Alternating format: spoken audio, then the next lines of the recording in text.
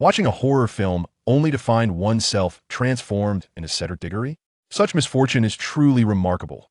Cedric Diggory gazed out at the azure sky, the shimmering lake, and the verdant woods, his hands tightly clutching his golden locks, filled with regret and the urge to bang his head against the wall. The glitch of soul transmigration from novels has inexplicably manifested in my life. Yang Yong was originally an office worker in a bustling metropolis. During the spring festival travel rush, he managed to secure a train ticket, eager to return home for the new year, only to encounter an unforeseen incident aboard the train. That evening, as he lay on the sleeper compartment, he retrieved the downloaded film The Conjuring, hoping to consume calories while indulging in some cinematic fright. With so many people on the train, what could possibly go wrong? He mused, only to overestimate his bravery and underestimate the absurdity of this world. As he witnessed the demon-hunting heroine plummet from a concealed chamber, colliding with the spirit of the house's original owner, he instinctively covered his eyes. Yet, the chilling soundtrack emanating from his headphones was even more unnerving. Even without visual stimuli, goosebumps erupted across his skin, prompting him to hastily remove the headphones. After a prolonged moment of steadying his breath, he cautiously parted his fingers to sneak a glance, only to be utterly bewildered. The comfortable modern sleeper was gone, replaced by an antiquated four-person compartment, and beside him sat three 11-year-old boys, their expressions brimming with curiosity. For the next half hour, Yang Yong questioned the very essence of his existence, gradually reconciling with this surreal reality over the course of 10 minutes. "Hey, are you feeling better?" one of the boys inquired. "I'm Patrick Doughton, pleased to meet you." Another chimed in. "Why do you look so despondent? Have you suffered a heartbreak? Were your parents coercing you to attend Hogwarts, forcing you to part ways with your muggle girlfriend? Am I correct in my assumptions?" The freckled boy launched a barrage of questions, and Yang Yong realized with dismay that he had now become the 11-year-old Cedric Diggory, the same character from Harry Potter, who participated in the Triwizard Tournament alongside Harry, only to meet his untimely demise in a graveyard. Yang Yong held a vivid impression of this character. Without Harry, the chosen one, Diggory could easily take center stage. Dashing, brilliant, a gentleman with principles surely, J.K. Rowling must have envisioned him as the protagonist, only to have him meet an untimely end, perhaps due to his perfection overshadowing the main character. As for the reason behind his transmigration, he remained in the dark. Perhaps this world was simply as wondrous as it seemed. Cedric cast a sidelong glance at the imaginative Patrick, shaking his head in boredom before turning his gaze back to the scenery, his mind consumed by a singular thought. Is there any hope of returning? Even in a magical realm, it is still part of the British Empire, existing on the same planet as my home. Yet, contemplating the countless transmigration novels he had read return, it seems nearly impossible in this lifetime. So many characters have resigned themselves after crossing over, yet he refused to accept fate. I am an only child, and why parents are eagerly awaiting my return home for the new year. Who wishes to linger in this wretched place? If only this were a dream, he lamented, playfully pinching Patrick's thigh. Ouch. Patrick exclaimed, leaping up. What are you doing? Is it just a breakup? Must you pinch me? It's not as if I caused your heartbreak. Why not confront your parents about it? Touch me again, and I shall challenge you to a duel. Observing Patrick hopping around while clutching his thigh, Cedric shook his head in disappointment. This is not a dream. I truly overthought this. Yes, he gazed vacantly out the window. Patrick suddenly tapped his shoulder with excitement. Hey, look, I got a card of Dumbledore. Cedric glanced over. It was indeed the character card from the snacks in the original story. Patrick was holding the very card of Dumbledore. Did you see? This is one of the greatest wizards of all time. I must have consumed countless packs of snacks to draw this card. What incredible luck! Patrick's face flushed with exhilaration. With Cedric's shell surrounding him, could he alter that tragic fate? Was this transmigration a stroke of fortune or misfortune? To become Cedric with an accompanying system. This golden opportunity was simply irresistible. Dumbledore. Diggory's eyes suddenly sparkled with realization. Indeed, this is the magical world. Nothing is impossible. The author of the novel has not crossed over. Perhaps I truly can return. The most formidable Dumbledore in existence is undoubtedly my greatest hope for returning home. As Patrick noticed the gleam in Diggory's eyes fixated on his card, he cautiously edged away, fearing he might attempt to snatch it. However, before Patrick could remain on guard for long, he noticed Diggory had once again fallen into a stupor. This individual was never quite normal. He shrugged, hastily concealing the card and continuing to snack, uninterested in the eccentricity beside him. In truth, Diggory's consciousness had already transcended into another realm. Ding. The host has expressed interest in the magical world, meeting the activation criteria. The magical system has officially commenced. A warm voice resonated in his mind, and after a whirlwind of sensations, he found himself standing in a vast, white expanse. Diggory surveyed his surroundings, inhaling deeply. You must be my golden opportunity, right? After all, he had not wasted his time reading transmigration novels. System, congratulations, host. You are correct. With affirmation received, Diggory could hardly contain his excitement, getting straight to the point. There's still a chance for me to return home? I have no desire to traverse realms. Could you possibly send me back? Perhaps to someone else? Yang Yong's heart raced with longing, devoid of any superfluous words. System, switching individuals? Impossible. Do not entertain such thoughts for this lifetime. These words struck like a thunderbolt, leaving Yang Yong despondently seated on the ground, silent. System, do not wear that look of utter despair. I never claimed you could not return. What? There's hope? You are not deceiving me. Digioli felt as though invigorated by a potent elixir. System, this system has no need to deceive you, nor does it find pleasure in such folly. With this affirmation, he exhaled in relief. As long as I can return, that is sufficient. Pray tell, what is required of me? Is there a task at hand? System, you're quite direct, host. Would it not be customary to engage in pleasantries first? I find myself somewhat unaccustomed to this. Digioli replied, I have no time for pleasantries. Let us proceed swiftly. There will be ample time for companionship later. State your requirements. The system, exasperated, faced the challenge of such an impatient host. It is rather simple 2 tasks. First, within 5 years, prior to Voldemort's resurrection, you must destroy at least 3 Horcruxes.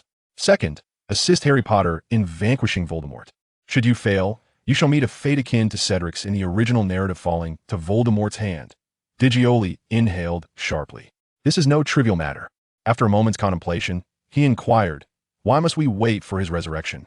Could I not eliminate him beforehand? System, if you can achieve that, I have no objections. We could both conclude our duties sooner, and you could return home earlier.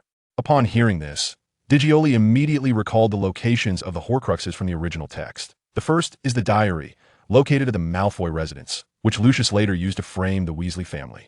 The second is the Gaunt Ring, discovered by Dumbledore at the Gaunt House. In the process of destroying it, he was cursed and had to withdraw prematurely. The third is the Diadem of Ravenclaw, found within the Room of Requirement at Hogwarts. This should be the easiest to locate. The Slytherin Locket and the Hufflepuff Cup are hidden in a coastal cave in Gringotts, respectively. The locket has changed hands multiple times. Regulus stole it and hid in the Black family home, known only to the house elf creature. Yet compared to the final Horcrux, the Serpent Nagini, the locket seems relatively straightforward to obtain. With Cedric, guided by the system, could he alter his grim fate? Would he successfully find his way home? I wager on his triumphant resurgence, desiring to launch a surprise attack on the weakened Voldemort, only to be chastised by the system for being foolish? Such a predicament is indeed lamentable. Diggory's imagination ran wild, contemplating, if only, during Harry's first year, when he faced Quirrell, I had struck decisively against the feeble Voldemort from behind, wouldn't that have resolved everything? Just as he reveled in this thought, the system abruptly doused his enthusiasm with cold reality. Please refrain from being foolish, host. There are still numerous Horcruxes in existence. How could Voldemort possibly perish? The current situation is that if any Death Eater locates a Horcrux before his resurrection, he can be revived elsewhere. Diggory was momentarily taken aback. He had completely overlooked this crucial detail. More importantly, he discerned another implication from the system's words. System, are you suggesting that Voldemort may not necessarily be resurrected in that graveyard? This revelation was pivotal. If Voldemort were indeed to resurrect at the same location, it would signify that the plot had not significantly diverged. However, if that were not the case, it would imply that his traversal had altered the timeline, rendering the original narrative merely a reference. The system confirmed. Indeed, any action taken by the host that significantly alters the original course of events will inevitably lead to subsequent changes. With a resigned touch to his nose, Diggory pondered, is there no reminder function available to inform me of actions that would alter the timeline? The system chuckled. Oh, host, you are overthinking. Such a feature does not exist. It dawned on him that he had underestimated the complexity of the situation. Eliminating Voldemort requires meticulous planning. Suddenly, a thought struck him. In traversing novels, protagonists often possess various extraordinary abilities. He hastily inquired of the system, as my system, do you possess any special capabilities to assist me? The system responded, certainly, but stay tuned. Stay tuned. Diggory was bewildered. What does that mean? The system elaborated. This system requires the input of various data from the magical world such as magic, races, and factions along with necessary upgrades. Hence, I cannot provide any assistance at this time. Diggory was left speechless, exclaiming, I have never encountered such a disappointing system. Other characters possess magnificent abilities, while I am left with a system that requires upgrading. I might as well start off with a mere dog. The system retorted, please maintain a gentlemanly demeanor. Host, ignoring the system's plea, Diggory continued to express his dissatisfaction. The system, without hesitation, promptly invited him out of the space. As his consciousness returned to the compartment, Diggory gazed at the familiar scene, his mind racing with a multitude of thoughts. Disregarding Patrick's protests, he munched on his snacks while contemplating his next steps. The system warned that unless I defeat Voldemort, I shall meet a fate akin to Cedric's in the original story. Without a golden finger to assist me, relying solely on my current abilities, surely I cannot accomplish those two tasks. The system did not specify the duration of the upgrade, that IT could take a month, a year, or even longer. After much contemplation, Diggory realized he possessed but two cards to play. The first was his talent, that in the original narrative, I, despite lacking the protagonist's halo, could rival the main character in nearly every aspect. My appearance could even overshadow Harry's. The second card was Dumbledore, the most illustrious headmaster of Hogwarts, founder of the Order of the Phoenix. The greatest wizard of contemporary times. Voldemort himself dared not provoke him during his peak. Were it not for Trelawney's prophecy stating that only Harry could vanquish Voldemort, had Dumbledore taken the reins himself, wielding the Elder Wand and supported by the Phoenix, victory would not have been a foregone conclusion. After all, his mental prowess is unparalleled. With this thought, Diggory stuffed the remaining snacks into his mouth. What dignity of a traveler, what pride of a protagonist, none of that matters now. With death looming, who cares? I have firmly set my sights on Dumbledore's formidable support.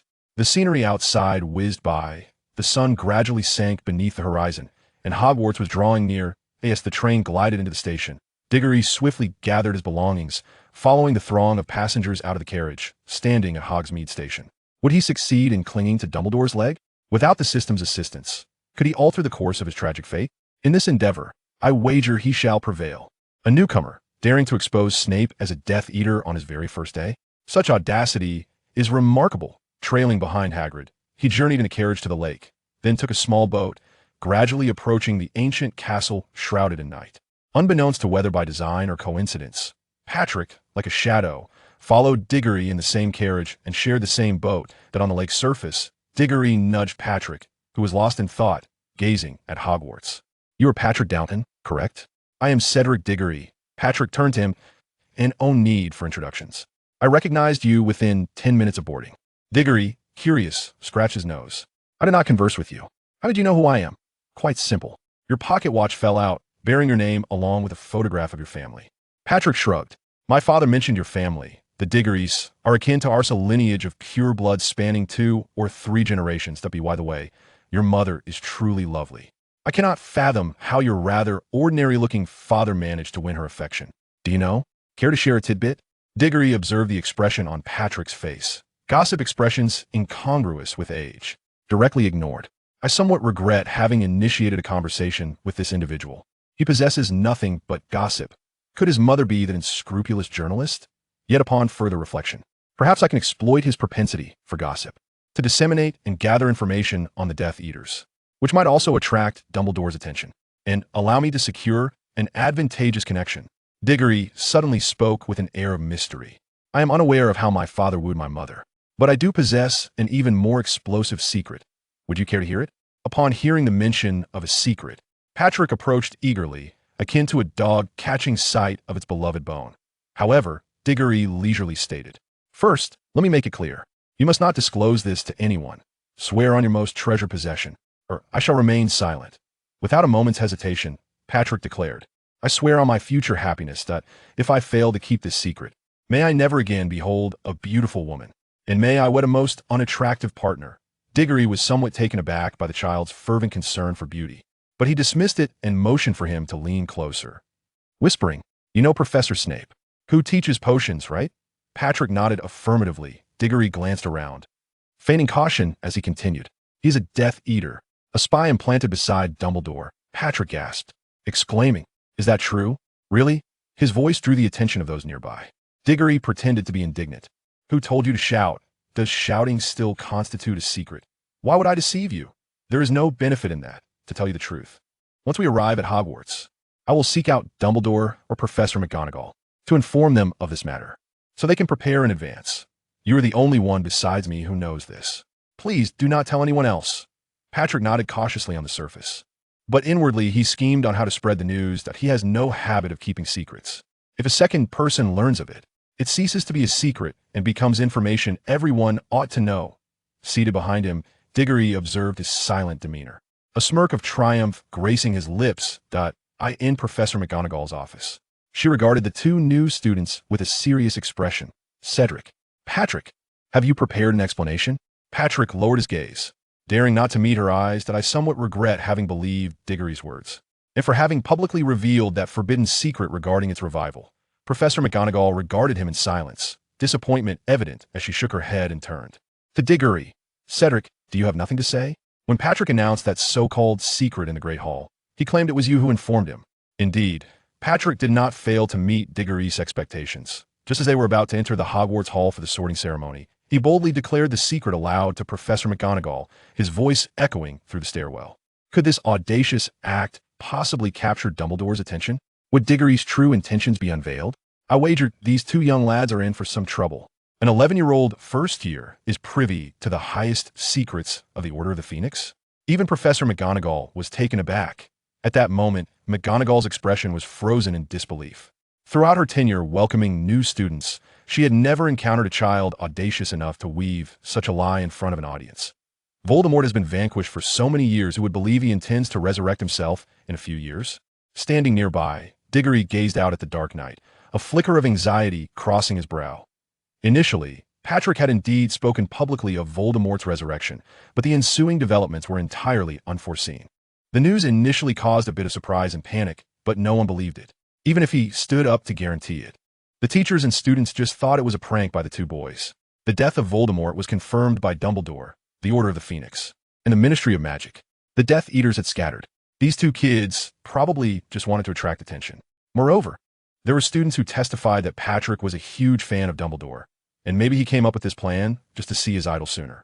As for Diggory, he was naturally grouped with him. The two were taken to Professor McGonagall's office to undergo a form of ideological education. But Diggory didn't have time for that. He needed to see Dumbledore quickly to tell him everything he knew and join forces. Faced with McGonagall's questioning, Diggory urged, "Professor, please believe me. I'm not lying to you. If you don't believe me, you can call Professor Dumbledore. With his ability to read minds, it would be easy for him to tell if I'm speaking the truth." McGonagall frowned. How does this child know about mind reading? Then she thought, he comes from a pure-blood family. He might have heard it from his parents. So she said earnestly, "Cedric, I hope you can be an honest child. You can see Dumbledore, but you must not rely on lies." Diggory looked at her serious expression and couldn't help but pout. He had thought that the information about Voldemort would be taken seriously, but instead, it was dismissed as a prank because she was young. If this dragged on, who knew when he would get to see Dumbledore again if he left the sorting ceremony early? I'm not Harry Potter. And it seemed like the criticism and education would never end. Diggory decided to listen to McGonagall and be a good child of integrity. "Professor, please believe me. I really didn't lie to you. If you still don't believe me, you can call Professor Snape and tell him that the one who leaked Harry's family's whereabouts to Voldemort wasn't Sirius, but the little rat Peter Pettigrew, whom you thought was dead." McGonagall suddenly stood up, supporting herself on the desk, leaning forward and staring straight at Diggory. If Voldemort's resurrection was made up, then how did he know this previously undisclosed information? This was a secret of the Order of the Phoenix, long buried with the dissolution of the Order and kept in the members' minds. Diego's father could never know how this 11-year-old child found out. Diggory noticed that McGonagall had attracted attention, let out a sigh of relief, and regained his confidence. "Professor, I suggest we let Patrick go back to attend the sorting ceremony before we discuss things." McGonagall straightened up, nodded, and after a moment of thought said, "Let's leave it at that for now. You two come with me to the Great Hall for the sorting ceremony. This is the first major event in entering Hogwarts. We can't be late." After saying this, she led the two of them out of the office and towards the Great Hall. In the empty corridors of Hogwarts, Patrick, who was following behind, suddenly turned back and whispered to Diggory, "Cedric, you're being really unfair. Why can't I listen to your conversation? Is there some kind of secret?" Diego looked at the little boy he had been using and felt a bit embarrassed. "There are indeed secrets, but you don't have the right to know them until you have enough strength. Avoiding you is also for your own good, really. Believe me, after all, from now on, I will be a trustworthy good kid." Little did he know, a stronger gossip spark erupted in Patrick's eyes. This kid's curiosity was simply unstoppable. Can Diggory successfully attract Dumbledore's attention? Will the secrets he knows bring him trouble? I bet he can turn the tide with this move. Professor McGonagall actually suggested that Dumbledore handle a new student alone. This treatment is just too outrageous. Patrick grabbed the hem of Diggory's robe and excitedly held back his fire, saying, "Cedric, you can't do this. We shared the same bag of snacks on the train. Good brothers have to share secrets." Diggory was stunned by his gossiping soul, but shook his head, not wanting to be subjected to the professor's forgetting charm, and suppressed his curiosity. Weaklings had no right to know such things. After saying that, he quickly caught up with Professor McGonagall, not giving Patrick a chance to linger. Professor McGonagall actually knew everything. When she saw Diggory walk up beside her, a slight smile crossed her lips. This child had a good nature. They followed McGonagall into the magnificent hall of Hogwarts, where the new students in front had already been sorted and were enjoying the delicious food prepared by the house elves. In the noisy hall, some people noticed the three of them and slowly put down their utensils. The commotion caused by Diggory and Patrick earlier was not small. Although the professors explained it was just a trick of fans wanting to meet their idol, the news of Voldemort's resurrection still cast a shadow in everyone's hearts. Who would dare to speak his name openly now? Everyone referred to him as the Dark Lord. These two kids were too bold. Walking to the center of the hall, next to the Sorting Hat, Diggory finally met the legendary Dumbledore. From a distance, the old man sat in a chair, still looking thin and tall. Behind his crescent-shaped glasses, a pair of bright blue eyes sparkled. His long nose was slightly crooked, and he had a head of silver hair and beard, wearing a purple wizard's cloak. Dumbledore was looking at the three of them with a kind smile in his eyes, clearly aware of what had happened earlier. However, Diggory guessed that the old man probably saw them as little fans. "Professor McGonagall, is everything sorted out? Let's get these two kids sorted into their houses quickly, or there won't be time for lunch," Dumbledore said. But McGonagall suddenly spoke up. "Professor Dumbledore, Patrick is fine. But Cedric Diggory, I suggest you take the time to handle him separately." These words echoed in the hall, causing all the staff and students to fall silent, their faces filled with questions. Why handle it separately? What was special about Diggory? Silence lasted only a few seconds before the hall erupted in whispers. What did Professor McGonagall mean? Sorting him separately? Who knows? Did he have something different? What could be different? It couldn't be that he's a Death Eater, right? But Death Eaters are called the Dark Lord. He directly called him you-know-who. It didn't seem right. So why the separate arrangement? The discussions grew louder, and Dumbledore, feeling a headache, rubbed his forehead and helplessly used a sonorous charm. Everyone quiet. The hall finally fell silent. He discreetly glanced at McGonagall, a hint of disappointment flashing in his eyes. He had always wanted to cultivate her as his successor, but when would she learn to choose the right moment to speak? Dumbledore looked at McGonagall, his gaze asking her why she wanted to handle it separately. But McGonagall looked back at him with a face full of confusion, completely not getting it. Dumbledore had no choice but to turn to Diggory, only to be taken aback. The boy was staring at him motionlessly. Little did he know that for the time traveler Diggory, Dumbledore was not only a significant figure, but also a legendary character.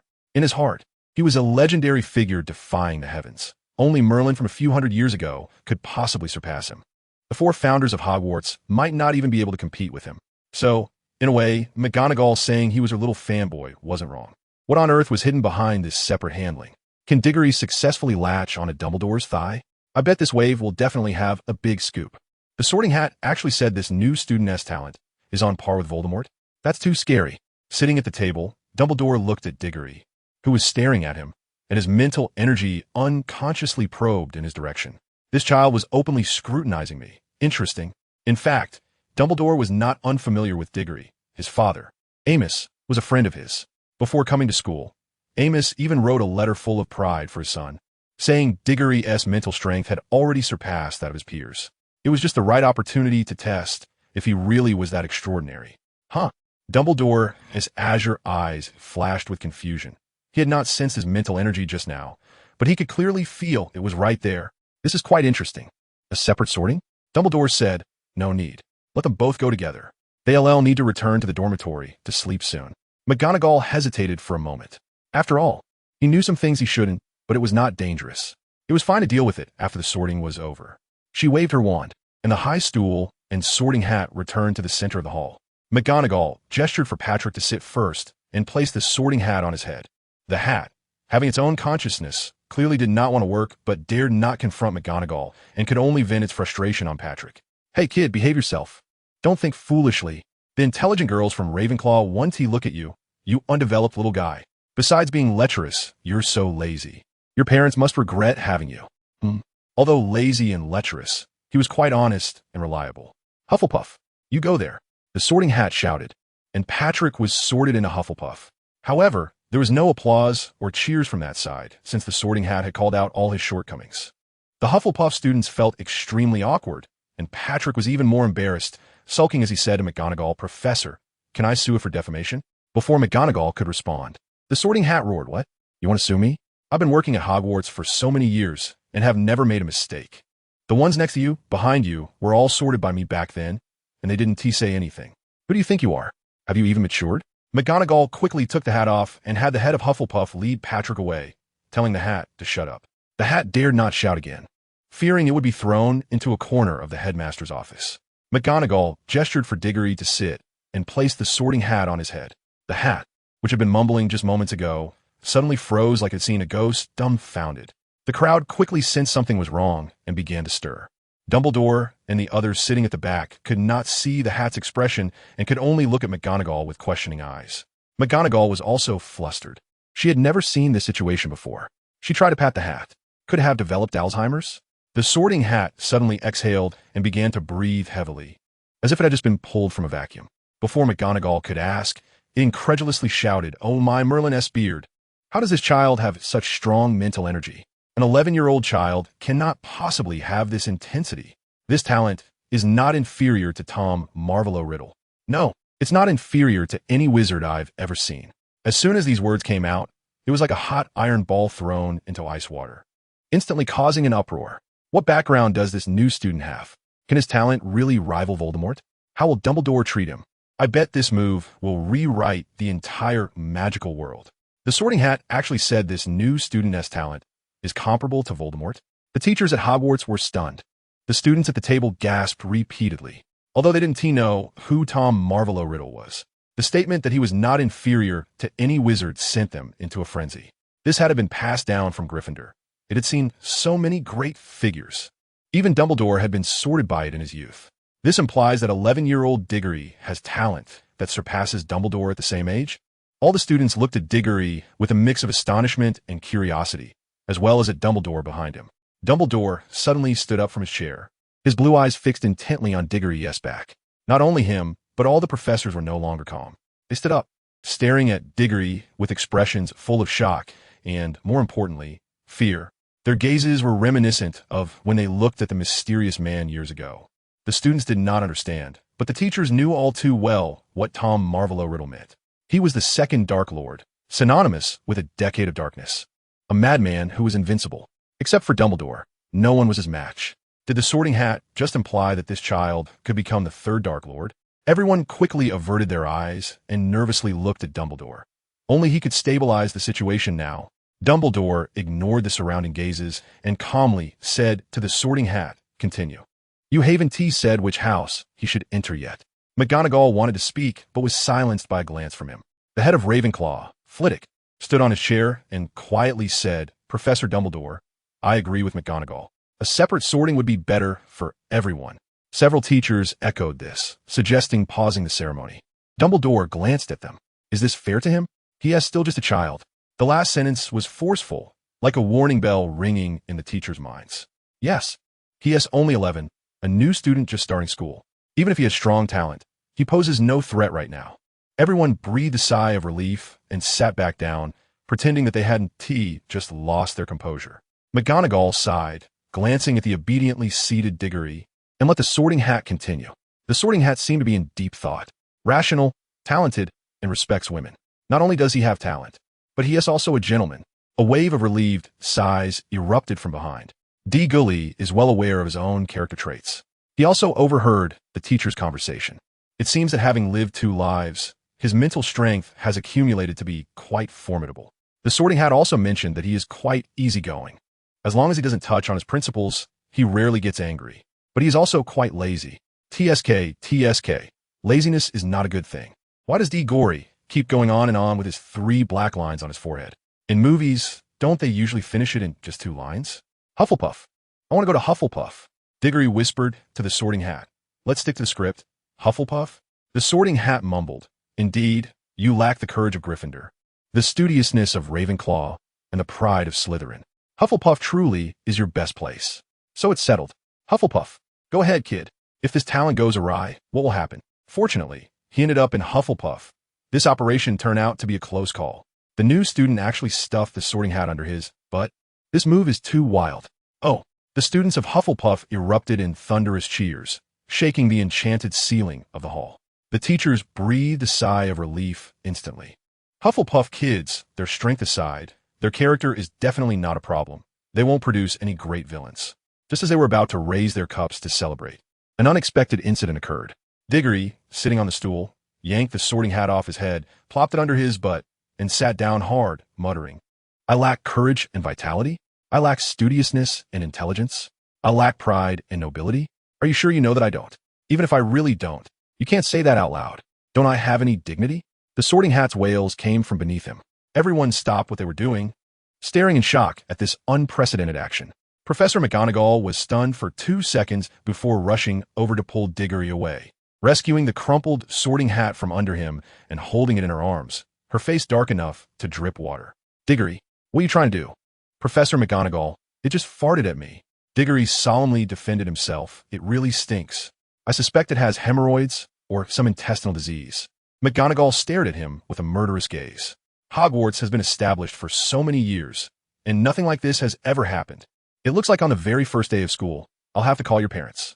Your father graduated from Hogwarts too. Do you think he would believe you? As soon as he heard about calling his parents, Diego felt embarrassed and forgot that he was now an 11-year-old child. His actions were indeed too bold. He touched his nose and sincerely apologized to the crumpled Sorting Hat, admitting that he couldn't quite control himself when his flaws were pointed out. Dumbledore watched the commotion in the center of the Great Hall with a mysterious smile in his eyes. He stopped McGonagall, who was still eager to reprimand Diego. All right, that's enough. The sorting ceremony is over. Everyone go back to the common room. Although McGonagall was dissatisfied after working with Dumbledore for so many years, she realized he had other plans for the boy, so she said nothing more. She arranged for the prefect to take the students away and returned to her office with the Sorting Hat in her arms. While the students left, the teachers remained behind. Diggory was also kept behind. Dumbledore watched the last student disappear at the door and gestured to Snape to open the small door behind him. He said to Diggory, Come along, my boy. I can see you have something to say to me, and I also want to get to know you better. Diggory and the others were waiting for this moment and followed without hesitation. A group of them walked through the long corridor and arrived at the first-floor hallway. He walked in the middle, with Dumbledore and Snape in front, and Flitwick, Sprout, and Trelawney following behind. Hagrid brought up the rear. Diggory didn't say a word, walking while surveying Hogwarts. It was only when he stood here, having seen the movie scene since childhood, that he realized how shocking it was. At the front, Dumbledore seemed to sense something and glanced back at him. Seeing him looking around with a satisfied expression, he smiled and continued walking forward until they reached the entrance of the third-floor corridor. Diggory saw the familiar stone monster as Dumbledore stepped forward and uttered the password, croissant. Unlike in a movie, the stone monster didn't just move aside to let them pass. It seemed to come alive and jump to the side. The wall behind it split in half, revealing a spiraling stone staircase that rose upward. The group stepped onto it, but Hagrid stayed behind, guarding the entrance to the staircase. How could the Sorting Hat still be summoned by Dumbledore alone? Who exactly is Diggory? What will happen in the headmaster's office? I bet this is going to be a big scene. Freshmen arriving at Hogwarts already know where the headmaster's office is. That's just ridiculous. The people in the line all stepped onto the staircase, and the wall automatically closed, spinning quickly as it ascended.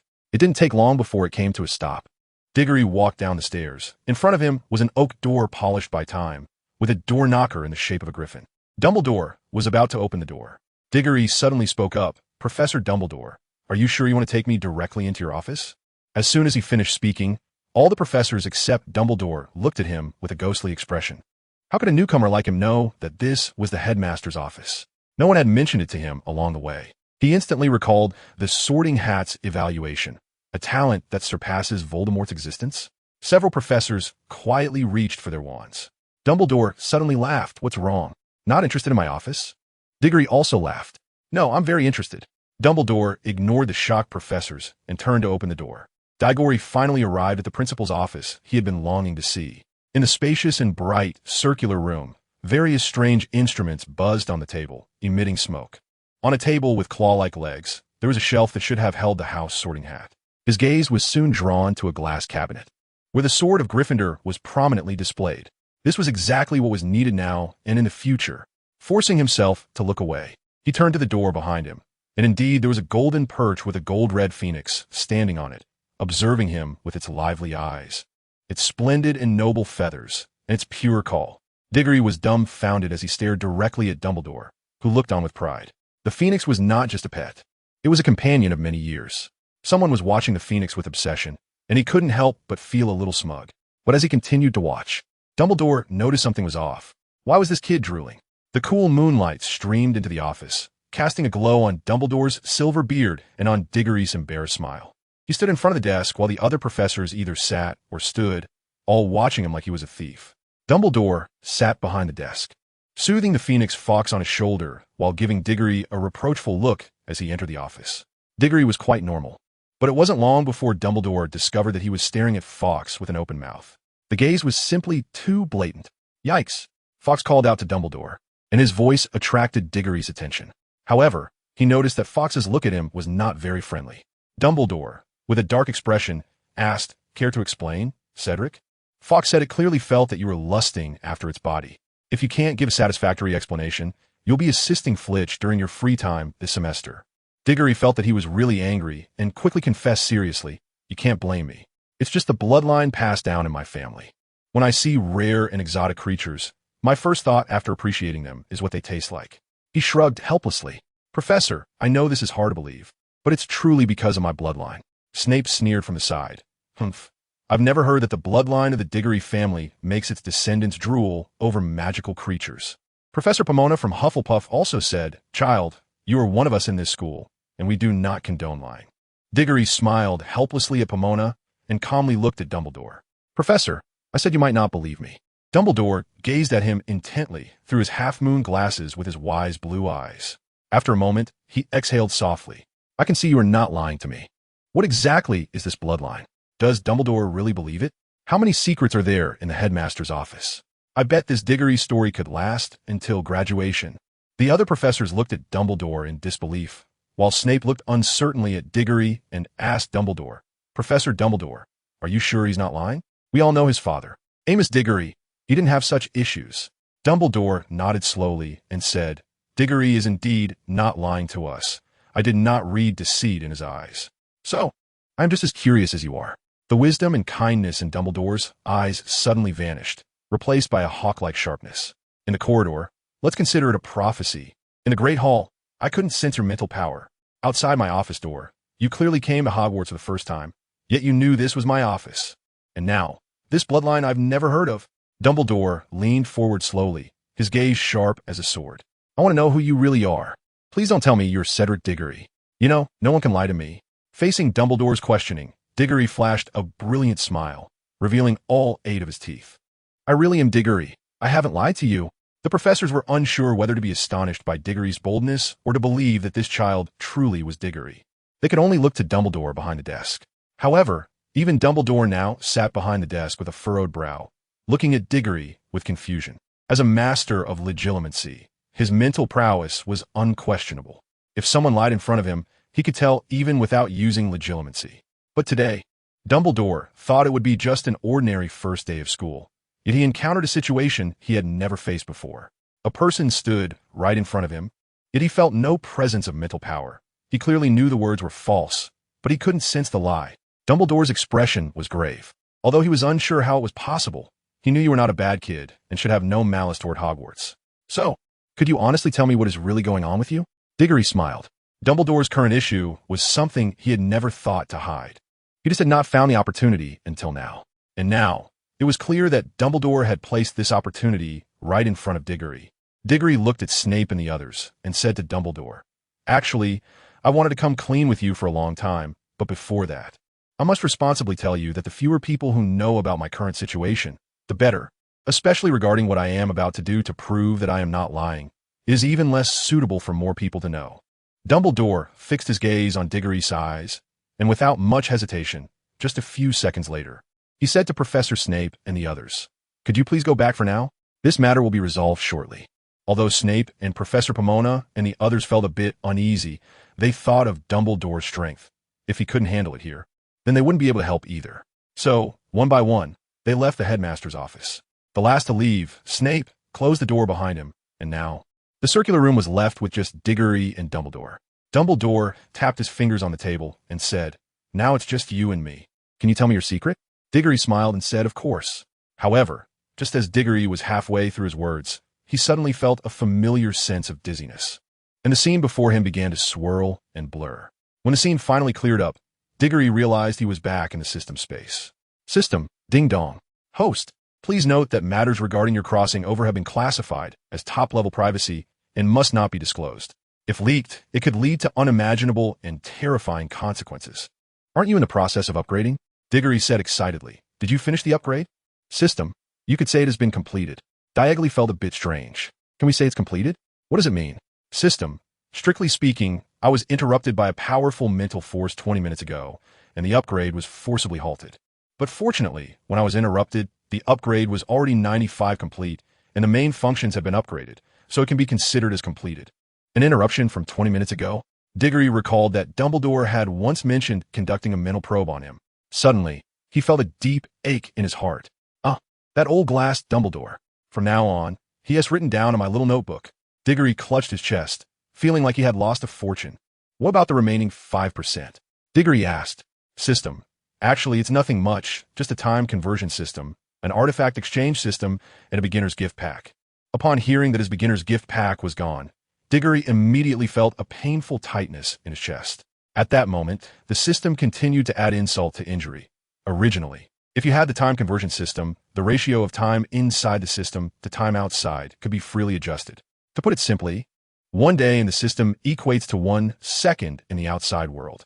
With this system, you could practice various spells freely in the system space, saving experience points. But now that is clearly impossible.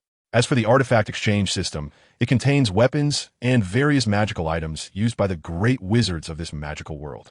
For example, Merlin's magical sword, which can help anyone, even a muggle or a mute, to cast attack spells as long as they hold the sword. It's a must-have item for setting fire in Salem. Another example is Merlin's magical shield, which has defensive magic from his peak period and can defend against all non-area magical attacks, making it an essential item for home and travel. Then the rest stop. Diggory felt a deep heartache, a pain countless times worse than when his beloved girlfriend broke up with him during college. System, there's still a beginner's gift pack. Would you like to know what's inside? Upon hearing this, Diggory felt that the system wasn't really a good thing. To avoid feeling sad any longer, he changed the subject. Stop talking about that 5%. Now tell me about the 95%. I need something to cheer me up. System. All right, host. First, this system has upgraded to a 3-good student system. Discarding the previous time conversion system and artifact exchange system, the systems you now have are shopping system, lottery center, and magic value exchange system. Diggory was shocked. What did you say? What system are you calling yourself now? And that 95% of yours. Is it just these 3 useless things? System. Host, please calm down.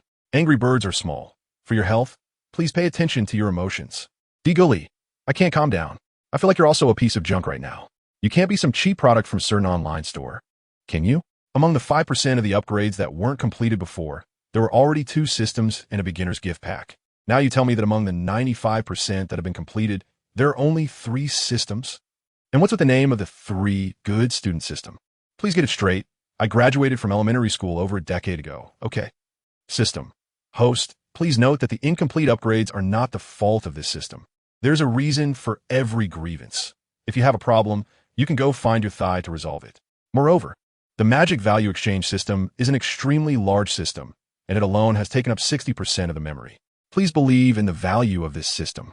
Diego sat on the ground, sighed weakly, and said, "All right, I believe in your value. As for finding Dumbledore, forget it after all. He is my support. Now, please introduce the functions of those 3 systems, so I can study how to make good use of them to defeat Voldemort." System, please don't be sad, host, because sadness is of no use at all, and you must believe that this system will never let you down. Diggory. System. The first of the 3 systems is the basic magic value exchange system. Since the universal currency used in this system is magic value, This system is, as the name suggests, for you, the host, to exchange magic value. Digoli, how can I exchange magic points? System, many items in the magical world can be exchanged. Small items include magically prepared dishes, food grown with magic, and objects imbued with magic. Larger items include various magical objects, such as the sorting hat, the Gryffindor sword, and various types of wands, all of which can be exchanged. Digoli, is this system trying to guide me toward becoming a chef or an alchemist? System, strictly speaking, the direction of development is decided by you, the host. However, this system also finds it necessary to remind you that the simpler the item, the less magical value it can be exchanged for. For example, a piece of clothing imbued with magic might only be worth 1 or 2 points of magical value. But if you can acquire a magic wand or a rare magical item, then you can exchange it for more magical value. Diggory thought for a moment and suddenly said, a wand is a wizard's lifeline. If I go to steal someone else's wand, isn't that a matter of both competing with them and determining life and death? System, I have no control over that. But there's one thing I need to remind you. Dark wizards, like those similar to Death Eaters, have their magical items exchange power doubled. Diggory finally understood. I get it, you actually never intended for me to develop quietly, right? Just this first system alone already implies that I have to implement a scorched earth policy against the Death Eaters. Can this still be called a good student system? System, even if it's the underwear of a dark wizard, it can still be exchanged for at least 5 magic points. Diggory shouted, I'm not a pervert. System, with enough magic power, you can buy powerful magical items in the shopping store, as well as draw powerful magic at the lottery center. For example, the top potion, the elixir of fortune, which even top alchemists find difficult to brew, and the 3 unforgivable curses that cannot be learned without special channels. As long as you have enough magic power, you can easily obtain all of these, especially the magic obtained through the lottery center, which directly grants you 10% proficiency, ensuring that you can use it right after learning. Also, you are not without opportunities to survive. In Hogwarts, there are also many magical items that you can use to exchange for magic power. Diggory fell silent. Although the system was constantly making noises, which made him feel uncomfortable, he had to admit that the 95 system upgrade was quite good. Besides, he didn't have any other backup powers. Even if he did, he wouldn't know if they needed upgrading. If they also needed upgrading and he got interrupted during the process, it would be a wasted effort. Moreover, that unknown backup power might not even be as useful as the current one. Although the name of this power was a bit strange, Diggory accepted it because of these 3 systems. Snape stood in front of Diggory, seeing his vacant expression, and asked curiously, Professor Dumbledore, what is wrong with this child? Dumbledore, sitting behind the desk, slowly shook his head and said, if I knew, I wouldn't have called you here. Can you see anything? Snape shook his head, retracted his wand, and replied, I've already used magic to check. There was no special reaction. However, I think Diggory's current condition resembles a form of mental closure. Flitwick exclaimed in surprise, that's impossible, Snape. Diggory is only 11 years old and hasn't even started learning magic, let alone mastering advanced magic like mental closure, which is difficult for even adult wizards. Snape countered, but Professor Flitwick, don't forget that Diggory comes from a pure-blood family. If his father Amos wanted him to be exposed to magic early, it wouldn't be a difficult task. Flitwick walked up to Diggory and carefully examined his vacant eyes. Well, this child's condition does indeed resemble mental closure, but therein lies the problem. We have all practiced mental closure. Could someone of Diggory's age really achieve this level? With a grim expression, Snape said, this boy has always had many unusual traits. Now I even suspect that someone with ill intentions has used a polyjuice potion to infiltrate Hogwarts. After saying this, Snape looked at Dumbledore, Professor. I recommend using Veritaserum to avoid any accidents. At that moment, Pomona stood up angrily, blocking Diggory with her short stature, and said sternly to Snape, put away your thoughts. Snape, I cannot allow a Hufflepuff child to be subjected to Veritaserum on his very first day of school. And you all should know that Veritaserum has serious side effects. Who knows what irreversible consequences it might cause for this child. I think we can take Diggory to the Hogwarts infirmary and let Madame Pomfrey check what's wrong with him. Snape frowned as he looked at Pomona, but said nothing further, only shifting his gaze to Dumbledore. Dumbledore shook his head, saying, we don't need to go to the infirmary because one thing is certain. This child has not been attacked. As he suddenly fell into this state right in front of me, there were no signs, even I didn't react in time. Snape, Pomona, and the others looked at Dumbledore in disbelief. What on earth had happened to this child with no signs, and at such speed that even Dumbledore couldn't react? Dumbledore sighed deeply and continued. Actually, Snape's earlier speculation is similar to what I was thinking, but there are still some differences. Before I called you in, I used legilimency on Diggory, of course, very carefully, so as not to harm his brain. However, strangely, my legilimency had no effect on him at all. Although Dumbledore expressed this very calmly, as if he were discussing what he had for breakfast, the information made everyone present uneasy again. Flitwick exclaimed, "Impossible! An 11-year-old child cannot possibly have the ability to resist your legilimency. Even if his mental strength is very strong, it shouldn't be possible." Ignoring Flitwick, Dumbledore continued. At that moment, it felt as if I were using legilimency on a thoughtless mannequin. I could sense his mental strength when standing in front of him, but when I tried to probe with legilimency, I felt nothing. Diggory's brain was like a blank videotape, present but completely empty. Extremely strange. Combining this with what Diggory had said before the opening ceremony about Voldemort's impending resurrection, along with the Sorting Hat's evaluation of him, Dumbledore sighed with a wry smile. I really don't know what kind of little monster we have admitted to Hogwarts this time. Dumbledore's words completely shocked Snape and the others. Even Dumbledore had to admit that Diggory was a little monster he couldn't understand. If this evaluation were to spread outside, who knows what kind of uproar it would cause. At that moment, Pomona suddenly thought of something. Should we call Professor McGonagall? After all, before Diggory participated in the sorting ceremony, Professor McGonagall had called him to her office. And the Sorting Hat is still with Professor McGonagall. It could be brought along. Dumbledore shook his head, saying no need. I've already contacted Professor McGonagall. She has already told me everything they discussed. She also doesn't know why Diggory has turned out like this. After Dumbledore finished speaking, he subtly glanced at Snape, but Snape didn't notice. Professor Pomona still stood in front of Diggory, saying, "Then we have to do something now. Otherwise, should we inform Amos? Let him come and see what has happened to his son?" Dumbledore remained silent, instead looking at Trelawney, who had been sitting silently in the corner since the beginning. "Trelawney, can you see anything?" Trelawney, wearing thick glasses and with messy hair, looked up, her face full of questions. "I'm sorry, Professor Dumbledore. My crystal ball shows that this child named Cedric Diggory is completely normal." Snape sneered. If this child's condition is considered normal, then what could possibly be abnormal? Trelawney's face turned red upon hearing Snape's words, and she explained to Dumbledore and the others. The crystal ball really didn't show anything unusual. Besides this child's excellent magical talent, there's nothing particularly special. Dumbledore smiled and comforted Trelawney. "It's all right, we understand. It's not your fault for not seeing anything. After all, we are all in the dark about this." Receiving a consolation card, Trelawney sat back down, thinking that if she could use a part of this child's body for divination, she might be able to find out something. Or perhaps using the hair of some magical creature that can perform magic might yield better results in divination. Dumbledore lowered his eyelids and shook his head in refusal. Trelawney's suggestion clearly indicated she was thinking of Fawkes, and that was something he would never agree to. In fact, objectively speaking, Fawkes could be reborn from his ashes. So, I think as long as it contributes a phoenix leg and a few phoenix feathers, I can tell you everything I can about what you should know. Dumbledore was a bit angry and knocked on the table hard. "Let me clarify, no matter what the situation is, even if Voldemort is going to resurrect tomorrow, do not set your sights on my Fawkes. If we can't have a phoenix leg, a human knight steed would do. No, the knight steed is too thin. There's not much meat. How about a human thunderbird instead? Just right, the thunderbird is not only big enough but also has a lot of meat. Half can be grilled, and half can be made into soup." Now Flitwick was also unhappy. "Professor Trelawney, I want to tell you that every magical creature is a treasure of our Hogwarts and the entire magical world. We absolutely cannot harm them for our own appetites." Trelawney looked confused. "I didn't say anything. It wasn't me who just spoke." Yes, Trelawney would never say such a thing. She is not a glutton. At this point, Dumbledore realized and immediately looked behind Pomona. And sure enough, that little brat who had left everyone puzzled was grinning at him. If it really doesn't work, then how about 2 owls?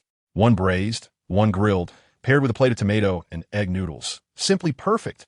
Seeing Diggory with a cheeky grin, Dumbledore coldly snorted in anger. "But I think you seem to match the confinement room and dry bread better. Should I have Professor Pomona send you in for a few days? Just let Filch keep an eye on you, what do you think?"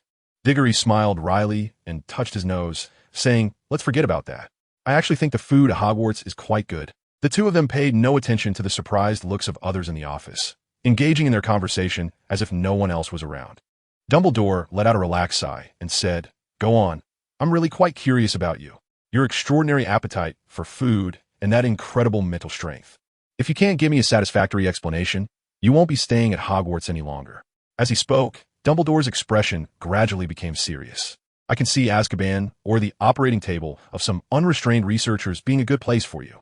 After saying this, Dumbledore fixed his gaze tightly on Diggory, one hand already resting on the old wand hidden in his robe. Snape and the others silently watched Diggory, each having instinctively hidden their wand hand behind them. Pomona also turned away, no longer protecting Diggory from behind. Diggory looked at Dumbledore's serious expression and the actions of everyone, feeling that this old man was really serious. Cold sweat trickled down his temples. He swallowed and said, "I'm a bit hungry. Could you please give me a roasted chicken leg first, along with a piece of baguette, and preferably a glass of milk? Let's go to the room of requirement and talk while we walk." Dumbledore's gaze fixed directly on Diggory, as if he were trying to discern the true meaning behind his words. After a long pause, just as Diggory was considering whether to skip the food and go straight over, Dumbledore finally nodded. "All right, then let's eat while we walk and talk." On the 8th floor of Hogwarts Castle, opposite the tapestry of the giant troll beating the stupid Barnabas, Diggory held a huge baguette in one hand, stuffed with chicken leg meat and lettuce given to him by house elves, and in the other hand, a glass of milk mixed with black tea.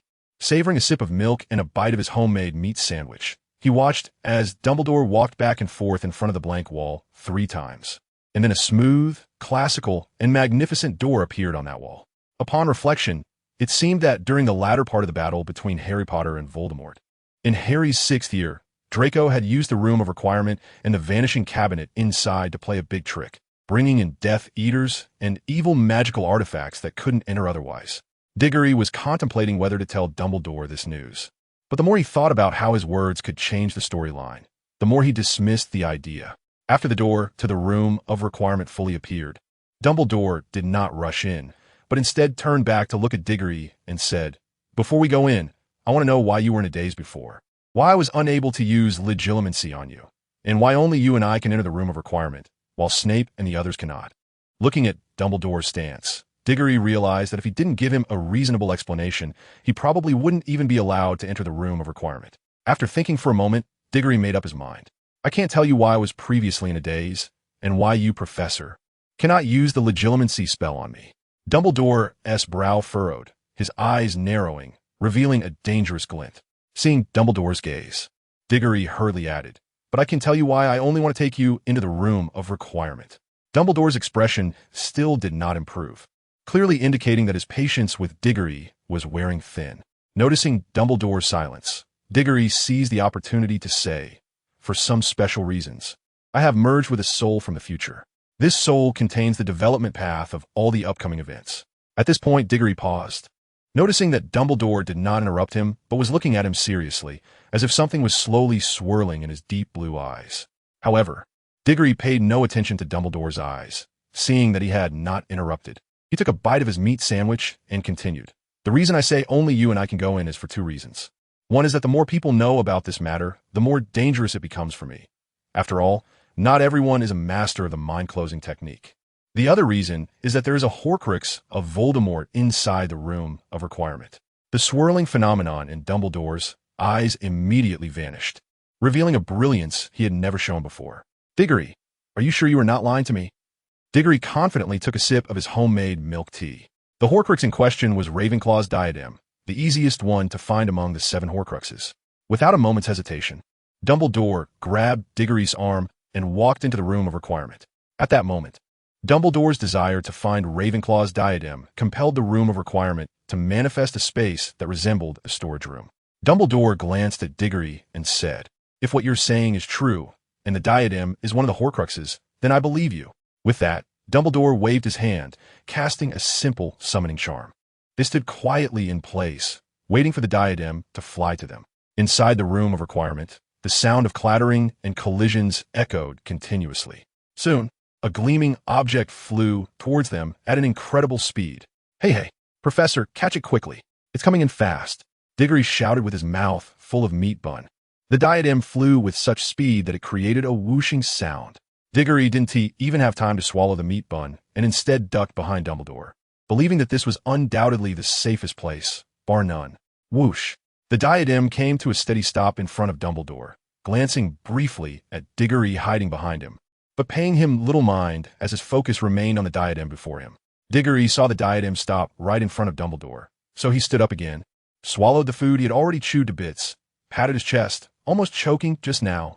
This is it, no doubt about it. If you're still not sure, Diggory said, we can call Helena out to confirm. After all, it was Helena who helped Voldemort find the diadem in the first place. Dumbledore took out the Elder Wand and said, Helena would never assist Voldemort in making his Horcrux, especially since the container used was her mother's relic. So, I guess the real situation is that Dumbledore aimed the Elder Wand at the diadem. Continuing to speak, Voldemort deceived Miss Helena with vile eyes at that time. After speaking, Dumbledore looked at Diggory. I'm not mistaken, am I, Diggory? Diggory, putting the last bite of his meat sandwich into his mouth, nodded at Dumbledore's questioning gaze. After that, Dumbledore no longer paid attention to Diggory, but focused entirely on the diadem. Seeing that Dumbledore finally ignored him, Diggory immediately began a frenzied collection. The strange phenomenon in Dumbledore's eyes earlier, Diggory guessed, was probably used by Dumbledore to verify whether what he said was true. Now, seeing that Dumbledore was completely unconcerned with him and focused solely on inspecting the Horcrux, it was clear he had complete trust in Diggory. Meanwhile, Diggory was also busy, taking advantage of Dumbledore's inattention, almost using both hands and feet to collect magical items from around the room of requirement. System, is this crystal ball useful? How much magical value is it worth? System, a worn divination crystal ball, worth 300 points of magical value. Then, before Diggory could react, the crystal ball he was holding disappeared, replaced by a sea blue panel that appeared in his mind. Now the panel displayed his name, Cedric Diggory, age, 11. Magical value, 300 points. And then there was a large area of blank space. Diagonally looked at the blank space and asked System, what does that blank space mean?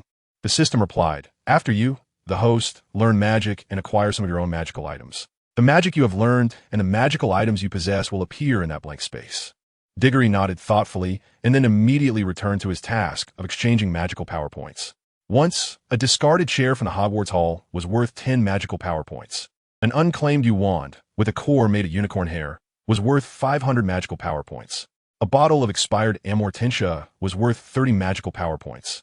After throwing away a broken stool, Diggory suddenly discovered a small box, and upon opening it, he found it filled with old wands. He had found them.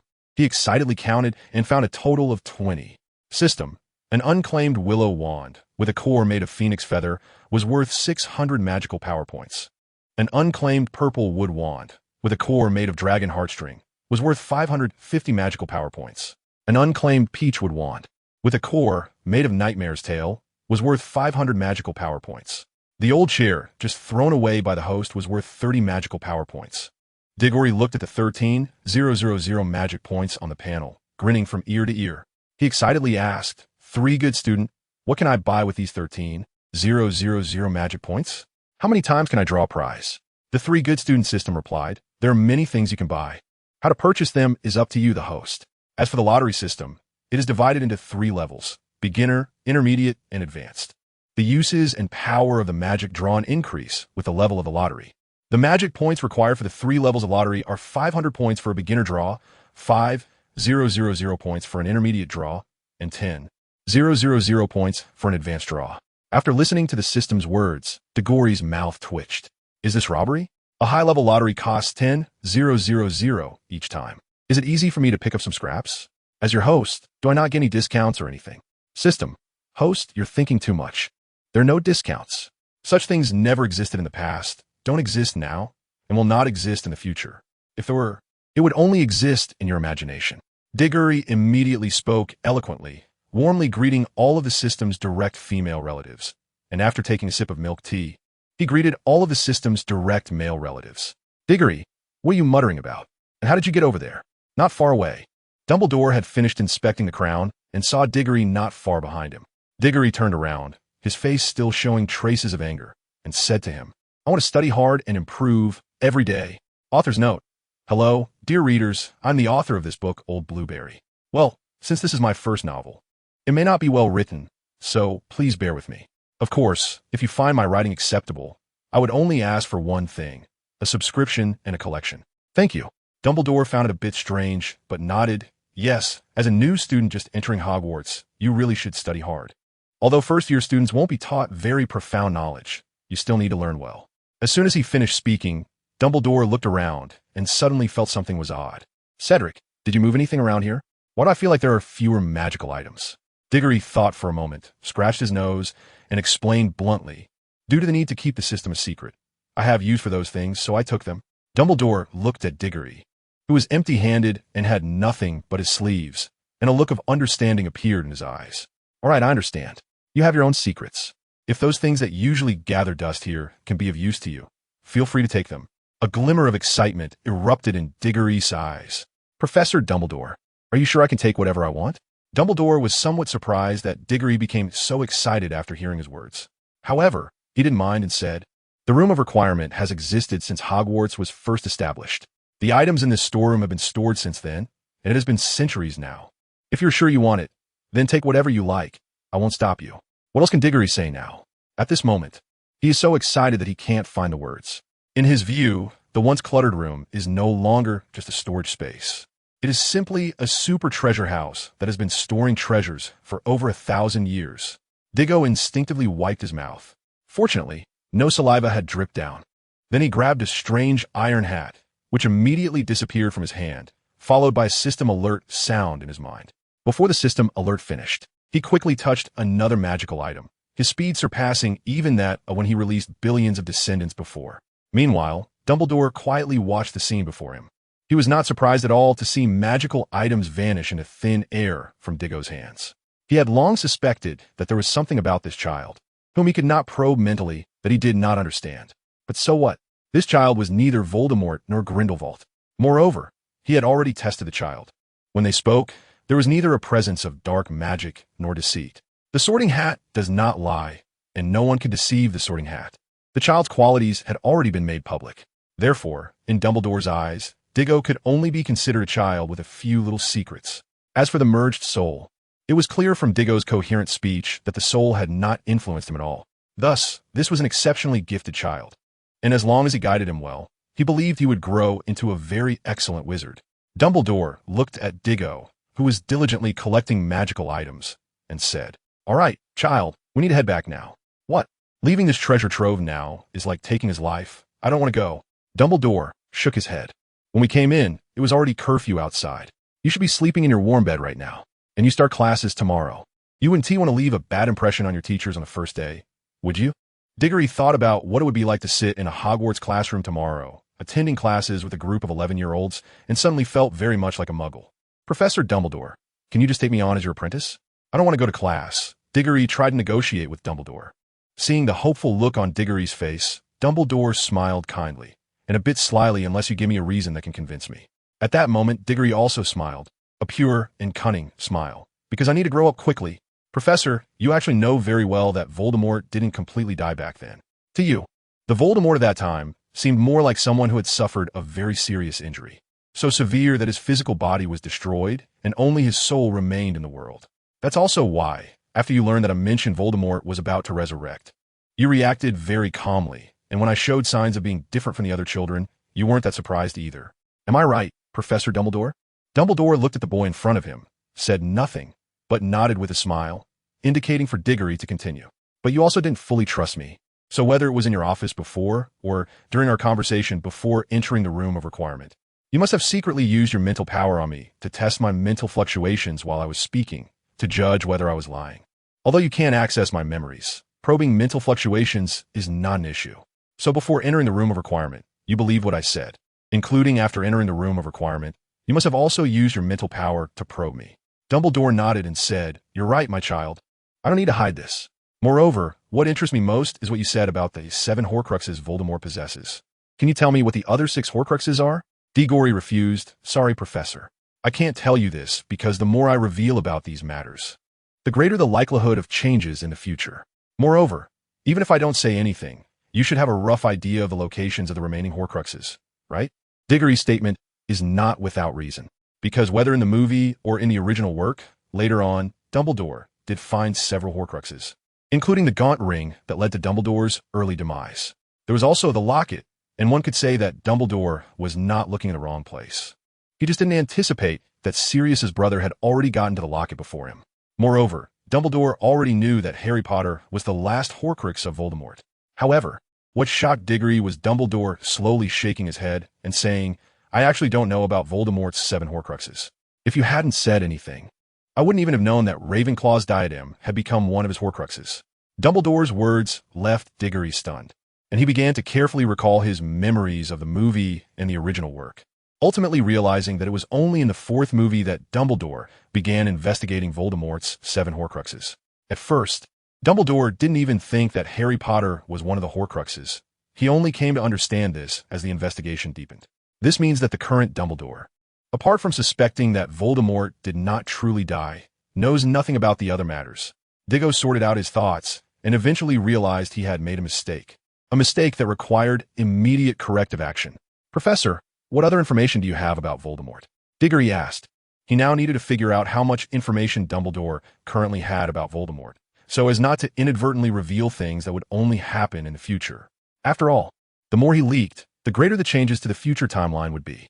Dumbledore thought for a moment, held up 2 fingers, and said, "There are currently 2 points, but they are still just speculation." Diggory listened attentively. First, Dumbledore said, "I suspect that Voldemort is not dead. This is something you mentioned before, and it's one of the important reasons why I believe you. Another point is that I wonder if Harry is connected to Voldemort's 7 Horcruxes. Years ago, Trelawney told me that a child born at the end of July would be the one to defeat the Dark Lord. Later, Voldemort did indeed meet his end at Harry's hands, or more accurately, at the hands of Harry and his mother, Lily. When I delivered Harry to his aunt's house, I sensed a different soul essence beneath the lightning-shaped scar on his forehead. Although I already knew the truth of that night, I didn't think much of it then. I just assumed it was an ordinary scar. After all, there are many ways a person's soul essence can be left behind, including through the most ordinary of touches. Moreover, Voldemort had left such a scar on Harry's forehead. But when you mentioned that Voldemort had 7 Horcruxes, I began to wonder if Harry could use that scar to find the 7 Horcruxes. As for the rest, there was nothing more." Diggory let out a long sigh of relief. From the looks of it, aside from helping Dumbledore find Ravenclaw's diadem a little earlier, he hadn't done anything else of significance. He believed that the subsequent storyline of Harry Potter would likely remain unchanged. As for Dumbledore's misconception that Harry would be able to find the 7 Horcruxes, he had no intention of correcting it. It was enough for him to know these things. With his mind at ease, Diggory took a handkerchief from the side and exchanged it for 20 points of magical energy to calm his nerves. Dumbledore watched yet another magical item disappear into Diggory's hands, and his brow furrowed slightly. After a brief moment of consideration, he decided to put his thoughts into action. "Cedric," Dumbledore said, "I believe we need to make an oath between us. You are a gifted child, and your talent needs proper guidance. Therefore, I hope you can make an unbreakable vow with me, swearing that you will protect the safety of Hogwarts and uphold the order of the magical world." Diggory was not the least bit surprised by Dumbledore's words and understood them very well. After all, if he were to put himself in Dumbledore's shoes, it would be absolutely impossible to allow someone who knows how all future events will unfold to grow freely without any guarantees. No one can ensure that they won't go astray for some reason. A good and just young person might suddenly take a turn towards evil. Moreover, Dumbledore could not probe into his mental state, and just based on that alone, it was reasonable to implement some precautionary measures. After all, the subsequent developments of the story existed only in his mind, and others were unaware of them. The unknown is precisely the most terrifying aspect. Therefore, if Dumbledore did not take measures, it would be the most concerning issue for Diggory, because not taking precautions in front of him would mean that he was already on Dumbledore's radar, and he would always be on guard against him. Diggory happily extended his hand to Dumbledore and said, "If this can completely earn your trust, I have no problem at all." A light smile appeared in Dumbledore's bright blue eyes as he reached out to shake hands with Diggory. "Smart boy, you have already gained my friendship. You will have an extraordinary experience at Hogwarts. Enjoy it well, child." As soon as Dumbledore finished speaking, a beautiful light wrapped around the hands of the two, forming intricate patterns, and the vow spell was completed. Then Dumbledore spoke again. "What about the next few Horcruxes? When should we go looking for them?" Diggory was collecting magical items while pondering. Originally, Dumbledore was unaware of the existence of the 7 Horcruxes, but now, due to his own reasons, Dumbledore had learned about them earlier. This could very well have affected the development of the story afterward, and if he and Dumbledore took action now, it would undoubtedly change even more. With this thought in mind, Diggory said to Dumbledore, "Professor, I think it's better if I handle this myself. After all, the more you intervene now, the more the original timeline will change. Dumbledore nodded and said, "All right, I trust you. If you need help later, just let me know." Diggory nodded with a smile. Dumbledore's decision undoubtedly gave him the greatest trust and room for maneuver. Just then, Diggory suddenly saw a pair of tall cabinets standing not far away. "Professor, are those two cabinets over there the vanishing cabinets?" Dumbledore followed Diggory's gaze and confirmed, "Yes, those are the vanishing cabinets. However, those two cabinets are broken now, and using them will always lead to problems." "What's wrong? Do you want them?" Diggory nodded happily. These two items would later become the main tools for Draco to break into Hogwarts.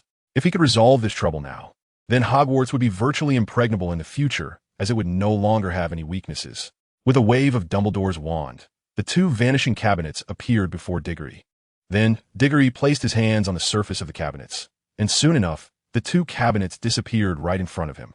Dumbledore looked at Diggory's palms, blinked, and said, "All right, the important matter is settled, so we can go back to sleep now?" Diggory, who was happily collecting trash, immediately protested upon hearing Dumbledore's words. "No way. Professor Dumbledore, you solved your problem, but mine isn't resolved yet. Can we stay a little longer? Just for a bit." "Professor Dumbledore?" Dumbledore raised his bushy eyebrows, as it was the first time he had heard someone address him like that. Without hesitation, he waved his wand, and Diggory suddenly found himself immobilized, unable to move or even speak. Dumbledore nodded in satisfaction at the motionless Diggory. At first, he hadn't noticed, but since they arrived, the magical items around them had already disappeared by more than half, leaving quite a bit of space empty. Dumbledore couldn't help but feel a bit pained. Although he knew there were countless magical items in the Room of Requirement, seeing them vanish right before his eyes still tugged at his heart. Dumbledore easily tucked Diggory's small body under his arm and quickly walked toward the door. "All right, you've taken enough. If you want more, come back next time.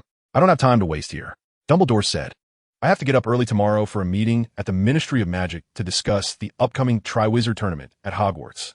What I need most right now is a good night's sleep, so you can't disrupt my plans." Dumbledore said this matter-of-factly, but little did he know Diggory, who was tucked under his arm, was now wide-eyed in shock. "The Triwizard Tournament? That's impossible. The Triwizard Tournament. This is a traditional competition held by Hogwarts, Beaux Batons, and Durmstrang. Established around 700 years ago, it is said to be a friendly competition between the three major magical schools in Europe, aimed at deepening mutual understanding within a magical community.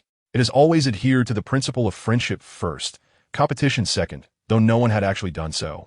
The competition involves each school selecting one student, and the three students compete in three magical tasks, with each task taking place at different times throughout the academic year. These three magical tasks test students in various aspects, assessing their talents, strengths, bravery, theories, reasoning abilities, and ultimately their capacity to overcome danger. Because he had watched the movies in his previous life, Diggory had always thought the three tasks were conducted consecutively. It was only later that he learned from books that there were intervals between the three tasks. They would be scored based on the quality of their performance in each task, and the student with the highest cumulative score across the three tasks would win. The winning student would receive a prize of 1,000 galleons. This 1,000 galleons is roughly equivalent to around 50,000 in today's money. While it may not cover significant expenses for the contestants, who are on the verge of adulthood and eager to understand the opposite sex, filled with hormones, it was enough to make them excited. This was especially true for the students of Durmstrang, who often acted this way. What initially shocked Diggory was the upcoming Triwizard Tournament. This competition is held only once every 5 years, with the three schools taking turns hosting it. However, it was later interrupted due to the number of student fatalities during the competition. Diego clearly remembers that the Triwizard Tournament was resumed during Harry Potter's 4th year. It was when the Department of International Magical Cooperation and the Department of Magical Sports believed the time was ripe to hold it again. And after a whole summer of preparation, they held the first one again at Hogwarts. And what year was it during Harry Potter's 4th year? 1994 to 1995. And now, it is 1988. Diego realized that because of his arrival and the things he had done, the butterfly's wings had already stirred up a hurricane. The storyline had begun to change. However, he could not know how much it had changed or in what ways. Now, Diego could only pray that, aside from Harry Potter and the Crown, the other 5 Horcruxes had not changed. If even those 5 Horcruxes had turned into something else, he would truly be at a loss for tears. Moreover, The most critical thing was that he could not tell Dumbledore about this matter. Revealing it to him would mean disrupting the storyline again, which would imply even more changes in the future. Thus, the immobile Diego was sent back to the Hufflepuff common room by Dumbledore. Upon returning to the dormitory, the other students were already asleep. Dumbledore laid Diego on the bed and said, "Get some rest. You need to prepare for your introductory charms class early tomorrow. The petrification spell will automatically be lifted in 6 hours. Good night, Cedric." After saying that, Dumbledore turned and left. Diego lay in bed in the tranquil night, marking his first night in this world. However, this night, Diego was destined to be sleepless. The storyline had undergone unknown changes, and he still had to complete the 2 tasks assigned to him by the Golden Finger under these circumstances. 1. To destroy at least 3 Horcruxes before Voldemort's resurrection in 5 years. 2. To help Harry Potter defeat Voldemort. Clearly, even the first task now presented significant difficulties, because he could not reveal too much about the future storyline to others. This meant that Diego often had to fight alone. As long as someone got involved beforehand, that person would know, to some extent, what would happen later, or they would have already experienced those events in advance. Once this happened, the subsequent storyline would continue to change. Moreover, Diego had no way of knowing whether these changes would affect the locations of the Horcruxes later on. Thus, Diego reluctantly realized that the best and most direct way to deal with the situation was to enhance his own strength. This way, he could face nearly all unforeseen circumstances with ease, and strength was also his basic guarantee for survival in this world. At the same time, he needed enough freedom and rights so that after gaining a certain level of strength in the future, he could leverage the power of the Order of the Phoenix to accomplish tasks. At the very least, he shouldn't have to go to bed on time like he did now. It would be best if, after he gained considerable strength, he could take advantage of the night to rush to Gringotts and the Gaunt House to snatch the Hufflepuff Cup and the Gaunt Ring first. This way, he could at least easily complete the first task. Thinking of this, Diego immediately entered the Golden Finger space. He had accumulated a considerable amount of magic power from his previous frenzied operations in the wish-fulfilling room, and under these circumstances, not shopping in the store to buy would be too unfair to himself. "Hey, come out, my excellent student," Diego summoned in his mind. Ding dong. The system's voice appeared in Diego's mind. "Host. For some reason, hearing you call me like this makes this system feel a bit shameful. DG, stop messing around. You're just a Golden Finger system, okay? Where do all these emotions come from? Come on, bring up the shopping store. I'm about to start shopping." System. "Okay, host." As soon as the system finished speaking, that familiar feeling of dizziness reappeared. When DG regained consciousness, he found himself in the Golden Finger space. Diggory focused his gaze, and in the previously white and empty system space, a gigantic shelf appeared, filled with all kinds of magical items, each with a corresponding price underneath. The Birchwood Wand, 13 1/3 inches long, with a core made from the reverse scale of dragon, was priced at 1 million magic points. Diggory was immediately shocked. He didn't expect the first magical item he saw to be so expensive. "Good student, this wand is way too expensive. It's highway robbery," Diggory exclaimed. System. Please allow the host to hear this system's explanation. First, the material used for this wand is birchwood, one of the oldest trees in the world, symbolizing the ability to repel evil spirits and ancient souls. It also possesses a sacred and beautiful aura. Moreover, the core of this wand is made from the reverse scale of an Easter dragon, and a dragon only has one reverse scale, which possesses extremely powerful magical energy. Just this point alone justifies the price of 1 million magic points. After listening, Diggory nodded in agreement, and he naturally felt a sense of connection to the wand, a feeling that came from deep within his bloodline. Although he now had the body of an Englishman, it was undeniable that the blood within him still bore the surname Yen Wang. He took a deep look at the wand and suddenly asked Student Sanhao, "Is it still possible for me to use this wand?"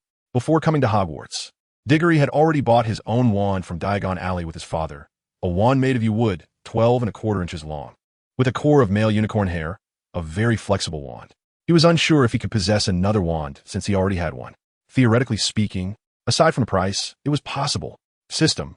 Of course, the premise is that this wand must be willing, and your original wand must not be jealous. Agreeing to serve one master together, Diego immediately felt a bit overwhelmed. "I think theoretically, I am not the same person as Diego, even though we share the same body. Our souls are different. From this perspective, I believe it should be possible. Good student, what do you think?" System. "I'm sorry, host. But this system cannot provide you with a clear answer to your question. However, you could try it yourself. Of course, the premise is that you already have 1 million magic points. So, wake up, poor host. You are not yet worthy of this wand. Hiss. Diego gasped. Cough, cough. Damn it. Diagonally. So how much mana do I have now? System, a total of 36,850 points. Diggory is now a bit choked by his own golden finger. Why is his golden finger able to kill the conversation so effectively? Diggory asks himself. It must be the programmer from the developer who designed a buggy program. But he finds himself powerless. This thing doesn't even have a warranty, and there's not even a customer service to turn to, making it impossible for him to file a complaint. Diego let out a long sigh and decided not to think about it anymore. He redirected his attention to the magical items on the store shelves. Light Wheel, 3,000, 1,500 mana points. Comet, 4,500, 2,500 mana points. Automatic Answering Feather Pen, 10 mana points. A model student, this pen only costs 10 mana points? That's too cheap. Digory felt a bit surprised. Could it be that this system has developed a conscience? No, this thing doesn't have such a good trait as a conscience. System, because the automatic answering feather pen can only be used during exams in this magical world, and using such a pen during exams is prohibited, so it will be very cheap. Digory, things that are useless are cheap, while good things can easily cost tens of thousands or even hundreds of thousands. System, no, there's also this women's wizard lingerie worth 1,500. Diego suddenly felt extremely angry, thinking, what do I need that for? It's for releasing myself at night. System, maybe you will find a girlfriend in Hogwarts someday, then you can give it to her. That seems reasonable. Diego thought it made some sense, but when he considered the age of the female students at Hogwarts, it seemed possible. Diego nodded seriously, but then he thought again, giving women's underwear seems a bit perverted. Indeed, this golden finger is totally shameless. I can't trust it. Diggory turned his head to look at other magical items. A green wizard hat, 10 points of magic power. He chuckled. This golden finger really isn't a good thing. Why would he even put this up? Does it think I would exchange for it? How is that possible? A black magic cloak, 800 points of magic power. A blue wizard cloak, also 800 points of magic power. Sigh, even a piece of clothing is so expensive. Diggory complained. Isn't there anything that is both cheap and good? System, yes, host, please look at the bottom shelf. Top quality parchment is 100 magic points per piece. On the far right of the second shelf, there is a magical phonetic chart for 50 magic points. Potion material, bad bloodgrass, is 80 magic points. Diggory, then tell me, what use do I have for these things? Especially this magic phonetic table and bad bloodgrass. I'm already a genius. And there's a lottery system and a shopping store. What do I need this for? System, well, the specific functions need to be developed by you, the host.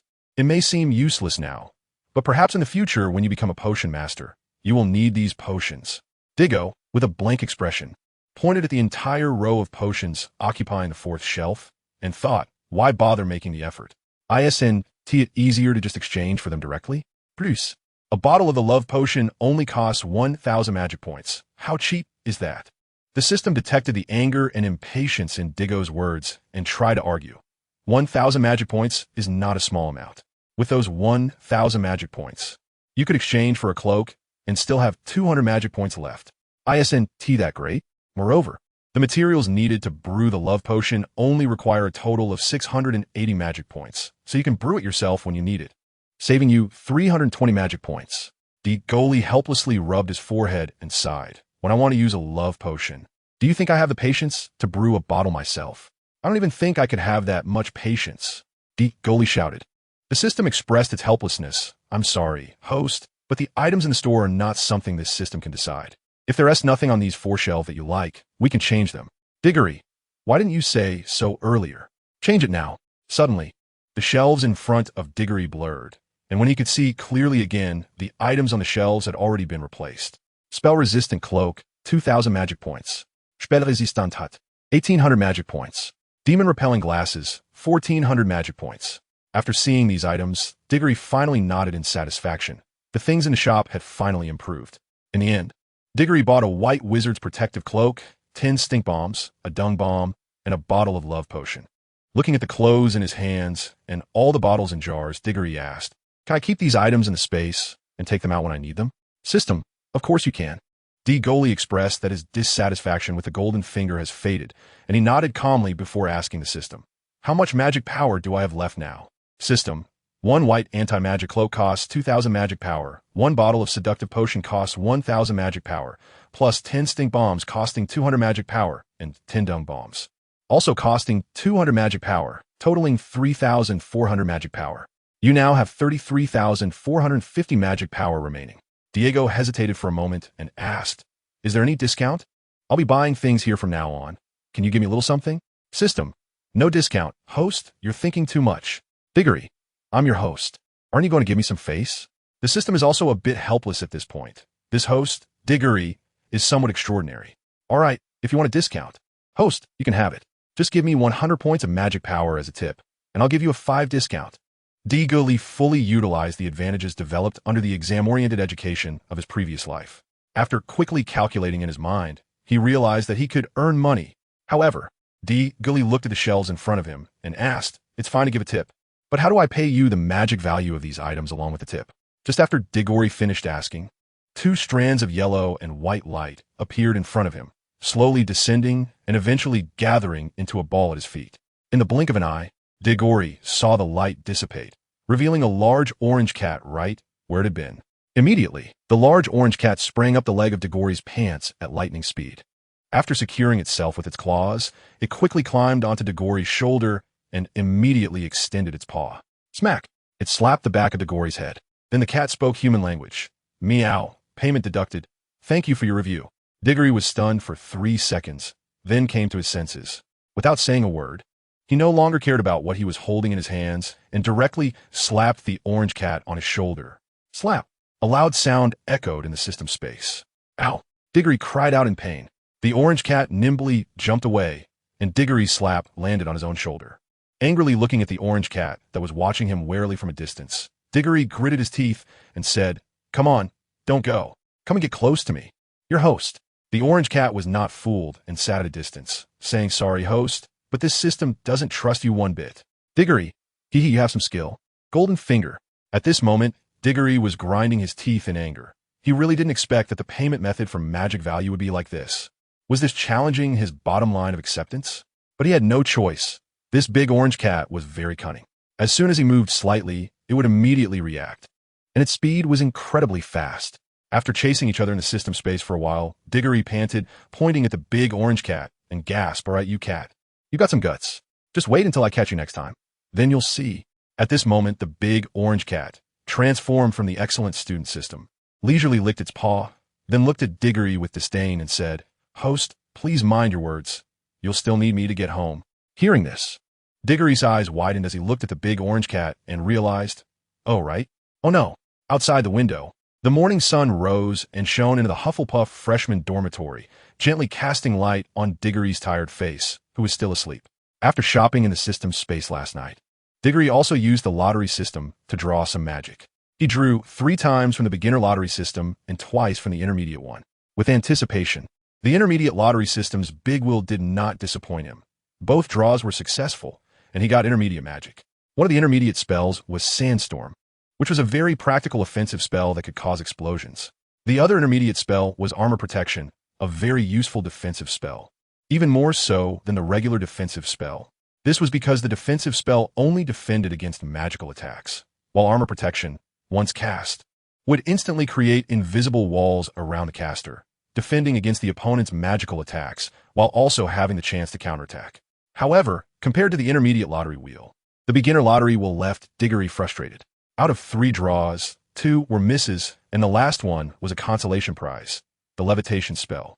Just thinking about the 1,500 magic value he spent on the beginner lottery made Diggory feel a bit pained. But then he recalled that this spell was probably what they learned in the first-year spell class, so he reluctantly accepted the outcome. Then, Diggory practiced the 3 spells he had just acquired in the system space. Thanks to the system's gift of 10% proficiency, he could already use the spells as soon as he got them. Diggory's practice was merely to become more proficient, ensuring that he wouldn't mess up due to nerves when it came time to use them in reality. After that, Diggory immersed himself in his diligent practice, unable to extricate himself until the big orange cat in the system space reminded him that in 2 hours it would be dawn. So, Diggory quickly exited the system space and hurried to sleep, wanting to take advantage of the time to recover some energy. But clearly, 2 hours was not enough. Under the sunlight, Diggory soon woke up from his dreams, and after much effort, he finally crawled out of his blanket, started to get dressed and wash up, and then prepare to go have breakfast. At this time, Patrick, who shared the dormitory with Diggory, also happened to wake up. He walked over to Diggory while putting on his clothes, ready to greet him. "Hey, Cedric, where did you go with the professors last night?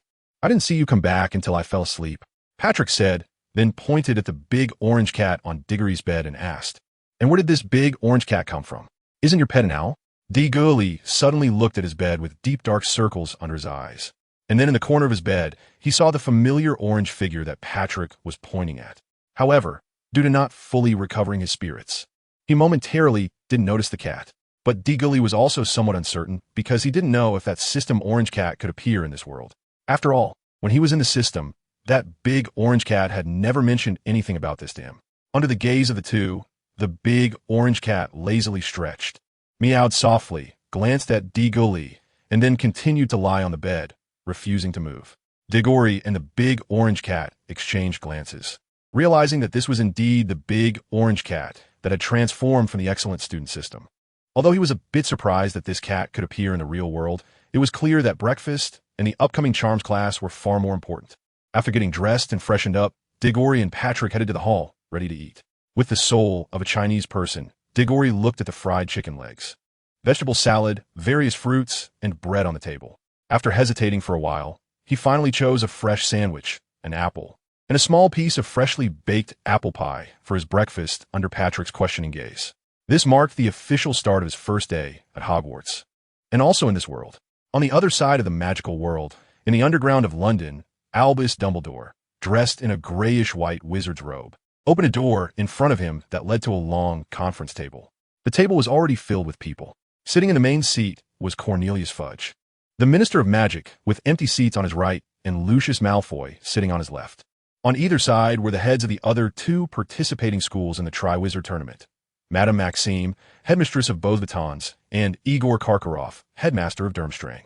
There were also the directors of the Department of International Magical Cooperation and the Department of Magical Sports, along with key staff for both departments. Dumbledore's eyes, hidden behind half-moon glasses, first glanced at Lucius sitting next to Fudge. Then he took off his hat and walked in while apologizing with a smile. "I'm sorry, everyone. I had a little issue last night. A new student from Hogwarts gave me a little surprise that kept me up, so I'm late. My sincerest apologies." Fudge, sitting in the main seat, quickly stood up with open arms to welcome Dumbledore, saying, "We all know you're a busy man, Dumbledore. Just your presence is already great.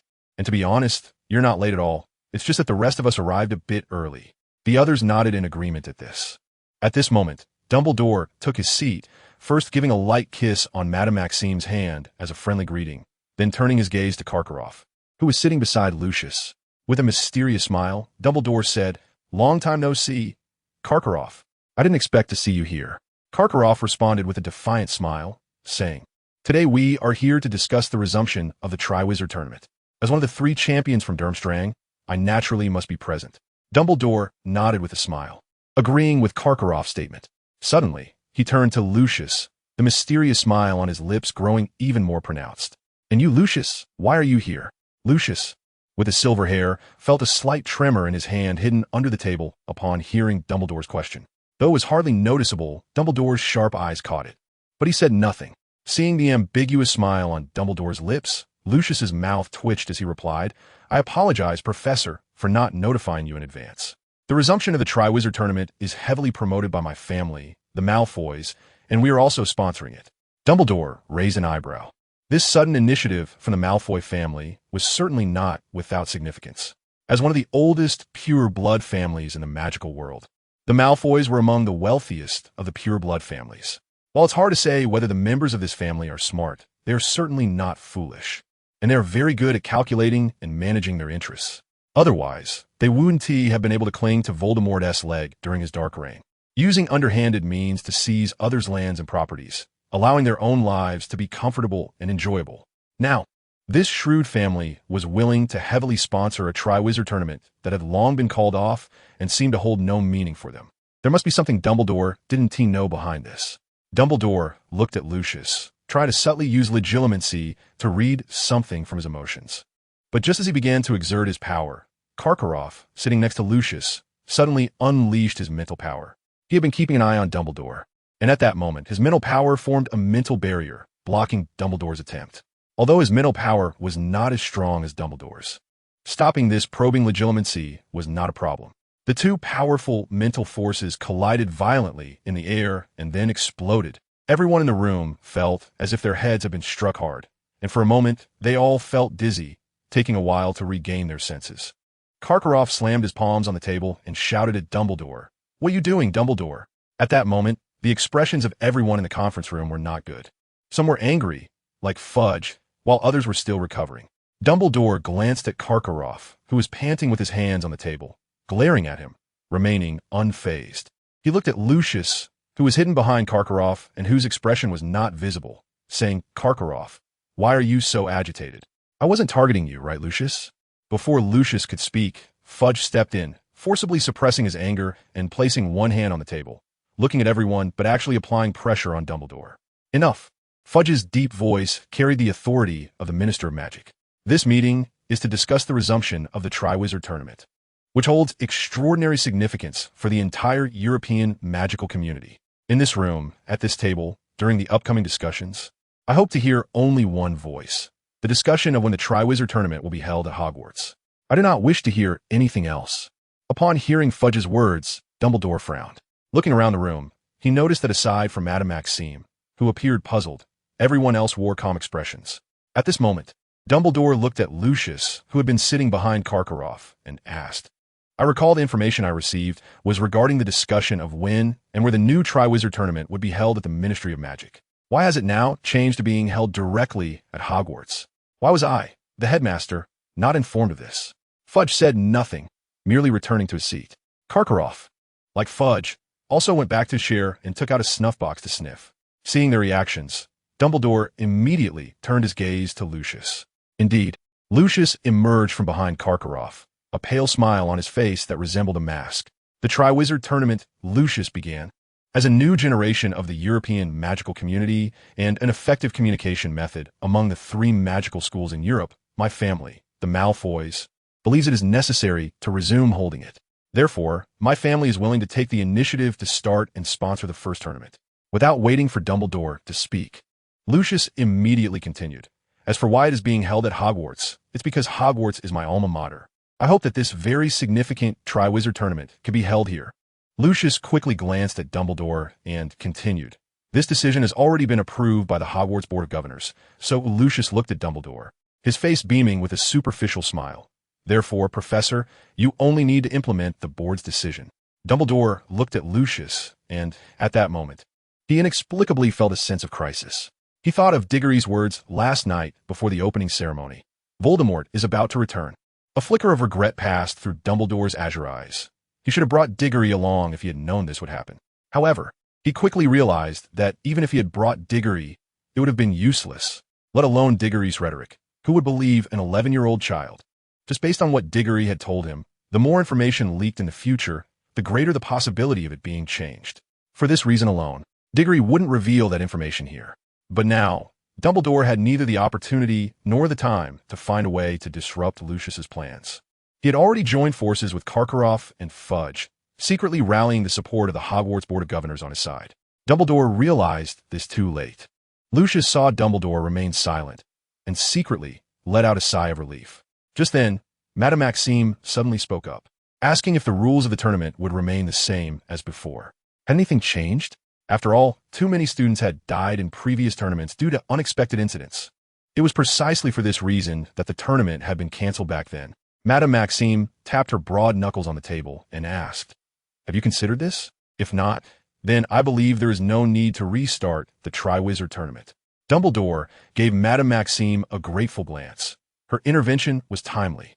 However, Lucius and Karkaroff showed no surprise, as if they had anticipated someone would ask this. Lucius brushed off non-existent dust from his brooch and smiled politely. "Please rest assured, Madame Maxime, we have considered this. This year's tournament will be redesigned to feature 3 events, not a competition among upperclassmen, but rather a competition among younger students with lower difficulty." Seeing Dumbledore and Madame Maxime frown, Lucius immediately added, "to accommodate the age of the participating students. The events will theoretically pose no danger, so both of you can rest assured." Madame Maxime replied, Theoretically? Before Lucius could respond, Karkaroff sneered and said, "Regardless, the children from our 3 schools will eventually become the backbone of the magical world. They need to learn how to face potential dangers from a young age. If they lack even this ability, they might as well be muggles." Fudge timely chimed in. "That makes sense." At this moment, Lucius said, "Not only will the events be much safer than before, but my family will also offer rewards beyond just galleons. For example, some collectibles from the Malfoy family, such as pocket watches, wands, and diaries." Before Lucius could finish, Dumbledore interrupted him. "Setting aside the tournament rewards, since the participants have now become younger children, the events must be completely safe. Otherwise, I will not agree to this tournament." Dumbledore looked at Lucius, speaking slowly and firmly. "I will not allow children who have just glimpsed the vibrant magical world to immediately face your dangerous tournament, even if you have convinced all the governors."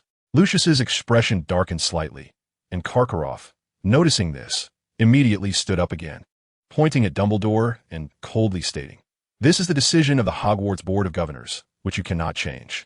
If you disagree, you can step down as headmaster." Dumbledore squinted his azure eyes, staring intently at Karkaroff, expressionless and silent. Those who knew Dumbledore understood that he was genuinely angry at this moment. Someone like him, who usually restrains himself, would likely be unstoppable if he truly lost his temper. Fudge, knowing this about Dumbledore, stood up promptly to mediate between the two.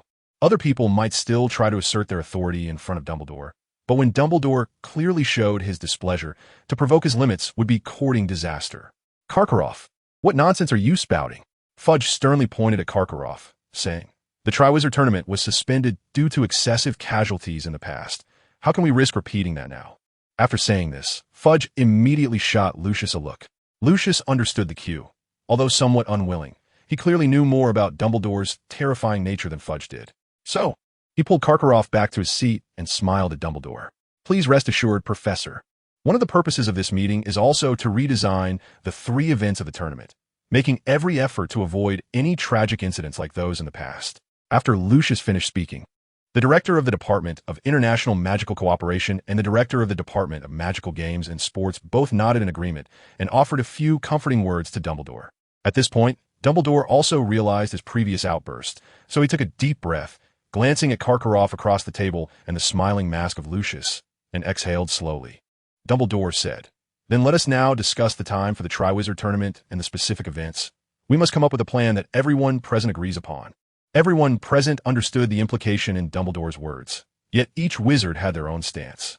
Following Dumbledore's statement, they all nodded with their own thoughts in mind. Meanwhile, on the other side of the magical world, in the first-year Students' Charms class at Hogwarts, the half-giant Professor Flitwick stood on his specially made podium, greeting the Slytherin and Hufflepuff students below. "Good morning, everyone. I am your Charms Professor here at Hogwarts. You can call me Professor Flitwick." Lightly tapping the desk, Flitwick continued, "Now, students at the back, please do not talk. Any student who disrupts the class will cause their house to lose corresponding points. I hope you all will not bring shame to your house." Flitwick looked at the now quiet classroom, smiling with satisfaction. "Now, let us begin the first lesson in charms, the use of the levitation charm." The levitation charm, as the name suggests, is a spell that can make objects float in the air. You can also call it the hover charm. This spell often appears in the practical exam of the charms theory section in the O.V.L.S. examination. It is worth about 20 points in the exam, so I hope you can study it seriously and not get distracted. Those 20 points are right here, and whether you can earn them depends on now.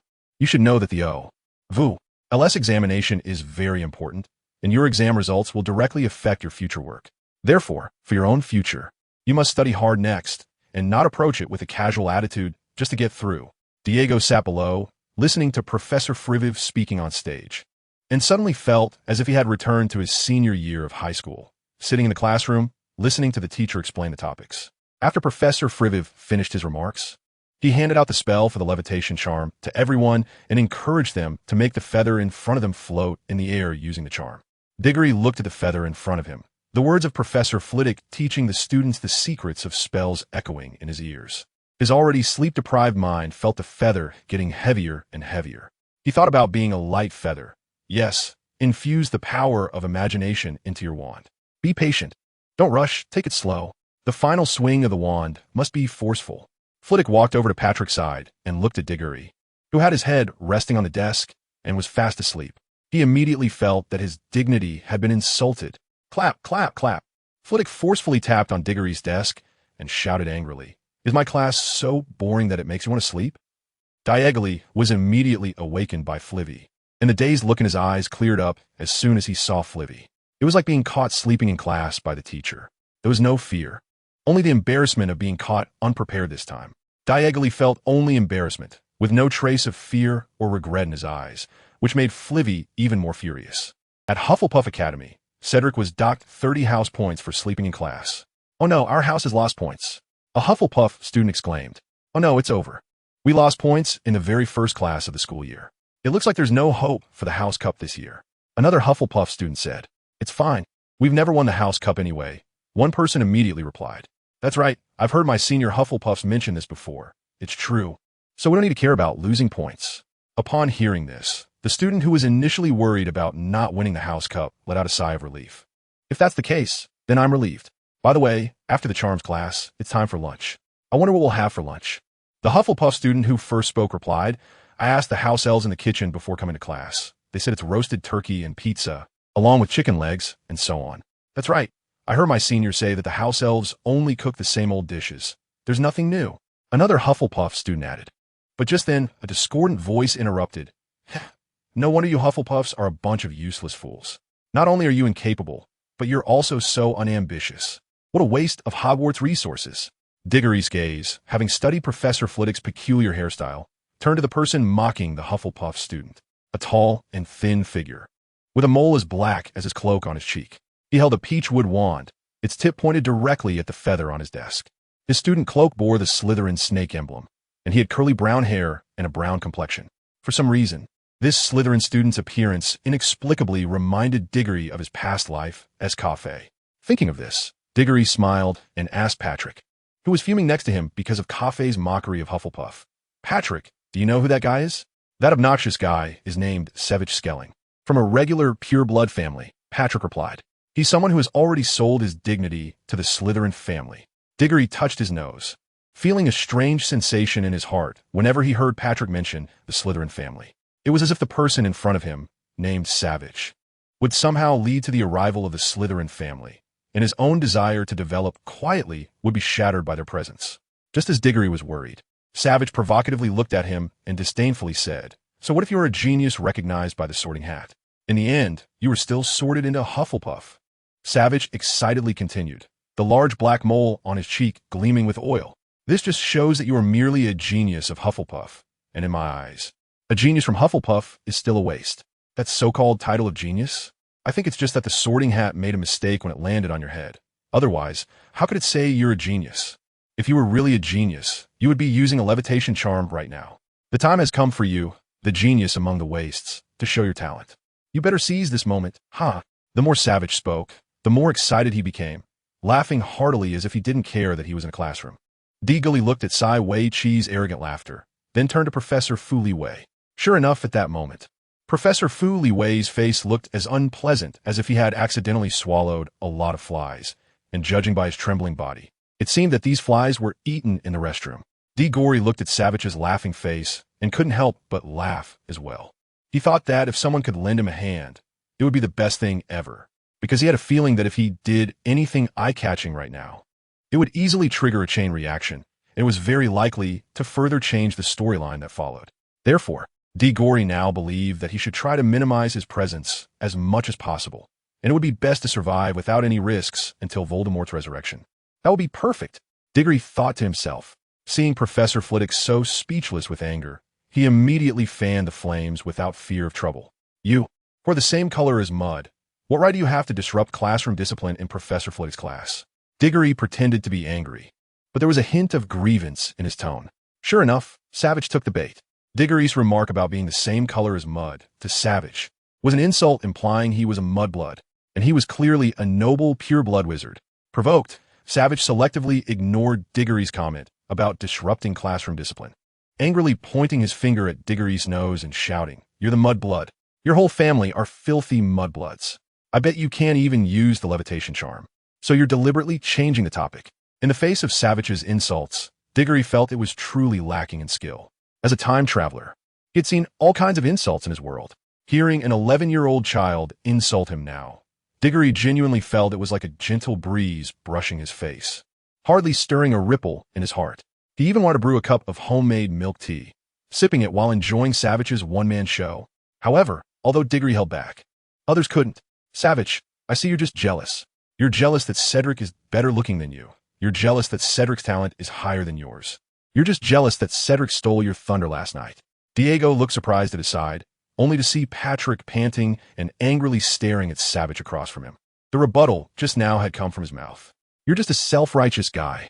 You think you're the most talented among our new students just because you were sorted into Slytherin, but you encountered Cedric, who is so much more gifted than you during the sorting ceremony. And it was in front of everyone, with the sorting hat explicitly stating that our Hufflepuff Cedric is the most gifted of this year's new students.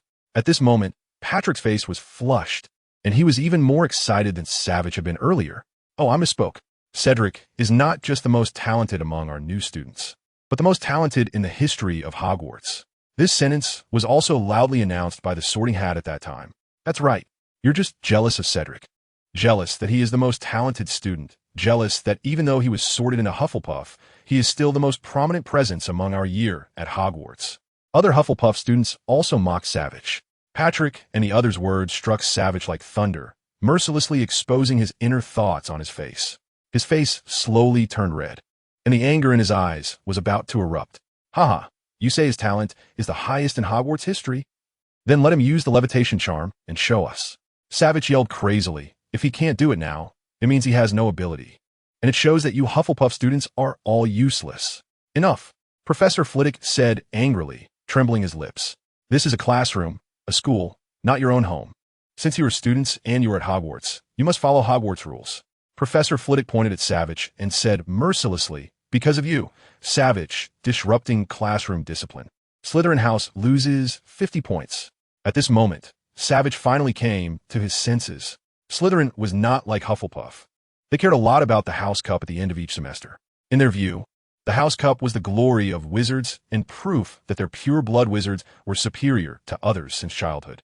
Therefore, Slytherin students had a very strong possessiveness towards the House Cup, something that Diego completely did not care about. And now, because of his actions, Slytherin lost 50 points directly, and Savage's brown face turned as pale as paper at that moment. But it wasn't over. Professor Flitwick turned to the Hufflepuff students and angrily said, because Hufflepuff also had students disrupting classroom discipline, it also loses 50 points. Patrick and the other Hufflepuff students shrugged, not caring at all. Compared to house points, they were more eager to jump in and give Savage a good beating, because Savage not only insulted Hufflepuff, but also insulted Diego. In the hearts of Patrick and the other Hufflepuff students, Diego was first called the most talented student in Hogwarts history and then sorted into Hufflepuff. Thus, Diego naturally became the most proud representative of Hufflepuff in their minds, to the point where the head of Hufflepuff seemed like air. And now that Savage had insulted both Hufflepuff and Diego, they couldn't be blamed for wanting to beat him up. At this moment, Savage suddenly heard Professor Flitwick deducting points from Hufflepuff as well. He immediately felt he had caught on to Patrick and the other's little weakness, and gleefully said, you also lost points.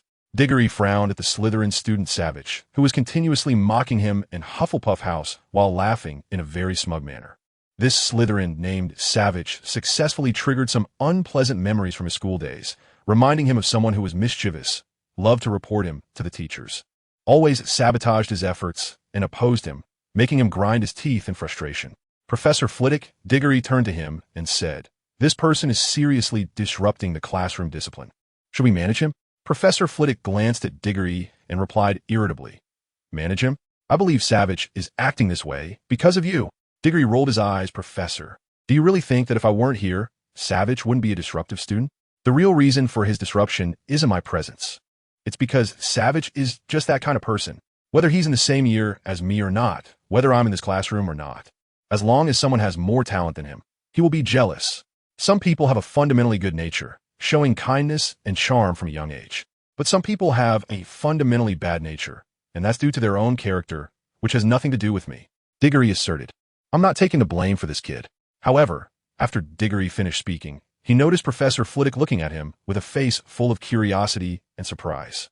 At that moment, Flitwick had a completely new understanding of Diggory based on what he had just said. He never expected Diggory to say something like that at this time. Although Flitwick knew that the underlying meaning of this statement was to shirk responsibility, and he was able to almost completely absolve himself of blame. More crucially, he couldn't think of anything to refute Diggory's words at that moment, and he even found them quite reasonable. Flitwick hesitated for a moment and asked Diggory, "Did you come up with the phrases human nature is fundamentally good and human nature is fundamentally bad on your own?" Flitwick was not really concerned about whether to deal with SAVAGE at this point. He was more interested in what Diggory had said, instinctively feeling that these words shouldn't have come from him.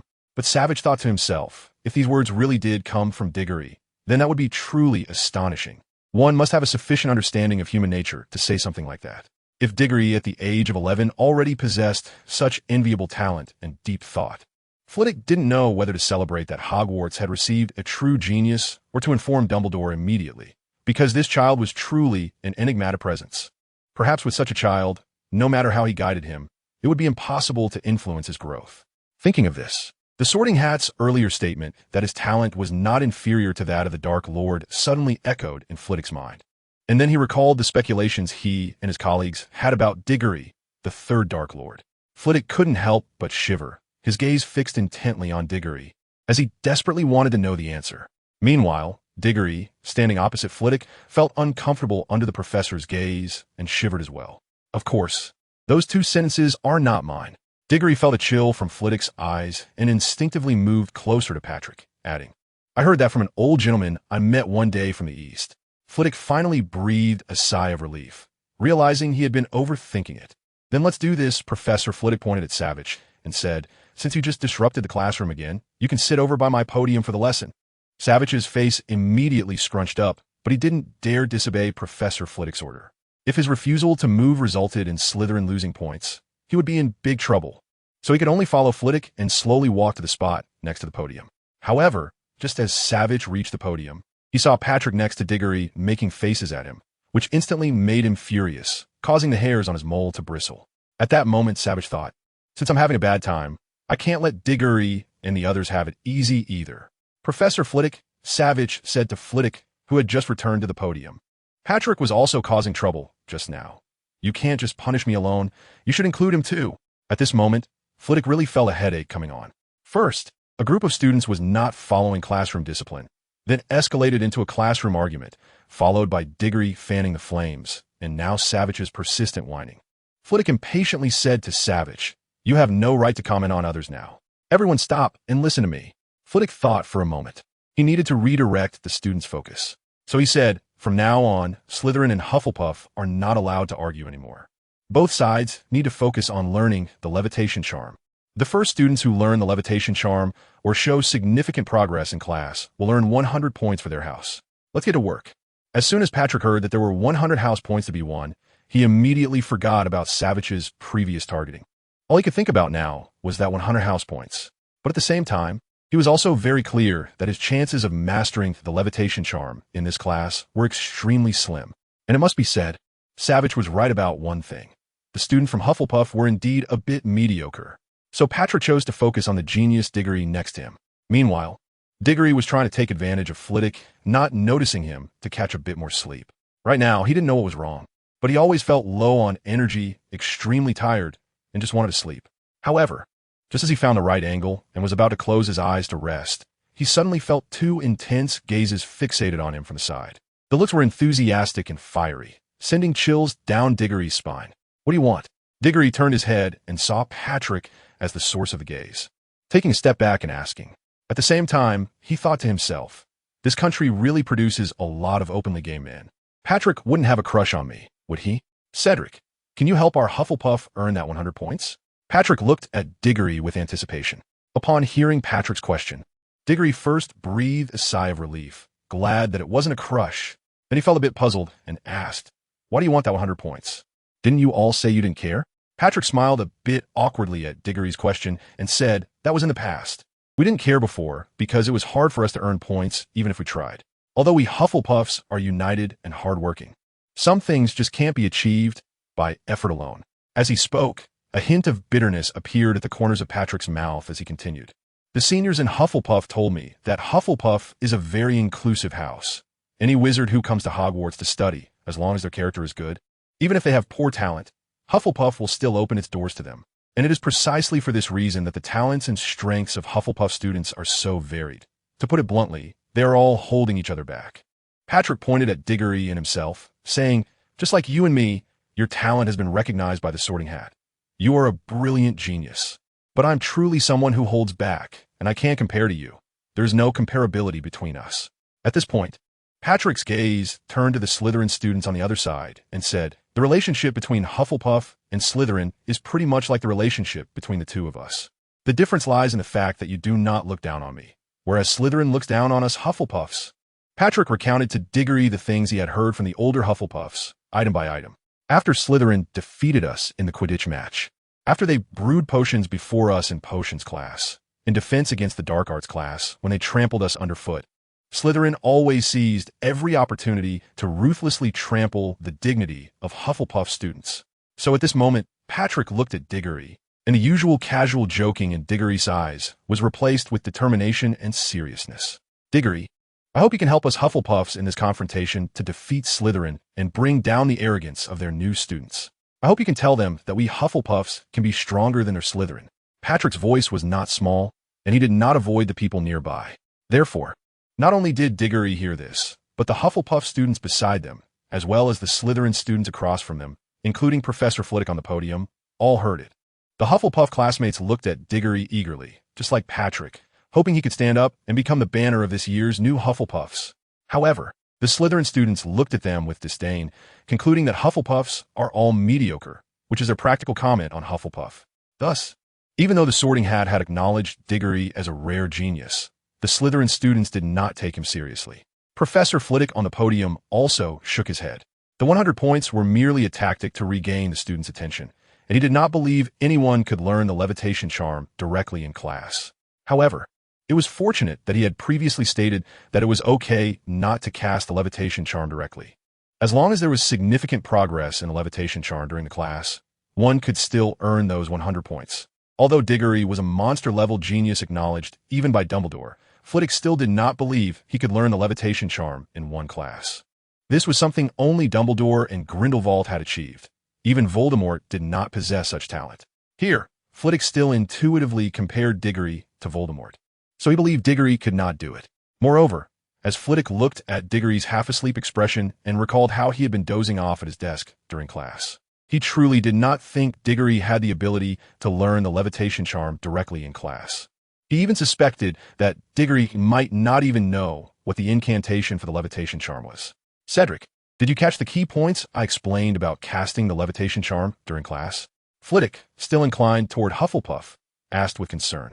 He was prepared that if Diggory said he hadn't heard, he would explain it again, even if the Slytherin students complained it was unfair. Sure enough, Diggory shook his head.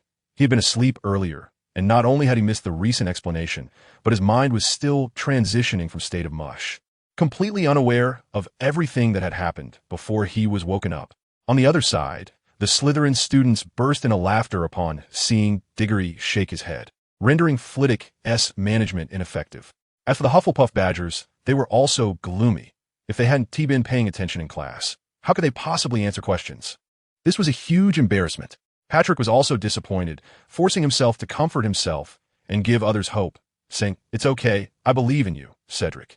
Even if you didn't listen in class, I believe you can do it, because you are the most talented person among us at Hogwarts, among the Hufflepuffs, in this year's new students." However, Patrick's inspiring words had no effect, only eliciting even greater laughter from the Slytherin side. Professor Flitwick was anxious, stamping his feet.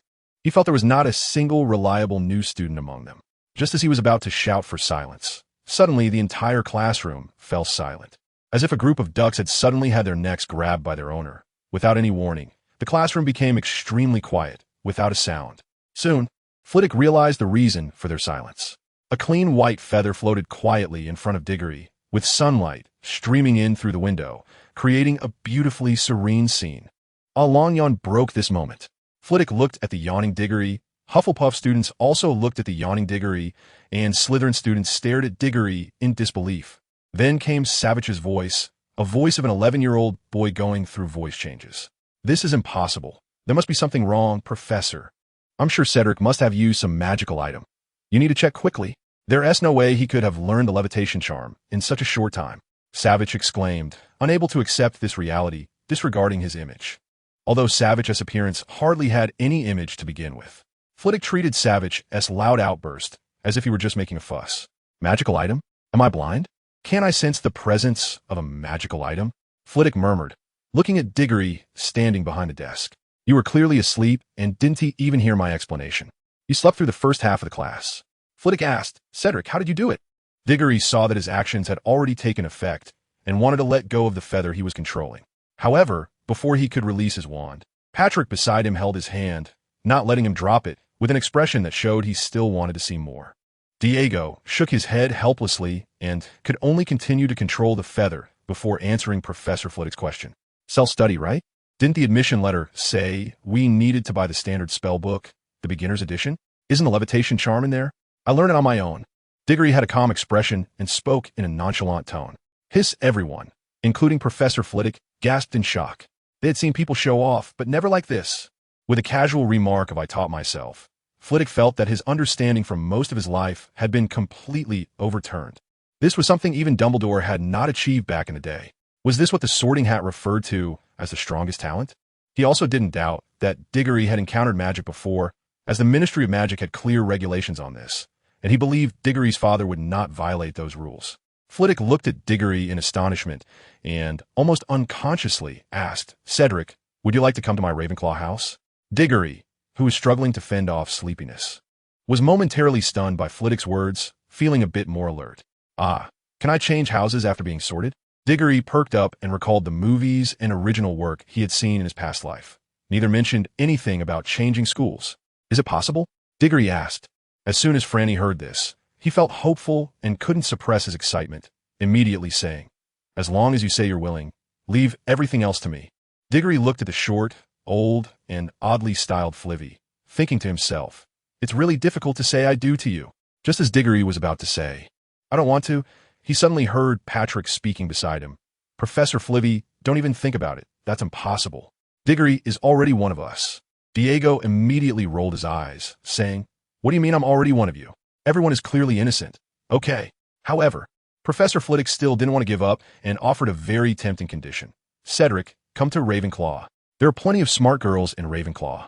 Upon hearing this, Diggory almost lost control and drooled as he agreed. However, just as he was about to say yes, he caught a glimpse of Patrick and the others anxiously watching him from the corner of his eye, and could only pretend to refuse with a righteous demeanor. Professor, how can you say that? You are a professor who teaches and educates. How can you have such vile thoughts? I am a good student who studies hard and develops in all aspects: morality, intelligence, physical fitness, aesthetics, and labor.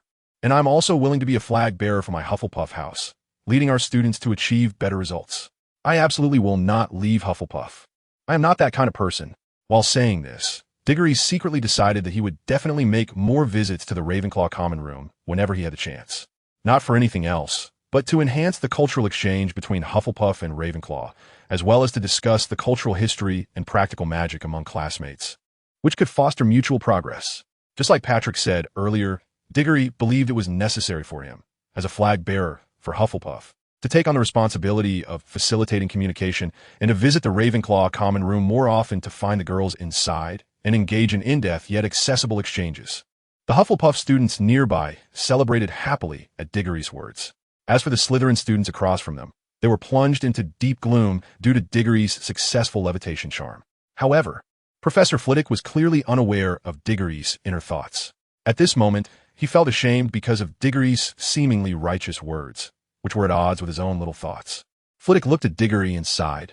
What a wonderful child. His values are so upright. It seems my previous worries were really unnecessary. Then he glanced over at the Slytherin students, who were beginning to recover from the blow of Diggory being able to use the levitation charm.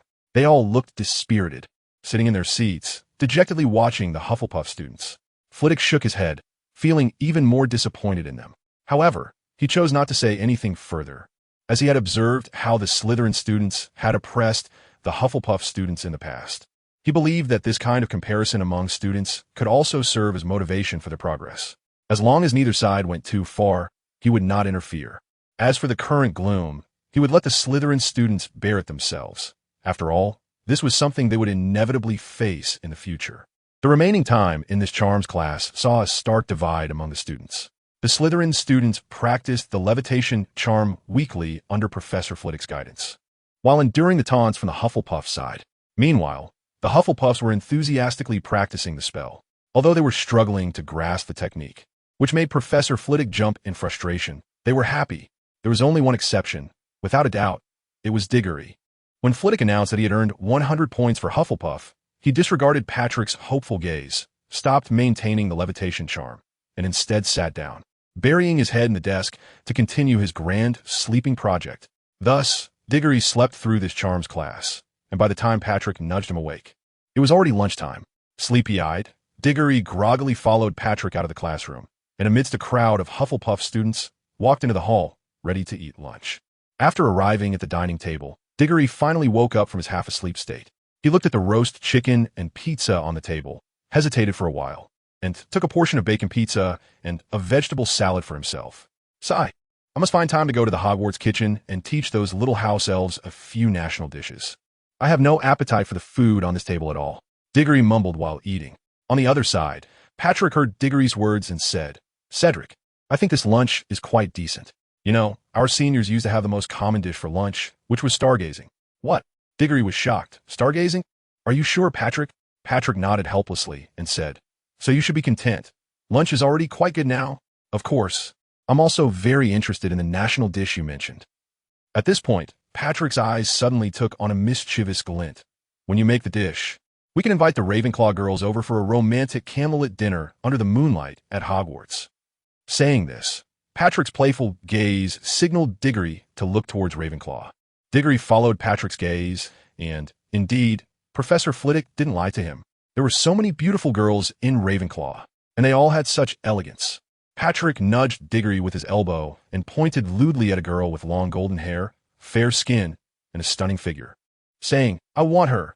Diego followed Patrick's finger and looked over. When he saw the two towering peaks of the girl, Diego gave Patrick a knowing smile. "Good eye, but I prefer the one next to her." Patrick looked at the girl Diego was referring to. She had a high-nosed bridge and wore a pair of silver-framed glasses. Her brown hair, which reached her waist, was simply tied back with a pure white ribbon, naturally cascading down her back. Her fair and rosy face wore a gentle smile, touched by a bit of sunlight. From the side, her eyes resembled a gentle spring, deeply captivating Diego's gaze. She had a beautifully delicate face and a subtle, scholarly aura. Patrick turned to Diego and gave him a thumbs up. "Bro, good eye." In less than a minute, not only had the two established their respective targets, but they also forged a strong, revolutionary friendship. Men are just that simple. Lunchtime passed as Diego and Patrick eagerly awaited. Patrick kept his eyes glued to the two girls until they stood up to leave, immediately patting Diego on the shoulder. Diggory understood immediately and got up with Patrick, pretending to be full as they walked out.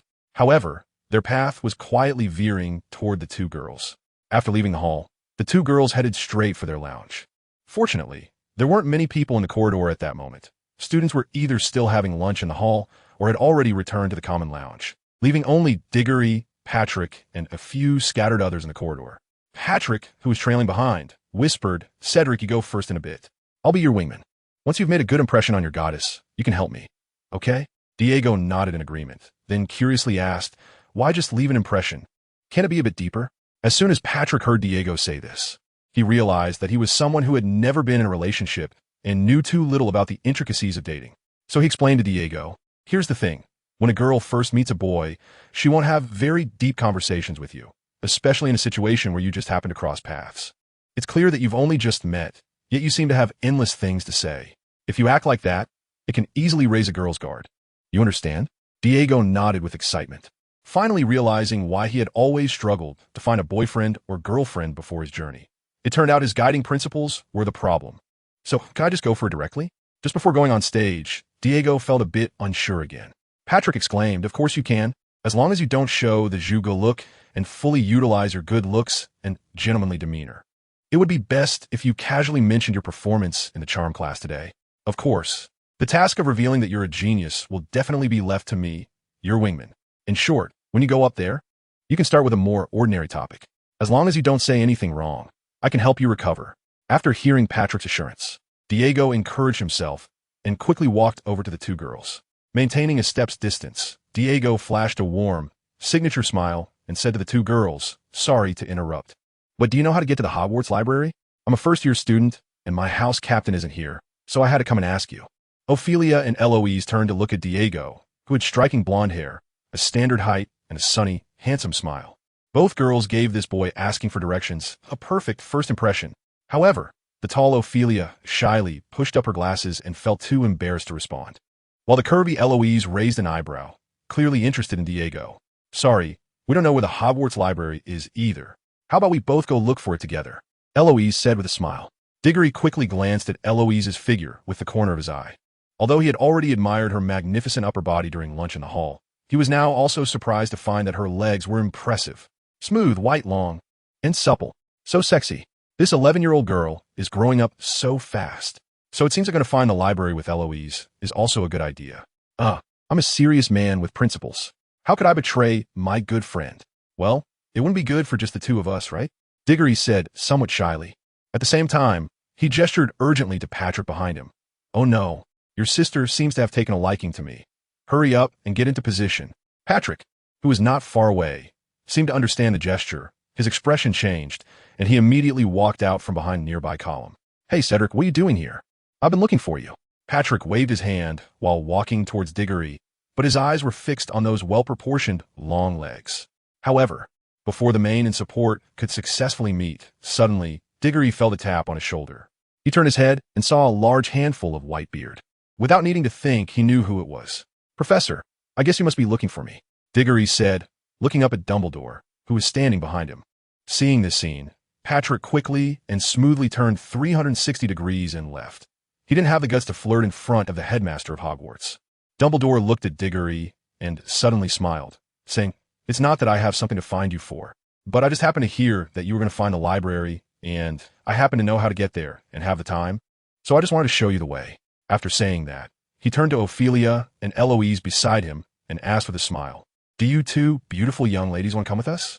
Regarding Dumbledore's invitation, Ophelia and Eloise clearly had no intention of joining. Students their age still felt a natural distance from teachers. So, Eloise smiled and politely declined Dumbledore's offer, just as she was about to pull Ophelia away, but she couldn't. "Professor Dumbledore," Ophelia said, blushing and nervously adjusting her glasses, "may I have a signed photo of you, please?" Diggory and Dumbledore both looked unexpectedly at the already anxious Ophelia. It was clear that just a moment ago, a single sentence had consumed a lot of her courage. Dumbledore's eyes revealed warmth and kindness. "Of course, my little angel." As he spoke, Dumbledore pulled out a signed photo of himself from a pocket of his wizard's robe and handed it to Ophelia. Eloise, who was nearby, saw Dumbledore's kind and approachable demeanor and boldly asked him for a signed photo as well. Dumbledore promptly took another signed photo from his pocket and handed it to Eloise. Thus, the two little girls happily left with Dumbledore's signed photos. Finally, Dumbledore had the chance to speak with Diggory alone. "Professor, what do you need from me?" Diggory asked, looking up at Dumbledore, who had been smiling and watching him intently.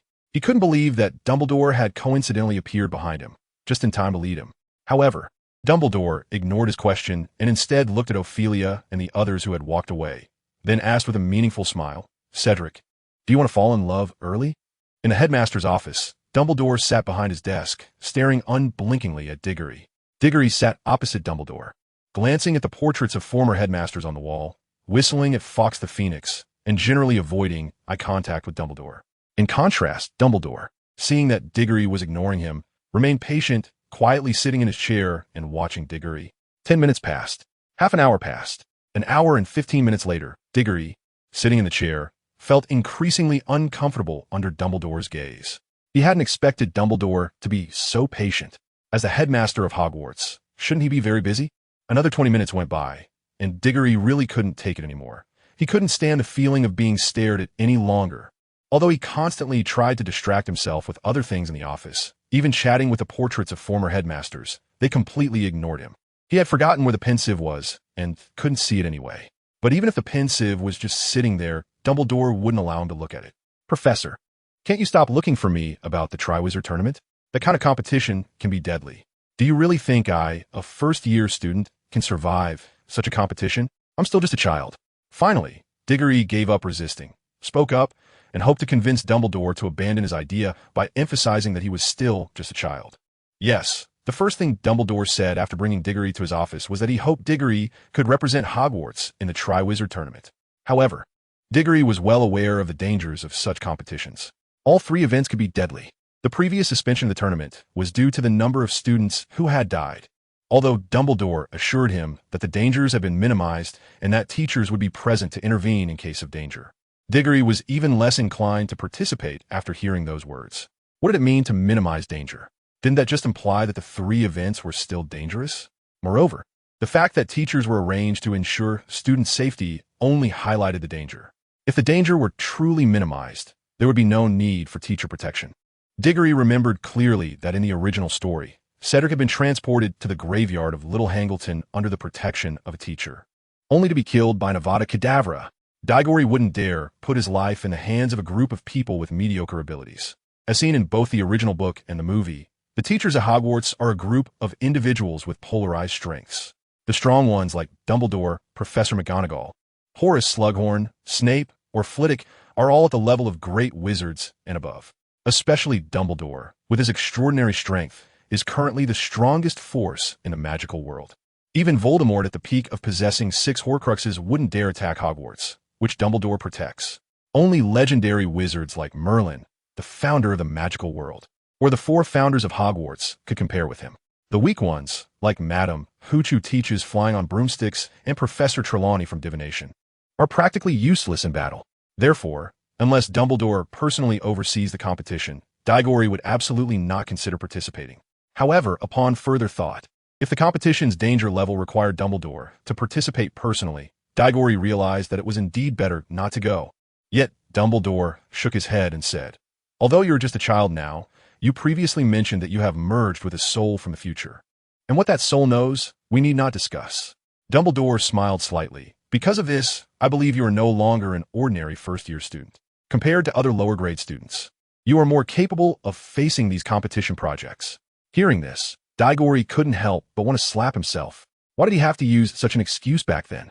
Why not come up with a better one? He could have just said he was exceptionally gifted and could foresee the future. But no matter how Diggory thought about it now, he had no chance to redo it. He still wanted to struggle a bit. Surely you can't participate in the competition without any strength, right? First to third years are all lower grades, and obviously, third-year students would be more suitable than him. However, to Diggory's despair, Dumbledore shook his head again. "Regarding strength, I heard that Professor Flitwick wants to transfer you to Ravenclaw. And the reason is that your talent is extremely strong. Even if you sleep during class, you can still grasp the spells. And the official start of the Triwizard Tournament is still 3 months away. If you sleep every day and learn 1 spell per nap by the end of 90 days, you would have learned 90 spells. Dumbledore's mouth revealed a kind and gentle smile. Such strength is not something even 7th-year students about to graduate possess. So, I am full of confidence in you." After saying this, Dumbledore cheerfully took a sip of coffee. Then, seeing Diggory still wanting to refuse, before he could speak, Dumbledore said, "Oh, by the way, I've already discussed this matter with your father and Professor Pomona, and we all agree that you should participate in the competition." Now Diggory had nothing to say. His father and the head of the college had already agreed to this matter, so he had no one to back him up if he wanted to refuse. Thus, Diggory could only helplessly nod, acknowledging the fact. "Can I know the competition projects in advance? After all, you have already discussed it beforehand," Diggory asked. His question was also hoping to prepare himself in advance. Even though he had a golden finger as a backup, nothing was absolute, especially with the Triwizard Tournament starting early and the subsequent storyline already being altered. He needed to prepare even more. Dumbledore nodded and said, "You can, but there is one thing I need to clarify. As of now, the competition projects are roughly determined to be a potion-making contest, a magical duel contest, and a 3-person team contest. These 3 will not change. But the specific content of the competition projects has yet to be finalized. That will be determined in the upcoming meetings." Die frowned. The first match was almost similar to a theoretical exam, just with the students preparing the medicine themselves, so it shouldn't be too dangerous. However, the upcoming confrontation matches and team competitions, Diggory asked. In the second match, can the students from Durmstrang use dark magic? It was necessary for Diggory to clarify this, as Durmstrang was not a school that shunned dark magic. The students there were allowed to learn it. If the opposing students could use dark magic during the competition, what was the point of even playing? Would he have to match the Durmstrang student's spell for spell? What if one of them cast the killing curse on him? Should he do the same back? It was known that Hogwarts prohibited the teaching of dark magic. So if he used it with so many people watching, how would he explain it? Would he say he learned it in a dream? Who would believe that? Rest assured, I will not allow dark magic to appear in the competition, Dumbledore said. After all, I will definitely be present during the match, and I will protect you. Hearing this, Diggory felt relieved. With such a powerful wizard watching over them, even Voldemort wouldn't dare to act recklessly during the competition. But wait, a team competition? Diggory suddenly looked at Dumbledore, realizing only then, Professor, you just said the third match is a team competition, and you mentioned we? What does that mean? Diggory was shocked as he looked at Dumbledore. He remembered from the original book and movie that in the Triwizard Tournament, each school could only send one champion to compete. Now, suddenly, there was a wee and an inexplicable team competition, but it must be said that it took Diggory quite a while to react to this. Dumbledore noticed the question in Diggory's eyes, nodded, and said, That's right, there will be more than just you participating. And I was the one who suggested this. Diggory was filled with question marks upon hearing Dumbledore's words. Professor, you have too much confidence in me. Are you afraid I will win too easily? So you want to find 2 deadweights for me? Dumbledore slowly shook his head and said, I hope that in the competition, your teammates can help share the pressure of the potion-making contest, allowing you to focus your energy on improving your strength during the next 3 months of preparation. I'm worried that someone might cause trouble during the competition. Then we just need to find someone good at potions to form a 2-person team. Why do we need an extra one? Diggory asked. I thought the same at first, Dumbledore replied, furrowing his brow, his eyes showing confusion. Lucius immediately suggested the idea of a 3-person team after me. Diggory widened his eyes and looked at Dumbledore. Lucius? Why is he involved? Shouldn't the Triwizard Tournament be organized by the Department of Magical Games and Sports and the International Magical Cooperation Department? Or why does the Malfoy family have to interfere? The Ministry of Magic isn't run by them. Or is there someone from the Malfoy family in the leadership of the Department of Magical Games and Sports or the International Magical Cooperation Department? Or is there a leader from the Ministry of Magic at the conference table who is Lucius's mistress? Diggory was fully unleashing his imagination and had also realized whom Dumbledore was worried might cause chaos during the competition. Dumbledore, upon hearing Diggory's words, shook his head helplessly and exclaimed, You're overthinking it. What nonsense about lovers? Where do you get all these dramatic ideas? Dumbledore explained that the main reason Lucius was able to attend the meeting was that the Triwizard Tournament was suggested and sponsored by his family. But there's one more thing I need to clarify, he continued. Although the leaders of the Department of Magical Sports and the Department of International Magical Cooperation are not from the Malfoy family, many members of their family hold important positions in various departments of the Ministry of Magic. Therefore, Lucius's words carry significant weight in the ministry. Dumbledore then looked at Diggory curiously and asked, Does the soul you merged with not have any memories regarding this matter? At this moment, Diggory felt extremely frustrated. Damn the Malfoy family. This is really different from the Harry Potter world in his memory. In the original work, it was never mentioned that the Malfoy family's influence could reach so deeply into the Ministry of Magic. He only remembered that in the second movie of the series, it was mentioned that the Malfoy family was one of the board members of Hogwarts, and there was almost no other information about the Malfoy family. But now Dumbledore actually told him that there were many people from the Malfoy family in the Ministry of Magic. Now he finally understood why Voldemort valued Lucius so much in the original work. Even though Lucius was timid and always messed things up, he didn't do anything to Lucius. It turned out that the power of the Malfoy family should not be underestimated. What memories are there? Diggory sat in his chair, weakly saying, There really isn't that much in my memory, and as time goes by, I can remember even less. This is true. As for Harry Potter, the series of movies and books he watched as a child before his soul crossed over, it is already quite remarkable that he can remember so much now. How much he can remember in the future, he himself couldn't say. Can this competition not make me go? At this moment, Diggory had to admit that after learning that the Malfoy family had actively restored and sponsored this Triwizard Tournament, he felt it in his heart. Now he was even a bit confused and scared because he realized that the Harry Potter world he was seeing now was different from the one he knew before his soul crossed over. Moreover, with the Triwizard Tournament confirmed to be held early, this indicated that the timeline of the story had changed significantly. Diggory was unsure if he still had the ability to face the changes that had already arrived. In that moment, Dumbledore sensed the shift in Diggory's heart, although he did not understand why Diggory had suddenly become so insecure. However, Dumbledore knew that if the Malfoy family truly intended to use this Triwizard Tournament for their own purposes, his most trusted student was none other than Diggory. Therefore, he had to change Diggory's current state. Only he had the ability to maintain Hogwarts' standing in the competition while also protecting his companions. Moreover, Diggory was the only younger student Dumbledore could think of who had the capability to face any potential schemes from Lucius. Aside from Diggory, there was no other student who could qualify to give him reassurance. But just as Dumbledore was about to comfort Diggory, he suddenly sensed that Diggory's spiritual strength had vanished right before his eyes.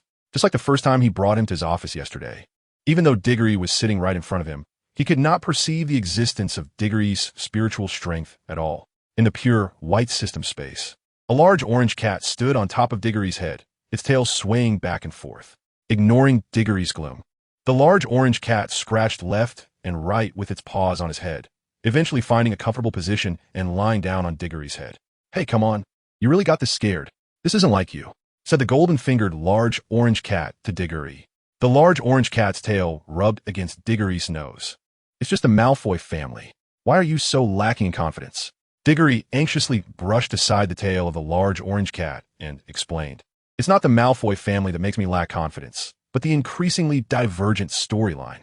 What I'm worried about is that the future events will completely exceed the original storyline or my expectations. If that's the case, I don't know if I'll be able to handle those things or people in the future." Sigh. Diggory sighed and said, "After all, I still lack experience. This is my first time traveling, and if only I could." At this point, Diggory looked at the large orange cat, his eyes shining with a glimmer of hope, and asked, "Is there a way here for me to have that kind of opportunity where I could try a few times? And if I fail, it's okay. I can restart and begin anew?" The large orange cat pondered Diggory's words and replied, "Are you saying that you want a space that allows you to enter where it's a replicated magical world, and then you can make mistakes infinitely inside?" Diego nodded eagerly. Yes, that's exactly it." Diggo was happy. The big orange cat knew that this kind of technical skill meant that the golden finger should be achievable. The big orange cat jumped down from Diggo's head, then elegantly laid down in front of him and popped out a claw from its paw, pointing towards a nearby shopping store. "Give me 3 pounds of spicy beef jerky, 2 pounds of 5-spice chicken feet, and 5 pounds of cumin dried fish." The big orange cat squinted its eyes, and on its fluffy face appeared an expression that said, "If you do as I say, I'll tell you." Diggory widened his eyes, looking at the big orange cat in disbelief. He never expected this cat to be so shameless. It actually took advantage of the situation. He also didn't expect that a shopping store could be used like this, and that this cat could actually eat. Even more surprising was that a cat could display such human-like expressions. But it didn't matter. Right now, this cat was in control. It was the knife, and he was the fish. Goalie walked to the shelf in the store, casting a doubtful glance at the big orange cat, but suppressed his curiosity and silently thought to himself, "I want spicy beef jerky, 5-spice chicken feet, and cumin small fish." Immediately, the items on the shelf, in the face of Goalie's shocked gaze, transformed into various kinds of ready-to-eat snacks after a flash of white light. Among them were the 3 foods that the big orange cat wanted. Diggory glanced at the required magical power values for the 3 food items, and fortunately, they weren't expensive. The beef jerky was 10 points of magical power per pound, chicken feet were 5 points per pound, and dried fish was 6 points per pound. So, Diggory waved his hand grandly in exchange for 10 pounds of each. No problem, he's got money, it doesn't matter. After placing the snacks that Big Orange wanted in front of it, Diggory looked at it like a rich nouveau riche gazing at a dead broke person and asked, "So, where's that space? How do I get in? I want to try it out."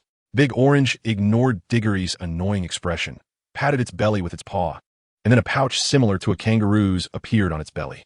However, while kangaroos use that pouch to carry their young, Big Orange used this pouch to store snacks. Once all the snacks were packed inside, the pouch on its belly showed no signs of being filled, appearing just as it did before the snacks were added.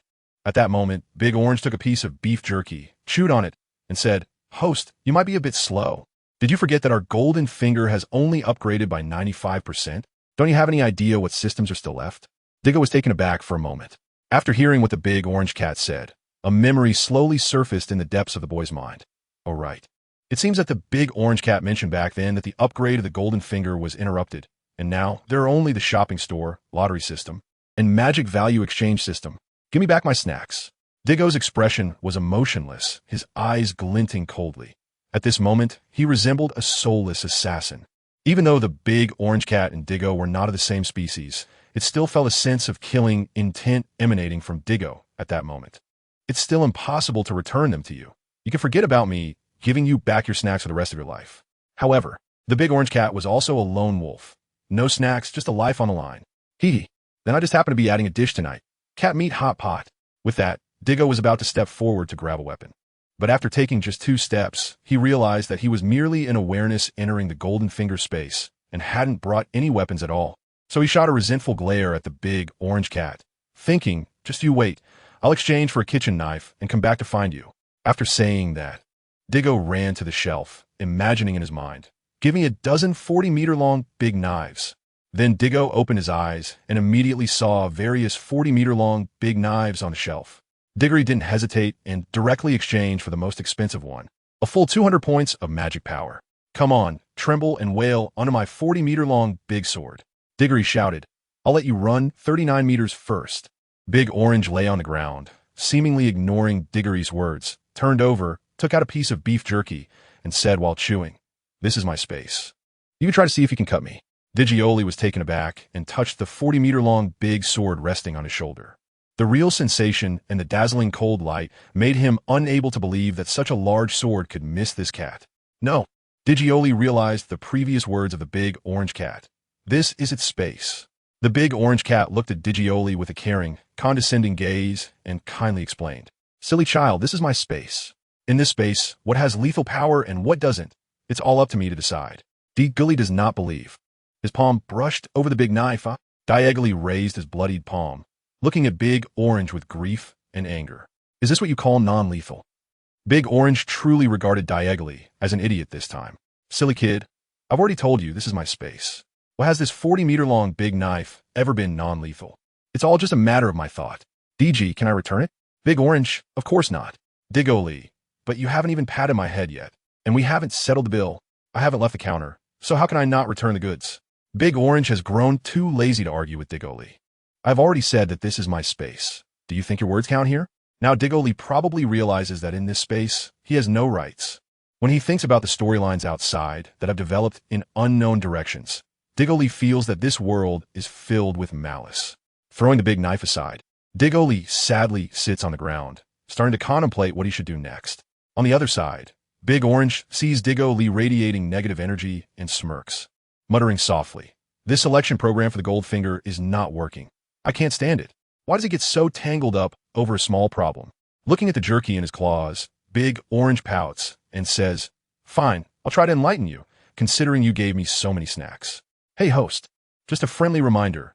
You have an ally like Dumbledore by your side and a Goldfinger that can provide you with any help, plus there's Harry Potter, the chosen one, in the future. With this lineup, how can you be such a coward? What Big Orange said casually means that as long as you remind Dumbledore, he won't fall under the curse of the Gaunt Ring. And a fully powered Dumbledore, whose strength is not affected at all, means what? I don't need to remind you of that.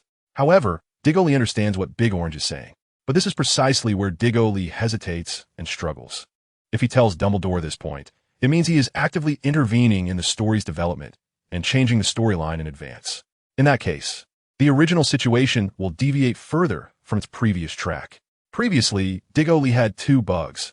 One was his innate Goldfinger, and the other was his knowledge of the story development in the Harry Potter world.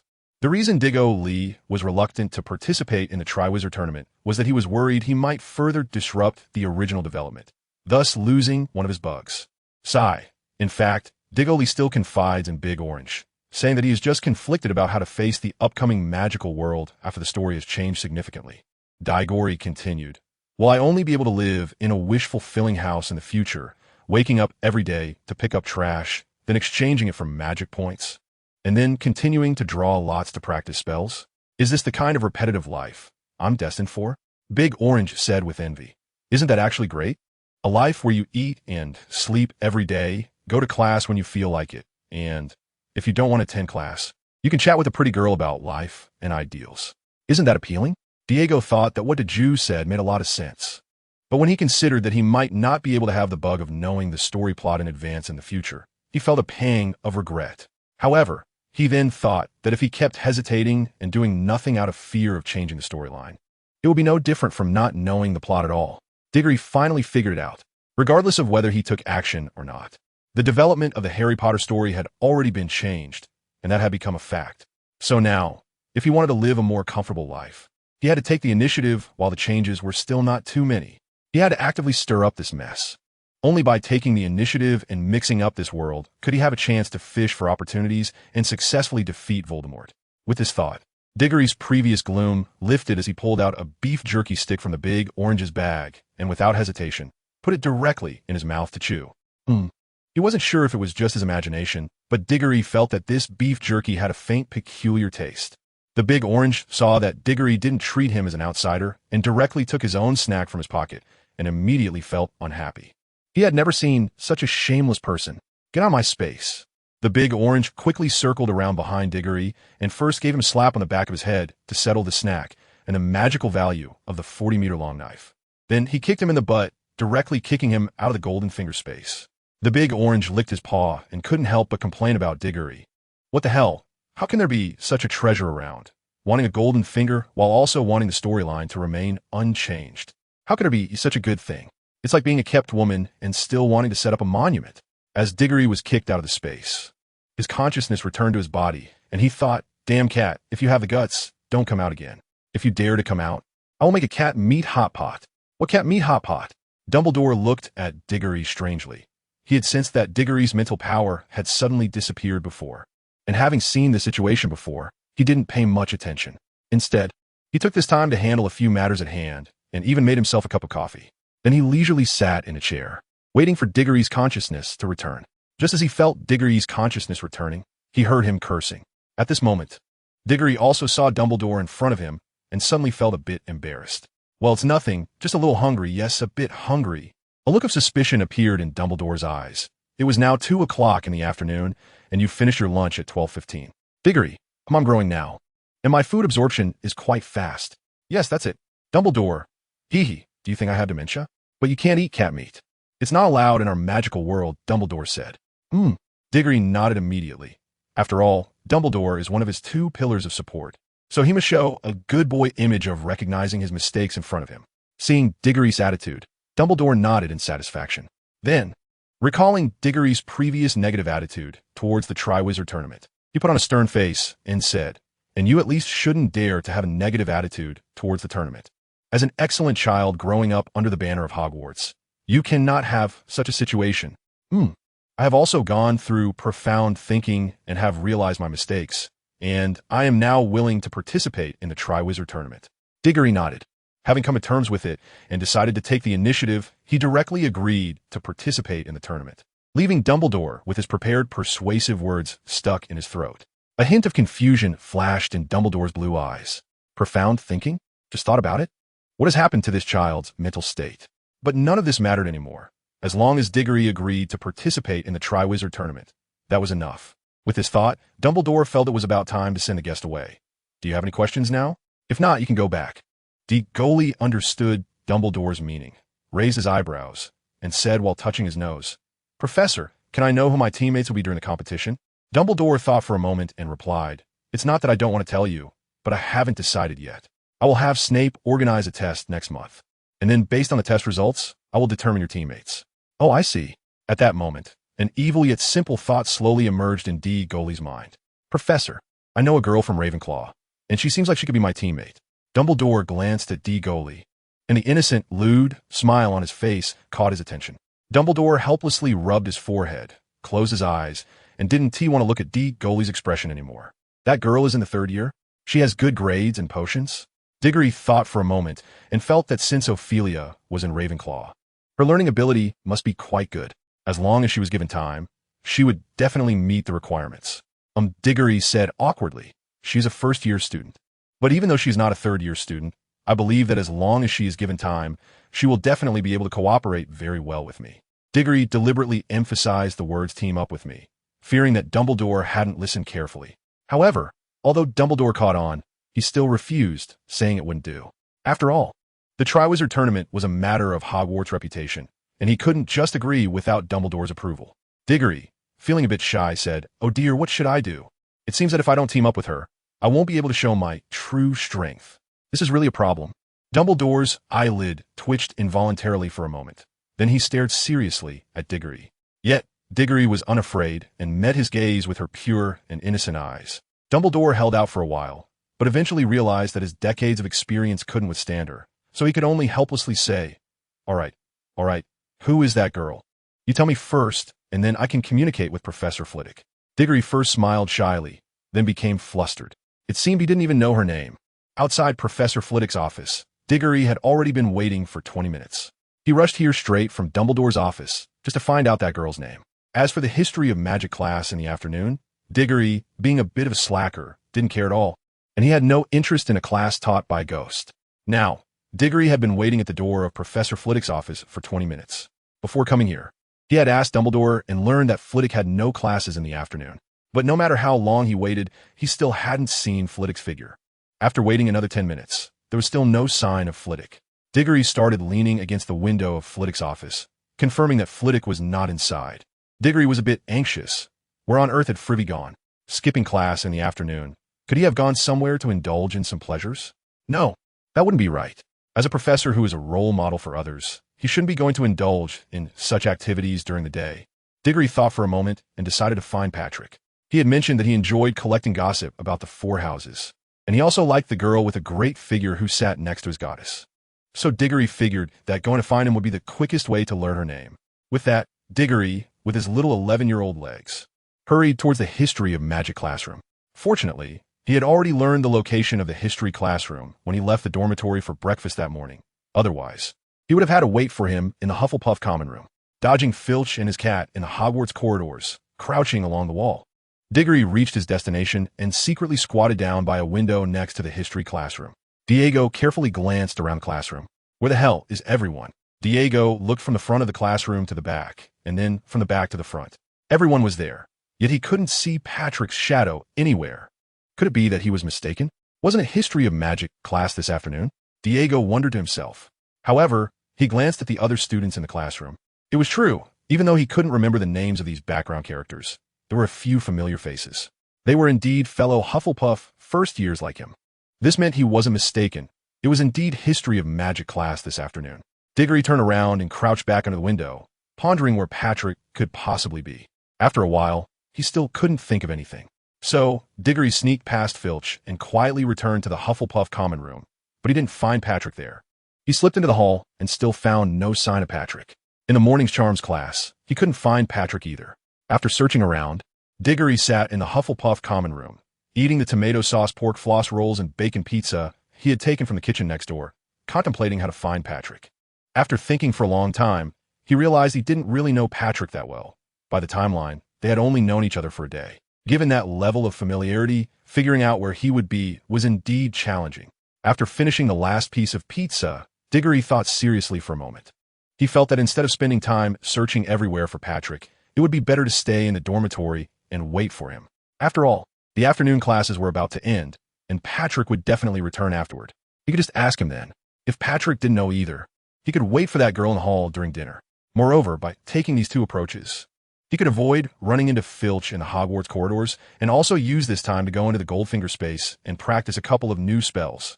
Diego felt very clever, having found a very good solution without realizing that it was because he was lazy, too lazy to go out and find a better option, that he made such a decision.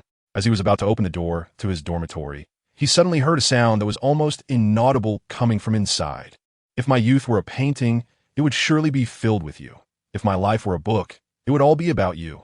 If meeting you is fate, then having you is my greatest fortune in this life. Oh, how annoying. Why do you have to be so straightforward? It's embarrassing. I once thought I would spend my whole life looking for you, but Lady Luck smiled upon me, allowing me to meet you at this moment. Oh, you make me so shy, my heart is racing. I hope to have someone like you, as refreshing as the breeze in the mountains, as warm as the light in an ancient city. From morning to night, from the wilderness to the study, from innocent childhood friendship to now sharing the same bed. As long as it ends with you, that is all that matters. You silly ghost, how annoying.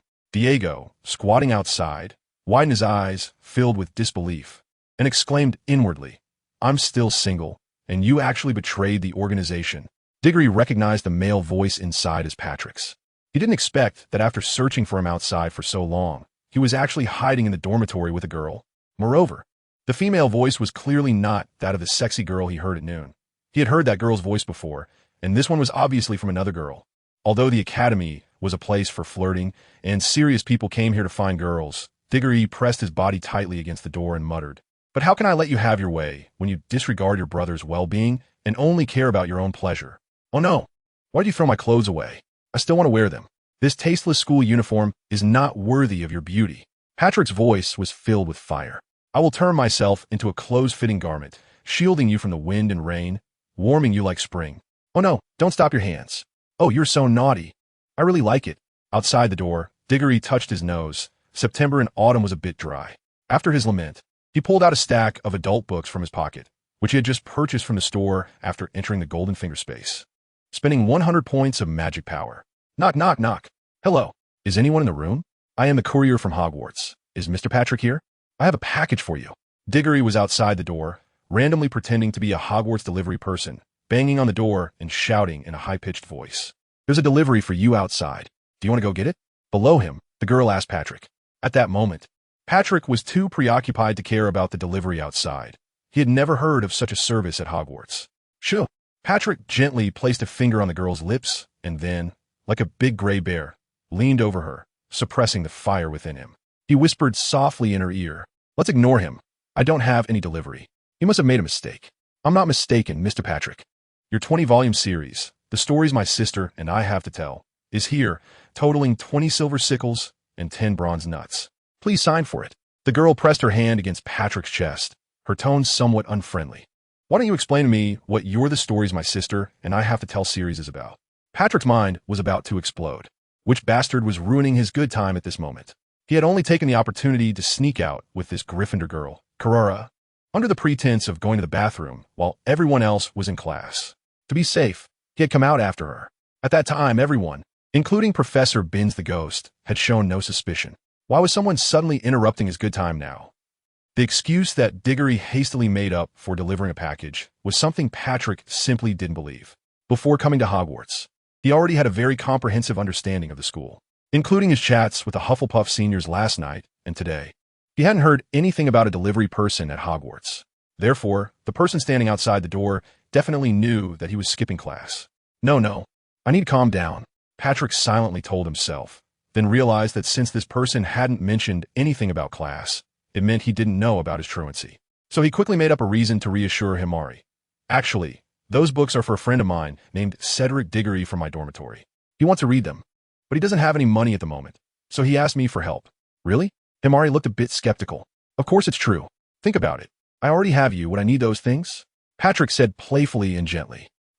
That makes sense. I believe you." Himari couldn't resist Patrick's tone and, without thinking it through, believed him. Seeing that Himari had fallen for his trick, Patrick let out a sigh of relief. "Just leave outside the door. I can't come out to get it right now." Patrick knew that the most important thing was to find a reason to get this person to leave. He couldn't let him ruin his good fortune. Diggory didn't hear Patrick's fabricated excuse, and he never expected that Patrick could remain so calm in such a situation and come up with a countermeasure so quickly. He truly was a respectable opponent. Hearing silence outside, Patrick relaxed. That person must have left after dropping off the package. He then turned his attention back to Himari beneath him. "My little darling, I'm sorry to keep you waiting. I'm coming to make it up to you now." Himari giggled, holding Patrick's head against her chest. "You naughty boy, so eager." Meanwhile, Diggory outside felt quite uncomfortable. It wasn't right. We're in the same dormitory, and I'm still single. How can you get out of being single first? Brothers should stick together. "No way, Mr. Patrick. The package has to be signed for in person. Without a signature, the process can't go through." As Patrick was about to make a move, he nearly lost control upon hearing this voice, almost pulling out his wand to open the door and give the person outside a spell. But he quickly calmed down, realizing he didn't know any harmful spells yet. So Patrick had to painfully force himself to remain composed. Although Patrick managed to calm down again, Himari beneath him was not having it. "Oh, just go and sign for those 20 books. Otherwise, that person won't leave." Patrick was also furious with the person outside. He's seen bad people ruin good things, but never someone so determined. He slapped his head hard. "I've got an idea. Hey, do you know a person named Patrick?" Patrick shouted towards the door. Himari looked at him curiously, but after receiving a glance from him, she obediently didn't ask anything. Meanwhile, Diggory outside was a bit confused, but he couldn't show any weakness at this moment. so he could only deny knowing. I don't know him, but didn't you just admit you were Mr. Patrick? Patrick began his act. I never claimed to be Patrick. I'm Cedric, his dorm mate. He is currently in a history of magic class. You can come back to find him after class. You are Cedric. Diggory stood outside, his face twisted with confusion. If you were Cedric, then who am I? Diggory took a deep breath, his gaze slowly turning cold and devoid of emotion. Since you are unkind first, don't blame me for being ungrateful.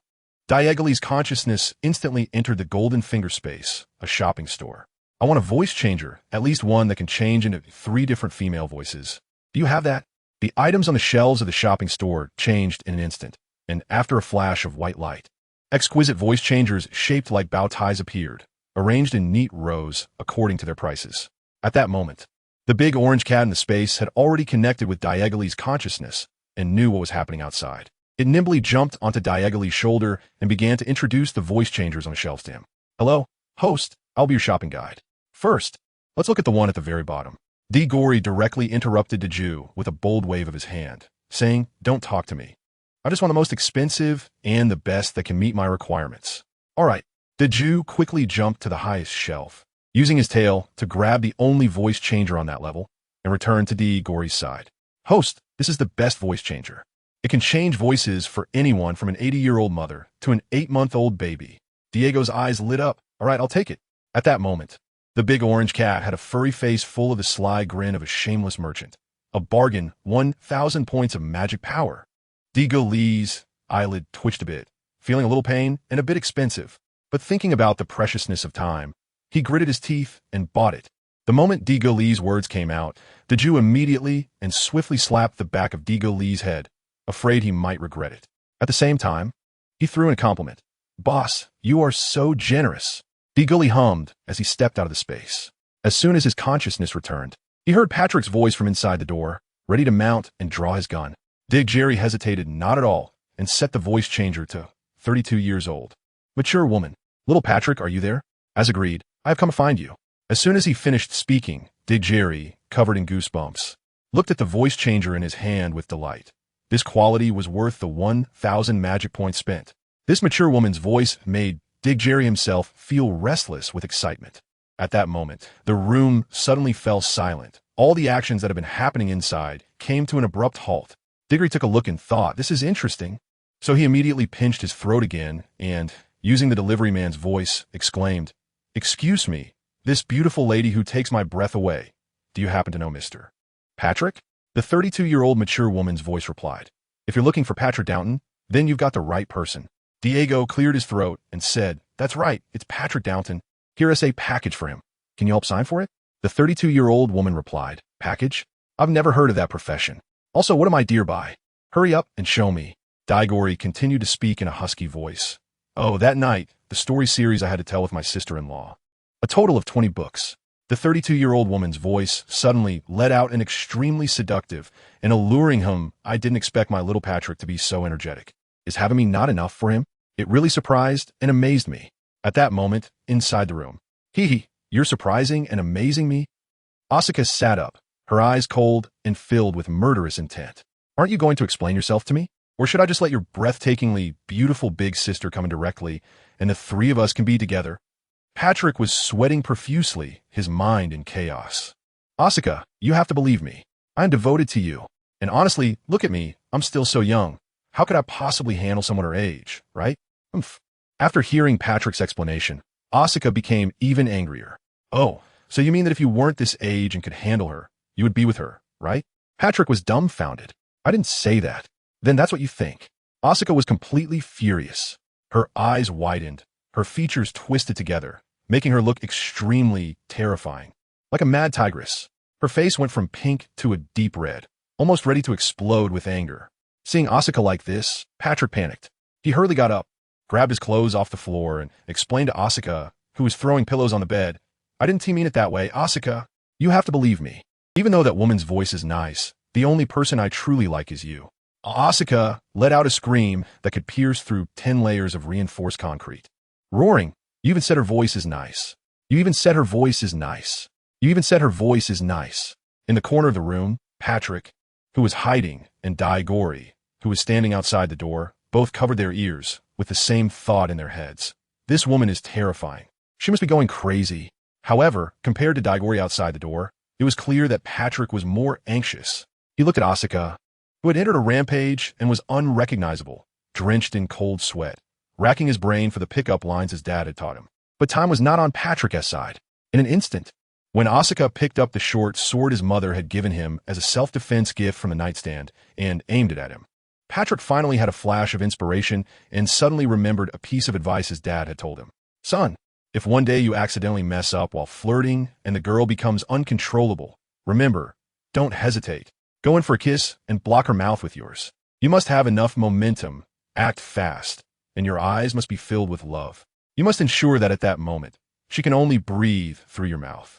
This will lead to insufficient oxygen to her brain, making her unable to process the complicated information from before. She will only be immersed in your passionate kiss, ultimately unable to extricate herself. His father's words echoed in his mind, and at that moment, asCedric had already lunged at Patrick. At this moment, Patrick had no time for any other thoughts. He could only follow his dad's advice. In that split second, with a surge of courage, he was ready, tears in his eyes, filled with emotion. His gaze was set. He grabbed asCedric's hand, holding the weapon with his left hand, and wrapped his right arm around her slim waist. The action was in place. Finally, Patrick didn't give asCedric a chance to react and directly gave her a long, deep, passionate kiss. After a long time, their lips parted. This kiss was full of my love for you. You rested your head on my shoulder, and I saw infinite tenderness in your eyes. If time allowed, I would want this moment to be eternal, so that I could always have you like this. Give me a chance. I really like you. asCedric was charmed by Patrick's actions. Being just a girl, she had never encountered such flirting techniques. In Patrick's words and embrace, she fell again. All right, just one last time. Diego peered through the crack in the door, taking everything in. After hearing Patrick finish speaking, he was astonished that Mirai had been handled so easily. He couldn't help but admire Patrick's skills. What master? Diego murmured to himself. No, I need to step it up. The bowtie transformation device made another appearance. The voice of a 32-year-old woman. Little Patrick, who are you talking to in there? You said you like someone. At this moment, D. Gully enters his personal Oscar Best Actor state, forcefully banging on the dormitory door, his voice gradually becoming hysterical. Little Patrick, who are you talking to? Is there someone else in there? Have you changed your mind? Didn't you tell me? When the mountains crumble and the heavens unite, only then will I dare to part with you. Are you lying to me? When you were chasing me, you also said that you would be willing to transform into the stone bridge of Hogwarts, enduring 500 years of wind and 500 years of rain, just so that one day I could walk over from the mountain. The mature woman played by Diego Lee sobbed. At that time, I even advised you to give me up. I said our age difference is too great and it wouldn't lead to any results. But you said, to love a girl, rather than letting her go for her happiness, it's better to keep her and strive for her happiness. So you came to Hogwarts, saying you would work hard for our future. Were those words all a lie? Little Patrick, say something. Inside the room, Patrick saw the dimming gaze of asCedric in his arms and thought to himself, not good. Humph. When the mountains crumble and the earth merges, only then would I dare to sever ties with you. 500 years of wind and 500 years of rain. Working hard for your future. Huh. Then what am I? You just keep working hard for her. Smack. At that moment, asCedric finally left that embrace, stood up straight, and then suddenly gave Patrick a resounding slap. Then in silence, she began to get dressed without saying a word. Diego couldn't sneak a peek anymore and quickly turned around to resume his eavesdropping. Although Patrick was a bit dazed from the slap, he still wanted to hold on, saying, let me explain. I don't want to listen. I don't want to listen. I don't want to listen. As asCedric quickly got dressed, she didn't spare him a glance and directly slammed the door on her way out. Before leaving, asCedric paused, not turning her head, and said, Patrick Downton, you jerk from now on. We are forever strangers. Patrick hurriedly chased after her, but all he saw was her resolute back as she left without looking back. He reached out his hand, wanting to say something to salvage the situation. But in the end, his hand dropped, and the words never came out. Taking a deep, sorrowful breath, he realized that the air still carried asCedric's scent. A tear slipped from the corner of Patrick's eye, flowed down his cheek into his mouth, and he murmured, is this the taste of youth? Diggory, I don't know, but it must smell really bad. Cedric, what are you doing here? Patrick suddenly turned around at the sound of an exclamation and saw Diggory casually walking out from behind the door. Then Patrick seemed to remember something, looking at Diggory with suspicion and asking tentatively, when did you come in? Not long ago. When I came in, I saw a woman, probably around 30, covering her face and crying as she ran out. Do you know who she is? Diggory asked. The corner of Patrick's eye twitched as he replied, Believe me, I want to know who that woman is even more than you do. But speaking of which, why are you here? Aren't you supposed to be in class? Professor Dumbledore just finished talking to me, and I didn't feel like going to history of magic class, so I came back. Diggory said, By the way, who was that girl that just left? Why did she call you a jerk? Diggory continued to ask. As soon as he heard Diggory's question, Patrick's previously calm face twisted in an instant. Gritting his teeth, he said, Whether I'm a jerk or not doesn't matter. What's important is, Cedric, when you came in, did you see a guy who said he was a delivery person? Oh, you mean that guy? I saw him. He was in a hurry, but before he left, he asked me to give you these 20 books. Saying this, Diggory handed the stack of books to Patrick. When did you buy these? Where did you get them? To avoid revealing any flaws, Diggory decided to keep up the act.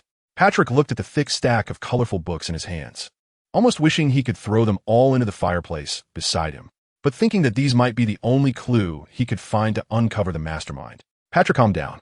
I bought these before the school started, worried that school life would be too boring, so I got them to pass the time at night while hiding under the covers. Diggory heard Patrick say this and knew he had temporarily passed the test. Then he could finally get to the point. Patrick, do you remember those 2 Ravenclaw girls we saw in the cafeteria at noon today? Patrick replied while putting the books under his bed. Yeah, I remember. What's up? I want to know the name of the girl I like. Diggory said eagerly. Why are you asking that? Wait, what do you mean? Patrick hurriedly hid the books and turned back to ask, Do you really like that girl? Diggory looked at Patrick, who was in high spirits and eager to gossip about him, and couldn't help but sigh. This really is someone who forgets things easily. He's recovered so quickly. Actually, it's a bit of both. Diggory still felt a little embarrassed. After all, he was actually a man in his 20s who had developed feelings for an 11-year-old girl. If anyone found out, he would have nowhere to hide his face. The main reason was that there was a competition called the Triwizard Tournament that had been revived recently, and Professor Dumbledore hoped I could participate with 2 teammates. So I thought of that girl. Diggory explained that he had forcibly made an excuse for himself, and this excuse was absolutely official. He just wanted to take this opportunity to get closer to her, so that with repeated encounters, there would be a chance. However, when Patrick heard Diggory say he was about to participate in the Triwizard Tournament, he immediately became anxious. Cedric, haven't you heard of the Triwizard Tournament? It's a competition that has been banned due to the high mortality rate of contestants. And isn't that tournament only open to upperclassmen? Why would Professor Dumbledore let you compete? Isn't that just sending you to your death? Diggory was taken aback when he saw Patrick's anxious expression at that moment. He could clearly feel that Patrick was genuinely concerned about him. A warmth spread through his heart inexplicably, and Diggory smiled, directly telling Patrick about his conversation with Dumbledore in the office, skipping over some details and only mentioning that the Triwizard Tournament had been restructured. Upon hearing this, Patrick nodded in relief and said, I knew it. Professor Dumbledore would never send you to a dangerous competition like that. Then Patrick patted Diggory's shoulder like an adult, saying, Cedric, you are the pride of Hufflepuff, and I believe you can win the tournament, and you'll earn us a lot of house points, leading Hufflepuff to win the House Cup this time. Diggory just smiled at Patrick's words, and then said, You still haven't told me that girl's name. Are you sure you want to pursue that Ravenclaw girl? Seeing that Diggory still wanted to ask for the girl's name, Patrick couldn't help but ask, I must remind you, it's best not to mess with a Ravenclaw girl. Patrick added, I've already shifted my focus and set my sights on a Gryffindor. As a brother, I feel it's necessary to give you a heads up. Diggory found it a bit strange. Why can't he approach the Ravenclaw girl? Is it because Professor Flitwick doesn't allow it? But I remember that Hogwarts doesn't have a rule against students dating. Moreover, she is so beautiful. Why can't I pursue her? Patrick wore a mysterious expression and said softly, It's not for any other reason. It's just that Ravenclaw girls are too smart. Too smart? Diggory was a bit puzzled. Exactly. Too smart, Patrick said with a face full of dread. If it weren't for a senior warning me back then, I might have been like you and made a move on the girl I liked. Patrick continued. That senior told me that too many of our predecessors have fallen for Ravenclaw girls. What do you mean? Diggory asked. Patrick thought for a moment about Diggory's question and, to make him give up, directly revealed everything that senior had told him. There was a Slytherin senior who, while dating a Ravenclaw senior, tried to sneak a kiss. But then, because he left a long hair on his wizarding robe, his Ravenclaw girlfriend unraveled the whole situation and found out everything. Diego touched his nose and said, This is clearly that Slytherin's own doing. If it were you, would you be willing to be cheated on by your girlfriend? Diego's soul-searching question immediately stumped Patrick. It seems to make sense. Patrick murmured, But there's more. Patrick didn't give up and continued. A senior from Gryffindor was assigned to sit next to a girl in class, and he ended up with her perfume scent on him. Even a day later, his Ravenclaw girlfriend could still smell that girl's perfume on him. As a result, the Gryffindor guy was first dumped, and then he received a lovely gift package from his girlfriend, leaving him smelling like a big pile of dung for a whole month. Diego originally wanted to say that this was also the man's own doing, but before he could speak, Patrick stopped him and continued to say, "Actually, this isn't even the worst part. The worst part is a high IQ couple who are both Ravenclaw students. The guy always scores higher than his girlfriend in every exam, and he constantly mocks her after the tests. The key point is that if it were just the mocking, it would be one thing. But this guy once mocked her and then proceeded to discuss the questions warmly with another girl right in front of his girlfriend. Diego knew at this point that even a deity couldn't save this man. Sure enough, Patrick took a sip of water and continued. In the end, it was that time he finally made his girlfriend cry, and the consequences were severe. Diego Lee's spirits lifted instantly upon hearing this, knowing that the climax of the story was coming. What happened? What did that guy's girlfriend do to him? Patrick was also getting excited, not paying attention to Diego Lee's enthusiasm. Even if he had noticed, it wouldn't have mattered, because when he first heard this part, he felt just like Diego Lee. What happened? TSK, TSK, TSK, even though he had already heard it once. Now just retelling it to Diego Lee, Patrick could still feel the shock and fear in his heart from when he first heard the news. The result was that the girl had secretly started dating another guy who had always liked her, and with his help, her grades were improving. In the end, not only did her grades surpass those of her boyfriend, delivering him a heavy blow at his most proud moment, but when her boyfriend realized his mistake and wanted to ask for forgiveness, she announced in front of him and everyone else that she had already been dating another guy. Just like that, she firmly placed a green hat on her boyfriend's head. Hiss. Upon hearing this, Diego Lee couldn't help but gasp in shock. Wow, that's ruthless. This move is simply pulling the rug out from under him, a heart-wrenching blow. Although Patrick didn't understand what Diego Lee meant by pulling the rug out from under him and heart-wrenching blow, he could still sense Diego Lee's tone, right? You also think it's terrifying, don't you? Patrick was equally shocked and said, and that's not all. After that guy found out his girlfriend had cheated on him, perhaps because he couldn't handle it mentally, he completely broke down on the spot. He pulled out his wand and was ready to duel with the guy who had put the green hat on him. As soon as Diggory heard that there was more to the story, he immediately pulled Patrick to sit on the dormitory sofa. Although there were no chips or sunflower seeds, it didn't affect his eagerness to continue listening. Patrick didn't tease Diggory at this moment and directly narrated the ending. The result of the duel was an extremely rare mutual defeat. Both sides attacking spells hit each other at the same time. At this point, the real winner and loser between the two was finally determined. Wait, Diggory asked, didn't you say earlier that the result of their duel was mutual defeat? Patrick waved his hand and said, don't rush, let me finish.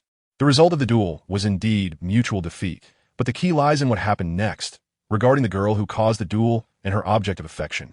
Seeing Diggory's eyes widening with curiosity, Patrick smiled satisfactorily and continued, that girl didn't even look at the two boys who fought for her. Instead, she walked away from both of them.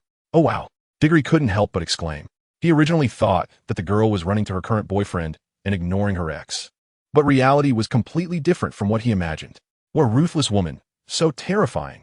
Although he didn't understand what Diggory meant by terrifying, Patrick could still sense the tone in his voice. That's why I said, if you want to find a girlfriend, you must not choose a Ravenclaw, Patrick advised Diggory again. Because of these few senior girls as examples, now every Ravenclaw girl wouldn't easily let go of her ex-boyfriend. If you break up with that Ravenclaw girl in the future, it would be a light punishment to just lose some skin. However, what shocked Patrick was that Diggory didn't listen to his advice and still held on to his original thought. Although I know you're saying this for my own good, I still want to know that girl's name, Patrick said in disbelief. Have you gone mad? Although that girl is indeed very charming. There are plenty of beautiful and elegant girls in Slytherin, Gryffindor, and even Hufflepuff. Have you lost your mind, just to fall for that one flower? Diggory touched his nose, thought seriously for a moment, and then looked at Patrick and said, not all Ravenclaw girls are like that. And if she and I really end up together, we might not break up in the end. Diggory continued. After all, the three examples you mentioned earlier, those guys were punished because of their own actions. Even the last example, the girl-esque situation was still caused by us guys. One who doesn't know how to cherish a woman, and another who is morally low and actually steals someone else's partner. So he deserves to be used. Patrick looked at Diggory as if he were a monster, unable to fully understand Diggory's thoughts with his current mindset. So, you plan to stick with that cabbage and are willing to give up the entire huge vegetable garden for her, right?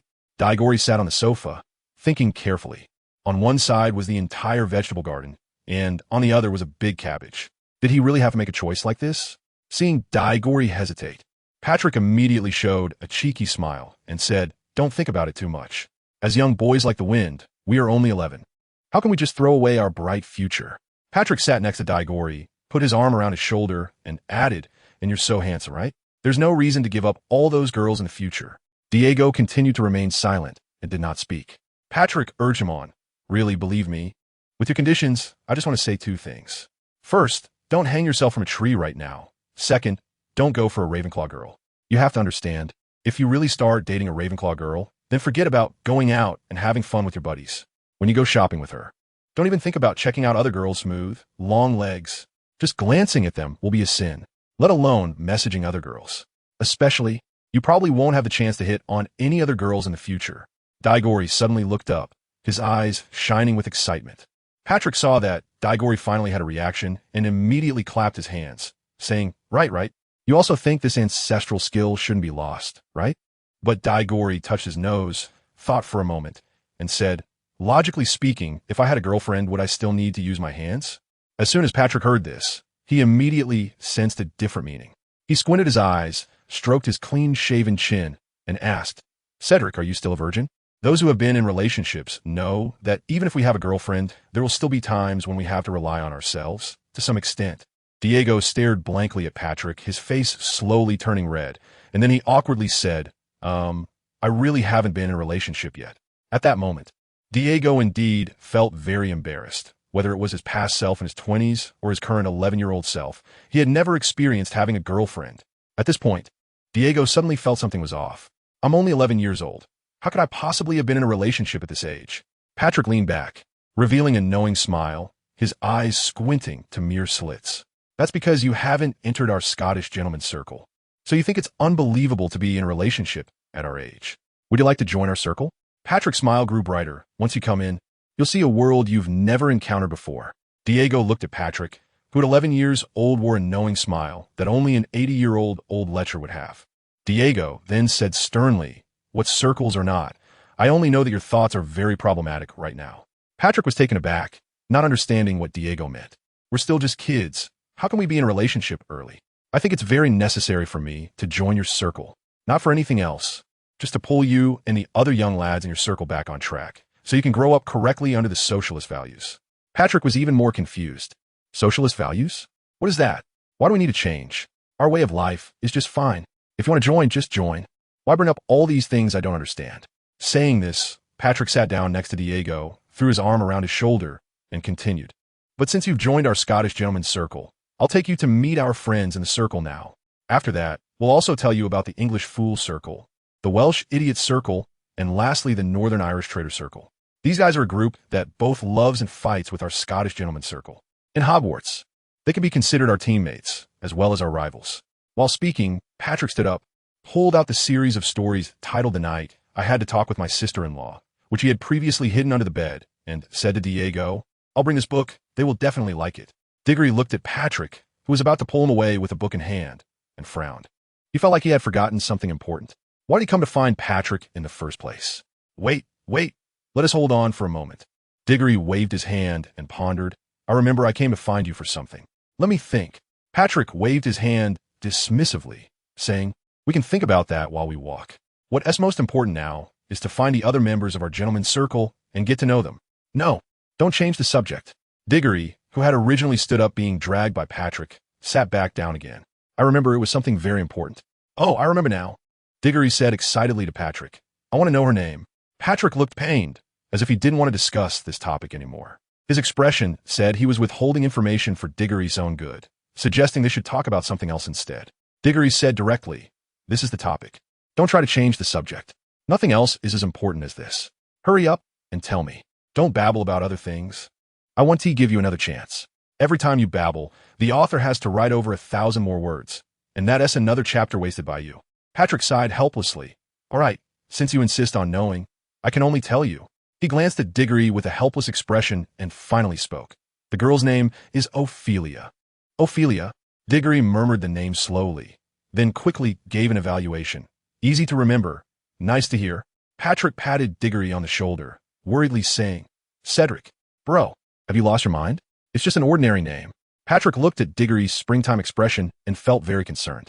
From his experience, Diggory's mind was likely filled with thoughts of Ophelia right now. He wouldn't be able to hear anything else. Suddenly, Diggory remembered a crucial question and immediately grabbed Patrick's hand, asking, "Does Ophelia have a boyfriend?" "No," Patrick replied. "Nice." Diggory became excited. He finally knew her name and also learned that Ophelia didn't have a boyfriend, which meant he could officially start pursuing her. So, the most important thing now was to find her first, then start as friends and gradually deepen their relationship. Thinking of this, Diggory looked at Patrick beside him. This guy was experienced.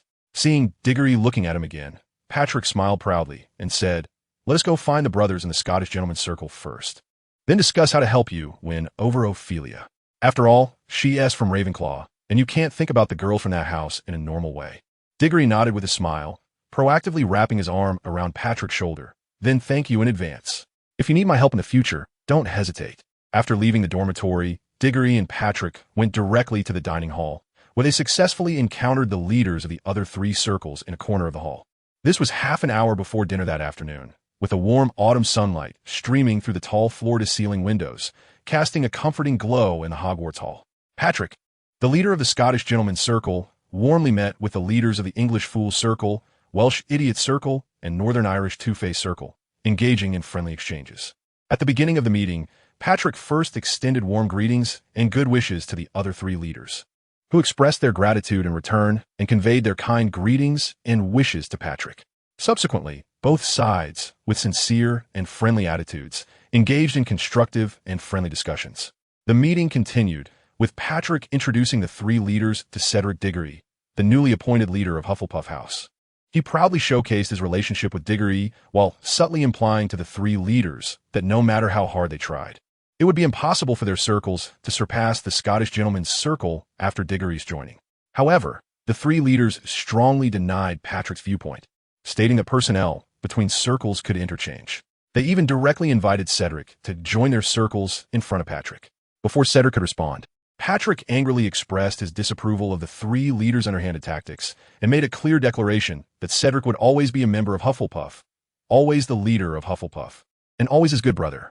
He emphasized that not only does Hogwarts not allow students to switch houses, but even if it did, Cedric would never leave Hufflepuff, which needed him. Hufflepuff would never give up on Cedric. At the same time, Patrick expressed his deepest and angriest contempt for the 3 leaders' blatant attempts to poach. Ultimately, due to severe ideological conflicts, both sides parted ways unhappily.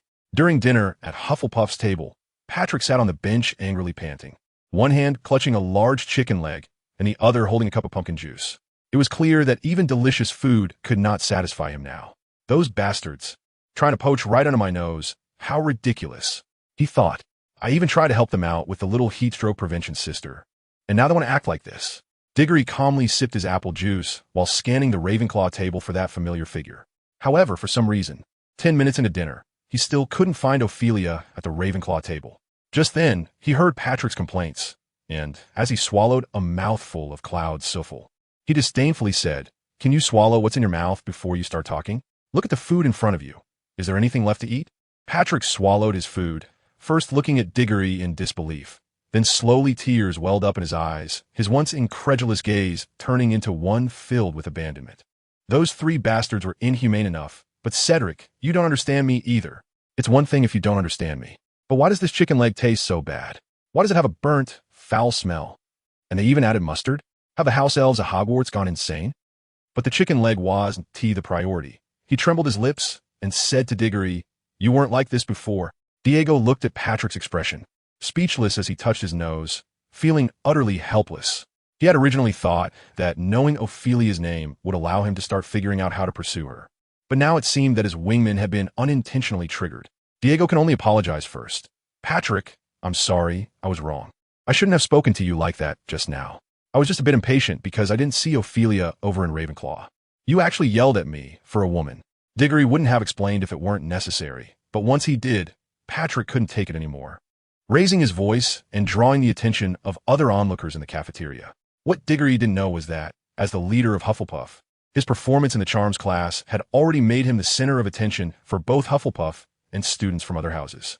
At that moment, the exchange between him and Patrick was unclear to others, who didn't know what had happened previously. They could only see from a distance that after Diggory impatiently spoke a few words to Patrick, Patrick started crying. It wasn't a big deal to cry. After all, who hasn't had misunderstandings with friends? Once it was explained, everything would be fine. But the key point was, after seeing Diggory finish explaining to Patrick, his emotions not only remained unstable, but also seemed to be getting out of control, especially with his line about how he yelled at him for a woman, which gave everyone a huge space for imagination. Oh my. The biggest news of fall 1988. Hufflepuff's genius student Cedric Diggory, unexpectedly dating fellow Hufflepuff student Patrick, and on the second day of school, abandoning him in public. A Gryffindor student exclaimed loudly, as if afraid others wouldn't hear him. Diagonally turned to see, and sure enough, he was the leader of the Northern Ireland Informant Circle. What? You say those two are dating? Bystander A exclaimed. Wow, do you even need to ask? Did you not see that person's affectionate gaze, with tears in their eyes? Bystander B said. Two men, isn't that inappropriate? Bystander C remarked. Other countries might not allow it, but in our country, it's definitely not a problem. Male on male, strong men with men, it's quite common. Bystander D added. But it's a bit of a shame, both of them are so handsome. Bystander E commented. Bystander F shot a glance at Bystander E retorting. So, is it not a waste for them to be with a burly guy like you? At least being with me isn't a waste, right? The burly, hairy-nosed, and lumpy Bystander E said shyly. Sitting in his seat, Diagonally's face grew darker as he heard the crowd's discussions. He cast a pleading glance at several classmates around him, hoping that those who heard his conversation could help explain things to the crowd. After receiving Diagonally's desperate look, those few students immediately went to explain to the crowd without a second thought. However, compared to the truth, the bystanders were obviously more willing to believe their own assumptions. Moreover, those who helped explain for Diagonally later became the despicable third, fourth, and fifth parties in the crowd's imagination. Diggory watched as the rumors spread and grew darker. Even over in Ravenclaw, more and more people began to point and whisper about him and Patrick. Meanwhile, Patrick sat beside him, seemingly unfazed, calmly eating his chicken leg. Digger had no choice but to leave the cafeteria without looking back. He believed that the other misunderstandings would gradually be resolved over time. However, this was clearly Digger's wishful thinking. These misunderstandings remained unresolved even many years after he had graduated. Moreover, the existence of this incident led to an increasing number of same-sex early romances at Hogwarts in the subsequent years, which became ever more rampant and difficult to suppress. Of course, that is a story for another time. Diagon Alley was walking alone in the empty corridor, having just come out of the cafeteria. He felt as if he had forgotten something, wanting to think but unable to recall. In the basement of Malfoy Manor, a dark and eerie corridor, a dim yellow light approached slowly from the entrance of the corridor. Lucius, carrying an oil lamp, walked slowly through this underground corridor built years ago. The empty corridor echoed with Lucius's footsteps, along with an unrestrained, ghostly breathing sound and greedy laughter. Gradually, Lucius reached the end of the corridor, where an iron-barred door appeared at the edge of the dim light. A peculiar smell filled the air, and Lucius frowned, pulling out a clean handkerchief to cover his mouth and nose, mumbling in a low voice, "Father, your son has arrived." Lucius's voice echoed in the corridor, and the ghostly breathing and greedy laughter paused for a moment upon hearing him, then suddenly became hurried. Finally, accompanied by a sigh of relaxation from that ghostly sound, everything returned to silence. Is everything ready? A few seconds later, accompanied by a rustling sound, the ghostly voice echoed again. A white-haired old man appeared on the other side of the iron-barred door, his skin covered in dense warts shaped like dragon scales. He was none other than Lucius's father, the former patriarch of the Malfoy family, Abraxas Malfoy. Abraxas hunched over, his clothing disheveled. His eyes were cloudy, and his gaze was pale and weak. The few strands of white hair left on his head struggled to survive on a scalp covered with dense dragon warts. When he spoke, he revealed the few remaining dirty yellow teeth. Lucius unconsciously took a small step back, slightly bowing his upper body, seemingly respectfully saying, "It has been arranged. The Triwizard Tournament has successfully restarted at Hogwarts." Abraxas noticed Lucius's small movement, but did not expose it, only giving a cold smile. Continuing to ask, "Dumbledore hasn't discovered anything, has he?" Lucius lowered his head, thought for a moment, and replied, "He shouldn't have." "Humph." Abraxas let out a harsh, grating laugh like nails on a chalkboard. "Shouldn't he? You know, if it were still during the reign of that existence, your answer would only earn you a Cruciatus curse." Lucius shuddered at his father's direct mention of Voldemort. Dumbledore indeed had not discovered anything. As soon as he finished speaking, Lucius realized that he had been frightened into losing his composure by just one of his father's words. Lucius's expression darkened, and he straightened up, no longer showing the previous respect, looking down on his father, who had become a mere shadow of a man, arrogantly stating, 3 days before the meeting, I used a bit of money to successfully win over the 2 directors of the International Magical Cooperation Department and the Department of Magical Games and Sports. Then, the day before the meeting, I used that fool Fudge's jealousy and fear of Dumbledore to successfully bring him into the same camp. So the meeting was very successful, Lucius said proudly. He wanted to use this to prove that he was no worse than his father, that even without Abraxas's leadership, he could still be a qualified patriarch and surpass his father's excellence. Abraxas saw through Lucius's little schemes completely. However, he merely sneered, not caring about it, and continued to ask, You fool, are you saying Dumbledore just accepted your proposal without any countermeasures? Upon hearing this, a flicker of ruthlessness flashed in Lucius's eyes, but he quickly concealed it. If there were any countermeasures that could be said to have been proposed by Dumbledore, there were only 2. He limited the age of the participants to 13, meaning only students from the 3rd year could compete, and required that the competition events be non-dangerous. Abraxas snorted. These 2 points have no impact at all. As long as we get his notebook in Hogwarts, the task will be half complete. The rest is not something we need to worry about. Pausing for a moment, Abraxas rubbed his brow, then recalled something and asked, I heard there is a genius new student at Hogwarts. Have you looked into it? Upon hearing this, surprise crossed Lucius's eyes, followed by a complex smile that mixed hatred and unwillingness, which he quickly masked with disdain.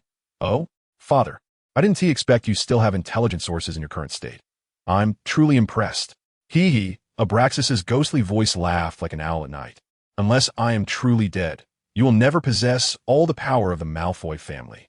At this moment, despite Lucius's efforts to restrain himself, his eyes still revealed an uncontrollable hatred. Since you have passed the position of patriarch to me, why do you still cling to the power in your hands? But Lucius was helpless. At this moment, he could do nothing against his disgusting father. I have already obtained the information on the new student. Lucius suppressed the complex hatred in his heart, took a deep breath, and his tone returned to calm. He is a Hufflepuff freshman named Cedric Diggory, the son of Amos Diggory. Abraxas thought for a moment, recalling the information about the Diggory family, realizing it was that family. I remember there hasn't been any outstanding talent in their family for 10 generations. How did a capable person suddenly emerge in this generation? The old man muttered to himself. Lucius had no intention of engaging with this man who was his father, remaining silent in place. After a while, the old man's muttering abruptly stopped, and just as Lucius found it strange, he suddenly heard Abraxas's ghostly laughter again. Interesting. Lucius frowned, and before he could speak, Abraxas ordered him. You must arrange for someone now, someone who can definitely participate in the Triwizard Tournament, and he must be someone who can win the competition. Lucius instinctively wanted to agree, but just as the words were about to leave his mouth, he suddenly stopped, angrily saying, Why should I listen to you? Abraxas sneered, saying, Just because you still don't understand why I'm making such arrangements. Lucius's anger under his father's words felt so powerless. After Abraxas finished speaking, Lucius stood stunned for a few seconds, then turned around with a grim expression, leaving without a word. Watching Lucius's departing figure, Abraxas's eyes flickered with an inexplicable color, which ultimately turned cold. Abraxas retracted his gaze, sneering as he turned back to look at the shadow lying on the ground in the darkness, saying with an evil smile, Although it's just a half-blood between a ghost and a human, it still has its own charm. With that, he suddenly lunged at the figure. Last night, Diggory had a dream in which Ophelia appeared, and the two engaged in an in-depth discussion about how to define aerobic and anaerobic exercise. Then, this morning when he woke up, Diggory looked at the bedsheet, which had a fishy-smelling map of the Atlantic Ocean, and shyly touched his nose, feeling quite embarrassed. Sigh. Although my body is still that of a child, it doesn't change the fact that I have a mature heart. After that, Diggory quickly glanced at Patrick, who was still fast asleep beside him, and then hurriedly took out his wand. Fortunately, he had drawn a spell for a fresh start before going to bed last night. Otherwise, this situation would have been difficult to handle. Then, with a wave of his wand, the map of the Atlantic Ocean on the bed sheet vanished, and he let out a sigh of relief. He had successfully preserved his pure and honest persona. Cedric. Diego was suddenly startled by Patrick's voice. He hadn't fallen asleep just now. What should I do now? Should I immediately return to the space and draw another forgetting all and then use it on him? With such little time, whether I can draw it is a question. Look, this is my ex-girlfriend Amelia. How about that? Isn't it big enough? Diego looked at Patrick with suspicion, and only after confirming that he was talking in his sleep did he let out a sigh of relief. But this also made him realize that the spell of forgetting everything must be prioritized, and he needed to master it as soon as possible. At that moment, Patrick turned over in bed, scratched his butt, and continued to talk in his sleep. Ah, Susan, you're here too, Cedric. Look, this is my ex-girlfriend, Susan. What do you think? Those long legs, right? And that nice butt. Gory couldn't help but twitch at the corner of his eye. He realized that his roommate was indeed a bit of a playboy. He just didn't know if Patrick had toyed with his ex-girlfriend's feelings. If he had, then he wouldn't just be a playboy, but a definite scumbag. Almost sensing the morning light outside, Patrick slowly woke up, rubbed his sleepy eyes, and turned to see Gory already sitting up in the bed next to him. Oh, Cedric, is it already morning? Patrick yawned and asked. Diego looked at the fiery red sunrise outside and said, Aren't you getting up to prepare for class? You skipped history of magic yesterday, and you want to continue today? Patrick lazily smiled, covered his head with a pillow, and muffledly replied, Skipping class is enjoyable for a moment, and it's always enjoyable to keep skipping.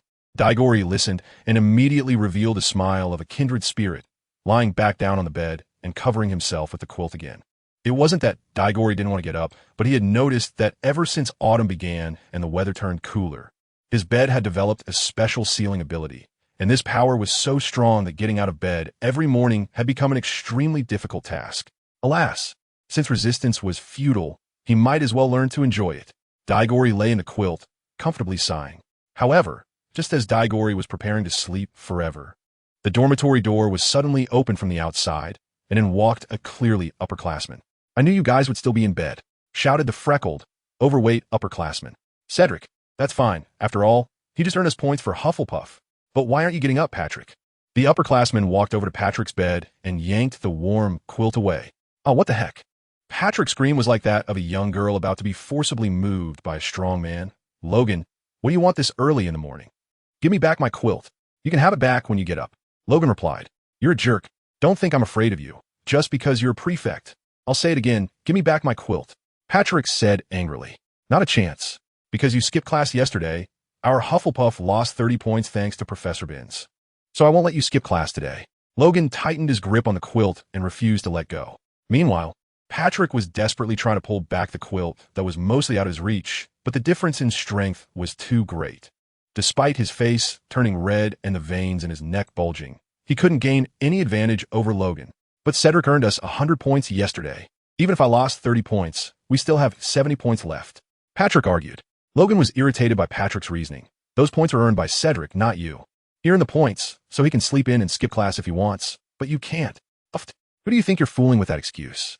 Patrick struggled to pull the quilt while despising Logan. You're just jealous that my girlfriend is better than yours. Shut up. I can't even be bothered to argue with you. Logan didn't want to waste any more time with Patrick. The coursework for 7th years at Hogwarts was far more than that of first years. Just get down from there. Logan used both hands to grab the quilt and pulled it back forcefully. Thump. Patrick was caught off guard and fell to the ground along with the quilt.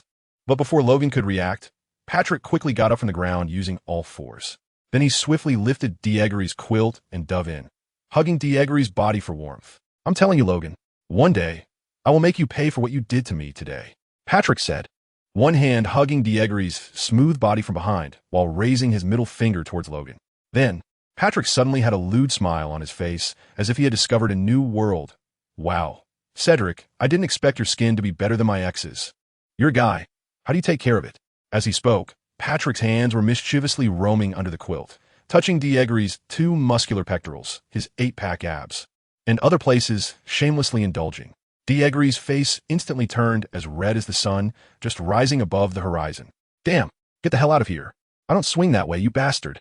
Coming back to his senses, Digory went crazy in an instant, kicking out his foot from under the blanket in a beautiful dragon tail move, sending Patrick flying out. Another splash. Whoosha! Patrick clutched his groin and stomach, lying on the ground like a cooked shrimp, groaning weakly. His stomach was kicked by Diegori's foot, and as for the other part, it was an accidental casualty during the dragon tail move. Well done. Logan silently gave Digory a thumbs up in his heart. He also scoffed at the rumors he heard during dinner last night that Diggory and Patrick were involved, based solely on the intensity of that kick. It could only be the result of two people who loved and hated each other to the extreme. Wait, Logan felt like he missed something. What was this love-hate relationship he mentioned earlier? In the end, Logan dragged the half-paralyzed, naked Patrick off the ground and put clothes on him before leaving. But Diggory didn't care where Patrick would get dressed. After all, Patrick's skin should be thick enough. Because of Patrick's antics, Diggory lost interest in going back to sleep and could only get up from bed and prepare for breakfast. This morning, he had Professor McGonagall's transfiguration class. And while eating breakfast, Diggory contemplated whether he should skip the class. After all, this was Professor McGonagall's class. She was a strict, fair, and caring elder, and also one of Diggory's favorite characters from his past life. Skipping her class was really unnecessary. But the most important reason was that Minerva McGonagall was also a very strict teacher, and Diggory really didn't want to leave a bad impression. Moreover, Diggory had another thought, which was to test how strong his talent was in transfiguration class. After all, the original owner of this body, Cedric Diggory, was already a highly talented genius student, and now, with his soul added to this body, his talent should be even higher. Just like what the Sorting Hat said during the sorting ceremony, the talent is already the highest among peers. So, just how high this highest could be was what Diggory wanted to test in transfiguration class. After all, if he could learn some simple spells on his own, there would be no need to waste magical energy on lotteries to obtain them. Just as Diggory was having breakfast on the other side of Hogwarts, under a giant willow tree by the Black Lake, a slender figure stood alone by the tree's hollow. A girl with bright amber eyes was staring blankly at the shimmering surface of the lake through her silver-rimmed glasses. A gentle breeze blew, causing the grass to rustle while the girl's short student skirt danced with the wind. Unfortunately, with just a few minutes left before class, no one would be able to appreciate this rare beauty in this place. Whimper, this was the sound of the wind blowing into the tree hollow, and along with the sound, a black poisonous snake about a meter long, as thick as the girl's arm, quickly crawled out of the hollow. The black snake slithered out of the tree hollow like a streak of black light, quickly winding its way across the grass, and in the blink of an eye, it climbed up the girl's leg and wrapped around her waist. At this moment, the girl finally came back to her senses, looking at the sinister snake around her waist. Her fair and beautiful face showed no expression at all, as if she had long known and was accustomed to the appearance of this black snake. "What is the mission this time?" the girl said expressionlessly. The black snake raised its triangular head to the level of the girl's chest, extending its tongue to confirm her scent, then opened its mouth wide, revealing two slender fangs that glistened with a golden red sheen in the sunlight. Immediately after, the snake's belly convulsed, and the girl frowned slightly because, due to the snake coiling around her, she could clearly feel something hard moving quickly from the snake's belly toward the outside, as if it was about to be spat out. Without waiting long, just a few seconds later, the girl saw what looked like a small, milky white box emerging from the snake's throat, and finally, it slowly appeared completely in the snake's mouth.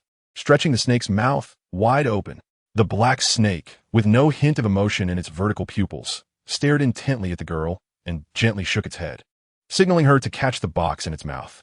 However, at that moment, the girl looked at the wet, sticky, milky white box, and her beautiful pupils displayed unreserved disgust.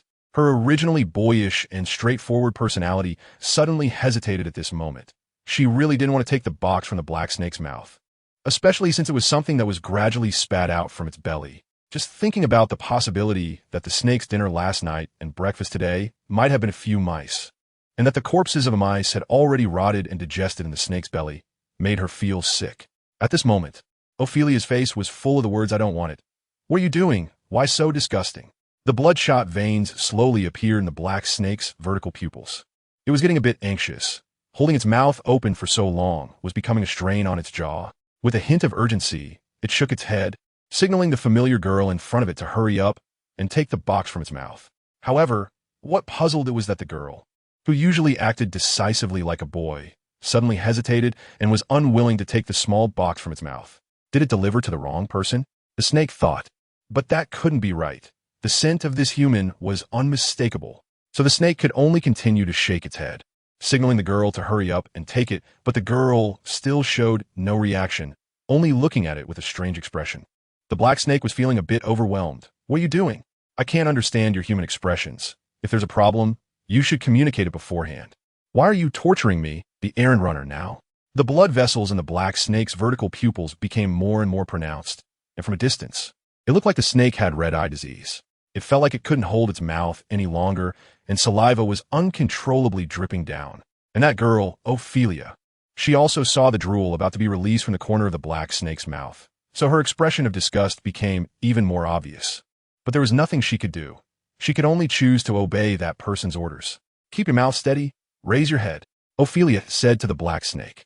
Then, she pulled out her wand from behind, 9 3/4 inches, made of aspen wood, with a core of Avila's hair. The wand was entirely snow white, with fine patterns. The wand, like a person, was beautifully exquisite. Wingardium Leviosa, Ophelia softly uttered the incantation for the levitation charm, gently waving her wand, and then with a flick, the tip of the wand finally hovered above the milky white box.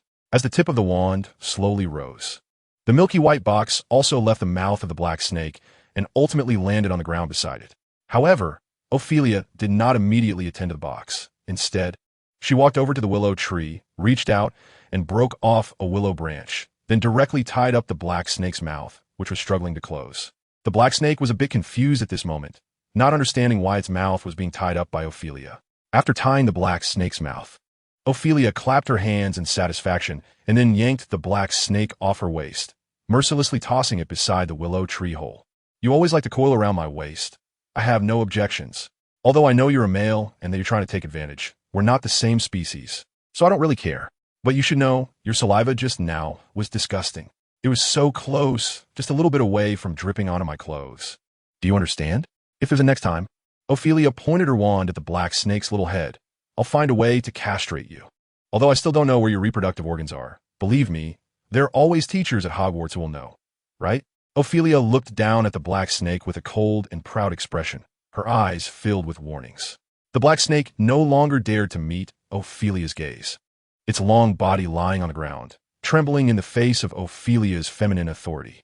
Seeing that her warning had taken effect, Ophelia put away her wand. She then gently kicked the milky white box into the lake nearby, washed it clean, and put it away. Aren't you leaving? Are you waiting to be discovered by the teachers at Hogwarts and be added to their lunch? After washing the box, Ophelia turned around and saw that the black snake had not yet left, so she told it to go away.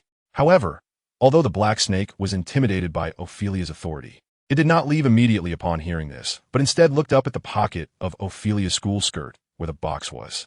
Ophelia understood the black snake's intention from its gaze and said, "You don't need to rush about this. I will definitely complete the task." The black snake looked deeply at Ophelia, seemingly understanding her meaning, and then turned to swim into the tree hole, disappearing from Ophelia's sight. Ophelia sighed in relief. Although the Black Lake was a bit distant from Hogwarts Castle, it still belonged to the Hogwarts campus. Conducting secret information exchanges in such a place clearly put a lot of pressure on a child like Ophelia. Even though Ophelia had matured quite a bit, facing such situations was truly not easy. That's why she specifically scheduled the meeting for breakfast time and chose the Black Lake, which was rarely visited at that hour. For the sake of secrecy, Ophelia wiped the fine beads of sweat off her smooth forehead and relaxedly said, "All right, the meeting is over. Now I just need to find a deserted place to open the box and understand the task." As she spoke, Ophelia was about to turn and leave. But just as her gaze shifted behind her with her body, she suddenly saw a tall figure slowly stepping out from the shadow of the mountain wall. Half-moon-shaped glasses, bright blue eyes, and a head of silver hair shining dazzlingly in the sunlight. Professor Dumbledore. Ophelia looked at Professor Dumbledore, who was standing not far away and quietly watching her, and mumbled in disbelief. How could I be discovered? When was I discovered? Ignoring Ophelia, Dumbledore focused his gaze on the dark willow tree hole, where a familiar aura of dark magic lingered. "Old friend, is that you?" Dumbledore said softly. However, no one could answer his question. Dumbledore withdrew his gaze and looked back at Ophelia, smiling as he said, "I think we need to have a good talk. Do you have time, Miss Harris?" Ophelia nervously swallowed, and although Dumbledore spoke to her with a smile, she could not see any trace of amusement in his eyes. Not even a hint of the kindness he usually showed, only a chilling coldness. At that moment, a saying from her grandmother unexpectedly floated into Ophelia's mind. When a man's eyes are icy cold, it means he is in absolute rationality and extremely dangerous. Ophelia forced a smile that looked worse than cry. "Of course, I have time." On the other side of Hogwarts, Diggory sat in the Transfiguration classroom, arriving 10 minutes early because he had read the original book. He first found a spot for himself, then placed his reddish-brown Transfiguration textbook on a desk. And at that moment, he showed an appropriate expression of surprise at the cat on the podium. He had originally considered adopting a persona of being kind-hearted and fond of small animals, but thinking about how he would probably just drool at the sight of small creatures, Diggory decided against it. For now, it was better to stick with the persona of a model student. When performing transformations, it is crucial to wave the wand firmly and decisively. Do not wave or rotate the wand unnecessarily, or the transformation is sure to fail.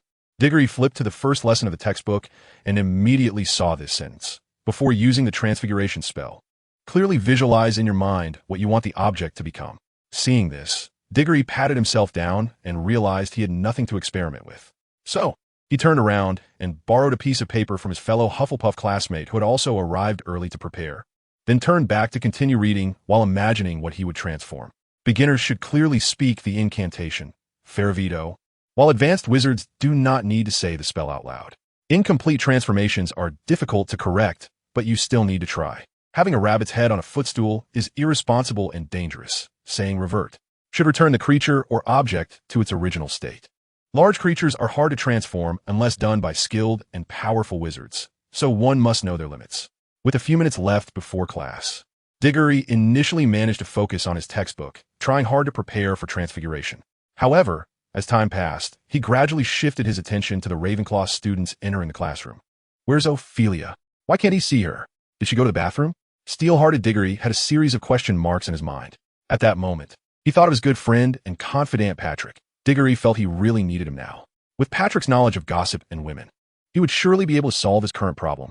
Then, Patrick appeared in Diggory's line of sight. Though his entrance was somewhat ungraceful, he was being dragged in by Logan, who was holding his school robe. After setting Patrick down in the transfiguration classroom, Logan slightly bowed to the cat on the podium. But the bow was so subtle that hardly anyone noticed, except for Diggory, and of course Patrick did not see it either. What infuriated him more was that he had lost face in front of everyone. Being dragged all the way from the Great Hall to the transfiguration classroom was quite humiliating. Along the way, his embarrassing situation was clearly visible to students from all grades and houses, making it difficult for him to approach any Hogwarts girls in the future. But Logan was Patrick's prefect. In terms of magic, Patrick couldn't beat him, and in terms of actual combat ability, he was even less of a match. From an objective perspective, Patrick had no grounds to resist Logan, as Logan was sacrificing his own time to help him study. Patrick tried to keep his head down, looking for an empty seat, feeling the unfriendly and mocking gazes around him. To Patrick, it felt like Logan had ruthlessly thrown his dignity on the ground in front of everyone and then stomped on it twice. The more he thought about it, the angrier he became, convinced that everyone was laughing at him. At this moment, he felt his anger was about to reach its peak. He desperately needed an outlet. Then he noticed the cat on the podium staring at him intently. What are you looking at? Never seen a handsome guy before? Patrick strode up to the podium and angrily yelled at the cat. What are you looking at?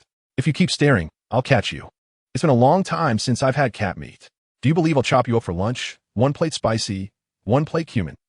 After shouting, Patrick still felt unsatisfied, so he unexpectedly grabbed Professor McGonagall, who had transformed into a cat, and roughly wiped it on his shoes like a rag. That damn Logan. While furiously using the cat to clean his shoes, Patrick bitterly said, just because you're a bit taller, you had to drag me around, making my shoes dirty on the ground. It's just that your right hand is a bit stronger, 1,000-year single dog. Sitting at the back, Diggory's eyes widened in disbelief at this scene. His brain raced to find a way to save Patrick in this moment. However, he could clearly see the unmistakable, anthropomorphized anger in the cat's eyes. Sigh, it's too late, Diggory thought helplessly. This kid, how could he be so reckless at such a young age? But it wasn't entirely his fault. After all, who made Professor McGonagall like this? She enjoyed using such unconventional methods to give the new students a reality check and teach them to take classes seriously. And now it backfired. Glancing at Patrick, who had yet to realize the situation next to the podium, Diggory thought to himself that with Professor McGonagall's stern temperament, Patrick was definitely going to be in big trouble, and it would surely affect Hufflepuff's house points. Oh no, considering Professor McGonagall's increasingly fiery temper, deducting house points might not be enough to resolve this issue. As for how Patrick would get into trouble, Diggory felt he couldn't help much. However, for Hufflepuff's house points, Diggory thought he could learn the transfiguration spell in class, and hopefully earn some points. Enough. Sure enough, the show was about to begin. Diego instantly entered a state of watching a show, just missing a bucket of popcorn in his hands. Patrick stared blankly at Professor McGonagall in front of him, not understanding why what was once a tabby cat in his hands had suddenly transformed into Professor McGonagall, as if he had lost his soul. Patrick looked down at his empty hands with a dazed expression. Then he looked up, bewildered, at Professor McGonagall, whose face was flushed with anger, nostrils flaring as she breathed heavily, her eyes filled with a murderous glare. Patrick's mind seemed to short-circuit. He swallowed hard and realized that he must have done something terrible. "Patrick, you very good." Professor McGonagall gritted her teeth, each word popping out of her mouth one by one, ultimately forming that sentence. At that moment, the entire classroom was silent, not a sound to be heard, as all the students sitting in their seats wished they could stop breathing just to avoid drawing the furious Professor McGonagall's attention. Right now, Professor McGonagall was like a world-class volcano about to erupt. Diggory estimated that even Dumbledore wouldn't dare to say much for Patrick at this moment. Saying anything would mean death. Professor McGonagall was trembling with rage, her furious gaze fixed intensely on Patrick, and her previously neatly styled hair was now completely disheveled because of him. The serious expression on her face was now filled with a fury that silenced everyone present. At this moment, even the space around Professor McGonagall showed subtle ripples, a sign of magic going out of control. At first, Diggory was a bit worried that she might just pass out. After all, she was quite old. But when he saw the strange occurrences around Professor McGonagall, his heart suddenly raced. It was a kind of indescribable fear, and all he wanted to do was flee. Similarly feeling something was off was Dumbledore, who was in his office having a face-to-face conversation with Ophelia. He keenly sensed an unusual surge of magical energy within Hogwarts. Voldemort? Dumbledore's expression changed drastically, his heart leaping. He immediately thought that this madman had returned, but wait, this magical aura was not dark at all. However, as Dumbledore sensed it again, he discovered that while this surge of magic was incredibly powerful, it did not carry the dark aura characteristic of dark magic. Moreover, in terms of intensity, it seemed to be quite distant from the Voldemort of old, and judging by the aura, although it felt filled with anger, it was not sinister at all. In fact, this magical surge didn't belong to the Death Eaters. It even resembled Minerva McGonagall. Dumbledore was suddenly very surprised and puzzled, as he had never seen such an outburst from McGonagall before. If this surge of magic truly came from McGonagall, Dumbledore relaxed and exhaled. It seemed he'd been too tense. He glanced at the phoenix Fawkes perched on a nearby sycamore would stand. Just as he was about to instruct Fawkes to investigate the situation, the magical surge suddenly vanished as quickly as it had appeared, as if it had never existed, leaving Dumbledore unable to inquire further. Dumbledore closed his eyes and thought it was probably best to let it go. McGonagall would surely handle her own matters well, he thought to himself. Meanwhile, although his mental activity had been quite lively just moments ago, Dumbledore's face remained calm, as he was currently sitting across from Ophelia. It was better to resolve the matters at hand before dealing with anything else. Back to Diggory, it was clear that his earlier concerns were unnecessary. Just as Professor McGonagall's anger reached its peak, she suddenly adjusted her breathing rapidly, and that face filled with fury, which could almost be used for frying rice, visibly calmed down in front of Diggory and the others, to their astonishment. Wow, amazing! Diggory silently cheered for Professor McGonagall. At the same time, this also solidified his resolve to never underestimate women again. After all, just this ability to control emotions was enough to instill awe in Diggory. Her face officially returned to calm. Patrick Danton, Professor McGonagall's not loud, but extremely clear voice echoed in the Transfiguration classroom. After today's first Transfiguration class, you have to submit a 10,000-word reflection. Boom! Professor McGonagall's words struck Patrick's head like a bolt of lightning, mercilessly.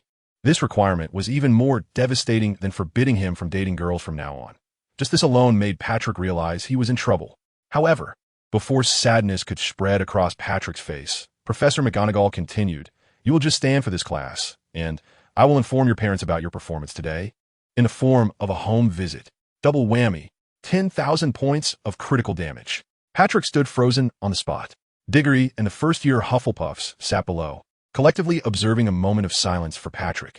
It wasn't that they didn't want to sympathize with Patrick more, but rather that Professor McGonagall's next words made them reluctant. Due to Patrick's actions, Hufflepuff lost 50 house points. Professor McGonagall announced. Immediately, a series of disdainful glares filled with resentment focused on the now unconscious Patrick. And the poor kid once again became the scapegoat for Hufflepuff. All right, class is starting now. With a flick of her wand, Professor McGonagall cast a levitation spell, propping Patrick up against the wall, then walked to the front of the classroom to officially begin the lesson. First, please open your introductory transfiguration guide in front of you. As she spoke, Professor McGonagall looked up at the students below and noticed a few dawdlers. All those without textbooks step aside.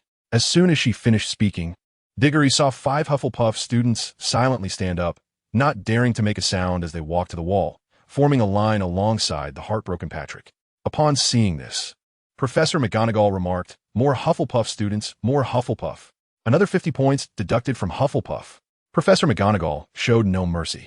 Oh hush. The Hufflepuff students, still seated, felt somewhat disheartened. Quiet. Professor McGonagall's stern gaze swept across the crowd, and the classroom fell silent once more. At this moment, Professor McGonagall quietly nodded in satisfaction. Transfiguration. This class will be the most complex and dangerous magic among all your subjects at Hogwarts. Anyone who misbehaves in my class. Professor McGonagall paused here. Her cold gaze threateningly glanced at the 6 human background pillars by the wall. I will impose the harshest punishment without mercy, and they will never be allowed to return to my class. I solemnly warn you now. The scolding from Professor McGonagall on stage was very strict, and the students below were very obedient, quiet as a group of frightened quails. Next, I will explain the transfiguration spell to you. Professor McGonagall was pleased with the current classroom atmosphere.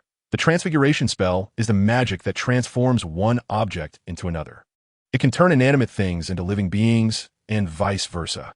Some transfiguration spells can change a part of something, for example, turning a person's ears into rabbit ears, while others can change the essence of things, such as turning a matchstick into an embroidery needle, or a lifeless stone into a cute little white rabbit, or a Persian cat into a corgi.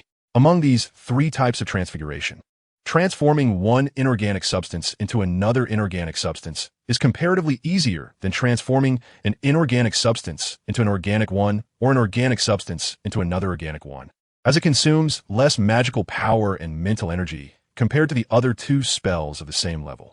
However, even the simplest inorganic transfiguration spell is still quite challenging for beginners to master. Therefore, today's transfiguration class will focus on understanding the spells for inorganic transformations before moving on to mastering them. So now, I will distribute a feather to each of you, and you will use it to practice the inorganic transfiguration spell. As Professor McGonagall spoke, she waved her wand gently, and one by one, feathers floated down in an orderly manner to rest before each student. Diggory was no exception. He looked at the feather in front of him and inexplicably recalled his time studying interior design in college. Back then, during class, the teacher would first show the completed renderings of the renovations. Those images were truly perfect. They easily captured the attention of the entire class.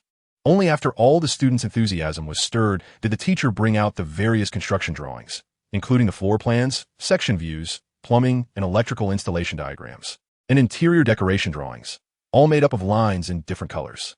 At that moment, the entire class looked at these monotonous construction drawings, and their enthusiasm for learning was immediately dampened by half. Then the teacher said, "The reason that final rendering is so breathtaking is that the designers painstakingly depicted it from these dull construction drawings. Only by enduring loneliness can one preserve splendor. Only by mastering the fundamentals can you showcase your talent, even in a small space." Diggory remembered feeling that what the teacher said made so much sense. Then, the reason he didn't pass the course at the end of the semester was that during his university years, he spent all his time hanging out with girls.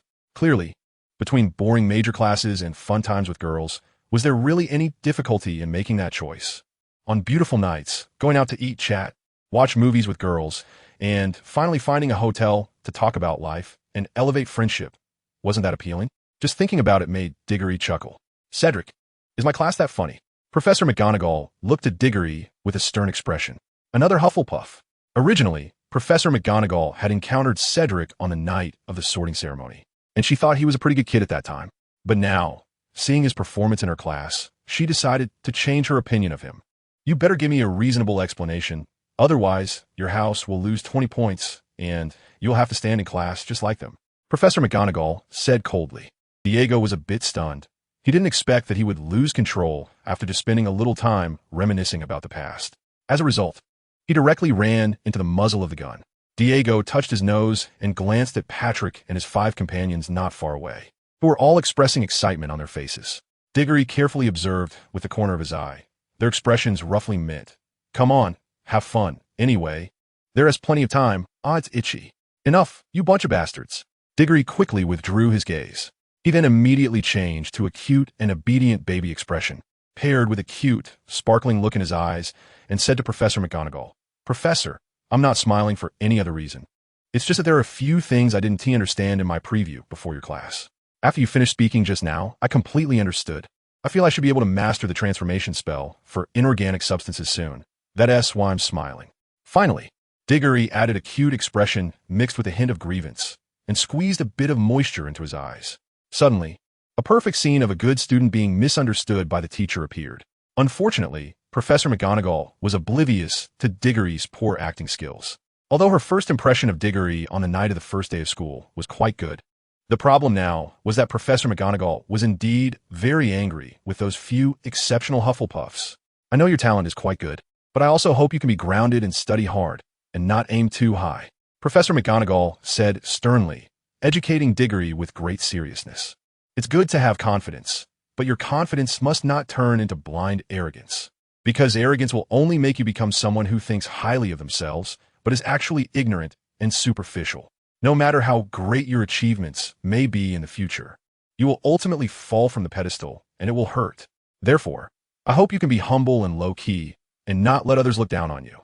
Professor McGonagall stood there, educating Diggory for quite a while, and finally stopped because she felt thirsty. "As a teacher with experience, I hope you can be humble and cautious, and not become someone proud and contemptuous, because such people will not be respected by anyone." After saying the last sentence, Professor McGonagall returned to the podium, took a sip of water, and then went to the Ravenclaw students to start guiding their spell practice. Diggory watched as Professor McGonagall walked away after lecturing him at length, glancing at the 6 human pillars by the wall, thinking to himself, "Am I being dragged down by these 6 idiots? Am I really going to lose my image as a top student because of this lecture from Professor McGonagall? What should I do if my image is really damaged because of this?" He sat in his seat, lowering his head in distress. But before he could sort out his feelings, someone suddenly patted him on the shoulder from behind. Turning around, he found that it was Cedric, the person who had lent him paper before class. "Cedric, I'm sorry. I accidentally overheard your mumbling just now. Although I think your mumbling sound a bit whiny. I want to believe in you. Although I do feel a bit insecure about your upcoming floating charm," Cedric said. Listen, is this even human language? When we had Professor Flitwick's class on the floating charm, didn't I learn it quickly too? Why don't you have confidence in me now?" Diggory felt a bit frustrated. Even though you learned the floating charm quickly, the transformation charm is not the same as the floating charm, the straightforward boy said. Although both are spells, the difference between them is like that between push-ups and pull-ups. Their focus and difficulty are different. Maybe you're great at the floating charm, but the transformation charm might not be your strong suit, he continued. "If you really struggle, don't be discouraged. Just keep working hard. I still believe in you." "Me? Struggling? How do you know I can't do it? Does your family know how deep your words are?" Diggory's inner thoughts were filled with sarcasm. However, this classmate, whose name he didn't even know, was genuinely trying to help him, which made Diggory feel even more frustrated. "Trust me, I can definitely do it. You really have to believe in me," Diggory said, patting the shoulder of this background character. "I believe in you, really I do." The background character looked into Diggory's eyes and said sincerely, There's a saying I can't decide whether to say or not." Diggory thought to himself, "You, background character, do you know that the forced look in your eyes is about to overflow?" Ouch, that hurt, background character. Diggory decided to stop worrying about that and allocated all his talent points to the supporting character with a heart-wrenching backstory. He turned back and began to focus on the feather in front of him. After all, he had already boasted, and while the supporting character could afford to be unremarkable, he could not afford to be unremarkable himself. Furthermore, Diggory needed to test just how strong his talents really were. So no matter what, he had to take this seriously. He took a deep breath and then slowly exhaled. Diggory picked up his wand and seriously looked at the feather in front of him. He silently recalled the key points of the transfiguration spell that Professor McGonagall had just mentioned. The most important thing was the synchronization of the movement, incantation, and mental focus when casting the spell. He picked up the wand again and began to practice the synchronization of the spell, movement, and mental focus. Faraverdo, he said, but the movement and incantation were not synchronized. Faraverdo, he tried again, and the feather moved slightly. Diggory frowned. Something was off. It seemed that the mental focus wasn't coordinated well. Faraverdo. This time, the incantation was just right, the movement was perfect, and his mental focus flowed exactly to the tip of the wand. Oh no, Diggory lamented, rubbing his nose. I forgot to think about what I wanted to transform in my mind. Diggory rubbed his forehead in frustration. It was such a pity this time. However, for some reason, he had a vague feeling in his heart that he would definitely succeed next time. After preparing once again, Diggory silently thought to himself, having been a poor student all his life, let me experience what it feels like to be a top student this time. After silently mobilizing his energy, Diggory adjusted his breathing, visualized what he wanted to transform into, and began to wave his wand in a clockwise direction. At the same time, he softly recited the transformation spell, Faraverdo. As the third syllable fell, the wand in Diggory's right hand completed a full clockwise circle. Finally, with just the right amount of force, the tip of the wand pointed towards the white feather as he uttered the last syllable, do, and his mental energy also poured out. Bang! Diego's heart suddenly skipped a beat. He saw the feather on the table, right in front of him, suddenly being squeezed and rubbed back and forth as if it were held by a hand. In a short span of 3 seconds, it completely transformed into the very thing Diego had just been thinking about. A surprised smile spread across Diego's face. He finally experienced the feeling of being a top student. It turned out that this kind of magic flowed smoothly from within him to the tip of his wand without any hesitation. The spell was pronounced without any stuttering, perfectly complemented by just the right amount of mental energy. The levitation spell was effortlessly cast by him at the last moment. What is a top student? This is what a top student is. Diggory's left hand, tucked under the table, was excitedly clenched into a fist. He wanted to cheer out loud, but before he could act, he suddenly heard a Hufflepuff student sitting next to him exclaim, "Oh my, Professor, report to Professor McGonagall, I saw it. Cedric did it." He succeeded. Everyone looked up, turning their attention to the source of the exclamation. "Oh my, Cedric is amazing," the Hufflepuff student shouted decisively. Pointing at Diggory in front of everyone, Cedric, he succeeded. I've decided from today on, he is my idol. He truly is the leader of our Hufflepuff freshmen. The information contained in this exclamation exploded in everyone's minds like a bomb. Everyone instinctively looked at the table in front of Diggory, where the originally white feather had vanished, leaving only a small, unknown object. What was that? Does anyone know? Does it matter what it is? Yes, it doesn't matter at all. Did Cedric really learn the transfiguration spell? Could it be a lie? Did he hide the feather? Impossible. He has no reason to deceive us. Oh my, then he really has learned the transfiguration spell. Diggory quietly sat in his seat, feeling a surge of pride at what his desk mates said and the discussions among the classmates. However, he knew he must not get carried away. He still wanted to keep showing off. Amid the rising waves of gasps in the classroom, the protagonist, Diggory, stood up nonchalantly. The noise in the classroom gradually faded, and everyone fell silent, their attention focused entirely on Diggory. At that moment, they all subconsciously wanted to hear what he would say next. Diggory slightly furrowed his brows and said with apparent dissatisfaction, "Oh, what is going on? It took me 3 tries to succeed. That essay a bit of a failure. And from the pre-class preparation to the actual learning, mastering the transfiguration spell for inanimate objects seems to have taken almost 20 minutes. That's too long, right?" After saying this, Diggory looked up at Professor McGonagall and sincerely asked, "Professor, does it mean I'm too stupid if it took me so long to learn the simplest transfiguration spell?"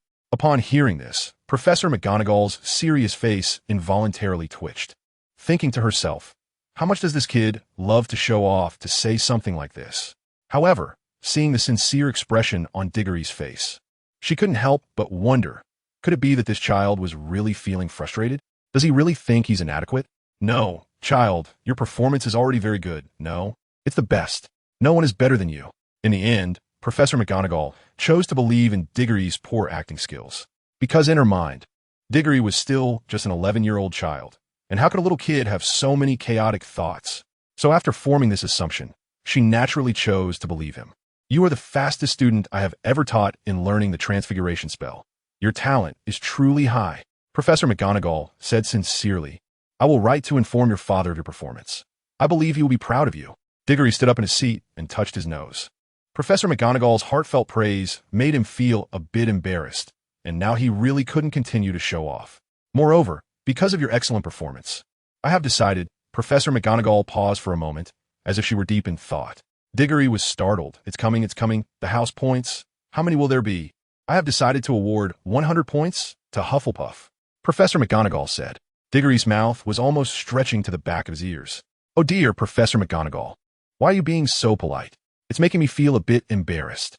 Professor McGonagall looked at Diggory and nodded slightly, realizing he was indeed an honest, straightforward, humble child with a strong sense of collective honor. At that moment, Professor McGonagall inadvertently caught sight of a small, plastic-wrapped object on Diggory's desk that had been transformed by a transfiguration spell. Cedric, what is this thing you conjured? It seems familiar, but I can't quite remember. Professor McGonagall pointed to the object on the desk and asked Diggory with some confusion. Could you tell us about it? Yeah, what is this thing? I've never seen it before.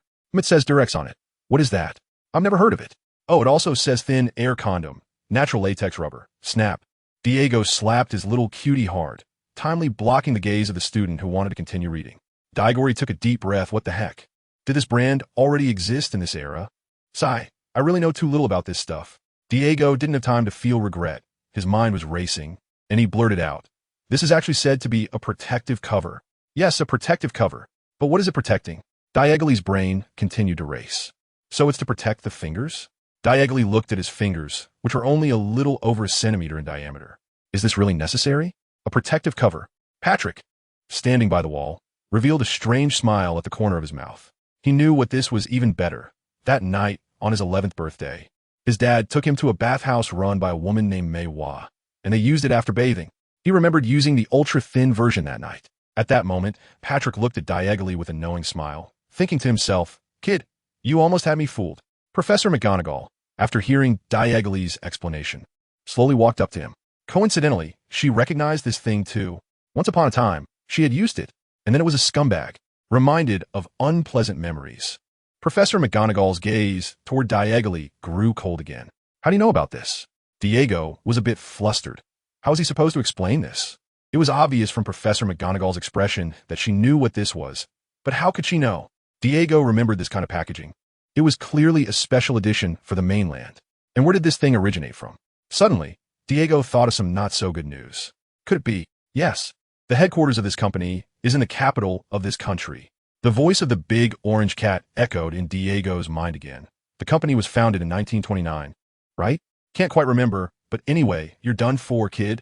The big orange cat's meow was filled with unabashed glee, mocking him for his impure thoughts, for always thinking about inappropriate things, and for being at his age while still thinking about chasing after an 11-year-old girl. Serves you right. The big orange cat fell silent, ignoring Diego's calls no matter how much he pleaded. At this moment, Professor McGonagall's increasingly stern gaze made Diego feel extremely anxious. He was struggling to keep his legs from trembling. What to do? A bit urgent. Online waiting. Not sure if it would help. But just then, Diego suddenly felt a warm gaze shooting straight at him from the side. Diggory quickly glanced out of the corner of his eye. Is that Patrick? What does he want? Why is he looking at me like that? Does he want something beyond friendship? Or does he think I'm just like him? Nonsense. I'm very pure. As a roommate. How could Patrick think of himself like that? So, Professor, I accidentally found this on Patrick's nightstand this morning. Diggory took a deep breath, pointed at Patrick, his eyes innocent and bright, and said, he said this thing is a good treasure, but he didn't say how it's a treasure. So I thought I would create one myself and study it slowly. The innocence in Diggory's eyes was the main theme, followed by a slight hint of fear and confusion. And just like that, an innocent, curious boy appeared. Professor McGonagall's stern gaze instantly shifted. Diggory's words surprised her. How could such a small child know about such things? She didn't doubt the truth of Diggory's words, because when he said them, his expression really seemed deceptive. Meanwhile, Patrick, standing by the wall, looked completely confused. What? What's going on? How did this suddenly involve him? The inexplicable smile on his face, which hadn't even faded yet, was completely noticed by Professor McGonagall. To Professor McGonagall, that inexplicable smile was definitely sleazy. There's no escape. Professor McGonagall's stern gaze was fixed on him, and she said, You are coming with me right now. Without waiting for Patrick to react, Professor McGonagall waved her wand and used a levitation spell, carrying the still confused Patrick away. Diggory watched Patrick getting farther away and silently apologized. Sorry, Smith Mars. Before leaving the classroom, Professor McGonagall asked the students to remain quiet and study on their own, assuring them that she would return shortly. She then allowed the excellent Diggory to guide the students who had not yet mastered the transfiguration of inanimate objects, which earned Hufflepuff House an additional 50 points. Thus, Diggory happily collected 150 house points and joyfully taught the Hufflepuff students how to perform the transfiguration of inanimate objects. However, 20 minutes later, he helplessly discovered that the learning abilities of the Hufflepuff students were indeed hard to describe. No matter how he broke down the key points of the transfiguration, they just couldn't understand. Diggory recalled carefully that there didn't seem to be any particularly famous figures in his year, just some ordinary characters. The only two that he had a bit of an impression of were two Slytherin students, Bull and Derek, who were both members of the Slytherin Quidditch team. But they were just minor roles and didn't have any screen time later on. In contrast, in the previous year, there was a more famous student, Oliver, the captain of the Gryffindor Quidditch team. The specific strength wasn't clearly stated in the novels or movies, but his enthusiasm for Quidditch could almost be said to be the best in the Harry Potter world.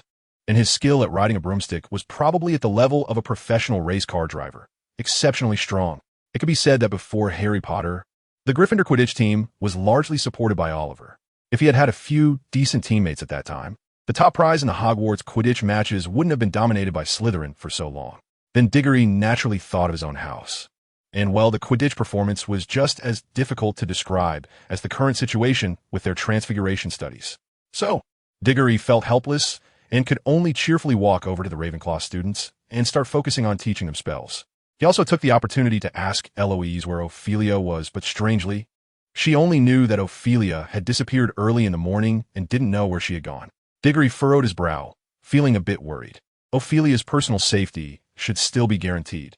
After all, Voldemort was still hiding in the Albanian forest, and according to the normal storyline, he wouldn't be able to leave until 1991, when Quirrell entered the forest. The remaining Death Eaters, without Voldemort's leadership, didn't have the guts to come out and cause trouble. More accurately, after Voldemort's downfall, those people rushed to distance themselves from him. The only true loyalists to Voldemort, Diggory thought, were probably Barty Crouch Jr. and Bellatrix. Just these two. The other Death Eaters either later left him upon discovering Voldemort's true intentions, like Regulus, Sirius's brother, or couldn't withstand Voldemort's ruthlessness and betrayed him out of love, like Snape and the Malfoys. So, Voldemort's downfall, to such a state of being abandoned, was entirely due to his own self-destructive behavior. He didn't care about the feelings of his followers. And now he was betrayed. He deserved it. Just as Diggory was silently mourning for Voldemort in the Transfiguration classroom in Dumbledore's office, Dumbledore was quietly looking at Patrick in front of his desk, never having felt so troubled by a student before. At such a young age, he was already doing this. Do your family know about this? At first, when Dumbledore heard Professor McGonagall say that Patrick had little umbrellas, he didn't react. He was thinking only about Ophelia, who was still in the office. When he finally reacted, his first feeling was one of disbelief, shock, and doubt. Are kids nowadays so bold? After he sent someone to confirm in Patrick's dormitory, he learned that Professor McGonagall was not joking, and the assistant sent to confirm even found a pile of colorful novels under Patrick's bed. Seeing Patrick hanging his head in terror at having his secret exposed confirmed everything. Dumbledore rubbed his forehead, and thinking about it, with the Downton family's character, the child's parents probably knew about it. After delivering Patrick to Dumbledore's office and explaining the situation, Professor McGonagall insisted that the Downton family parents must be invited for tea. This child is only 11 years old, and at such a young age, he has such things on his bedside table. What does he want to do? The key point is that Hogwarts dormitories are not co-ed. His dorm is all boys. Who is this stuff meant for? Is it boy on boy? In any case, after Professor McGonagall left Patrick there, she angrily stated her dissatisfaction with Patrick and the Downton family's child-rearing practices from various perspectives, including national education philosophy and the healthy development of teenagers. Finally, she left the subsequent communication and education work to Dumbledore and walked away. Before leaving, she didn't forget to take Ophelia away at Dumbledore's silent gesture. Now, only Patrick and Dumbledore were left in the office. Speak, Dumbledore exhaled, looking at the very honest Patrick standing beside him. Why do you have these things? While speaking, Dumbledore flipped through the colorful novel. Oh, quite explosive, old Dumbledore thought. If I say I was wronged, do you believe me, Professor? Patrick said with a pitiful tone. Wronged? Dumbledore put down the colorful novel, pointing in surprise at the series of novels and the pile of boxed little umbrellas on the table. Aren't these things brought from home? No, Patrick honestly confessed. Now, he probably realized he had been set up by Diggory. Then his good stuff was accidentally discovered, leading to the current disastrous result. Then who put these things in your place? Dumbledore asked. Patrick hesitated, then confessed that stack of boxed little umbrellas was indeed brought from home. But it was my dad who worried I might act recklessly, so he forced them on me. I wouldn't have brought such things to school. As for that series of novels, it was given to me yesterday by someone who claimed to be a Hogwarts courier. But I actually don't know what that person looks like. Patrick tried hard to defend himself, wanting to salvage some image in front of his idol. At first, when Dumbledore heard Patrick say he originally wouldn't bring the little umbrellas to school, he was quite angry. What? You don't even bring little umbrellas. Are you planning to go in unprepared? Who gave you the courage to be so reckless? But then when he heard about the so-called Hogwarts courier, Dumbledore's eyes suddenly sharpened. Courier? Why have I never heard of such a person at Hogwarts? Did someone break through Hogwarts' defensive magic yesterday and enter the campus without my knowledge? Dumbledore immediately glanced at the cabinet filled with various magical items beside him, and only when he saw that the crystal ball showing the state of Hogwarts' defensive magic was intact did he secretly breathe a sigh of relief. But then he furrowed his brow again. If the defensive magic was fine, then there must be an insider? Now, tell me the situation in detail, Dumbledore said, his eyes filled with seriousness. The more detailed, the better. The more detailed, the better? Patrick felt a bit shy. Can I not say it so in detail? I'll pretend you didn't say that. Dumbledore said sternly. Patrick lowered his head, smiling awkwardly. That day, I skipped class to flirt with a girl. Dumbledore's eyes twitched behind his half-moon glasses. Because there were too many people outside, it was inconvenient. So I brought her back to the dormitory, Patrick continued. Dumbledore's hands, which were under the table, began to tighten and then loosen repeatedly. And then because we got along well, we ended up on the bed. Patrick said, becoming increasingly embarrassed as he described the process in front of his idol. Meanwhile, Dumbledore, sitting behind the desk, was also having a hard time. He was trying to steady his breathing, feeling as if his heart, which had accompanied him for most of his life, was about to give out. Stop rambling. Get to the point. Dumbledore struggled to control his tone so it wouldn't be too harsh. What exactly is the situation with that Hogwarts courier? Oh, that courier. Patrick sensed Dumbledore's impatience and hurriedly said that I actually don't know. Hearing this, Dumbledore closed his eyes in pain. Then what do you know? Tell me everything you know. Dumbledore almost trembled as he asked. Patrick saw Dumbledore's current state and panicked, urgently recalling what he had done yesterday, fearing that he would anger Dumbledore. He can't be too old. He should sound about the same age as me. Patrick was racking his brain to remember. Wait. I thought of it. Cedric must have seen him. Those books were delivered by him. Patrick said confidently. Cedric. Upon hearing Diggory's name, Dumbledore suddenly had an instinctive feeling that this matter was not that simple. You mean Cedric saw that delivery person? Dumbledore asked, his blue eyes fixed intently on Patrick, a peculiar light emanating from the depths of his gaze. Did Cedric see the person who claimed to be the delivery man, or was Cedric actually that delivery man? Dumbledore pondered.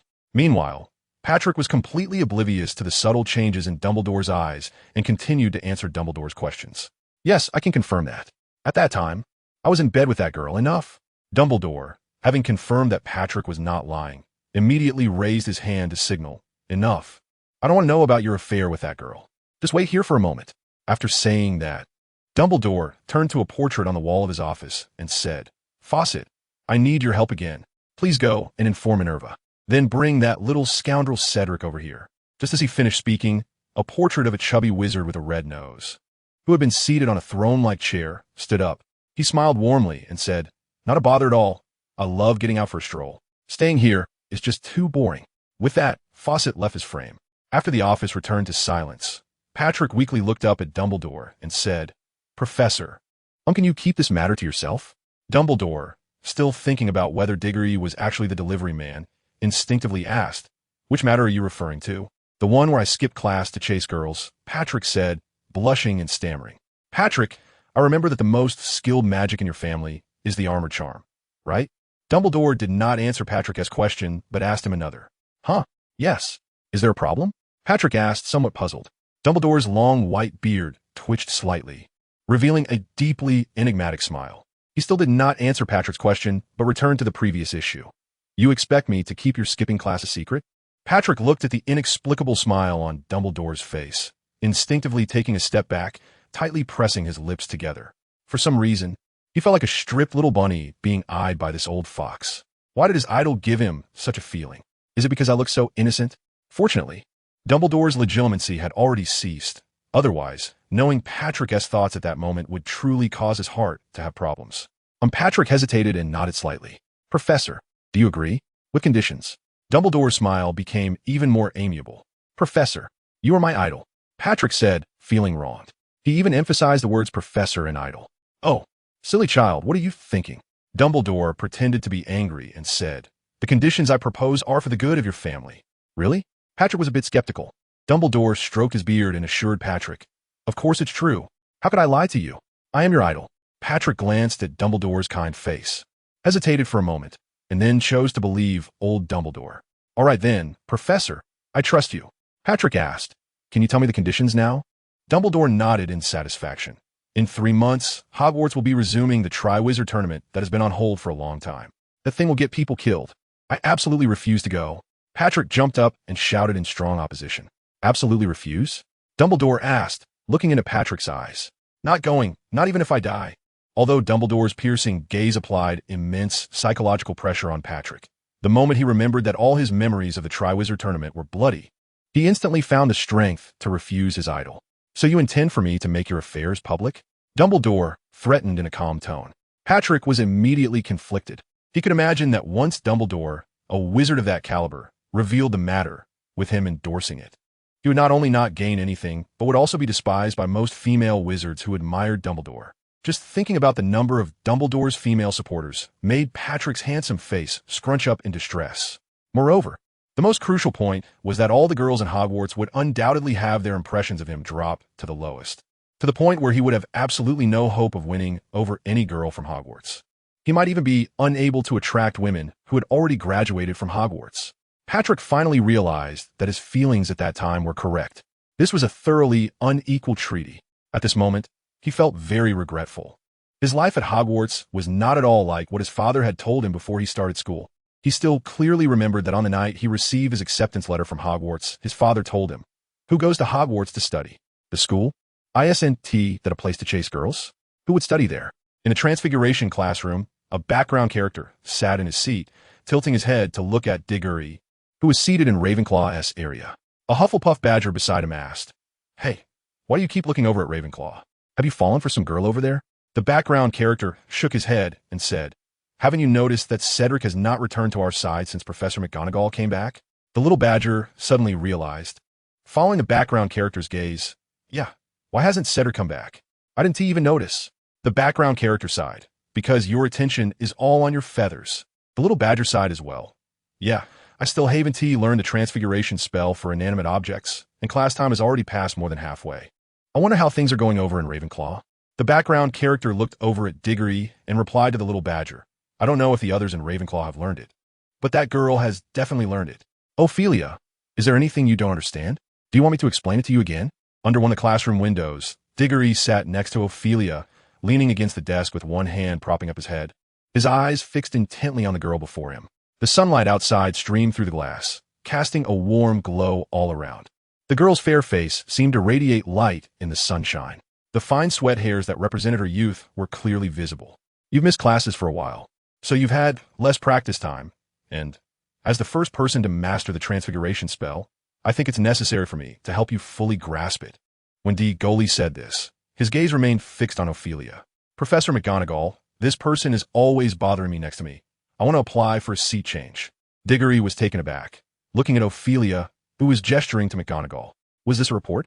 Am I being disliked? Professor McGonagall, sitting behind her desk, lifted her head from the pile of Gryffindor upperclassmen's assignments and glanced at Diggory and Ophelia, who were sitting by the window. Adjusting her glasses, she said seriously, Cedric, I remember that besides Ophelia, it seems that no one else in this classroom has mastered the transfiguration of inanimate objects. I hope you can get up and walk around to help the other students. After saying this, before Diggory could respond, she buried her head back into the stack of assignments. The quality of these assignments was quite lackluster, and the attitude towards learning was really poor. I'll bring these few people to Filch. I'm sure he could use some help to disturb the stairs of Hogwarts. Ophelia, seeing Professor McGonagall redirect her attention to other matters and only briefly mention her, couldn't help but sigh. However, that one sentence was enough. Did you hear that? Professor McGonagall wants you to help the other students, not just sit next to me and disturb me, Ophelia said to Diggory. Diggory awkwardly touched his nose and said, I'm sorry for bothering you, but I just wanted to help you, nothing else. Ophelia couldn't even be bothered to look at Diggory and replied, Do you even believe what you're saying? Diagonally, upon hearing this, placed his hand on his left chest and looked at Ophelia steadily, saying, I believe I can swear on my conscience. It's telling me that I only sat next to you for a little while, because we should help each other as classmates. If you don't believe me, you can feel it. Hearing this, Ophelia shook her head helplessly, her eyebrows knitted together with a hint of impatience. I'm not interested in your conscience. I just hope you can stay away from me right now. I don't need you. Initially, Ophelia had a good first impression of Diagonally, but after Dumbledore brought her to the office for tea that morning, she had many concerns. So, she had no mood to pay attention to Diagonally at all. However, Diagonally was completely unaware of Ophelia's inner thoughts. He only felt confused and dazed. Woman, your name is Heartless. Diggory lowered his head dejectedly. This girl is hard to deal with. I'm already so handsome and a top student, yet none of this seems to matter. She completely can't be bothered with me. Are all 11-year-old girls in this world this difficult? No, wait, in my previous life, wasn't it said that looks are justice? Once you have looks, you can do whatever you want when facing those girls, right? Why is this world so different? Diggory found it hard to accept and to test his charm. He threw a flirtatious glance at another Ravenclaw girl. When he saw her momentarily stunned expression followed by a shy smile, he thought to himself, my looks are not a problem. However, this only plunged Diggory into deeper troubles.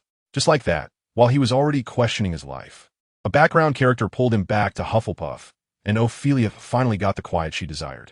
How long had it been since she could be alone and quietly do something? Ophelia could no longer remember. She only recalled that ever since that man found her family, the peace she once had was gone. Because of that man, her grandfather died at the hands of a powerful Auror. Because of that man, her parents were imprisoned in Azkaban by Alastor Moody, causing her, at just 6 years old, to lose the embrace of her parents. Even on her 10th birthday, that already ailing man used his family's influence to take away her gentle sister. If her life was like spring before encountering that man, then, after meeting him, it turned into winter. Ophelia shook her head, casting all these thoughts away, and refocused her energy on the transfiguration spell. Ferravito. The incantation was not fluent, and the feather on the table remained still, but Ophelia was not discouraged at all. Instead, she continuously motivated herself and tidied her emotions to try again. Her adorable appearance made it hard to look away, and her radiant smile blossomed in the sunlight, creating a moment of spring warmth and blooming flowers. Just one glance was enough to captivate Diggory beside her. That damned, irresistible charm of hers. Diggory felt himself sinking deeper, possibly going further down the path of Ophelia. But then, a black shadow blocked his line of sight, and Diggory immediately became displeased. Ah, Seba, that one who doesn't look up. When he looked up, he found that the person coming was Professor McGonagall. Diggory immediately changed his expression, smiling innocently as he asked, Professor, did you need something from me? Professor McGonagall found it a bit strange. She wondered what the boy meant by his earlier words, and his current smile felt odd to her. However, she didn't dwell on it, as there was still so much homework waiting for her. Professor Dumbledore wants you to go to his office. If there's nothing else, you can head over now. Diggory glanced at Ophelia on the other side and said, Teacher, many students haven't mastered the transformation spell yet, especially my Hufflepuff classmates. Their progress is well. Diggory rubbed his forehead with one hand and sighed deeply, looking as if he was unwilling to revisit the past. Completely ignoring the subtle gazes of the background characters and the Hufflepuff badgers nearby, he exclaimed, How much time have you really spent on us? You rushed over to Ravenclaw in no time, and then you've just been staying next to Ophelia. Have you even taught us? In a not-so-spacious office, which felt cramped due to the crowd, Dumbledore sat calmly in his chair, watching the two children standing in front of him as punishment, and then leisurely took a sip of blueberry wine. He let out a long breath, comfortably squinting his eyes, and asked, So, have you two figured out what you want to say? Diego, I haven't thought it through. Patrick, I've thought it through. Diggory closed his eyes in frustration. Dumbledore raised an enigmatic smile, looked at Diggory with a raised eyebrow, and then nodded slightly, signaling Patrick that he could begin his performance. After receiving Dumbledore's signal, Patrick did not hesitate and began to recount everything he knew about that day. The entire process was completely candid, even detailing which foot he stepped with first when he entered the dormitory with the morning glory. Diggory, standing aside, helplessly watched Patrick, not daring to look at Dumbledore in front of him. He could clearly feel that when Patrick mentioned the unfamiliar woman's voice outside the door, Dumbledore's penetrating gaze was fixed directly on him, filled with suspicion behind those half-moon glasses. It was obvious that the old man had begun to suspect him, and no matter how he spoke next or how logical his words were, in Dumbledore's eyes, they would all seem like mere embellishments. He figured the old man wouldn't even believe a single punctuation mark, because from Dumbledore's perspective, Diggory already had enough strange things about him. Now, without his awareness, there would suddenly be an extra Hogwarts courier? What a joke. It's as if he thought the portraits hanging in the corridors of Hogwarts were dead, although they weren't alive. The nearly ubiquitous portraits acted as security and alarm systems within Hogwarts. Therefore, in his view, that unfamiliar woman's voice and the Hogwarts courier must have been orchestrated by Diggory. Or, at the very least, he absolutely knew something. As Dumbledore listened to Patrick recount the details of the incident, he observed Diggory's expression. When he saw the boy's ever-changing eyes, Dumbledore secretly smiled. After all, he was still a child and couldn't hide his thoughts. All right, I have a general idea now. Dumbledore gestured for Patrick to stop, indicating that he had no interest in the early romance of the two children. At this point, Dumbledore could basically conclude that the appearance of the courier was not as serious as he had imagined. There was no sign of Death Eaters or dark wizards invading, and it was most likely a prank by Diggory. As for this colorful novel, Dumbledore glanced at Diggory and thought, not a good thing either. Seeing that Dumbledore had completely shifted his focus to Diggory, Patrick tentatively asked, "So, Professor, can I go back now? After all, I have finished my explanation, and I still need to go back to write the 10,000-word reflection that Professor McGonagall assigned." A 10,000-word reflection. Dumbledore looked at the poor child and remembered that McGonagall had mentioned bringing his parents in and even going for a home visit. Suddenly, Dumbledore felt that Patrick was also a source of worry. But thinking about how this boy had started dating so early and had even gone to third base, Dumbledore certainly could not agree to his pitiful request. A child who couldn't be trusted like this should definitely be thrown into the Triwizard Tournament without a second thought. It would be against his conscience otherwise. If you agree to participate in the Triwizard Tournament with Diggory, then you can go back now, Dumbledore said, savoring a sip of blueberry wine, taking his time. Patrick's face fell. Professor Dumbledore, do I have any other options? No, Dumbledore replied decisively. At this point, Patrick suddenly wanted to go home and transfer to another school. He felt that Hogwarts was out to get him. A home visit was one thing. Accepting his lack of luck with girls was another.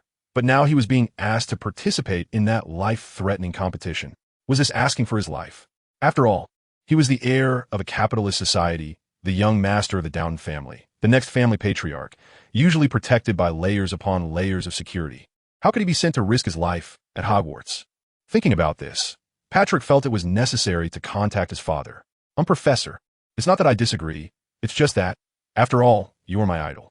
If you want me to go, I should definitely feel obliged to do so. Diego was a bit surprised. Is this still the Patrick I know? Didn't he refuse to go before? But as soon as Diggory heard this, he knew Patrick's reason had come. Dumbledore also put down his wine glass. Patrick continued, "After all, I am the only heir of the Downton family, and the matter of continuing the family line falls entirely on my shoulders. Therefore, I would like to ask my father's opinion again. If he agrees, then I can immediately accept your proposal." Diggory raised an eyebrow, secretly giving Patrick a thumbs up for his reason. There isn't a father in the world who doesn't care about his child, although many times the expression of paternal love is quite restrained and not easily felt or understood. However, it is undeniable that a father will always be the steadfast support behind his child. At this moment, even Dumbledore nodded and said, "You make a valid point. As the sole heir of the Downton family, it is indeed a bit rash for you to decide whether to participate in the competition like this." Patrick quickly flashed a barely noticeable smile, realizing that he might just escape this ordeal. His dad would definitely not let him take risks. However, Diggory, who was also standing nearby, was unhappy. Why could others ask their parents first before making decisions, while he had to just go along with it? Did he have no rights? Just as Diggory was about to voice his objections, he saw Dumbledore pull out an opened envelope from a pile of books and letters on the left side of the desk. "Regarding your participation in the competition, your father's family has already sent a letter." Dumbledore looked at Patrick with a hint of sympathy and continued, "Actually, the idea of you participating was proposed by your family. To be more precise, it was agreed upon by your father and your grandfather together. This letter is their recommendation for you." At this moment, Diggory suddenly understood what Dumbledore's sympathy meant earlier. If anyone had to deal with two fathers and a grandfather like that, it would be unbearable. Were they worried that he wouldn't carry on the family line? Diggory couldn't help but look at Patrick with sympathy, thinking that this child might not be biological. But then he recalled his own sheep dad in the original story, who happily sent his son to participate in the Triwizard Tournament, and felt a mix of emotions. What's wrong? Doesn't every father in this world worry about their son not dying? Patrick stared blankly at the letter in his hand. The familiar dark green ink of the feather pen, and after repeated unwilling checks, he finally thought, why? I don't believe it. They said paternal love is as solid as a mountain. I refuse to believe my dad would be this heartless. With tears in his eyes, Patrick shouted at Dumbledore in disbelief, Professor, I don't believe it.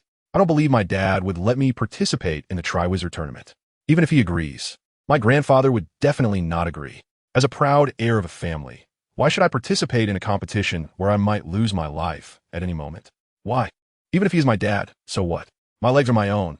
If I say I won't go, then I won't go. Diggory looked at his companion beside him.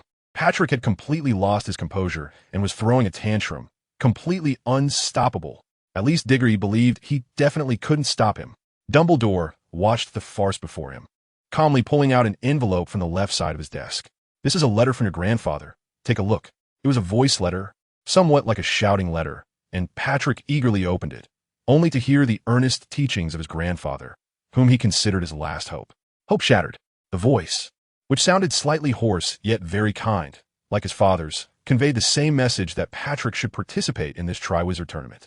However, his grandfather was a bit more humane than his father. He comforted his big-headed grandson in the letter, assuring him that this Triwizard Tournament would be the least dangerous one in history and that there would definitely be no deaths.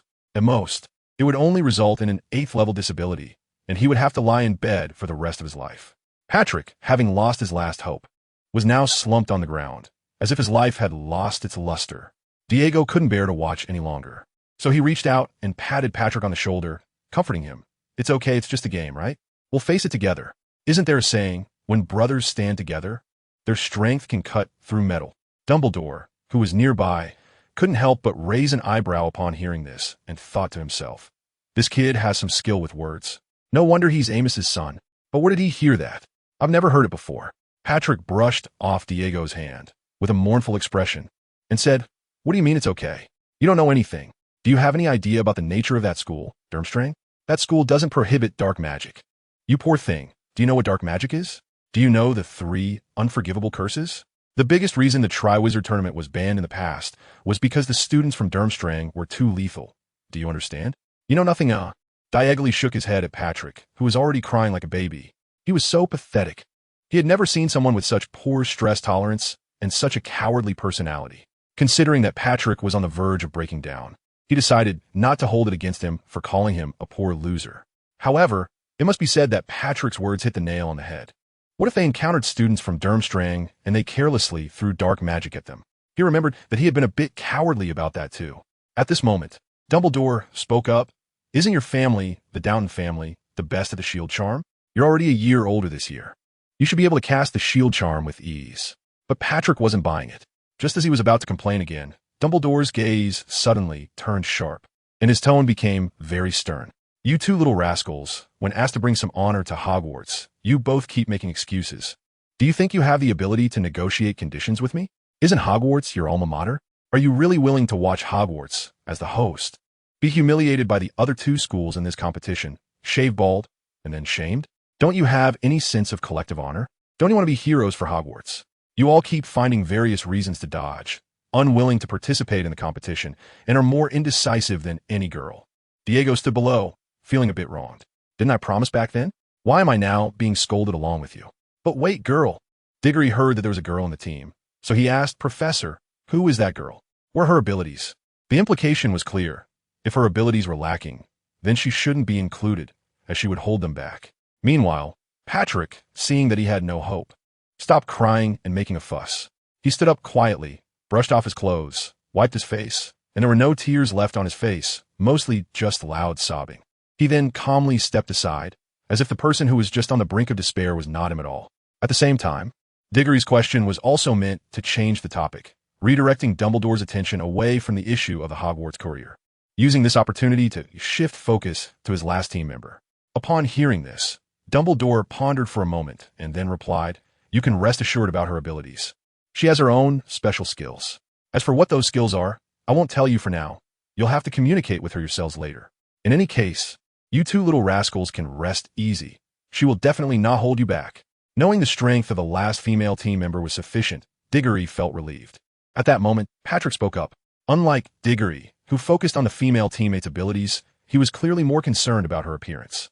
"Professor, is that girl pretty? What is her figure like? What are her measurements? Does she have a boyfriend? What kind of boys does she like?" After firing off a series of questions, Patrick stared intently at Dumbledore, hoping he would reveal more information about the girl. If she was a quality catch, he would definitely make his move. After all, it seemed that his chances with Miro were gone, and if he didn't take this opportunity to find another, he would be left to his own devices tonight. Little did he know, Dumbledore pointed to the door and said impatiently, "You can go back now. Aren't you going to practice spells? Don't you have reflections to write? Get back to your studies." Patrick sighed in disappointment. If the girl was unavailable, then she was just gone. But turning away, he quickly shrugged it off. There were plenty of girls at Hogwarts. So the person who had been worried about the dangers of the Triwizard Tournament now turned and left casually. In Patrick's view, since participating in the Triwizard Tournament was a done deal, there was no need to resist the decision any longer.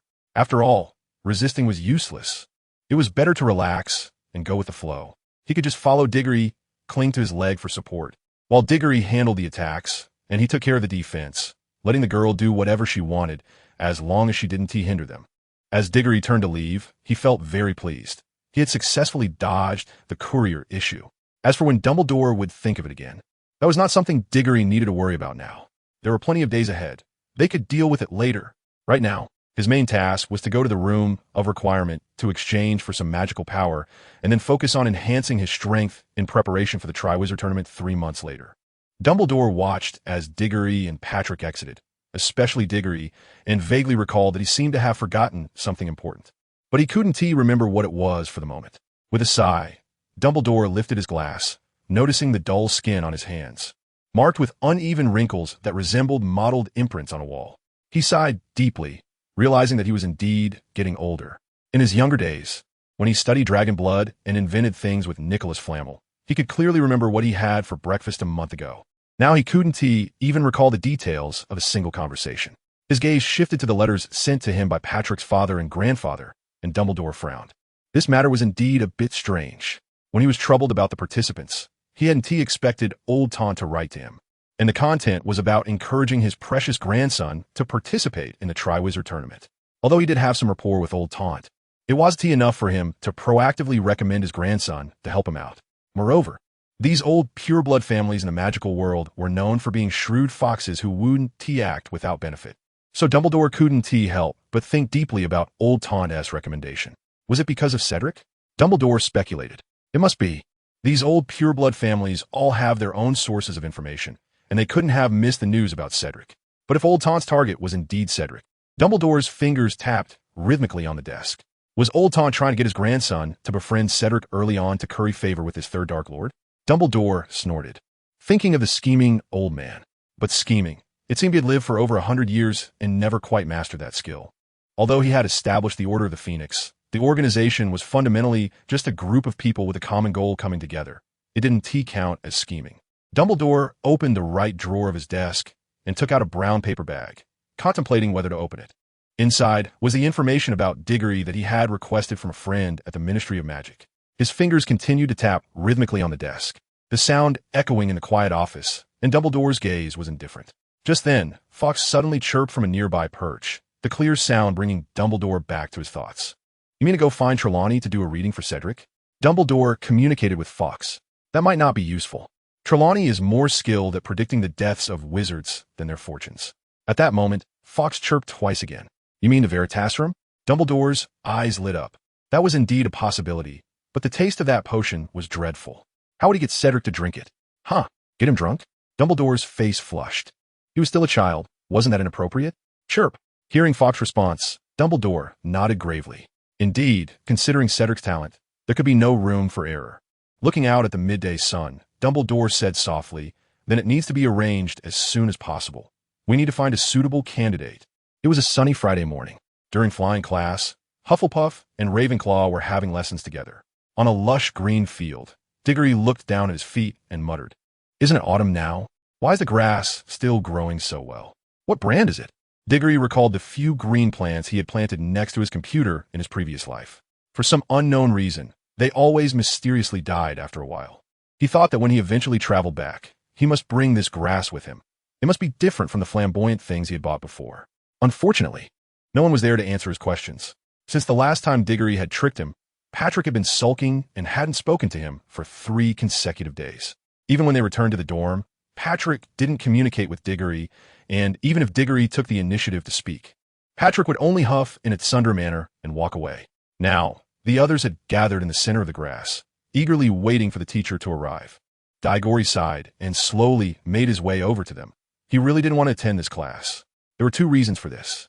First, Diggory had a fear of heights, which had started in his previous life and hadn't changed even after switching bodies. The second reason was that Diggory was worried about getting hurt down there, especially the second point. He had thought about this issue since he was a child watching movies, and as he grew up and reflected on it, he admired those actors a bit. Sitting on such a thin stick and having to keep your legs tightly positioned, based on how it looked in the film, was quite a feat. After thinking it over, Diggory decided to find an excuse not to attend the flying class. All for the sake of his precious golden egg. "Hello, everyone. Are all the students here?" Just as Diggory was deep in thought, the flying instructor, Madame Hokey, with her buzz cut, walked over quickly and greeted everyone loudly. "Hello, teacher. We are all here." The group of eager students shouted in unison, gathered together and ready for class.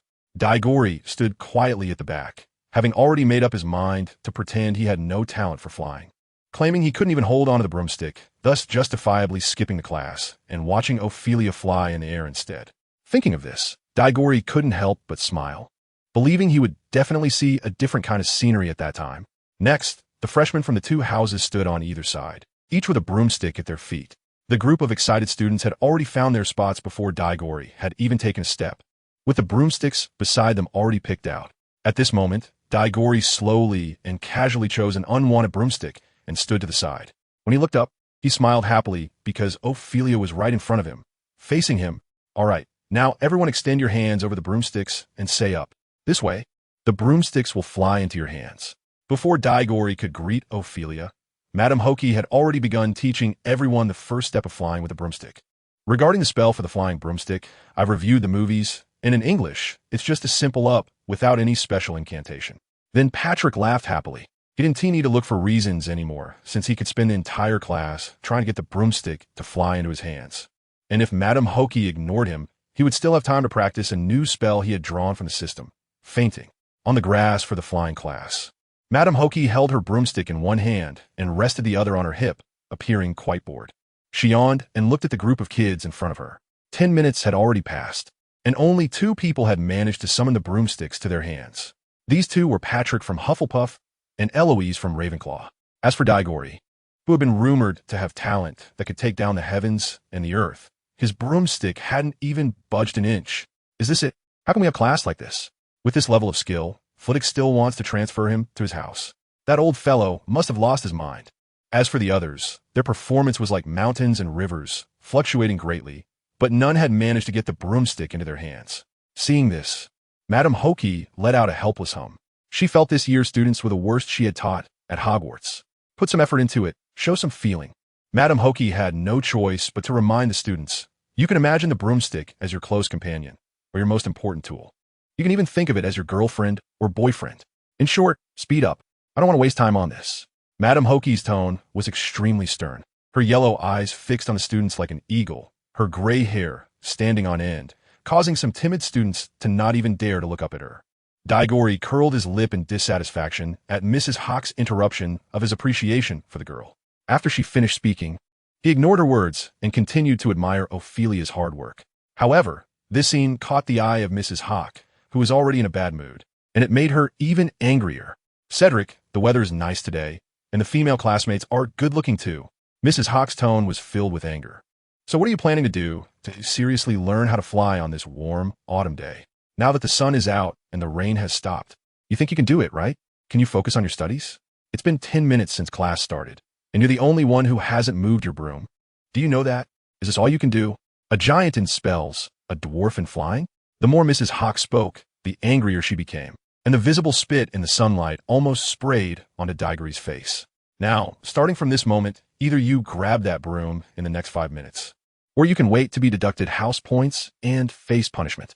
I've said my piece. You handle the rest. After scolding Digory, Mrs. Hawk turned her anger towards the other students, and you all have 5 minutes as well. If you still can't learn, I will request Principal Dumbledore to let you stay here and practice until you master it before you can leave. Some students wanted to protest upon hearing this, but as soon as they met Mrs. Hawk's sharp gaze, they immediately shrank back. They directed their silent frustration towards Digory, thinking they were suffering for no reason and that it was all Digory's fault. However, after returning to her position, Mrs. Hawk thought for a moment and was still angry.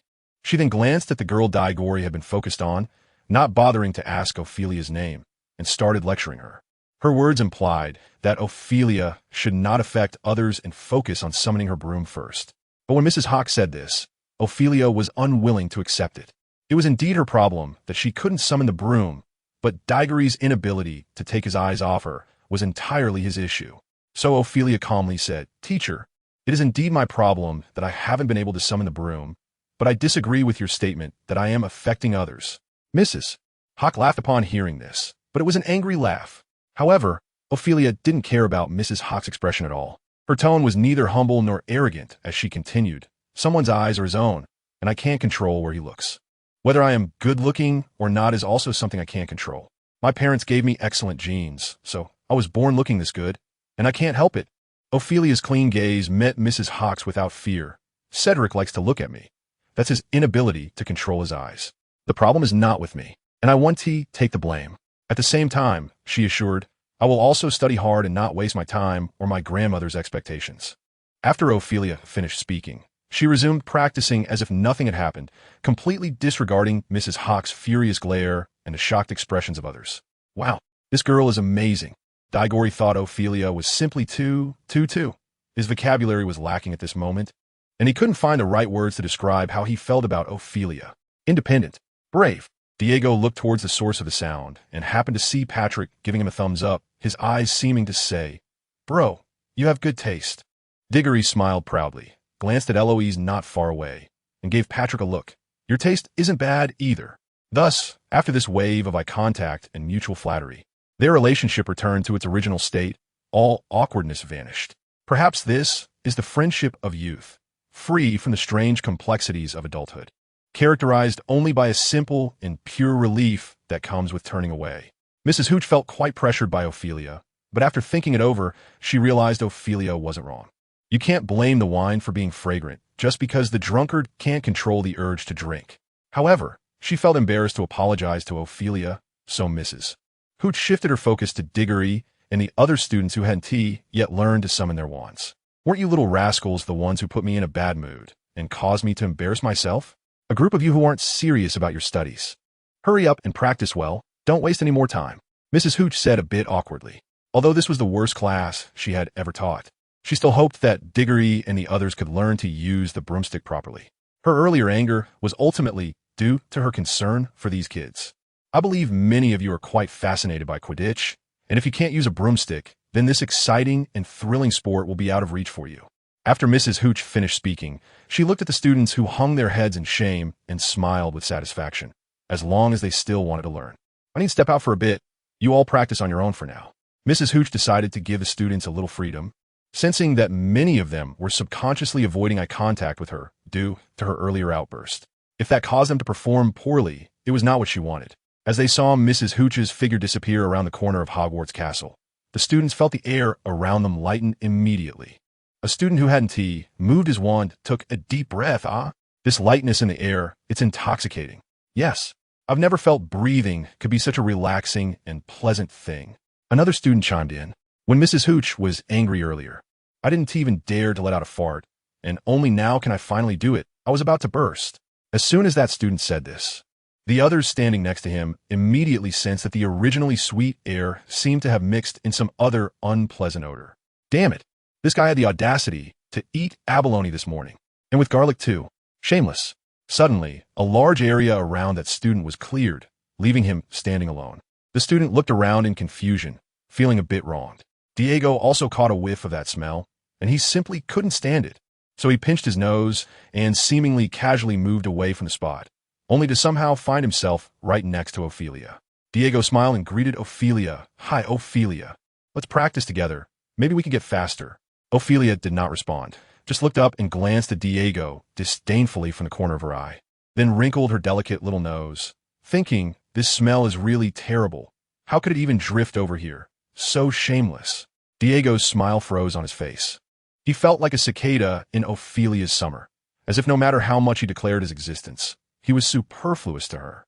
Thus, laughter turned into a bitter smile, and he could only stand there, lacking the courage to move forward. Patrick witnessed this scene and walked over, patting Diego on the shoulder. "Your flirting skills are really poor. A couple of days ago, I made some friends, and there are several senior girls from the 4th grade in that circle, as well as a few Slytherin girls. What do you say? Want to practice a bit? You need to learn to cut your losses before getting completely hurt.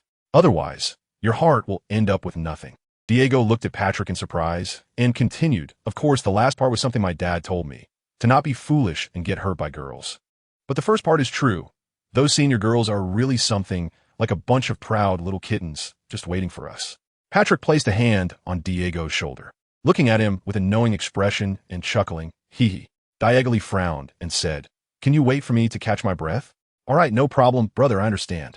Patrick said while patting Diagonally's shoulder, "Let's practice this flying broom first. After all, you are the leader of our Hufflepuff house. If you can't master this, our whole college will lose face." Diggory nodded and then pointed his hand at the flying broomstick resting by his feet. Up, crack. Patrick saw a flash in front of him, and then he heard a crack as the broomstick was firmly grasped in Diggory's hand. Patrick looked at Diggory in disbelief, his mouth widening, and just as he was about to shout, Diggory quickly threw the broomstick away and covered Patrick's mouth. Shush, don't tell anyone. I don't want others to know." Patrick asked in confusion. "Why? Why don't you want others to know? You already know how to do it, don't you?" Hearing Patrick's question, Diggory couldn't help but feel a bit smug, but he showed no expression on his face and simply explained, "Just look at the thickness of the broomstick. It's so thin. Imagine riding this thin stick. Wouldn't it be uncomfortable for you down there? That's why I never practiced. I really don't want to fly around on such a stick." Patrick realized this and looked at the slender broomstick, exclaiming, "Oh my God, it really is thin." Patrick imagined the scene of this stick rubbing against his little brother, and he shivered. He touched his groin with one hand, feeling a lingering fear. No wonder some famous Quidditch players can't find girlfriends. It turns out it's not others' fault, but their own problem, riding on such a stick, about 6 centimeters in diameter, flying around in the sky, making sharp turns, and performing high-difficulty moves. Just thinking about it made Patrick instinctively tighten his legs. This isn't just a technical skill anymore. The 26th attempt still ended in failure. Ophelia looked at the broomstick on the ground, pushed her glasses up, and showed no signs of discouragement, silently encouraging herself to continue practicing the summoning spell. Some people, with no talent at all, have been at it for so long and still can't even master the summoning of a broomstick. It's hard to believe she was sorted into Ravenclaw. "Yes, just a burden." A sharp voice of mockery rang out in the practice area. Diggory and the others looked over to see a girl with black hair, a square face, thin lips, small eyes, a big nose, large ears, and plenty of freckles, coldly mocking Ophelia. The girl was holding a broomstick, evidently just having learned the summoning spell, and couldn't wait to come over and ridicule Ophelia. "You're useless. After all this time, the broomstick hasn't even moved an inch. You're just wasting time here, wasting Hogwarts resources.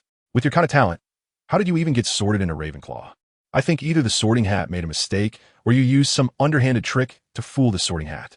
Otherwise, someone like you doesn't even deserve to step through the doors of Hogwarts."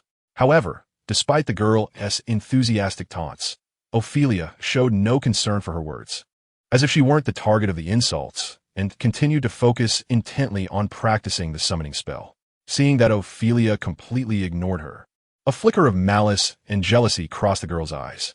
She immediately signaled to another girl who also had an unremarkable appearance. The girl instantly understood, a subtle cold smile creeping onto her lips as she approached Ophelia.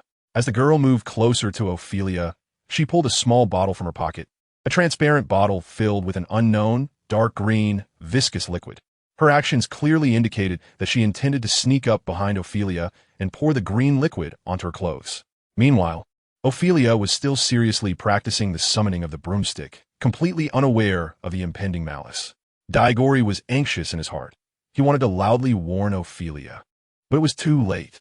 "Ophelia, watch out behind you." Ophelia frowned, but before she could look up, she was forcefully bumped from behind by that girl, causing her to lose her balance and fall to the ground. At that moment, the girl pinched her nose with one hand and opened the bottle with the other. Immediately, an extremely foul and strange smell wafted out from the bottle's opening.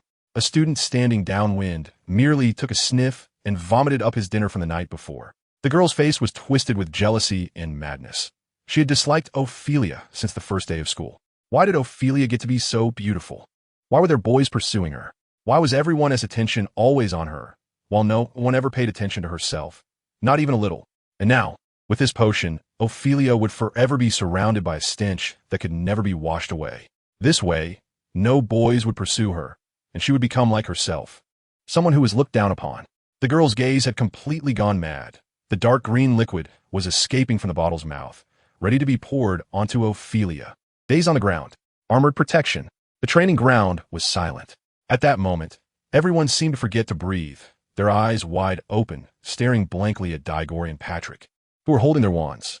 Just a moment ago, a powerful blow from Diggory sent the girl flying, landing 5 meters away. Meanwhile, the foul, thick, dark green liquid that was about to fall on Ophelia was blocked by Patrick's armor, landing on the grass nearby.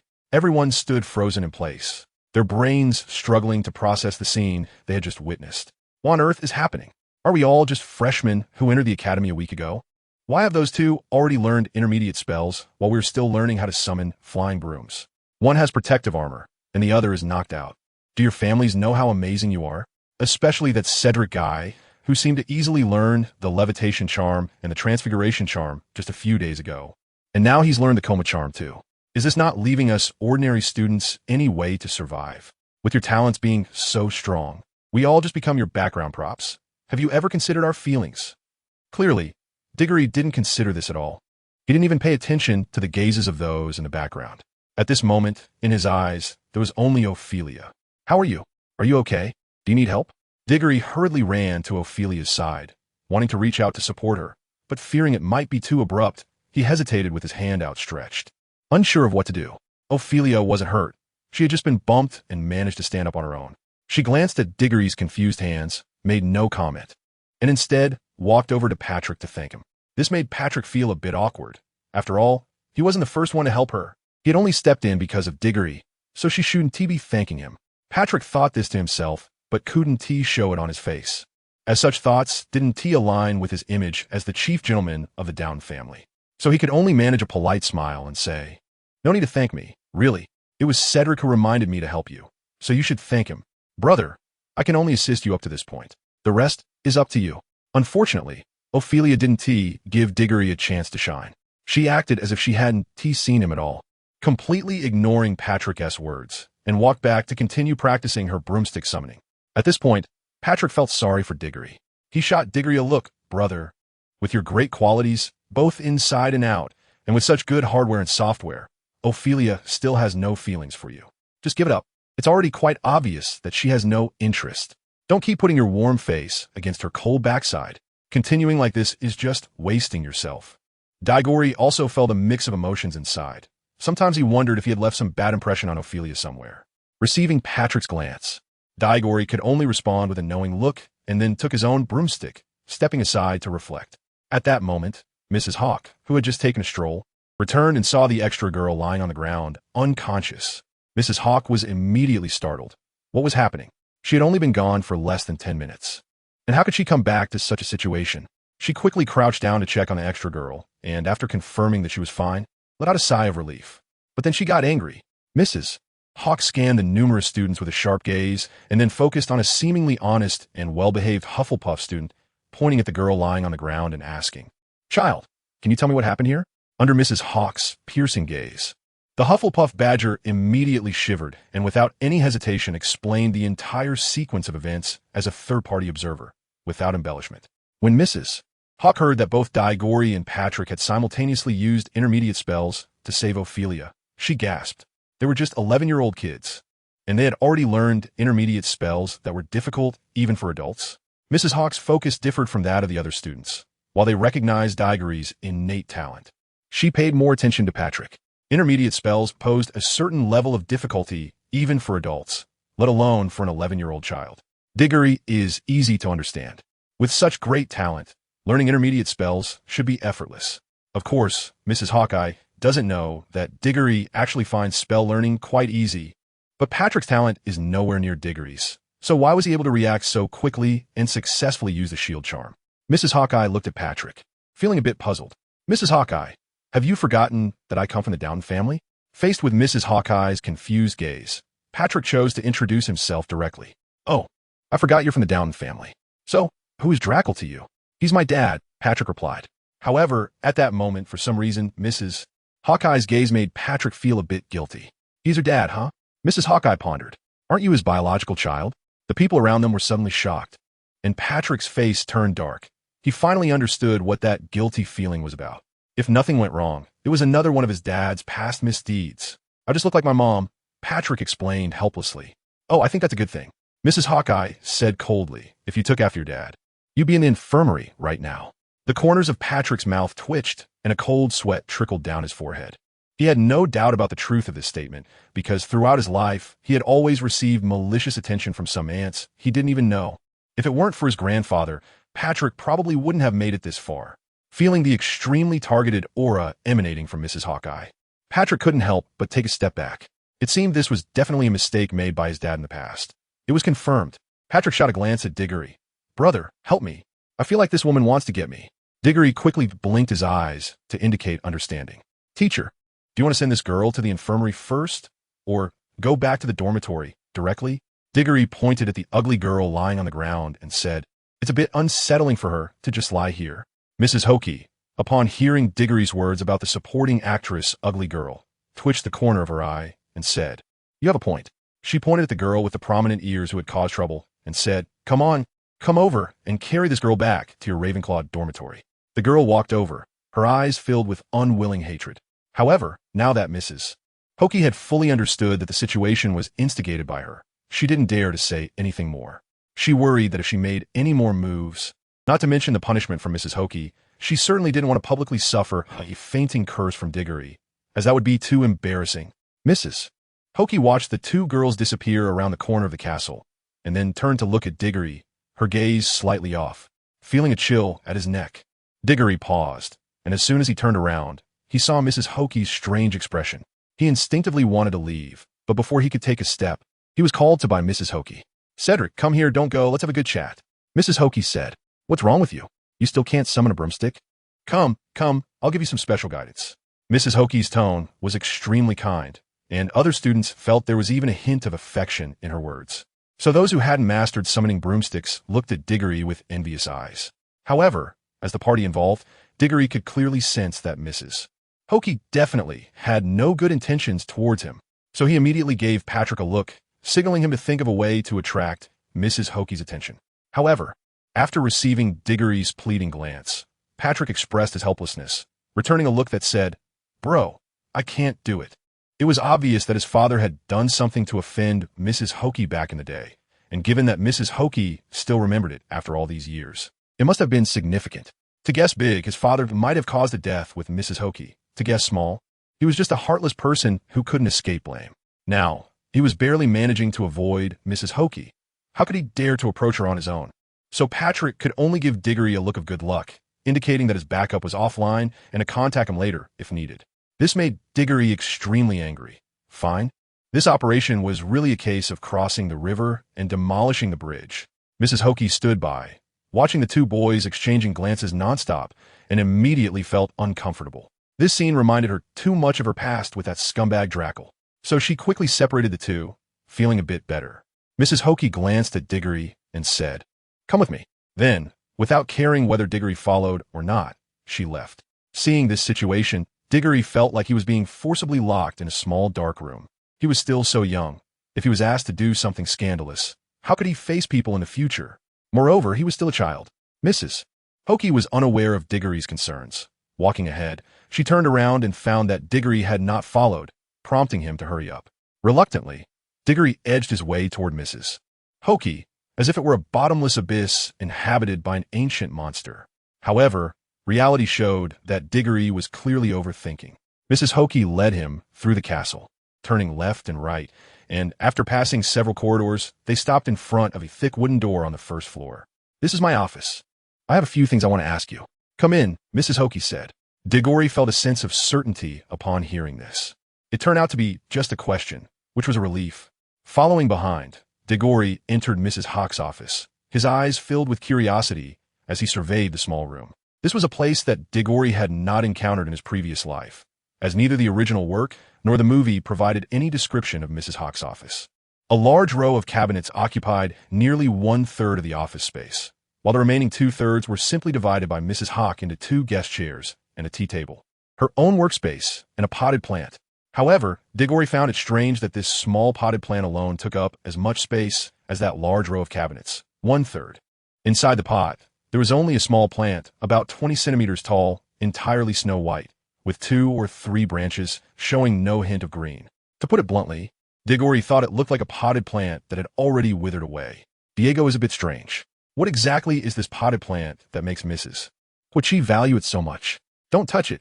Diggory was startled and immediately pulled back his hand, smiling awkwardly. "Sorry, Mrs. Hokey. It's just that I'm too young and haven't seen much of the world, so I'm quite interested in your potted plant. I wonder what variety it is," Diggory asked. To his surprise, Mrs. Hokey merely glanced at him and said, "Don't ask. It's a secret, and I won't tell you." Diggory awkwardly touched his nose, feeling a bit embarrassed. "Come on, who taught you that spell?" Mrs. Hokey sat upright in her chair, her sharp gaze inexplicably making Diggory feel a bit guilty. "Wait a minute. I haven't done anything to be ashamed of, so why should I feel guilty? Why don't you guess?" In an instant, Diggory regretted saying that, as he sensed Mrs. Hokey's eyes becoming even sharper and more piercing because of his words. He felt like he was dangerously testing the waters at the edge of death. "Humph." Mrs. Hokey let out a cold snort through her nostrils. "I'll give you a chance. Reorganize your words." You might want to ask Professor Dumbledore about that question." "Reorganize my words?" "If you have the ability, let Dumbledore reorganize his words." "Dumbledore?" Mrs. Hokey was taken aback. On the day Diggory entered school, among the few teachers who followed Dumbledore back to his office, Madame Hooch was not included, so she knew nothing about what happened in the office that day. Now, upon hearing Diggory's words, a picture involuntarily appeared in her mind. Dumbledore sitting in a chair in the office, with Diggory across from him. Diggory was respectfully bowing to Dumbledore, while also saying, "Hello, Professor." Could it be that this kid became Dumbledore's student? Did he learn to faint from him? Madame Hooch thought carefully, and it seemed very possible. Cedric's talent was publicly acknowledged by the Sorting Hat on the night of the entrance ceremony. That statement, which compared him to the Dark Lord of the same era, and even to Dumbledore, shocked everyone on the spot. Moreover, his prowess in spell learning later on was evident to all. Therefore, to prevent him from going astray in his future growth, it was entirely possible for Principal Dumbledore to intervene and do such a thing. Madame Hooch took a deep breath and tentatively asked, "Is Professor Dumbledore your teacher?" Guess. Diggory was laughing like a little fox that had stolen chicken. "Don't you like to have people reorganize their words? Then why don't you do it yourself now? If you don't want to, you can directly ask Dumbledore." Of course, given Dumbledore's cautious nature now, Diggory felt that the likelihood of him revealing certain things to you was really low. After all, you're not a member of the Order of the Phoenix. Moreover, Diggory believed that if Dumbledore really did share his secrets with Madame Hooch, then from another perspective, Madame Hooch's credibility could be said to have surpassed that of Professor McGonagall, almost on par with Snape.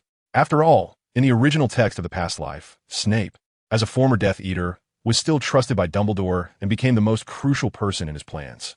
And because of this, Snape also became the person who understood Dumbledore's plans the most, without exception. Madame Hooch was staring at Diggory with a blank expression. She kept looking, staring hard, until she saw the innocent young boy's face turn red. "Dumbledore is not your teacher, right? You're actually just trying to be mysterious. Am I wrong? Be honest. Who taught you the stunning spell?" At first, Madame Hooch sounded a bit uncertain, but the more she spoke, the more certain she became. Diego was instantly shocked. "What is going on? Wasn't he had a question before? How did it turn into a statement while talking?" Mrs. Hokey saw the unmistakable shock in Diego's eyes and sneered. "Humph, haven't you heard of a woman's sixth sense?" Diego suddenly understood, but after understanding, he was even more shocked. Is a woman's sixth sense really this accurate? He now knew why Patrick's dad ultimately decided to separate from Mrs. Hua. Not to mention anything else. Just this sixth sense that could make all normally oriented men feel Awe was enough to make his dad back off. With such an astonishing sixth sense, who would dare to take her as a wife, even if he wanted to be a devoted good man in the future? Wouldn't that good man still hide some secret savings? However, with such a powerful sixth sense, can secret savings be hidden? No way. Tell me, who taught you the coma spell? Be honest, you can't fool me. Mrs. Will looked at Diego with a somewhat disdainful gaze, as if she saw through the little tricks men play. Diggory was a bit stimulated, but it was okay since he was still young, and it wouldn't have a big impact. However, he held his neck high and said, "Guess. Aren't you good at reading minds? Go ahead and guess." Mrs. Pokey faced Diggory's provocation without any emotional response, just stiffly saying, "I'll give you 3 more minutes. If you don't speak, be prepared to clean the public restrooms for 3 months. I believe Furky would definitely be happy to have a student to command." Diggory's mouth twitched. He knew who Felci was. On the day of the opening ceremony, when he entered the hall, he passed by Felci and smelled an indescribable odor. It was as if it were a mix of the stench of fresh cat feces, not so fresh cat feces, and foul-smelling old cat feces, all fermented over time into a smell that Diggory simply couldn't endure. Just the thought of having to be around Felci for a while, and having to clean the toilet during that time, was too much for him to accept. This was something he definitely needed to ask Professor Dumbledore about. If he said he could tell him, then it wouldn't matter. If he said he couldn't, then it was too bad. Diggory shrugged his shoulders and passed the buck. "Oomph." Madame Hooch let out a cold huff and said, "Then I'll go ask." She had lived through the time of the Dark Lord, when there was no place safe except Hogwarts. At that time, the Dark Lord targeted not only Muggle-born wizards, but also Muggles and pure-blood wizards who disobeyed him. In other words, the Dark Lord's attitude back then was that those who followed him would prosper, and those who opposed him would perish. Although the Dark Lord had been dead for several years, she had thought they could finally live in peace. However, she never expected that at this year's opening ceremony, another Diggory had unexpectedly appeared. Although Diggory was later sorted in a Hufflepuff, which reassured the teachers present. Today, Madame Hooch was shocked to see Diggory inexplicably learn the stunning spell. This spell was not included in the first-year curriculum. So how did he learn it? Did he really teach himself without anyone showing him? If he could learn the stunning spell by himself today, could he learn the 3 unforgivable curses by himself tomorrow? Therefore, Madame Hooch decided to take precautions and visit Dumbledore. There were also seers within the Death Eaters, one of whom was named Nate. Old Nate had said that there were ominous signs all over the world, each indicating that problems were about to arise within the Death Eaters. Unfortunately, at that time, no one was willing to believe what he said. Even the Dark Lord himself did not send Death Eaters to check on the ominous signs Nate had mentioned. Later, when Sane joined the Death Eaters, he became very interested in that old man's strange prophecies and wondered why no one had listened to Nate's advice back then. If they had, the Dark Lord wouldn't have ended up in such a predicament. However, as a newcomer with no achievements, who didn't understand the importance of respecting his seniors, and who didn't even grasp the current situation of the Death Eaters, no one was willing to answer his questions. But as another newcomer, Sane didn't understand those intricacies. So he persistently asked about the issue, hoping to impress the older Death Eaters. Thus, during a long-awaited mission for the Death Eaters, an old-timer named Doba, unable to withstand Sane's daily questions, finally answered his doubts. That night, the 5 Death Eaters, including Sane, found a cave, lit a campfire, and casually prepared some food. Doba, who was on watch, said to Sane, "That old fool Nate is just a master of hindsight, you know? He only makes predictions after the fact. He's accurate and ruthless. But what's the use of that? To give yourself a mental boost when a crisis hits? Only a newbie like you would fall for his tricks. If that old man dared to come in front of us with his hindsight prophecies, he'd have been sent to St. Mungo's long ago. And would he ever have a chance to come out again? Sane found it hard to accept, as Nate was the first among many Death Eaters to accept him as a newcomer. So he felt an inexplicable trust in Nate. But now that trust was slowly crumbling. Doba continued, "Strange events happen every year. If you look back, even a fool can link those events to ominous signs. Just like this year. Didn't Hogwarts have a so-called omen, saying there was a kid whose talent surpassed that of the Dark Lord? And then someone jumped up and said he would end this era after the Dark Lord, sounding all impressive. At this point, a Death Eater who had been lying on the ground and trying to sleep joined in. What I heard about that prophecy is different from yours. I heard that kid will grow up to be the 3rd Dark Lord and lead us to defeat the White Wizards led by Dumbledore, establishing a true pure-blood supremacy in the magical world." "Really?" Doba asked. "Who did you hear that prophecy from?" The Death Eater lying on the ground replied. "It It was from that old lady in Diagon Alley who likes to use cat eyes and fur for her predictions. And you? Where did you hear it from? Damn, it's that old hag, Doba exclaimed, unable to contain his surprise. She's got something going on. I heard it from that old man in the Highlands who likes to use the bones of underage girls for his predictions. Doba continued. Sane felt a bit nauseous hearing their conversation. Using cat corpses was already disgusting enough, and now there were bones of little girls. Sane didn't consider himself a good person, but he hadn't reached the point of being able to use little girls' bones. After thinking for a moment, Sane decided that if he ever encountered that old man in the Highlands, and if his conscience hadn't completely vanished by then, he would definitely send that old man to meet Merlin, a crumbling city built on the edge of civilization. The city is constructed entirely of gray-white stone bricks. Even in its ruins, one can still see its former grandeur. When you enter this city, you will find that there are no traces of human life left. Instead, you can see many large claw marks on the walls, left by unknown magical creatures, for right in front of the city is the Albanian forest. In a desolate corridor, a chaotic sound of footsteps approached, accompanied by the heavy breathing of someone fleeing. Help, help! Rooney Loga, are you still there? The one fleeing was Doba. At this moment, he was no longer the calm and collected person he used to be. His hair was disheveled, a crimson streak of blood marked his mouth. His clothes were extremely dirty and disheveled, and he had even lost a shoe while running. As Doba fled, he hurriedly looked back, his eyes filled with terror. But as he turned his gaze, he saw that it was completely empty behind him. Finally, Doba spotted a room that was relatively intact. At least the walls were still standing. He immediately rushed inside, turned around, and shut the old wooden door, securing it with a bolt. Then, leaning against the door, he closed his eyes tightly and breathed heavily. Although this wooden door could not guarantee safety for Doba, and could be shattered with a strong kick at this moment, it provided him with a sense of security. Throughout his escape, he hadn't heard the voices of Rooney or Loga, and when he called out for the other two, there was no response. Could it be that that kid Sane wasn't lying to him, and everyone had already been killed by him, with Doba being the last one? Doba forcefully controlled his deep breathing, letting the cold air with a faint metallic smell fill his lungs through his nostrils, hoping to calm himself down. However, just as he tried to focus, a sudden ear-piercing sound came from outside the door, the sound of nails scraping against hard stone, twisting Doba's face in horror. Doba, where are you? Why did you suddenly vanish? You made me search so hard. Listening to the voice, it was actually Sane. Doba's face lost all color, and his hand, which was digging into the door panel, began to tremble uncontrollably. What should he do? He asked himself, but there was no one to answer him. Originally, Loga was the brains of the team for this mission, but now he had already died at Sane's hands. Who else could save him?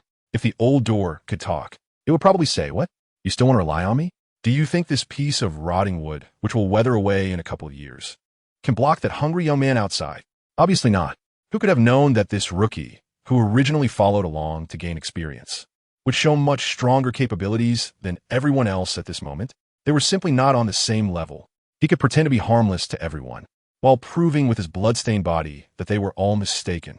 Now, as a ruthless Death Eater for many years, Doba's years of work experience told him that the opponent had not held back against anyone, and it was clear that he did not intend to leave any survivors. So now, he could only rely on himself for one last desperate fight. In the shattered city, the cold wind seeped in everywhere, scattering the sound of Sane's footsteps outside. Doba hid behind the door, his body pressed tightly against the door panel, gripping his wand tightly in the other hand. Long-term mental tension had put him in a peculiar state, where all other sounds around him became inaudible, and only the footsteps outside, blown by the wind, amplified infinitely in his ears. Click, click, click. This was Sane's footsteps, the sound made by his leather shoes that was different from theirs, transforming into Doba's nightmare this night. Closer. The footsteps were getting closer. Doba instantly held his breath, his lungs swelling with the tension-filled cold air. At this moment, his eyes were bloodshot, his lips pale, and cold sweat streamed down his forehead uncontrollably. Even when it flowed into his eyes, Doba did not blink, as his gaze was fixed on the door panel, as if he could see the situation outside through it. Click. Sane stopped in the drafty corridor, his indifferent gaze scanning the surroundings. Suddenly, he spotted a house that looked relatively intact. At least from his angle, there was no visible damage. Only that old wooden door seemed like it wouldn't last much longer. Doba, are you inside? Sane muttered to himself. As he spoke, he approached with a cold, merciless smile. Slowly, he was getting closer. Doba, hiding behind the door, felt his fingers turning white from squeezing too hard. As Sane's footsteps seemed like a countdown to his life. Click! Sane stopped in front of the door, looking at the fresh footprints on the wooden threshold, his sneer growing more intense. What good was running for so long? In the end, it was still a dead end. Sane's gaze turned colder.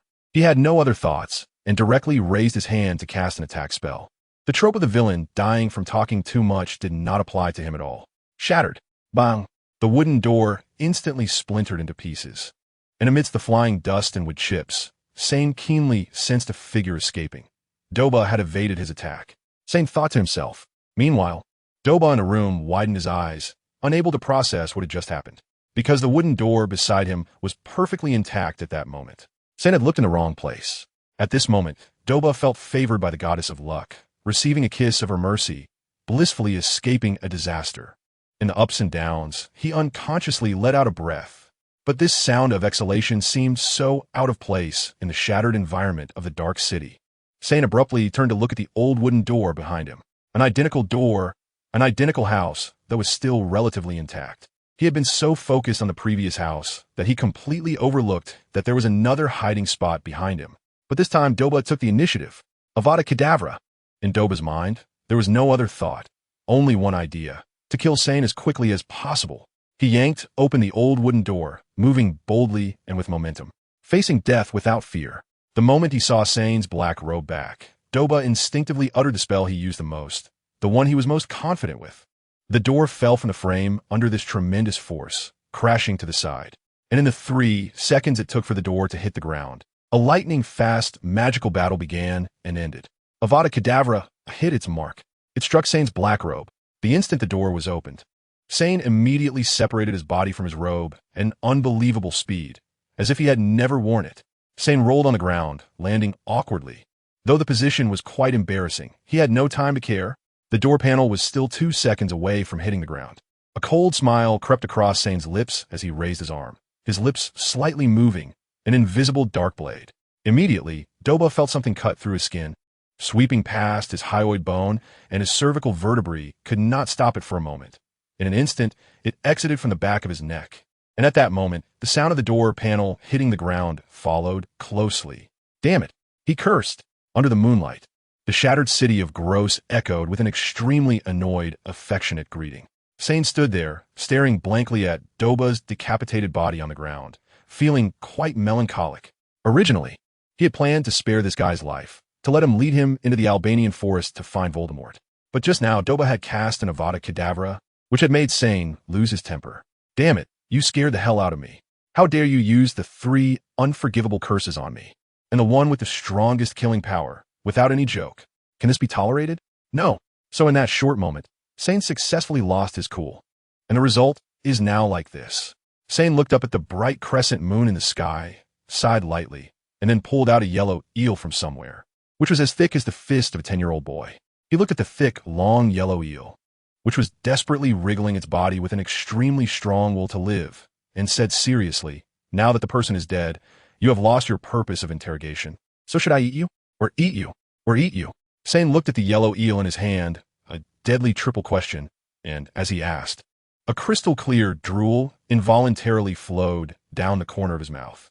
However, the yellow eel was unable to engage in interspecies communication, so it couldn't understand Sane's words and could only wriggle its body desperately to express its desire for life and freedom. To be fair, Sane squatted down and began to talk to the yellow eel. "I followed those 4 people a long way to get here. It was very hard. You don't have any objections to that, right?" The yellow eel didn't speak. It couldn't speak. "Well, your silence means you agree." Sane continued. "Then I risked my life and exhausted all my energy to take care of those people, which was not only dangerous, but also consumed a lot of my energy in every aspect. You don't have any objections to that either, right?" The yellow eel remained silent and kept wriggling. Sane couldn't help but increase his grip, and then the yellow eel's struggle gradually weakened. At this moment, Sane nodded in satisfaction, appreciating the yellow eel's attitude. "Finally, in this bustling world with so many creatures and species, I uniquely encountered you, this yellow eel, during this mission. What do you say? Isn't there some fate between us?" The yellow eel started to blow bubbles. Sane looked a bit anxious. Wasn't he just being a bit forceful? Why was it about to kick the bucket? The difference in taste between a dead eel and a fresh one was significant for Sane. Brother Eel, give me a song's worth of time. I'll be quick, Sane said while running over to Doba's corpse, rummaging around, and soon found several jars and bottles, along with a crucible and his wand. Then, Sane skillfully arranged the broken stones around him into a semicircle and set up the crucible. Next, he used a fresh water spell to fill the crucible with water. After that, as if he suddenly remembered something, he quickly stood up, still tightly holding the yellow eel, and dashed away, his footsteps fading into the distance, before quickly returning. At this moment, he had a few unfortunate clothes from the dead guys in his hands. Next, Sane adeptly used Doba's wand to pierce through the yellow eel's mouth, disregarding the wand's mournful cries, and ruthlessly skewered the now lifeless yellow eel. Then he set the pile of clothes on fire, opened the jars and bottles, smeared a layer of oil on the yellow eel, sprinkled some salt, and placed it beside the fire to roast. But having food without drink wasn't Sane style. So he pulled out a jar of tea leaves from his wizard robe and added it to the crucible. Once everything was ready, Sane clapped his hands, sat cross-legged under the moonlight, listened to the night breeze, and waited for his late-night snack. Similarly, waiting for a late-night snack in the system space was Diggory. In my previous world, going out to have skewers, spending over 150, would be considered luxurious at that table. Diggory sat in front of Big Orange, pointing at a pile of ingredients on the ground. Ignoring his image, he exclaimed, "How come when I come to you, just picking a few ingredients costs me 800 magic points? Has your conscience been eaten as a midnight snack?" Big Orange wiped the drool off his face with his paw and replied emotionlessly, "Transportation and storage costs are very high." As soon as Diggory heard this, he let out a snicker. "What cost? What the hell are transportation costs and storage costs? This thing is just a matter of opening your mouth. And who knows how much the cost really is when your upper and lower lips touch. 500, I won't buy more than that." Diggory stretched out 5 fingers and impatiently issued the final ultimatum. Upon hearing the offer of 500 mana points, the Big Orange Cat's eyes suddenly lit up with excitement. "Make it 800, or I won't sell it all." The Big Orange Cat's attitude was very assertive, and after finishing, it even extended its paw as if to take the food back. Seeing the cat's shrewd demeanor, Diggory immediately knew things were not looking good. So he quickly changed his plan and decided to appeal to emotions and reason. "Oh, my kitty, please don't be like this." Diggory began to play cute with his youthful appearance, hoping to fool the cat this way. "You know, magic power is really hard to come by, and I have to work very hard for it. So please understand." But to his surprise, the Big Orange Cat was completely unimpressed. With a haughty expression and a dismissive glare, it retorted, "Is it hard for you to get magic power? Just look at all those piled up magical items in the wish-fulfilling room. You can exchange them for magic power as soon as you get your hands on them. Where's the hardship in that? Do you even have a conscience when you say this? And by the way, you have over 30 lives combined from this one and the last. How can you still use your current youthful appearance to act cute? What happened to your dignity? Or do you mean to say that on a night when you suddenly feel hungry and can't find a late-night snack, you'll just chop up your conscience, add some cumin, chicken essence, sesame oil, and chili powder, and eat it all up?" The Big Orange Cat directly countered Diggory with his own words, and even improved on them, making them even more powerful.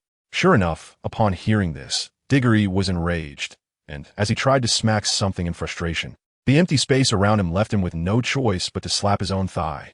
"You fat idiot, watch your words." Diggory was thoroughly furious this time, roaring in anger. Even considering his past life, he had probably never been this mad. The first reason for his anger was undoubtedly the Big Orange Cat, and the second reason was that his thigh hurt from that slap. "Still 800, not a penny less," the Big Orange Cat declared. "You figured out, after all, using the system space consumes a certain amount of mental energy. If you show up to class with your goddess tomorrow with panda eyes and no energy, don't blame me." Upon hearing this, Diggory's momentum suddenly faltered. This cat had hit the nail on the head. How shameless. Leave a little room for future encounters. After all, we can always meet again. Can't you give me a bit of a break? Diggory attempted one last struggle. "Get lost, you stingy miser. Don't daydream at night."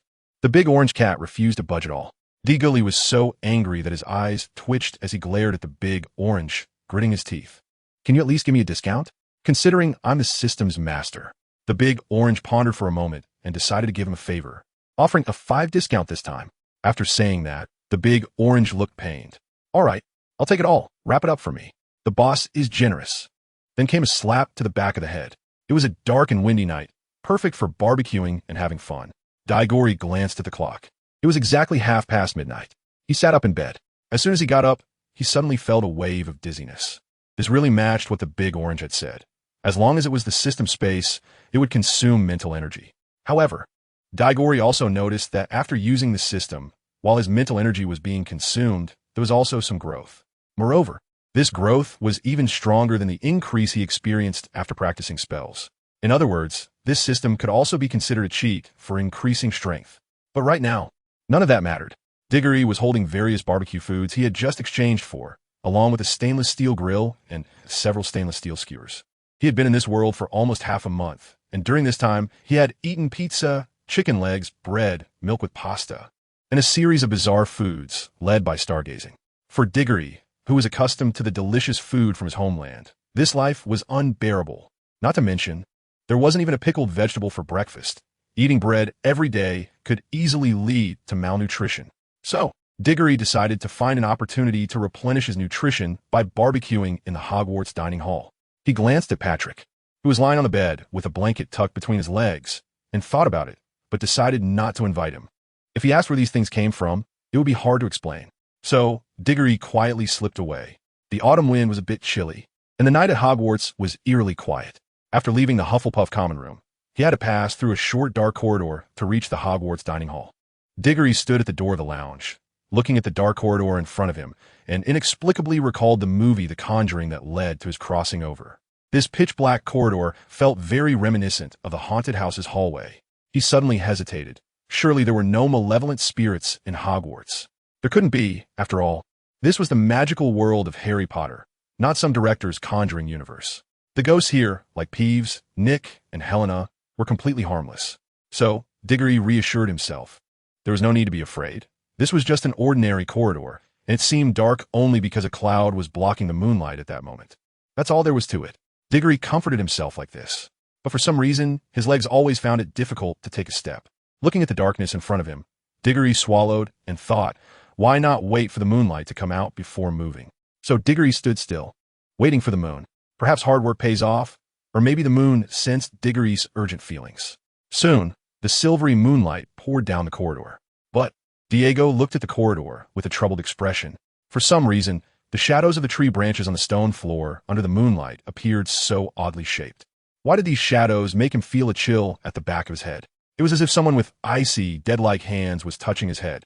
This feeling caused a thin layer of sweat to instantly break out on Diego's back, and he couldn't tell if it was an illusion, but he felt as if a cold hand was pressing down on the back of his head. He could even sense that this hand was very old, as dry as the bark of an ancient tree.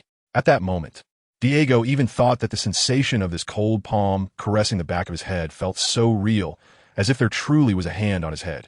Diego's body suddenly stiffened, and he looked ahead at the dark corridor with a terrified expression. The low sound of the wind and the rustling of trees could be heard in his ears.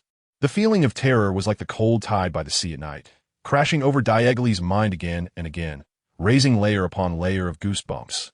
He now felt a cold and tight sensation at the back of his head, although the large hand was only gently placed on his head. Diego felt as if he had been fitted with a tight curse, causing his scalp to tingle. Who is it? Diggory struggled to suppress the impulse to turn and run, his voice trembling uncontrollably. I.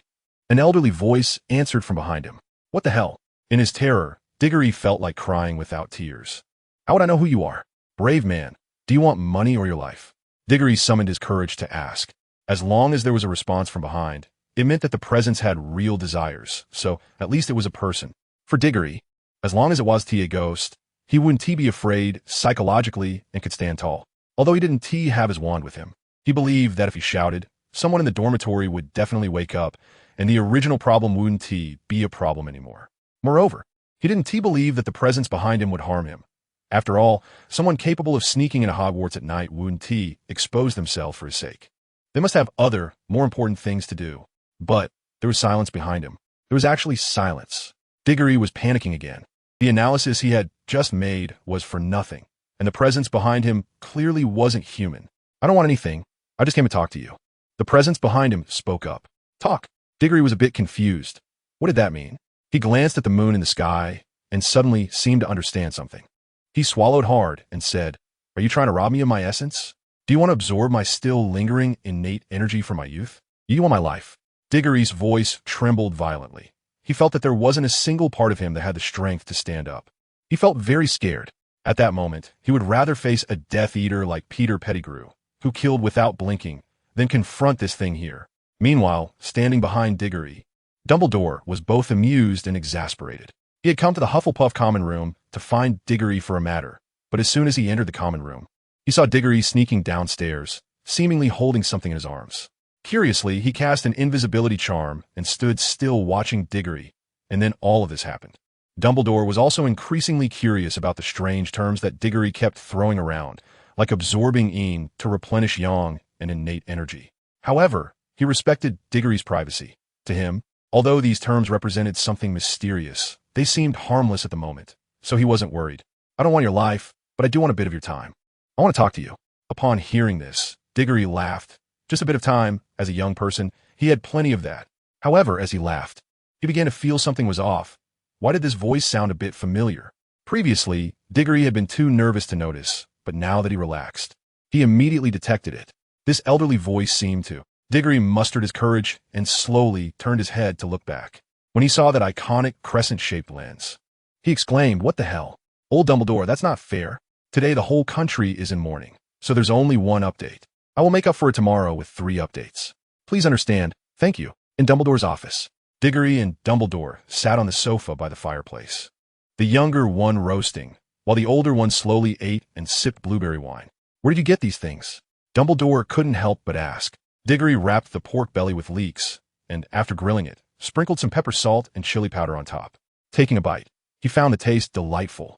When he heard Dumbledore's question, he mumbled, "It's a secret. I won't tell you." After saying that, Diggory glanced at the phoenix fox on the shelf nearby, noting its wings and legs, so plump and meaty. However, his glance was subtle, and neither Fox nor Dumbledore noticed. "Can I really say?" Dumbledore, not willing to give up, touched the vial of Veritaserum in his pocket through his robes, pondering silently. "There's no need for this." Diggory took another bite of the pork belly, grease dripping from the corner of his mouth. "Why are you asking all this?" "To confirm I'm not a dark wizard or a Death Eater." Dumbledore remained silent, even closing his eyes, appearing very quiet. Yet beneath those aged eyelids, his restless eyes revealed a mind full of thoughts. "If you're worried that I'm a Death Eater." Diggory rolled up his sleeve with his greasy hand. "Look, no dark mark, right?" Dumbledore showed no reaction, leaning back on the sofa, his left foot resting on his right. It was as if he hadn't heard Diggory's words at all, but his eyes cracked open slightly, quickly and accurately glancing at Diggory's arm, which had smooth, delicate skin with elasticity, nothing like that of an old man. "As for whether I'm a dark wizard, that question is actually simpler." Diggory wanted to continue, but was suddenly stopped by Dumbledore's hand. Old Dumbledore sat up, looking at Diggory with a hint of guilt in his eyes. "Actually, strictly speaking, I'm not doubting you. It's just a suspicion and wariness towards your unknown abilities." Dumbledore finally clarified his thoughts about Diggory and spoke candidly. Initially, he felt a bit guilty about wanting to use Veritaserum on Diggory, but after saying everything, he felt much more relaxed. This magical world has never been peaceful. Dumbledore took a sip of blueberry wine and suddenly began to confide in Diggory, mentioning the serious class stratification, how wizards operate independently, and how some always look out for their own interests. So when Voldemort instigated the pure-blood frenzy and launched attacks, even when danger loomed over them, only a few dared to stand up and resist. Diggory put down the skewer in his hand, picked up a bottle of probiotic drink, and began to sip while listening. He had a special feeling that if he could reach an agreement with Dumbledore in this conversation, or if he were to be completely acknowledged by him, then he would gain the greatest convenience and help in this world. However, even so, he still discovered some beauty and hope in this world. Therefore, he hoped to protect this beauty and hope, preventing them from being destroyed by Voldemort. At this point, Dumbledore looked at Diggory and said, "I do have thoughts about your secret. It's just that you have appeared harmless, so I have not acted against you. I can also tell you frankly." Old Dumbledore's expression was serious, and a faint, almost imperceptible glow began to emanate from his deep blue eyes. Not only that, but Dumbledore also extended his right hand to Diggory, saying, "I took some time during the day to visit your home and spoke with your father, Amos. I found no evidence that you are a dark wizard or that you have joined the Death Eaters. Therefore, I hope you can make an unbreakable vow with me, that you will never join the Death Eaters, will never become a dark wizard, and will never commit acts against justice. I hope you can agree. Otherwise, I will have no choice but to be on guard against you." Diggory stared at Dumbledore's outstretched right hand, stunned. Dumbledore was indeed a good person, Given his strength, he could have easily administered a truth potion on him without him knowing, or used other methods to extract his secrets. And Diggory believed he had the capability to do so, but he didn't do that. Instead, he used an unbreakable vow to give both parties a chance to trust each other unconditionally. This way, Dumbledore could gain Diggory as a teammate without any ulterior motives, darkness, or grudges.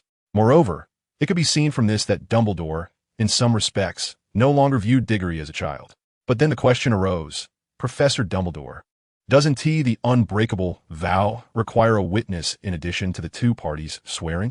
Have you arranged for a witness? Dumbledore glanced at the Phoenix Fox, who was preening its feathers nearby, and said, "Don't worry, Fox would take on that role." Diggory looked at Fox in surprise. He didn't expect the bird to have such an ability. Without further hesitation, he reached out his right hand and grasped Dumbledore's hand. At that moment, the Phoenix Fox spread its wings and flew down from the perch, landing on Dumbledore's wrist. Then, a tail feather fell from its body and floated down onto the hands of the two men who were clasping each other. Dumbledore asked Cedric Diggory, "Do you solemnly swear to never become a Death Eater?" "Diggory, idol." "Then do you promise me to never become a Dark Wizard?" "I do." "And do you promise me to never do anything against justice?" "I do."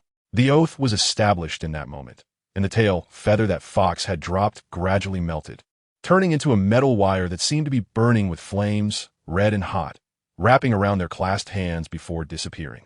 Dumbledore was very pleased with this, happily releasing his hand and sitting back down to pick up his wine glass, intending to celebrate with a few more sips. However, Diggory felt a bit uncomfortable. He felt that the process of their oath sounded like a marriage ceremony. "Do you agree?" "I do." "God damn it, I do." Diggory sat down and picked up a roasted delicacy, then gnawed on it fiercely. Across from him, Dumbledore glanced at Diggory but did not respond. Instead, he picked up a skewer of grilled squid to feed to Fox. However, as Diggory continued to chew, he suddenly felt something was off. "Professor, about the oath you just mentioned, that it should not contradict justice. Does justice have a specific definition?" Dumbledore smiled, furrowed his brow in thought, and replied, "Nothing special, really. It's about standing against all the dark forces in the magical world and fighting for the many good things in that world. I think that's my definition of justice for you." This time, Diggory was truly stunned.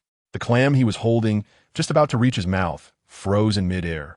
The reason for this was Dumbledore's words, the justice he defined. Watching Dumbledore carefully feed Fox, Diggory began to recall memories from his past life. It seemed that from the moment Dumbledore died and Snape became the headmaster of Hogwarts, he started to notice the collapse of Dumbledore's initial image. It turned out that the reason Dumbledore cared for the protagonist Harry Potter was partly, if not mostly, because Harry was the only one who could defeat Voldemort. Thus, he needed someone like Harry, or rather a tool, to bear his burdens and plans in the end to finally defeat Voldemort. Before this, Diggory had believed that Dumbledore was a very cold and ruthless person. For Dumbledore, Harry Potter was more of an indispensable tool to achieve his goals rather than a living person. Dumbledore was different from Snape. Snape genuinely wished for Harry to be happy and safe. One could say that Snape's love for Harry was profound. He transferred all his love for Harry's mother onto him. His helplessness and regret over Harry's mother's death were feelings he silently gave to Harry after his birth. Snape's love for Harry, in a certain sense, was almost paternal. He would do anything for Harry for the sake of his mother. Dumbledore had cleverly exploited this aspect of Snape to easily make him an insider placed next to Voldemort. Snape could be described as both despicable and great, malicious yet kind. His malice was directed at anyone who harmed Harry's mother and Harry, while his greatness and kindness were solely for Harry Potter and his mother, Lily. In his past life, Diggory compared Dumbledore with Snape and discovered Dumbledore's cold-bloodedness. But now, Diggory discovered that Dumbledore was not heartless. Rather, he had already transcended two different realms compared to Snape. If Snape's love was small, given only to Lily and Harry Potter, then Dumbledore's love was grand, as he dedicated his love to the entire magical world. Looking back now, all of Dumbledore's actions were not for himself, but for the peace of the entire magical world. As he told Diggory, he wanted to protect all the beauty in this world. Therefore, when it came to choosing between Harry Potter and the entire magical world, he would unhesitatingly choose the whole world. Finally understanding this, Diggory looked at the old man before him and felt how lonely he must be. In 1945, under the eager expectations of numerous wizards, he had to imprison the person he loved most in Azkaban. From that moment on, he had already become emotionally isolated. Even after Voldemort's resurrection, the inaction of the Ministry of Magic and other wizards, which even hindered him, made it almost possible to say that Dumbledore was alone in sustaining the entire plan to confront Voldemort in the early stages. Now, Diggory felt that Dumbledore was a tragic figure. At his mother's funeral, with his sister's death, his brother's estrangement, and the departure of his lover. These events caused him immense pain. In Aunt Rowling's words, Dumbledore lost the ability to love at that time. However, how could a person who lost the ability to love still hope to protect this world at the end of their life? Therefore, Diggory believed that Dumbledore was a selfless, tragic figure. What's with that look in your eyes? Dumbledore keenly sensed the change in Diggory's emotions and asked, "Well, I think you're getting a bit old, and it's really hard for you to still be managing so many things. It makes me want to help you share some of the burden." "Oh, you want to help me?" Dumbledore quickly seized the conversation, and the speed made Diggory feel something was off. "It's almost as if you were waiting for me here. I paid attention to what you said about Voldemort coming back." Dumbledore no longer fed his fox but turned to look at Diggory seriously and said, "This morning, I received news that a group of Death Eaters, for some unknown reason, died in the town of Gross near the Albanian forest. I find this very strange. The Death Eaters have been almost silent since Voldemort's death. Why have they suddenly appeared near the Albanian forest now? And why have 4 of them died? So, I think I should go upstairs and sleep now. After all, I have classes tomorrow, and in 2 months, I have to participate in the Triwizard Tournament. I'm so busy." Diggory was eager to take over the conversation, fearing that if he spoke too slowly, Dumbledore would send him to the forests of Albania. Diggory is really afraid that Dumbledore will send him over. After all, Voldemort is currently half dead in the Albanian forest. Now, suddenly, a Death Eater has died over there. Although he doesn't know what happened, it's obvious that something is going on, and it's definitely not something a rookie like him can get involved in. Those are all experienced Death Eaters, and they have fallen there, which indicates that the area is fraught with danger. Even though he has system enhancements, if he acts recklessly, there's a good chance he could end up in trouble. So, while he wants to help Dumbledore with some things, just saying that now is enough. If it comes to actually going, it's better to wait a few years. After all, his life is important, and Diggory still wants to return to his own world. So, he has to stay steady and not act rashly. Dumbledore rolled his eyes, saying, "I'm not so shameless as to send a child to take risks. You're overthinking it." Caught in his thoughts, Diggory could only scratch his head and laugh awkwardly to hide his embarrassment. Dumbledore, too lazy to engage further with Diggory's foolishness, succinctly said, "For a while, I will go over there to take a look. At the very least, I need to find out who is behind this." "Professor, you're going personally?" Diggory asked. "Can't you send someone else to check it out?" In Diggory's view, as a leader of such a well-known righteous faction, Dumbledore shouldn't have to personally run over for every little issue. At least there are many people in the Order of the Phoenix who are available. For instance, Mad-Eye Moody, although older now, is still very strong in terms of ability, at least on par with young Barty Crouch. Furthermore, when Harry retreated from Godric's Hollow later on, Dumbledore chose Moody as the commander for the evacuation, showing that he highly regarded Moody's strength. Then there's Remus Lupin, who, although not as strong as Moody, could at least scout the area and investigate the situation. Diggory then recommended these two to Dumbledore, suggesting that, as a major leader, he shouldn't have to personally run over for such matters. However, Dumbledore just shook his head, saying, "Alastor has fought against dark forces for most of his life. Now that he is finally retired, let us not disturb his retirement." As for Lupin, Dumbledore's aged face showed a hint of disappointment and pity. "This child is having a hard time right now. Let us give him some more time." Diggory secretly curled his lip and thought, if you don't take the initiative to bring him back, he will wander outside for a full 12 years before returning. And it will still be because you summoned him back. Why are you curling your lip? Dumbledore keenly noticed Diggory's small gesture and asked, connecting it to the fact that Diggory always seemed to know things he shouldn't have access to, especially the constant mention of Voldemort's imminent resurrection. Old Dumbledore immediately associated it with something bad. "Do you know what is happening over there? Or do you know that something bad will happen once I leave this time?" Diggory honestly shook his head. Could he say it was just because he suddenly felt a bit sorry for Dumbledore, hoping that, at his age, he wouldn't be running around everywhere, that he said this? Dumbledore, seeing Diggory shake his head, didn't seem disappointed. "During the time I'm away, you need to study hard and not be mischievous. You have great talent, and I have high hopes for you." Diggory was a bit surprised. "What does this mean? Does this mean I'm being noticed? Is Dumbledore trying to cultivate me before Harry Potter? If the cultivation goes well, it could be an extra trump card, a jackpot. If it doesn't, it seems like there's no loss. Old Dumbledore's hand is well played. He can't do it without a diamond as a base. Just as Diggory was admiring Dumbledore's excellent card play, a task notification sound suddenly rang out in his mind. It was the sound of a big orange cat. Ding dong. Host, please pay attention. Side quest activated.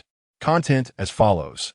Accompany your 2 teammates who will participate in the Triwizard Tournament with you in 3 months to Grow City with Dumbledore. Task completion reward. 1 bottle of Felix Felicis, 3 bottles of Love Potion, 1 Mirror of Ariste, and 1 opportunity to create a spell. Task failure penalty. 1 month of incontinence. What? Sitting in his seat, Diggory couldn't believe his eyes widened in shock. He directly ignored the task rewards in front of him, his mouth agape in astonishment. What kind of punishment is this? Is there really such a punishment? In the other novels he read in his past life, the penalties for failing a task were usually minor inconveniences, at most losing something. But why does it come to incontinence for him? Is this system messing around? Is there really someone so disgusting? I'm not messing around. The big orange cat's voice rebutted. This is a task automatically generated by the system based on the time and development of this world, not controlled by system intelligence. Meaning it's not under my control. Diagonally felt a bit overwhelmed at this moment. Which bastard created this system? How did he even code this program? Has his conscience been eaten by a dog? After a month of incontinence, how bored and lowbrow could he be? The large orange cat said quietly. That's a question worth pondering. On the other side, Dumbledore noticed Diagonally's odd behavior again. He was a bit puzzled. What was wrong with this child? Why was he always having problems? The reason really intrigued me. Cedric, do you want to go back and rest for a while? Dumbledore asked with concern. Diggory regained his senses and looked at Dumbledore with indignation. It was no longer just a matter of whether he could go back to sleep. If he didn't take on this task, he might as well not be human anymore. The look in Diggory's eyes made Dumbledore even more puzzled. This child, could it be that he is not quite right in the head? Shouldn't the decision to train him be reconsidered? This situation feels a bit off. Diggory didn't know what Dumbledore was thinking, but his mind was filled with thoughts of incontinence for a month, and his expression looked like he was constipated and couldn't get it out. A kind of indescribable feeling of being blue. Professor, I have a suggestion about going to Grow City. Would you like to hear it? Suggestion? Dumbledore squinted his eyes, unable to figure out what Diggory was really up to. Go ahead, I'm listening. I suggest. Diggory took a deep breath and reluctantly stated this proposal that he himself was resistant to, that you take me and my 2 teammates from the Triwizard Tournament along. That is, Patrick and another female teammate. No, Dumbledore unsurprisingly refused. You are still children, and it's very dangerous there. Diggory had a headache. The big boss was unwilling to take the newbies, and his starting point was also for the safety of the novices. How could he come up with a reason to make Dumbledore take them? Professor, you have to take us this time. The reason. Dumbledore was very straightforward and directly asked for a reason. If the reason wasn't convincing, there was no way to think about it. How could Diggory say it? Should he say that if you don't take us, I'll be incontinent for a month? Would anyone believe that? If he really said that, Dumbledore would likely think Diggory was insulting his intelligence. Because Diggory's mind was racing, desperately searching for any plausible excuse. Telling the truth? That's definitely out of the question, as it had just been rejected. Saying he wanted to see the beautiful scenery of the Albanian forest with his teammates? If he said that, even Dumbledore would probably give him a hard slap. Wanting to find a place with his teammates to face some difficulties and bond? What a joke. Would Dumbledore believe that? Risking his life to bond? He guessed he would still get a slap. So what should he say? Diggory was getting anxious because there were clues about Voldemort over there, and if the trio of kids went to look for it, they would find it more easily. Diggory didn't care about lying anymore. He just hoped to change the course of the story more dramatically. Upon hearing this, Dumbledore's expression immediately changed, and he sat up straight. Leaning forward, his eyes fixed intently on Diggory. How do you know that? Can you guarantee the reliability of this statement? Dumbledore's serious tone and the 2 questions he posed made the atmosphere in the office tense. Diego glanced and saw an opportunity. He immediately placed his right hand on his chest and said confidently, Professor, please believe me. I, Cedric, can swear on my conscience that what I say is absolutely true. Even every punctuation mark is true. I just can't tell you how I know, and don't ask. Asking means you won't know. Seeing Dumbledore's inquisitive look, Diego quickly shut him down to avoid having to explain further. In this situation, it was more likely that Diego would come up with a false reason. Using lies to explain lies would only lead to more lies. And with Dumbledore's shrewdness, he would probably see right through it. If he didn't agree to take them over, things would escalate. Just thinking about the possibility of suddenly feeling a warm flow between his legs while sleeping eating, or in class made Diego feel nauseous. This system was really something else. I must have been incredibly unlucky to end up with something like this. However, Dumbledore didn't appreciate Diego's dramatic expression changes and wasn't in the mood to watch, as he was contemplating whether to take them over. If it were anyone else saying this, Dumbledore would certainly think they were joking. But now it was Diego saying these words, and considering the aspects of the boy that he found puzzling, Dumbledore had to seriously consider what he said. If this were true, it would be very necessary to take them over. After all, matters concerning Voldemort deserved his careful attention. But if it were false, Dumbledore glanced at Diego, whose face was full of vivid expressions, and felt he had no reason to lie, as there was no reason for him to put himself in danger. In that case, Dumbledore stood up and paced back and forth in front of his desk. After several rounds, he finally made up his mind. All right, I agree to take you over. But Dumbledore was going to set conditions. He had decided to take the 3 of them over. Diggory, sit down immediately. I will first arrange for you to stay in the town of Chilo, next to Grove City. But you must wait until I confirm that it is safe over there before you can go. Especially you. Dumbledore felt a bit troubled thinking about Diggory's secrets. Once you get there, you must be obedient and not run around. Diggory had no objections and nodded seriously. Anyway, as long as I bring Patrick and that teammate with me to follow you over, the mission will be considered complete once we get there. Who cares where you arrange for us to stay? Besides, I have no desire to roam around in such dangerous places. Others shop with money, but I shop with my life. Seeing Diggory agree so readily, Dumbledore felt a bit more at ease. Since it was getting late, he sent Diggory back to the dormitory to sleep. After Diggory left, Dumbledore sat down and thought it over, feeling that it was a bit unsafe to take the 3 kids by himself. If they encountered a group of Death Eaters, he might not be able to protect them. So he picked up a pen and began to write a letter. Meanwhile, back in the dormitory, Diggory dove into the system space. Wanted to take this opportunity to exchange for some magical items to use as strategic supplies later. Dead cat, I'm back again. Diggory remembered that he had already exchanged for a spell-repelling cloak, which he definitely needed to bring along, as well as stink bombs and dung bombs. You never know when they might come in handy. Dead cat, hurry up and come out to take customers. The big orange cat still hadn't shown up, and Diggory was a bit puzzled. Where had the cat gone? There wasn't even a trace of it. The white, misty space allowed him to see everything at a glance. Diggory looked around, and the big orange cat was indeed not there. Not even a single cat hair in sight. Diego's consciousness exited the system space. He thought for a moment, could it be that the cat ran into its own nest, and he didn't notice it when he got into bed just now? Diagonally reached out and felt around in the bedding, finally finding the big orange cat at his right knee. Dead cat, come out and entertain. Diggory grabbed the big orange cat by the scruff of its neck and lifted it out. At the moment of being lifted, the feeling of weightlessness, combined with the sudden departure from the soft and comfortable bedding, created a sense of loss. The big orange cat, forcibly awakened from a beautiful dream, felt a surge of anger. In an instant, 10 sharp, glinting claws shot out from its paw pads, and without caring who was holding it, it decided to vent its morning grumpiness first. How a loud wail was heard. Patrick, who was nearby, was startled and sat up in bed, though his eyes were still closed, likely still trapped in a dream. Ah, my flower, I'm sorry, please don't leave me. When will you come back? He mumbled drowsily before lying back down and falling asleep again. In no time, snoring could be heard. Meanwhile, Diggory covered the left side of his face and chin, where 5 bright red scratch marks ran from the corner of his mouth back 8 centimeters and across his chin. What do you want to do? Diggory glared at the big orange cat with an angry look. If the big orange didn't give him an explanation, Diggory's breakfast would have extra dishes tomorrow.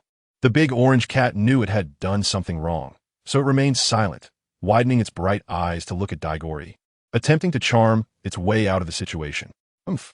Diggory snorted coldly, and then accepted the set. After spending some time in the system space, buying a lot of things and haggling, Diggory's consciousness finally retreated contentedly. Lying in bed, waiting to fall asleep, Diggory suddenly glanced at Patrick beside him and sighed inwardly. Sorry, brother, I'm doing this for the mission, and I believe you wouldn't want to see me lose control for a whole month, right? Sigh. I hope you can forgive me then. Time quickly passed to 3 days later. Early in the morning, Patrick was dragged by Diggory to skip class, and Diggory's reason for skipping class, which he called beautifully, was to go out and have a meal with a girl. So Patrick happily followed Diggory out, and now the two of them were standing on the stone bridge at the main entrance of Hogwarts, enjoying the breeze. I said, Cedric, isn't it a bit too arrogant for us to just stand on this stone bridge like this? We are skipping class, after all. The autumn wind made Patrick feel a bit cool. And where's that girl you mentioned? We agreed to have a meal together. Where is she? Diggory pulled out a simple, yet exquisitely crafted pocket watch, glanced at the time, and thought, it's almost time. Just wait a bit longer. The person will be out soon. Patrick stood beside him, spreading his arms in a carefree manner, skipping class with his good buddy, and skipping Professor Snape's potions class at that, which made him feel exhilarated. After all, it was the cold-faced Professor Snape's class. Who would dare to skip? Idade. And the freedom after escaping, this feeling of finally breaking free from the cage. Being able to do as one pleases. It truly intoxicated him. It felt as free as the wind, a kind of thrill he had never experienced before. Diggory glanced at Patrick, who was lost in self-indulgence, feeling a bit embarrassed and hoping that Patrick wouldn't blame him later. Finally, after a few more minutes, a figure in a gray and white wizard's robe appeared in Diggory's view, and it was none other than Dumbledore. Beside him was a small figure with flowing brown hair. That must be the third child. Just like my Ophelia, she also has long brown hair, Diggory thought. He then watched as Dumbledore and the girl got closer and closer. Diagonally's eyes grew wider and wider until the girl stood right in front of him. This third teammate turned out to be Ophelia. If he had known it was her, Diagonally would never have allowed Ophelia to follow him to such a dangerous place as Gross City. As for Dumbledore beside him, he was completely ignored by Diagonally. Dumbledore then brought Ophelia to Diagonally's side. Patrick, on the other hand, was completely unaware of anyone approaching, still lost in his own thoughts, feeling as if he was about to ride the wind and freely soar through the world. Dumbledore glanced at the two boys in front of him. One was wide-eyed, staring at Ophelia with a foolish expression, while the other stood by the stone bridge with arms outstretched, seemingly not quite in his right mind. Two troublesome ones. Dumbledore cleared his throat, hoping to bring the two back to reality. However, an awkward moment ensued as Diagonally and Patrick remained immersed in their own world. Dumbledore's coughing probably sounded like nothing to them. Cough, cough. Dumbledore couldn't help but raise the volume of his cough. Diggory woke up to see Dumbledore looking at him with dissatisfaction, causing him to blush for once. Patrick, who was also awake beside him, had been disturbed from his sleep, and the previous feeling of freedom vanished instantly, leaving him in a bad mood. He immediately lost his temper and turned around without looking, cursing loudly about which idiot dared to disturb him while he was enjoying the breeze. Professor Dumbledore, what are you doing here? Out for a walk? What a coincidence. So am I. Patrick grinned awkwardly, carefully watching Dumbledore, feeling that the situation was quite embarrassing. What's going on? Patrick secretly gave Diggory a look, asking him what was happening, but Diggory, feeling guilty, just stood there expressionless. Dumbledore noticed Patrick's little actions, but said nothing, only casting a glance at him. Instead, he noticed the scratches on Diggory's face and curiously asked, "What happened? I didn't see this when we had a midnight snack together last time." Patrick looked at Diggory in surprise, envious that he could have a midnight snack with Dumbledore.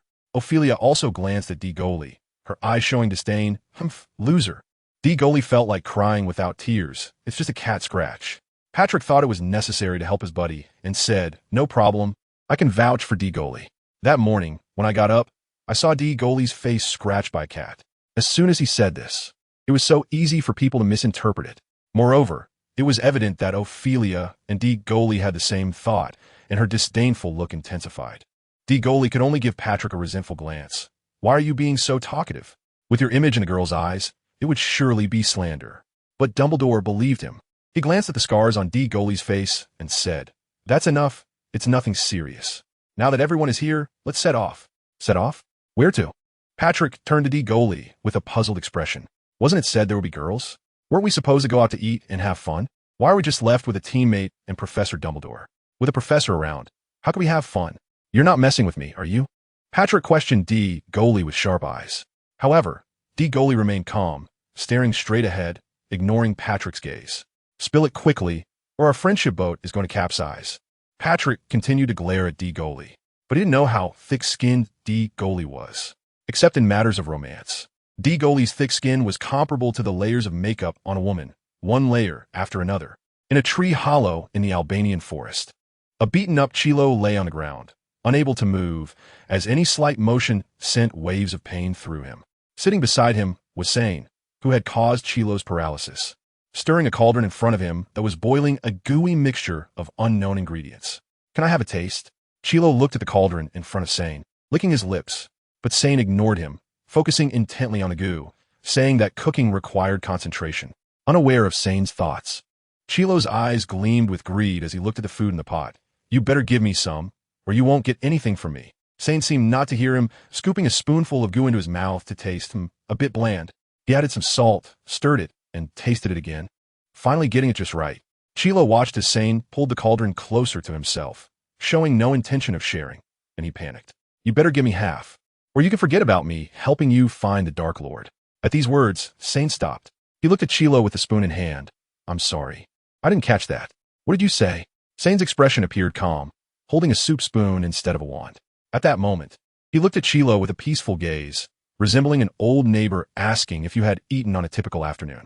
But this demeanor made Chilo, who lay on the ground unable to move, break out in a cold sweat. This was exactly how it was when he first encountered this person in the forest. He had the same harmless appearance. This guy, who was possessed by a demon, approached him with this innocent facade, coaxed information from him, and then struck hard when he let his guard down. Just thinking about that time made Chilo close his eyes in pain. The past was too unbearable to look back on. "Speak. How am I supposed to know what you want if you don't say anything? How can I meet your demands if you don't talk?"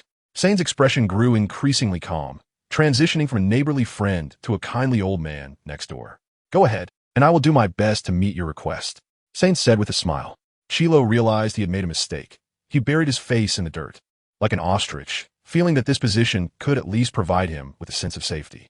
Seeing Chilo's raised backside, Sane shook his head in disappointment, thinking, this guy has no backbone. If someone spoke to him like that, even if it cost him his life, Sane would never let the other person off easy. Moreover, Sane's mindset was not dependent on the number of people. Even if he was alone and facing a group, he would still confront them head-on. Just like when he was bullied as a child, Sane would never run away. He would fight them, specifically targeting the instigator, completely ignoring the punches and kicks from others. He only cared about one thing, making sure to hurt the instigator and scare them. So seeing Chilo act like this ostrich made him utterly scornful. How could such a coward exist in this world? Just a moment ago, he was shouting for food and threatening him. The next moment, he was like this, and he was still a Death Eater. Sane couldn't help but curse, a bunch of worthless bastards. But then he thought, wait, that means I'm cursing myself too. Sigh, a bunch of mixed bags. Time passed slowly for Digoli. Chilo felt he was being really obedient, lying on the ground without moving, thinking that as long as he did this, the guy named Sane would have no reason to do anything to him. After Sion scraped the last bit of paste clean from the cauldron, he set the pot aside, wiped his mouth, and looked at Chilo, whose face was still buried in the ground. I've had enough to eat. You can lift your head now. Let us have a good chat. Chilo was a bit confused. Chat? About what? He didn't think he had anything to say to Sion, so he continued to play ostrich, saying nothing at all. The more he spoke, the more mistakes he could make. Later, the other party could just pick any random thing he said and use it as an excuse to beat him up again. This tactic, Chilo had loved using when he bullied others, so now that someone wanted to use it against him, they had picked the wrong person. However, Sion was not him, and Chilo's rules couldn't bind Sion. Watching Chilo lying on the ground and ignoring his words, Sion frowned. What's wrong? Are you getting angry? Come on, tell me. You came here for Lord Voldemort, right? Tell me how you plan to find him. Then we can go together. If we find him in the end, I get 60, you get 40. Really? Chilo realized that Sion wanted something from him, and there were benefits involved. So he suddenly became more lively. Really? I swear on my conscience. Sion assured him. Chilo lay on the ground and thought carefully. The Death Eaters were now divided into several factions. The pureblood Death Eaters formed one faction, and they were also the strongest. They had money, people, and bloodlines. Under Lucius's leadership, those pureblood Death Eaters banded together, thriving while other Death Eaters lived in fear of losing everything. Especially the Malfoy family, because in the first pureblood family, the Black family, the direct heir, Sirius's brother, had either died or gone to Azkaban, leading to their decline. This allowed the Malfoy family to gain huge development space, using the family's reputation and various means to make money, then went over high-ranking officials in the Ministry of Magic and arranged marriages with other families. And now they had developed deeply entrenched roots. Some Death Eaters were barely surviving, living like common street rats, afraid to appear in public. And some didn't even have a decent identity, let alone income, a concept so far out of reach for them. Those people had completely abandoned their dignity, doing anything to survive. The last faction was like him, wanting to find a chance to resurrect Lord Voldemort. to let him lead all Death Eaters back to the pinnacle of the European magical world and regain their dominance. Just thinking about the carefree life they had under Lord Voldemort's leadership, where everyone cowered beneath them, trembling, and at their mercy, made Chilo excited. He had to admit that Sion's words were truly attractive to him. As long as he could resurrect Lord Voldemort together with him, he could return to his previous life. Moreover, Sion was very powerful. With him, his chances of finding the Master would be even greater. I can take you to find Lord Voldemort, but I get 80, you get 20. Chilo's eyes sparkled with greedy light. He wanted more. Thus, Sion overestimated Chilo's sense of propriety. As a result, Chilo reevaluated Sion's integrity. Chilo watched as Sion pulled out a live eel from somewhere and then took off his pants. What did you just say? I didn't hear you clearly. Say it again.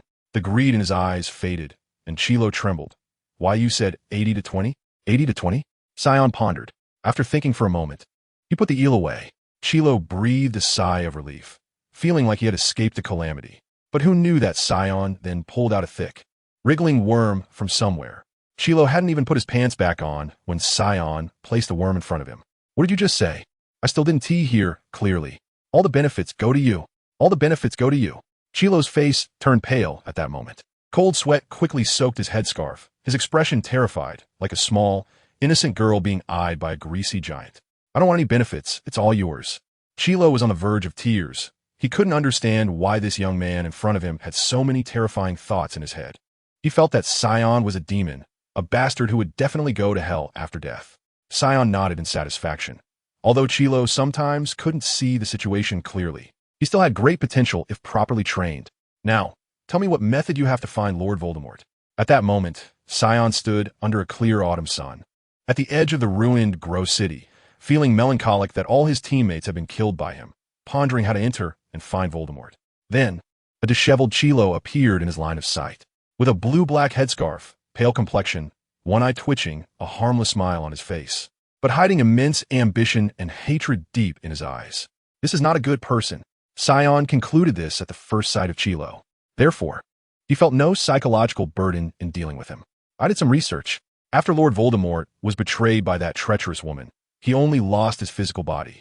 But because of the Horcruxes, his soul still survives. Seeing Sion throw the worm away, Chilo finally relaxed and began to speak about his investigation with confidence. But outsiders don't know this.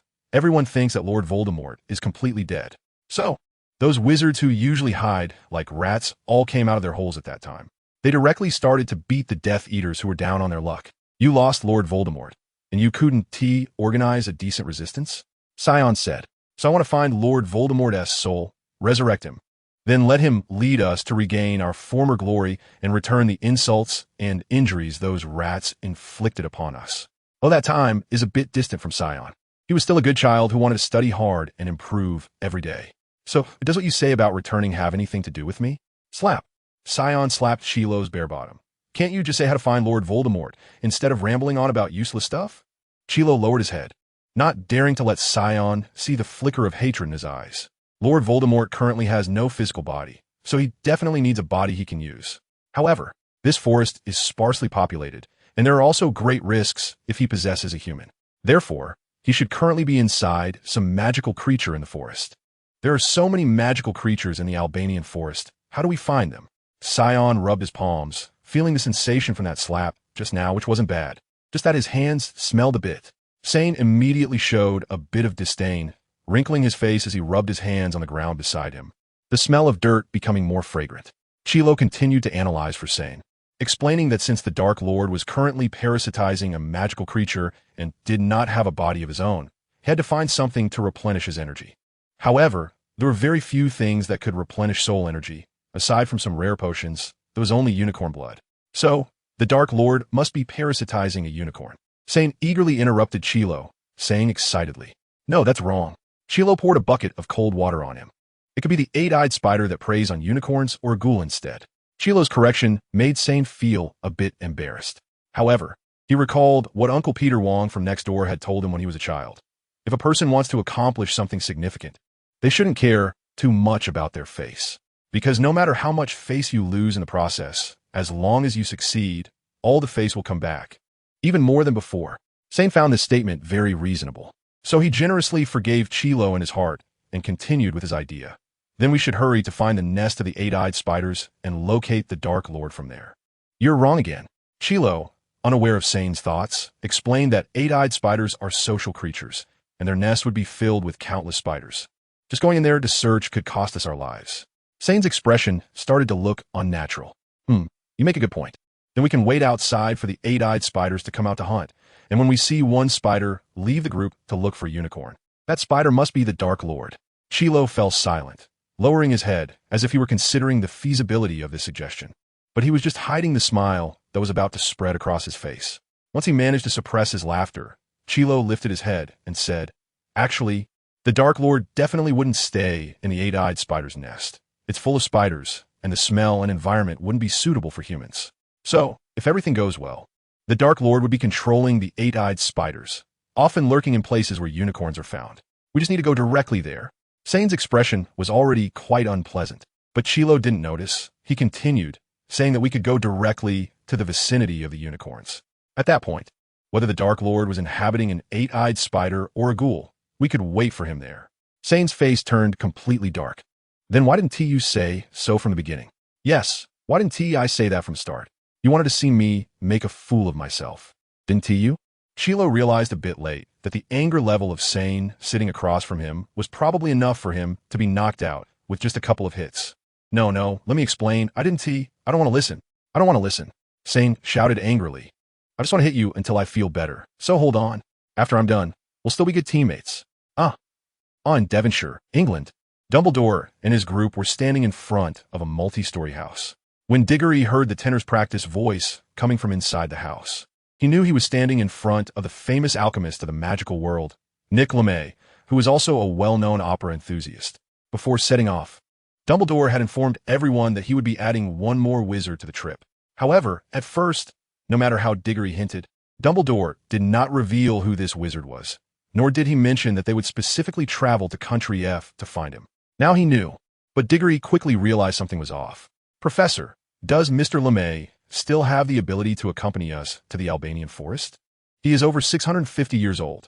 Although he won't die with the Philosopher's Stone, I doubt he would be much help on such a long journey." Diggory was quite tactful in his words. To put it bluntly, this old man's age made it likely that even waving a wand would be a struggle, and he would probably be more of a hindrance on this trip. Dumbledore ignored Diggory and went straight to knock on the door, then stepped back 2 paces, placing his hands on his abdomen, quietly waiting for the owner to open the door. Very gentlemanly. Initially, Diggory looked down on this set of actions, but when he saw Ophelia looking at Dumbledore with admiration, he immediately changed his stance and mimicked Dumbledore by placing his hands on his abdomen as well. After the knock sounded, the male tenor inside stopped, and then Diggory heard a series of slow, shuffling footsteps, becoming clearer until the door opened. An old face, covered in wrinkles and age spots, peeked out from behind the door. Diggory noticed that his eyes were somewhat cloudy, and his gaze was a bit vacant and dazed. "Hello, my old friend, long time no see," Dumbledore exclaimed upon seeing his long-lost friend, displaying a joyful smile that Diggory and the others had never seen before. "Oh, Albus, Merlin bless, you're still alive." Nick's eyes sparkled with joy, the dazed look vanishing in an instant. For Nick, who was over 650 years old, seeing an old friend was truly one of the few joyful moments in his long life. "And 3 little ones too." Nick, showcasing a keen eye that contrasted with his cloudy gaze, said, "Come on in, don't just stand outside." So, Diggory and the others followed Dumbledore into the home of the great alchemist Nick. The house was well lit, with the afternoon sun streaming in through the glass, casting a golden glow on the various jars and bottles inside. The wooden floor was old and creaked underfoot, but it was coated with a layer of resin for protection, making it durable. Some areas of the walls exposed red bricks, while others were freshly painted white. It looked a bit messy, but everything was kept very clean.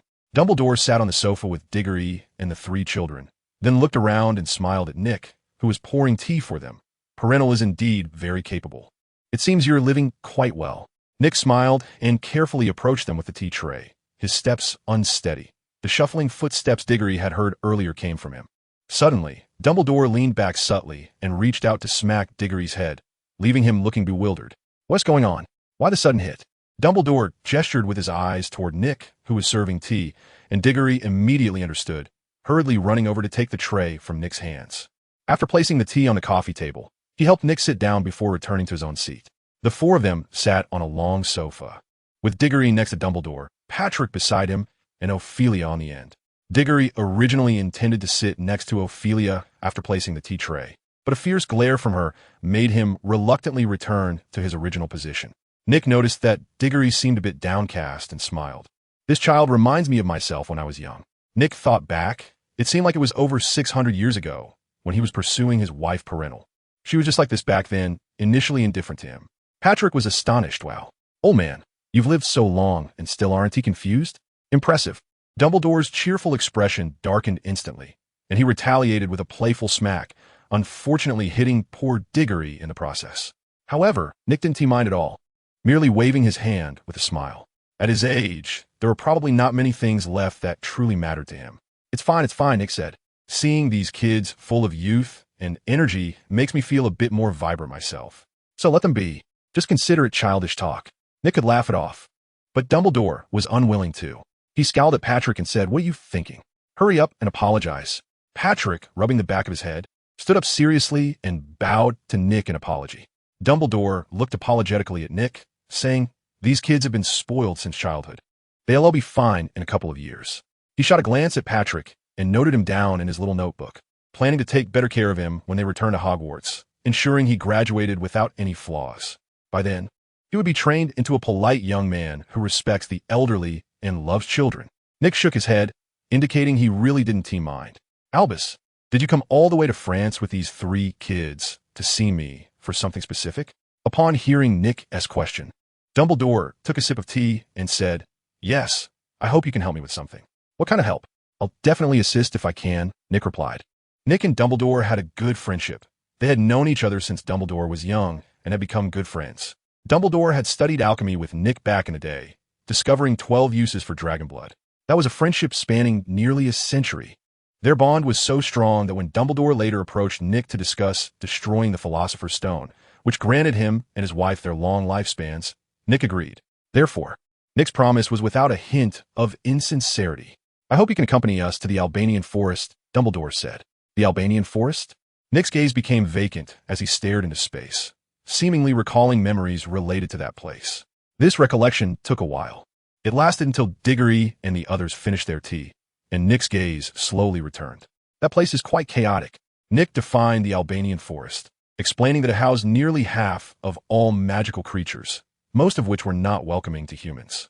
Nowadays, there are always adventurous wizards who enter there and never return. Nick glanced at Diggory and the others and asked Dumbledore, "Albus, I'm not worried about your strength, but what about these 3 kids?" Dumbledore cast a glance at Diggory. "We can't do without them." Patrick secretly looked at Dumbledore, thinking, "I want to escape, but I can't." Ever since he realized he had been tricked by Diggory, he felt uncomfortable, as if his feelings had been deceived. Moreover, the most important thing was that he didn't want to come at all. Wasn't it better to just eat, drink, and attend classes at Hogwarts? After class, he could chase after the girls. How delightful. Later, on the way to France, he often raised objections in public and always sought private explanations from Diggory, wanting to balance his feelings, hoping he could be sent back. But what was the outcome? Diggory always says things like, "The water is too deep, the wind is too strong. If you don't have strength, don't talk." This means that if you're so weak, just don't speak. Isn't that infuriating? At that moment, Patrick couldn't take it anymore. "You say I have no strength? Fine, one-on-one. Since you think I'm weak, let's let strength do the talking." Patrick believed that with his impenetrable armor spell, which he had practiced since childhood, he would be invincible in defense. Although Diggory was recognized for his strong talent and had already learned several spells, Patrick thought that as long as he didn't rush and focused on defense to slowly find Diggory's weaknesses, he might not lose to him. So he confidently found a place to have a gentleman's duel with Diggory. Then he obediently followed and came to Devonshire, and on the way, he had no more objections. Even the usually obedient Dumbledore found it a bit strange. Nick, seeing that the 3 kids had no objections, couldn't help but exclaim, "They're all brave kids. I actually want to follow you, but saying that means there's no hope." Diggory but slid down from the seat, going from sitting to slumping. Nick raised his trembling right hand and said helplessly, "It's hard to even hold a wand with this hand now. I'll just be slowing you down." Diggory glanced at Nick's right hand. Indeed, with that hand, even wiping his would be a struggle, let alone grabbing a weapon to fight. He looked at Dumbledore beside him, his eyes signaling, "Professor, We might have to fight on this trip, so we came to find a bodyguard, not to take someone on a vacation. Let's switch. Diggory decisively suggested Dumbledore to change personnel, but he did not mean to disrespect Nick. He was primarily considering the bigger picture. The dangers in the forest were not to be mentioned, and just the fact that Voldemort's soul was hiding in there was already enough to give their group a headache. Originally, if they could have a powerful wizard accompany them, it would indeed help Dumbledore share the burden. But the current Nick was truly past his prime. Moreover, from a professional standpoint, Nick was an alchemist, not a combat-oriented profession. Adding to that, he was older, and Diggory estimated that if he could exert even 1/10 of his strength from his youth, it would be a blessing from heaven. Dumbledore noticed Diggory's glance and didn't speak. He felt a bit sad, not because Nick was unwilling to help, but because his old friend had truly aged. However, before Dumbledore could say anything, Nick saw the disappointed expressions on Diggory and the others and smiled, saying, "But I can recommend someone to you." "Who is it?" Dumbledore asked. "If you're not sure about this person, then don't recommend them." "If I weren't sure, why would I recommend him to you, my old friend?" Nick replied. "His name is Leonardo." Diggory's eyes widened in an instant. Nanny, what a coincidence that this name would come up. He was well aware of the foreign star named Leonardo from his previous life. The girl he liked back then had Leonardo as her idol. So Diggory had presumptuously considered him his rival. Poor Leonardo had been unfairly burdened with that title. "What is your relationship with him?" Dumbledore asked. If the two were very close, Dumbledore could basically trust Leonardo. But if Nick's relationship with him was just average, Dumbledore would either refuse or be more cautious. "He is my student," Nick said with a kind smile. "He has inherited all my alchemy knowledge, although I haven't told him the method for creating the Philosopher's Stone." Dumbledore sighed in relief. His parents are both doctors in the Muggle world, so he also has quite good medical skills, Nick continued to introduce. "If you take him with you on your journey, it would definitely be a great choice." Dumbledore calmly picked up his teacup, took a sip, and said, "I want to meet him first before making a decision." "Of course, no problem." As he spoke, Nick nervously snapped his fingers, and a piece of white paper floated up out of nowhere. After writing a few words on the paper, he snapped his fingers again, and the paper flew away on its own. Diggory raised an eyebrow at the subtle display of magic without incantation and without a wand. With this skill alone, Nick had certainly made good use of his 600 years. Next, Diggory and the others sat on the sofa, listening to Dumbledore and Nick reminisce about their glorious past. So much so that the three children were nearly falling asleep. Just as Diggory was nodding off, the door to Nick's house suddenly opened. Everyone, including the half-asleep Diggory and the other two, turned their gaze towards the sound of the door opening. Golden hair, well-defined features, pure white skin, and gentle eyes like the sun just rising above the horizon, a bit languid yet captivating. The newcomer was none other than Nick's student, Leonardo. Dumbledore turned to look at the handsome young man at the door, showing no extra expression, but a faint glimmer of light appeared in his eyes. Patrick was nearly asleep now, more concerned about finding a comfortable sleeping position than the person at the door. Diggory squinted his eyes, feeling that his looks were under threat. Sure enough, Ophelia, sitting at the edge, was already gazing at Leonardo with sparkling eyes. "What does this mean? Am I not handsome?" Diego felt for the first time the deep malice of this world towards him. "Robert, your looks just aren't cutting it." Leonardo walked into the house, and then Diego saw an old lady following behind him. Perennial. Dumbledore revealed the identity of this old lady. "Oh, Albus." The silver-haired Perennial entered, the years leaving indelible marks on her face and making her body smaller. However, despite this, Diego saw a calm elegance in the old woman's eyes that time could not take away. And this quality now seemed warm and kind. "This old lady looks so kind." Dumbledore's gaze suddenly turned fierce. He quickly turned around, and Diego quickly waved his hands to indicate it wasn't him. Then, bang, Patrick's head received another blow. "Apologize." Dumbledore was genuinely angry this time, and even Ophelia, who was immersed in Leonardo's looks, felt the tension. "I'm sorry, Grandma, I was wrong." Patrick immediately stood up to apologize, getting up so quickly that Diego barely had time to blink. "But I truly think you're very beautiful. I've never seen anyone maintain such elegance and calmness in their old age like you."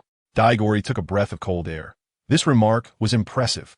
Look at Perennial, whose face had originally been somewhat unpleasant. After hearing Patrick's words, it suddenly cleared up, and the sun shone down on the earth again. "They're all good kids. All good kids." Perennial smiled happily and then suddenly glanced at Diggory, saying with a smile, "You must be Cedric, the unprecedented student of Hogwarts. I've heard of you." Diggory was taken aback. somewhat confused as to why Country F already had its own legends. However, this did not prevent him from standing up to greet Perenale. Wearing an honest expression and a bright smile that combined with his golden hair made him look like a little son. This smile was particularly effective against Perenale. The elderly woman. Good child. Perenale was very pleased with Diggory. I'll go to the kitchen in the back to make you some snacks. You all take your time to chat. After saying this, she walked alone to the back. Seeing this scene, Patrick secretly glanced at Dumbledore. And upon seeing his expression finally calm down, he breathed a sigh of relief. Goodness, I almost got in trouble just now. Patrick felt a lingering fear. Dumbledore's anger felt far more terrifying than his grandfather's. Fortunately, everyone's attention was soon diverted to Diggory. Otherwise, today would not have gone well. Teacher, did you call me back for something? The handsome Leonardo spoke up, instantly capturing Ophelia's gaze. This left Diggory looking at him with a complex expression, probably thinking, being handsome is impressive, but who cares? I hate people who are more handsome than me. I didn't call you back for anything. Nick started, pointing at Dumbledore sitting across from him. It's my old friend who needs you. A full moon hung in the night sky, in the shadows of the Albanian forest. A group was moving through the darkness. They slowly approached a cemetery, and the group became somewhat compact at that moment. Some people couldn't help but draw their wands, resembling scorpions revealing their stingers. Suddenly, a roar erupted from the darkness ahead, accompanied by the harsh sound of claws scratching against wooden boards. There's something ahead. A ghoul or a vampire. Who cares what it is? Stay alert. The compact group fell into chaos. Various aggressive spells shooting from the tips of their wands toward the darkness ahead. However, what made them nervous happened. One by one, the spells seemed to sink into the sea, not even causing a ripple in the darkness. Then came an angry roar from within, as if mocking their cowardice, followed by immediate silence, giving them no chance to locate the source of the sound. The group began to panic, and the leader turned around and shouted, "What are you afraid of? We have so many people here. Do they dare to come out? We have 10 people. Don't be scared." The leader seemed to be trying to reassure his teammates, but in emphasizing their number, it felt more like he was comforting himself. Effalo, Cedric, and Gillis. The leader pointed to a few people in the group. You're good at binding and stunning spells, so you go to the front. The three named immediately became unhappy. Going to the front in such a haunted place meant facing unknown dangers, and those dangers wouldn't stand there like a person, waiting for them to cast spells. Their attack methods often caught you off guard before you even noticed. What are you rushing for? I haven't finished speaking, the leader cursed, clearly sent by the higher-ups to lead this task, and he wasn't feeling good about it either. Doten, you stay behind them. If anything happens, immediately use the armor charm to protect Effalo and the others. Upon hearing this, a middle-aged man who somewhat resembled Patrick stepped out from the group. In the moonlight, his dark-eyed bags and a few fresh bruises on his neck were visible. It was clear he hadn't gotten enough sleep before setting out and had used up quite a bit of energy. Don't worry, boss, I'll do my best. But I can't guarantee the mission will be accomplished. Doten irresponsibly smiled. In his view, casting a spell was no problem. But the principle was that he would never put himself in danger to protect those three scoundrels. After all, he was a selfish scoundrel himself.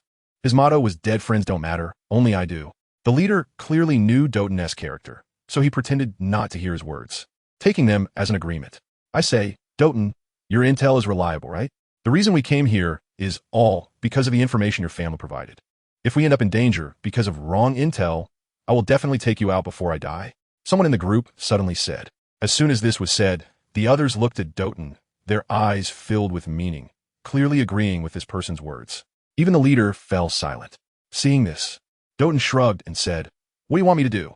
I'm already standing with you. What else do you want? Besides, it wasn't me who brought you here. If you have the ability, go find that person." The person who spoke first replied, "Humph. I can't mess with that person, so I can only vent my anger on you. If the intel is wrong, just wait to die." This was clearly a case of picking on the weak. Once the intel was wrong, the responsibility would fall on Doten. At this moment, Doten suddenly thought, could this be the arrangement of the person who assigned them to come here? If anything went wrong, it would be the Doten family's fault for providing incorrect intel, and they would be blamed. If nothing went wrong, then that person will be praised for their leadership, taking all the credit. With this thought, Doten looked at the person who spoke with an unusual gaze, one that hinted at imminent hostility. This gaze was caught by the leader, who said, "Doten, get to work." "What are you thinking about?" "What else can I think about? Of course, it's to do my job well." Doten shrugged helplessly. The leader, Kurt, gave Doten a deep look and said no more. At that moment, saying anything further would make it harder to lead the group. The 10-person team arranged themselves according to Kurt's earlier instructions. Effalo, asCedric, and Gillis took the lead. Doton held his wand behind them, and the remaining 6 followed. The 3 in front were on guard against the darkness and the people behind them, while Kurt walked at the back to guard against Doton. In the middle, Doton was on guard against everyone. They slowly stepped into the darkness, each on high alert, especially with strange sounds coming from the darkness, causing everyone's nerves to be tightly stretched. As they stepped over the thick fallen leaves in the forest, their footsteps were muffled. Some spots still bore the remains of animals that hadn't been completely consumed, with the still wet blood emitting a rusty smell. As they ventured deeper, the air became increasingly complicated with a mix of over 10 different smells. 1 whiff would invigorate you, 2 would bring worries, and 3 would knock you out cold. The pungent odor made Kurt and the others feel uncomfortable, and in the end, it was Doton who suggested, "Everyone take out a piece of cloth, pee on it, and cover your mouths and noses." When wizards set out on missions, aside from what they wore, they usually only carried 3 things: wands, money, and means of transportation. If they encountered an area covered by the Fluid network, they would even be too lazy to bring transportation. So, it was even less likely that anyone would carry masks or similar items for filtering the air. Therefore, everyone in the squad was not feeling well. But following Doton's suggestion made it even worse. A group of people was in a dilemma. However, Downton was not troubled, since they were unwilling. He would use it himself. "Don't say I'm not loyal. I'm not hiding any methods." After saying that, Downton pulled out a handkerchief from his pants pocket. Upon closer inspection, one could see a flower embroidered on it, clearly a woman's handkerchief. Downton scratched his head, unable to remember whose it was. He had quite a few old flames, but it should be Sarah, Amy, or Melissa from last night. Probably Melissa. But at this point, it didn't seem matter whose it was. He felt a slight pain in his lungs and absolutely had no time to delay. Downton found a tree, turned his back to the crowd, still holding his wand, and said, "You all do as you wish. I'm going to pee first." Then Potter and the others watched him finish urinating, before tying that malodorous handkerchief over his mouth and nose. The expressions on everyone's faces were extremely complex, disgusted, nauseated, yet curious to try it. However, Downton didn't take care at all. He took a deep breath, as if he could still smell the scent of his descendants from the foul odor. "Ah, this is much better," Downton said, "although this smell isn't great. At least my lungs don't hurt anymore." Upon hearing that Downton's lungs didn't hurt, Potter and the others were also tempted. Effalo hesitantly waved his fist, cursing under his breath. Like Downton, he walked to a large tree nearby, took out a piece of burlap, and loosened his belt. His lungs were also in severe pain, and at this moment, he couldn't care less about feeling nauseous. Breathing in this air might cost him his life. Seeing Effalo like this, the others followed suit. Those with burlap or handkerchiefs went straight for a tree, while those without had to borrow from someone else. What the hell? Potter's face turned terrifyingly dark. He was one of those who hadn't brought burlap, and could only borrow half from someone else. Unfortunately, the person who lent him burlap was also feeling unwell lately, so it had a strong odor. Damn it, but Potter didn't dare to throw the burlap away. If he did, the air outside would smell even worse. Just then, he felt a small stone-like object enter his shoe, and his mood instantly exploded. "Damn it," Potter exclaimed. "Potter, what's wrong?"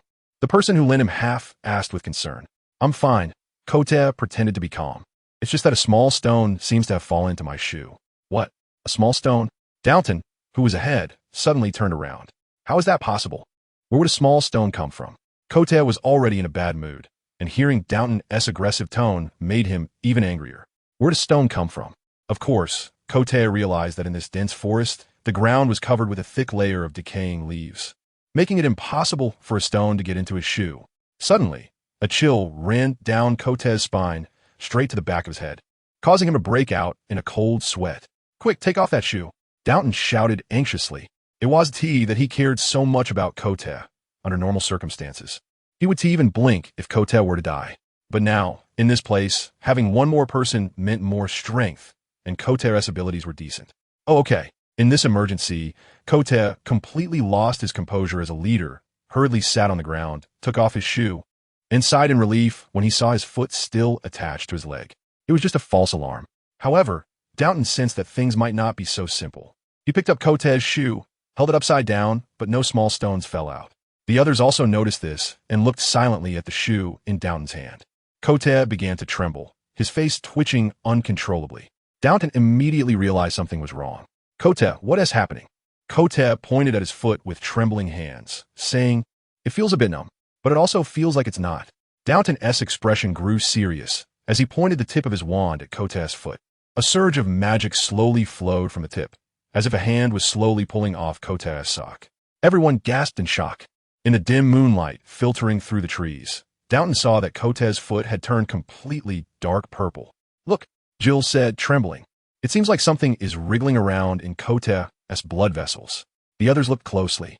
"Oh my God, it's true." Kota's blood vessels were now 5 times thicker than normal, and through the skin, they could see a large, long worm stretching between the blood vessels. And, judging by its current path, it was trying hard to crawl upward. Downton swallowed hard and asked, "Does anyone know what kind of worm this is?" The remaining 8 people looked at each other, but no one spoke up. Downton glanced at them, a flash of disdain in his eyes. What a bunch of useless people. Usually so scheming and self-preserving, but now when asked something, they immediately revealed their ineptitude. Kota had a forlorn expression. "Downton, I feel like I still have a chance. Right now, I don't feel any pain. Can you think of a way to save me?" "No pain?" Downton looked at the worm in the blood vessel. Realizing it must be a worm that secretes anesthetic fluid, it starts anesthetizing the target as soon as it enters the body, then unknowingly leads its target to death. Downton observed the worm that was trying hard to crawl upward and made a quick decision. He tore a piece from Kota's wizard robe to use as a tie. Then he tied it around Kota's knee to block the worm's ascent. "How does it feel now?" Downton asked Kota. "I don't know," Kota replied, nervously staring at his ankle, where the worm was currently located. "Right now, I don't feel anything. It seems almost normal." Downton's eyelid twitched. How could it feel normal with such swollen blood vessels? "How big is your heart?" He then pulled out a small knife from somewhere. "Since you feel normal, it means something is very wrong. Let me cut it for you." Hearing Downton's words, Kota felt there was some logic to it and hesitated. At this moment, someone beside them said, "Cut it? What do you want to do?" "That is a thick blood vessel. Do you want Kota to bleed to death?" "What else?" Downton snapped. "Who knows what the consequences will be if that worm gets up there? If Kota dies, will you take responsibility?" The person immediately fell silent. Kota didn't want Downton to use the knife on him. After all, he felt fine. But upon hearing Downton's words, no one could guarantee what would happen later. Maybe it was just a foot issue, but if left unattended, it could turn into a life-threatening situation. So Kota steeled himself and said to Downton, "Go ahead." Downton nodded and decisively made his move, plunging the knife down. Everyone present, except for Downton, closed their eyes, leaving only Downton wide-eyed. To him, it didn't matter since it wasn't his own foot. He thought of it as slaughtering a pig. But then Downton's eyes widened even more, a chill running down his spine. The pig's hoof wasn't bleeding. To be precise, it was oozing a kind of pale pink pus instead of blood. The cut area had the flesh turned outward, but the worms were nowhere to be found. What remained in the blood vessels was just an empty shell. "Where are the worms?" Kurt shouted in despair, voicing everyone's thoughts. Downton immediately withdrew his hand and carefully examined it under the dim moonlight. The others all took a step back, fearing that the worm had burrowed into their own bodies. "Downton, are you okay?" Giles asked cautiously. This wasn't just sudden concern from Giles. He was tightly gripping his wand, ready to act without hesitation if he noticed anything wrong with Downton. "I'm fine. There's no wound on my hand, and I don't feel anything unusual," Downton replied. "This place has problems. We better retreat first, treat Kurt's foot, and then find another spot to enter the forest." No one refuted Downton's words, not even Kurt, who didn't feel that he was being overly cautious, as the statement resonated deeply with them. They had barely entered this cursed place when they were already in danger. And it was completely unexpected. Kurt was wearing socks on his feet, and these worms could penetrate clothing and burrow into his body. What if next time the worm attacked from a tree and fell into his neck? If his foot wasn't taken care of, he might just lose a foot, but at least his life would remain. But if a worm burrowed into his neck and stabbed him, no one would dare to act. Although these people had little standing in their families, if something happened, their families would surely intervene. Otherwise, if people died and families didn't even care, it would cause discord among the entire clan. But if they didn't act and went out to seek help, would the worms burrow into their brains in the meantime? How would they seek help then? They would directly perish together, nailed down in a coffin, and go play cards with their ancestors. Thus, the decision to leave was made. Everyone would first go out to find a place to rest, then contact their families to regroup, buy more potions and protective magical supplies, and then re-enter. If later someone blamed them for leaving early without completing their orders, they would take the blame. Everyone exchanged a tacit glance at Downton without speaking. Downton stood to the side, tearing 5 long strips from his robe to bind his pant legs, cuffs, and collar, ignoring the gazes of the others. If the only danger present was that unknown worm, he would temporarily focus only on that. Although this action wasn't of much use, at least it provided Downton with some psychological comfort. Kurt was supported by 2 others, and once the group was ready, they resumed their previous formation to start retreating from the forest. But at that moment, the leading Giles suddenly heard a rustling sound.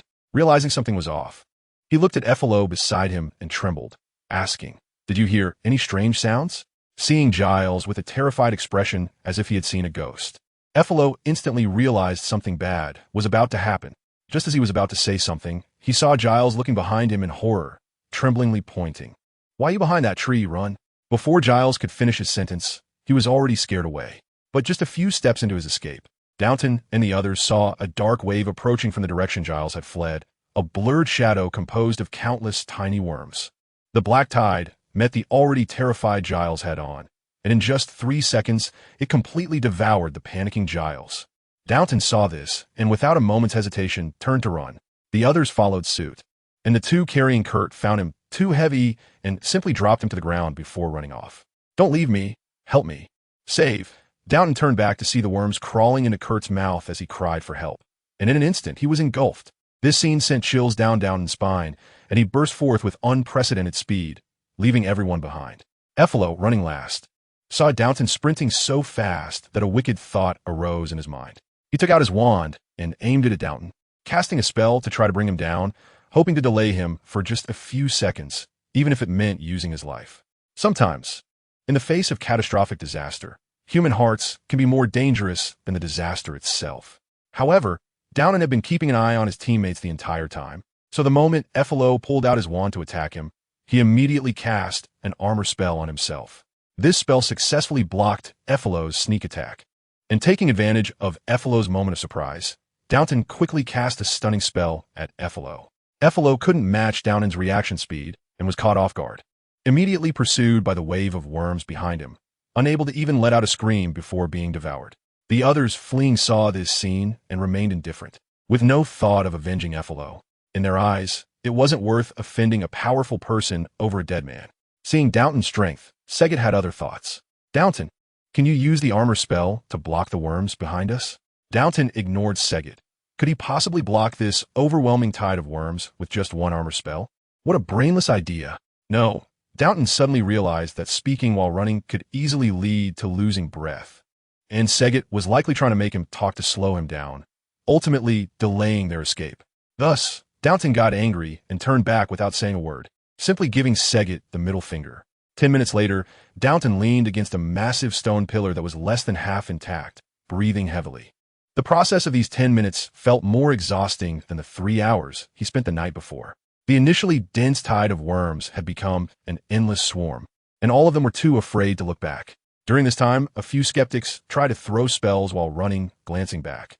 But often, just as they turned their heads, they were frightened by the bugs that were close at hand.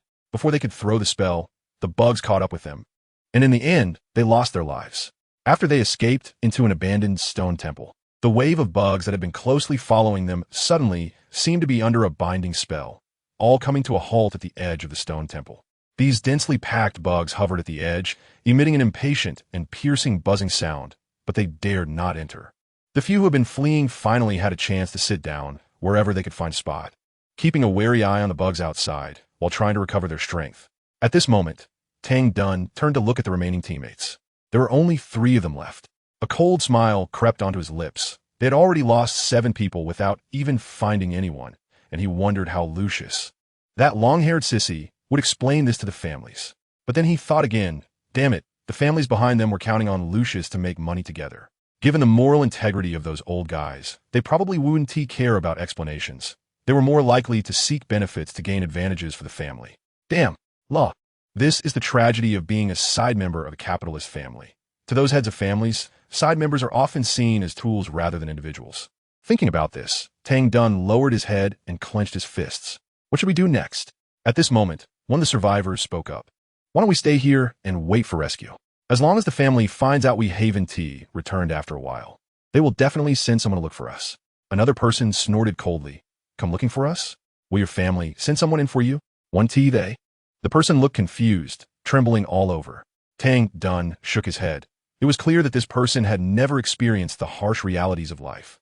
He stood up and said, let us rest a bit longer and then leave. We can't stay here too long. The Death Eater who had snorted earlier asked, why do you say we can't stay too long? Outside are all bugs. Going out means death. Where could be safer than this place? Huh. Tang Dun smiled faintly. Too lazy to explain, just thinking that a brain is a good thing, but some people forget to bring it when they go out. The jungle law states that the weak will never enter the territory of the strong, because entering means death. So you say this place is safe? But thinking about how most of his teammates were already dead, every additional person lost meant less hope of escaping. Tang Dun felt that in this kind of place, having one more person didn't necessarily mean they could get out, but having one less certainly made it harder to escape. The Death Eater finally realized this point. He swallowed hard and said, I'll listen to you whatever you say. What about the mission? Lucius told us we must find that child, and then follow them. The confused Death Eater came back to his senses, still thinking about their mission. Do you want to die? Tang Dun asked him. The man shook his head. No, I don't want to die. Tang Dun breathed a sigh of relief. At least there was hope for his intelligence. So, between your life and the mission, which do you choose? The Death Eater's eyes no longer looked confused. I want my life. Since you want to live, then follow me. Thus, the three stood back to back in a triangle, no longer wary of each other, relying on one another as they walked into the ruined stone temple. In Gross City, during the day under the sunlight, although broken, it still revealed a grandeur that couldn't be seen at night. In the middle of Gross City and the Albanian forest, there was an open meadow where Diggory and Dumbledore were staring at each other. Meanwhile, Patrick, Ophelia, and later Leonardo, who joined in Devonshire, stood beside them, watching the show. However, the other two were not very serious. Leonardo was more interested in the scenery, and Ophelia was watching Leonardo. At least Patrick was genuinely watching the show, and he thought it was quite entertaining. I already said you should stay in Gross City. We're not sure if the forest is safe. It's dangerous for you to go. Dumbledore looked at Diggory, feeling quite helpless. They had clearly agreed at the beginning that they would stay in the city while he went into the forest to check. But for some reason, after he brought them here, Diggory suddenly changed his mind and insisted on following him in. ISNT this nonsense. Am I taking you in to hand you over? However, Diggory was actually even more helpless. Originally, after he and his group arrived in Gross City last night, his unfortunate mission had already been completed, and the reward was in hand, making him feel quite pleased. But Diggory should never have said that this mission was completed so easily. Then this exemplary student system immediately embraced the spirit of a mischievous child and directly issued Diggory the next mission, which was to follow Dumbledore into the forest and obtain the venom of the eight-eyed giant spider. Diego's expression froze at that moment, stunned for 2 seconds, and then he almost exploded on the spot. Is this going to kill him? His mind was racing with more than 10,000 beasts. At that moment, Diego was unhappy and didn't want to complete this task. Any punishment was insignificant compared to his life. However, he never expected that the punishment for this task, although simpler than the last one, was even more shameless. Just one thing. From now on, he would become the... Moreover, it would be the kind where he would have a pair of jade arms for 1,000 people to rest on and his lips for 10,000 to taste. This was even more devastating to Diego's mindset than having task after task. He directly exploded on the spot. He thought of himself as a hard, solid, super thick steel pillar of a man, and from now on, he would actually have to suffer from incontinence. Diagonally tried to imagine the scene, but couldn't continue. It was too beautiful to think about. Moreover, the reward for completing the task was merely a doubling of his mental strength. If it weren't for Daeju explaining that Diagonally's mental strength was currently about 1/3 of Chilo's, and that doubling it would result in a significant increase in power, he might have dismissed it. The most direct manifestation of this would be in practicing spells, which would become much easier. Currently, it took about a week to 10 days to practice a spell to a proficient level. After the enhancement of mental strength, this time would be halved. This left Diagonally in a dilemma, as the reward was truly enticing. Once a person has felt the temptation of power, it becomes hard to resist. Especially for male beings, there's almost no resistance to this. Coupled with the punishment for failing the task, Diagonally was hooked. In the month since he arrived in the magical world, he had gradually accepted and adapted to this world, experiencing the charm of magic. For him, the feeling of having power in his grasp was truly wonderful, a sensation he had never experienced before. Thus, the The current scene unfolded. Diggo's handsome little face was scrunched up. "Professor, please wait a moment. Let me think of an acceptable reason first. Just a little longer. It will be ready soon." Dumbledore rubbed his forehead, thinking, this little rascal is so different from other kids. He's so disobedient. Sometimes it feels like when I'm talking to this child, I'm not facing an 11-year-old, but an adult. Could this be one of his secrets? Don't bother thinking of a reason. No matter what excuse you come up with, I won't agree to take you there. Dumbledore said sternly. You and Patrick and Ophelia should stay in Grove City. Leonardo will protect you. Just mentioning Leonardo made Diggo angry. Originally, when they were on their way to Country F, he could still chat with Ophelia and catch her attention. But once Leonardo joined the group, Ophelia's eyes were only on Leonardo. Diggo can no longer attract her attention with anything. Moreover, the key point is that Leonardo is already in his 20s. So why can he still captivate a little girl? Professor, if you don't take me in now, I will still find a way to get in later. No one can stop me.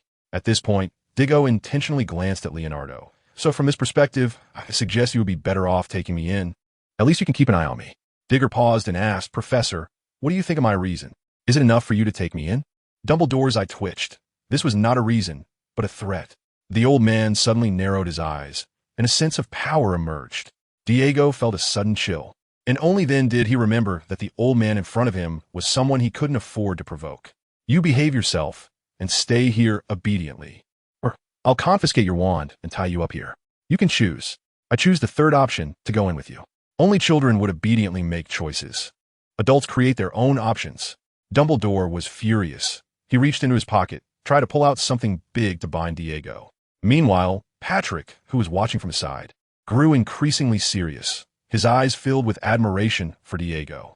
Could his usual bragging friends, who boasted about being rebellious, stand up to Dumbledore like this? No. But now Diego was doing just that, with an expression of fearlessness. Professor, please believe me, I have the ability to protect myself, Diego said loudly. You have the ability to protect yourself? Dumbledore laughed in anger, pointing to Leonardo beside him. Leonardo is here to protect you, borrowed from Nick. Since you say you can protect yourself, fine, I'll give you a chance. You'll have a one-on-one match with Leonardo.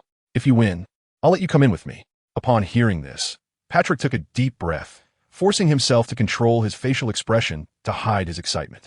As Diego's wingman and brother, he had already noticed that Diego had issues with Leonardo and had been enduring it because of Ophelia. Now, Dumbledore's decision meant that if Diego agreed, the outcome would definitely be thrilling. The power that Diego unleashed after such a long period of restraint would definitely make Dumbledore regret his decision. Moreover, there was one thing that Dumbledore and the others in the team didn't know. Diego's true strength had made a huge leap during this time.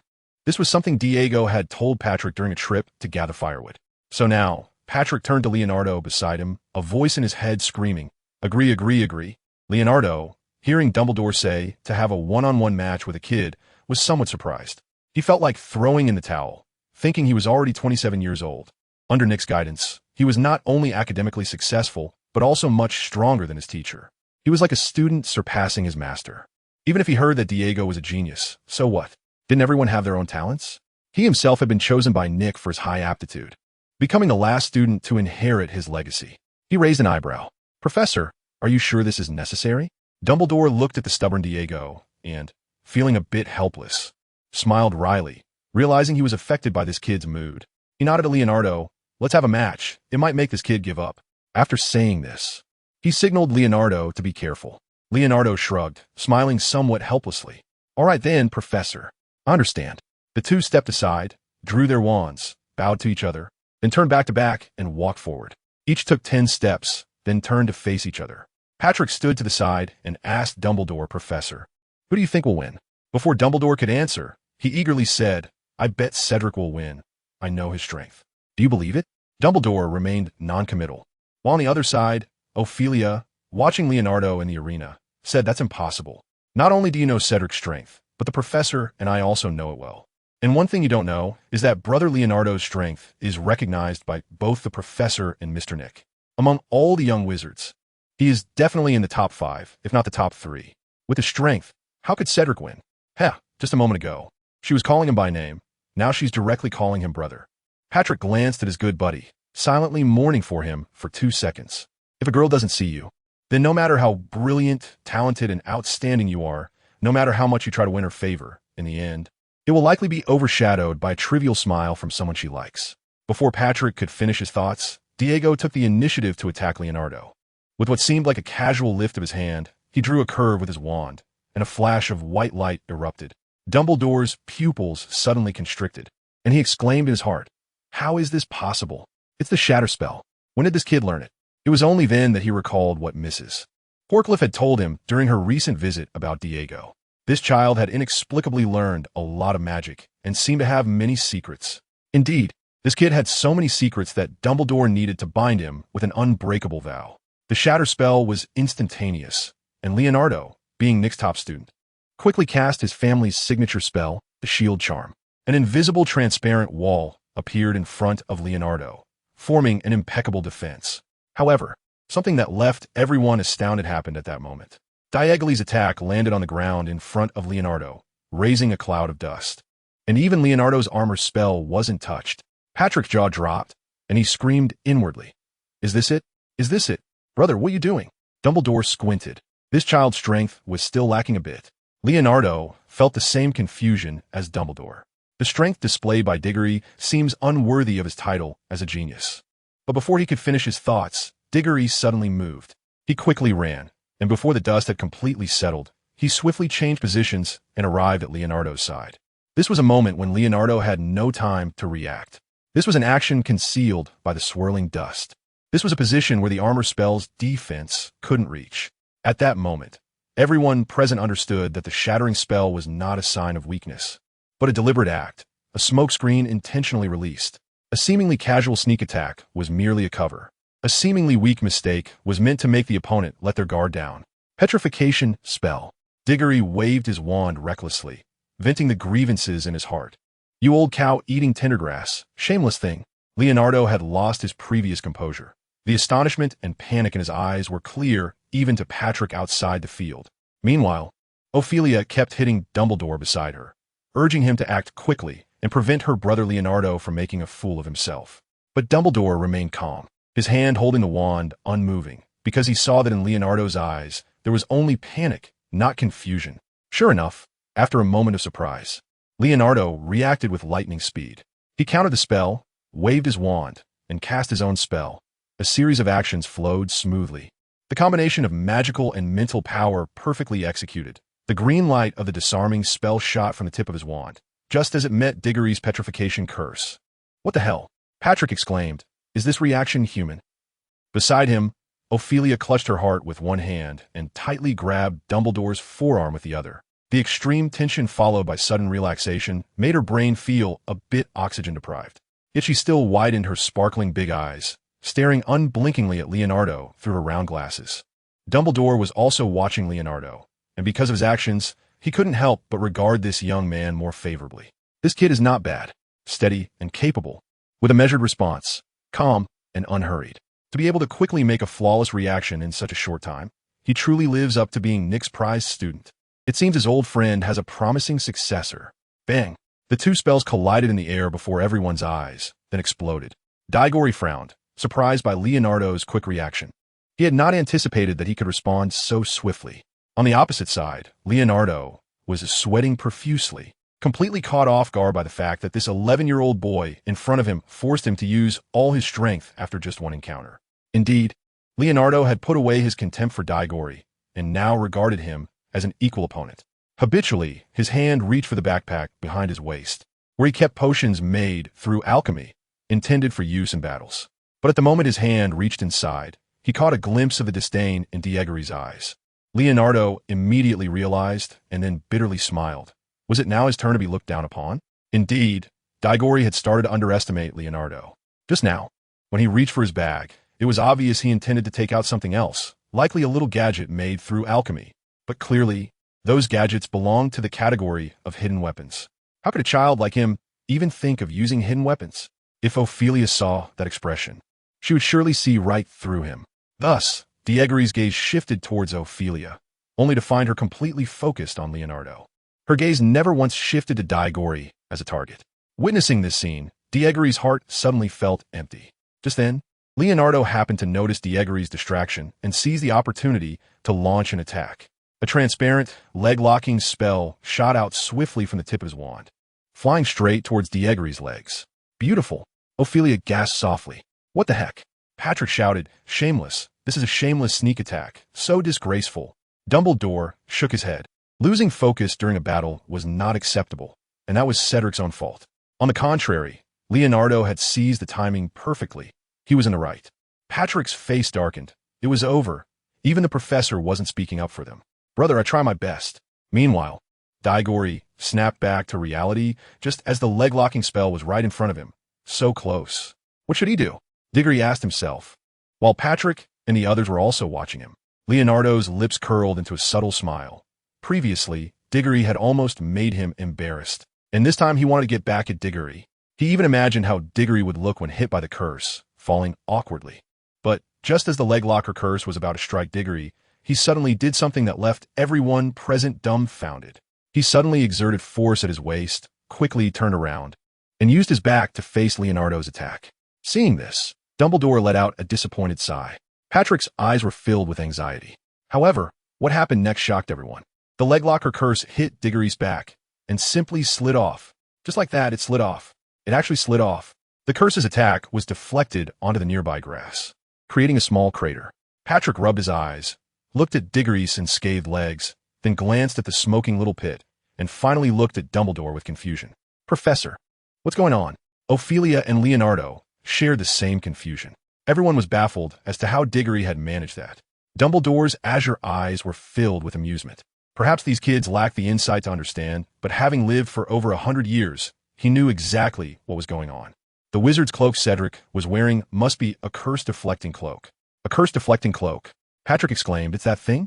That cloak is worth a lot. So expensive. Last time I went shopping with my mom, I saw one, and she didn't buy it for me. I carried her bags for nothing. Ophelia rolled her eyes. Spoiled rich kid. This hit Patrick hard, so he quieted down.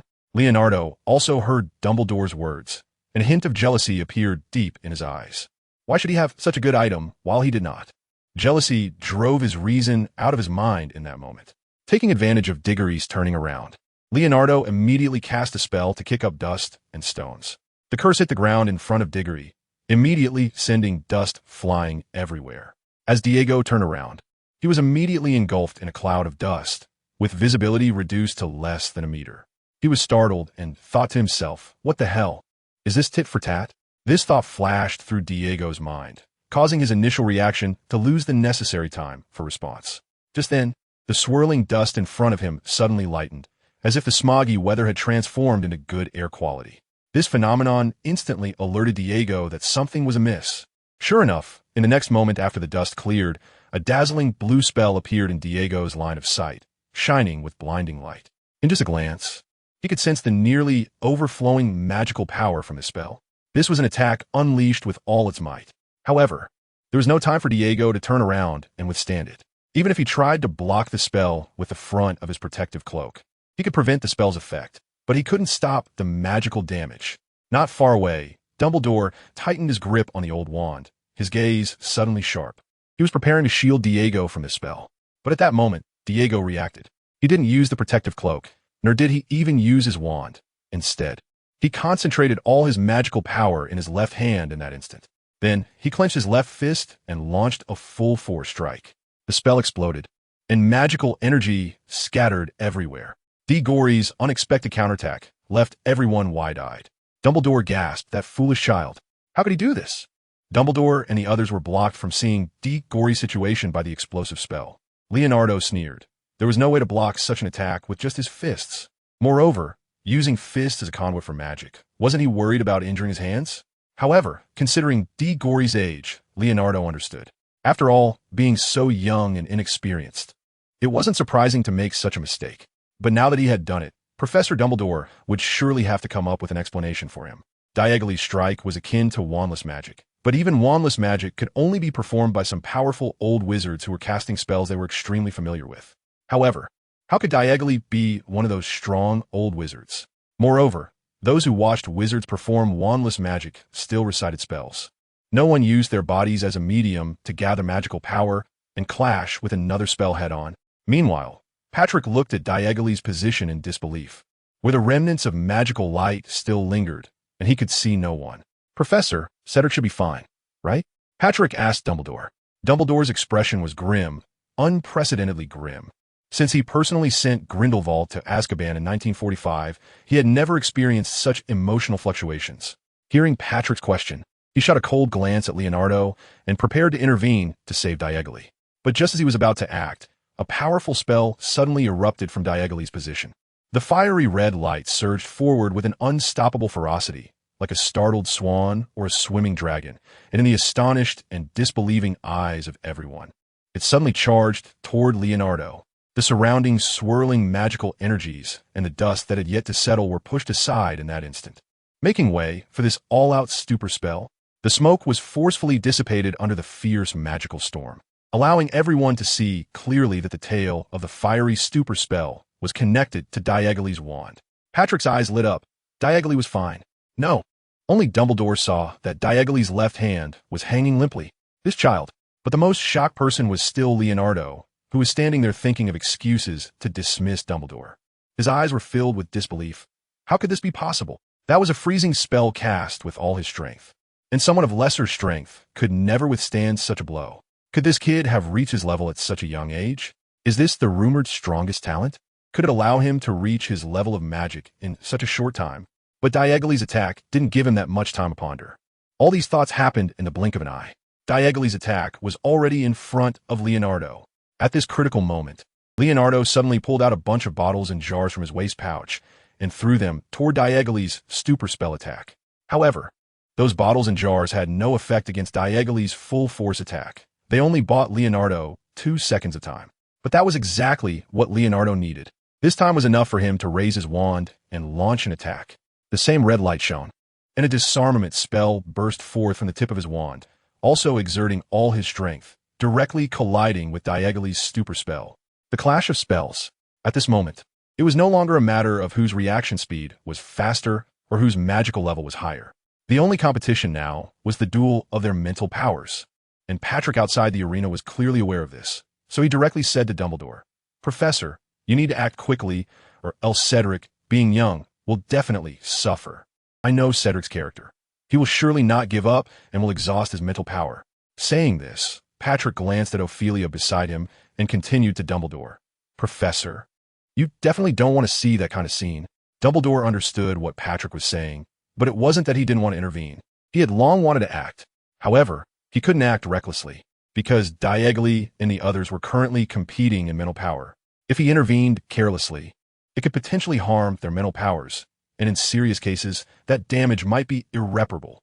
So Dumbledore was waiting for an appropriate opportunity. But neither of the two in the arena intended to give him that chance. Leonardo was unleashing all his power. He had no intention to hold back. This attack, he poured all his strength into it.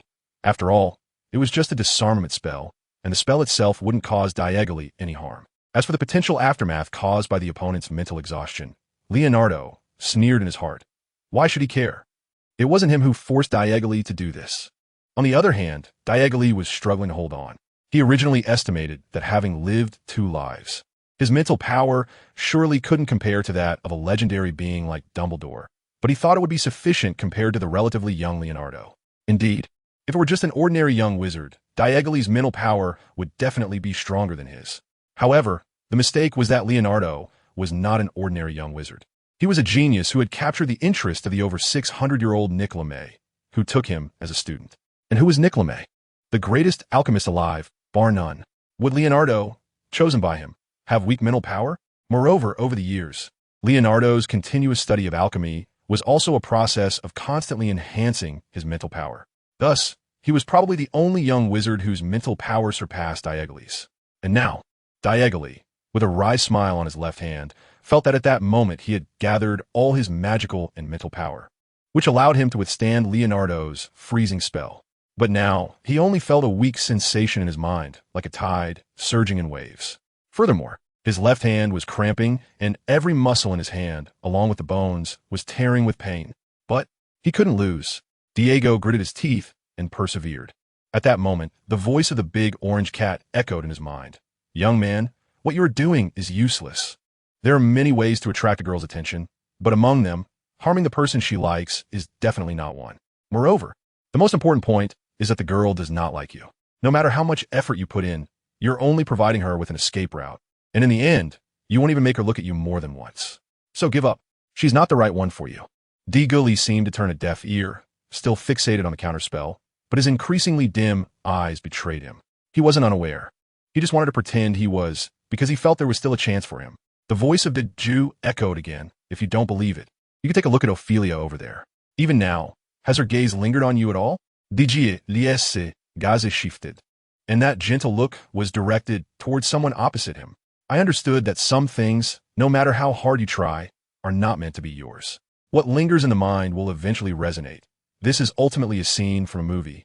I understand now, Gully murmured. At that very moment when Gully was distracted, Leonardo, who was competing with him in mental strength, keenly sensed that the attack from opposite had suddenly weakened. So he immediately seized the opportunity and suddenly exerted more force. Diego suddenly felt his mental strength faltering under the sudden and fierce attack. A wave of dizziness surged uncontrollably. At this moment, the big orange cat said, "Don't rush, stay calm. Losing isn't a big deal, it's just a disarmament spell. After it's over, just take a nap." "No, I don't want to lose." Diego's face suddenly twisted in anger. In matters of emotion, the choice wasn't mine, so I had no say. But now, whether to continue or not is my decision. I must defeat Leonardo. This is my last dignity in this competition. Diego's attitude was resolute. However, it could not change the fact that Leonardo's attack was now only a meter away from Daigori. Even so, Daigori continued to grit his teeth and hold on at all costs. His face was growing increasingly pale, and there were more and more blood vessels in his eyes. The big orange sighed helplessly, top-tier mental enhancer, a bottle with 9,999 points of magic power. "Do you want it?" "Yes." Daigori did not hesitate at all. As soon as he finished speaking, he felt something new in his left hand. Diggory struggled to lift his trembling left hand and down the deep brown potion from the transparent bottle in one gulp. This scene went unseen because the clash of two spells was happening right in front of him. After drinking the top-tier mental enhancer, Diggory immediately felt his mental power fully restored. However, he was waiting. He was waiting for an opportunity, waiting for Leonardo to think he had him figured out and to relax his mental defenses. So he deliberately maintained the illusion of being at a disadvantage, allowing the two spells clash in the air to draw closer and closer to him until they were just 50 centimeters away. This distance caused Dumbledore, not far away, to feel his magical energy fully activate, and the mental power in his mind surged like a vast ocean. The old wand in his hand was already raised. But, right now, Diggory waited. He sensed Leonardo's relaxation through the intensity of the opponent's spell. At this moment, without any hesitation, all of Diggory's mental power rapidly gathered into his wand. Then, Leonardo and the other two witnessed a scene they had never seen before. A surge of mental power, like a great river, roared out from Diggory's wand. The confrontation between the two spells was completely transformed. Leonardo, who thought victory was within his grasp, stared wide-eyed at the ordinary dragon charging at him with a roar, his mind going completely blank at that moment. He truly didn't understand what was happening. Clearly, just moments ago, Diggory had shown signs of defeat. How could he possibly unleash such powerful strength at the last moment? Was he pretending to be weak to catch him off guard? In the end, with this question in mind, Leonardo was struck by Diggory's spell and fainted. Also collapsing was Diggory, who had exhausted all his strength and was left with no power at all. Just before falling, Diggory's gaze unconsciously turned to Ophelia's position, watching her rush towards Leonardo. At that moment, he suddenly recalled a saying, "I can't stop you from running to someone better than me." Although Diggory didn't agree with this saying, as he didn't know where he fell short compared to Leonardo. However, love is based on feelings. Who cares about the trivialities?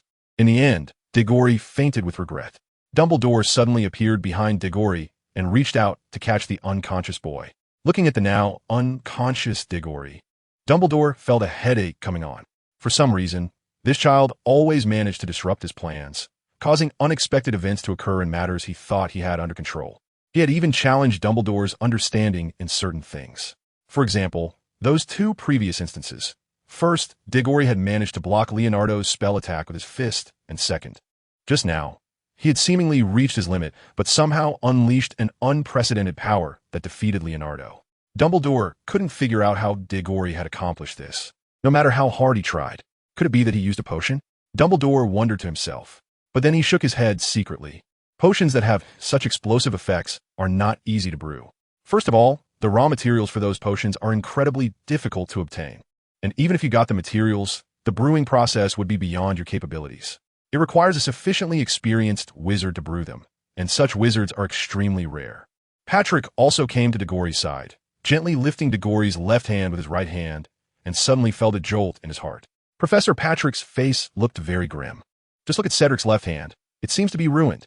Dumbledore looked over upon hearing this, and at that moment, Diggory's left hand, held by Patrick, seemed to have no bones, limp and soft in Patrick's grip. Dumbledore's heart sank, and he hurriedly picked up Diggory and rushed towards the city of Gross behind him.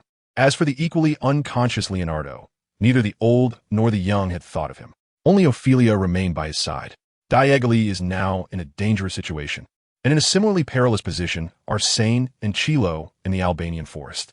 At this moment, they are fleeing for their lives, and the rustling sound behind them feels like the Grim Reaper, making them too afraid to look back.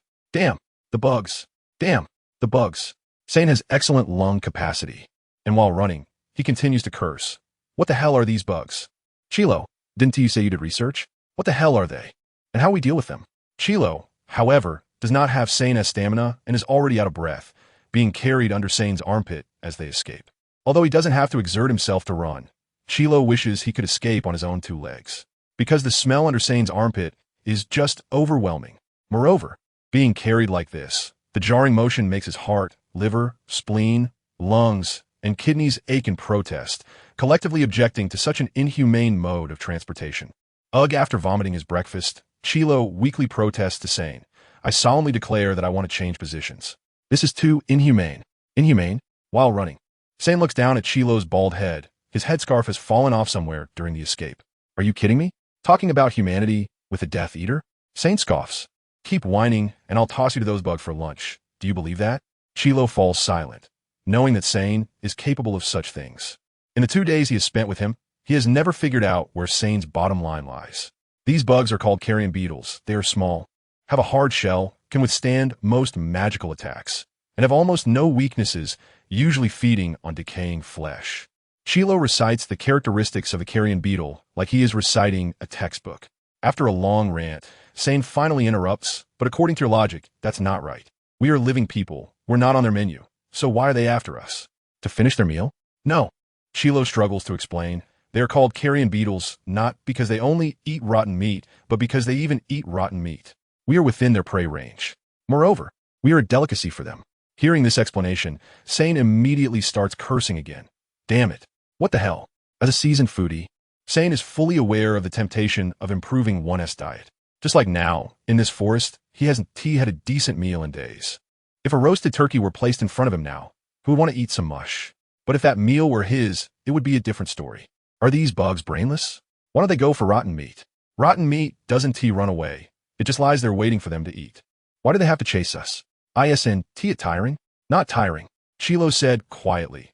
Carrion beetles have very low intelligence. They can't think about these things. Once they smell food, they go crazy and no one can stop them. Not even Merlin. Damn, Sane cursed. Then there's no way out. You need to get your brain working. There's a way, Chilo said. As long as you run faster than them and shake them off. That is all you need to do.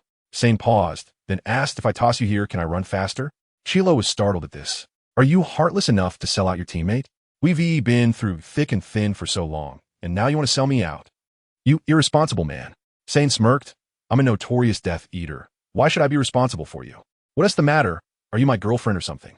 Chilo was at a loss for words. How could he respond to that? Girlfriend, I'm a guy. Should I just sacrifice myself to him? Once this thought appeared, it kept swirling in Chilo's mind, and the more he thought about it, the more feasible it seemed.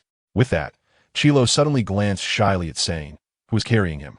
What had previously felt like a tumultuous stomach suddenly felt the strength of that arm, and the smell that had always made him feel dizzy now transformed into a masculine scent.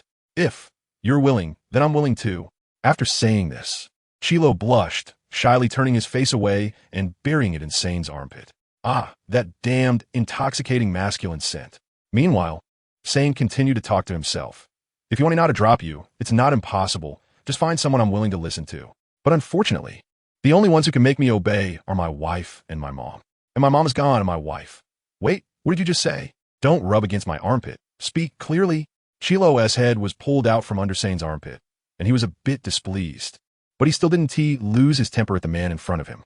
Instead, he softly repeated, "If you're willing, then I'm willing." "What, willing or not willing? What are you talking about?" "Umph. You rotten bastard, annoying." Chilo became even more embarrassed, his face turning beet red. Sane was taken aback. "What the hell are you doing? Can you speak properly? If you keep being creepy, I really will leave you here. Hurry up. How we get rid of these bugs?" Chilo pouted in grievance, but he had no choice. After all, Sane was stronger than him, so he could only comply. Carrion beetles have a strong territorial instinct. They want to leave their territory and will attack any living creature that invades their territory indiscriminately, even if they can't win. So, we just need to escape from the carrion beetle's territory. Damn, sounds simple. Sane huffed. How am I supposed to know where the boundaries of these bugs' territory are? Don't worry about that. It's actually quite simple to identify. Chilo looked at Sane's solid and muscular biceps and said, "Carrion beetles generally prefer to live in places with both trees and graves. We just need to stay away from such places." After Chilo said this, Sane remembered that before they encountered the carrion beetles, they had passed a graveyard and then entered this forest, during which they had encountered 7 corpses. Oh my, if I hadn't run fast enough. Wouldn't those 7 corpses have been my fate? Thinking of this, Sane immediately took a deep breath, and even Chilo could clearly hear the expanding sound from Sane's lungs. With that deep breath, Sane's speed suddenly increased. This speed could probably rank in the top 3 among all wizards in this world. After all, wizards spend their time casting spells or doing other things. Who would go exercise? With that time, it would be better to practice some spells. In the future, if you're impressive enough, you can do whatever you want. Therefore, wizards in a magical world are generally weak in body. If a wizard were to fight without a wand, their combat power would be negligible. So, Chiluo was shocked. He never expected that Sane's physical abilities were so formidable, so strong that it made his eyes light up. Even that bald head was shining with a pink hue. Over there.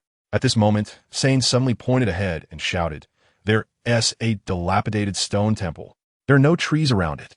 Doesn't that mean it's not the territory of the carrion beetles?" Chiluo looked in the direction Sane was pointing and indeed saw a patch of crumbling walls, with no fallen leaves on the ground and no graves around. "You should run over and try it," Chiluo said. So, Sane accelerated again, immediately shaking off the beetles behind him by 10 meters. Chiluo only heard the sound of wind rushing past his ears, making it hard for him to open his eyes. But when he could finally open them again, he realized he had already reached the dilapidated stone temple with Sane. He felt like only 2 seconds had passed. He didn't know. After all, he didn't care about time when he was under Sane's arm. "Look, the beetles aren't coming." Sane finally got to catch his breath, sitting down to rest. But Chiluo didn't feel excited about escaping the swarm. Instead, he looked serious. Even though we've escaped the territory of the carrion beetles, what magical creature's territory are we in now? Sane rubbed his stomach. After the intense exercise earlier, he now felt very hungry. So he got up again. "Let us not worry about whose territory this is for now. I think our top priority is to find something to eat. I am hungry." Chiluo was taken aback. "Okay, I'll go along with whatever you say. Let us find something to eat first." Sane saw that Chiluo didn't oppose him and nodded in satisfaction. But suddenly, he looked at Chiluo with a strange expression. "I don't know if it's just my illusion, but I feel like you're a bit effeminate." Chiluo shyly lowered his head and didn't speak. Sane couldn't be bothered to think about it anymore. Overthinking gave him a headache, so he decided not to dwell on it. Whatever, it's not like I'm the one acting effeminate. With that thought, Sane led Chiluo straight into the dilapidated stone temple. But as they walked, he noticed something was off. "Hey, bald head, have you noticed those strange symbols carved on the pillars of this shabby stone temple?" Chiluo heard Sane call him bald head and secretly rolled his eyes, thinking, "You dead ghost." But he didn't say anything else and obediently stepped forward to closely examine the strange symbols on the broken walls and incomplete stone pillars. "These don't seem like symbols," Chiluo frowned and said hesitantly. "It looks a bit like medieval writing written backwards." As soon as Sane heard it was writing, he rolled his eyes. This kind of thing had never been his strong suit. When he was at Durmstrang, he almost aced all the practical exams, defeating everyone in school. But when it came to theoretical exams, he was always beaten. So, Sane waved his hand dismissively and said to Chiluo, "You study this here. I'll go look for food elsewhere." Chiluo rolled his eyes helplessly at Sane, who turned to leave. "You dead ghost." But just as he was about to focus on studying the backward medieval writing, he suddenly heard a series of chaotic footsteps. He quickly looked up to see Sane looking at him, and Sane made a shushing gesture towards him, then turned his wrist, gripping his wand. The footsteps grew closer and closer. Sane raised his wand higher and higher. Finally, Sane's wand was aimed at an ancient corridor covered in the marks of time, and the footsteps indicated that someone was about to appear from the corridor. Qi Luo had already come to Sane's back, and Sane was ready with a shattering curse, just waiting for the owner of the footsteps to reveal themselves. Suddenly, 3 ragged individuals burst out from the corridor, and it was none other than the 3 from Downton. But now they looked even more like beggars compared to when they encountered the beetle swarm earlier. Their clothes were wrinkled and dirty, with dust smeared all over in some places. Their eyes were bloodshot, looking panicked, glancing back frequently as if something terrifying was chasing them. Sane silently stopped the spell he almost cast, staring in shock at the 3 from Downton. He knew them. They usually carried themselves like pure-blood aristocrats, dressed elegantly, never looking like they did now. What happened? Sane felt very confused. Just then, Downton suddenly glanced over at them, and Sane thought he had spotted him since there was nothing blocking their view. So he raised his hand to greet Downton.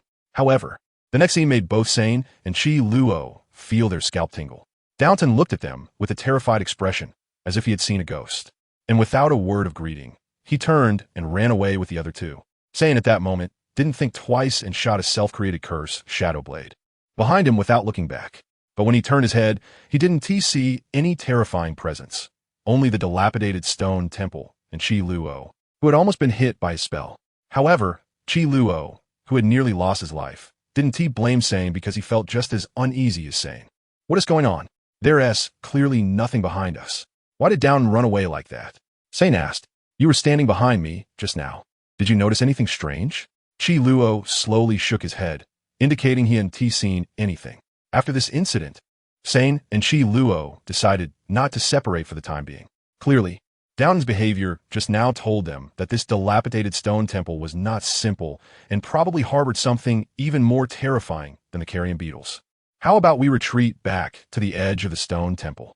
That way, we can minimize the danger inside and avoid falling back into the crisis of the carrion beetles, Qi Luo suggested. Sane thought for a moment and didn't refuse. So he and Qi Luo backed up slowly. But before they could take 2 steps, they suddenly heard Downton's voice not far away, urgently calling out, Sane, what are you doing here? Don't just stand there. Hurry and escape. Sane was startled. He immediately looked around, but didn't see Downton. How did he know he was here? Sane thought. Did he see something earlier? Then why didn't he warn me at that time? And back then, he was looking at me in terror, but clearly there was nothing behind me. Unless Sane suddenly turned around, aiming his wand at Qi Luo. Are you the one causing trouble? Qi Luo looked aggrieved and confused. I didn't do anything. But just then, he suddenly saw a large group of shadowy corpses rushing towards the 2 from behind Sane. Cairo's pupils instantly dilated as he pointed behind Sane and screamed in horror, his voice piercing the sky. Sane frowned and quickly turned around, but still saw nothing. At that moment, he was startled. Could have been Cairo's trick? So, Sane turned around again, and the sudden 2 turns made him a bit dizzy. However, after turning around, he saw that Cairo had no intention of ambushing him, and even the wand in his hand was not aimed at him. What do you mean? Why were you screaming behind me just now? There's not even a hair. Sane said to Cairo, but I clearly saw many shadowy corpses rushing towards us from behind you. How come there's nothing now? Cairo murmured. Now, both of them felt even more that this stone temple was not a good place. But at least the person beside them was still trustworthy. Without hesitation, Sane and Cairo tacitly quickened their pace, wanting to leave the place. At this moment, they would rather race with carrion beetles and compete in lung capacity than stay in this haunted place any longer. But just then, Sane was suddenly tugged by Cairo behind him. He impatiently turned around. What now? Why are we leaving? Do you want to go back and save Downton and the others? We can't even protect ourselves. However, Cairo just shook his head, his eyes wide open as he stared ahead, looking truly like he had seen a ghost. You look ahead. Sane turned around and instantly understood why Cairo had held him back, because right in front of them, on the path they had to take, there was another Cairo and Sane staring straight at them. What the hell? Sane suddenly shouted, bolstering his courage, then immediately raised his wand and decisively cast Avada Kedavra at the 2 unknown entities across from him. The entire process was completed in the blink of an eye. For others, it would have taken a moment for their eyes to register Sane's action and relay it to the brain. But the brain would absolutely not have enough time to react. However, the Sane on the opposite side reacted in a way that defied human norms, almost synchronously mimicking Sane's movement. He raised his hand. Avada Kedavra. The two spells met in midair. Just as Cairo thought the two spells were about to collide and explode, a scene that made his eyes nearly bulge out appeared. At the moment of contact, the two spells not only did not explode, but naturally merged into one. What the hell? Cairo exclaimed. How to explain this phenomenon? He felt that all the knowledge he had learned in Hogwarts suddenly seemed so pale. Had his 7 years of study been in vain? But what followed next made his scalp tingle even more. The two spells that had merged together now naturally separated again, striking Sane at lightning speed. He couldn't dodge. Next time you encounter that kind of situation, you should avoid it. A hard collision is not right.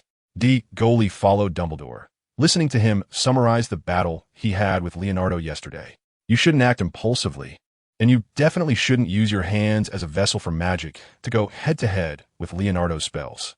The human body cannot withstand the tyranny of magic. Just look at you now. Your left hand is unusable, right? Diggory nodded obediently, thinking to himself, what if my left hand can't be used? I still have my right hand. At this moment, Diggory's left hand was already wrapped in bandages, hanging around his neck, looking like a seriously ill patient. Did you help me bandage this, Professor? Diggory examined the wrapping on his left hand, which was tied in a bow. You can't tell, Professor. You still have such a girlish heart. Smack! Dumbledore skillfully slapped the back of Diggory's head. Don't talk nonsense. It was Ophelia who bandaged you. I just got some medicine from Leonardo to apply on it. Upon hearing that the medicine was provided by Leonardo, Diggory felt a bit nauseated. So, he started poking at the bandage on his left hand with his right hand, trying to get the white shell off. Smack! Another skilled backhand slap. Dumbledore rubbed his palm, feeling that the previous action was quite satisfying. How had he never noticed it before? But then he thought it wasn't a good habit. How could he punish a child? It must be because Diggory and Patrick were too mischievous and always testing his limits, which was why he resorted to slapping them. It must be like that. Stop poking at it. Ophelia took a long time to help you with that. Don't waste her kindness, Dumbledore said. A piece of kindness, Diggory muttered softly. How can there be kindness when all she sees is her brother Leonardo, not noticing anyone else? Dumbledore shot a sideways glance at Diggory, a slight smile at the corner of his mouth. Ah, young child, the taste of love is quite rich. Take your time to savor it. Thinking of this, Dumbledore suddenly became serious and said, Ophelia has had a hard time. She has experienced many things since she was young, which has shaped her current personality. Well, how should I put it? She is somewhat strong-willed. Diego listened quietly. Ophelia was a Marrow, and not of mixed blood. Her entire family were Marrows. Dumbledore suddenly threw out a piece of information that Diego had no idea about. Her family used to live in this forest, far away from us humans. However, later on, because we human wizards developed too quickly, we destroyed the place where her family lived. This not only caused Ophelia's family to be displaced, but also inflicted irreparable damage to the integrity of her family. Diego was startled and quickly asked, Professor, what do you mean by that? Ophelia's family. Her father and grandfather both died at the hands of our human wizards. Her sister was kidnapped and is missing, leaving only her grandmother and her to rely on each other. Diego was completely stunned. He didn't expect that Ophelia had experienced such significant trauma. Therefore, Ophelia has a strong aversion to us human magicians, especially male magicians. Diggory was taken aback. No wonder he couldn't catch up with Ophelia.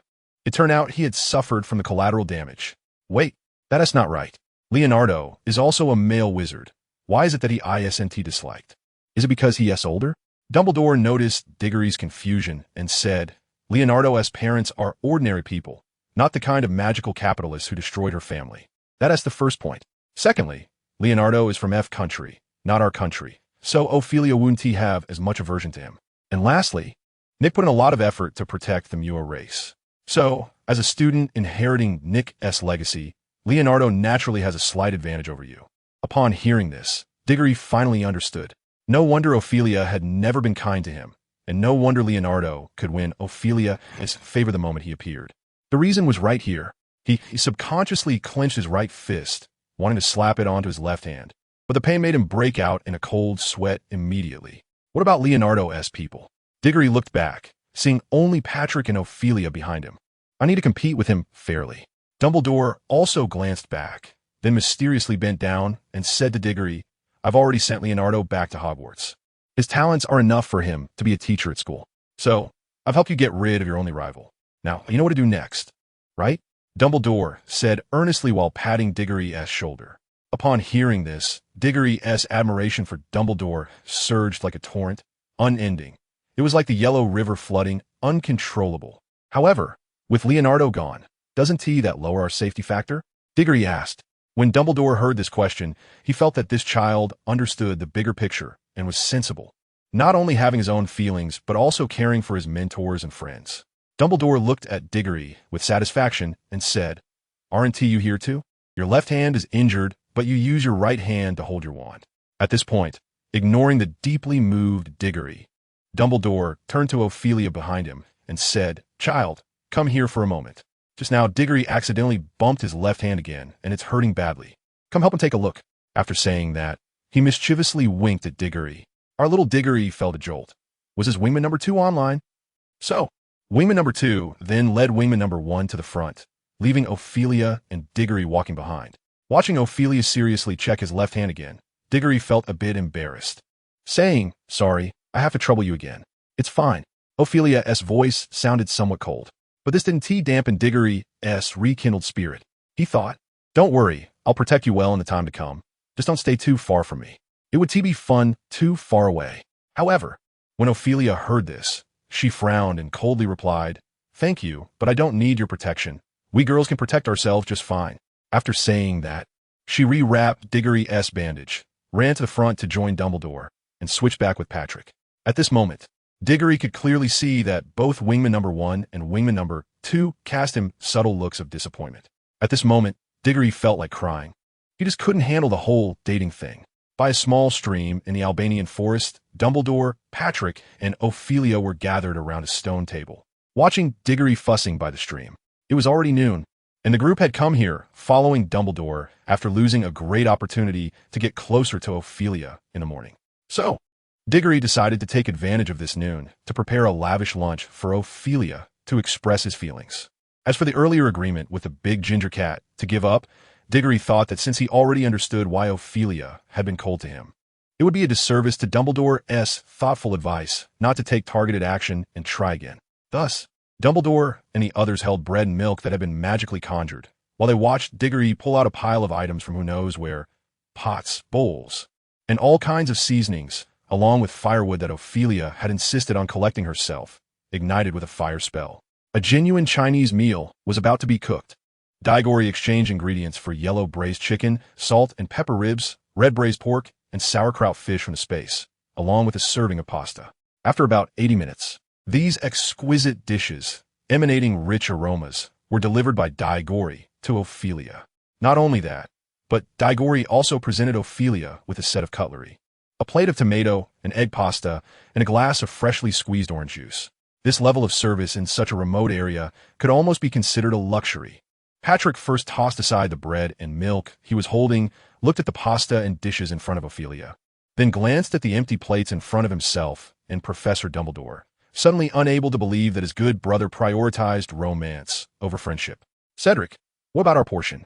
Patrick asked stubbornly. At that moment, Diggory, who was acting as a waiter with a white towel draped over his right forearm, was momentarily taken aback by Patrick's question, then replied, "Did I not make it clear at the time? I said this meal was to thank Ophelia for her care, which is why I prepared it for her." After saying this, he raised his tightly bound left hand to indicate that it wasn't easy for him to cook with just his right hand, and he couldn't even toss the pan, so don't expect him to cook for them as well. Have some consideration for the difficulties of a seriously ill patient.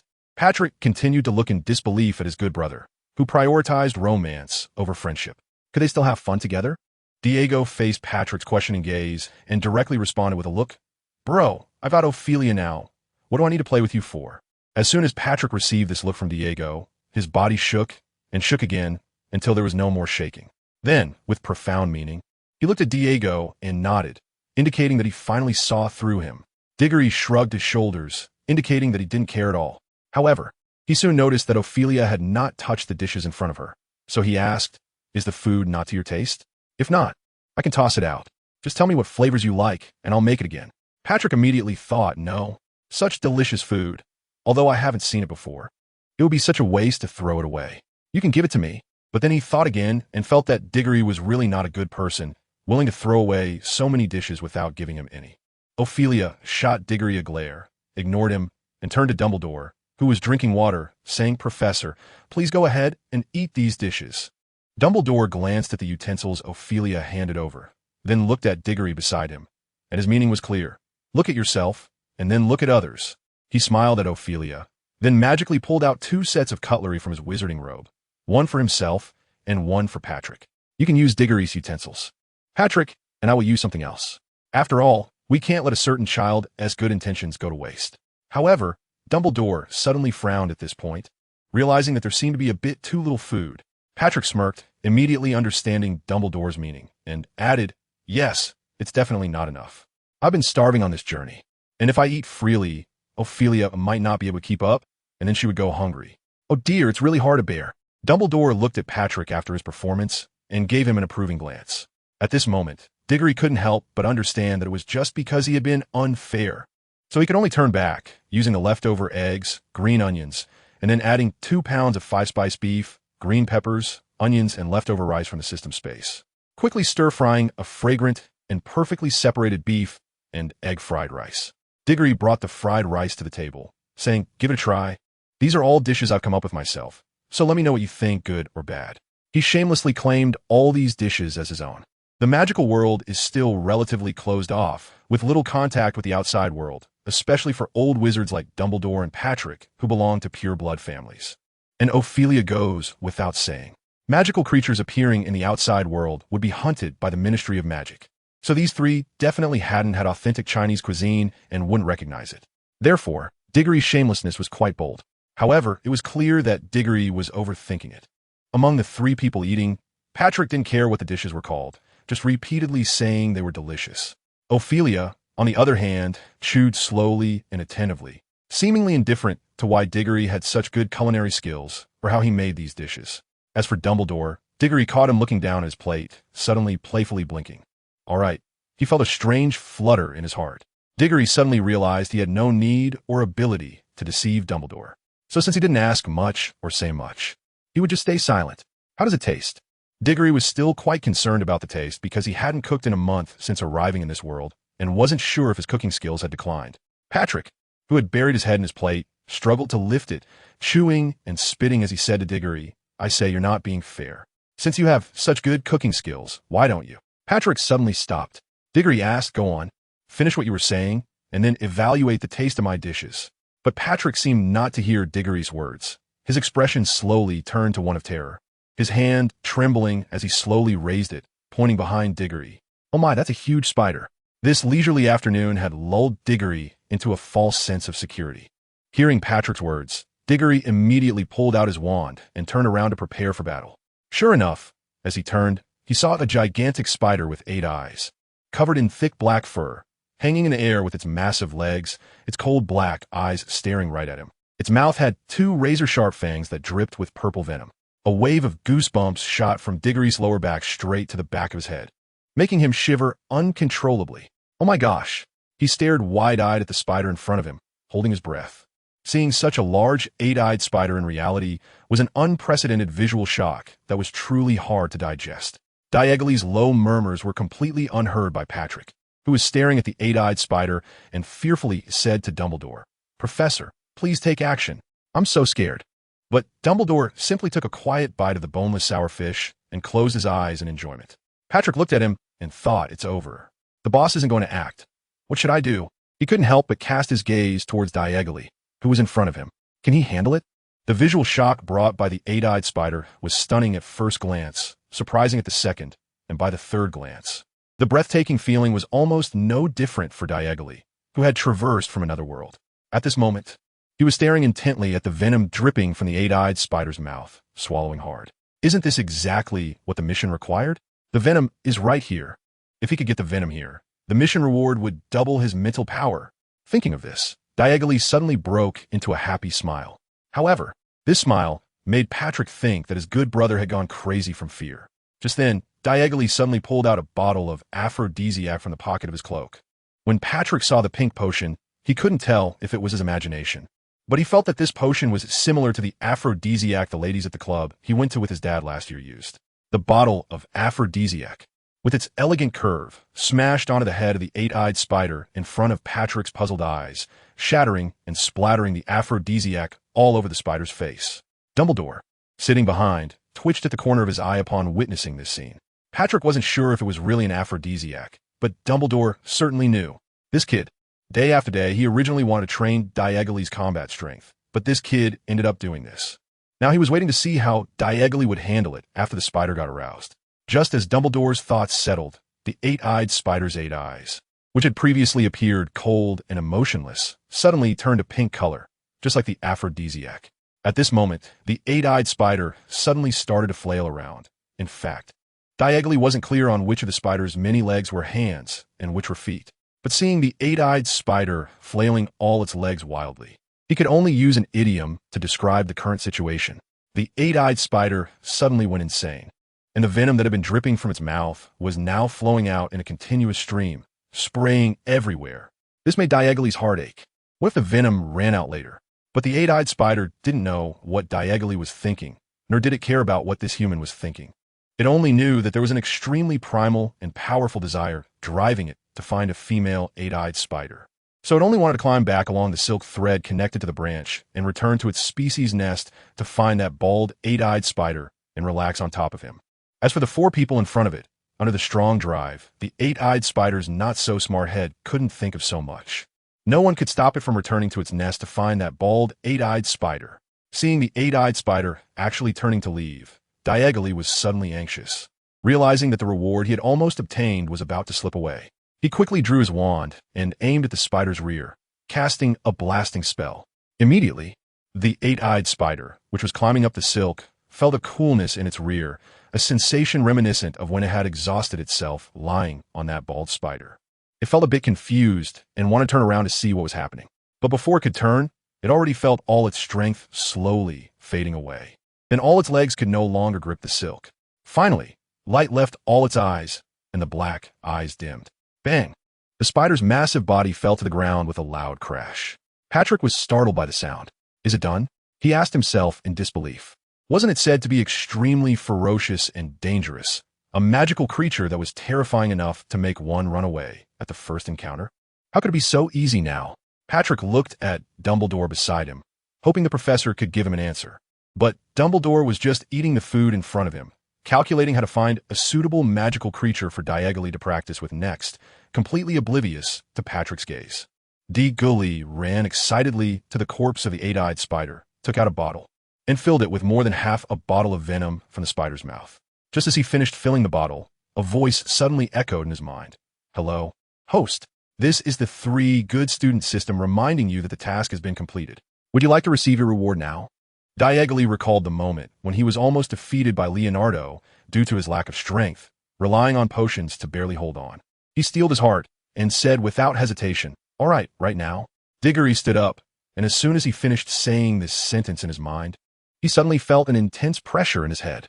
It was as if a strong hand was forcibly stuffing an iron ball into his brain, causing a splitting headache. This sudden, excruciating pain left Diggory no choice but to silently clutch his head, drenched in sweat, using all his strength to resist the agony.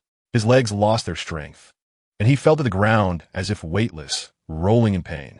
This extraordinary situation caught Dumbledore off guard once again. He realized that Diggory had a knack for consistently disrupting his plans, whether they were in the early stages or had been meticulously crafted. Diggory could easily break them. Dumbledore quickly ran to Diggory's side, looking at this little boy who always thwarted his plans and made him angry, with an expression full of concern that he himself had not even noticed. If Nick were here, he would probably say that it had been nearly half a century since he had seen Dumbledore like this. Dumbledore looked at Diggory, who was writhing in pain on the ground, and swiftly took out his old wand, ready to restore him to normal. He cast a spell, but it was completely ineffective, which made the usually composed old professor momentarily lose his composure. Dumbledore's forehead began to sweat.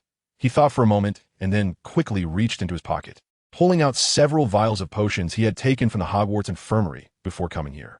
He found a vial of pain relief and gently lifted Diggory's head, bringing the bottle to his lips, trying to get him to drink the potion.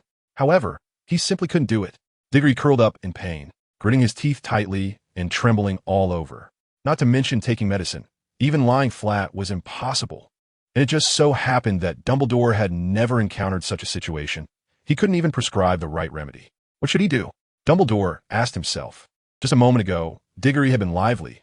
How could he suddenly turn into this after taking a vial of venom from a basilisk? Could it be? At this thought, Dumbledore suddenly shivered. Could it be because of the basilisk venom? Was this child poisoned? However, after looking at Diggory's face, although it was pale, it was due to pain and didn't appear to be poisoned. Could it be that the venom had mutated? Dumbledore glanced at the corpse of the basilisk beside him, but couldn't see any signs of mutation. Just then, Diggory suddenly cried out in pain. His agonized screams startling a flock of birds. At that moment, he also opened his eyes, but they were rolling wildly upward. The whites of his eyes filled with blood vessels, looking extremely terrifying. It felt as if a huge, scalding iron ball had been thrown into his calm, cold brain. This was a very rude intrusion. Seeing Diggory like this, Dumbledore finally stopped hesitating, took out a vial of transparent liquid, and poured it all over Diggory's head without sparing a drop. This was the tears of the Phoenix Fox, a miraculous medicine that could heal any injury. If this didn't work, Dumbledore would truly be at a loss. But just then, Diggory's painful screams gradually weakened and eventually disappeared, falling completely silent and into a deep sleep. In this deep sleep, Diggory dreamed of his power skyrocketing, becoming a legendary wizard, defeating all Death Eaters and Voldemort, becoming the headmaster of Hogwarts, taking the position of Minister of Magic, marrying Ophelia, and having a pair of dragon and phoenix twins, reaching the peak of his life. As he dreamed, he felt a bit excited, and a pure smile naturally appeared on his face while he slept. Seeing this smile, Dumbledore felt relieved. He had finally saved the boy's life.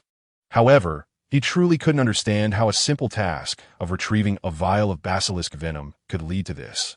Dumbledore handed the sleeping Diggory over to Patrick and Ophelia and approached the corpse of the basilisk to examine it closely, but he couldn't find anything unusual. It was just an ordinary, cold basilisk corpse. Dumbledore thought for a moment, but couldn't come up with a reason for Diggory's strange condition. So he decided to stop thinking about it. Overthinking was giving him a headache.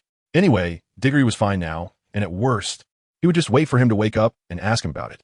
Moreover, after this operation, Dumbledore discovered that there were more and more secrets about Diggory, such as the dishes he had learned to cook, the sudden appearance of potions, and his self-taught various spells. These things were like layers of thin gauze, completely hiding Diggory's exquisite figure, and they were becoming more and more concealed. It made Dumbledore feel a bit itchiness.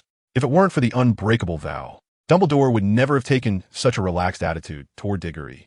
He estimated that he wouldn't rest until he locked Diggory in a small dark room and used various experimental tools to understand everything about his body. Or he would have Snape brew one truth serum after another, and coupled with his master-level legilimency, he would not have stopped until he found out if Diggory had ever done anything foolish in his childhood. So it had to be said that, fortunately, Diggory agreed to Dumbledore's proposal at that time, and the two made an unbreakable vow. Otherwise, Diggory wouldn't have been able to live so easily in this world until now. Patrick and Ophelia carried Diggory back to the stream, and then Patrick looked at the unconscious Diggory and then at Ophelia, who had already given up on him. He rolled his eyes and suddenly had an idea. "Professor Dumbledore, do you think Cedric needs artificial respiration right now?" Dumbledore, who was collecting the basilisk venom, looked up and said, "No need. This child is just in a deep sleep. But if you want Cedric to wake up sooner, you can do that. It might be effective." You see, the professor also said that Cedric really needs artificial respiration right now. Patrick looked at Ophelia and began to speak earnestly. "So, since both the professor and I are men, it would be strange and disgusting for a man to give another man artificial respiration. Therefore, Ophelia, could you please help out? Give Cedric artificial respiration. Cedric and I would both be very grateful to you." After saying this, Patrick felt moved himself, thinking, "I am truly a dedicated sidekick." However, Ophelia glanced at Patrick and suddenly asked Dumbledore, "Professor, Patrick wants to give Cedric artificial respiration. Do you think that's okay?" At this moment, Dumbledore was dissecting the basilisk's corpse, wanted to see if the venom glands had been damaged. If not, that would be a good thing. Hearing Ophelia's question, Dumbledore replied without looking up, "Whatever. Let them do as they please." Ophelia shot a glance at Patrick, and the meaning was clear. "Did you hear that? If you want to do it, then you do it. There isn't a single good man." Patrick looked at Dumbledore with tears in his eyes, thinking, did my sidekick forget his job? He wanted to refuse to give artificial respiration, but just as that thought arose, Patrick suddenly felt a sharp gaze from Ophelia piercing through him. This made him a bit flustered, involuntarily recalling the times he had done something wrong and his mother's scrutinizing gaze. Was this gaze a skill that all women possessed? Was it innate? When used on a man with a conscience, the gaze would deal 1,000 points of real damage. Terrifying. No wonder Dad always stayed out late. It seemed not because he didn't want to come home, but because he didn't dare. At night, in a dry tree hole in the Albanian forest, Diggory woke up. In his sleep, he had a very pleasant dream, where he and Ophelia were together, and they did some very strenuous exercises in a small room, which made him feel breathless and wanting more. In short, Diggory hoped to have another chance to experience this dream. Only, he didn't know why, but upon waking, Diggory felt that his mouth was a bit moist and numb, as if he had been French kissing Ophelia for a long time in the dream. Could it be that what happened in the dream actually occurred? Diggory chuckled foolishly. What are you laughing at? Patrick, sitting beside Diggory and keeping watch over him, asked softly. Diggory was taken aback, blinking his eyes and saying, I was thinking about that bottle of venom from the eight-eyed spider I collected earlier. It's worth a lot. As soon as the topic of venom came up, Diggory suddenly recalled his rapidly increasing mental power, and he couldn't wait to close his eyes and feel it. 5 minutes passed, and he felt nothing. Meanwhile, Patrick, seeing Diggory suddenly close his eyes, was confused about what he was doing, only feeling that he looked quite silly. However, combined with Diggory's youthful face, it somehow seemed a bit cute. Patrick suddenly shivered. This rhythm was all wrong. How could I think Cedric looked cute? I like girls. At this moment, Diggory also felt that something was off. Why couldn't he sense the increase in his power? Was the task reward watered down? Was this a moral decline or a distortion of cat nature? Without hesitation, Diggory's consciousness directly entered the system space to ask Big Orange for clarification. Then, Patrick was shocked. Why did Diggory, who had been looking so cute, suddenly show a dazed expression? However, Diggory didn't know about Patrick's concerns, and even if he did, he couldn't be bothered to care. Can you really feel mental power just by closing your eyes? Big Orange's cat face showed a human-like expression of disdain. This kind of thing can only be felt during battles, alchemy, or potion making. Among these, the battles showcase the growth of mental power the best. Of course, there are also mental power duels between masters that can help one feel their own mental power. Yet, Big Orange's disdainful expression became even more pronounced. What a pity. You can't even perform soul extraction, let alone be a master.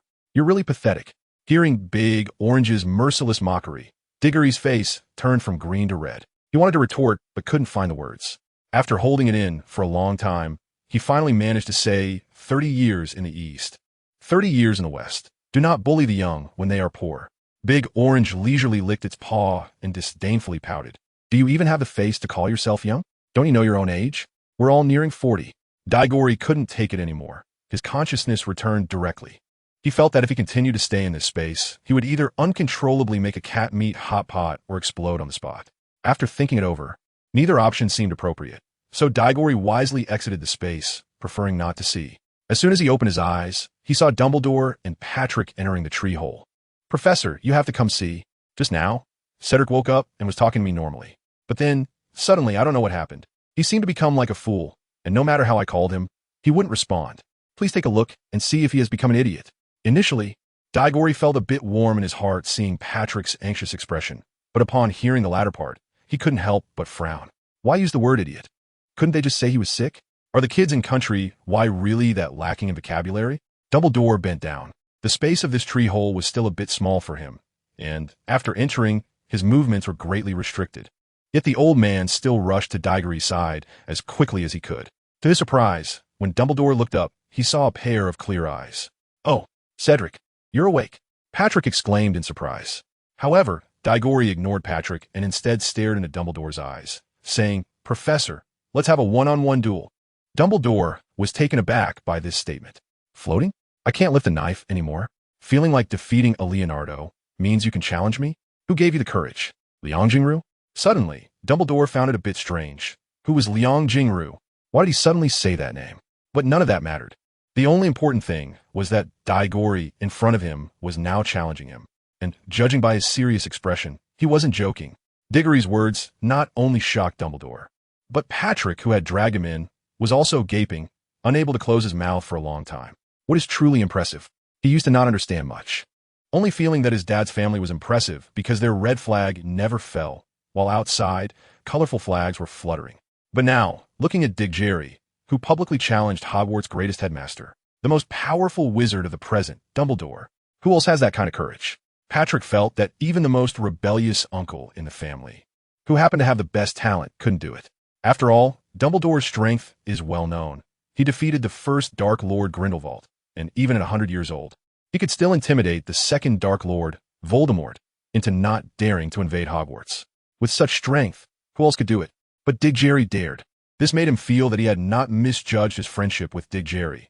Even if he was incredibly talented, being able to defeat Leonardo, who was over a decade older than him, was one thing. Just the courage to challenge Professor Dumbledore was enough for him to take pride in. My good brother dares to challenge Professor Dumbledore. Who else can do that? At that moment, even Ophelia, who had just entered, was astonished, covering her cherry lips, somewhat unable to believe the words of this boy and what he intended to do. What does he want to accomplish? Ascend to the heavens? It was understandable for Ophelia to think this way, because Dumbledore's strength essentially represented the ceiling of the current strongest power in the magical world. And no one questioned this point. More accurately, no one had questioned this for many years. Dumbledore stared intently at Diggory for a while, confirming that he was not joking, before nodding in agreement. The battle was quick. From the moment Diggory and Dumbledore left the tree hollow, to the two of them standing apart, to the magical clash, and finally determining the victor, and now Diggory lying on the ground, contemplating life, the entire process took less than 5 minutes. The sound of the nearby stream flowed past his ears as Diggory lay on the ground, looking up at the starry sky, suddenly feeling that he was really floating. Clearly, it was just a doubling of his mental power, yet he had the audacity to let Dumbledore be the test stone for his strength. At that moment, with his power surging, he forgot what Big Orange had said before, that with his mental power doubled, he only had 2/3 of Quirrell's mental power. How could he think of challenging Dumbledore when he couldn't even compare to Quirrell? After all, in Dumbledore's eyes, Quirrell's level was probably just that of a little brother, and he was clearly not even as good as that little brother. He might just be considered a snotty-nosed kid in open crotch pants. Thinking of Dumbledore's relaxed expression when he defeated him, combined with his own confident demeanor before the challenge. At this moment, Diggory deeply felt what shame truly meant. His strength had indeed increased significantly compared to before, but that was relative to his former self, not to the Dumbledore who could easily overpower him with one hand. At this time, Diggory also thought about how he still needed to find a way to deal with Voldemort, who was just a bit weaker than Dumbledore, and couldn't help but feel overwhelmed. Meow. I suggest you leave Dumbledore and venture around this forest by yourself. Just when Diggory was feeling down, the voice of the big orange cat suddenly echoed in his mind. When you leave your comfort zone, you can grow at an incredibly fast pace, both in strength and in heart. Diggory closed his eyes and listened to the occasional roars of unknown monsters coming from the distant forest, disdainfully saying, "Yeah, on the first day, I can indeed grow quickly. Maybe I can continue to grow on the second day, and then by the third or fourth day, I'll have contributed my strength to the growth of the magical animals in this forest. So, I seriously suspect that you, this disloyal cat, are secretly flirting with some man behind my back." As he spoke, Diggory became increasingly angry. He had never heard of such a golden finger. The initial upgrade failure, the loss of a perfectly good time conversion system, the artifact exchange, and the newbie gift pack was one thing. After all, it wasn't the system's fault. That was on Dumbledore. But what was with these constantly terrible ideas? Did they think I was too handsome and dying too slowly? It rhymes. And what about those ridiculous penalties for failed tasks? Diggory had long had issues with that. Is there such a golden finger that mistreats its host? No. And now, it even suggests almost suicidal ideas to the host. What kind of broken thing is this? If it weren't for the fact that voicing complaints was useless, Diggory would have filled the back end of this golden finger with complaints long ago. Big Orange sighed. Can you blame me? I'm saying this for your own good. And I'll say it again, the generation of system tasks is not under my control. Diggory pouted and ignored the big orange cat, wanting to continue watching his stars. But as soon as he opened his eyes, he suddenly saw a figure with flowing long hair blocking the starlight, looking down at him. Diagonally wanted to get up from the ground, but suddenly felt a wave of dizziness due to the intense battle he had just fought. Ophelia reached out and pressed her hand on Diagonally's shoulder, saying, "Just sit here, don't force yourself to stand up." Hearing Miss Ophelia say this, Diagonally obediently sat back down and then asked, "How did you get over here?"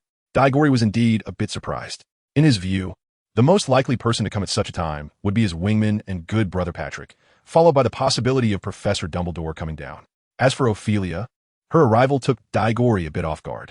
Ophelia, unaware of the schemes in Diggory's mind, found a stone to sit beside him, glanced at him, and then said, "I came to comfort you. After all, losing to a strong figure like Professor Dumbledore is not something to be ashamed of. Many wizards, even adult wizards, lacked the courage to even pick up their wands in front of the professor. Diggory was taken aback for a moment. Thinking about it, it did make sense.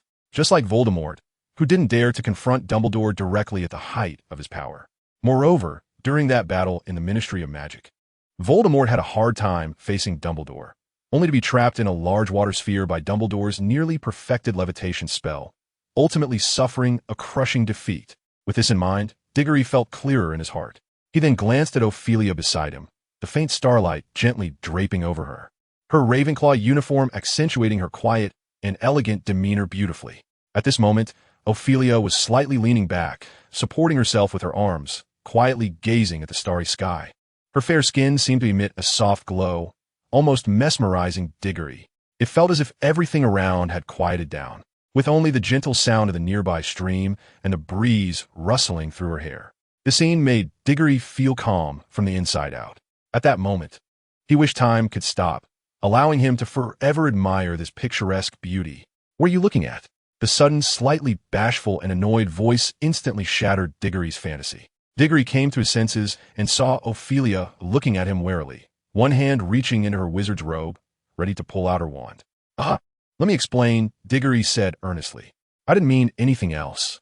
I just thought you looked so beautiful under the starlight that I couldn't help but wish no one would interrupt us, and we could just sit together until dawn." After saying this, Diggory felt a bit embarrassed, as it seemed like he was confessing. Until dawn, wanting to stay until dawn at such a young age. Ophelia widened her eyes, her large, innocent eyes staring at Diggory in disbelief, unable to believe that this boy her age would say such shameless things. "Professor, Cedric is flirting with me." As soon as she said this, Diggory was instantly dumbfounded. He watched Ophelia hurriedly run back, feeling both frustrated and confused. What was going on? What did I flirt? At most, it was just a somewhat sudden confession. How did it end up like this?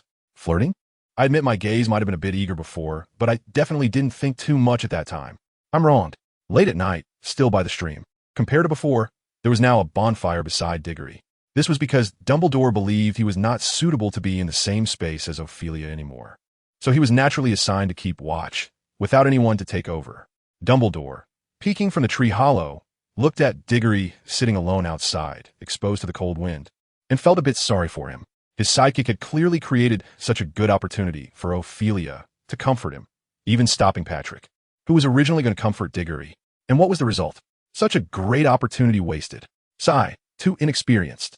Patrick, watching Diggory outside, sighed and muttered, "Can't even confess to a girl. How are you going to survive? Pathetic." Pathetic? Dumbledore glanced at Patrick, raising an eyebrow. "Then why don't you go over and keep him company? Teach him how to win a girl's heart. If you don't teach him well, don't come back to sleep." Patrick was startled, his face full of question marks. Seeing Patrick just staring at him with innocent eyes and not moving at all, Dumbledore couldn't be bothered to explain and directly cast a levitation spell to throw him out. From Dumbledore's perspective, Diggory was the kind of good kid who seemed talented and kind-hearted, at least with no bad intentions. However, he was worried that if anything went wrong, it could derail Diggory's growth, causing the sturdy little tree to suddenly grow crooked. For Dumbledore, that would be a real shame and a huge hassle. So now, he believed it was necessary to ensure that Diggory's budding romance would have a positive outcome, preventing this little sapling from growing awry.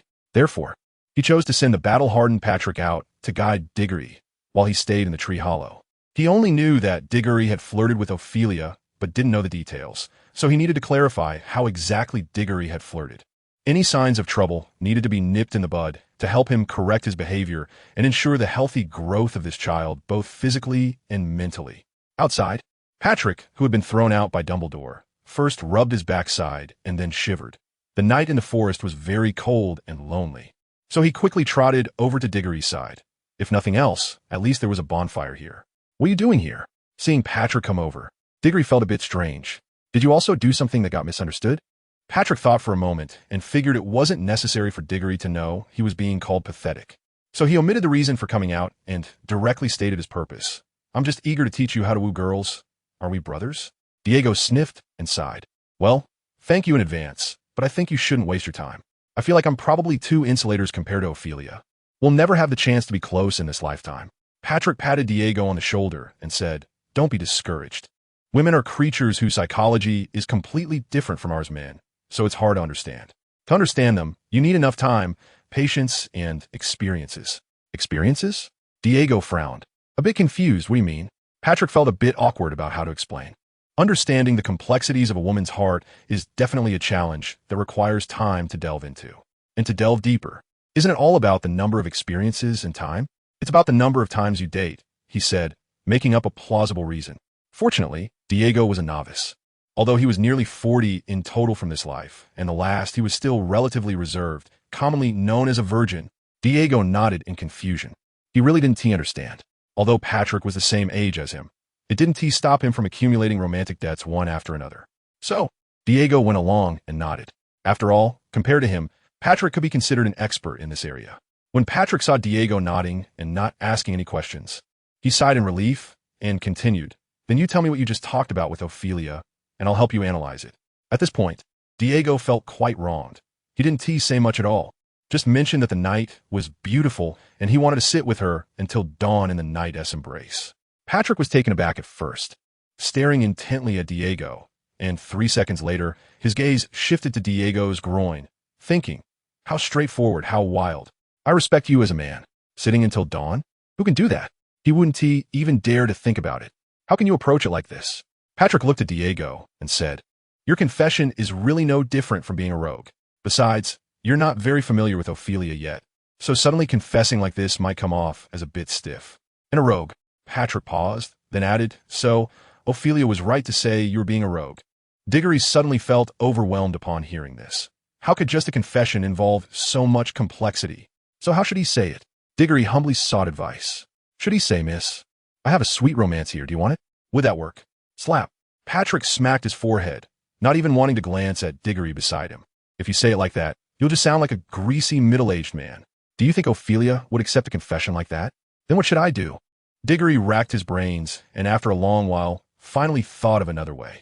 How about you listen to this? The sky is blue waiting for the rain, and I am waiting for you. The smoke rises gently, separated by thousands of miles across the river. In an era of silence, life and death are hard to guess. I will wait for you with my whole life. How about that? This confession sounds very poetic, right? Now Diggory even quoted lyrics from King Zhou Tian of his past life. If this still doesn't work, then it's Zhou Tian and old Feng's fault. Sigh. Patrick sighed and nodded in admiration. What you said is indeed very sophisticated. I must admit that. Diego smiled mysteriously. Zhou Tian Wang and old Feng, I'm sorry. I'll borrow your works for a while. Consider it a moment of help in the martial arts world. But Diggory's smile froze at this moment. Confessing is not the same as flirting, brother. Patrick looked at Diggory, feeling frustrated, and said earnestly, what does a confession require? You don't need any skills, no flashy tricks, and definitely no smooth talk. The most important thing is to have a sincere heart. It should be sincere with a touch of humor, humor with a bit of novelty, and within that novelty, a dash of romance. Diggory suddenly interrupted, saying, I think I'm very sincere and humorous. And just like now, under the starry sky, I thought that was romantic enough. Patrick, feeling annoyed by the sudden interruption and having an impulse to curse, considered that he might not be able to outsmart Diggory or physically confront him, so he chose to patiently explain instead. What's important here isn't the feelings of the person confessing, which means your feelings and opinions don't matter. What's important is Ophelia's feelings. Her feelings are the ultimate factor in determining whether you will succeed. At this moment, Diggory wanted to speak again, but before he could open his mouth, Patrick signaled him to be quiet and let him speak. So now I'm going to share with you a universal formula for confession that you can keep using until I tell you it doesn't work anymore. The formula is shift attention, spark curiosity, romantic interaction, confession. And finally, it's best to add a powerful wink. But Diggory sniffed a bit, feeling confused. He thought this was even more headache-inducing than practicing a difficult spell. Seeing Diggory's bewildered expression, Patrick felt a bit helpless. All right, let me give you an example. Let's take the lunch you made earlier. You could ask Ophelia about her taste before cooking, then prepare a dish that looks very exquisite, emits an enticing aroma, and suits her palate. Then serve this dish to her, neatly fold the napkin, and set the knife and fork. Tell her that the name of this dish is You Are a Lovely Person. What does that mean? At this moment, Diggory finally transformed into a competent sidekick, posing a timely question. Good question. Patrick slapped his thigh, and Ophelia would definitely ask what that means. And then you can tell her it's because your name is lovely. Diego was taken aback for a moment, as if he found it interesting. Seeing Diego's agreement, Patrick also got excited, stood up directly, and in Diego's astonished gaze. He immediately hugged Diego and personally gave him a live demonstration. The little magic trick I'm about to perform was taught to me by my dad. And now I'm going to teach it to you, so you can use it later. Pay attention. Patrick's other empty hand suddenly pulled out a red handkerchief from his back pocket, then tightly held it in his hand. Now give a blow. Diggory was held in Patrick's arms with one hand, obediently blowing a breath. Just as Diggory finished blowing, Patrick immediately waved the handkerchief in his hand in the air. Suddenly, Diggory felt a flash in front of his eyes, and the red handkerchief in Patrick's hand disappeared just like that, replaced by a bunch of delicate, bright red roses. Diggory could even see a few pea-sized dewdrops on the bouquet of roses. Patrick whispered at this moment, "Learn well, the essence is here." Just then, Diggory suddenly noticed that Patrick's gaze had changed. It was so melancholic, deep, and filled with love. He wanted to hold your hand and admire the fragrance of morning roses. He wanted to hold your hand and watch the brilliance of shooting stars at night.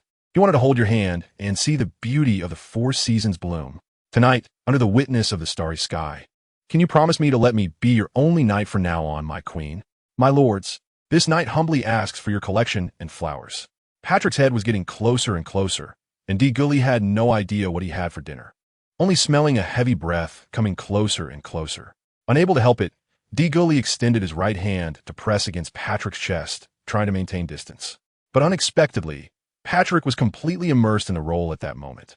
Diggory can't be stopped. What are you doing? This sudden outburst snapped Patrick back to reality, and he let go of Diggory. But before Diggory could breathe a sigh of relief, our male protagonist suddenly realized who it was.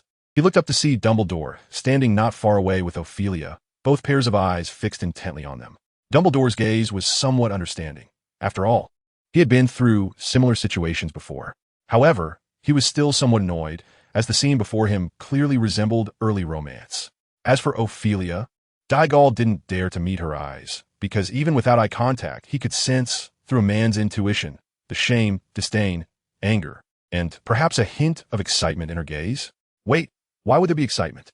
Diggory wanted to find answers in Ophelia's gaze, but he didn't dare to face the other three emotions. So, he could only quickly separate from Patrick and look at Dumbledore, anxiously explaining, "Professor, you have to believe me. Believe us. We were just discussing how to reduce the rejection rate of confessions. After coming up with a result, we thought about demonstrating it practically. There's nothing else. Right, Patrick?" Diggory nudged his teammate number 1, signaling him to explain quickly. Patrick also felt a bit embarrassed. He didn't know what happened earlier. He suddenly got carried away. But he was sure he liked girls. "Yes, that's right, I was just teaching." With his teammate's explanation, Diggory immediately breathed a sigh of relief. "Yes, teaching, very detailed. I learned a lot." "How detailed?" Ophelia suddenly asked. Then she extended her middle finger. "Is it this detailed?" Diggory was taken aback. "Do you want to give it a try?" "I've learned it all." Upon hearing this, Dumbledore's face immediately fell into a deep frown. He swiftly slapped the back of Diggory's head and angrily said, "What do you mean try? Do you want to go into the forest and catch a big python for you to try it out? Focus on your night watch, day after day, with all these strange thoughts in your head." After saying this, Dumbledore left with Ophelia still frowning, looking at the warm and dry tree hollow not far away. Patrick sighed gloomily. "Cedric, we have to make do outside all night tonight. What do you think?" "Nothing much to think about, at least not tonight," Diggory replied, watching Ophelia's departing figure. "What are you looking at?" Patrick patted Diggory on the shoulder. "You just missed your chance. Did you not see what a great opportunity that was? You actually let it slip by." Diego was also a bit frustrated, but he felt helpless. What could he do? Time was so tight just now. And you only just hand him your formula. "Applying what I've learned takes time and practice. Don't you understand?" "Practice?" Patrick stroked his chin. "How about I take you to practice right now? To a good place, a place where you can practice to your heart's content. What do you think?" Diego was taken aback. "What does that mean?" Patrick turned to Diego, a smile on his face that seemed to say only men understand. "Do you want to go?" Digger swallowed hard. "Is that place any good?" Patrick chuckled. "It's a high-end entertainment venue, a paradise on earth, with 800 stainless steel beds and 1,000 skilled technicians." Upon hearing this, Digger felt his heart racing uncontrollably. A rush of blood surged to his head, making his breathing quicken and become hot. "This isn't appropriate, right? Come on. Keep it a secret," Patrick said, draping his arm around Digger's shoulder. "You know my situation. I have quite a debt of romance. And as for you, there's Ophelia. Plus, The professor is around, so we have to keep it discreet. No, I didn't say I wanted to go. Digger protested. Patrick shot him a glare. You're talking nonsense. Didn't you just say you wanted to go? If you keep lying like this, I won't take you next time. I didn't say I wanted to go. Can you just behave? You're only 11 and already spreading your affections everywhere. Aren't you afraid of ruining your future? Digger exclaimed. Patrick stared wide-eyed, feeling a bit taken aback. Just as he was about to have a serious talk with Digger, suddenly a layer of light appeared above them. That layer of light slowly broke apart and began to dissipate, like a mosquito net suspended in midair, being torn into pieces, drifting down gracefully from the sky. Diggory looked at the scene before him, feeling inexplicably reminded of a moment from the Harry Potter movies he had watched in his past life, when a protective charm created by everyone during the final battle for Hogwarts was shattered by Voldemort. At this thought, Diggory's heart sank. What on earth is this? Could it be what I think it is? Professor, Patrick shouted towards the tree hole, fully aware of what this scene meant. This was the protective barrier that Dumbledore had set up while Diggory was asleep, and now it had been broken. Diggory didn't know who the intruder was, but he just wanted to say to that person face to face, Bro, you're ruthless. You dared to break Dumbledore's barrier with this kind of courage. I'm willing to call you the strongest. However, Diggory guessed that the other party probably didn't know it was Dumbledore's barrier either. After all, the barrier spell wouldn't have the caster's name on it. It's not like there would be a notice on the barrier saying, This barrier is from the Elder Wand, by Albus Dumbledore. If you're bold enough, give it a try. Who would dare to do that? Not everyone is as headstrong as Diggory, willing to challenge Dumbledore one-on-one. Dumbledore heard Patrick shout and stepped out of the tree hole. As soon as he emerged, he saw his own barrier being broken, scattering like snowflakes. Dumbledore frowned and immediately called Diggory and the others by the stream to come to him. You two, hurry up and get over here. He was unclear about who had broken the barrier, how many people there were, or what their intentions were. If the other side had a large number of people and malicious intent, then his 3 children would be in danger. A disturbance came from the darkness ahead, making Patrick, who was still standing in place, swallow hard. He instinctively wanted to signal Diggory beside him to retreat, but as soon as he turned his head, he suddenly found that Diggory was gone. When did this happen? He hadn't reacted at all, and his companion was gone. Professor. Patrick hurriedly turned back. Cedric was missing, and his voice trailed off. He looked at Diggory, who was standing behind Dumbledore, and his mind went blank. When did Cedric run to the back? Why didn't I notice anything while standing right next to him? Also, aren't we good brothers? Why did you run without taking me with you? Plastic. Diggory smiled awkwardly. There was nothing he could do. He had always been a bit timid since he was a child. In fact, it had nothing to do with his level of courage. He simply hated loneliness and loved being around others, thoroughly enjoying that time. So when the commotion arose in the darkness, Diggory thought he preferred being with Dumbledore and Ophelia, as there were more people around. This way, the joy could be doubled. And it was certainly not because he was scared. Diggory looked at Patrick, who was still standing there in a daze, staring at him intently, feeling a bit embarrassed and very anxious. Aren't you coming? Do you want to take them on one-on-one? At that moment, Patrick finally reacted and ran back in quick strides. But before Patrick could even reach halfway, Diggory saw a shadow suddenly leap out from a clump of grass on the other side of the stream, rushing towards Patrick from behind like a flash. Just at that critical moment, Dumbledore sprang into action. He held his old wand, and a blue light flickered at its tip. Just as the shadow was about to cross the stream, the water in the stream suddenly surged up, forming a massive curtain of water. No, more accurately, it was a huge wall of water. In the blink of an eye, the shadow was trapped within the water wall, moving as if in slow motion, clumsily to the extreme. Although it seemed to take a while, all of this actually happened within 3 seconds. Goalie watched everything happening in front of him. The attack speed was simply too fast. It was so fast that it took a few seconds for Goalie's brain to react after the shadow was captured by Dumbledore. And then he gasped. This was the mid-lane mage with full 6 items. Although he had been defeated by Dumbledore once before, it was clear that the strength Dumbledore had used at that time, to be precise, when he was educating him, was nowhere near what he was displaying now. It was likely that Dumbledore had barely even used his skills then, just casually auto-attacking to solve the problem. Patrick, still shaken, ran to Dumbledore's side, pointing at Goalie and cursing him for being disloyal, while also pointing at the shadow trapped in the water and cursing him for being worthless. At that moment, Dumbledore interrupted Patrick, saying, "You stay here, I'll go take a look." With that, he walked towards the shadow. Diggory took a moment, suppressing the fear deep within him, and then followed behind Dumbledore as they walked over together. Dumbledore glanced back at Diggory, but said nothing. Once they entered Diggory finally saw the person in the water. A bright, shiny bald head. Dumbledore and Diggory walked toward the stream, and Patrick glanced at Ophelia beside him, pulled out his wand, and smiled at her, saying, "Don't worry. For Diggory's sake, I will protect you." However, Ophelia merely cast a cold, disdainful glance at him and replied, "I don't need it." Patrick was taken aback, feeling that Ophelia's personality did not match her appearance. She looked gentle, but always spoke coldly and harshly. She was even more immature than any of his previous girlfriends. This made Patrick somewhat resentful towards Ophelia. Right now, he just wanted to keep his distance from her, but thinking of Diggory, he thought for a moment and took a small step forward, subtly positioning himself in front of Ophelia's left side. Meanwhile, Diggory looked at the bald head in the water wall, a hint of confusion flashing in his eyes, as he felt that this person looked familiar, as if he had seen him somewhere before. Just as he was racking his brain to think, Dumbledore suddenly revealed the identity of this person. "Quirrell? What are you doing here?" "That's right, Quirrell." Now, Diggory remembered. The bald head in front of him was indeed Quirrell. No wonder he looked so familiar. He hadn't recognized him because Quirrell was now young, although he was not very old when he met his end in the first part. The shadow in the water, which was Quirrell, also vaguely heard Dumbledore's voice through the thick water wall.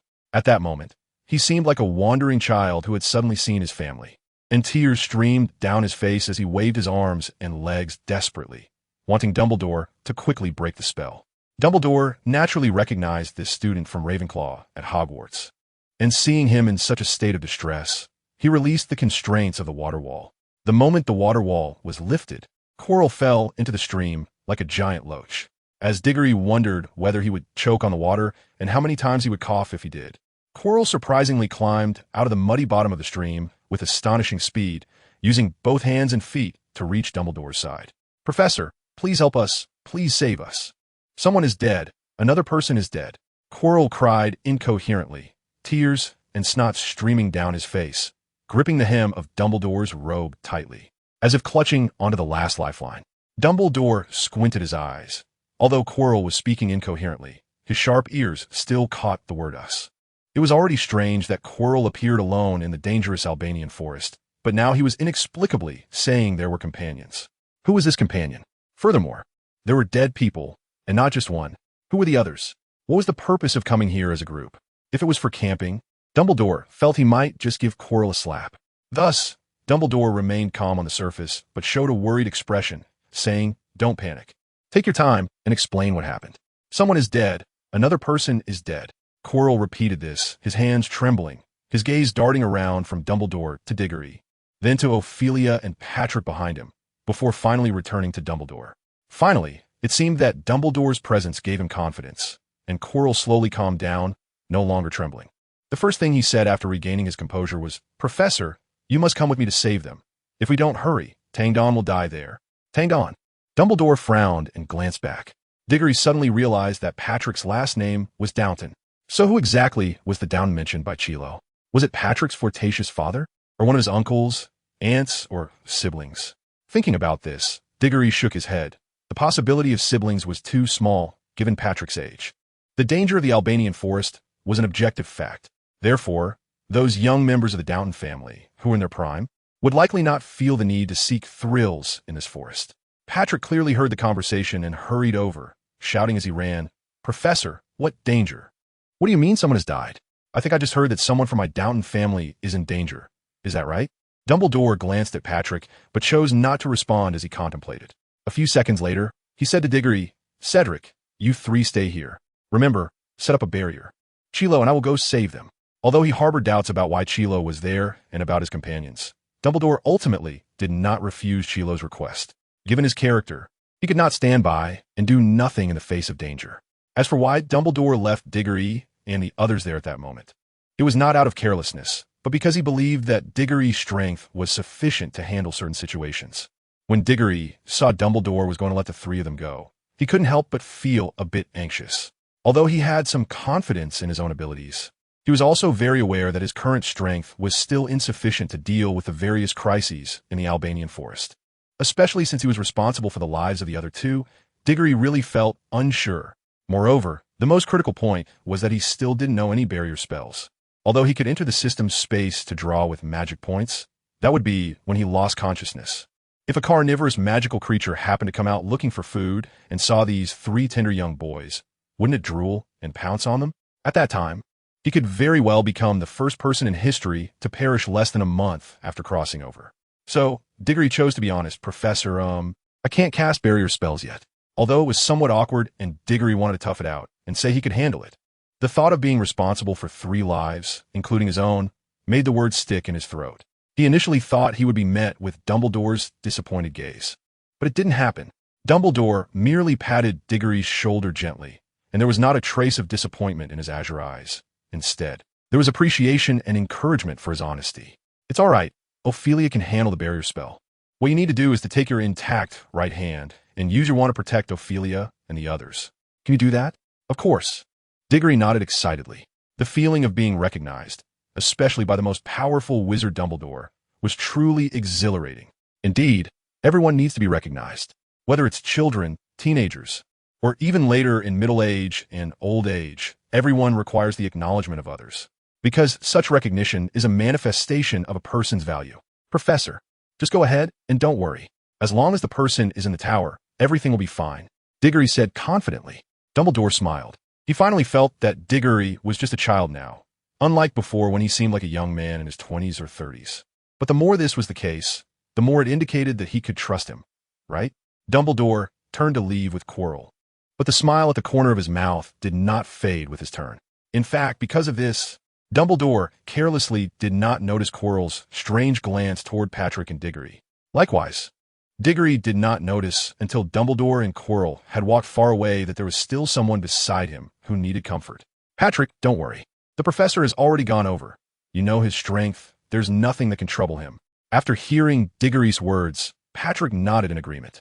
But the worry between his brows did not dissipate. His life in the family had been carefree because he was the only descendant of the main bloodline. And everyone had smiles on their faces in front of him. No one dared to put the family's dirty laundry in front of him. Therefore, in Patrick's eyes, all the elders at home were kind and amiable. Now, suddenly hearing that an elder from the family was in danger here, the young boy naturally felt very worried. At this moment, Ophelia also came over to comfort Patrick. Don't worry, although Cedric said a lot of things that were meaningless. I agree with what he just said about there being nothing that can trouble the professor. So you can rest assured, your family will be fine. After saying this, Ophelia took out her wand and turned to the side to cast the barrier spell. Diggory watched her silhouette, and he could sense the loneliness in Ophelia's words just now. Remembering what Dumbledore had told him about Ophelia's background, Diggory understood how much Ophelia wished that, during the time her family was in trouble, Dumbledore could be nearby. If that were the case, she wouldn't be left with only her grandmother to rely on. Although Patrick found some comfort, he still stood in place, gazing in the direction Dumbledore and the others had left, unable to shake off his worries. Diggory looked at his 2 teammates, thought carefully for a moment, and finally steeled himself, saying to Ophelia, who had just finished setting up the barrier, "You and Patrick wait for me here for a moment, no more than 5 minutes, and I'll be back." After saying that, he couldn't wait any longer and ran back to the tree hole, quickly entering the system space. He was ready to bye. He planned to make a big score. He intended to bring Patrick and Ophelia to find Dumbledore directly. This was not only to reassure Patrick, but also to consolidate their strength. Now that his strength had grown, Diggory wanted to find an opportunity to adapt. Since it hadn't been long since Dumbledore left, if they moved quickly, they could catch up with him. Without hesitation, as soon as he entered the space, Diggory stood in front of the shelves, looking at the bottles of potions displayed above. He waved his hand grandly and shouted, "Wrap up everything that has lethality for me. I want everything that can be used in a fight." At this moment, Diggory was indeed extravagant, almost ostentatious. He was filled with the aura of a wealthy person. This aura startled the sleepy big orange cat on the shelf, causing its body to tremble. It opened its watery cat eyes and stared blankly at Diggory. What was going on?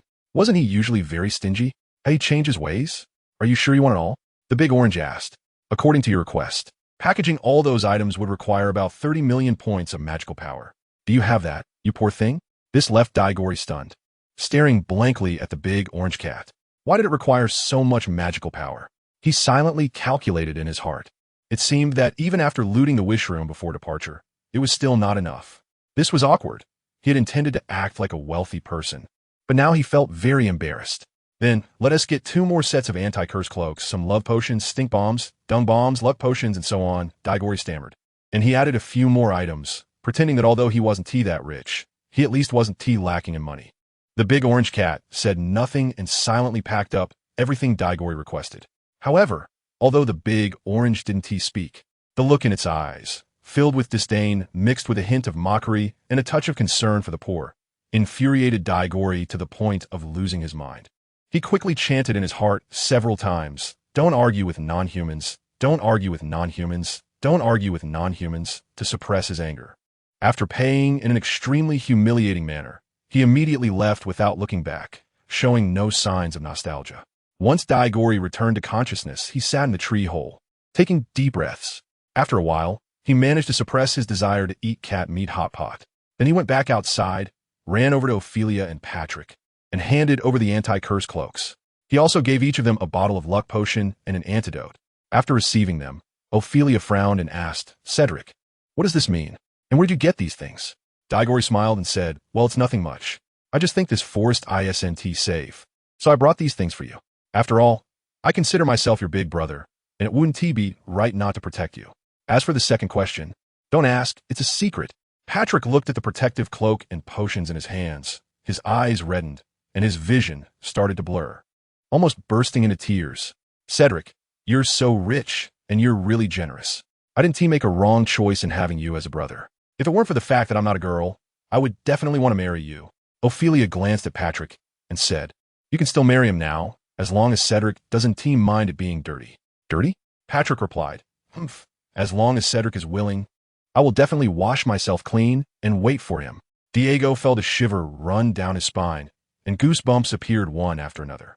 This was just too vivid, just a slight thought in his mind, and images filled with mosaics came rushing in, impossible to shake off.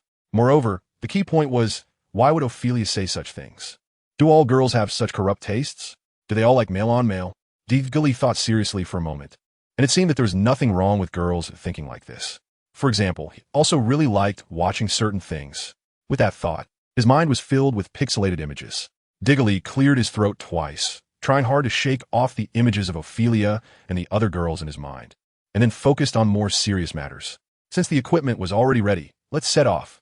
About 10 minutes had passed, and if we delayed any longer, we wouldn't catch up with the professor and the others. Ophelia and Patrick had no objections and agreed to follow Diggory's lead. Thus, Diggory walked in the front. Ophelia brought up the rear, and the three 11-year-old children embarked on their journey to search for people in the Albanian forest. Meanwhile, on the other side, Diggory miscalculated the speed at which Dumbledore and Chilo were traveling. Although it was only about 10 minutes, they had already arrived at the eerie stone temple. At the entrance of the temple lay many corpses of carrion-eating insects, a small portion of which were the result of Sane's desperate efforts to force them out when Chilo escaped. A larger part, however, was due to Dumbledore warming the bodies of the carrion-eating insects with the fiend fire curse in response to their enthusiastic welcome. Not far away, the bodies of several deceased teammates from Downton lay quietly, adding an eerie touch to the currently quiet and dilapidated ancient temple. "Professor, this is it. Let's hurry in and save them. If we don't go in soon, they will die," Chilo said anxiously to Dumbledore, who was standing outside the door. However, Dumbledore did not move. Instead, he focused intently on the strange inscriptions on the crumbling stone wall. "Chilo, as a graduate of Ravenclaw, don't you notice the magical fluctuations emanating from the walls of this temple?" Although Chilo was anxious, he understood that if Dumbledore didn't move, it would be useless for him to go in alone. "When my companions and I were being chased by the carrion-eating insects, we were in a dire situation. We didn't pay attention to these things when we escaped," Chilo recalled. "By the time I noticed this issue, it was already too late. The sudden turn of events was like water rushing out of a dam, unstoppable." Dumbledore tapped the crumbling stone wall with his old wand and said to Chilo, without turning around, "Tell me in detail." So, Chilo recounted everything that had happened after he and Sane entered the temple. However, he omitted the fact that he had developed feelings for Sane and that Sane was a Death Eater, only mentioning that Sane was a friend. After he finished speaking, Chilo stood in place, anxiously waiting. Dumbledore continued to study the wall of the temple, just as Chilo's bald head was glistening with sweat, reflecting the moonlight. Dumbledore finally finished examining the inscriptions on the wall. However, he did not intend to explain anything to Chilo. He simply turned back and said, "Remember, stay closely behind me. The path I take might be a bit strange. When you find it strange, don't look elsewhere. Just remember, Immediately lower your head, closely watch my feet, and follow my steps. Although Chilo did not understand why Dumbledore said this, it was clear that he already knew the reason for the strangeness of this place. However, Chilo was somewhat worried. Professor, what if the route we're taking now is different from the one my companions and I took before? What if we don't encounter him? Shouldn't I lead the way? Chilo asked. Dumbledore slowly shook his head and said, that won't work. It's night now, and some conditions in the temple will change compared to during the day. Leading the way yourself would likely lead to mistakes. Besides, you mentioned that your companion is quite capable, so he won't easily die in here. Don't worry, my child. After saying this, Dumbledore no longer paid attention to Chilo and walked directly into the temple. Seeing this, Chilo had no other choice but to immediately follow Dumbledore's footsteps and step back into the ancient temple. Chilo obediently followed behind Dumbledore. At first, he did not notice the strange phenomenon Dumbledore mentioned. However, as the two slowly delved deeper, Chilo suddenly sensed something was off. At this corner, Chilo distinctly remembered that they should turn left and enter the small path on the left. He could even see his own footprints clearly over there. Yet, Dumbledore seemed to ignore this and unexpectedly turned right, entering the corridor on the other side. Chilo felt puzzled. It was evident that this couldn't be due to Dumbledore's confusion. Professor, are we going the wrong way? Unable to contain his doubts any longer, Chilo reached out to tap Dumbledore on the shoulder and asked him. Just then, a chilling scene unfolded. Chilo's hand, which was originally reaching to tap Dumbledore's shoulder, suddenly passed through Dumbledore's body, feeling as if it was sweeping through the air, touching nothing. The figure of Dumbledore before him seemed like an illusion. A drop of cold sweat rolled down Chilo's bald head as he stared in disbelief at his own hand, standing right in front of him, the figure of Dumbledore. What on earth is going on? Just as Chilo was filled with terror, he suddenly felt a hand pat his shoulder. Chilo, I told you to focus on my feet and follow me if something goes wrong. Did you forget?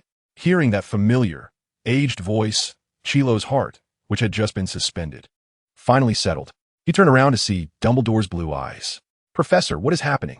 Chilo asked, still shaken. Dumbledore pointed to the ancient script on the nearby stone wall, which seemed to be written backward, and said to Chilo, actually, you can understand this place as a maze. A maze? Chilo felt puzzled. The stone temple was so dilapidated that many parts of its walls had collapsed, with some areas reduced to just a corner.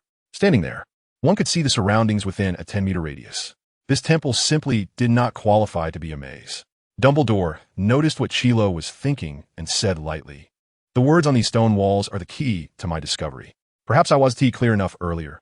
You can think of this place as a giant mirror space. This temple is filled with invisible mirrors. These mirrors are hidden among the ruins. Therefore, the inscriptions you see on the stone walls are all reversed. It was for this reason that you inadvertently walked behind my reflection earlier. And because it is a reflection, you couldn't touch me before. Upon hearing this, Chilo suddenly had an epiphany. No wonder when he and Sane first arrived at this place, they saw Downton and the others. But Downton and his group couldn't see Chilo and Sane. Later, when Downton's group saw him and Sane, they again could not see Downton and his companions. The reason was that this temple was actually a huge mirror space. However, Chilo then realized that something was wrong. If this is a mirror space, and all the other versions of himself are reflections, then why did Sane get hit by his own spell earlier? Logically, that spell should have hit somewhere else, right? Could it be? Professor, do you think this mirror space can reflect spell attacks? What do you mean? Dumbledore frowned. Chilo took a deep breath and recounted the incident when Sane was struck by his own reflection's attack. After hearing this, Dumbledore's brow furrowed again. Reflections should not possess attacking abilities, just like how Chilo's hand passed through Dumbledore's reflection. An attack directed at a reflection should only hit elsewhere or might directly damage the mirrors within the mirror space. It should result in being struck by a reflection. However, Dumbledore could see that Chilo was not lying just now. What he said was true. If that's the case, Dumbledore speculated. Could there be creatures in the mirror space that he didn't know about? If so, how should they deal with the creatures inside the mirror space? Should they wait for them to attack before countering and defeating them? Or should they find a way to enter the mirror space and deal with them proactively? Professor, why don't we just go rescue the people and run away afterward? What do you think? Chilo said. As soon as Dumbledore heard this, he felt a sense of disdain. But then he thought about the fact that Diggory and the others were outside, and he felt it would be better to return sooner. With this in mind, Dumbledore agreed to Chilo's suggestion. All right, then we can. Before he could finish his sentence, a sharp attack suddenly came from Dumbledore's left side, striking directly at his head. This unexpected scene left Chilliwack stunned, his eyes filled with shock. The attack was so sudden. Could it be that this time, before Chilliwack's pessimistic thoughts could fully form, Dumbledore suddenly slapped Chilliwack's bald head to the side.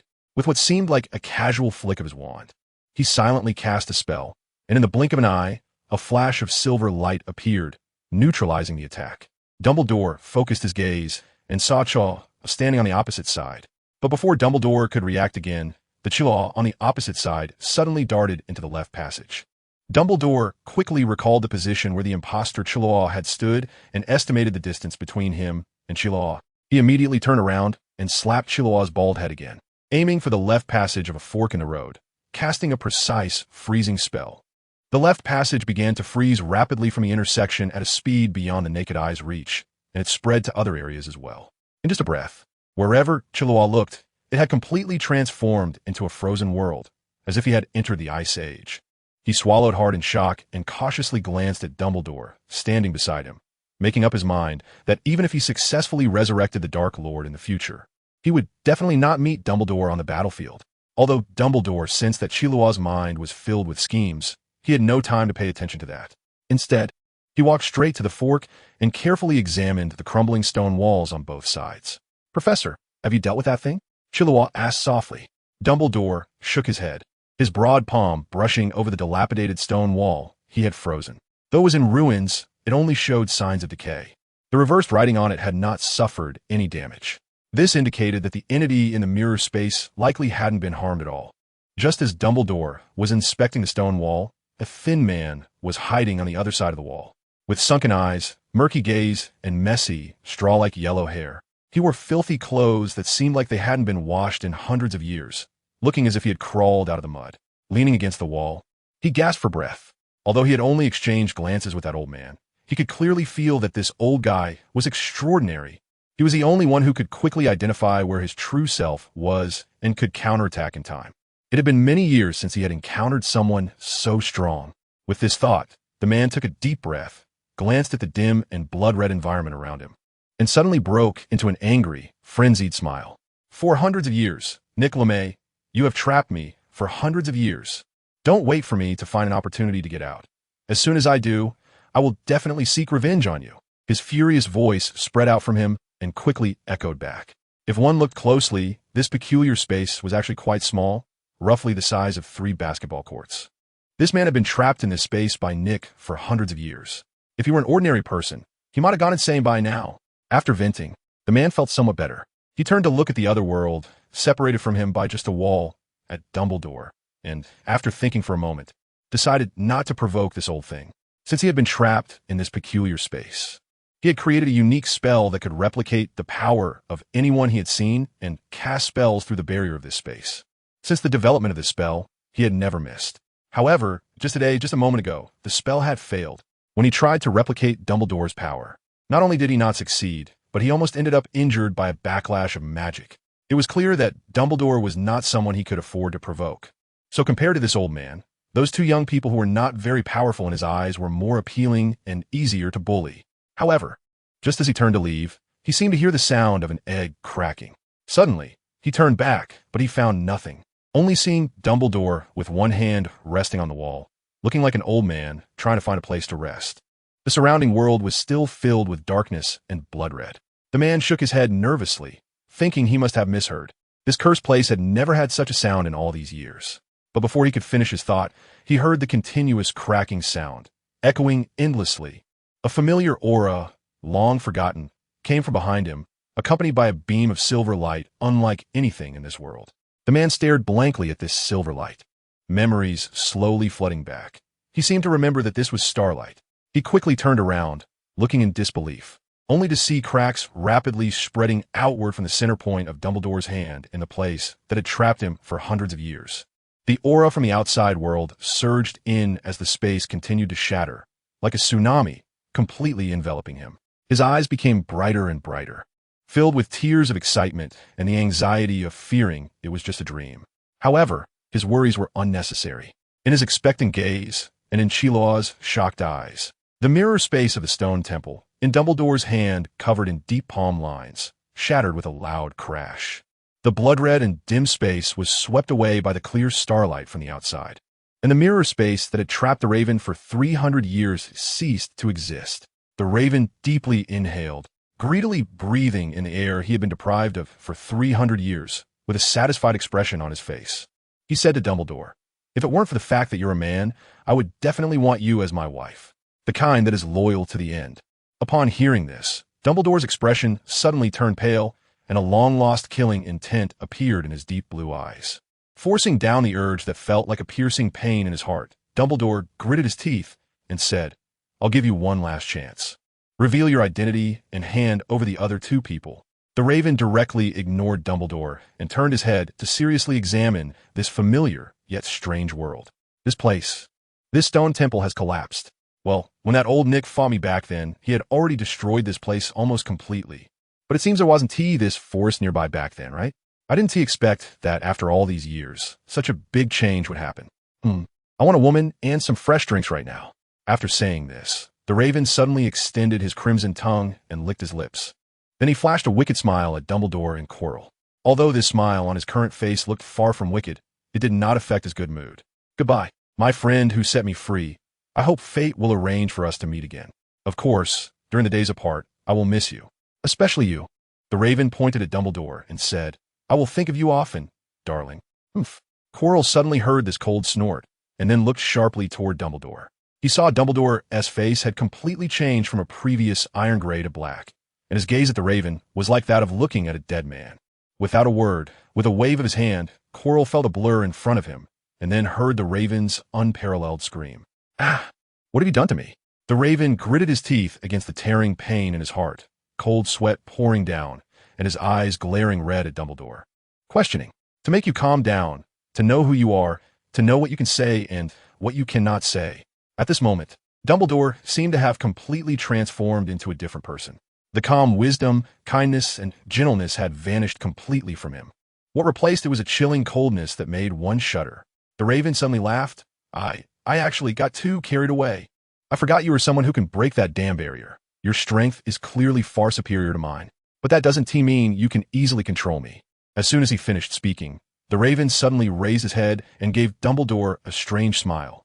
Immediately, Quirrell, who was watching from the side, was shocked to discover that he and Dumbledore's positions had suddenly been enveloped by a layer of mist between them and the raven across from them. At first glance, he could still see the raven's face through the mist, but in just a blink, he could only make out the raven's silhouette. Quirrell's skin crawled. He rubbed his eyes hard, trying to see clearly. But then something that made him panic appeared. The mist had become thick, and now he could only see a rough silhouette of Dumbledore beside him. "A couple of days ago, I paused updates due to my graduation project. So in the next 3 days, I will add extra updates as compensation." Quirrell felt a bit panicked, recalling the strange smile the raven had shown before the mist appeared. He couldn't help but move closer to Dumbledore. While moving, he asked, "Professor, let us not worry about that person for now. Let us go save the others first, and run once we save them. What do you think?" Although the mist was thick, Dumbledore's eyes were still bright, as if the mist had no effect on his vision at all. He also saw Quirrell moving closer to him, and hearing his words only added to Dumbledore's disappointment in him. "We can go save them, but after saving them, you will take them away yourself. I must stay behind to deal with this vampire, and then I will leave." "Vampire?" Quirrell's eyes widened as he looked at Dumbledore. Although he couldn't see clearly because of the mist, that didn't stop him from glaring at Dumbledore. Vampires are beings that have died and come back to life, feeding on the blood of humans or animals. They possess unnatural speed and strength, as well as an endless lifespan that Voldemort could never achieve. Moreover, this is not all. All vampires retain their abilities and characteristics from before death upon resurrection. If a vampire was a wizard in life, then he wouldn't lose that ability after becoming a vampire. Furthermore, with their powerful bodies, their strength would increase exponentially. For example, if a wizard and a vampire fought, and both had the same level of magical power, the vampire could suddenly rush in front of the wizard before he even finished casting a spell, and with a single bite, that wizard would be finished. Even if the wizard is stronger than the vampire, it wouldn't guarantee an advantage. Just maintaining the will to fight in front of such speed would be impressive.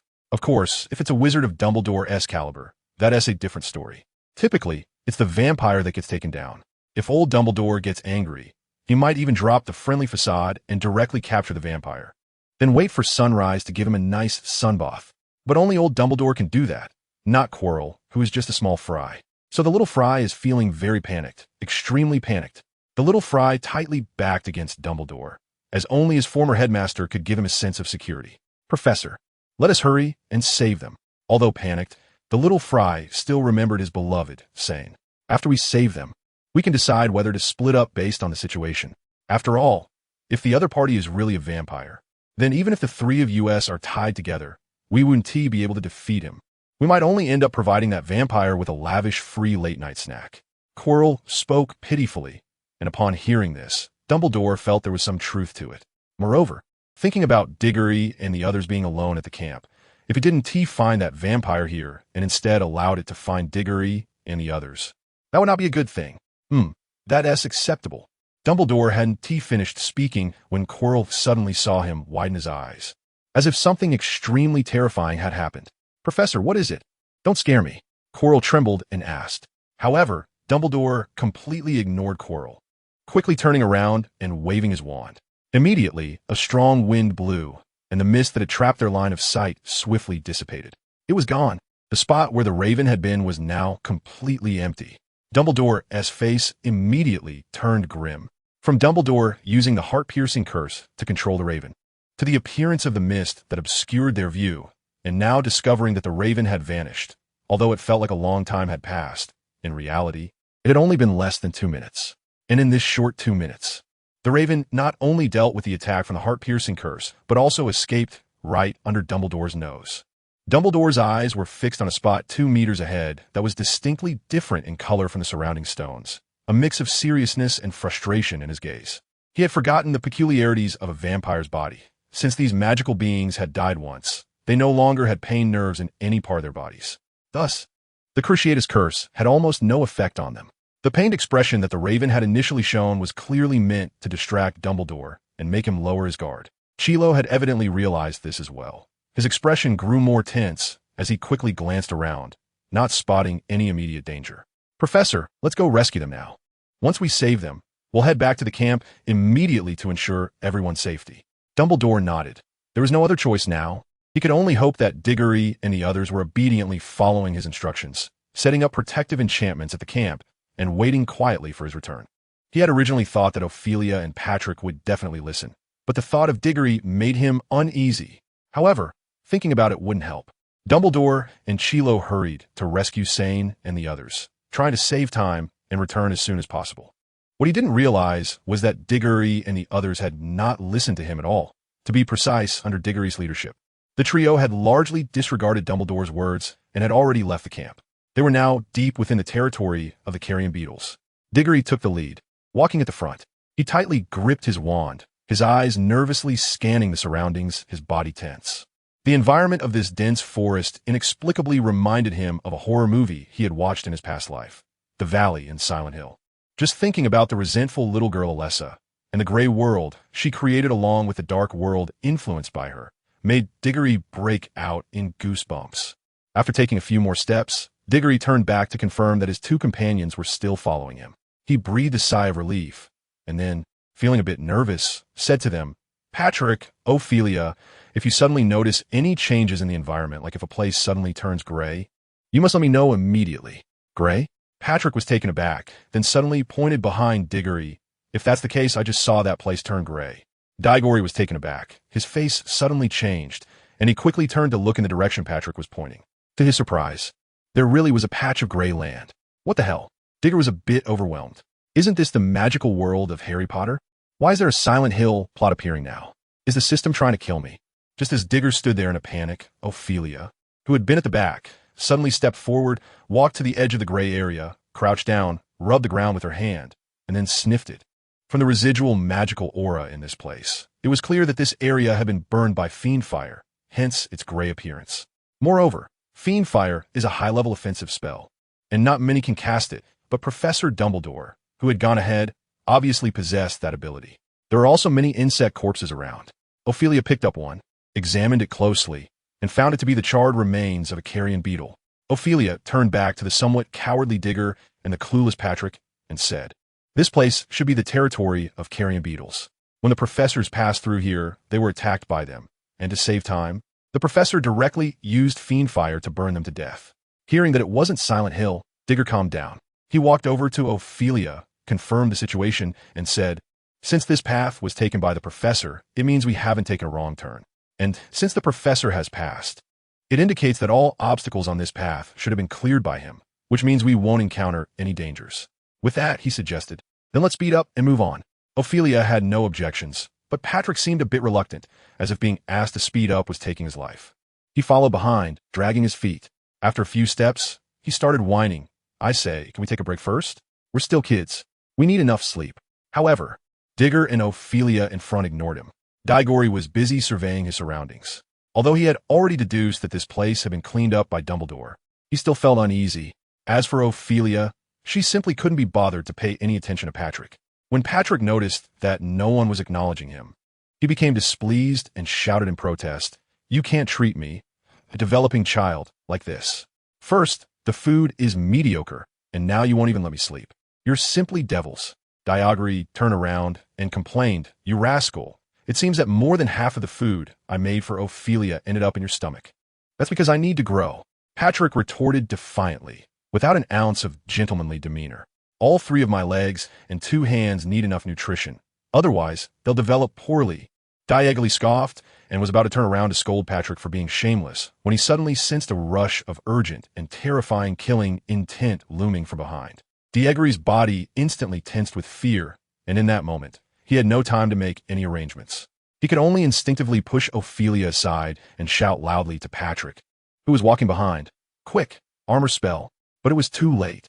The master of that terrifying killing intent arrived in an instant, leaping out from the bushes in front of Digory. The thin figure now appeared so large that it obscured the starlight above, casting a shadow over the 3 of them. Digory immediately looked up, but before he could see anything, he was suddenly knocked back. A mouthful of blood mixed with internal organ fragments sprayed out. His chest caved in abnormally, a severe injury. As Digory flew back, the shadow landed perfectly. Then, he bent his knees and shot out like a sharp arrow, heading straight for Digory. But at that critical moment, armor curse. Bang! The shadow seemed to hit a hard, transparent wall, rebounding to the ground. Taking this opportunity, Patrick forcibly caught Digory with his body and immediately shouted, "Ophelia, come over and watch Cedric. I'll defend against this dog creature." You immediately signal to the professor. The scene just now had scared Ophelia, and hearing Patrick's words, she nodded instinctively and took out her wand to prepare to signal. But at that moment, the shadow suddenly picked up a stone and smashed it towards Ophelia. "Ah!" Ophelia let out a short cry of pain, and her hand was now covered in blood, with several stone fragments embedded in the wound. Her whole palm was a shocking sight. "Damn it!" Patrick yelled in anger. "You shameless dog. How could you be so brutal to a girl? Are you even human?" While cursing, Patrick controlled the armor curse and ran to Ophelia's side, protecting her as they retreated. What happened? Digory struggled to sit up. He had been injured and lying on the ground, only hearing Ophelia's scream and Patrick's curses. But he didn't know what had happened. Ophelia was hurt by that shameless, despicable beast over there. Patrick told Digory about Ophelia's ambush. Originally, he wanted Ophelia to signal the professor, but now, Patrick pointed to Ophelia's hand, which she couldn't even lift her wand with. When Digory followed Patrick's finger and saw the wound on Ophelia's hand, his face immediately darkened. It was as if the calm before a storm, the sky swirling like ink, and the air thick with oppression. At that moment, an indescribable anger surged from Digory's heart, like the yellow river bursting its banks, flooding into his brain. His eyes turned red, and the severe pain in his chest was suppressed by this rage. Drawing his wand from his cloak, Digory stood up as if nothing had happened under the shocked gazes of Patrick and Ophelia. He said to Patrick, "Take care of Ophelia. Don't let her get hurt. Leave everything else to me until the professor returns." However, Patrick glanced at Digory's still injured hand and his nearly caved-in chest, wanting to stop him. But when he saw Digory's eyes, filled with such anger and determination, he could only do his part, nodding to Digory, "Don't worry from now on, unless I die. The defensive wall of my armor curse will definitely stand in front of Ophelia." Cackling.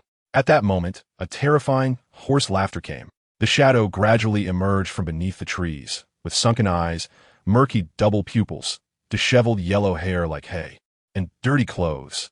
It was the raven who had escaped from Dumbledore's hands. The raven took a deep breath and then looked at Patrick. This special armor curse feels very familiar. Patrick was taken aback. What do you mean by that? Who are you? And where have you seen my family's armor curse? However, the Raven did not answer Patrick's question, only sizing him up, saying, you must be family, right? Is he your dad? After all, you look so much alike.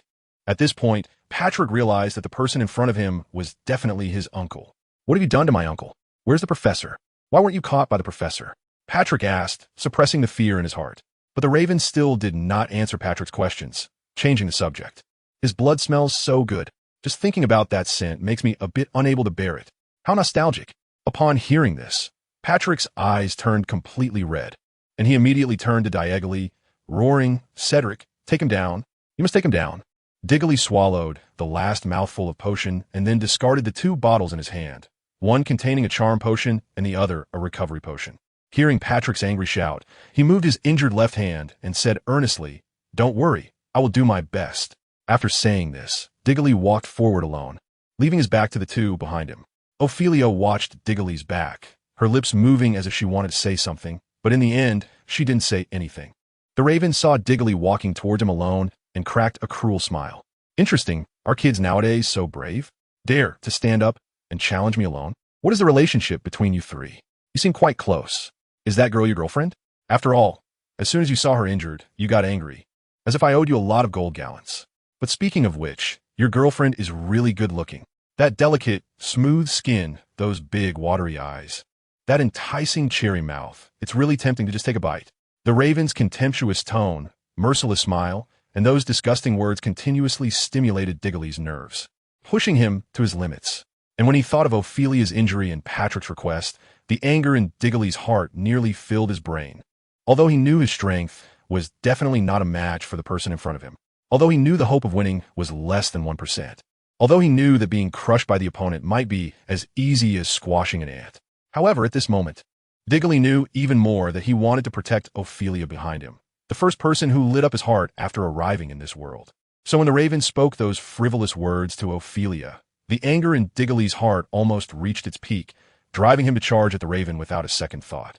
He threw a bottle of charm potion with his left hand. The previous recovery potion had completely healed his left hand's injury. Then, he immediately cast a shatter spell with his right hand, showing no mercy from the very start, because he was clear that, given the Raven's previous kick, he had no qualification to hold back. In response to Diggly's attack, the Raven casually slapped the charm potion to shatter it, and then waved his wand to deflect the shatter spell's attack. However, even though Diggly's attacks couldn't harm him, the Raven was still surprised by Diggly's displayed combat power, a wicked smile appearing on his thin face. Not bad. Having such strength at a young age makes me really want to turn you into pieces for my feast. I just wonder if I can gain your potential after consuming you? Diggly looked at the Raven's excited expression, feeling somewhat puzzled. Why is my love potion ineffective on you? Hee. The Raven stuck out its crimson tongue and licked its lips, saying, it's because I'm just too pure, so your love potion doesn't work on me. Oh, how could this child have a love potion? The Raven suddenly thought of something unbelievable. Could it be that you have talent in potions as well as potential in spells? With this thought, the Raven became even more excited. He never expected that even though he encountered that old man who was tough on him at first, he now felt that he could handle anything. He had completely recovered. As long as he drank this child's blood, he would definitely restore himself to his peak condition. However, at that moment, Patrick noticed the Raven licking its lips and saw the 2 long fangs in its mouth. Connecting this with the ineffectiveness of Diggly's love potion on him, he was suddenly alarmed. Cedric, be careful. Patrick realized the Raven's identity. This creature was definitely a vampire. The reason your love potion is ineffective on him is that this creature is a vampire. He has died once, so he no longer has that ability.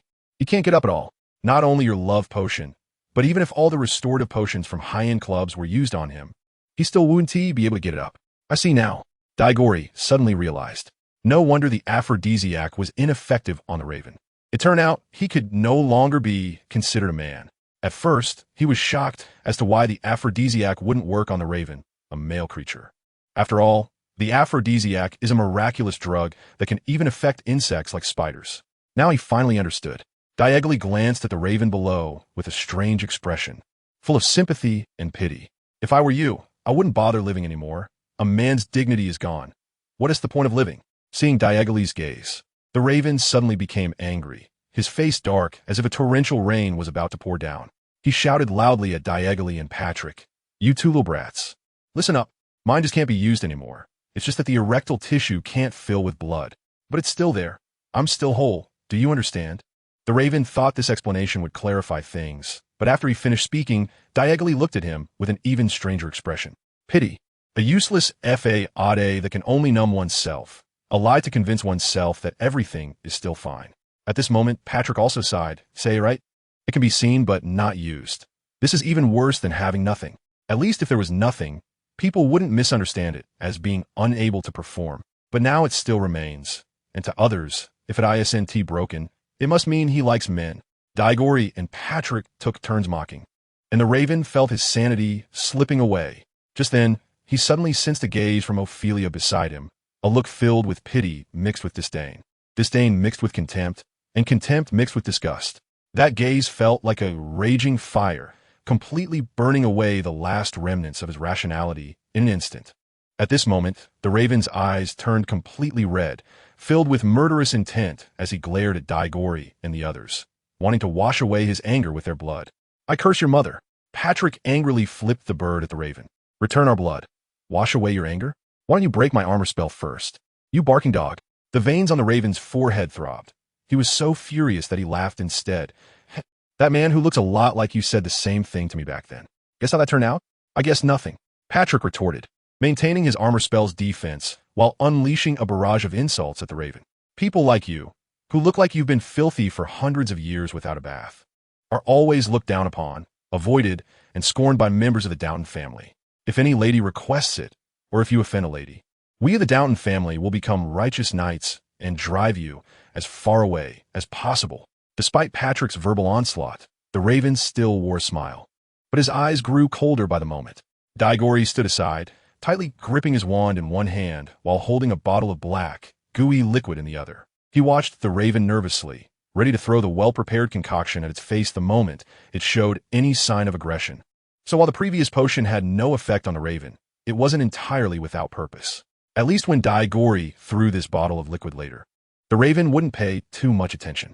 The Raven's smile gradually turned cold, so cold that Patrick's incessant chatter was slowly forced to a halt under the pressure. And when Patrick finally fell silent, the Raven smiled. At that moment, that person was also quite talkative. He thought, just like you, that with the armor charm, I wouldn't be able to do anything to him.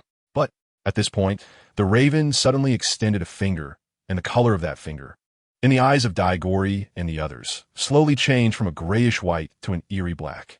The Raven's fingers slowly reached forward, eventually touching the wall created by Patrick's armor charm. At that moment, for some reason, Diagonally and the others suddenly felt an inexplicable pressure that made it hard for them to breathe. Diego realized something was wrong and fixed his gaze on the Raven's finger. Next, they felt their understanding being overturned. The Raven's pitch-black finger forcefully tapped on the armor spell wall. Crack, crack. Cracks began to spread from the point where the Raven's finger touched, expanding outward, and the speed was increasing. In just a few blinks, the transparent wall was covered in cracks. Patrick gasped, knowing that he had messed things up, and everyone was likely to meet Merlin ahead of schedule. At that moment, Diego suddenly shouted, "Patrick, remove the armor spell." Upon hearing Diego's voice, Patrick instinctively jolted, and then the flow of magical energy in his body momentarily stagnated. Unintentionally, the armor spell wall vanished. It was at that moment Digory swiftly threw the bottle of liquid in his left hand towards the Raven, and at the moment the bottle slipped from his grasp, he waved his wand in his right hand, immediately following up with a petrification spell. At that moment, Digory suddenly turned his head and shouted at Patrick, who was still in a daze. "What are you thinking? Hurry up and signal the professor. Do you really want to die here and contribute your own fertilizer to this forest?" Patrick only then reacted, Oh, got it." Just then, the Raven suddenly shouted, "How dare you?" and attempted to stop Patrick's actions. But at that moment, Digory's attack arrived as expected. Sure enough, the Raven did not take Digory's attack seriously. He merely glanced at the bottle and intended to withstand it physically. In his eyes, the bottle was still just a bottle. Although the color had changed, it was at most a different potion. The vampire's body had a very high resistance to potions. And except for a very few specifically targeting vampires or those with inherently destructive capabilities, other types of potions were no different from water for vampires.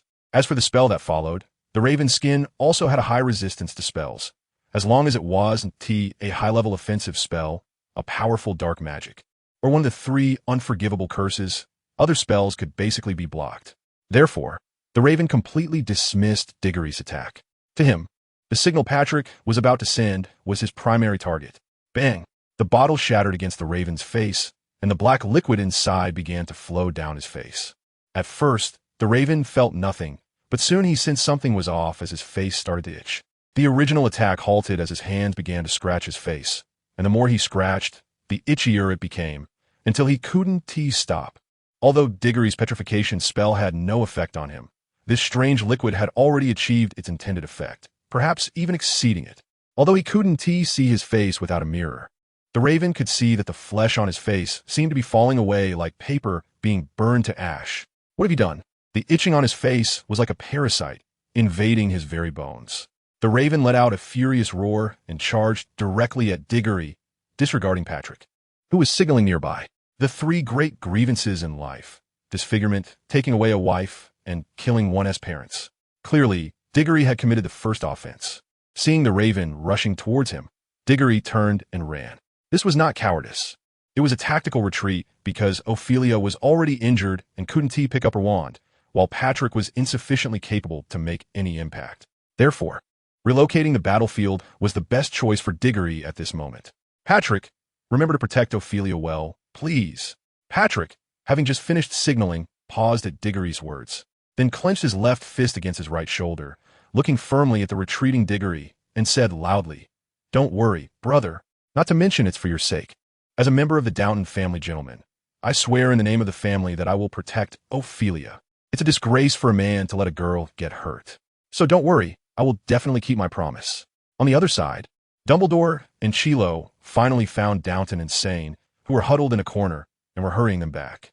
But just then, Dumbledore suddenly looked up and saw a red signal light appear suddenly among the stars. He immediately knew something had happened to Diggory and the others. Connecting it to the Raven that had fled in front of him, Dumbledore's heart sank, and he immediately set aside Chilo and the others, heading straight for the location of the signal light. In fact, Dumbledore himself was unsure of how significant Diggory was in his heart. Since the Sorting Hat ceremony, he seemed to have kept an eye on this child and even thought about taking him as a student to teach properly. At this moment, Dumbledore estimated that he would need about 5 minutes to reach the signal location from the Stone Temple.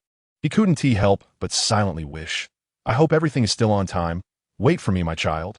On the other side of the forest, a scene of speed and excitement was unfolding. The Raven was rapidly closing the distance between himself and Diggory thanks to his vampire speed. At first, Diggory maintained a distance of about 15 meters from the Raven, but it didn't take long for that distance to shrink, and now it was only about 5 meters. Moreover, this speed was because the Raven felt he had enough time and wanted to toy with Diggory. Otherwise, he would have already caught up. The Raven was gaining speed, and he could even hear Diggory's heavy breathing ahead. Just as the Raven was enjoying the thrill of the chase, Diggory suddenly stopped, leaning against a large tree, gasping for breath. "What's wrong? Not running anymore? Feeling like you can't go on?" Seeing Diggory like this, the Raven grinned and walked towards him. "Come on, beg me, and I'll let you go." Diggory gasped for breath as he watched the approaching Raven, his heartbeat quickening in response. Facing an opponent of such a completely different level of strength, it was already no small feat for him to run this far and shift the battlefield. If he was now required to engage in a battle with this vampire before him, he simply didn't have the strength for it. So Diggory flicked his sleeve, and 5 small bottles fell into his hand from within his robe, containing the black liquid that had previously caused the Raven great trouble. He then raised them high, allowing the Raven to see them clearly. The moment the Raven saw the 5 bottles, his face darkened. "You still have more. How was the taste of the basilisk venom? Intoxicating, right? It's actually basilisk venom." The Raven was both astonished and fearful. He couldn't comprehend why a child of around 10 years old possessed so many magical items. Moreover, most of these magical items had enough power to pose a significant threat to him. The Raven's eyes grew cold, looking at Diggory as if he were staring at a dead man. "Since you're so troublesome, I won't play with you anymore." As Diggory was wondering what that statement meant, suddenly a strange change occurred. He saw smoke suddenly start to rise from the crow's body. At first, it was just a little bit, and Diggory didn't even get a clear look. But within a few seconds, the black smoke increased more and more, growing thicker and thicker. After 10 seconds, It had transformed into a billowing cloud of smoke, resembling the smoke of a signal fire, soaring straight into the starry sky. Diggory was stunned, his eyes wide as he looked at the raven. Are you feeling down because you think you can't compete with my wealth, my looks, or my gear? Is that why you're considering self-immolation? Why bother? Why suffer? If you really want to self-immolate, I'll just exchange for some popcorn and enjoy the show. Facing Diggory's playful mockery, the raven continued to look at him coldly. After Diggory finished speaking, he finally said in a tone devoid of any emotional fluctuation, "Look at this world. Look at this beautiful starry sky, because in a little while, you won't be able to see it anymore. I have now activated the last bit of vampire power left in my body, a power I didn't even dare to use against an old foe before. Although it's little, it's enough to take you down in 5 seconds." Diagoly scoffed disdainfully. "Do you think I'm scared? I still have a little strength left. Just 5 more seconds. I can tell you right now that my companion has just sent a signal, and our school's principal will arrive in a very short time. Although I'm not clear on the exact timing. But I absolutely have the ability to hold on until then without dying. So think carefully, will you leave right now? Or wait to face the strongest and legendary mage in this world? You choose." But the raven opposite didn't he choose. He directly responded to Diagoly with action. Just as Diagoly finished speaking, the thick smoke surrounding the raven gradually disappeared, replaced by a mesmerizing, enchanting, swaying, blood-red flame. This blood-red flame was as bright as blood, emitting an eerie red glow as it burned, as if it could control a person's mind. Diggory was taken aback and couldn't help but feel a bit flustered. While quietly casting a protective armor charm in front of him with his wand, he tried hard to recall any memories about vampires. However, after much effort, he couldn't remember any mention of vampires in the 7 Harry Potter books. It seemed that Aunt Rowling had not described vampires in the Harry Potter series.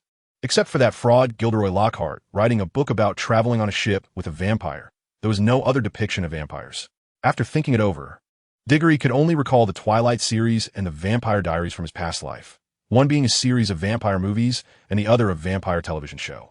But clearly, if Diggory tried to forcefully combine these unrelated 3 and apply knowledge from the other 2 vampire adaptations here, he guessed he would end up dying a terrible death.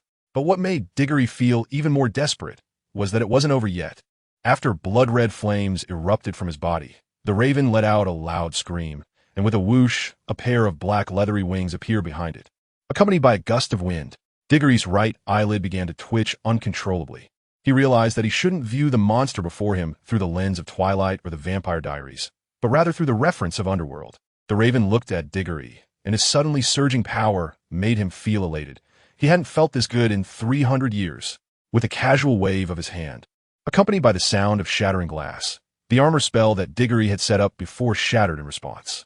Diagoly's face turned pale. After seeing the current strength of the raven, Diagoly continuously enhanced the intensity of the armor spell several times. However, he still couldn't block the raven, not even for a moment. At the moment the armor spell shattered, he clearly felt a cold, killing intent enveloping his entire body, rendering him unable to move. The slightest movement would directly provoke the opponent's ruthless and fierce attack. Diagory raised his left hand and said, I want to ask, can I surrender? After all, surrendering means losing only half. How about it? Let's negotiate. Give me a break. The raven snorted coldly. Don't think I don't know you're stalling for time. You have no chance left. Close your eyes. I'll be quick. No. Diagory's mind raced, and his kidneys were frantically secreting adrenaline. Brother, do you need a little brother? I can see that you do. After all, none of the clothes on you look good, and it seems you haven't bathed in a long time. If you let me go, I can buy you clothes and help you take a bath. The raven quietly watched Diagory finish speaking, showing no reaction, only silently raising his hand. At that moment, his hand no longer resembled a normal human hand, but had transformed into a claw. Just then, the raven's figure suddenly vanished from the spot, and Diagory thought to himself, not good, but he didn't have time to react. His brain couldn't keep up, and he was lifted off the ground by the raven's grip on his neck. I've lived for over 400 years. Your acting is truly pathetic in front of me, the raven said while applying pressure with his hand. Do you have any last words? Don't worry, I won't convey them. Diggory felt a crisp sound from the cartilage in his throat, and breathing became increasingly difficult, as if his trachea was tightly bound by a bundle of steel bars, leaving no space in between. The raven looked at Diggory in front of him, watching his eyes tremble continuously, eventually rolling back until only the whites were visible. No one can look down on me. Those who do will pay the price. First, I'll take some interest from you, then I'll find that old guy Nick, and finally, when my strength is fully restored, I'll deal with that old fool. At this point, the image of Dumbledore surfaced in the Raven's mind, and he gritted his teeth in hatred, his anger burning even more fiercely. Thus, the hand that was gripping Diggory's neck tightened further. At this moment, Diggory's consciousness began to blur, becoming extremely chaotic, his brain nearly shutting down. He wanted to say something, but he could only futilely open his mouth, producing no sound. In this moment, Diggory clearly felt the rapid passage of his life. In this moment, many memories flashed through his mind. There were his parents, friends, Ophelia, Patrick, and all the classmates he encountered at Hogwarts with Dumbledore. Ultimately, Diggory let out a deep sigh, filled with regret and guilt. I'm sorry, Mom and Dad. I ultimately couldn't come back. What a pity, Ophelia. I still couldn't have a sweet romance with you. Let him go. A sharp cry suddenly broke the silence around Diggory as he faced death. This voice seemed to come from a distant place, clearly and powerfully pulling Diggory's blurred consciousness back. Diggory looked in the direction of the sound, and when he saw the figure with flowing brown hair, he broke out in a cold sweat. Ophelia, what are you doing here? Didn't I tell you to stay put? Hurry back.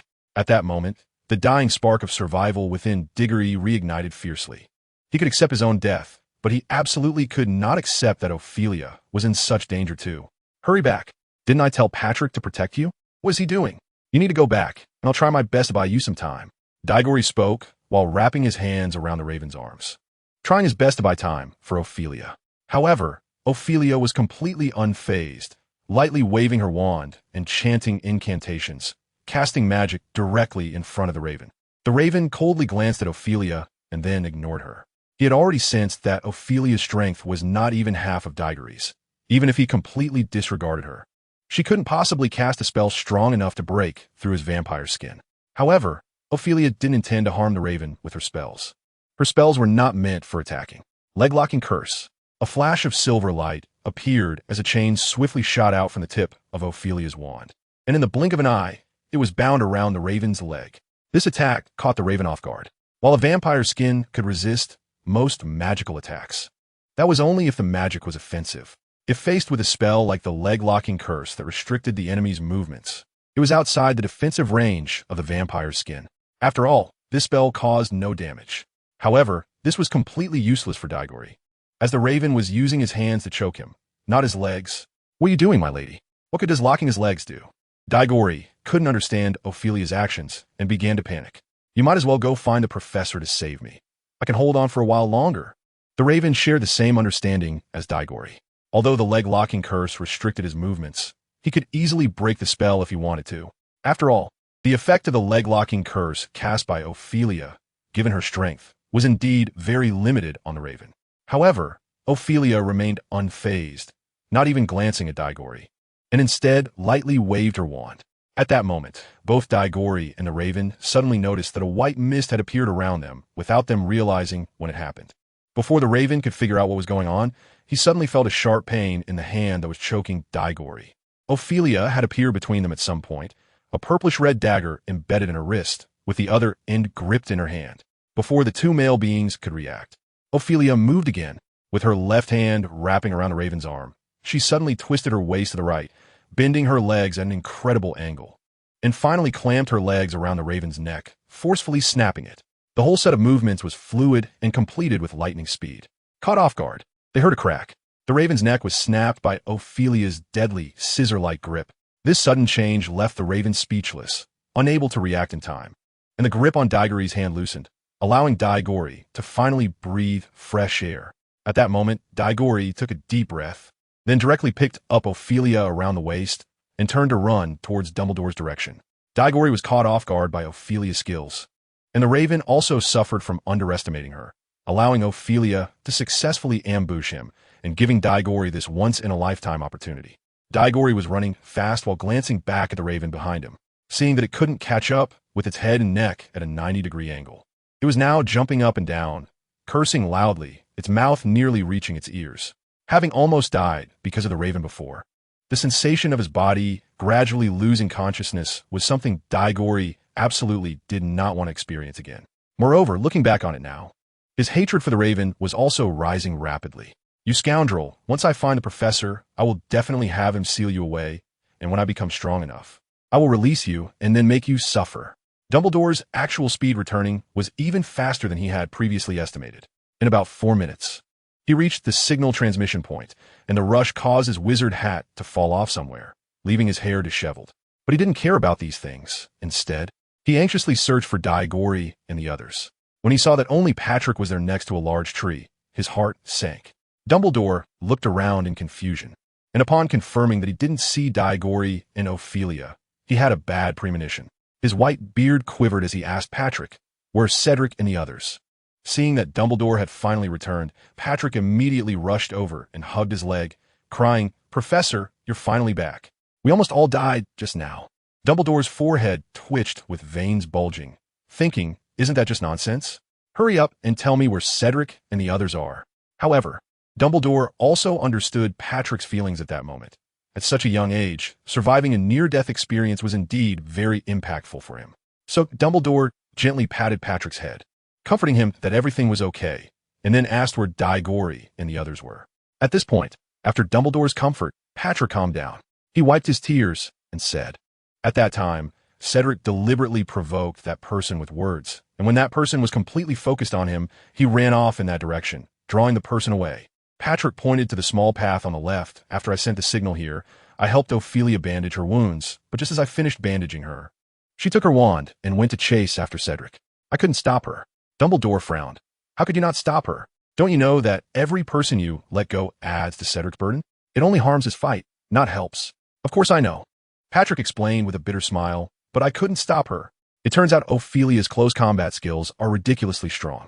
When I grabbed her hand to stop her, she just turned around and—" Patrick flailed his arms to explain. "She lightly jumped and then suddenly clamped her legs around my neck, spinning me around. And then, with a sudden force, she threw me straight to the ground, head first. I still feel dizzy."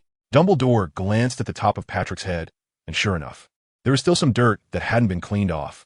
Looking at Patrick's appearance, he originally wanted to say something, but thinking of Diggory and Ophelia over there, he reconsidered and decided against it. Finally, he just instructed Patrick to wait for him there and hurried in the direction Patrick pointed to.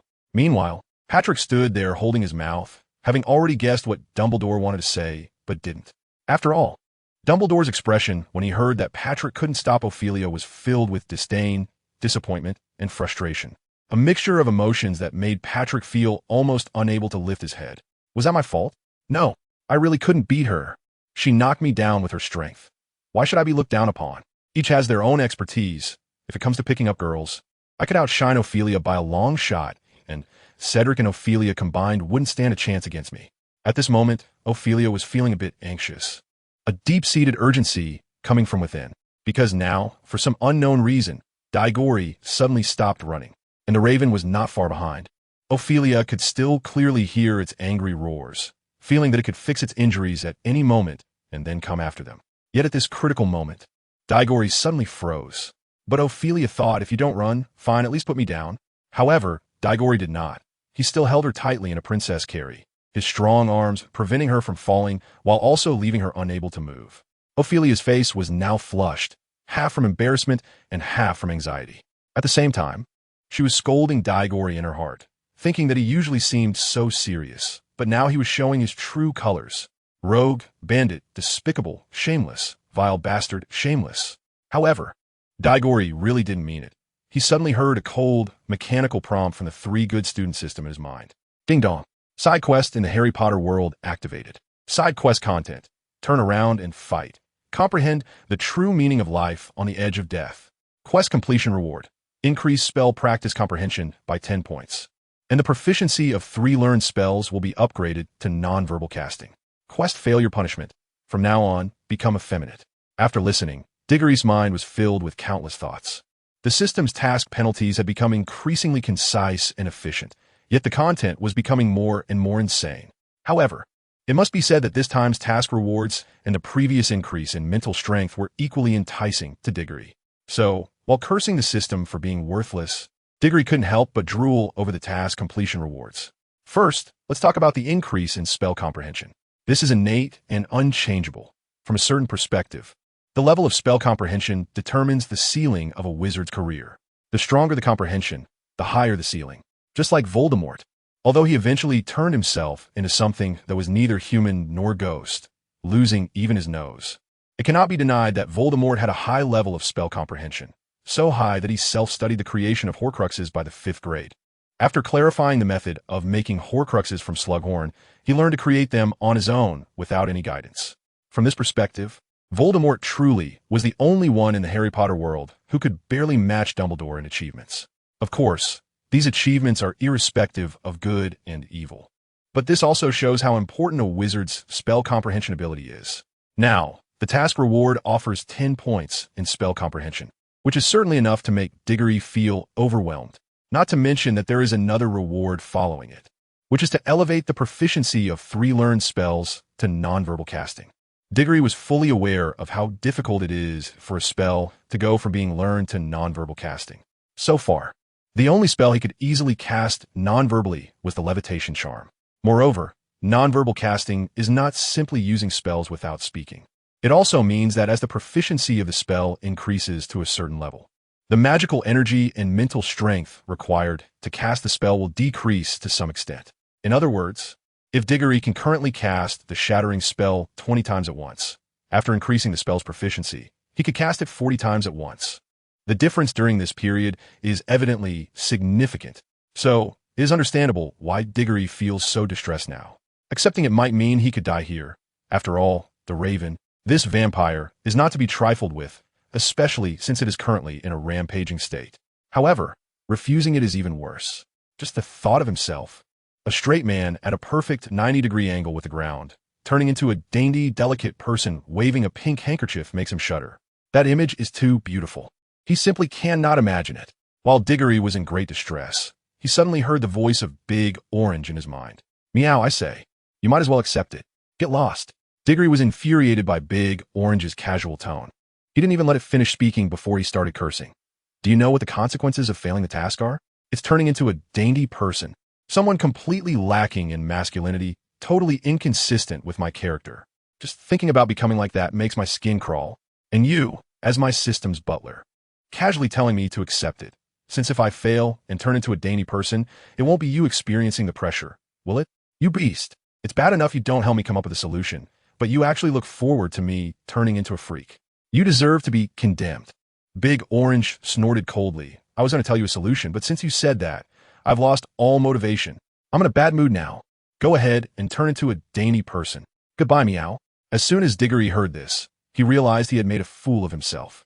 He quickly entered the system space, hurriedly apologizing to the Big Orange Cat. There was no way around it. Even though he didn't want to back down, he was tempted by the rewards of the side quest and worried about becoming effeminate. Therefore, Diggory believed that his apology was not really a sign of weakness, but rather a demonstration of flexibility. After apologizing, he shamelessly asked the Big Orange Cat, "Hey, what exactly is the method you mentioned? Can you tell me?" The Big Orange Cat, while licking its fur, glanced at Diggory with disdain and huffed. "You're just being dramatic." Diagonally was furious when he heard this. His left cheek twitched. But he turned around, and his expression returned to normal. For the sake of a reward, and to avoid becoming sissy, he endured it. After licking his fur, the chubby Orange Cat looked at his increasingly plump belly, then struck a pose gazing at the stars at a 45-degree angle. His chubby cat face was filled with melancholy. Sigh, he had lost quite a bit of weight recently, and there wasn't much cat food left. Diggory heard this and glanced at the layers of the Big Orange Cat's belly, silently chuckling to himself. Especially my favorite spicy fried small fish. Not a single one left. Yet, I have this strange habit that whenever there's delicious food, my memory declines straight down, and I can't remember anything. So what can we do about it, Meow? After saying this, the Big Orange Cat stared intently at Diggory, as if assessing a wealthy dog that it could easily take advantage of. At this moment, Diggory couldn't help but understand what this guy meant. He just wanted to take the opportunity to make a big profit. It's not like he hadn't been taken advantage of before, so he accepted it for the reward. Diggory immediately waved his hand and exchanged 100 pounds of spicy dried fish, 100 pounds of 5-spice dried fish, smoked ham, marinated chicken liver, and a series of snacks for the Big Orange Cat. He spent a full 1,000 points of magic power, and the cat food piled up into a small mountain. How about that? Is it enough? Clapping his hands, Diggory asked the Big Orange Cat, who was drooling over the snacks. The Big Orange Cat hurriedly nodded, and saliva flew everywhere from the motion of nodding. Diego quietly took a big step to the side and asked, "Can you tell me how to defeat that vampire?" Hearing that it was time to get down to business, The big orange cat suppressed its love for food, wiped the drool from the corner of its mouth, and said, "Actually, it's very simple. In this magical world, there are tokens of powerful wizards who have either died or are still alive, which you can exchange." Diegoli became interested when he heard that powerful wizards' tokens could be exchanged. He asked, "And then what?" The response was, "Then, when you use it, the soul of that wizard will briefly possess you, and your soul will temporarily retreat, allowing them to use your body. The wizard will unleash the power they had during their peak when they possessed that token to help you solve your problems." After hearing this, Diegoli laughed happily. With this ability, who could he be afraid of? When the time comes, if someone displeases him, he could directly exchange for the tokens of those powerful wizards and let their souls possess him. Then he could kill gods and Buddhas at will. Especially the thought of exchanging for Merlin's token and letting that old man possess him made him feel really good. Moreover, even if he didn't exchange for Merlin's, exchanging for the tokens of the 4 founders of Hogwarts would also be impressive. Or he could directly exchange for Dumbledore's, which would be so convenient. When the time comes, he could just ask who else there was. However, Diegoli then thought of a very serious question.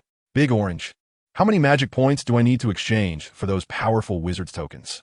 Big Orange, while nibbling on a spicy fish snack, mumbled, "Powerful wizards? How powerful?"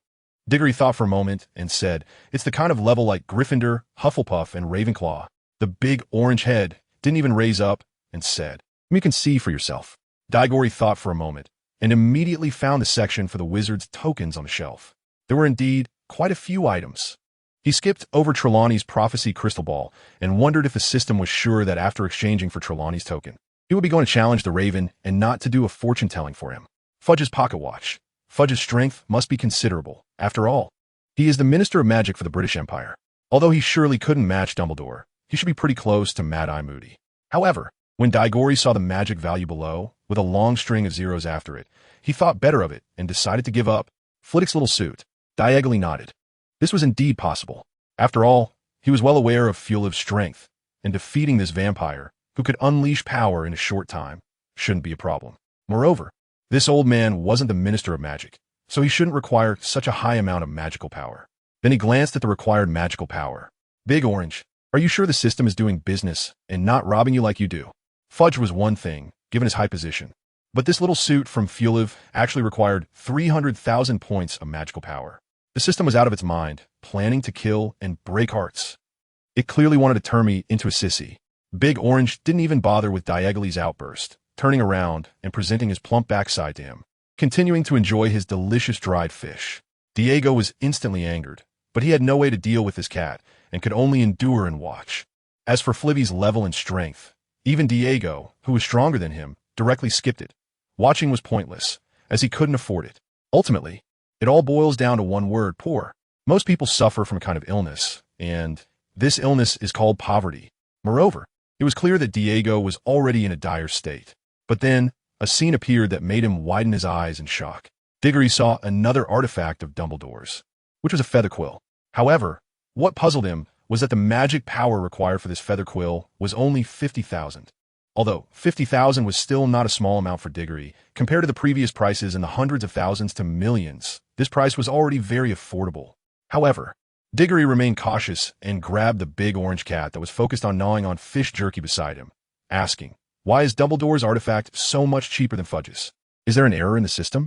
Since you ask sincerely, then give me a can of Buddha Jumps over the wall-flavored cat food, and I will graciously tell you." Diegoli's eyelids twitched as he exchanged a can of Buddha Jumps over the wall-flavored cat food for the big orange cat. Fortunately, the cat food was not expensive, only costing 20 points of magic power. Otherwise, Diegoli would have really wanted to add more dishes tonight. The big orange cat, satisfied, hugged the cat food in its chubby arms and then said to Diegoli, "Actually, the reasoning is quite simple. It's just that the power that this token can exert is not strong for its owner. For example, the pen of Dumbledore and the pocket watch of Fudge that you see now. If the pocket watch can exert Fudge's current strongest power, then that pen can at most exert Dumbledore's power from his youth. Because there is a gap in the power exerted, the required magic power is also different." After getting the answer, Diegoli fell into a dilemma. If I exchange for that pen, will there be a situation where I spend magic power but still can't defeat that vampire? The big orange cat broke free from Diegoli's control, opened the can of Buddha Jumps over the wall-flavored cat food, and said, "Of course there will be," before Diegoli could get angry. The big orange cat immediately added. But don't forget, what you really need to do now is not to defeat that vampire, but to stall until Dumbledore arrives. So you don't need to exchange for something expensive, just exchange for the right thing. Just exchange for the right thing? Digie li murmurd. Exactly. The big orange cat continued to explain, because the task content is to comprehend the true meaning of life on the edge of death. Remember, the key point is actually the edge of death.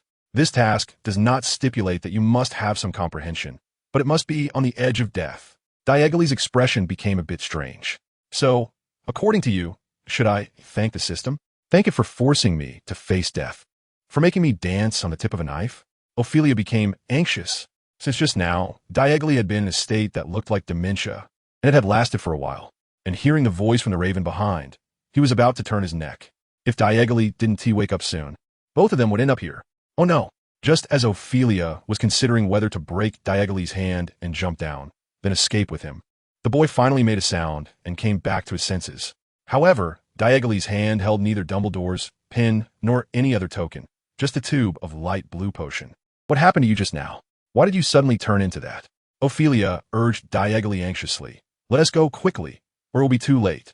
But Diagoly showed no reaction. Instead, he turned around and suddenly asked Ophelia, how long was I spaced out? Ophelia was taken aback and replied, about 3 minutes, I guess. What's wrong? Hurry up and leave here. If you don't want to go, at least let go of me. I don't want to die here. 3 minutes, Diagoly murmured. 3 minutes, plus the 5 minutes he spent moving the battlefield and facing the raven. It was roughly 8 minutes. Diagoly then estimated Dumbledore's speed. Old Dumbledore had the ability to shift shadows. If he could use that to travel, he would have arrived at Patrick's side long ago and should now be here with him. However, since Dumbledore had not yet arrived, it indicated that shadow shifting couldn't allow the user to move to a place they had never been. Simply put, this place was unfamiliar to old Dumbledore.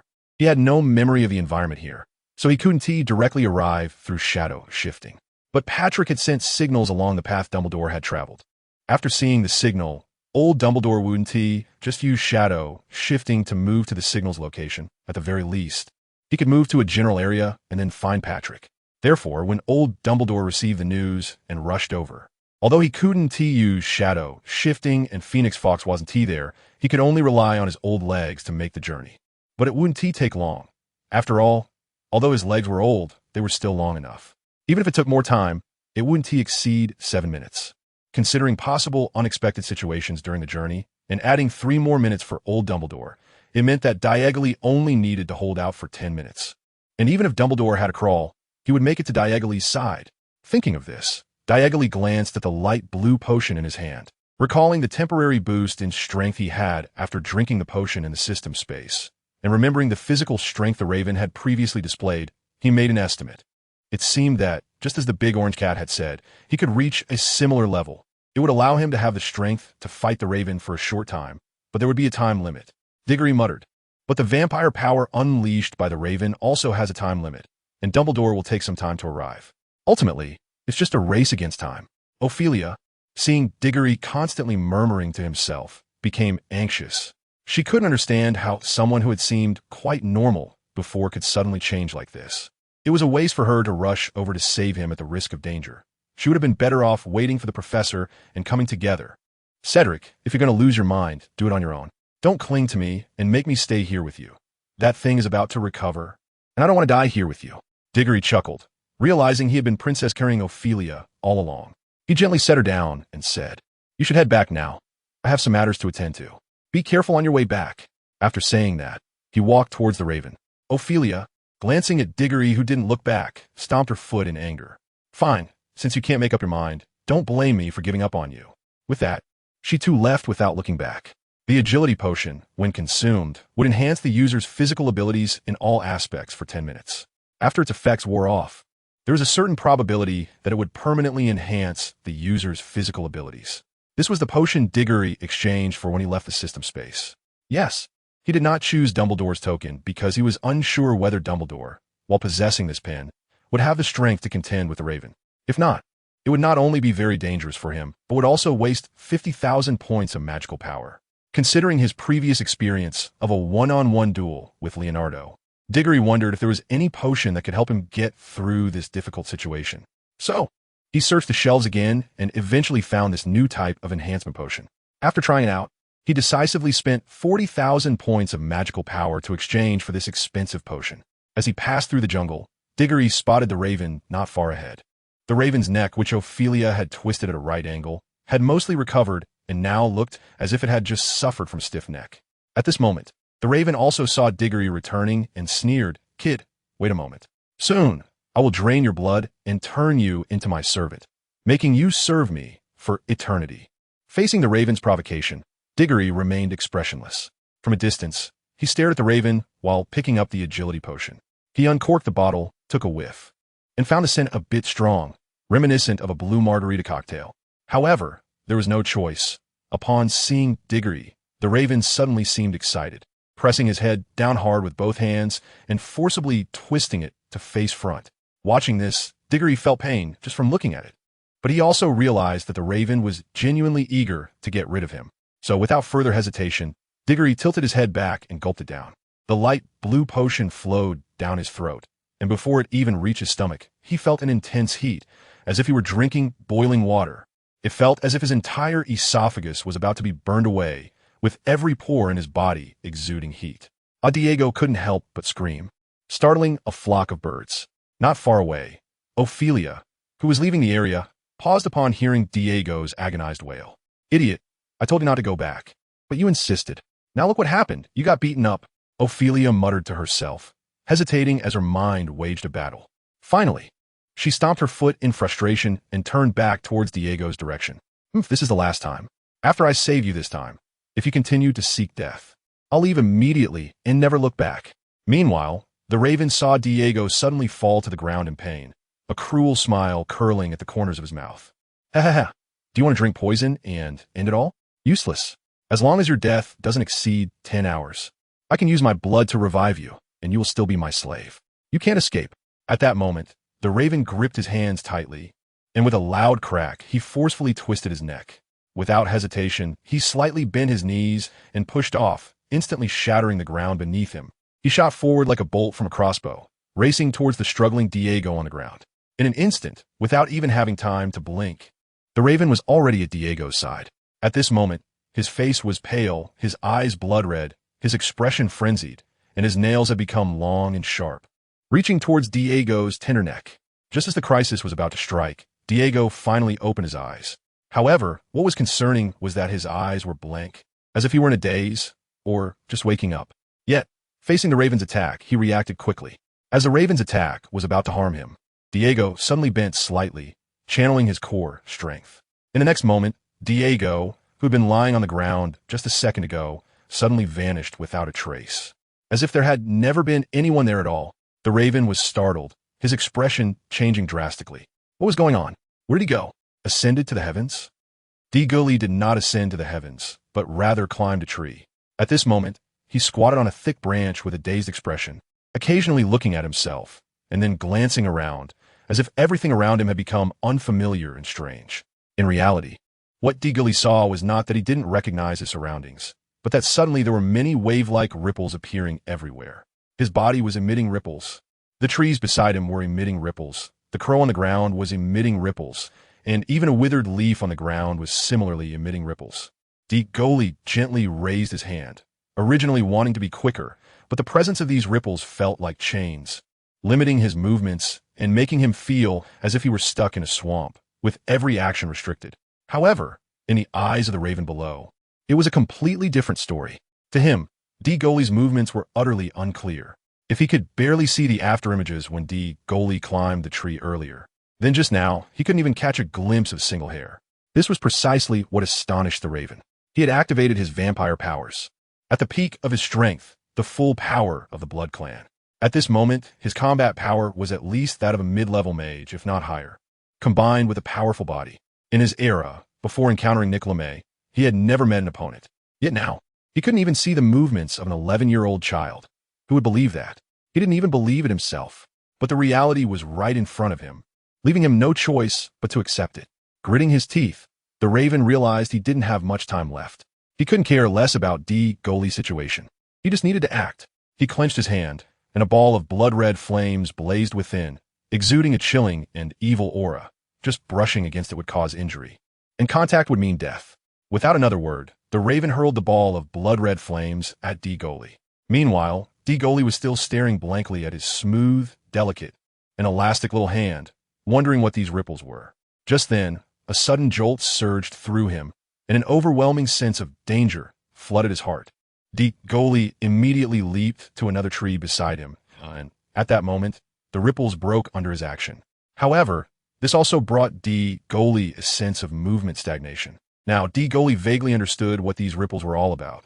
The focus was not on observing himself, but on observing others or things. Much like the crow in front of him, which was a good object of observation. Digori flashed a wicked smile at Raven, and then Raven only saw Digori's face seemingly break into a grin. Before he could react, Digori vanished from sight. Suddenly, he felt a sharp pain in his waist, and only then did he realize that Digori had somehow appeared in front of him, delivering a powerful whip kick right to his waist. Bang! Bang! Raven crashed heavily into a large tree, creating a significant dent in the nearly 2-meter-thick trunk. Wood chips flew everywhere as Raven leaned against the tree, his right hand clutching his waist as he struggled to stand up. The blood-red flames on his body also diminished significantly at this moment. The first bang was the sound of Digori's whip kick reaching the speed of sound, breaking through the air. The second bang was the sound of Raven colliding with the tree. "What did you drink?" Raven gasped repeatedly, realizing that Digori's kick had nearly inflicted serious injury on him. Even with his vampire constitution, it was difficult to recover quickly, not to mention that he was still using the forcibly unleashed power at the moment. This kick had shortened the duration of his burst by nearly 2 minutes, and he might be able to last about 8 more minutes. Therefore, Raven needed to buy time by asking questions, not only to recover his body, but also to gather information on the potion, allowing him to formulate a targeted counterattack. However, Digori just stared at him without saying a word. Raven cautiously adjusted his breathing, his eyes fixed on Digori, ready to defend himself. But it was of no use. At that moment, Digori moved again. In the blink of an eye, accompanied by a series of sonic booms, Digori appeared right in front of Raven. With a slight tilt of his body, bending his knees and leaning forward, he got close to Raven, and with a rotation of his waist. The muscles in his entire left arm tensed up suddenly. A fierce left hook struck Raven's soft abdomen without reservation. Bang! His body made intimate contact with the thick tree again, but this time, Raven felt more pain and was more severely injured.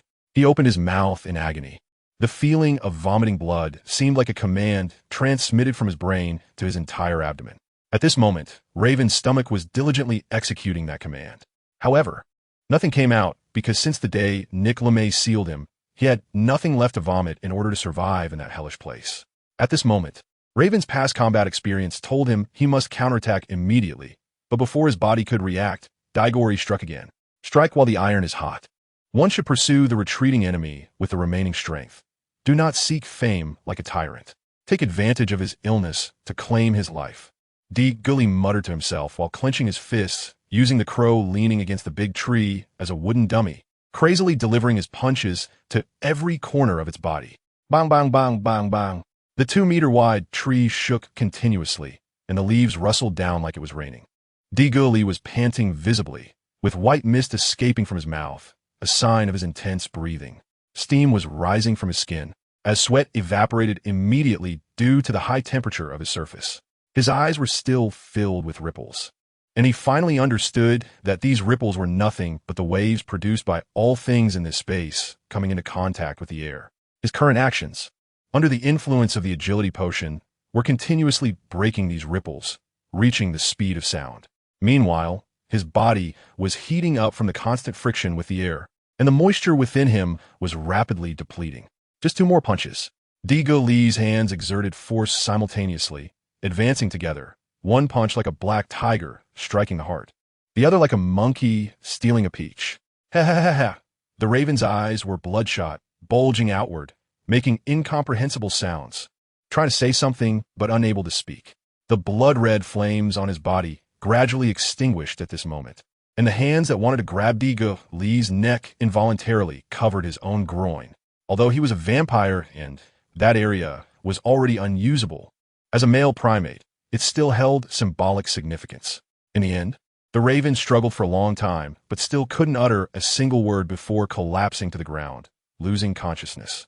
At the moment Diego saw the raven fall, He finally breathed a sigh of relief.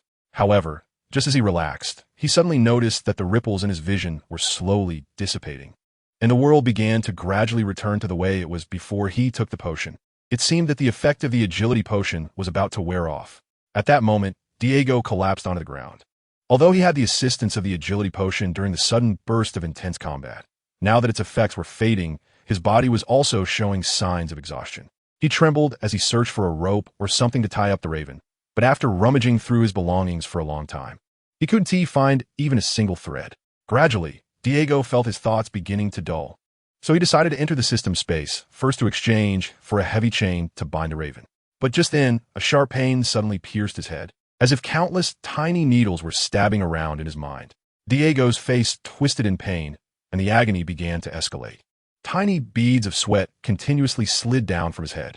His whole body started to convulse, as if every muscle inside him had been kneaded into a ball, then tied in knots and torn apart.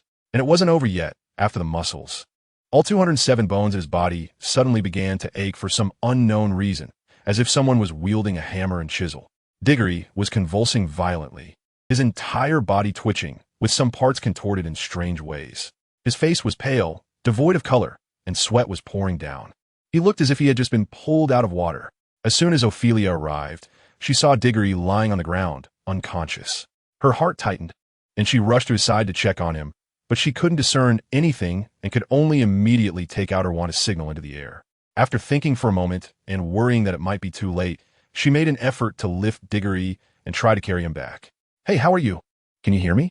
Ophelia tried, but found she couldn't lift Diggory at all, so she started to pat his face, anxiously asking. However, Diggory had already fallen into a coma. Not to mention Ophelia slapping his face, nothing seemed to work. Seeing Diggory unresponsive in front of her, Ophelia became anxious. She first checked for his breathing and found that it hadn't stopped. Then, she steeled herself, directly sitting on Diggory's chest, using both hands to slap him wildly.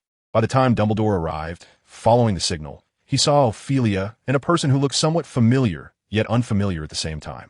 As soon as Ophelia saw Dumbledore had finally come, she cried out to him, "Professor, you have to take a look. No matter how much I slap Cedric, he just won't wake up. I'm a bit worried about him."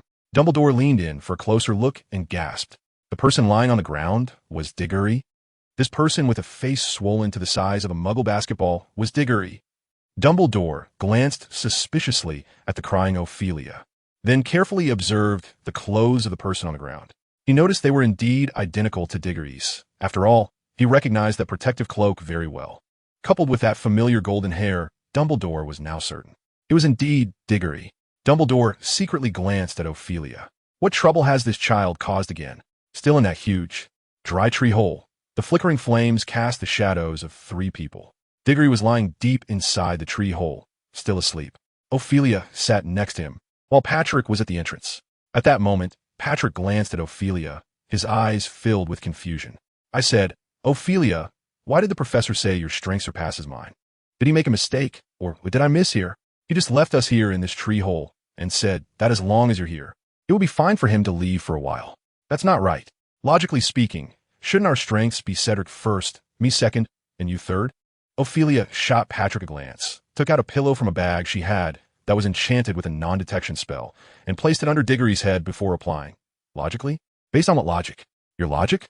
Patrick smacked his lips, flirtatiously flicking his hair back, and said, "No, we're talking logic. Remember when we had broomstick class together at Hogwarts? You were sulking with the others, and it was me and Cedric who kept things from going wrong.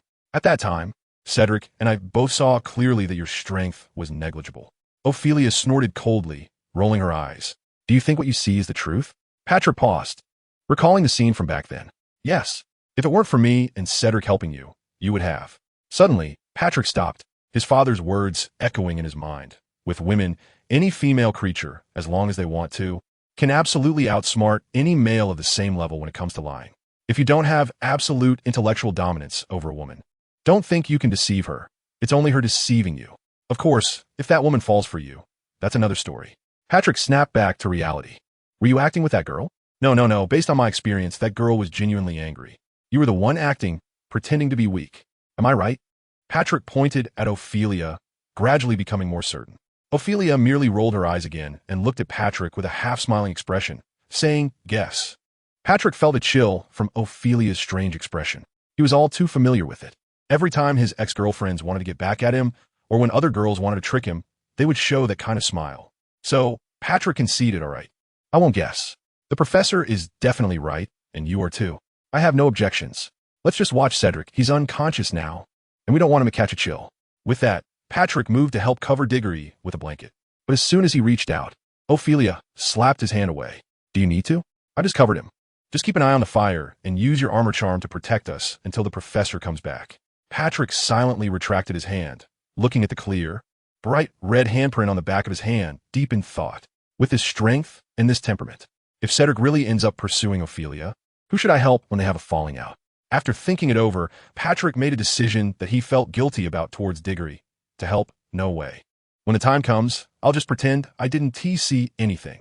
Meanwhile, in the forest at the battle site of Diggory and the Raven, Dumbledore stood alone, looking down at the traces of the fight on the ground, suddenly asking no one in particular, a marquis-blooded vampire lost just like that?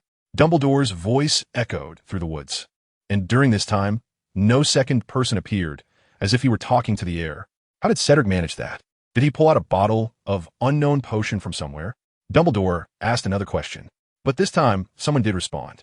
As soon as he spoke, an extremely old voice appeared out of nowhere, the slow tone making it seem older than nearly headless Nick. How did you guess? That little brat really pulled out a vial of potion from somewhere.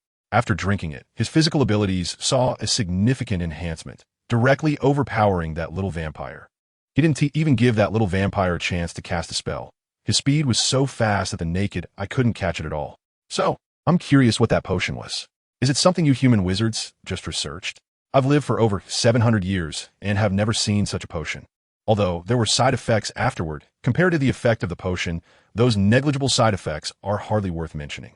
Dumbledore shook his head and turned to look at a very thick tree nearby, where a clearly visible human face made entirely of wood was formed on the trunk. My old friend, it's not that I don't want to say, but I truly don't know Mag.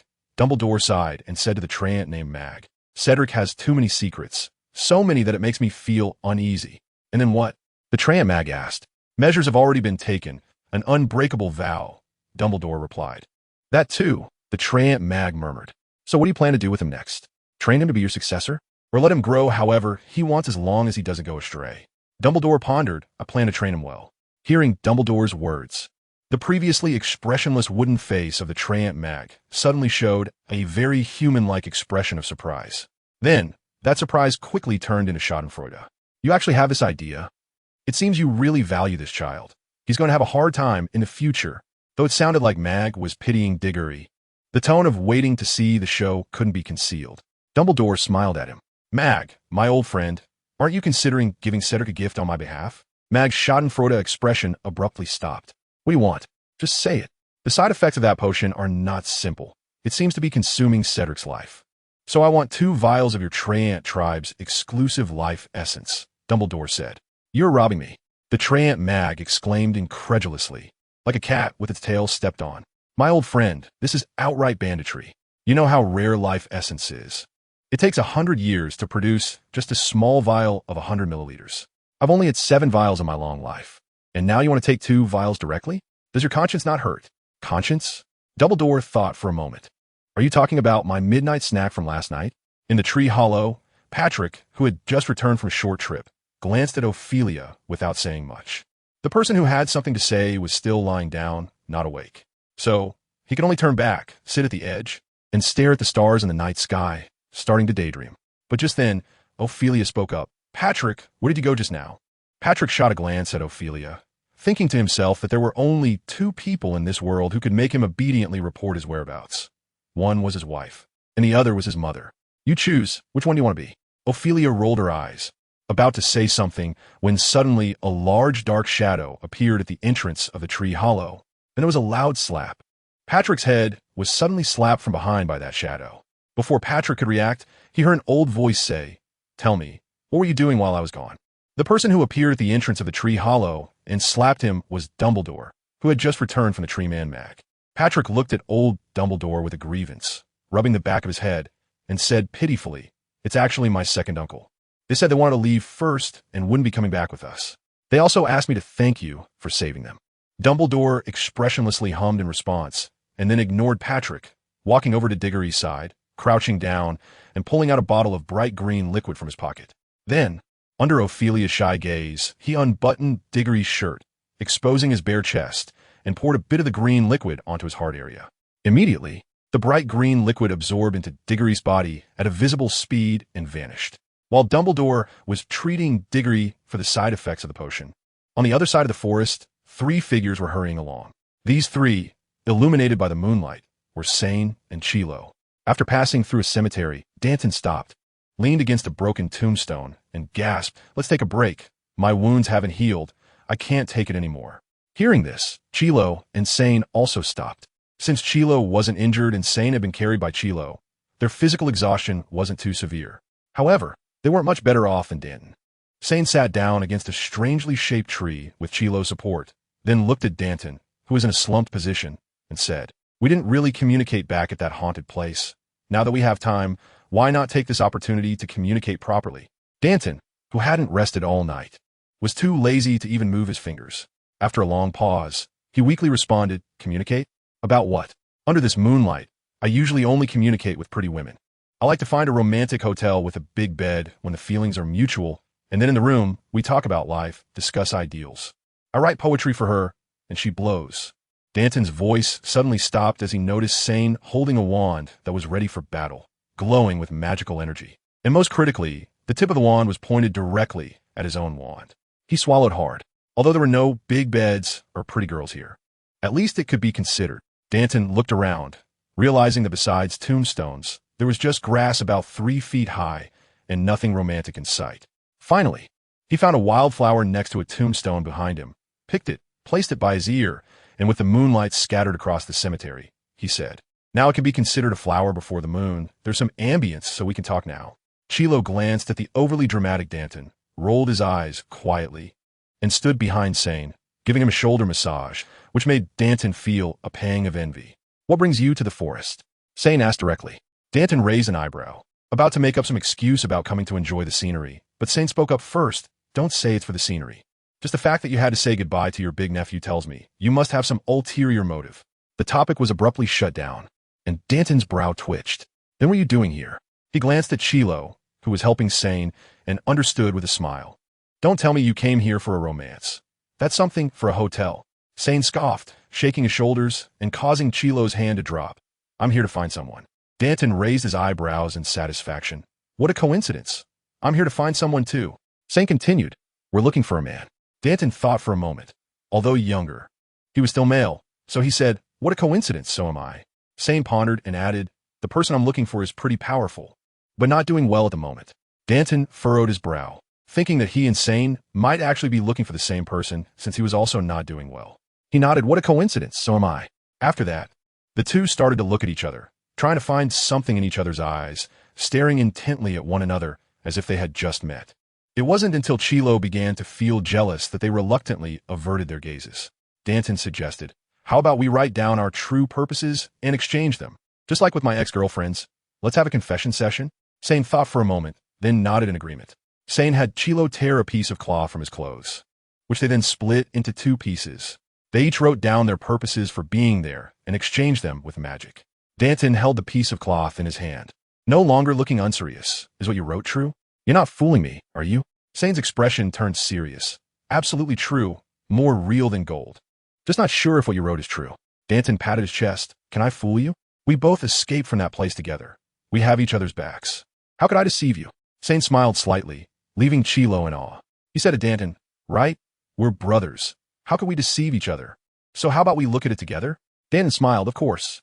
The two secretly placed their wands within easy reach. Then they stared at each other and slowly opened the cloth in their hands. After opening it, both lowered their heads to read. 3 seconds later, they both raised their brows simultaneously, anger visible on their faces. "You shameless person, what kind of nonsense is this? We just went over all this. Did you really need to write it down again?" Danton shouted angrily, pointing his wand at Sane. The cloth that Sane had written also fell to the ground, revealing the words, "Male, current strength weak." And then there was nothing more. Sane's speed was not slow. In fact, it was even faster. Just as Danton had barely touched his wand, Sane had already grasped his wand in hand. He also threw the cloth to the ground and shouted, "How dare you insult me? How good can what you wrote be? Just mentioning finding someone, finding a man, and then nothing. How shameless." Danton raised an eyebrow and shouted angrily, "Get lost. Every word I say is the truth. Where's the shamelessness in that? You're the one flipping the table." Hearing this, Sam was so angry he laughed. "Me? You were the one wanting to flip the table first, but you were slower than me. And now you blame me for flipping the table. Fine, let us say I flipped the table. What can you do about it? We're 2 against 1. I have the strength to flip the table. If you don't explain clearly why you're here, then be prepared to explain right here." Upon hearing Sane's words, Danton's expression changed instantly. Seeing Chilo also pointing his wand at him made his face change even more. He regretted writing it, and even more regretted pulling out his wand. His mind raced to think of a way out, leaving a line for the future. Sane snorted coldly, "Nonsense. I'll give you 10 more seconds. If you don't speak, I'll let you experience the internal punishments of the Death Eaters I created." As soon as Sane said this, Chilo's heart began to tremble. Recalling the events that had happened between him and Sane in that tree hole, Chilo shuddered violently, unable to face the past. Sane noticed Chilo's shudder and frowned. "Give him a look. What is going on? Don't you know you're affecting my momentum?" Fortunately, Danton didn't see Chilo's shudder. He was just frowning and cold-faced. Honestly confessing was definitely not suitable. He had already learned in the Stone Temple that Sane was from the enemy camp of the Death Eaters. And now, in this ghostly place, the secrets he kept were his protective talisman. If he spoke, he would be doomed. But looking at the other party's appearance, it seemed that not speaking wouldn't be easy either. Just as Danton was in a dilemma, suddenly a chaotic sound of footsteps came from the other side of the graveyard, as if something was approaching. The expressions of Sane, Danton, and Chilo instantly changed. This was an unexpected turn of events. Danton felt this was an opportunity and immediately said, "I say, brother, why don't we keep our distance and temporarily unite against the outside? After all, we are in a graveyard, and fighting under the threat of other unknown dangers is really not appropriate." Sane's injuries were still not healed. He had been drained of blood by that ghostly thing in the Stone Temple, and now he felt a wave of weakness deep in his body. Hearing Danton's words was a good excuse to back down. "Fine, since you said so. If I refuse, I'd be disrespecting our previous life and death bond. So I'll agree." Danton was immediately delighted. "Good brother, you're a reasonable person." Danton and Sane slowly stood together again, but maintained a distance from each other to prevent any underhanded moves. Meanwhile, they both felt a tightening in their hearts. Things were indeed coming one after another, and their respective injuries were still not healed, while they were also at odds with each other. Danton now truly regretted why he hadn't pretended to be innocent and stayed with his nephew Patrick. Hitching a ride back with Dumbledore would have been great, although being a hidden Death Eater alongside Dumbledore would have been psychologically stressful. It would still be better than being so anxious now. Who knew what kind of bad luck they would encounter next? If nothing happened, he would definitely want to see who had stepped in dog poop. Just as Danton, Sane, and Chilo were lost in their thoughts, the chaotic footsteps grew closer. Finally, in their sight, the owners of the chaotic footsteps emerged from the forest. 3 extremely strong white men stood under the moonlight, all with platinum blonde hair. Their faces almost carved from the same mold, and their bodies resembled 3 tanks, exuding an overwhelming pressure. Sane's face darkened.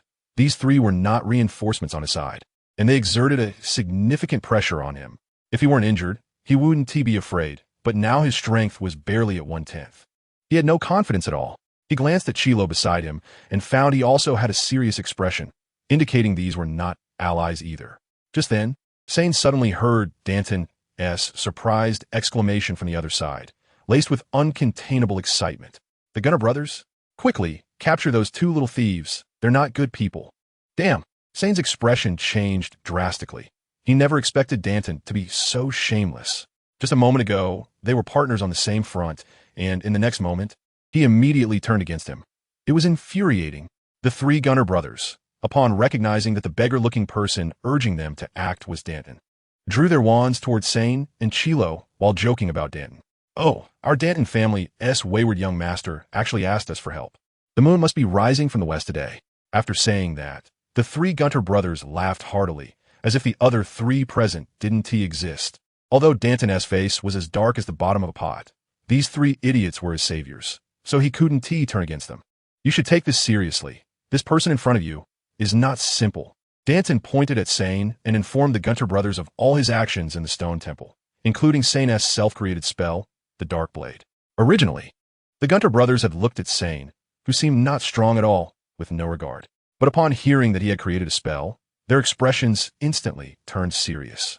The playful expressions on their faces vanished, replaced with extreme seriousness. The eldest Gunter, standing in the middle, pointed his wand at Sane's head and asked, 10 seconds. Either tell us why you are here, or this will be your last 10 seconds in this world. You can choose.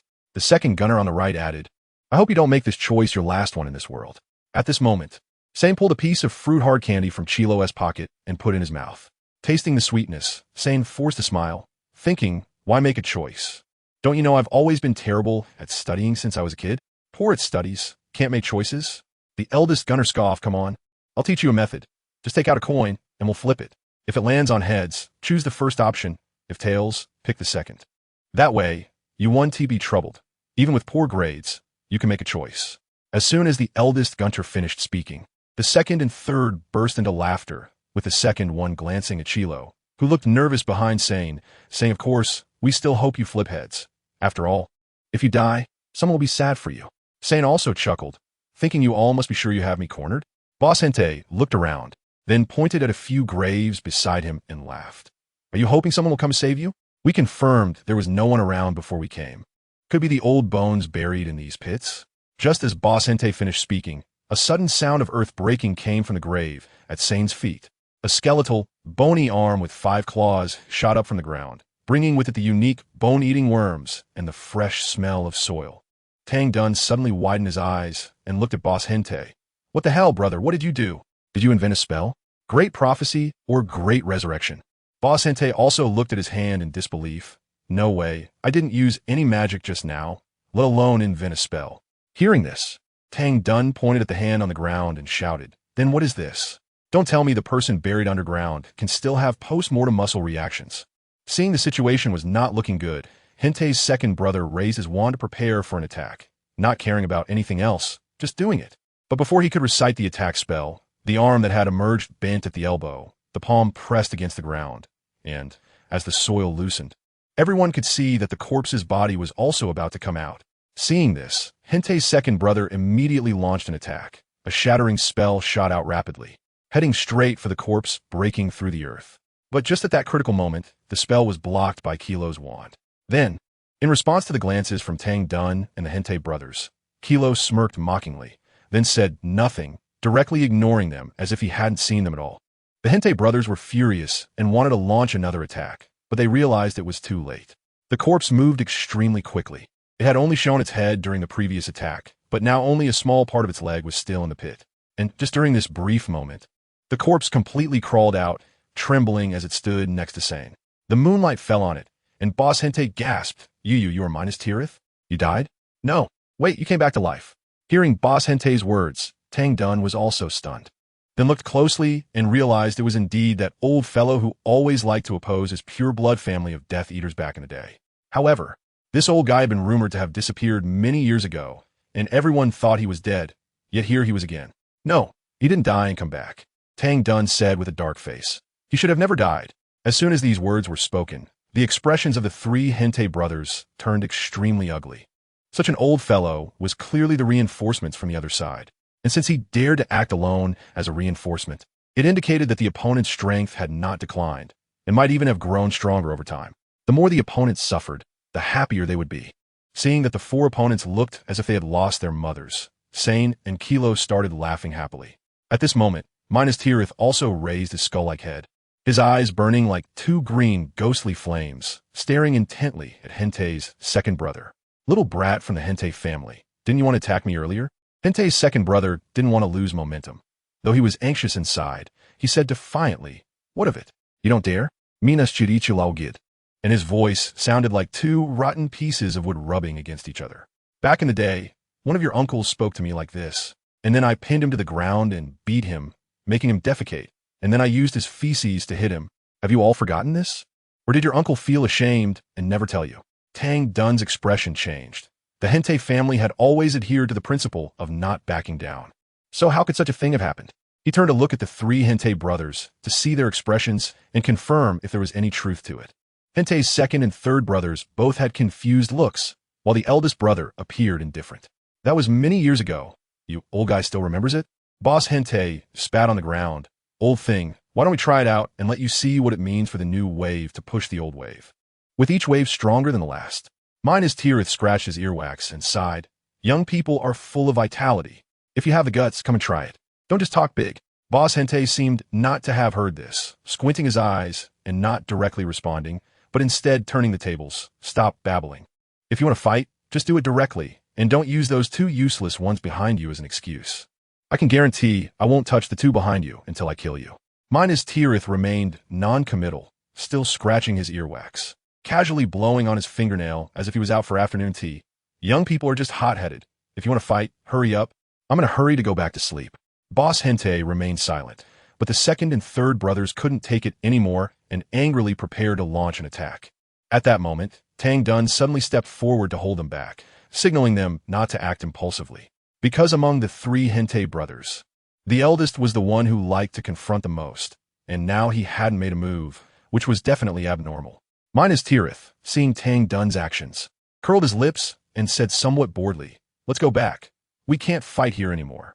After saying that, he turned and left with Sane and Kilo, moving swiftly and decisively, showing no sign of worry that Tang Dun and the others would launch a sneak attack from behind. And in fact, it was true. Until Minus Tirith and Sane disappeared into the woods, Tang Dun and the Hente brothers did not make a move. Once Sane and their figures completely vanished, Hente's second brother swatted Tang Dun's hand away and exclaimed angrily, "Tang Dun, why did you stop me? If you're scared, don't drag us down. If it weren't for needing to show we're united in front of outsiders, I would have already called you out." Before Hente's second brother could finish cursing, the eldest interrupted him. "Enough. If Tang Dun hadn't stopped you two just now, we might have already been done for." As soon as these words were spoken, Tang Dun let out a breath.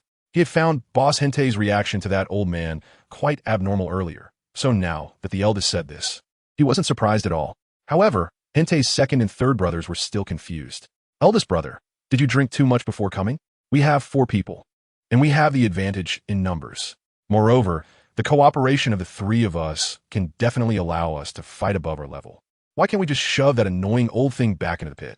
Hente's third brother looked at his eldest brother in confusion. Boss Hente shook his head. "The main reason we came here was to support Tang Dun. That's the first reason. The second reason is that I feel Minus Tirith's strength now, compared to back then, has not declined with age. He gives me the feeling that I can't see through him at all. The gap in strength I have only felt in a few individuals. One is our Dark Lord. Another is Dumbledore from Hogwarts, and the last one is Nick LeMay." Jint the second was taken aback. "Brother, are you saying that this old man's strength has reached the level of those 3? Jint the first shook his head. "That's not quite right.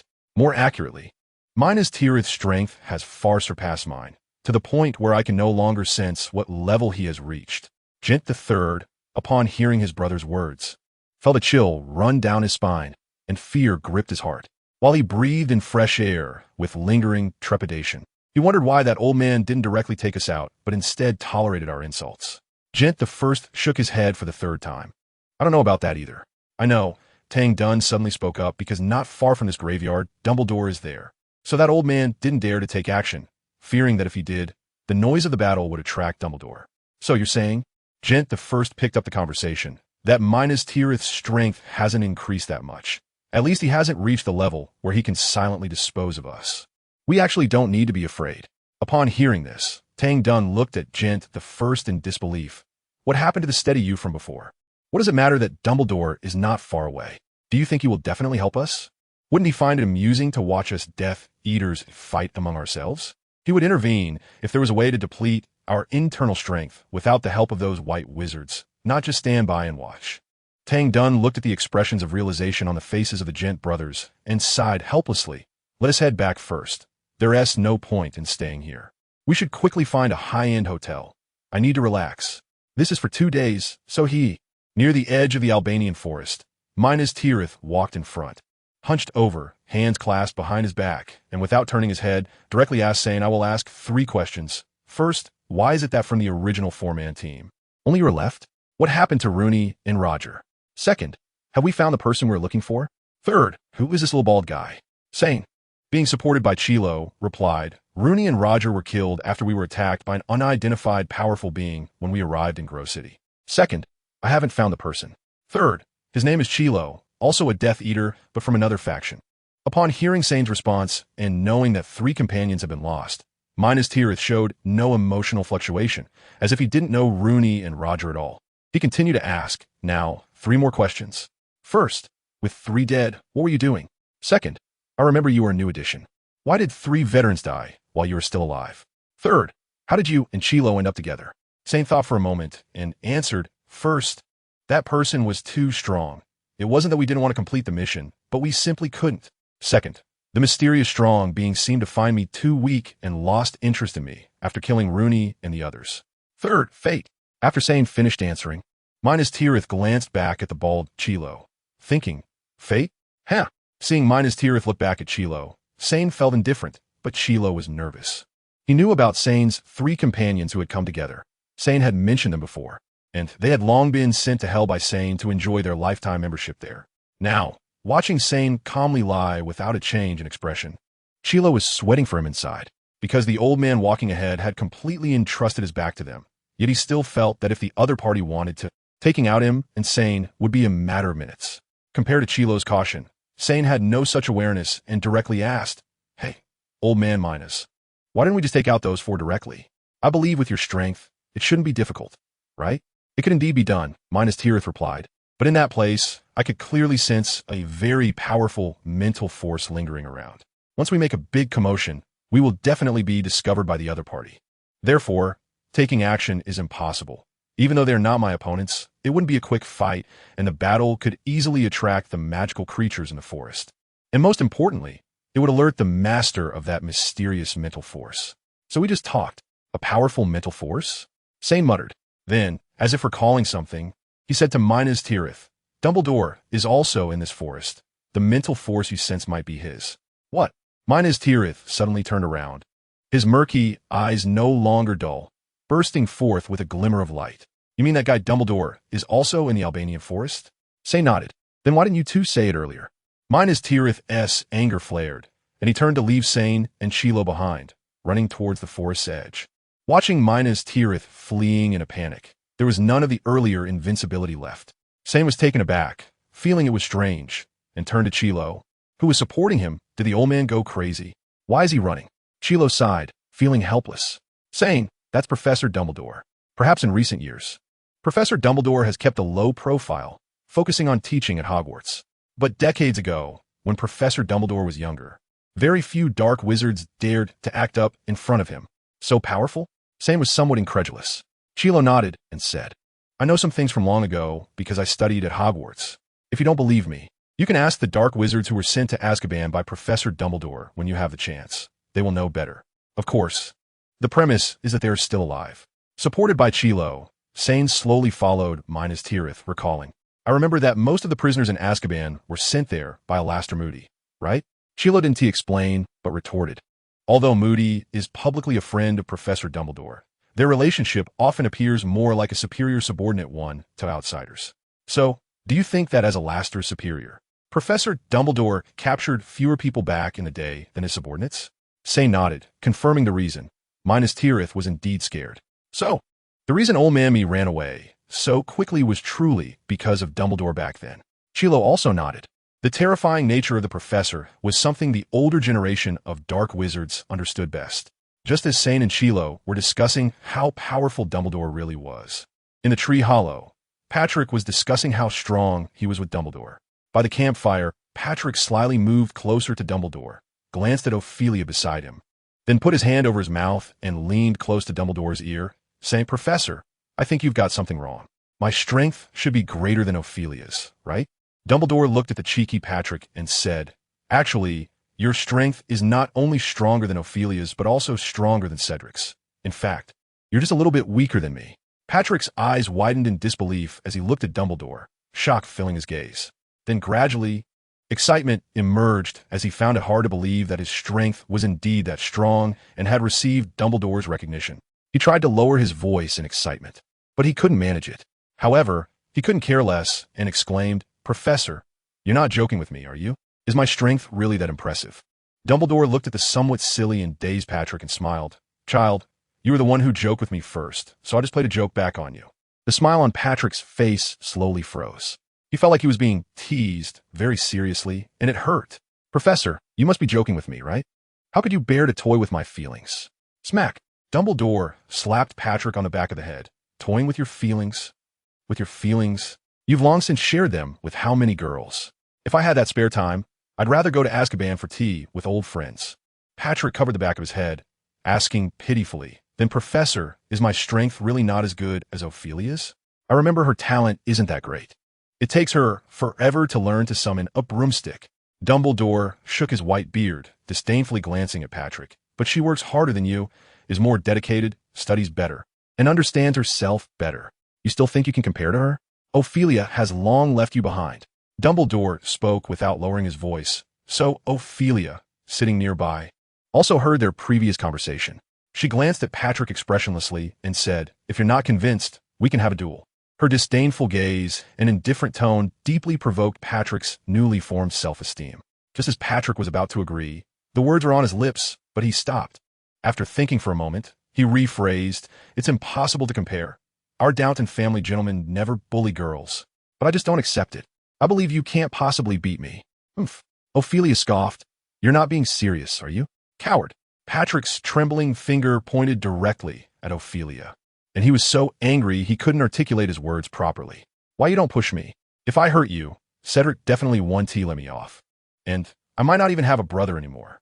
Ophelia rolled her eyes at this. Do you have that ability? Her words completely shattered Patrick's self-esteem. He shouted furiously. You really want to try me, right? You really think you can beat me, right? I'm telling you, if it weren't for the fact that you're a girl, you would have been knocked down long ago. Ophelia was also angered by this and retorted, you dare to look down on us girls? Do you really think just because you've grown a few centimeters down there, you can definitely overpower me? Pointing outside with a serious and angry face, Ophelia said to Patrick, if you have the guts, stop saying useless things and let us go out and see. Let me teach you how to behave. At this moment, Ophelia's face was flushed with anger, and her spoiled demeanor was overflowing, completely lacking the gentle quality that Diggory remembered. If it weren't for the fact that her face hadn't changed, just looking at her temper made her seem like a completely different person. Patrick was taken aback by Ophelia's current appearance. He had never seen her like this before, and he began to reflect on whether he really shouldn't have spoken like that. But when Ophelia saw Patrick go silent, she immediately sneered, What's wrong? Are you scared? You wouldn't really be that cowardly, would you? Patrick couldn't hold back anymore. He turned to Dumbledore, who had been silent beside them, and said, Professor, please witness for me. This isn't me starting trouble. Ophelia insisted on dueling me. If I accidentally hurt her, you must testify for me when Cedric wakes up and explain that I had no choice. I'm not just fighting for my own dignity and honor, but also to teach Ophelia to respect boys. Dumbledore did not comment on Patrick's declaration, merely nodding to indicate he understood. With Dumbledore's assurance, Patrick felt at ease. He looked back at Ophelia, flicked his hair arrogantly, and said, Let us go. By the stream outside. And don't worry, I'll be careful. After all, my gentlemanly demeanor ranks first in the Downton family. Ophelia couldn't be bothered to respond to Patrick and rolled her eyes before walking out. Patrick quickly followed. The two arrived at the stream, performed the Hogwarts duel etiquette, then retreated to appropriate positions and drew their wands. The duel officially began. They moved. Ophelia and Patrick raised their hands at the same time. A confident smile appeared on Patrick's lips because he had been trained by his grandfather since he was little, practicing spells hand in hand. In those unforgettable days, his grandfather arranged various training sessions for him. Although the intensity of the training wasn't life-threatening, every time he finished, his arms would be so sore he could barely lift them, and his clothes were soaked. It's all tears when you talk too much. But those moments also became Patrick's confidence now. So, although his speed couldn't compare to Diggory, that monster who seemed to pop up from nowhere, he thought he could definitely be faster than Ophelia. With that in mind, Patrick raised his wand, ready to cast a spell at Ophelia, when something he never expected happened. Ophelia's speed was even faster than his, and her aim was even more precise. While he was still deciding which spell to use, the tip of Ophelia's wand had already lit up. Patrick's eyes widened, unable to believe what he was seeing. But before he could react, the light was already flying toward him. The spell was almost instant. Long hours of practice made Patrick's body instinctively react. He jumped back with force, creating a distance of 1 second, which was the limit of his reaction time. Armor Charm. At a critical moment, Patrick immediately used his most familiar spell. First, block this attack. Patrick thought to himself. Bang! Ophelia's spell hit the transparent wall created by Patrick's armor charm, producing a loud explosion that made the wall wobble, as if it would shatter at any moment. After jumping, Patrick landed with a backflip, staring at the shaky defensive wall he had conjured, breaking into a cold sweat. This was the girl who had been bullied in flying broom class and needed him and Diggory to help her. This was the girl who had mostly been silent during the journey, always making Diggory feel the urge to protect her. Such reaction speed, such attack speed, and she was casting spells without incantation. She couldn't possibly be a boy, could she? Pulling out a wand longer than his and Diggory's combined? Thinking of this, Patrick no longer hesitated or held back. He couldn't lose face as a boy at this moment. He waved his wand directly, and a disarming spell quickly flew towards Ophelia. This was the only spell he could cast without incantation, the fastest spell attack. But he didn't expect that Ophelia was still faster than him. Facing Patrick's attack, Ophelia bent her knee and easily dodged the disarming spell. Now, in Ophelia's eyes, the armor charm blocking the way between her and Patrick was about to collapse due to her earlier attack. And Patrick chose to attack again instead of reinforcing the defensive wall of the armor charm. Therefore, this armor charm wall could now be easily countered with a spell-stopping charm. Just at this moment, Patrick saw that his confident, disarming spell had completely failed to take effect, and he was momentarily stunned. Ophelia accurately seized this opportunity, waved her wand again, and recited a spell. In just 2 seconds, a white light shot from the tip of Ophelia's wand, resembling a white meteor, crashing into the armor charm's defensive wall. With a bang, the transparent defensive wall shattered. Patrick didn't even have time to react. Everything happened in the blink of an eye. Just a matter of 3 to 4 seconds. To Patrick, just as he was frustrated to see his disarming spell miss, Ophelia suddenly launched an attack with the speed of a tiger, and in the next blink, his armor charm defensive wall was broken. Before his brain could issue a counterattack command, Ophelia suddenly closed in, her long legs moving quickly until she was right in front of Patrick. No way, not again. The scene from earlier when Ophelia had knocked him down with a scissor kick was still fresh in his memory, and seeing Ophelia advance again, Patrick instinctively covered his head with his hands. However, Patrick was mistaken. As Patrick executed a set of agile motions to cover his head, Ophelia suddenly stomped her left foot, stopping her body abruptly. Then, with a powerful twist of her waist, she used the momentum from the turn to kick out her right leg mercilessly, landing a hard kick to Patrick's stomach. Accompanied by a painful howl, Dumbledore looked up and saw Patrick flying backward from his original position, his wand lost somewhere. And then he fell awkwardly into the small stream with a splash. Dumbledore's beard twitched. That looked painful. Fortunately, the stream wasn't deep, just shallow, so there was no danger. Struggling, Patrick half-supported himself to rise from the stream. Looking at Ophelia without saying a word, his body slightly bent, hands clutching his stomach. His face full of stubbornness, refusing to admit defeat. Ophelia stood by the stream, her wand aimed at Patrick, looking down at him, and calmly said, "It's already like this. Just admit defeat." Patrick lifted his wet hand to brush his hair and thought, "I won't admit defeat. I will never give in my life." This was a matter of a man's dignity, and he absolutely would not surrender. Besides, he had held back before. Otherwise, did she really think she could win against him? Ophelia glanced at Patrick disdainfully and said, "Your wand has been knocked away. What can you use to continue?" Patrick had nothing to say. Indeed, a wizard without a wand was nothing at all, without combat ability, without the ability to live, even losing his voice. But Patrick still held his head high and said, "So what? I just won't admit defeat. I won't accept it. You just ambushed me and took advantage of the moment when I wasn't prepared to use combat skills to win. If you have the ability, then don't use combat skills. Just use magic and let's see who is better." Ophelia rolled her eyes dismissively. "If you lose again, you won't back out, will you?" Patrick didn't directly answer this question, only saying, "If you have the ability, win against me first." Ophelia couldn't even be bothered to look at Patrick this time.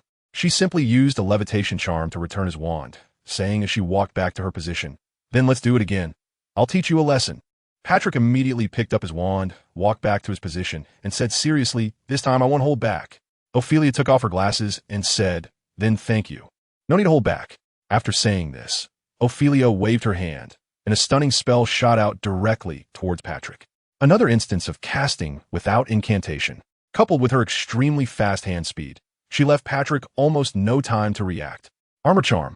However, Patrick, who wasn't holding back, was by no means simple. In the blink of an eye, he used his signature spell, the armor charm, to block Ophelia's attack just in time. Ophelia looked at Patrick and smiled lightly. You should know that the armor charm can't withstand my attack. If that's all you have, you might as well admit defeat.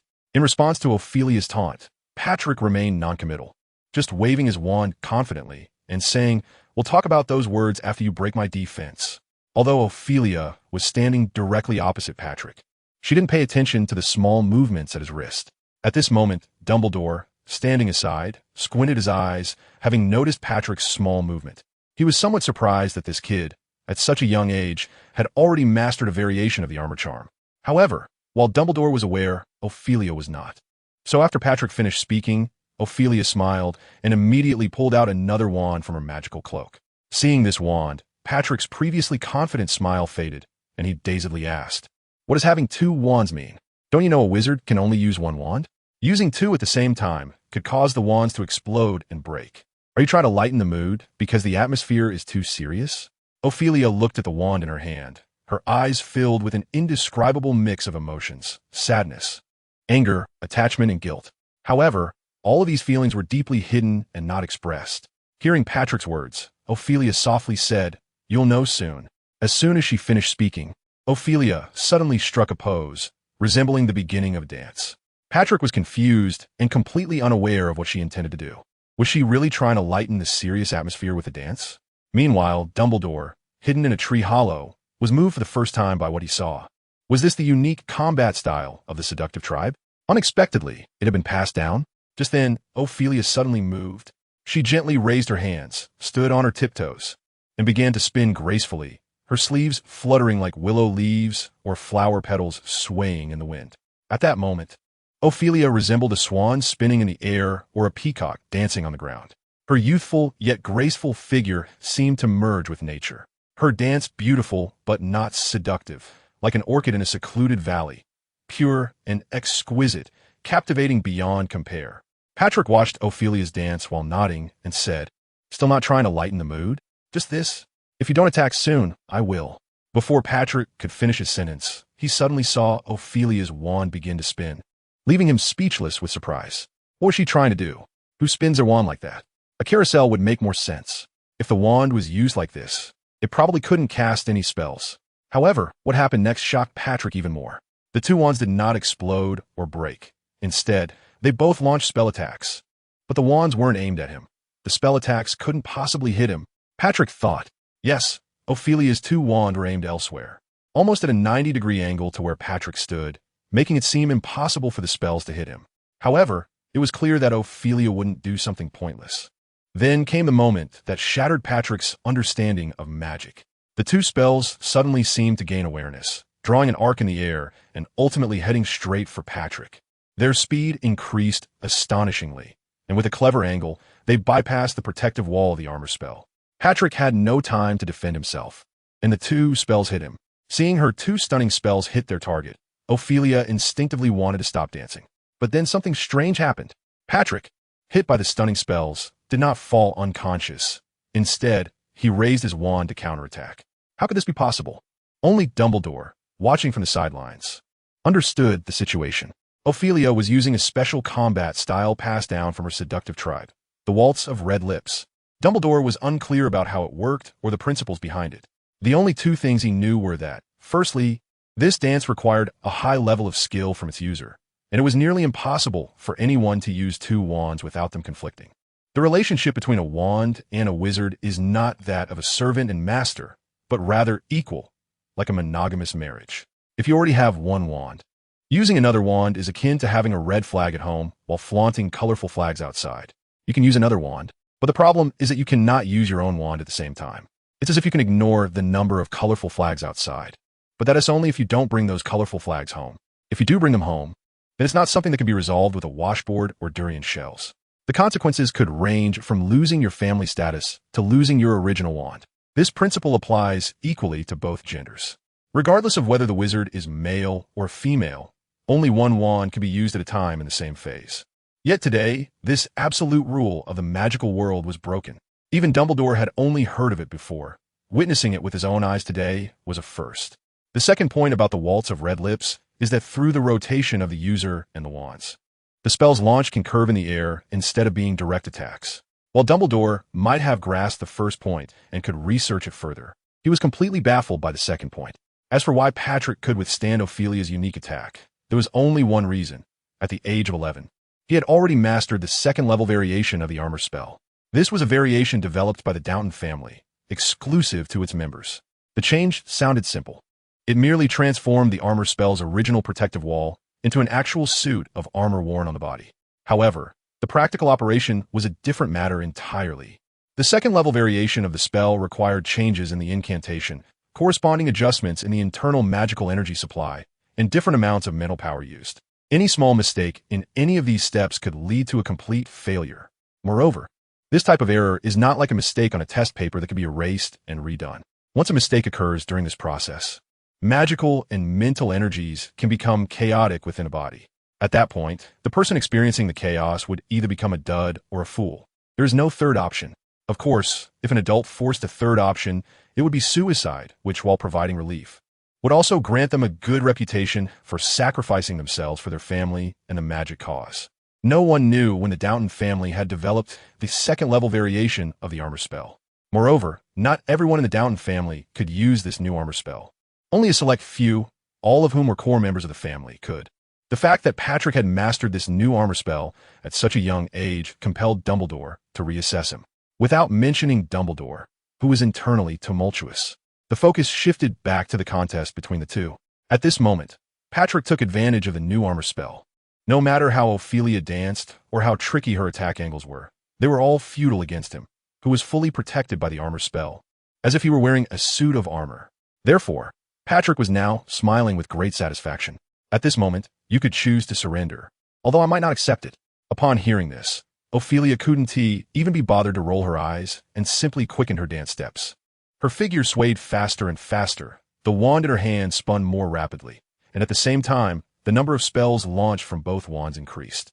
The spells became faster and more numerous, tracing arcs in the air as Ophelia danced, ultimately hitting Patrick. Gradually, Patrick was overwhelmed by Ophelia's attacks. Spell after spell struck the armor spell on his surface, emitting bursts of light.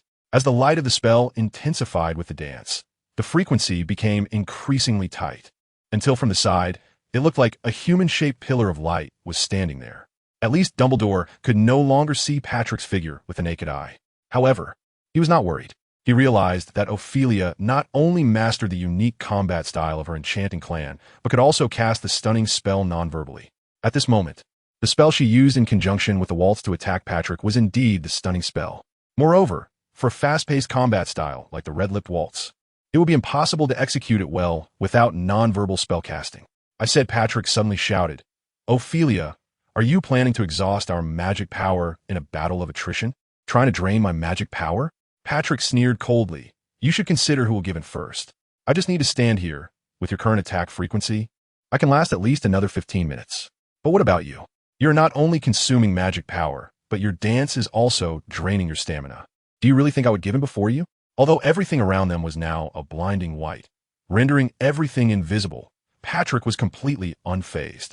Just as he said, in a war of attrition, Ophelia could never outlast him. The opponent's bizarre attack style and high frequency were simply unsustainable. Moreover, even disregarding these 2 points, Ophelia's attack style consumed much more of her mental energy. They had all been awake that night, so the higher the attack frequency now, the more it drained her mental energy. Therefore, Patrick could bet that Ophelia would not last much longer. And indeed, the reality matched Patrick's thoughts. Ophelia's stamina, magic power, and mental energy were all rapidly depleting. Layers of fine sweat beads appeared on her forehead, then were swept away by the wind into the soil of the Albanian forest, disappearing just like the effort she put in behind her, unknown to anyone. Did she really have to lose? Were all those silent efforts in vain? Were female wizards truly inferior to male wizards, unable to catch up no matter how hard they tried? At that moment, scenes from her childhood played back in Ophelia's mind like a movie. Her grandfather and father, who had died tragically in front of her, her mother, who had been insulted and committed suicide, her sister, who had been dragged away like a dog as a condition to protect her when she was still small, and her grandmother, who, despite being old and frail, had to gather school supplies for her before she went to Hogwarts, disregarding her last shred of dignity. All these flashed before Ophelia's eyes one by one. Gradually, Ophelia's gaze became resolute, The tears that had blurred her vision were repressed deep within her heart. This time, she would be confident. She would not want to lose. She would not lose. She wanted the word lose to disappear from her life forever. Calming down, Ophelia recalled a sentence her grandmother had told her. In the battles of life, use everything you can to win. Ophelia remembered the green potion Diggory had privately given her before, saying to use it against enemies in times of trouble. Now, Patrick's armor spell could defend against magical attacks and a certain degree of physical attacks, so if she simply threw the potion, it would definitely be useless. However, what if she used her grandmother's unique mist spell to vaporize this potion and then blew it towards him? After thinking this through, Ophelia quickened her dance steps. And in an instant, the light of the stunning spell completely enveloped a 5-meter radius around Patrick. Dumbledore furrowed his brow, not immediately understanding the significance of Ophelia's actions. He could clearly feel that the child's state was rapidly depleting. Such a sudden increase in attack frequency. Ophelia couldn't hold on for 5 minutes. But soon, Dumbledore understood why Ophelia was doing this. She suddenly stopped dancing, and with the momentum of her body's rotation, a vial containing bright green liquid was flung from her sleeve, tracing a beautiful arc as it flew towards Patrick, who had transformed into a pillar of light. Dumbledore stared at the vial, and for some reason, he suddenly thought of Diggory's usual combat style, which was to suddenly throw a potion in the midst of battle. Others could win solely by skill, but for him, winning depended on various potions. When the bright green potion flew directly above Patrick, Ophelia raised her wand and pointed at the vial in the air, uttering a spell.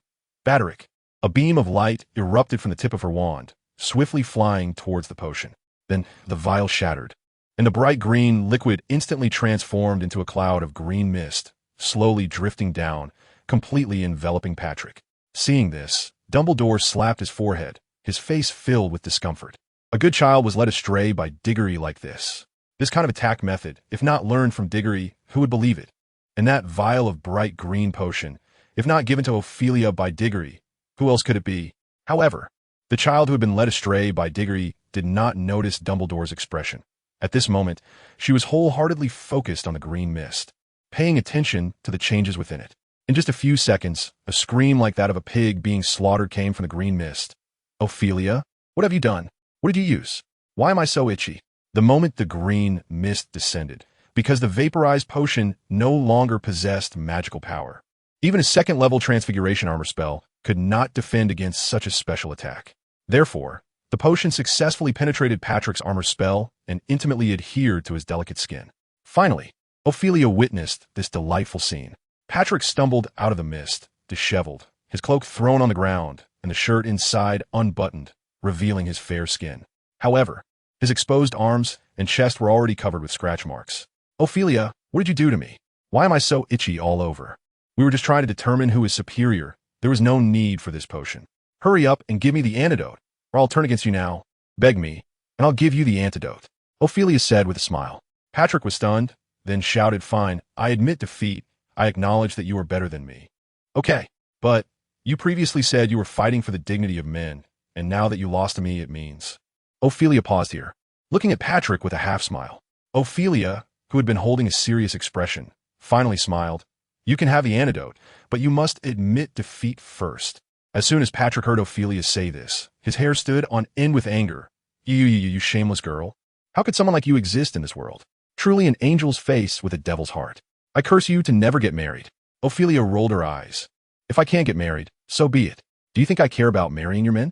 When it comes to shamelessness, you men are much more shameless than women. You're also lewd, despicable, beastly, insidious, cunning, and irresponsible. Ahem. Dumbledore walked over to Ophelia, coughed a couple of times, and said, Child, let's hold off on denouncing those irresponsible scumbags among men for now. First, you need to save Patrick, and we can discuss the rest later. Dumbledore pointed to Patrick, who was almost scratching himself raw, looking deeply aggrieved, and indicated, After all, you're a small team. You can communicate and resolve your differences. But at that moment, Ophelia looked up at Dumbledore and said, Professor, it's not that I don't want to take out the antidote. I simply don't have it. This bottle of potion was given to me by Cedric, and at that time, he didn't give me the antidote, so you might have to ask him for it. Damn it, Professor, that woman is definitely doing this on purpose. Her heart is too dark, too inhumane. Patrick shouted in despair. Dumbledore had no choice but to cough again, stepped forward, and said, Patrick, from now on, you need to learn to respect women. Respect their thoughts, respect their choices, respect their actions, respect their labor. You must respect every woman from the depths of your heart. After you go back, write me a 2,000-word reflection on this. After finishing, Dumbledore turned to Ophelia and asked, How about this? Is my punishment for Patrick enough? Did it make you feel better? If not, we can continue discussing punishment. Ophelia hesitated, but eventually nodded. It's okay. I guess. Okay. You say it's okay. You woman. A despicable woman who plays tricks. Patrick shouted frantically while scratching himself. Has your conscience been eaten by a dog? If you have the ability, give me the antidote, and then let us have a fair competition. I tell you, with someone like you, 3 of you can't even get close to me. Ophelia coldly smiled and then turned to Dumbledore, shrugging her shoulders. Professor, you see, I'm not the one stirring up trouble. Just as she finished speaking, Ophelia immediately turned back and shouted, 3? You can't get close to me at all. 10 of you wouldn't even get within 5 meters of me. Patrick was so furious that his hair stood on end. You know nothing. I'm the best of the younger generation of the Downton family. The youngest master of the 2nd-level transformation of the armor charm. Ophelia rolled her eyes dismissively. Well, I'm still the best of the younger generation of the Mewling clan, the only one who mastered the red lip waltz. Patrick, I'm invincible in armor charm defense. Ophelia laughed, looking at Patrick, who was itching all over from head to toe with disdain, covering her cherry lips, and mocking, oh, invincible defense, huh? How impressive. Patrick's face turned red. Half of it was because he was embarrassed by Ophelia's words, and the other half was because of his scratching. Dumbledore could no longer bear to watch, stepped forward, and said, Stop arguing about this. From now on, in your little trio, Patrick S. status will always be lower than Ophelia S. This is decided, and no one is allowed to object. After saying this, Dumbledore shot a look at Patrick, who was still unconvinced. He then turned to Ophelia and said, Child, for this matter, I'll support you because of my age. Now, that Patrick is like this, he is still part of the team, so please help him out. Only then did Ophelia nod. Cedric said that this potion can just be washed off with water afterwards. Of course, for someone in Patrick's situation, just soaking in water will do. As soon as Ophelia finished speaking, Patrick wasted no time, quickly stripped off all his clothes, and jumped into the water with a splash. Moments later, Patrick let out a long sigh of relief, finally comfortable. If I had known soaking in water would solve this, why would I? Patrick grumbled while splashing the water angrily. Dumbledore, seeing that Patrick was fine, didn't bother with him anymore, instead looking at Ophelia and asking, So this potion just needs to be washed off with water to recover? Exactly. Patrick, submerged underwater, chimed in, Doesn't Cedric think he should give you a potion that could take down a whole bunch of people with one throw? Ophelia rolled her eyes, pretending she didn't hear Patrick and ignoring him. Cedric told me that if he gives me a dangerous potion, it could hurt myself if I'm not careful. So it's better to give me a potion like this. It doesn't need to be too powerful, just enough to buy me enough time when I'm in danger. Is that it? Patrick insisted. You just need to take a bath? How long can that delay anything? I think it's because you're not important in Cedric's eyes. That's why he didn't give you a powerful potion. After saying this, Patrick comfortably lay back in the water. Due to the buoyancy, he felt quite comfortable, as if he was receiving a spa treatment. And Ophelia, hearing Patrick's words, acted as if she didn't hear them. She explained to Dumbledore, Initially, Cedric told me that this potion works well. The affected person must quickly find a water source, or they won't be able to do anything else because they're too itchy and will lose their combat effectiveness. Moreover, if they can't find water for a long time, the areas affected will be scratched raw by themselves. That way, they'll be even less capable of fighting. Dumbledore thought for a moment and asked, How long does this potion last? Ophelia replied, Cedric said the duration depends on the amount of potion I used. I just threw out a whole bottle, so it'll probably last about 10 hours. 10 hours? Patrick shouted in disbelief. It's autumn now, and it's night. The water isn't as comfortable as in summer. It's so cold. At this, Patrick suddenly felt uncomfortable in the water, and it sent chills down his spine. The spa services provided by the club asked for money, but this natural water therapy here is asking for his life. Patrick stood up excitedly, wanted to wake up Diggory to come up with a solution for him. But as soon as he stood up, the skin exposed to the air immediately felt unbearably itchy. So he had to squat down again. Professor, you need to think of a way for me. In this weather, if I stay in this water for 10 hours, I'll freeze to death. Patrick pleaded with Dumbledore. However, old Dumbledore completely ignored him and pulled out a stone from who knows where, tossing it directly into the water. Before long, the stones suddenly began to bubble, and steam gradually appeared on the water surface. At that moment, Patrick suddenly realized that the water temperature was rising. Seeing this, Dumbledore said to Patrick, "This stone I picked up from a volcanic crater during my travels years ago. I cast a spell on it to keep it at the high temperature of the volcano's interior. So, just soak here for now. When it gets too hot, swim down a bit. 10 hours will pass quickly. It's basically just a little research time. Then tomorrow, whether Cedric wakes up or not, we will head back." After saying this, Dumbledore took the still somewhat disgruntled Ophelia back to the tree hole. Patrick watched their departing figures, and seeing the dry and warm tree hole, he felt a wave of sadness. "Professor, you have changed. Men really are fickle. No, wait, I seem to be a man too." The next noon, Dumbledore, along with Ophelia and the still unconscious Diggory, found Patrick, who had left the campsite far behind due to the hot water, near the edge of the forest downstream of the creek. Finally, Patrick carried Diggory on his back, and the four of them set off on their way back. They first returned to Devon, where Nick LeMay woke Diggory. Then Dumbledore and Nick LeMay had a private conversation in a room all night, only coming out the next day, just before noon. No one knew what they talked about. However, Diggory and the others were not interested in knowing. Patrick and Ophelia were constantly mocking each other, while Diggory himself, still weak, spent the entire day sleeping in bed. However, he was actually receiving his task rewards in the system space. The spells of Shatter, Armor, and Stun were all raised to nonverbal casting. He also felt the benefits brought by the 10-point increase in spell comprehension.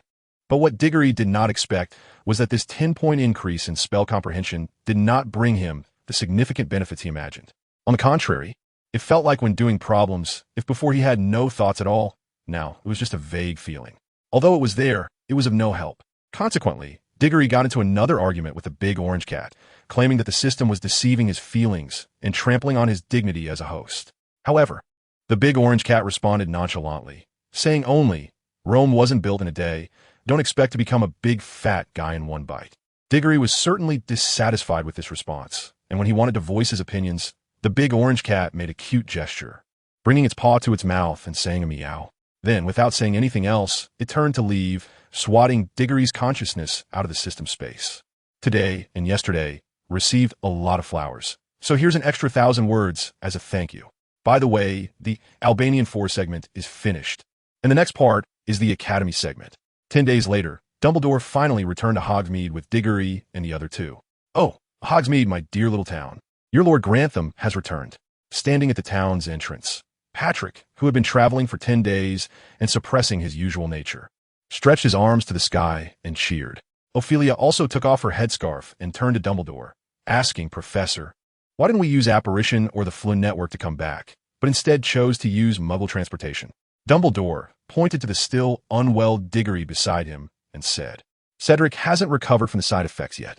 Both Apparition and the Flynn Network are space-based spells, and his body is very likely to suffer secondary harm." Diego smiled apologetically at Ophelia, saying, "I'm sorry, this time was my fault, and I really wasted your time.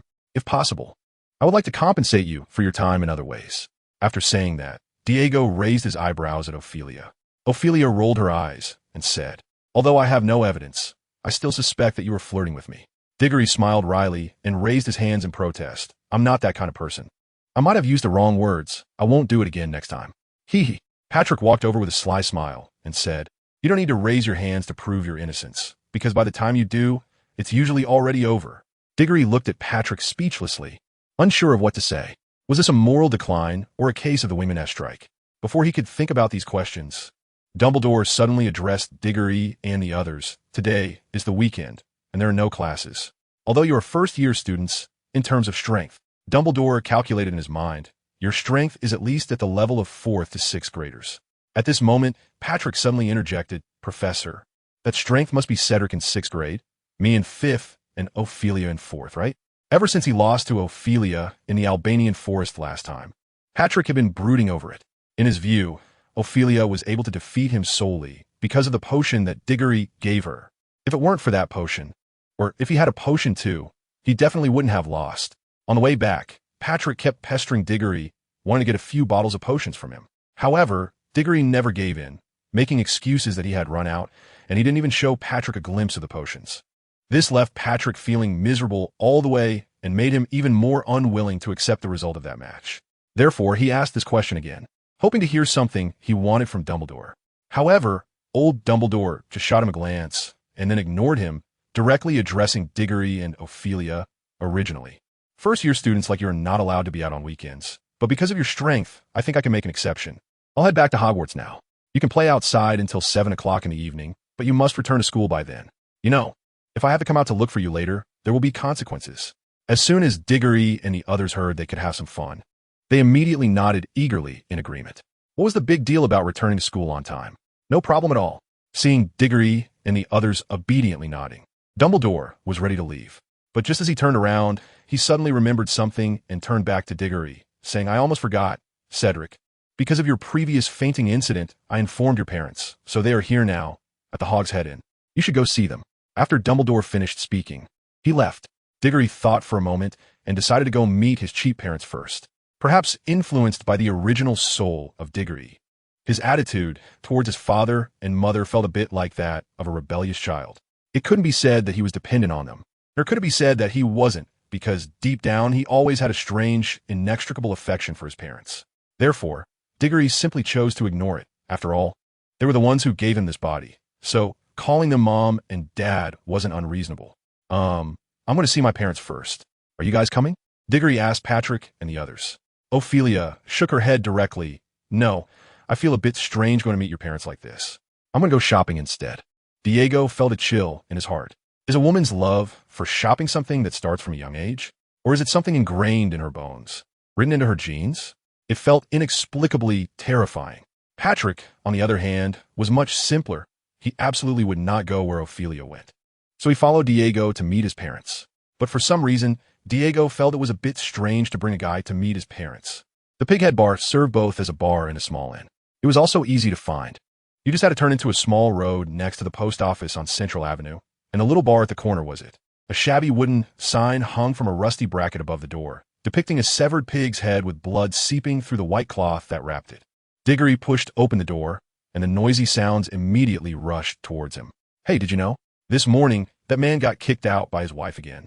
Not a bit of face left. What? What I heard is different from what you said.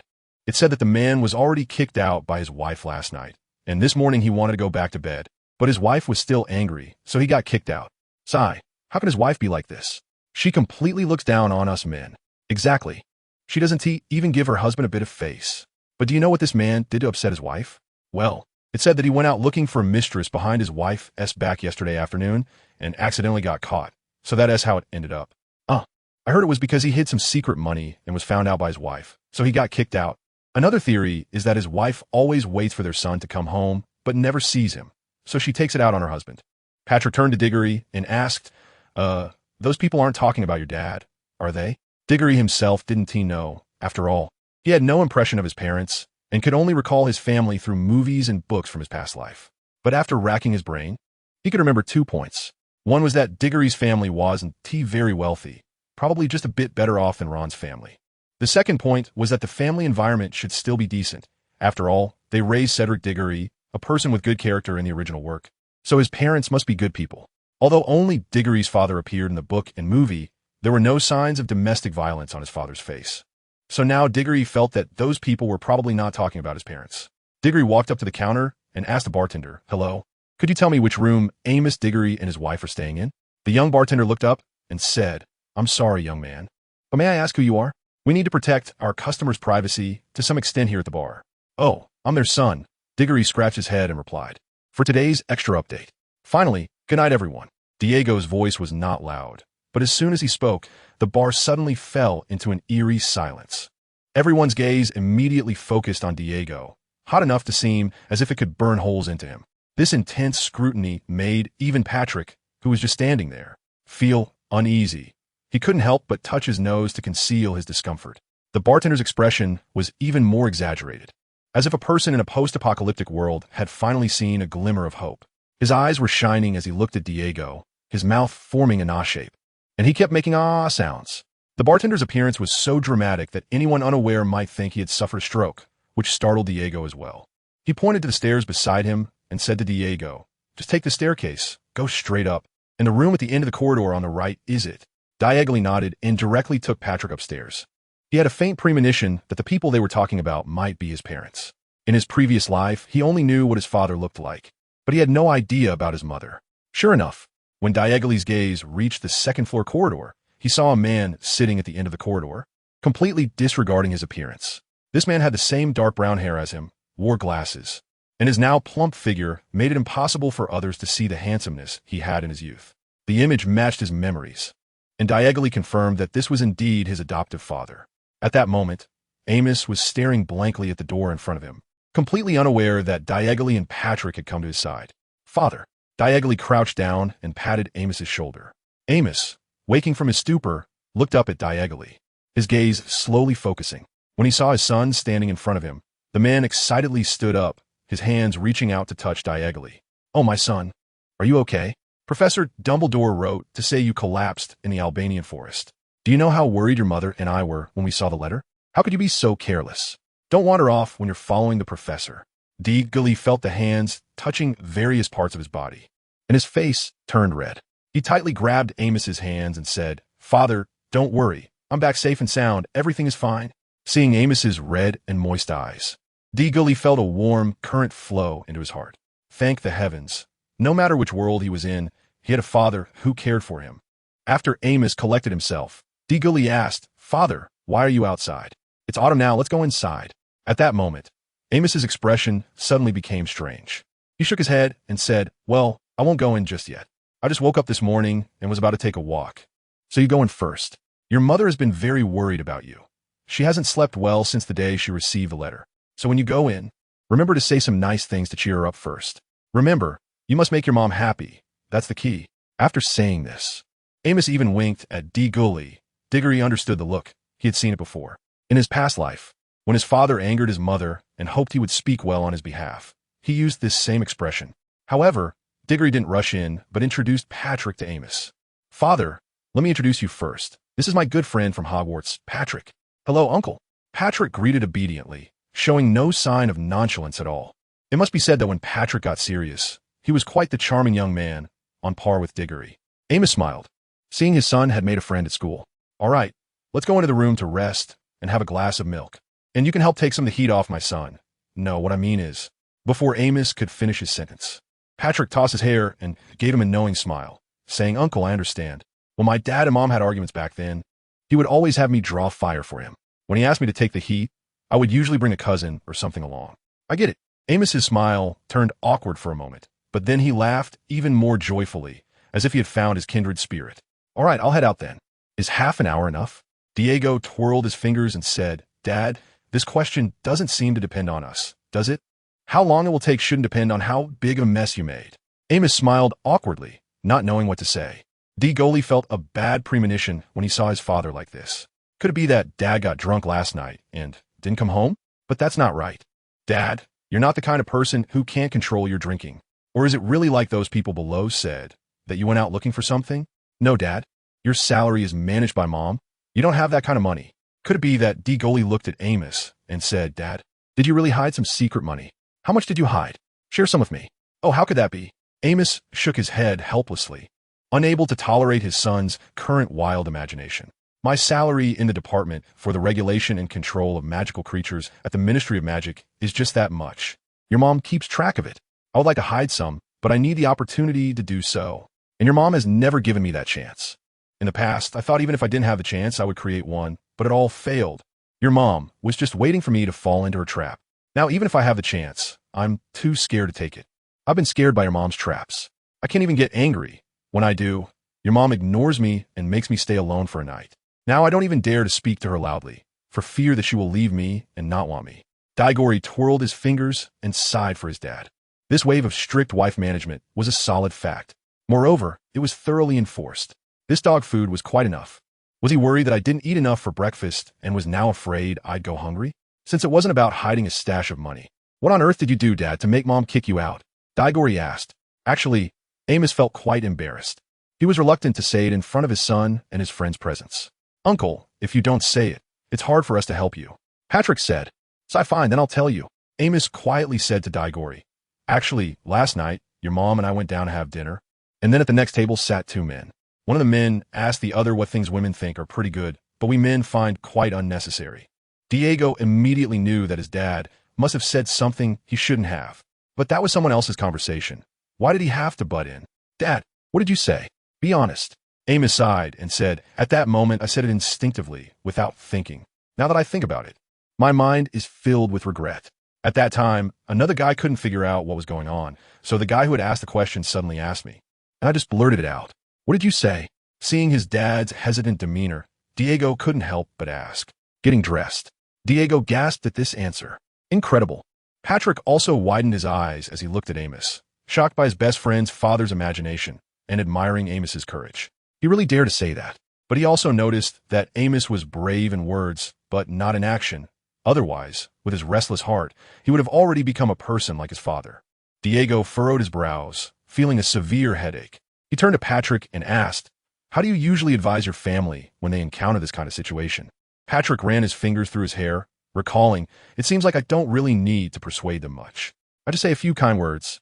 And once my mom's anger subsides a bit, she's willing to let my dad back into the room, and then he can take it from there. Oh, come on. Do you really think my dad needs my help? He's quite capable on his own. At his level, he's a king, maxed out on experience. He says he's second best at picking up girls, and no one dares to say they're the best. Back then, as long as my mom was willing to let him into the room, I could go out, and within half an hour at most, my dad would have won her over, and they would come out as a sweet little couple. Diego turned to Amos, lifted his chin, and nodded. Dad, are you okay? Amos shrugged. If I were okay, wouldn't need to be locked outside all night. Diego felt helpless. After thinking for a moment, he realized it was indeed impossible to make his honest father suddenly possess the charm of a womanizer. At that moment, Patrick started to scratch his head in contemplation and said to Diego, you go in first. I'll figure something out for your uncle, but let's first unify our story. Uncle was kicked out for the night, and he didn't go anywhere, just slept by the door all night. He was frozen awake in the middle of the night, but didn't he knock because he was afraid of waking your mom. He waited until morning, thinking your mom would be less angry before trying to come in. And since he slept outside all night, he caught a cold. Huh? Amos looked a bit troubled. But I'm not sick, Patrick said earnestly. Well, from now on, you are sick. Amos felt quite troubled hearing this. You don't understand. If my wife finds out I lied to her, the consequences would be terrible. Patrick shook his head, a mischievous smile on his lips, and said, actually, I never intended for you to lie to your wife. It's just a cold, very easy to handle. It just depends on whether you're willing. Amos nodded. As long as it keeps my wife from being angry, a cold is no problem. Patrick smiled with reassurance, tossed his hair, and said to Diego, then you go in first.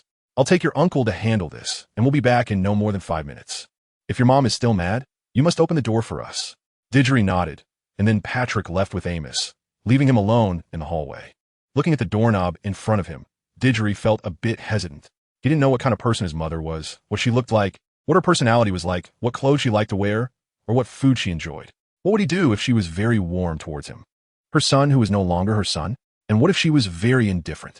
Diego nervously fidgeted with his fingers, his palms sweaty. But just then, the doorknob in front of him suddenly clicked. The door was open from the inside, and before he could see anyone, Diego had already caught a faint scent of lavender. Cedric, is that you? Diego stared blankly at the woman in front of him.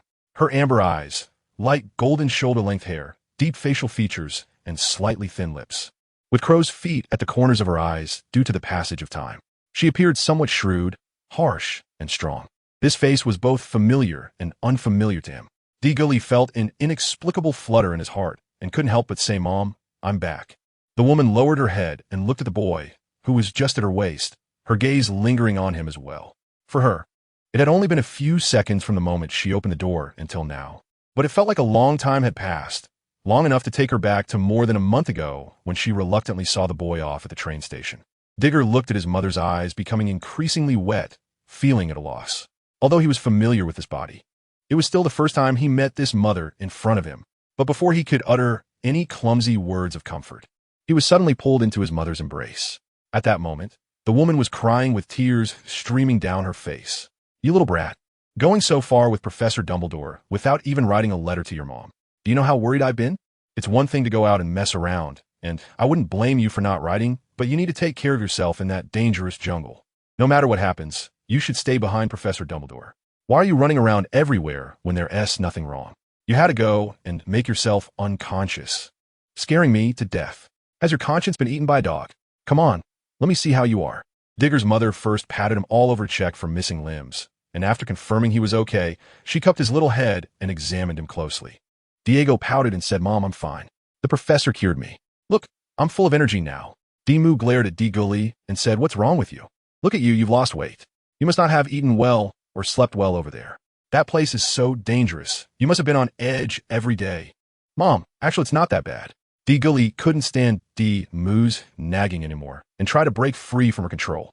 The professor has protected us well. Although there were some setbacks this time, I gained valuable growth. After saying this, Dimu finally let go of Diguli, then took his hand and walked into the room. She poured a glass of water for her son and had him sit beside her, then suddenly asked, Is that girl pretty? Diguli, holding the cup of water, was taken aback. Girl? What girl? Demi's face revealed a kind, ant-like smile. Professor Dumbledore mentioned in his letter that there are a total of 3 children going with him on this trip, including you, one of whom is a girl. Diego carefully took a sip of water, struggling to keep up with his mother's leap of thought. Just a moment ago, she was concerned about his health, and then she turned around and started asking about his emotional issues. The most critical part is that he didn't even know how to respond. Diguli secretly glanced at his mother's expression and found that her face looked very ordinary, with no emotions, just looking at him normally. Seeing this situation, Diguli shivered. Something was off. When a woman is asking you for gossip, but shows no excitement in her eyes, it indicates that what she's asking about is not important, but your response is what truly matters. Diguli smiled awkwardly and suddenly thought of changing the subject. Hey Mom, when I came here I saw Dad outside the door. Isn't he sleeping in the room? Sure enough, as soon as this was mentioned, Dee's mother's expression turned cold, and her mood suddenly changed. Didn't you ask him what was going on when you saw him at the door? Digori touched his nose and honestly said, Dad said it was because he said the wrong thing at that time and then made you angry. Did Dimu just say one wrong sentence and hit the bedboard? Digori was taken aback and cautiously asked, Are there a few more lines? Dimu chuckled coldly and said, Didn't he tell you? He had a great time chatting with those people, and after a few drinks, he just let himself go. Diego was instantly silent. His dad had completely let loose, and he didn't dare to say anything.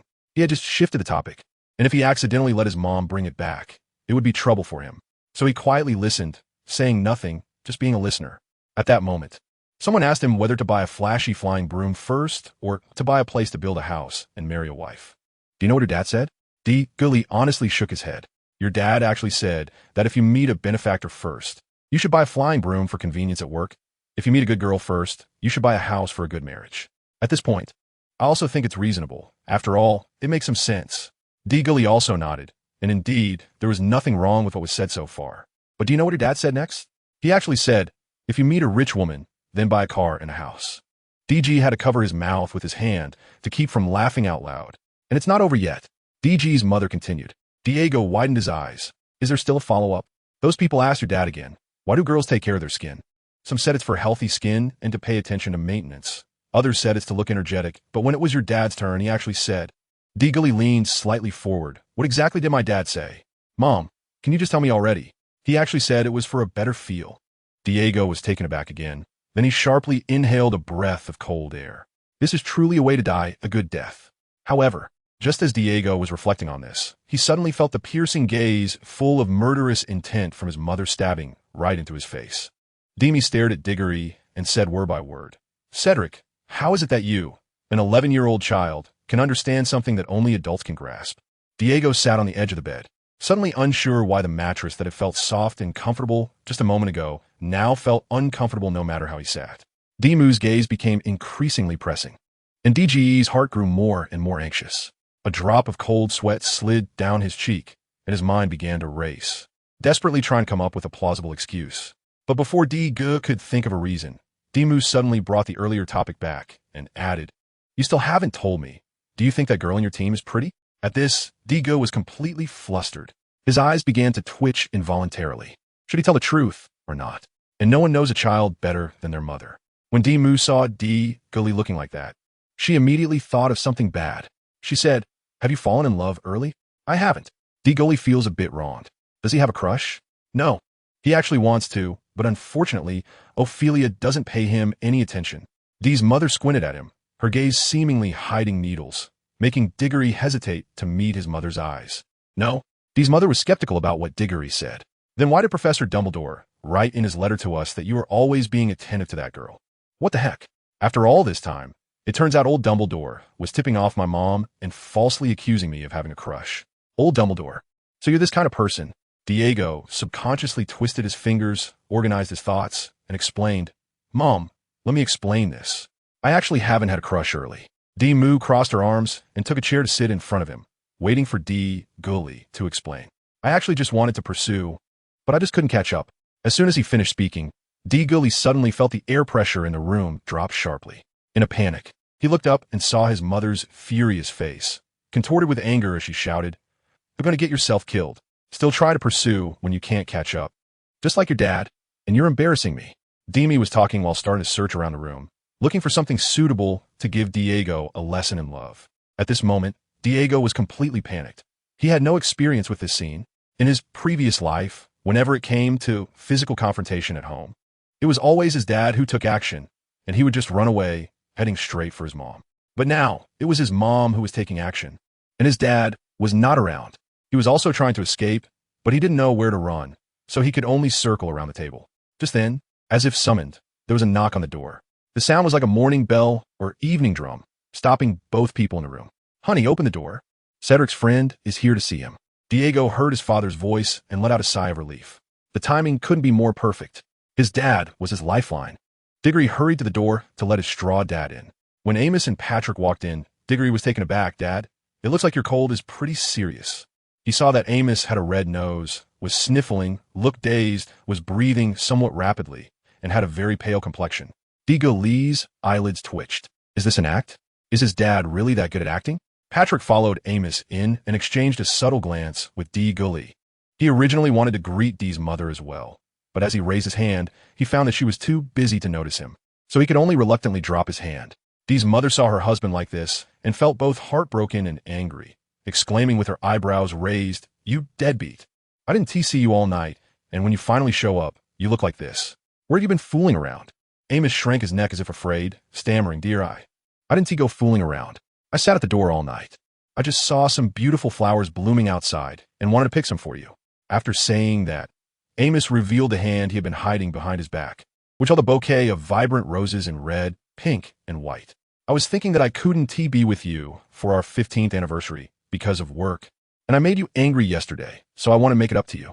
I saw someone selling flowers outside, and I thought to buy this bouquet of tricolor roses for you to commemorate our beautiful love. After saying this, Amos looked at Dee's mother affectionately, as if they had returned to the moment they first met. The deep affection in his eyes from 15 years ago had never changed. For Ku-Ao and Tindern's extra updates, the two kids stood outside the door. Patrick rubbed his extremely hungry stomach and said to Dee Gully beside him, Look, your parents still treat us like kids. They have to kick us out before doing anything, really thinking we don't know anything. Just moments ago, after Amos skillfully recited the words Patrick had taught him, it was no surprise that Dee's mother was captivated by his tender words. Then the feelings between the two began to visibly heat up, transforming from tense to affectionate and sweet. Soon, both of them began to lose their rationality. And in the end, Dee Gully and Patrick were kicked out. Before leaving, Patrick didn't get to say a word, but fortunately, that didn't matter much. The two people in the room didn't care about that either, as they were too busy to pay attention to whether they greeted them. Let's go find something to eat, Patrick suggested. They were both kids, and they got hungry quickly, especially since it was already lunchtime and they were starving. Diggory thought for a moment and said, Isn't it unnecessary? Let's just order something to snack on at the Pig's Head pub downstairs. How about this? You order here first, and I'll go out to find Ophelia and bring her back for dinner. Patrick reached out to stop Diggory, who was about to head outside, his eyes sparkling and wearing the kind of smile that all men understand. Order what? Who are you looking for? The professor gave us half a day off, and I have other plans for this rare holiday. Diego frowned and said, We have to go back at 7 this afternoon, so don't cause any trouble. However, he still followed Patrick out, knowing they couldn't go too far since his parents would definitely be looking for him after they finished. Don't worry, it will be quick. In the meantime, the two of them exited the bar's main door. Patrick bluntly remarked, For a first-timer like you, getting 5 minutes is a rare find. If Diego didn't understand this, then the experienced soul within him would have been wasted. This isn't really appropriate, is it? After all, it's broad daylight. Although he said this, he still firmly followed behind Patrick, with a hint of anticipation in his eyes. Under Patrick's guidance, they first entered an alley and continued deeper. They took a left turn, walked for a while, then a right turn, and continued deeper. After encountering another fork in the road, they took another right turn. They walked some distance until they arrived in front of a beautifully decorated door, at which point Patrick finally stopped. They had now reached the very depths of the town, where the houses on either side of the alley were so tall that even the midday sun couldn't shine through. Diagonally stared at the magnificent gate in front of him, swallowing hard in a daze. Is he really about to say goodbye to this body's precious first time? Patrick flicked his hair with a playful grin and said, "Remember when we promised in the forest? I'd take you to experience this when the opportunity arose. Although this place isn't as fancy as that high-end club, it's still pretty decent." He hooked his arm around Diagonally's shoulder and leaned in to whisper in his ear, "Don't worry, their skills are great. I've tried it." They had already reached the door, and it seemed like even if he wanted to leave now, he couldn't move his legs. Diagonally's breathing grew heavier. "Then let's knock on the door." After saying this, both of them unconsciously revealed serious smiles. But just as Patrick was about to reach out to knock, a mocking cold snort suddenly came from behind them. Humph. As expected, no man is a good thing. Both of them froze, their smiles stiffening on their faces. Diego felt something was off. This voice sounded a bit familiar. Diego turned around and saw the person behind him, and he was instantly stunned. "Ophelia, how did you end up here? This situation is really too much. I have 2 underage kids, 11 years old, want to do things that adult men like to do. But before we even implemented it, we got caught. And it was by someone I like. Is there anything more dramatic than this?" Diego felt very anxious and helpless right now. What should he do? If he said he came to shop with Patrick, would Ophelia believe him? Have you ever seen 2 men shopping with their arms around each other? Ophelia didn't answer his question, but instead asked, "So how did you end up here?" Diggory swallowed hard. "And I said that we came here to shop, then got lost, and ended up here. And now we want to knock on the door to ask for directions. Do you believe that?" Ophelia looked at Diggory with a half-smile and asked, "Do you think I believe it?" Diggory awkwardly smiled and said, "Do I even need to guess? Your expression shows you don't believe it." At that moment, Patrick suddenly spoke up. "You asked us why we are here, but why are you here?" Ophelia shot Patrick a glare. "I didn't ask you. Don't speak." After saying that, she focused her gaze on Diggory. Under the intense pressure of the other party's stare, Diggory unconsciously shifted his gaze to the side and said, "I admit, the 2 of us came here with no good intentions. But luckily, you showed up just in time, allowing us to pull back from the brink." "Humph." Ophelia crossed her arms and snorted twice. "Men really are no good." Diggory awkwardly fiddled with his fingers and said, "I admit that I have made mistakes in my thoughts, disappointing the organization's training and your expectations. I will reflect and conduct a deep self-examination. So let's head back first." After Diego finished speaking, he suddenly remembered that he had come out to find Ophelia to go back for dinner. "So, actually, another reason I came out was to bring you back for lunch. Let's go back now." "Wait." Patrick suddenly spoke up. He walked over, placed his right hand on Diego's shoulder, looked at Ophelia with a teasing smile on his lips. "You still haven't answered my question. Why are you here? In this alley, besides the club behind us, there are no other residents or shops. Think of an answer and then tell us." Ophelia glanced at Patrick with no expression, then ignored him and turned to Diego, asking, "Do you want to know too?" At this moment, Diego couldn't help but understand why Patrick was asking this question. There were no other businesses here besides the club behind them, and Ophelia had just happened to appear here. Diego wanted to know, but didn't want to speak up, as he hoped he could trust Ophelia without reservation. He wanted to say, "I believe you."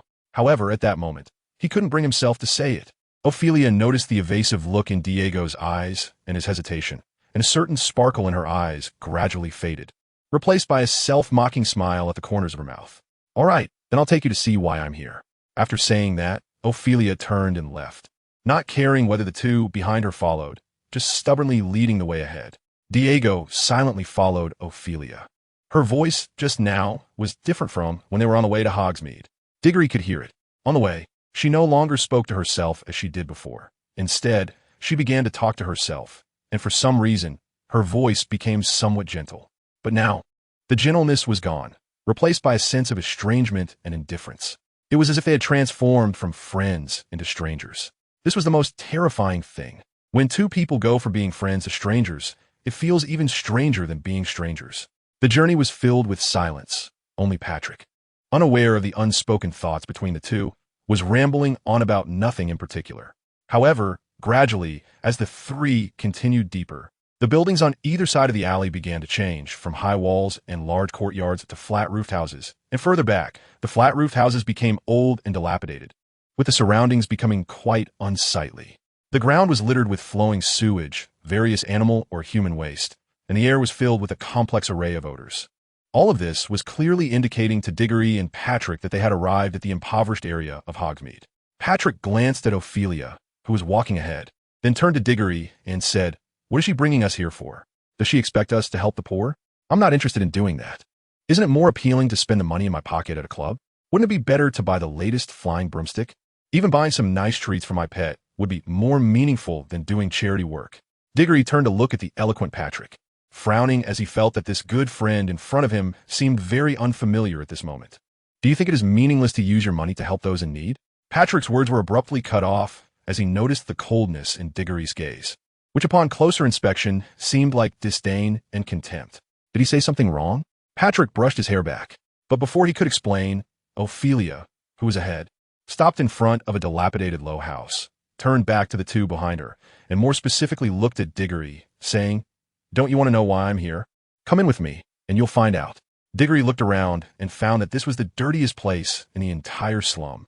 The house was located at the lowest point of the slum, right next to the end of a stinky ditch, which was a large pit without any cover. The murky water inside was mixed with various kinds of garbage and emitted a nauseating smell. Behind him, Patrick pulled on Diggory, pinching his nose and shaking his head, signaling him to leave quickly because he didn't want to stay here any longer. Ophelia, in front, noticed their actions and turned her head, her eyes filled with self-deprecation and sadness. Since that incident, she had no friends since childhood, and for certain reasons, no one was willing to approach her. Therefore, Diggory and Patrick could be considered the first two boys her age to come close to her. Especially Diggory, his feelings for her were quite obvious, blatant even. As a girl more mature than the boys, Ophelia understood the meaning behind all of Diggory's actions. Of course, throughout this process, Diggory had no intention of hiding his feelings. He just hadn't voiced them yet. Ophelia knew that Diggory liked her, but because she knew, she dared not accept his feelings. She understood that those who had brought disaster to her once happy family had not yet let her or her grandmother go. If it weren't for her entering Hogwarts and her grandmother moving to this Hogsmeade town under Professor Dumbledore's protection, she and her grandmother might have long been lost. Moreover, Ophelia was also unsure if Diggory would still like her the same way after knowing the true situation of her family. And the most important point was that her grandmother had told her that no man was a good thing. Deep down in their hearts, they harbored far more desires than women. When those things were unleashed, they could no longer distinguish between human and ghost. Ophelia agreed with this because she had seen how those people went mad due to their inner desires, crazily tearing apart their once happy families. Therefore, Ophelia had always been wary of all men since childhood, including Diggory now. One could say that in the entire world, the only two people who could make Ophelia let down her guard were her grandmother and Professor Dumbledore. Although Professor Dumbledore was a man, he was the only one who selflessly extended a helping hand when they needed it and had the ability to protect both her and her grandmother. Seeing the emotions hidden in Ophelia's eyes, Diggory felt a pang of guilt for his hesitation. He stepped forward and stood behind Ophelia, saying, "I'll go with you, anywhere." Ophelia raised her cold eyes and asked Diggory, "Aren't you bothered by how dirty this place is?" Diego looked at her, with full of apologies, and said softly, "I'll go wherever you want." "No need, you're overthinking it." After saying that, Ophelia walked straight into the shabby and dirty little house. Diggory followed behind and entered. As soon as he stepped inside, he was overwhelmed by the cramped space, and the inadequate lighting made visibility very low, even though it was noon. At that moment, an aged voice suddenly called out from ahead, "Ophelia, you brought someone back? Didn't you just leave?" A hunched figure emerged from within, walking unsteadily. Due to the poor lighting, Diggory couldn't clearly see the person's face. Ophelia quickly stepped forward to support the elderly woman, guiding her into the faint light, and finally, Diggory was able to see her appearance. At that moment, Diggory's eyes widened in disbelief, and he gasped. Before him, supported by Ophelia, was an elderly woman, short in stature with white hair. But this was not the reason for Diggory's shock. The real reason was the numerous intersecting scars on the woman's face. It looked as if someone had carelessly slashed her face with a sharp blade, evoking both fear and anguish. And it didn't end there. One of the elderly woman's eye sockets was empty, surrounded by scars, as if someone had forcibly gouged out her eye while it was still in the socket. Diggory suppressed the surging thoughts in his mind, took a deep breath, and bowed to the elderly man in front of him. "Hello, sir. I'm a classmate of Ophelia. My name is Cedric Diggory. It's a pleasure to meet you. I didn't bring a gift, but I will make up for it when I come again." The old man said nothing, but silently took a small step forward with his right foot, placing Ophelia behind him, and looked at her, signaling her to explain. "What identity does Diggory have? What is his name? And did he bring any gifts?" She doesn't care about any of that. She only cares about the relationship between Ophelia and that boy. Ophelia lowered her head and gently bit her lip, her eyes showing a moment of conflict. But when she looked up again, the conflict had turned into determination. She had made a new decision in her heart about her relationship with Diggory. After the semester, Hogwarts will hold the Triwizard Tournament again, and I, and another person will be the participants in this competition. Diggory's eyes dimmed slightly upon hearing this. He knew that his relationship with Ophelia had returned to the way it was before. The old woman looked into Ophelia's eyes, listened to her finish speaking, and finally nodded, saying, "You mentioned the Tri-Strong tournament to me. So this child is one of your two teammates?" Ophelia nodded. "Oh, I see." The old woman sighed with relief and said to Diggory, "You two are going back to school for lunch, right? I don't have anything to offer you here, so I won't keep you." Upon hearing this, Diggory suddenly had an idea. "I can cook. If it's okay, I can make lunch for you." Diggory felt that this was an opportunity, a chance to slightly ease the current deadlock between him and Ophelia. Opposite him, Ophelia did not refuse. But she also did not agree. She glanced at Diggory, lowered her head, unsure of how to respond. A voice in her heart kept telling her to agree quickly. This boy didn't seem like someone who would play with a girl's feelings. But at the same time, another voice said that this boy was not a good person. He had followed Patrick to the club before and had just hesitated outside, not wanting to come in. A person like this is not a good person, and doesn't he deserve you? Ophelia's grandmother noticed the indecision in her granddaughter's eyes, and her expression suddenly turned cold. But it was just for a moment. Her face returned to normal, though her gaze remained icy. The old lady said to Diggory, "Child, you should go back to school for now. I would like to have a chat with my granddaughter, so I hope you can leave." This was a clear dismissal, which Diggory could not refuse, nor could he turn it down. He could only nod and leave with Patrick, who was still covering his nose and reluctant to enter. After Diggory and Patrick had walked far away, the grandmother closed the door, and darkness filled the low house, with a faint light flickering in her single eye. "Let us clarify. What is your relationship with this boy, and what position does he hold in your heart?" Ophelia stammered, unable to articulate clearly. It seemed she was afraid of her grandmother. Seeing her granddaughter's timid demeanor, the old lady's single eye no longer flickered with light, but began to show signs of heartache. "I've told you many times, men are not good creatures. They are with you for their own selfish reasons. Either they are attracted to your beauty, or they want to use you to achieve their own hidden agendas. In short, none of them will be sincere with you." Ophelia thought of how Diggory had cared for her in the Albanian forest, how he had confronted a much older and stronger Leonardo out of jealousy for her. Even when he had injured his hand and was unable to move well, he still cooked for her. When facing the Raven, he protected her behind him and faced that cold-blooded killer alone. Although he could be cowardly at times, he always stood up when she needed him. "You shouldn't be that kind of person," Ophelia softly retorted. "How can you judge that he is not that kind of person?" Ophelia's grandmother said painfully, enunciating each word. "Our May family can encounter anything, but true love, one-hearted and one-minded, is something we can only long for but cannot attain. The grandmother also hopes you can find a boy who will wholeheartedly be with you and protect you. But that hope is very small. Just because of our May family's beauty is both a gift from God and a curse. It curses us to be unable to find our own love." When she spoke of her sorrow, tears slid down the grandmother's scarred face. "You know why my face has become like this? It was to escape those who wanted to harm the two of us. I ruined my own appearance." The old lady spoke through tears, and Ophelia was also in tears. How could she forget her grandmother's suffering? After her grandfather and father died, those people had taken advantage of their unawareness to secretly abduct her sister. They had shown their ugly faces, using her to threaten her grandmother and trying to possess her grandmother, who was once unmatched in beauty. In the end, they forced her grandmother to disfigure herself to protect them both. She remembered all this and dared not forget it. The grandmother fixed her only eye intently on Ophelia and said, "Child, you must remember, beauty is your most powerful weapon. You can only use your beauty to control that boy, but you must never give your heart away. Because of him, because men are not worth it. You must be strong. What men can do, you can do too. We do not need to rely on them to live."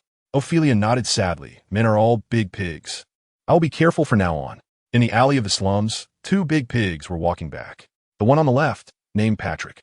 asked the other big pig, Cedric. Should we go straight back to Pighead Bar to find your parents, or go back to the club, enjoy ourselves, and then leave? Diego didn't answer, but turned to Patrick and snorted coldly. No wonder Ophelia always says there are no good men. It's because of guys like you who ruin people like me. A single mouse droppings can spoil a whole pot of porridge. Patrick's eyes widened. What the hell? I'm the one who led you astray? You need me to lead you astray? If you have the ability, say it again with a clear conscience. Diego felt angry as soon as he heard it. He reached for his conscience with his right hand, wanting to touch it to swear an oath. But what he grabbed was sticky. He looked down in confusion, and what he saw was a silk scarf, a blood-stained silk scarf. Digoliese eyelid twitched, and he looked at Patrick with a serious expression. Did you just see where that scarf floated over from? Patrick also looked confused, but he didn't want to miss such a great opportunity to mock Digoli. Although I don't know where it came from. I bet this scarf is very likely from a pure girl you harmed, without even realizing it, he added with a smirk. And the blood on this scarf is probably her precious first time. Patrick looked at the scarf with a mischievous smile and continued, moreover, the quality of this scarf is quite good, and the style is nice. It must belong to a young lady from a prominent family. Your taste is quite good. You usually seem loyal to Ophelia, but secretly, I should call you Big Brother. Big Brother my ass. Digoli's nose nearly crinkled with anger, and he wanted to throw the scarf directly at Patrick's face. Damn it, he hadn't acted alone for over a month. Where would he have had the time? Where would he have had the opportunity? Besides, even if he had the time and opportunity, he wasn't that kind of person. But before Digoli could throw the scarf, both of them heard a commotion of footsteps approaching quickly. Before long, two unruly, bare-chested thugs appeared in their line of sight. Before Digoli and Patrick could react, one of the thugs in a leather jacket pointed at Digoli's nose and shouted, "Hey, you two little brats, have you seen a woman walk by here?" Patrick whispered to Digoli, "This place is really chaotic. There are often black-on-black incidents. We'd better not get involved. It's just a series of troubles." If Patrick had said this before they left Ophelia's house, Digoli would have agreed. After all, it wasn't worth wasting their time for two scumbags over someone they didn't even know. However, the problem was that Digoli was in a very bad mood. Just thinking about Ophelia's attitude towards him and the way she looked at him made him feel a tightness in his chest that was very uncomfortable. The only reason he hadn't blown up earlier was that Patrick was the target, someone he had fought alongside. He couldn't use him as a punching bag. But now it was different. The target had changed to two thugs, and acting against them could even be seen as ridding society of scum. So, Digoli completely ignored Patrick's warning, sneering coldly, and with a slight flick of his right hand, his wand appeared in his grasp. Seeing that this little brat seemed to want to make a move against them, the two thugs exchanged glances and saw cruelty in each other's eyes. The thug in the leather jacket grinned as he approached Digoli, rotating his neck and cracking his knuckles, the sound of bones and tendons popping echoing loudly. Then he didn't strike. Instead, he spread his arms wide, as if to embrace. This was a psychological tactic to pressure his opponent, using his thug identity and strong physique to intimidate the other person, aiming to achieve the effect of winning without a fight. Previously, the leather jacket thug had scared off many opponents with this trick. Often, before he even made a move, his opponents wouldn't dare draw their wands, losing all will to fight. In our culture, this could be likened to Zhuge Liang's empty city plan. But today, his empty city plan was ineffective because he happened to encounter a very displeased Digoli. Diego didn't care whether the thug in the leather jacket was using a feigned empty city tactic or some other trick. He only knew that this scoundrel must have done something wrong, and the blood-stained scarf floating up to his chest was the best evidence. Moreover, he didn't want to use potions anymore. He just wanted to teach these two thugs a lesson with magic, straightforwardly and without mercy. But just as Diego was about to engage in a one-on-one battle with the leather jacket thug, he suddenly collapsed. Out of nowhere, a fiery red light flashed, and the thug in the trench coat behind the leather jacket suddenly pulled out a wand and cast a fainting spell at Diego. This fainting spell was a must-have for thugs in a brawl. The spell itself was not complicated, easy to learn, and effective. Once accustomed to it, even if one couldn't cast spells without incantations, the short incantation could still be recited extremely quickly. Just as the incantation was cast, Diego's mind had just begun to react, and his body hadn't had time to respond at all when the spell was almost upon him. However, Diego wasn't worried at all. At that moment, a voice came from behind Diego. Armor protection. Patrick had made his move. The second-level transformation spell turned into a transparent armor, which was put on Diego's body. Instantly, the fainting spell was like a cow sinking into the sea, only causing a brief flash of red light on Diego before disappearing without a trace. This change caught both the leather jacket thug and the trenchcoat man off guard. They had agreed to a one-on-one duel, and yet you were still helping each other? How can you be so shameless? You're almost as shameless as us. We can be shameless because we are thugs. But you can't. How can you play dirty with a thug? It makes no sense. Taking advantage of the moment when the trenchcoat man had just attacked, the leather jacket thug felt that Diego's focus would surely relax for a moment. So he immediately accelerated, not using a spell to attack, but instead, like a muggle who couldn't use spells, he swung his fist, which was as big as a cooking pot, fiercely towards Diego's head. However, the leather jacket thug underestimated Diego. More precisely, he underestimated the soul within Diego that came from another world. You like to use your fists? Diggory prefers it. 5,000 years back from his era, his ancestors have never liked anything but using their fists. Facing the powerful fists of the man in the leather jacket, Diggory suddenly crouched down and charged straight into his arms. However, this was not love. Immediately, Diggory forcefully lifted his knee, delivering a ruthless knee strike that hit the leather jacket's little brother hard. The force was so intense, and the impact so brutal, that both Patrick and the trenchcoat man, standing behind the two, heard a clear sound at the same time, like an egg cracking. The two men separated. The leather jacket man lowered his head, his feet turned inward.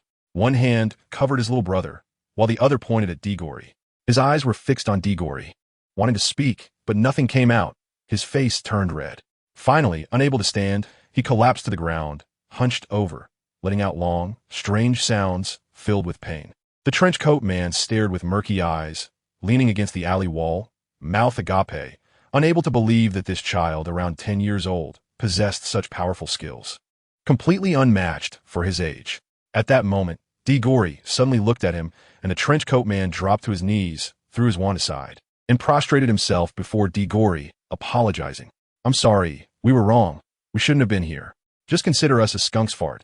Let us disperse with the wind. However, Diggory shook his head and said, No, I still have something to find you for. Upon hearing this, the trenchcoat man immediately looked up and said, Big brother, whatever you need, just say it. As long as it's within our ability, we'll turn around and get it done for you right away, no delays. Diego nodded, then took out the bloody silk scarf and asked, What happened? Whose is this? The man in the trench coat didn't hesitate and immediately spilled everything he knew like pouring out beans. The story goes like this. That day, our boss was originally taking a shower at his mistress's house, and suddenly a man burst in. At first, our boss thought. Diggory, feeling impatient, drew his wand and pointed it at the man in the trench coat, saying, Get to the point, don't waste my time. All right. The man in the trench coat cradled his head in fear and skipped the introduction. Our boss told us to find a woman. She has long golden hair, about 7 meters tall, a slim figure, an oval face, and is wearing a beige trench coat. They said she escaped to this slum area, and if we find her, we will get 1,000 galleons. Luckily, we found that woman, and after a scuffle, we even injured her. But unfortunately, we let her escape. This scarf belongs to her. We chased her here, but couldn't find her, and then we saw you holding her scarf. And then, you know what happened next. Diggory twisted these fingers, feeling that this matter was not simple. Getting involved would be very troublesome. Moreover, he didn't want to meddle in other people's business. His anger had just dissipated. So he planned to let these two thugs go and give them a chance to change. However, at that moment, a voice suddenly echoed in his mind. Meow. Host, please pay attention. A new task has been issued. The task details are as follows. Find and protect Alice, a member of the Phoenix Society, within 3 days, and safely escort her to Dumbledore. Task failure penalty. Upon task failure, Harry Potter will lose the protection of the blood-related spell. Friendly reminder, these thugs all belong to the category of dark wizards, and the items on them can be exchanged for magical power. Damn it, Diggory secretly cursed in his heart. It seems that this 3 good student system has already recklessly embarked on a shameless path, moving forward without hesitation. This time's task punishment, although not like before where he would suddenly turn into a sissy or a pervert, is still more concerning for Diggory than those previous punishments. It's important to note that Harry Potter was able to spend his childhood safely under the watchful eyes of the Death Eaters, thanks entirely to the ancient love spell his mother cast just before her death. With this spell, as long as Harry was near his relatives, he cannot be found by the Death Eaters. Moreover, even if they did find him, they would not be able to harm him. Now, if this spell were to disappear, Harry would face relentless attacks from the Death Eaters. Diggory estimated that Harry Potter's aunt and her family were all muggles and certainly couldn't provide any strong protection for Harry. It's important to note that even when facing Hagrid, a wizard who wasn't very adept with spells, the Ant's family could barely hold their own. Not to mention facing the Death Eaters. It would probably just take one encounter for the whole family to be wiped out. Then Diggory became anxious. If he couldn't complete the mission, he wouldn't be able to go back, and that would be like signing his own death warrant. Sigh. Patrick noticed Diggory suddenly sighing and felt it was a bit strange. What was wrong? You've already knocked both of them down. What else could be bothering you? Diego squatted down, feeling around on his leather jacket as he said, I'm not unhappy, just find it a bit troublesome. After all, there are so many of them. If we don't clean them up all at once, it will be a continuous hassle in the future. So I was thinking, why not take advantage of the time we have and just get rid of all these scum at once? Patrick was surprised to hear Diego say such things. Since he met Diego, whenever there was a conflict, Diego might retaliate without hesitation, but he usually knew when to stop and wouldn't push the opponent to a dead end. Many times, as long as the opponent admitted defeat or could no longer pose a threat, he would back off. Patrick tossed his hair and asked, Can you really be that ruthless? I noticed back when you faced off against Leonardo, you never went for a killing blow. I always thought you were a pacifist. Diggory replied without looking back, Peace my ass. It's just that I couldn't go all out. After all, Dumbledore and Ophelia are standing right there. If I really pulled out some powerful magical items, like a potion of agility, Dumbledore would definitely intervene. I can't compete with old Dumbledore's big stature. And given Ophelia's level of infatuation with Leonardo at that time, she would surely despise me. Patrick nodded in satisfaction. He himself was a young master who had always had things easy. Seeing Diggory suffer such grievances, he had long wanted to stand up for him. At the same time, he looked down on Diggory's way of leaving room for others and everything. In his view, if you have the strength to deal with your enemies, you should just go all out. What he wanted was the exhilarating feeling of crushing everything with violence. So Patrick looked at Diggory with confusion, not quite understanding what he was doing, wondering why he was rummaging around in that leather jacket. It turned out that during the moment he was distracted, Diggory had already taken off a large part of the clothes from the person wearing the leather jacket. Now Diggory was even unwilling to spare his socks, and had even reached out to pull at the leather jacket's underwear. What was wrong with this kid? Could it be that Diggory had always been a pervert, and today he finally discovered it? Diagonally awkwardly stopped, his hand just above the little brother of his leather jacket. If I said I was short on pocket money and wanted to strip this guy's clothes off to sell them, would you believe me? Patrick twitched his lips, thinking, I don't believe you. Now, he didn't even dare to tousle his hair, fearing that Diagonally would misunderstand and think he was flirting with him. Brad was an Auror from the Ministry of Magic, responsible for the security issues in Hogsmeade. However, because this town was right next to Hogwarts and due to Dumbledore's presence at Hogwarts, his work had become quite leisurely. Basically, every day in the office was about drinking tea, reading newspapers, and tending to flowers, living a life just like a retired old man. Compared to other Aurors who often had to go to dangerous places to carry out various high-difficulty tasks, his situation was more like a retirement home for officials. That day, he was sitting in the office as usual, drinking tea and reading newspapers, and in 5 minutes he could go home. At that moment, Brad was considering where to go for a drink after work.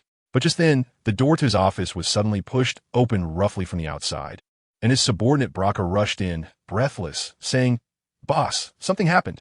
There's a mass brawl in Hogsmeade, and people are injured. Brad froze for 3 seconds, then put down the newspaper with a frustrated expression. A mass brawl? Are they dark wizards?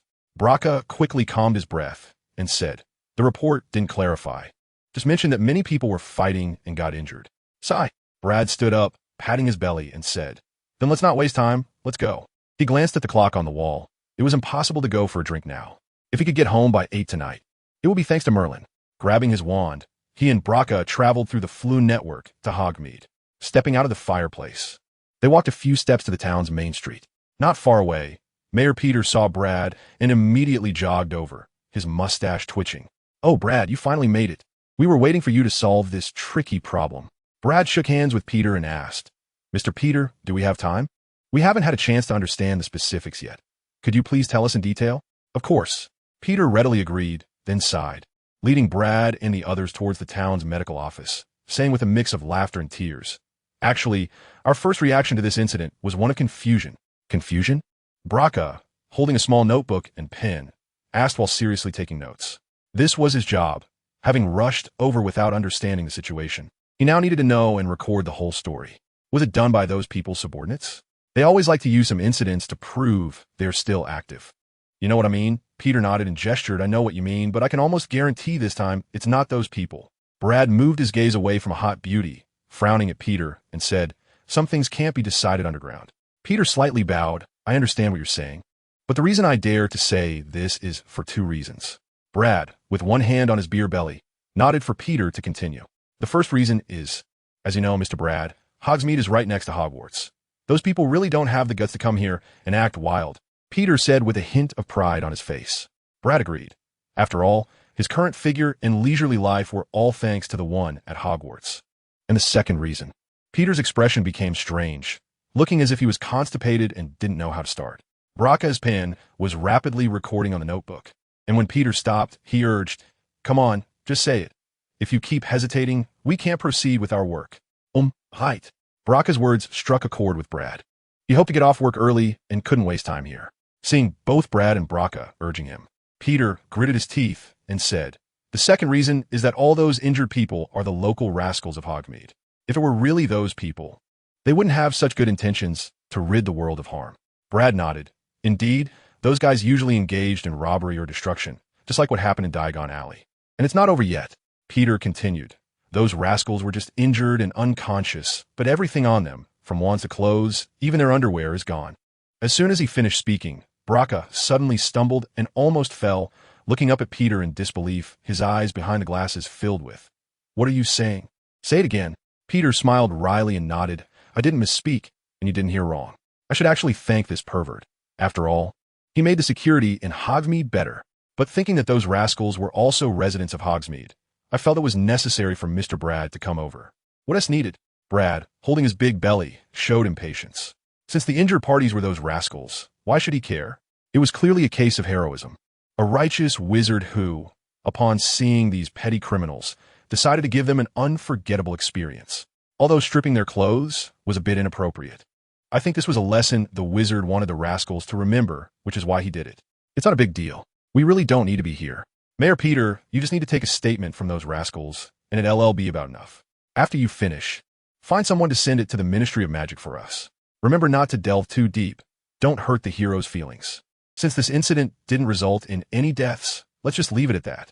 After saying that, Brad turned around, holding his belly, and walked back, not caring about Peter's attempts to retain him, his figure disappearing into the fireplace. This time, the call took less than 20 minutes, and although he had to work an extra 10 minutes, at least he could still have a drink after work. Peter watched as Brad disappeared into the fireplace, murmuring, it's one thing for you to be irresponsible, but at least you could have left that young man who was seriously taking notes behind. That way, I could save the trouble of finding someone else to take the statement. With another sigh, Peter shook his head and left. He needed to find his assistant to handle the upcoming matters. Of course, it wasn't that Peter didn't want to deal with it personally, but because Hogsmeade had been peaceful for so long that such incidents hadn't occurred in ages. Therefore, he lacked experience in handling such matters and figured it was better to leave it to his assistant, so he could return home to his wife and children by the warm hearth. However, what Peter didn't realize was that the two instigators of this situation had been watching everything unfold from the sidelines. Diego and Patrick, each holding a cup of juice, squatted at the corner of the street, watching Brad's arrival, watching Brad's antics, and watching Brad leave. Steady as a rock the whole time. Patrick turned to give him a glance. Aren't you worried about being discovered by them? After all, that thug leader has already seen your face. Diggory took a sip of juice and let out a satisfied sigh. This juice from this era is so pure, unlike the later ones that claim to be 100 juice. But who knows how much artificial concentrate is mixed in.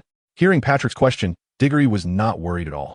It's not that I look down on them. Just a few of these irresponsible people thinking they must catch me is already a sign of their newfound conscience.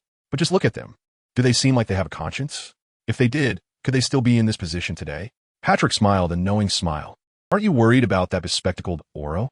He seems to have a strong sense of responsibility. Diggory still calmly shook his head. With that beer belly weighing him down, there's no way those small eyes can stand out.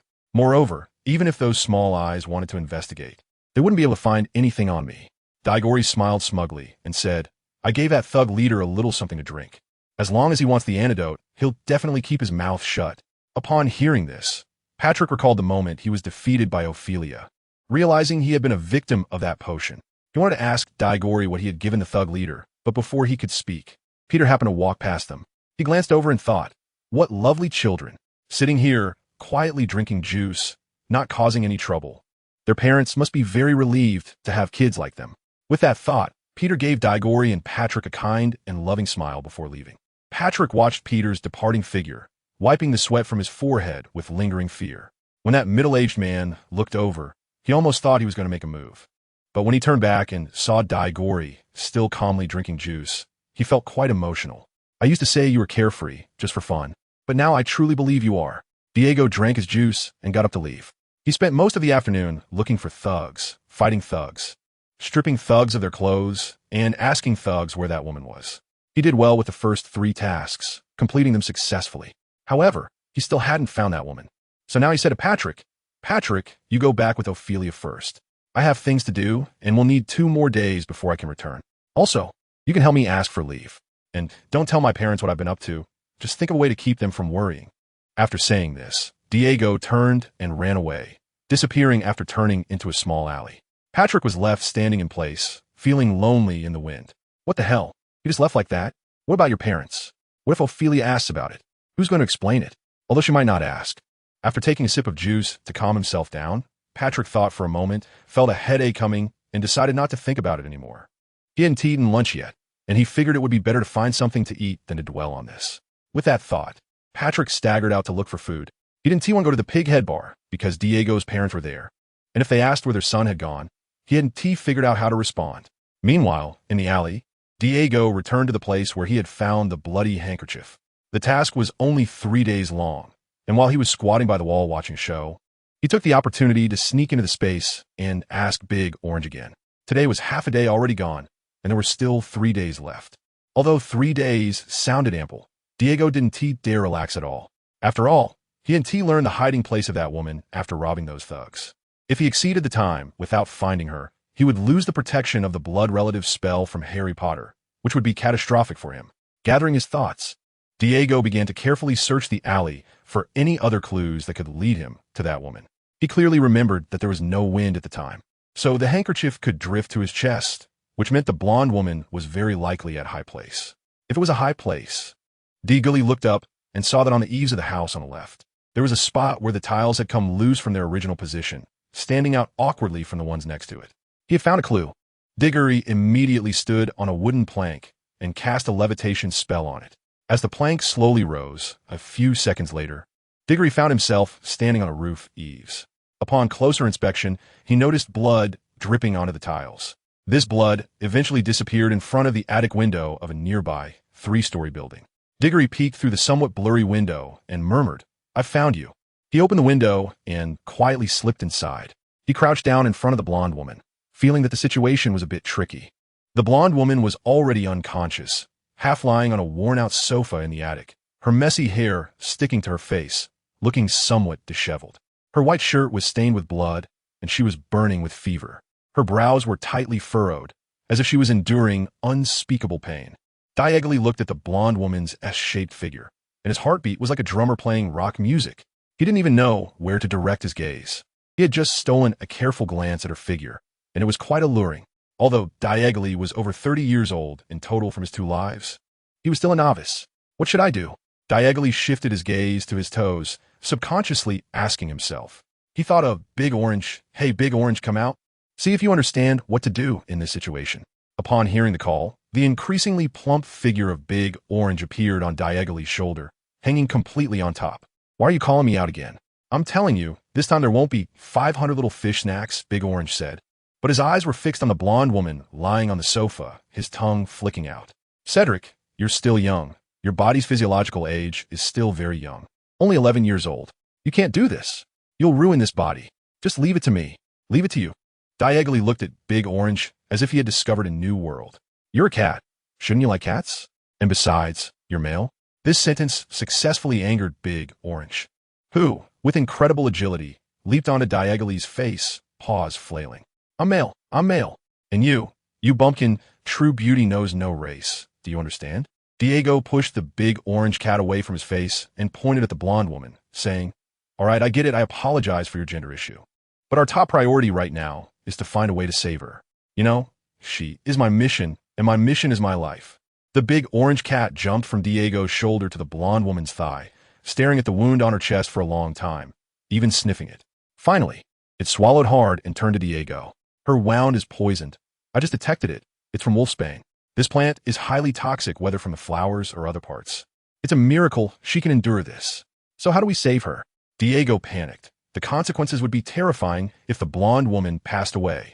But the big orange cat remained calm, finding a spot on the blonde woman's thigh and lying down, saying, "What's there to panic about? The system has a universal antidote. One bottle costs 5,000 mana points, and that will solve the problem. Why didn't you say so earlier?" Diego felt as if he had grasped the only lifeline, urgently exchanging for a universal antidote from the space. Although it cost 5,000 magic points for a bottle, he felt it was worth it in this situation. Furthermore, after stripping those rogues clean, he had indeed made quite a fortune. After feeding the universal antidote to the blonde woman and seeing her complexion no longer pale but gradually returning to a healthy color, Diego finally breathed a sigh of relief. At that moment, he noticed a large orange cat lying on the woman's thigh, looking utterly contented, and he couldn't help but laugh. "What are you doing lying on her thigh, you cat? What can you do by lying there?" The large orange cat glanced at Diego, its face full of satisfaction, as if to say, "What do you know? I long for this because it's my instinct as a male creature. But I did nothing, not because I couldn't, but because of my quality. Do you know the difference between a rogue and a gentleman? It's all in this quality." "What the hell is quality? Can quality be eaten? If it were paper, I wouldn't even want to use it for wiping." In a high-end club in Hogsmeade, in the innermost room, a man dressed in a rough manner with a shiny bald head, adorned with a large gecko tattoo, paced back and forth impatiently. "Let me tell you, the next time we go out on a mission, I'm definitely telling my old man that I want to team up with you again. It's just a pretty girl. You have to cherish her and can't be ruthless. If it weren't for my clever idea to use the extraction of wolf poison, that girl might have already entered Hogwarts." Opposite the bald man, an elegant man with long hair sat on the sofa, his phoenix eyes, fair skin, and thin lips making him captivating when he smiled. Of course, he captivated the hearts of women. Our gentlemen from the Kidman family do not have the habit of being ruthless with elegant ladies. If you can't stand it, you can leave on your own. I won't stop you. The elegant man leisurely took a sip of red wine, swirling the glass as he spoke to the bald man. "The most important part of our mission is to prevent her from entering Hogwarts and not let her meet Dumbledore. Secondly, we need to retrieve the list from her. None of these requirements involve you killing anyone, so you don't need to always think about being ruthless. If you really kill her, Dumbledore will come out." The irritable bald man was very displeased with the elegant man's leisurely demeanor.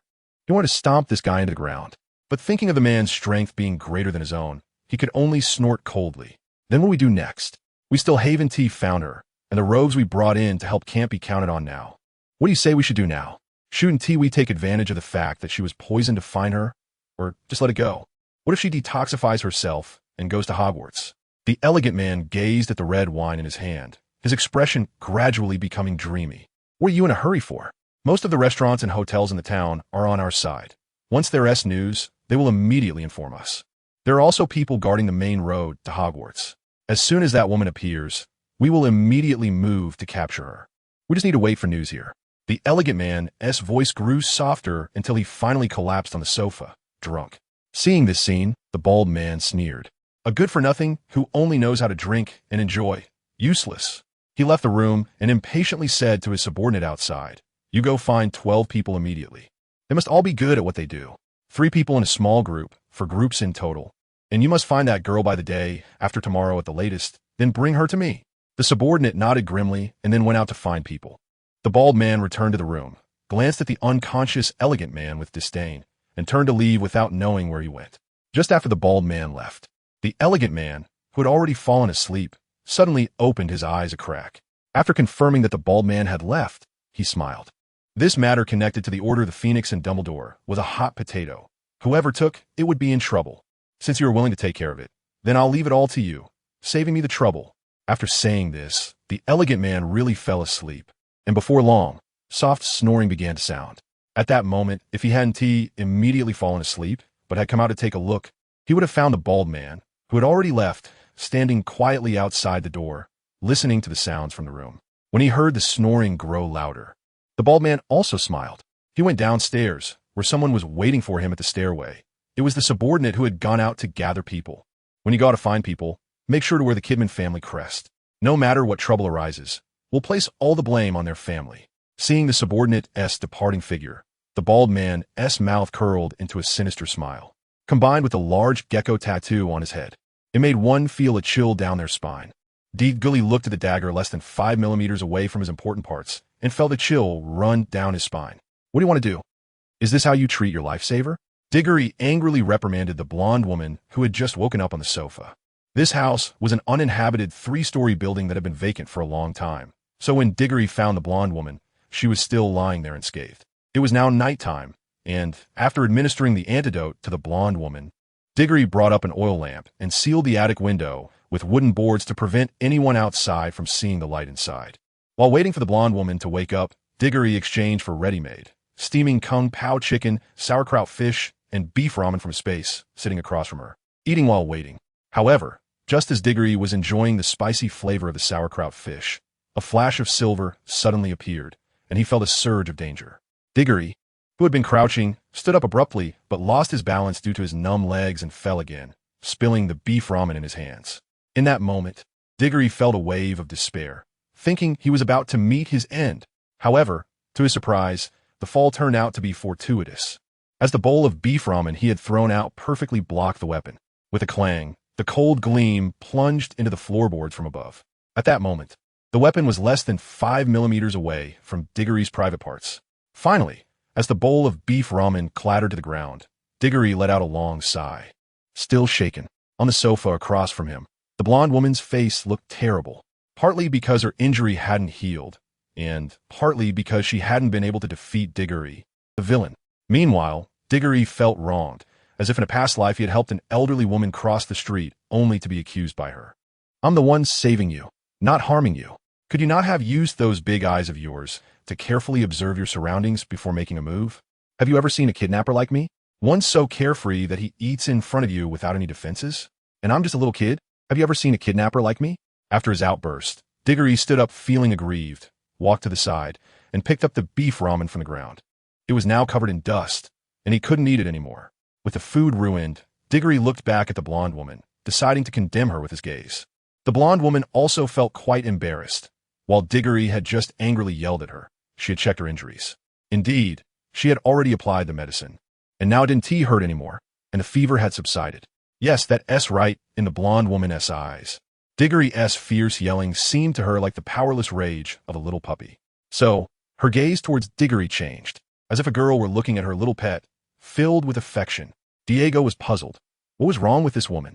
He had just scolded her and wasn't giving her a pleasant demeanor. So why did she look at him so strangely? Could it be that she had burned her brain before? Are you okay? Out of humanitarian concern, and to ensure the task could be completed smoothly, Diego showed some appropriate care. The blonde woman smiled. Even though Diego had sealed the window earlier, he still saw the moonlight at that moment. Hello, my name is Nico. Dumbledore didn't get to have dinner. As he was about to go to the hall for dinner, Sprout arrived with McGonagall and Flitwick, the three of them standing in front of him. They all stood at the desk, but no one spoke first. Thus, Dumbledore looked at Flitwick, his eyes asking what was going on and why they had come together. Flitwick, being short, didn't catch Dumbledore's gaze. So Dumbledore turned to McGonagall, hoping this old partner could tell him what was happening. However, today McGonagall was unusually serious, staring at him with a pair of serious eyes. This left Dumbledore somewhat confused. Finally, Sprout hesitated for a moment, then stomped her foot and asked, Professor, may I ask where Cedric from our house is? Why hasn't he returned yet? You took those 3 kids out, and now the other 2 are back, but Cedric hasn't returned. I'm very worried about him. Upon hearing this, Dumbledore relaxed his body against the back of the chair and said, Patrick came to me to ask for his leave on his behalf, saying he would be back 2 days later. I approved it. You approved it. McGonagall raised her voice by 8 degrees. Please forgive my rudeness, Professor Dumbledore. To be honest, I really cannot understand why you would approve Cedric's leave, especially since it wasn't him who asked for it. Yeah, I can't understand either. What if something happened to the child outside? How do we explain it to his parents? Sprout added. Dumbledore rubbed his forehead, feeling a bit of a headache. He already knew about this matter through other channels and thought it would be a good opportunity to train Diego. He also had someone watching to prevent any incidents. As it turned out, nothing happened over there, but something happened on his side first. Dumbledore glanced at the furious McGonagall and Sprout, secretly giving Flitwick a look, hoping he could help him speak up, and it would be even better if he could send these 2 away. However, Flitwick still didn't catch Dumbledore's signal due to his height. Instead, McGonagall noticed Dumbledore's little action and shot Flitwick a glare. Under McGonagall's imposing aura, Flitwick received the message and took 2 steps back, looking up at Dumbledore. Yeah, I also can't understand. What if something happened to the child outside? The only one of the same gender who thought they could help ended up coming to settle accounts with him. Old Dumbledore was even more troubled, holding his forehead and looking at the ground as if a flower could grow there. But as he looked, Dumbledore suddenly recalled how, when he chatted with Diego, whenever he asked Diego questions he didn't want to answer, that little brat would simply say, "Don't ask. Asking is a secret." At this moment, he suddenly felt that this phrase was quite useful, so he raised his head, looking seriously at the 3 in front of him. Don't ask. Asking is a secret. This sounded utterly perfunctory. McGonagall pursed her lips, her eyebrows raised, looking like she was about to explode. Dumbledore added sternly, "Rest assured, I know what I'm doing. Do you think I'm the kind of unreliable person?" Once these words were spoken, McGonagall and the others fell silent. Indeed, Dumbledore was definitely a trustworthy leader. It was just that his concern for Diego had led to Sprout and the others blocking the door. McGonagall patted Sprout on the shoulder. "Let us go back. Since the professor says so, Cedric should be fine." In fact, it was Sprout who had dragged McGonagall and Flitwick here to block the door. She had spent so much time on magical plants that she had paid little attention to Diego. Thus, she felt very guilty. And as soon as she heard that Diego hadn't returned, she immediately came to ask. As for why Sprout brought McGonagall and Flitwick along, it was because she was afraid Dumbledore would brush her off. Surprised? Unexpected? Are there flowers? In the attic, Diggory walked back and forth on the floor with his hands behind his back, looking very troubled. He glanced up at Nico, who was happily eating, and felt even worse. He originally thought that this task didn't seem too difficult. Although the penalty for failure was terrifying, the task content was simple. Moreover, the reward for the task was to elevate the fragmented to spell casting without incantation, which wasn't a generous reward. By this logic, this task might be the easiest one ever. However, after understanding the situation with Nico, just now, Diggory was enraged. It turned out there were people chasing them, and the pursuers were not weak, with 5 intermediate mages and 2 high-level ones. Meanwhile, Nico had just reached the intermediate level, so along the way, she could only run away. Counterattacking was impossible, as turning back would mean facing a powerful explosive spell attack. It could be said that Diggory had now taken on a duel. Thinking of this, he sighed. I knew this wouldn't be so simple. This is a 1 versus 7 duel. Upon hearing this, Nico looked up with her big, sparkling eyes and said, "Although I don't understand why you agreed to protect me to Hogwarts, I want to say that your math isn't very good." Now, with me added, shouldn't it be 2 versus 7? Diggory saw her silly expression and couldn't help but sigh. I forgot with you added in. It's 0.5 to 7. And Iko, with a sausage in her mouth, mumbled, "Don't underestimate me. I'm actually quite capable." Capable? Diggory glanced at Nico. Are you planning to engage in close combat and then use your little dagger to cut off your opponent's little brother? Just like how you ambushed me before? And Iko was quite unconvinced. I was in a hurry back then, and I didn't know your identity. I thought you were a bad person. It wasn't intentional. And my spell stopping is very powerful. Diego is expressionless, and he is too lazy to say anything more. He doesn't understand how this 11-year-old child looks like a bad person. Are you still angry with me? No. Diggory found a place to sit down, thinking about how to get Nico to Hogwarts. Since he already knew someone was trying to kill Nico, it would certainly not be wise to swagger in there with her. That would be akin to asking for death. So, how about going to find the owner of the Hog's Head Inn, Aberforth Dumbledore, and using the secret passage from his pub to get to Hogwarts? At that thought, Diggory felt quite clever. The whole task suddenly seemed much easier, making him feel a bit embarrassed. But just then, a sudden sound of sobbing came through. Diggory felt a bit strange and turned to see Nico looking at him with tearful eyes, resembling a pitiful little wife who had suffered a great grievance. Diggory, who was not good at comforting girls he didn't like, felt overwhelmed. What's wrong with you? Is the food not good? But the food she was eating was what she had brought herself. He couldn't blame himself if it wasn't tasty. Are you still blaming me? Nico asked between sobs. Diggory was bewildered. What? I didn't do anything. He had just been thinking about how to complete the task. Who had the time to get tangled up in those little things? After all, his little brother was still on him, right? So he impatiently waved his hand, indicating it was not a big deal, and he had long stopped blaming her since it wasn't intentional. And Iko saw Diggory's expression, directly ignored his words, and burst into tears. You are blaming me. Well, at the moment Iko cried out, Diggory suddenly remembered when he lived in the countryside and helped his grandmother herd ducks. It was always noisy. Moreover, The key issue was that her voice would expose their location. He didn't even know if there were people out for her in the slums. If there were, it was truly a miracle she had made it this far. Like waves, one wave of crying followed another, making the veins on Daegu Lee's forehead throb. He wanted to stop Ko, but was afraid it would only make her cry harder. So he controlled his emotions and gently advised her, "Don't cry. I swear on my conscience, I really don't blame you anymore." Really? Although she hadn't heard such a form of swearing before, Ko still felt she could trust Daegu Lee's serious demeanor. "Of course it's true. If I'm lying, may lightning strike me." Bang! As soon as Daegu finished speaking, a loud thunderclap suddenly rang out from outside, making him feel embarrassed in an instant. The slap in the face came too quickly. What should he do now? "Did you hear that? Someone just set off fireworks," Daegu said with a straight face again. "Fireworks?" Nico looked at Daegu with suspicion, then glanced at the sealed windows and sighed.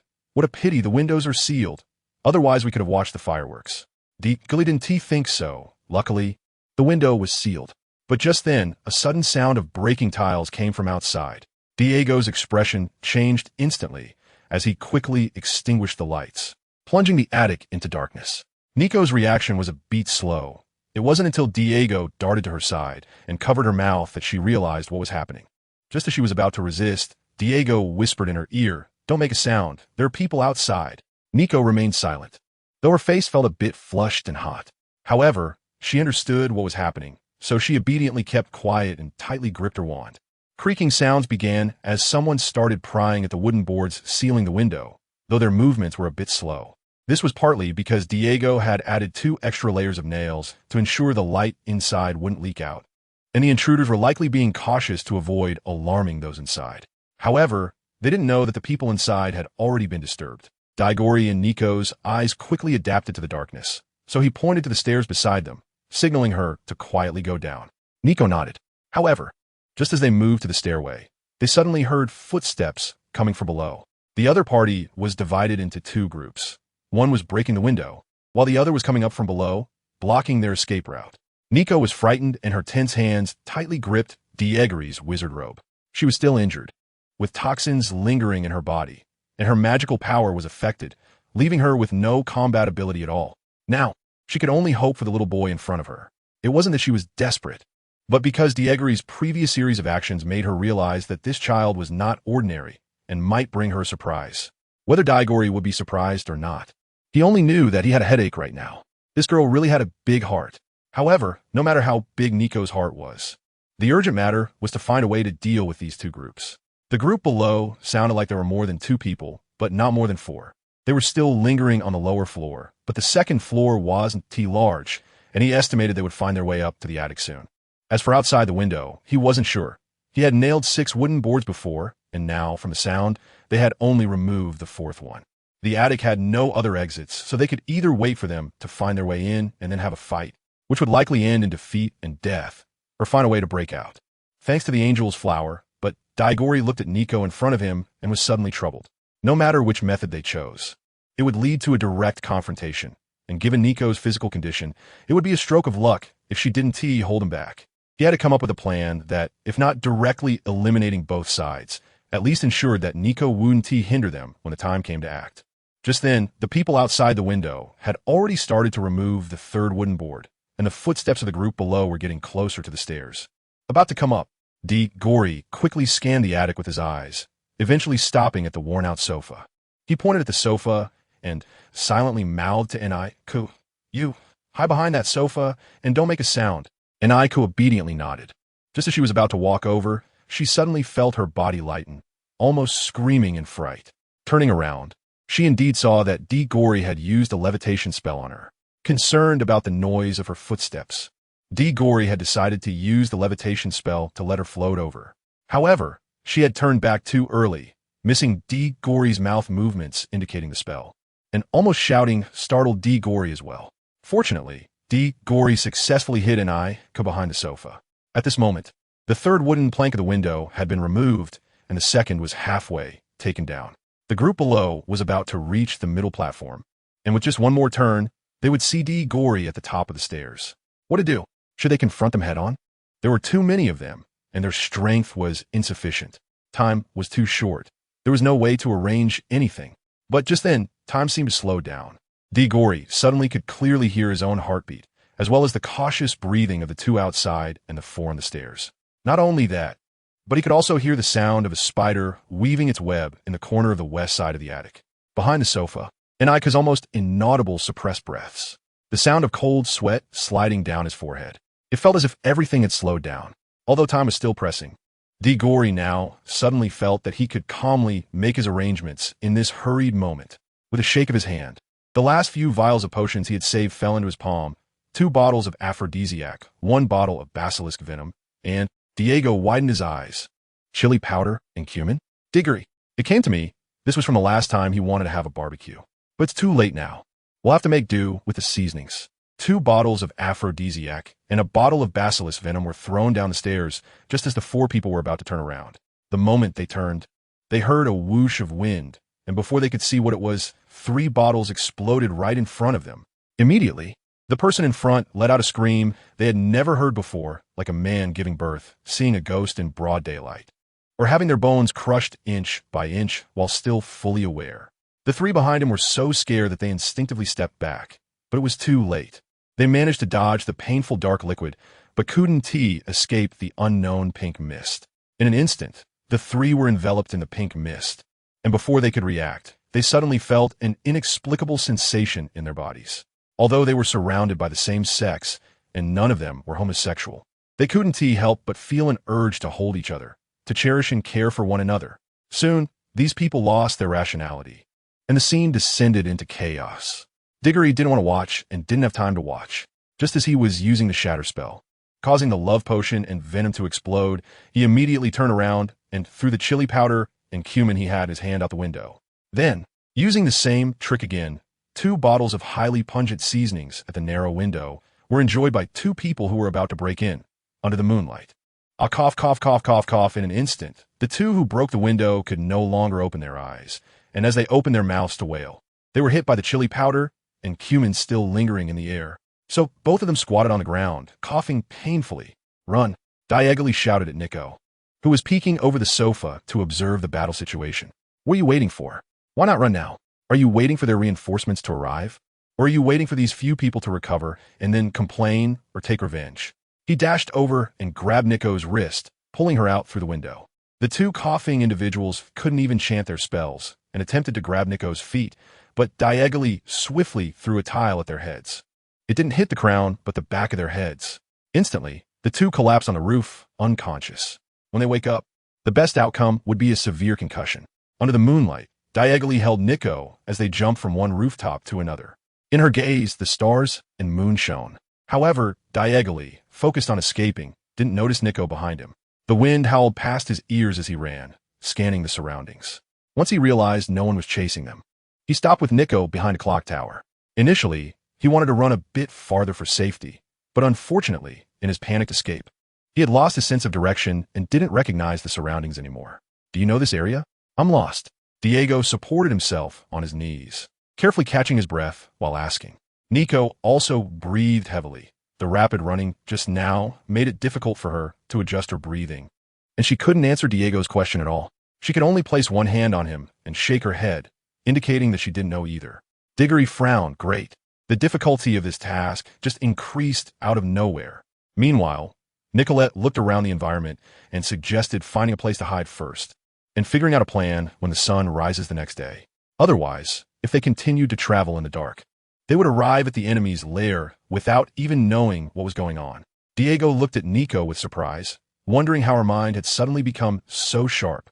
Or had he misjudged Nico from the very beginning, thinking she was unreliable, which led to a skewed impression of her later on. In fact, was Nico a very dependable strategic partner? But Diego still shook his head and explained, "No, the people chasing you already know we're in this slum.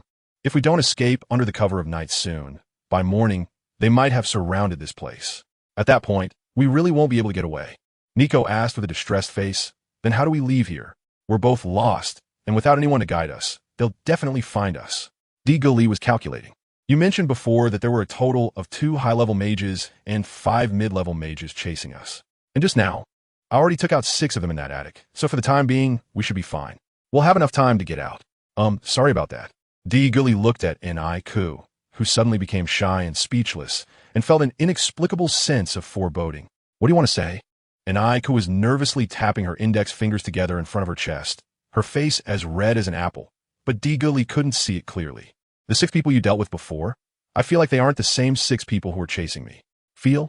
Diguli had a puzzled expression. Can you not joke around? This is serious. Although he said he didn't believe her, Diguli honestly felt that Aiko might not be wrong. Really? Aiko continued tapping her fingers, trying to recall. I've been blocked by them many times on this journey, and each time I managed to avoid them thanks to my intuition. But this time, I have no feeling at all. So I was wondering if it might not be that group of people. Avoiding blockades based on intuition? Diguli was stunned. Is there such a thing? Aiko nodded, and at that moment, Diguli couldn't help but think she seemed so naive, so innocent. Diggory looked at Nico in disbelief and murmured, I can't believe you actually made it this far. How did you do it? Are you a lucky fish? Nico shook her head, indicating that she didn't know either. Every time danger is about to come, I have a premonition, so I can avoid most dangers. Hearing this, Diggory glanced at Nico's injured chest and then looked at her. His meaning clear. It's because I wasn't feeling well those days, so they took advantage of the situation. Otherwise, do you think they would have had the chance to hurt me? Nico hurriedly explained. Diggory rolled his eyes, which was a sign that he believed it. But then he seemed to think of something else and suddenly looked at Nico, his eyes filled with eager anticipation. If he could use such a premonition now, wouldn't that allow him to easily avoid those who were chasing him? However, Nico disappointed him, saying, I'm injured right now, so that kind of premonition is gone. It'll probably take until I'm healed to recover it. Diggory sighed, then patted Nico's shoulder and said, It's okay. It's just going back to Hogwarts. I can't believe that 2 living people like us can't come up with a way. Living people won't die from holding in their pee. Nico looked at the 11-year-old Diggory, thinking about what he had just said, and frowned. Since I met you, I've increasingly felt that you're not a child anymore. Instead, you seem like a mature adult who has been through storms. Diagoly's eyelids twitched, and he fiddled with his fingers, marveling inwardly. This woman's intuition is really accurate. No wonder she can repeatedly shake off pursuers just by relying on her instincts. Whoever marries her will definitely not be able to cheat. And even hiding secret money would be a challenge. He shook his head, thinking that it's not that I am too mature, but rather that you are too naive. The 2 of them were hiding behind the bell tower, and the area around them was pitch black. Diagoly looked at the surroundings, lost in thought. It was midnight, and everyone around was already asleep. If he went down now to find someone to cooperate and guide him, as long as the other party didn't cooperate and made a little noise, those people could directly find him. But what if he did the opposite? Diego looked at the large clock behind him and then at Nico. Nico met Diego's gaze and asked, Do you have a solution? Diego was taken aback. Huh? How did you know I came up with a solution? My 6th sense told me. Nicole replied matter-of-factly. By the way, you are really amazing. You thought of a solution so quickly. Diggory, what kind of magic is this? You're the real magic, okay. What the hell is your 6th sense? How many feelings do you have? Can you give your future boyfriend and husband a break? With flowers? Extra update. On the 2nd floor of a small building not far from the clock tower, Moody took a small sip from his flask of tequila. After dawdling for a long time and accomplishing nothing, it seemed there was no other way.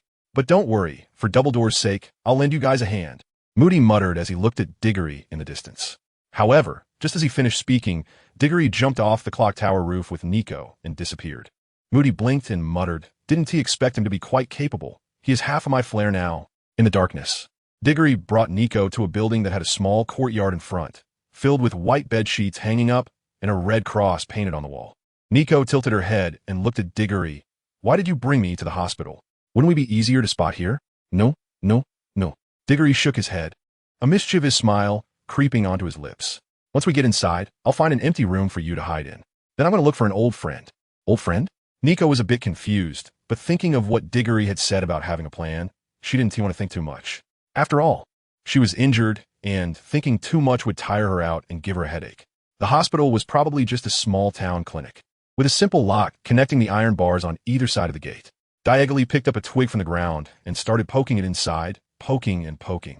It seemed like a few minutes had passed, maybe even less. The little bark left on the slender twig had all come off, and a layer of fine sweat beads appeared on Diagoly's forehead. Wasn't it always so easy to pick locks on TV? Just stick it in, poke, twist, and then the lock opens. Why couldn't he figure it out himself? Nico watched as Diagoly's facial expression became more and more twisted, just like the expression her dad had when he couldn't poop in the morning and asked her to bring him a laxative. She patted diagonally on the shoulder, signaling him to step aside, then took out her wand. Her body had recovered a bit, and although she couldn't cast very powerful spells yet, a beginner spell was no problem. So, Nico gently said to the lock, "Alohomora," click. The lock opened. Fortunately, it was very dark. So even though Diagonally's face was as red as a monkey's, but Nico couldn't see it clearly. Diagonally gestured to Nico without caring whether she understood. "You sneak in quietly first, and I'll lock the door." Miraculously, Nico understood. She nodded and tiptoed into the small courtyard, then obediently stood behind the door waiting for Diagonally. When Diagonally turned back after locking the door, Nico cleverly gestured to him. "Which way should we go next?" Digori was taken aback. He didn't understand, but he guessed what it roughly meant. He took Nico's hand and whispered, "Don't think too much, just follow me." Nico lowered her head to hide her blush and gently replied with a soft demo. She couldn't figure out why she always felt something for a boy who was only 11 years old. However, she didn't know that inside the body of the boy holding her hand was the soul of a 25-year-old. Nico thought she was holding a child's hand, but only Digori knew that the hand of the 26-year-old lady was really soft. In a quiet corridor, Digori searched room by room. He needed to find a sufficiently inconspicuous room to ensure that even if those people discovered him, they wouldn't find Nico for a while. Nico, following behind him, watched Digori hesitate to speak, and finally couldn't help but ask, "Why are you so strong, yet you still can't cast a basic spell like Aloho?" Digori's old face turned red again as he turned around and pretended to say fiercely, "Don't ask, it's a secret." Finally, Digori found a suitable storage room. It was remote, located at the back of this corridor, but not at the very end. Most importantly, it was spacious, about the size of a basketball court, with 3 doors at the front, back, and middle, making it convenient for escape. There were plenty of supplies inside, including sheets, mops, syringes, various medicines. Everything one could think of, with shelves lined up one after another. After settling Nico in, Digori went upstairs, found a large ward from the hospital's floor plan, and avoided the night nurse on duty. Just then, as Digori was observing the nurses round from a corner not far from the large ward, a sudden voice asked from behind him, "Whose child are you and why are you here?" Startled, his hair stood on end. His hand, gripping the wand, turned white from the pressure, and in that split second of turning around, countless excuses raced through Digori's mind. When he finally saw the serious-faced nurse in her 50s, Digori had already figured out his response. "Sister, I'm here to find my uncle. I heard from others that he was beaten and brought to the hospital, and I'm worried about his health, so I came to see him." "Sister?" "Oh ha ho ho ho ho ho." Laura covered her mouth, trying to laugh discreetly, but the joy of being called sister by this 11-year-old boy was too much to contain. Her laughter echoed down the entire corridor. In the dead of night, the empty hallway suddenly erupted with wild laughter. If Digori hadn't known where the laughter was coming from, he would have probably turned and run. But even so, he was covered in goosebumps, partly from fear and partly from his own disgust. To achieve his goal, he had really betrayed his conscience. "Hello, brother. Oh ho ho ho." Laura laughed so hard that the crow's feet at the corners of her eyes could squash a fly. "You are really filial and honest. Although I don't know which uncle you're talking about, I do know who you mean. Come on, they're in the large ward just around the corner to the left. A total of 13 people. I'll take you to see if it's them." After saying this, Laura took Digori's hand and led the way. Along the way, Laura held Digori's hand, touching and laughing with a proud expression. Poor Digori followed behind, recalling how he had held Nico's hand before, and now looking at Laura, who was holding his hand, he wore a twisted expression. But there was nothing he could do. After all, he had been discovered. Now it was very late at night. Digori followed Laura to the large ward where the patients were all asleep. The room only had a dim yellow light on each side. There were more than 40 thugs in total, with 25 beds in the large ward, and some thugs were assigned to another large ward. Using the dim light from the 2 lamps, Digori slowly searched one by one. At first, he was worried that the thug leader, Tom, wasn't in this ward. However, he was clearly overthinking it. By the time he checked the 5th bed, he had already seen that familiar face. The shoe print on his face was still there. He wouldn't mistake it. After confirming with Diggory, Laura left, eager to rush to the office area to show off to her colleagues. Diggory glanced at Tom, who was sleeping soundly, a dangerous smile creeping across his lips. It was a beautiful dream. In the dream, Tom was waving a wand, standing triumphantly over the boy who had once humiliated him. This was his moment of vindication, a peak of power. He wanted the entire town of Hogsmeade to know that he, Tom, was the strongest man. Even Dumbledore would have to step aside. He was the king of this world. He could laugh heartily in his own realm. And so, Tom laughed and woke up. The saddest thing in the world is that he didn't even have the right to dream. It was already tragic enough not to have sweet dreams. But even worse was that his nightmare was standing right in front of his bed. Hi! Ah, with a scream, Tom fainted again. Diego touched his face, wondering if he looked handsome again. Just a glance could make him so excited that he might faint. Tom's scream was loud, startling Laura, who was outside bragging to her colleagues about how soft Diego's hands were. What's wrong? Laura pushed open the door to the large hospital room, walked over to Diego, grabbed his hand, and asked with concern, "Are you okay? I heard a scream outside just now." If Tom, who was lying in bed and had fainted again, were awake, he would probably be crying and saying that the one who was really scared was me. Diego struggled to pull his hand out of Laura's broad hand, revealing a harmless smile. "It's nothing. My uncle saw me come in and shouted out in excitement, but then he fainted again." At this point, Diego appropriately showed a hint of regret and loneliness. Oh, as soon as Laura saw Diego's expression, she felt herself melting. "It's nothing." Laura patted her broad chest, then reached into her nurse's uniform and pulled out an especially thick syringe. Diego estimated that this syringe was about the thickness of his arm. Zing! The needle tip oozed with liquid medicine. Laura said to Diego, "Come on, make some room for your sister. I'm going to give this rogue, your uncle, a shot. Once the needle goes in, he'll wake up immediately. The effect is instant." Diggory had long since dodged. With such a thick needle going in, it could scare anyone awake. Followed by a sound that made Diggory feel pain just by listening to it. The medicine was suddenly injected into Tom's backside. This made Diggory silently mourn for Tom for 3 seconds. Once the injection was done, the effect was indeed immediate. Tom groaned and slowly woke up. Looking at Laura by his bedside, Tom drowsily said, "Oh, my dear Laura, do you know I just saw the devil?" Laura, too lazy to bother with Tom's nonsense, woke him up and then turned to throw a flirtatious glance at Diggory before leaving. Diggo looked at Tom after sending Laura off with a smile. "Hi." Tom didn't respond, just stared blankly at Diggo. After a while, his right hand slowly began to move. If Patrick had been here, seeing this scene, he might have cautiously cast an armor charm on himself for protection.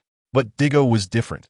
He smiled slightly and said, "If your hand dares to reach for your wand, I can make you regret doing so."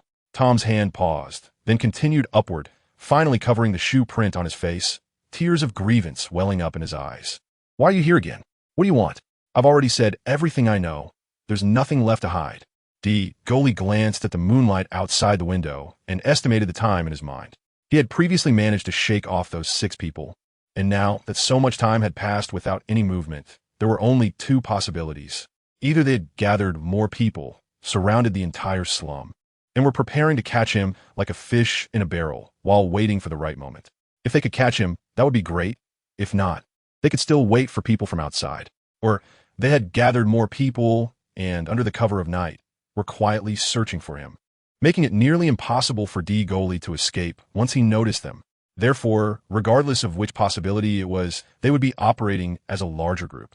And the longer the time dragged on, the more dangerous it would become. As a result, Diego stepped forward, patted Tom kindly on the shoulder, and said, "Tom, what are you thinking? Would I really betray you? I just want to ask you for a small favor this time. I believe you won't refuse, right?" Tom wanted to turn his head defiantly and reject this devil in front of him. But thinking of the inhumane methods of this devil, he could only obediently nod. Now, Diego smiled even more brightly. "Uncle, you truly are a man who knows the times." Tom, feeling wronged, raised his head and asked, "Wasn't it just Tom like a moment ago? How did it change to Uncle again?" Diego squinted his eyes, a cold glint flashing in them, and patted Tom's bearded face. "Did I give you some face? Do you forget the beatings? Do you want to experience the Y18 styles again? And how about that little pill? Do you want another one?" Tom's face turned pale as he recalled those strange moves that left him completely defenseless, along with the unknown pills that caused him stomach pain. It was all a humiliation. He felt this kid was like a devil, and even Satan would have to serve him tea and water. "You say it, what do you want? As long as it's not my life, I'll agree to anything." Tom trembled as he spoke. Diggory nodded in satisfaction. What Tom didn't know was that what Diggory had given him was just a wax ball wrapped in roundworms. With the current level of medical care in the magical world, roundworms were basically harmless. However, Diggory knew that if he told Tom about this and revealed his entire plan, there was no telling what other ideas Tom might come up with. With this in mind, Diggory leaned closer to Tom's ear and began to tell him his plan while omitting certain details. In the storage room, at first, Nico sat in the corner waiting for Diggory to return, feeling bored. But then she heard a chilling laugh coming from the corridor above, which made her shiver in fear. And the wound on her chest that Diggory had bandaged started to hurt again. So, she found some wound treatment supplies from a nearby shelf, intending to take care of it herself. Just as she finished treating herself and was about to put on her clothes, she suddenly heard the sound of the doorknob turning, and the door opened. The person outside, wanting to save time, didn't knock and just walked in. Upon entering, they saw Nico getting dressed. Nico had no idea this would happen and was momentarily stunned, with her shirt not even buttoned up. "I'm sorry." Diggory immediately turned around to close the door. His face flushed to the roots of his ears, and he stared wide-eyed at the wall of the corridor, letting out a deep breath. Damn, so tempting. But soon, Diggory felt guilty again. It was inappropriate to eat from the bowl while looking at the pot, although he hadn't even taken a lick from the bowl yet. Soon, Nico came out, her face red as she asked Diggory, "Have you set up your plans so quickly?" Diggory didn't dare to look her in the eyes, lowering his head and responding with a soft demo. "So what do we do next?" Nico asked again. She looked at Diggory's flushed ears and laughed, finding this little adult in front of her quite interesting, different from the other children. Since they met in the attic, he had always been the one to turn danger into safety. She had only tried to trust him once and found that this little shoulder was also so reliable. It was just like the strong, old members of the Phoenix Society, but different. After all, none of those old members matched Nico's aesthetic. Suddenly, a series of urgent knocks at the door abruptly broke Nico's thoughts. Gully ran to the window and took a glance at the door, then immediately ran back and said, "Let's go to the back door. There will be a little thug I sent to the hospital coming down soon. But you mustn't take action because that little thug will take us out of the slums. There will be some other minor noises along the way, but those are all part of my plan. Just don't make a sound and follow me." At night, the once quiet slums began to grow noisy.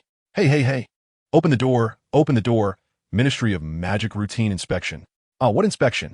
Why are you checking in the middle of the night? It's none of your business. If you don't open the door, it means you have something to hide, and we're going to break in." Wait, my wife's clothes aren't on yet. "Give me 2 more minutes." The person knocking exchanged glances with his companion, then shamelessly laughed and kicked the door open, saying, "That's exactly what we want. If we give you time, what are we even checking for?" Meanwhile, at another location. "Who are you? What do you want? Why did you suddenly barge in? We have no money. We are from the Kidman family. Cooperate, and it will be smooth. If not, we'll find a way to make you cooperate." "What can the Kidman family do? You need to clarify what you want, or we won't get any sleep. If you don't get out now, I won't be polite." Hey, big brother, let's talk nicely. You can look at whatever you want. I won't say a word." Such things were continuously happening in the slums. The entire area felt like it was simultaneously hosting hundreds of tragic dramas. The long-haired man and the bald man from the Kidman family were directing on-site. And upon hearing the repeated mention of the Kidman family, the long-haired man's face turned dark. He was expressionless, completely ignoring any elegance, and looked at the leisurely bald man, his eyes almost resembling a volcano about to erupt. "Let us not speak in riddles, what do you mean?" The bald man thought it was funny, but pretended to be surprised, then turned to his subordinates. "What is going on? Why are the people inside using the name of my brother's family?" "Isn't that just asking for trouble?" His subordinates understood the bald man's meaning, also feigning ignorance and looking aggrieved, saying, "Young Master Wu Di, I'm not clear about this either. I didn't give such orders. Then why aren't you going to check? Why are you still standing here?"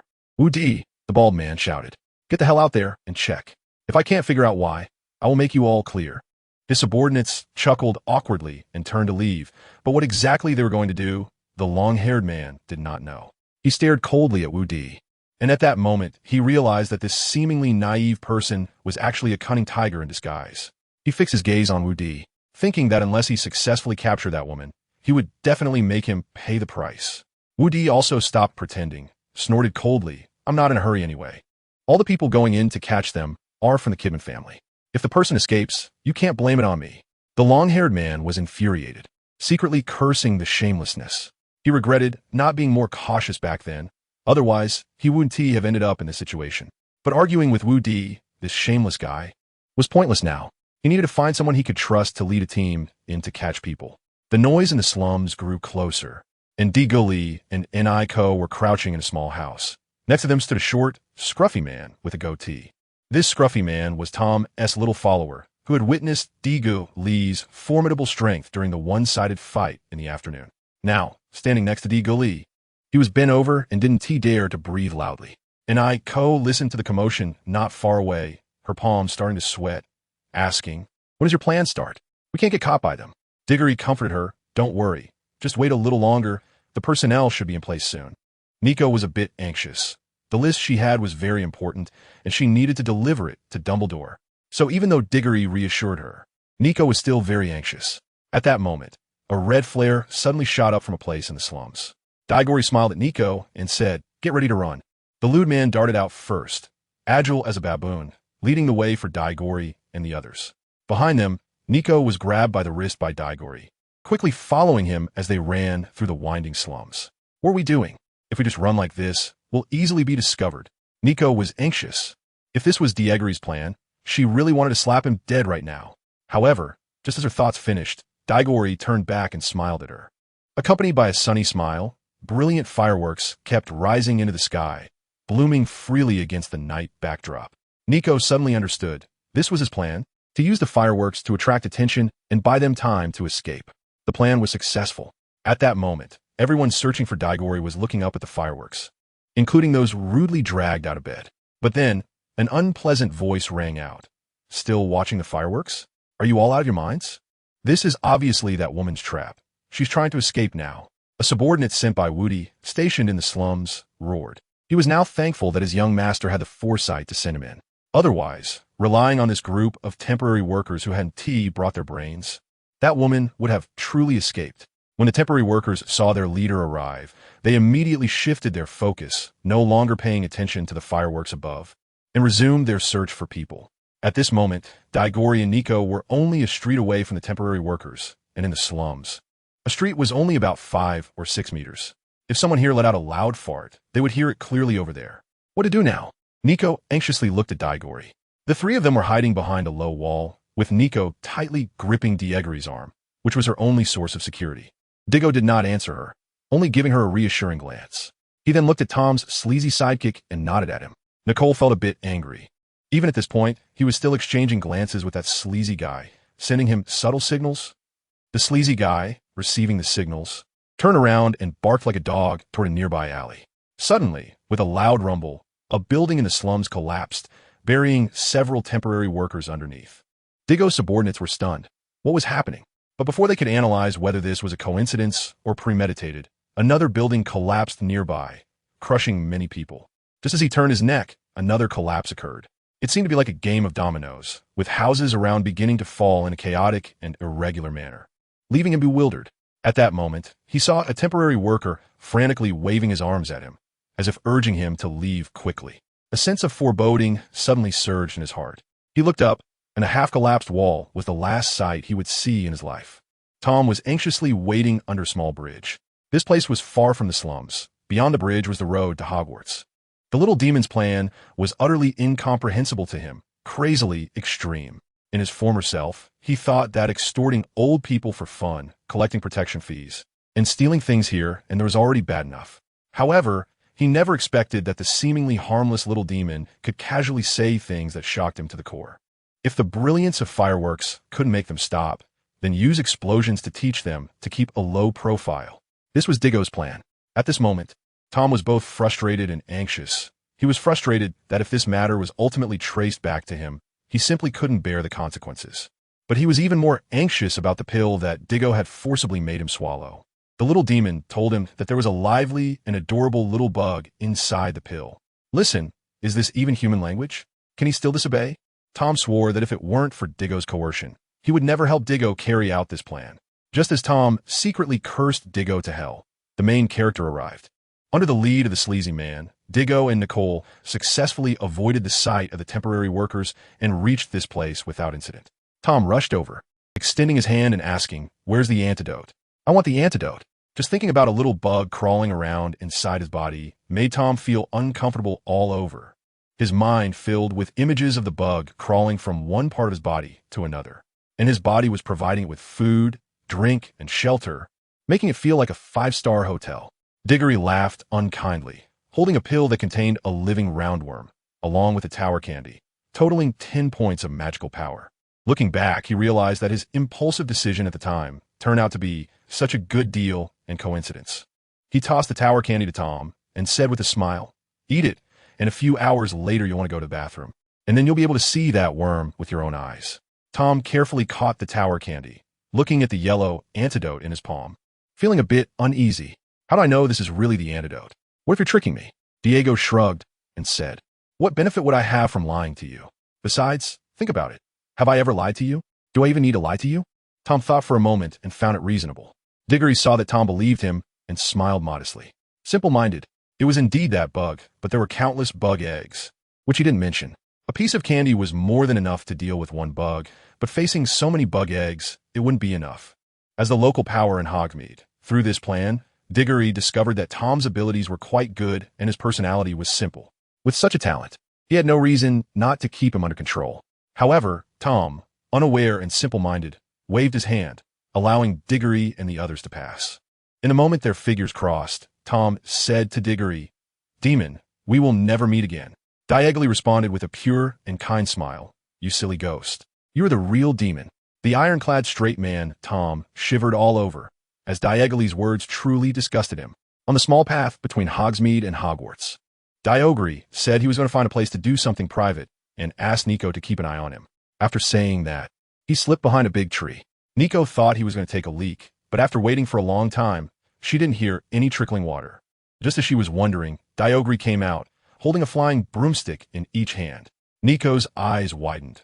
Diogry's composure in a crisis and his strength, which was so unmatched for his age, had already surprised her. But now she realized that her understanding of Diogry might just be the tip of the iceberg. She had seen a magic show in the Muggle world where people transformed, and now she was witnessing a magic show in the wizarding world with flying broomsticks. A questioning look appeared in Nico's eyes, and Diogry simply and directly responded with a don't ask. It's a secret look. Nico pouted, feeling that Diogry was being stingy. However, she soon saw Diogry get on the broom, but he couldn't take off. She giggled and teased. You haven't learned how to use a flying broomstick yet, have you? You weren't paying attention in Madame Hooch's flying class, were you? Gully didn't say anything, just looked strangely at the flying broomstick between his legs, with a hint of suspicion in his eyes. There was no doubt that he knew how to use a flying broomstick. This was something he had previously exchanged and stored in the system space. According to logic, product from a system must be top quality and should never have quality issues. So why couldn't he fly now? Diggory said to Nico, why don't you give it a try and see if you can fly? Nico smiled confidently, pushed off with her legs, and bang. She landed directly on the ground, kicking up a bit of dust, not even reaching a height of 10 centimeters. Nico looked at Diggory suspiciously and said, what kind of flying broomstick is this? It seems to have some serious quality issues.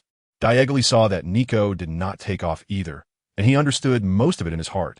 He shouldered his broom and looked at the dense forest by the path, sighing. This isn't a quality issue, nor is it a problem of our strength, but rather someone doesn't want us to fly. Upon hearing this, Nico's face instantly paled. After all this trouble, it still wasn't over. Suddenly, a burst of laughter came from the dense forest, and a group of people slowly emerged, led by a long-haired man. Carl Kidman. Nico recognized this old acquaintance who had been chasing her all along. She cautiously walked to Diagonally's side and said carefully, this is the pride of the Kidman family. He is 27 this year, but he is already a senior magician. Moreover, he is pure bloodline and is almost predetermined to be the next family leader. Carl stepped forward, first glancing at Nico, a flicker of barely perceptible light flashing in his eyes. Then he looked at Diagonally and smiled politely. You must be Cedric Diagonally. I've heard about you. This guy spoke with an arrogant tone, as if the fact that someone of his stature could remember Diagonally was already a great honor for Diagonally. This made Diagonally very displeased, especially the way Carl had just looked at Nico. Others might not have noticed, but he saw it clearly. This scoundrel had thoughts about Nico. Moreover, those thoughts were lewd, shameless, despicable, beastly, and perverted. This made Diagonally even more upset. Who are you? Diggoly feigned ignorance. Just now, Nico had already mentioned Carl's name. However, Diggoly still asked such a question. You know my name, but I don't know you. To put it bluntly, what are you showing off here? Carl's face darkened slightly. Diggoly's reaction was unexpected for him, but soon he composed himself and smiled gracefully, saying, my name is Carl Kidman. Remember this name. It will echo throughout the entire magical world in the future. Diego has a blank expression. Is your family very wealthy? Nico explained softly. His family is not just very wealthy, but extremely wealthy. They are one of the 28 pureblood families.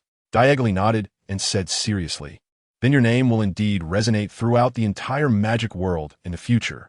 Carl smiled proudly, secretly thinking, What if he has the strongest talent? He's still acknowledging that I'm better than him.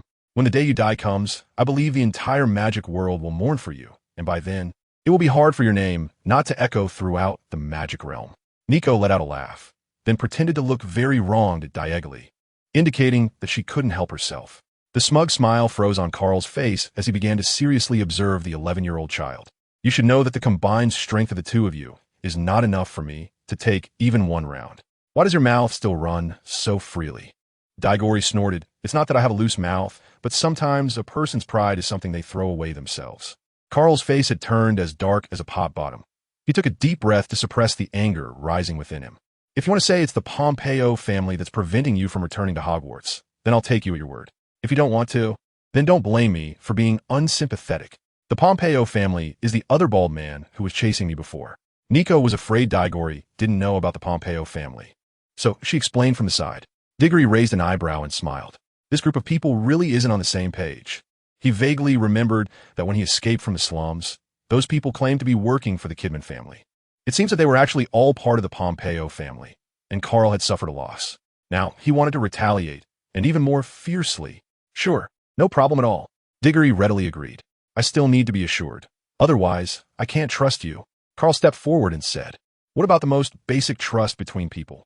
Diggory looked quite angry, saying, do you see me worrying that you would suddenly ambush us while we were passing? I didn't. That's trust. I trust that you will really let us pass, and you should trust that we won't betray you. Only then can we have a chance for a second cooperation. In this business, integrity is everything. Carl was taken aback by what he said. He looked at Diggory's passionate expression and muttered to himself, could it be that I really overthought it? He then looked up at Diggory, whose eyes were clear, serious, and sincere. All right, I believe you. Carl clapped his hands and finally made this decision. Then he waved his hand, and slowly, a group of people appeared from within the dense forest. This bastard actually wanted to set me up. Diggory was both surprised and angry, relieved that he had managed to fool Carl. Otherwise, if it had come to a fight, he would have been outnumbered. On the way back, Diggory carefully looked around. However, until they reached the entrance of Hogwarts, nothing happened. Standing at the school gate, Diggory let out a sigh of relief. Damn, finally back. Noticing that Nico kept looking back, he asked, what's wrong? Is someone behind us? Nico shook her head, looking a bit puzzled. I don't know, but I always feel like something's off. Diego's expression suddenly changed. He knew about Niko's sixth sense. Although he was injured and hadn't fully recovered, it was better to believe in it than to dismiss it. He stepped forward, placing Niko behind him.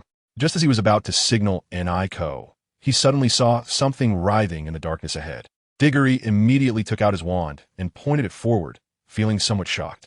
They had already reached the entrance of Hogwarts, yet someone still dared to chase after them.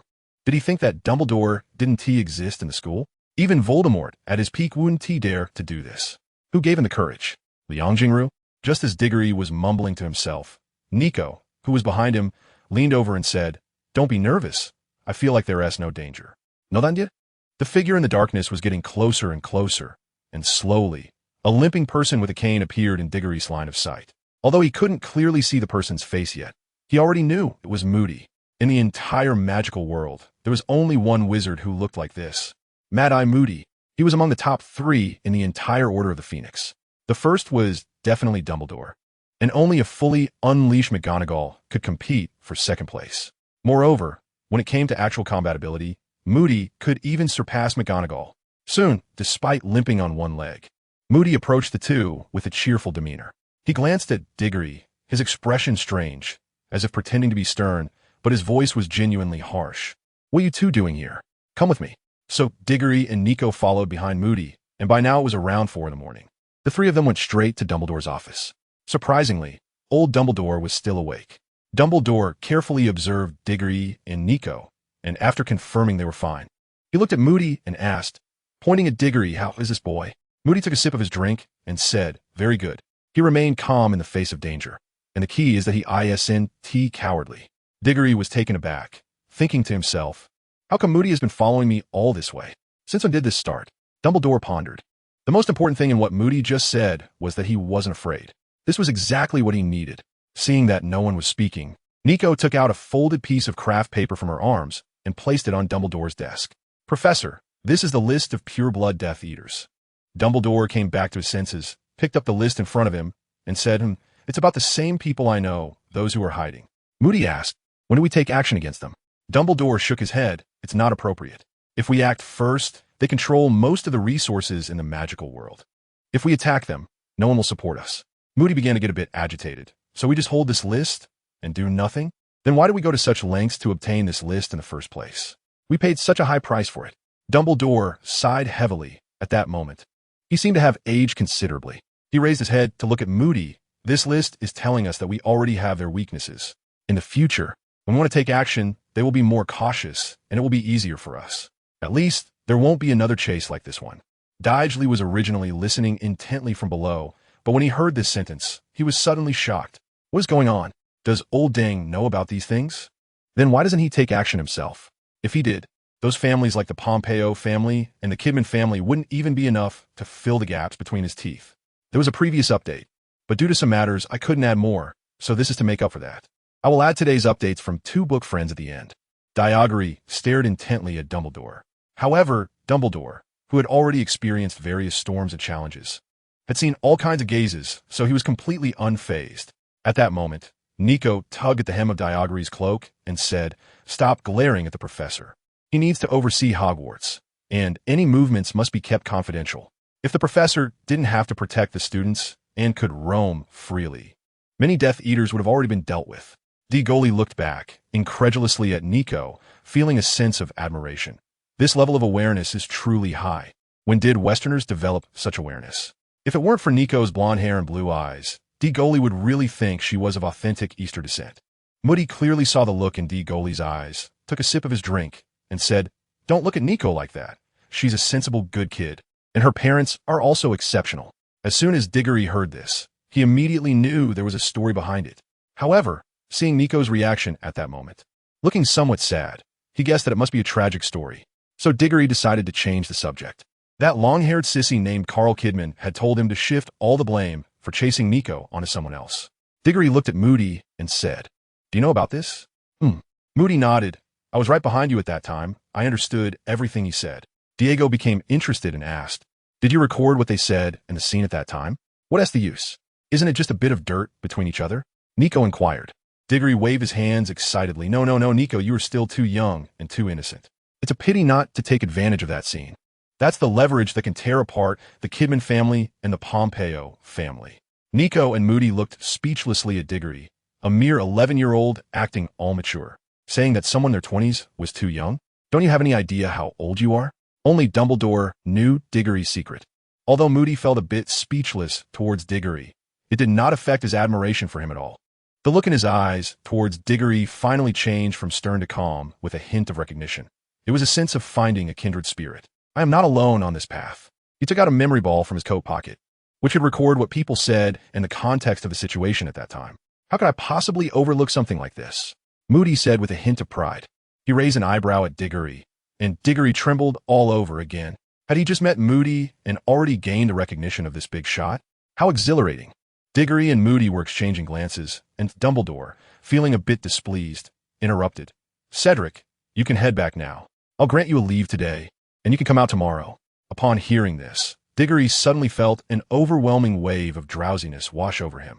Although his soul was a super gamer capable of staying up for 5 consecutive nights, his body in this world was still that of an 11-year-old child, which simply couldn't withstand such overexertion. So, he bowed slightly to Dumbledore and turned to leave. The night before dawn was the darkest. However, the high-end club in Hogsmeade was brightly lit. In a luxuriously decorated room, Lucius and a few elderly men, nearly at death's door with only a few strands of hair left, sat on leather sofas, silently watching the 2 heirs, Woody and Carl, in front of them. 2 first-line heirs from pure-blood families were chasing after a woman together. Each had their subordinates, utilizing all the family powers along the way. But even so, they still let her escape. What did this indicate? The faces of the 2 old men from the families were grim. After 20 years of hard work in nurturing their most promising descendants, it turned out like this. The old man from the Kidman family, with a head of snowy white long hair, was the only one among the elderly who still had a lush mane. "Carl, with your strength, it shouldn't be impossible to catch a mid-level wizard. How did that woman escape?" Before Carl could respond, the old man from the Pompeo family, with a shiny bald head and a long, hideous scar over his right eye, interjected. He sneered. "Isn't it obvious? It's clear that your precious grandson has taken a liking to that girl and couldn't bring himself to act. The old man from Kidman ignored him and just looked at Carl. Carl stepped forward and said, "Old Patriarch, this matter is entirely due to the Pompeo family's actions, which allowed her to escape. They barged into the slums looking for someone, disturbing the residents while waving our Kidman family's banner. The key point is that with so many of them, they still couldn't find that woman, and in the end, they let her escape." "Bullshit," the old man from Pompeo roared. "You're talking nonsense, shamelessly framing us, and making baseless accusations."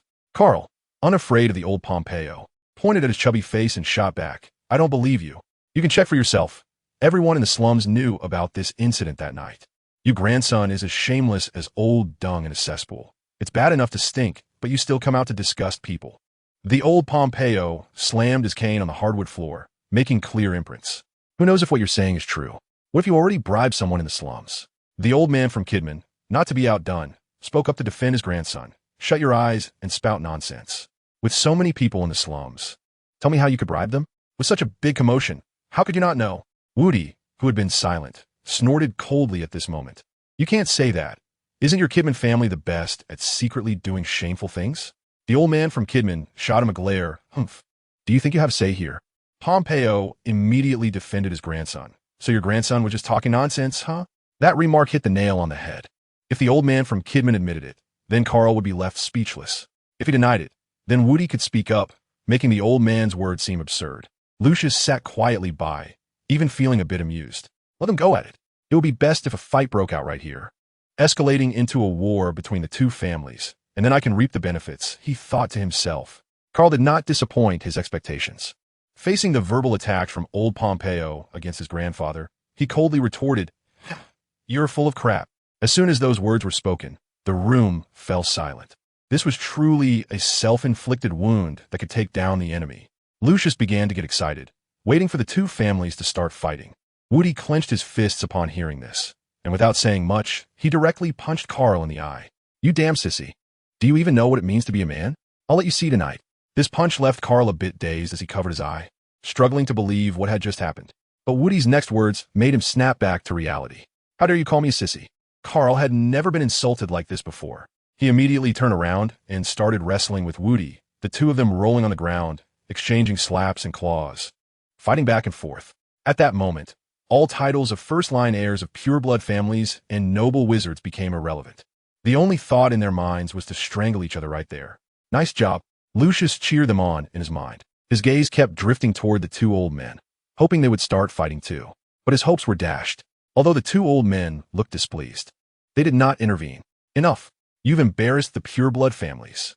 The scene quieted down, and everyone turned to look at the old man in the middle, sporting a mustache and with two large age spots at the corners of his eyes. The solid hardwood floor had just been stomped into splinters under this old man's cane. "Is this the time for fighting? Can fighting solve this issue?" Old Donald said. "Don't you dare not separate them." Hearing this, Woody and Carl each threw a hidden punch at each other and then stepped back. Their reason for separating was not only because Donald was the patriarch of the oldest pure-blood family, but also because this old man was the strongest among their ranks. Old Donald was furious as he looked at the two of them, then turned to Lucius and asked, "What do you think about this matter?" Lucius, no longer lounging casually, leaned forward respectfully and said, "The most important thing now is to think about how to get that list back from Dumbledore. We also need to prepare for the possibility that if we can't retrieve it, the list will be made public." "Made public? That's impossible. Dumbledore isn't prepared to confront us," old Pompeo said. Lucius shook his head, suppressing his disdain for Pompeo. While Dumbledore may not be ready now, he has been preparing all along. You can all calculate how many students have graduated from Hogwarts over the years.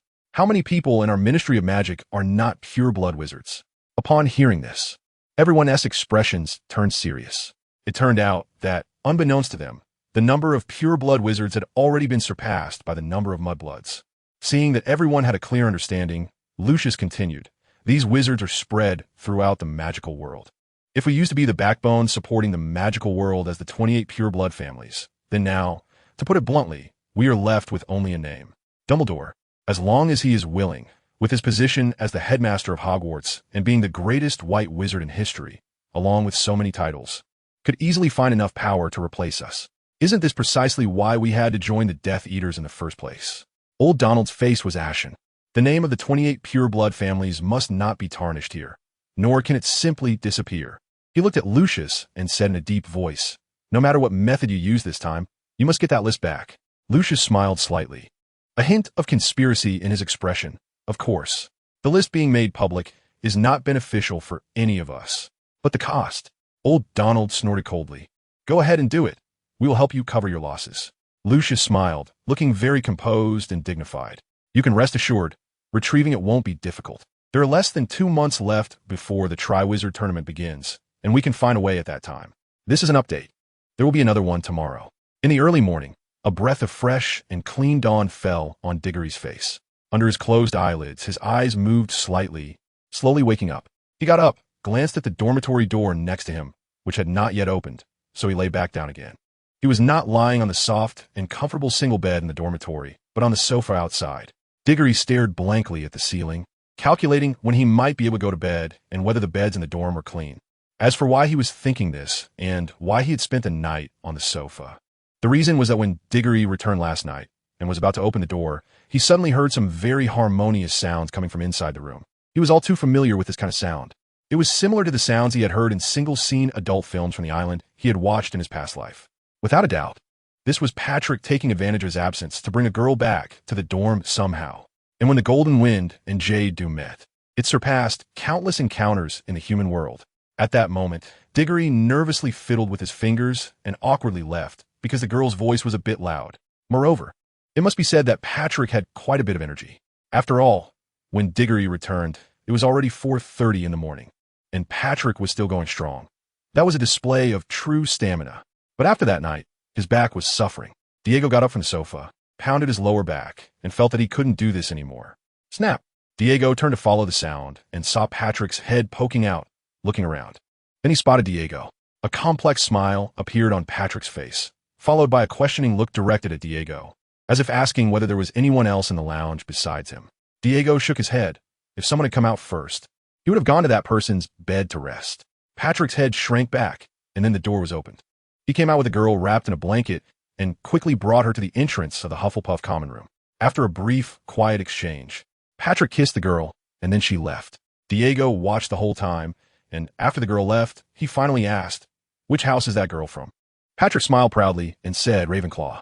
"How about that? I'm impressive, right?" Diego felt envious inside, but he couldn't say it, so he acted very calmly. "So I can still sleep on my bed, right? There won't be any bloody, sticky liquid on it, right? And the mattress isn't sagging in the middle, is it?" Patrick waved his hand.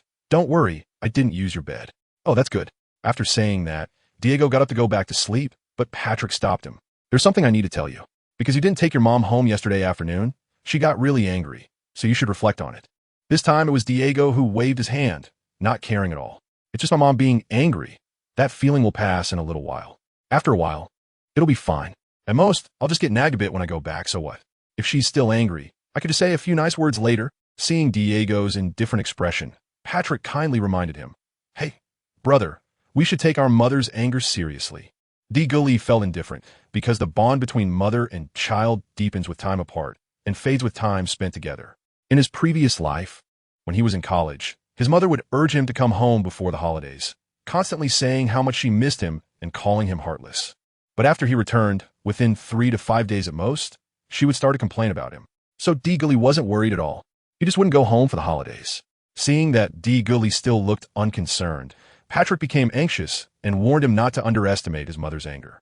When a woman truly loses her reason and gets angry, no one could stop her, not even Merlin.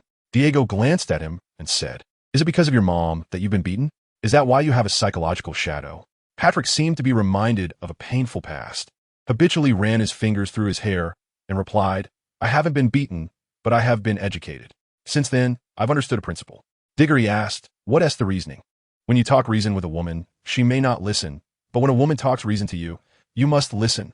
Diego squinted his eyes, recalling the TV dramas and various romance novels he had watched in his previous life, then nodded seriously. "It makes sense. So let's skip class today to ask girls out." "Diego?" Patrick raised an eyebrow.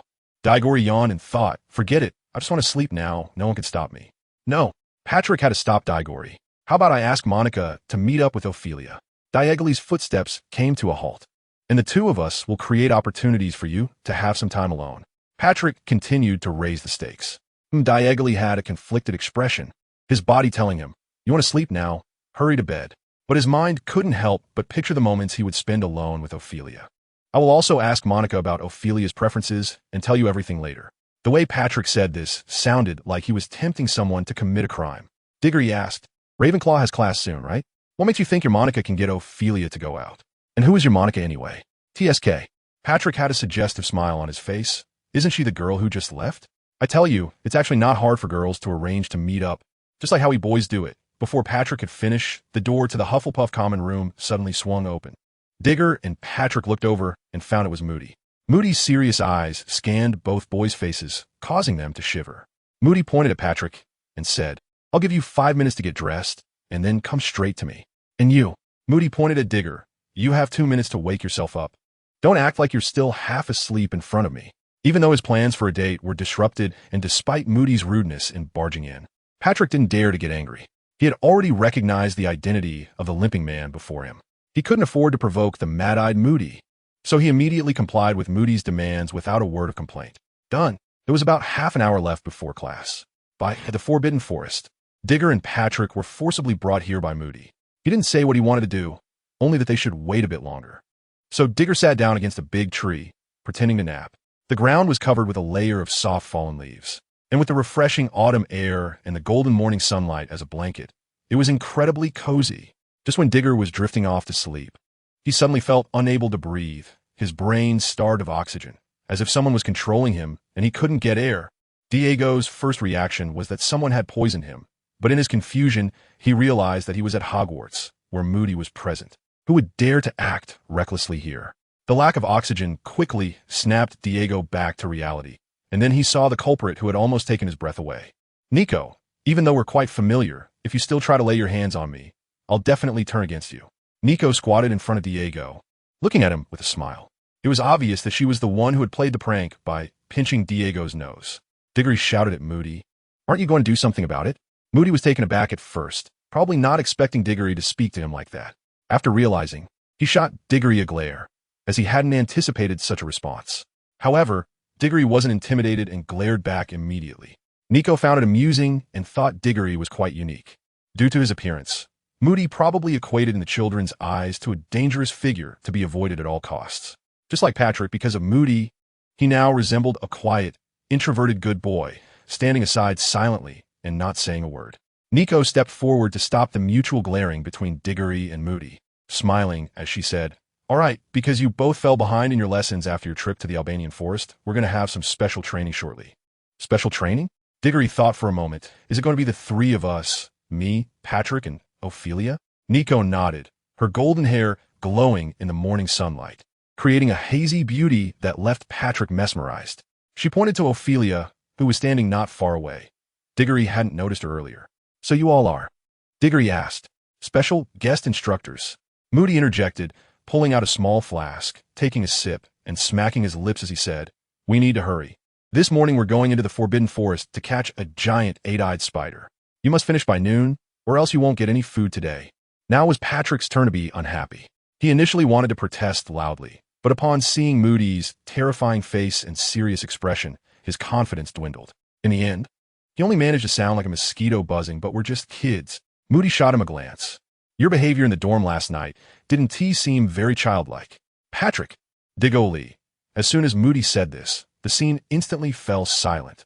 A gentle autumn breeze blew down a withered leaf. Although it was autumn, the Forbidden Forest remained lush and green.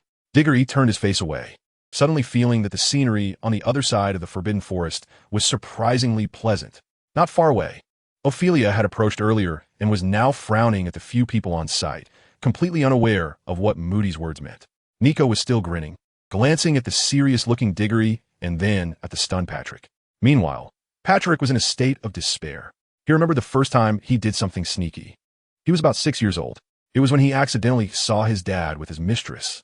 Then he thought he would try it himself. The first time was a complete failure, not because of timing, but because the secrecy measures were inadequate, and he was caught in the process, leading to a 3-hour lecture from his mom. When he came out, he felt like he had just been released from prison. However, the intensity of the sermon was too low, which led Patrick to think not about not doing it again, but about making sure to have better secrecy next time. Then, on a dark and windy night, he had his first experience with a maid from his house in a storage room that usually no one visited. So, now that Patrick was already 11, he was actually quite experienced.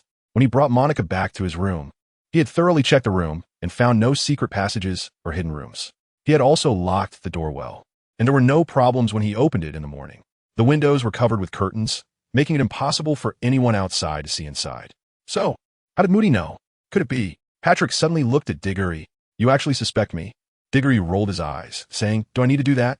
I don't even have a motive. Patrick then looked at Moody, his eyes filled with indignation and confusion.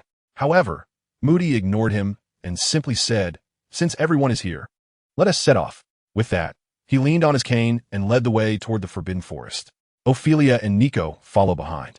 Diego got up from the ground, patted Patrick on the shoulder, and said, come on, it's already like this. What else can we do? Just change it for the future. Diego thought to himself that he could be considered as helping Patrick to correct this flaw, like pushing a boat along with the current. He saved a scumbag, helped him turn over a new leaf, and start anew. At the same time, he could also protect his own body, after all. Being so reckless at just 11 years old, what would happen in the future? Would he end up shedding tears over something meaningless in old age? Most importantly, feelings are something that need to be taken seriously, not something to be toyed with. Patrick nodded, yeah, I understand. I need to be more careful from now on. Did you mean, is that what I mean? Is the guy's reading comprehension ability really that poor? Diggory wanted to organize his thoughts and persuade Patrick again, but the latter was already ignoring him and quickly walked ahead. This left Diggory feeling frustrated as he could only follow behind. He wondered when he would be able to make Patrick turn back from his reckless ways. Moody, who was ahead, had been waiting for Diggory to catch up, but the kid kept lagging behind, which made him a bit impatient. No one at the Ministry of Magic or the Order of the Phoenix dared to make him wait like this. Finally, when Diggory caught up, Moody shot him an impatient glance. Diego, what's going on today? Is that old guy still waiting for something from me? Diego recalled and confirmed that he had not done anything immoral or played with emotions, so he aimed back without fear. Moody's crazy. I twitched. This kid seemed to have no fear of him at all, but he didn't want to babble, so he directly said to Diego, when we get over there, you go in first and we'll watch from the back. Diggory was taken aback. Was it when he was catching the eight-eyed spider? Moody impatiently nodded. Why? Why do I have to go first alone? Logically, shouldn't it be you who takes action? This could save a lot of time, Diggory asked. Moody was already quite impatient. It had been a long time since anyone asked him so many questions. In the Order, and even more so in the Ministry of Magic, everyone just followed orders without question, and those who did were met with a face full of a spit. Mr. Diggory, I am now the teacher of the three of you. From now until the start of the Triwizard Tournament, I will be the one directly managing you. Until your safety is guaranteed, you must completely obey my orders. No questions asked, understood. Moody breathed excitedly, not knowing why this kid in front of him always managed to push his patience to the limit. He felt that if Diggory continued to ask why, his bad temper might just fully surface. Who said that? Why has no one told me? Why should I listen to your orders? Diggory's deadly three-strike combo. Moody suddenly turned his head and stared intently into his eyes, breathing heavily. He felt dizzy in his head, and the volcano in his eyes was about to erupt. This kid was really getting under his skin. If he were to take the oars out on a mission, anyone who dared to ask such questions would have been dealt with clearly. But thinking of what Dumbledore had said to him, he could only patiently explain to Diggory, I don't have a clear understanding of the strength of your trio, so I need you to demonstrate it. Me alone? Diggory pointed at himself, puzzled. How can my strength represent the three of us? At this moment, Moody had probably accepted Diggory's endless questions, and his mindset had calmed down. Because you are the main combatant. I know Patrick's armor spell, and that his strength is at the bottom, so he is responsible for defense. In the later stages, I just need to practice with him. As for Ophelia, during the Triwizard Tournament, she was more focused on theoretical competitions, so I'm not in a hurry to understand her combat power. Therefore, I need to clarify your actual combat strength as soon as possible. Diggory twisted his fingers, and after a moment, he asked, so you go first to lure one out, and then I make my move? Moody's lips curled slightly into a smile, but it quickly faded and went unnoticed by anyone. No, you figure out yourself. Diggory's eyes widened more and more. Am I really going to go into that huge nest of acromantulas and risk my life to lure one out, and then have to take it down? I'm still a kid. Moody smiled faintly again, but quickly resumed his serious demeanor. Don't worry, you won't die. But what difference does that make? Diggory stood still, unwilling to move. He was already somewhat timid and needed time to adapt to unfamiliar things. When he watched the Harry Potter movies and saw the countless acromantulas crawling out in droves, his arachnophobia nearly kicked in. Since coming to this world, he had experienced a few battles, but they were all one-on-one. Suddenly facing a whole group of magical creatures, especially man-eating acromantulas, is this something a person should do? And what if one of those acromantulas sprays venom in my face? I would be disfigured and wouldn't survive even if saved. But Moody completely ignored him. Seeing Diggory standing frozen in place, he simply pulled out his wand and cast a petrification spell on him. Diggory was shocked. He was caught off guard and completely did not expect this. Moody returned to Diggory's side and used a levitation spell on him before continuing on their journey. Diggory is not unaware of the dangers he mentioned. However, this mission was not initiated by him, but by Dumbledore. Dumbledore already knows about Diggory's combat abilities against single opponents, whether it was his duel with Leonardo or his battle against the vampire Crow, both demonstrating exceptional strength. So now, old Dumbledore wants to see Diggory's combat effectiveness against multiple foes. The significance behind this: Moody glanced at Diggory, who was tucked under his arm, his eyes filled with meaning. Diggory, unaware of what Moody's gaze conveyed, only knew that although he was currently under the petrification curse, the spell only affected his body. His senses, such as smell, were still intact. Now he could smell the odor from Moody's armpit, which was hard to describe. It was overwhelming. After about half an hour of walking, Moody finally stopped in front of a denser thicket. Everyone turned back to look at the forbidden forest behind them, feeling that the thicket before them was like a forest within a forest. Moreover, there was a nauseating stench wafting through the air, reminiscent of a dead pig left outside for several days in the heat, already rotting and infested with maggots. Moody put Diggory down and lifted the petrification curse. The moment the curse was lifted, Diggory shot a look at Moody that could almost kill.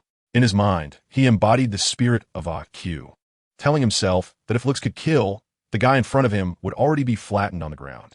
However, to Moody, that gaze did not appear the same. To him, it resembled the look a divorced woman in the Ministry's archives would give him. It was haunting. He pointed towards a nearby thicket filled with the foul smell and said, "You go in there yourself. We'll wait for you here." At that, Diggory's expression became even more off. "What if I run into danger inside?" Moody didn't hesitate at all. "Then use your brain and think of a way." Diagonally asked again, "What if I can't think of a way or don't have time to think of a way?" Moody became serious, as if he was truly contemplating this question. Although his expression had always been serious, this time he looked like he was genuinely considering Diagonally's problem. Diagonally was hopeful, hoping he wouldn't have to go in alone. Moody pondered the question. "We'll see when the time comes." Damn it, we'll see when the time comes. Diagonally was exasperated. "What if I'm already done for by then?" Moody, "We'll see when the time comes." Diggory. There was no choice. Diggory turned and left, casting a deep glance at Ophelia before walking into the dense forest without looking back. Patrick, seeing his brother truly enter, became anxious and asked Nico, "Are you really letting him go in like that? What if something happens? This is irresponsible. Playing with lives. How can you do this?" Patrick was very agitated and even angrier. However, Moody merely glanced at Patrick nonchalantly and then instructed Nico, "I'll go in first. You keep watch here and signal if anything happens." Nico nodded, and then Moody entered the forest while sipping on a drink.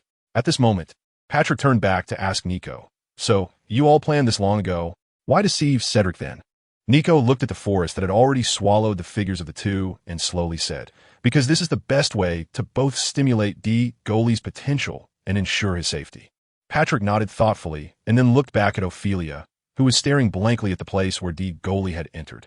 Patrick felt a surge of joy in his heart. His brother had been thinking about this for so long, and it wasn't for nothing. However, Diggory was unaware of what was happening outside. All he knew was that he had come in alone, operating as a lone soldier. And in lone operations, the biggest taboo is acting impulsively, because no one would coordinate with you in combat. A careless move could expose you to the enemy and compromise your escape route. Therefore, as Diggory walked, he contemplated strategies in his mind. The best approach would be to hide outside the lair of the eight-eyed spider and patiently wait to see if any spiders strayed away. If so, that would be ideal. He had previously discussed with Big Orange and knew that external items could be sent directly into the system space through touch. Additionally, if a living creature was sent in, it would not die, but instead remain in a state of suspended animation. When taken out of the system space, it could awaken. Thus, as long as his actions were swift enough, waiting for a solitary eight-eyed spider would be the best strategy. However, Diggory also prepared for two other scenarios. One, if there were no solitary spiders, he would need to think of another way. And 2, if he captured a solitary one, but was quickly surrounded by a group of 8-eyed spiders. Diggory stood still and thought for a moment. If the 2 situations behind him became reality, then he would truly exist. Sigh, he forgot to pray to the gods before going out. He didn't know which big shot in the Harry Potter world had the final say. Moreover, as Diggory delved deeper, the trees around him became denser. Between 2 neighboring large trees, many shrubs were growing, and with the trees themselves being lush, the light here was getting dimmer. Above the shrubs, there were many dense spider webs, one connected to another, giving people goosebumps. Seeing this, Diggory sighed slightly. Unfortunately, the system couldn't exchange for modern weapons. Otherwise, what dense forest, what 8-eyed spiders would all be nothing. Just grenades, C4 explosives, high-powered landmines, Dongfeng series, firepower fully covered. At that time, what magical creatures, what powerful magic, would all be nothing under such overwhelming firepower. Diggory was taken aback for a moment. Firepower? Fire? Suddenly, a light bulb went off. Yes, just burn it directly.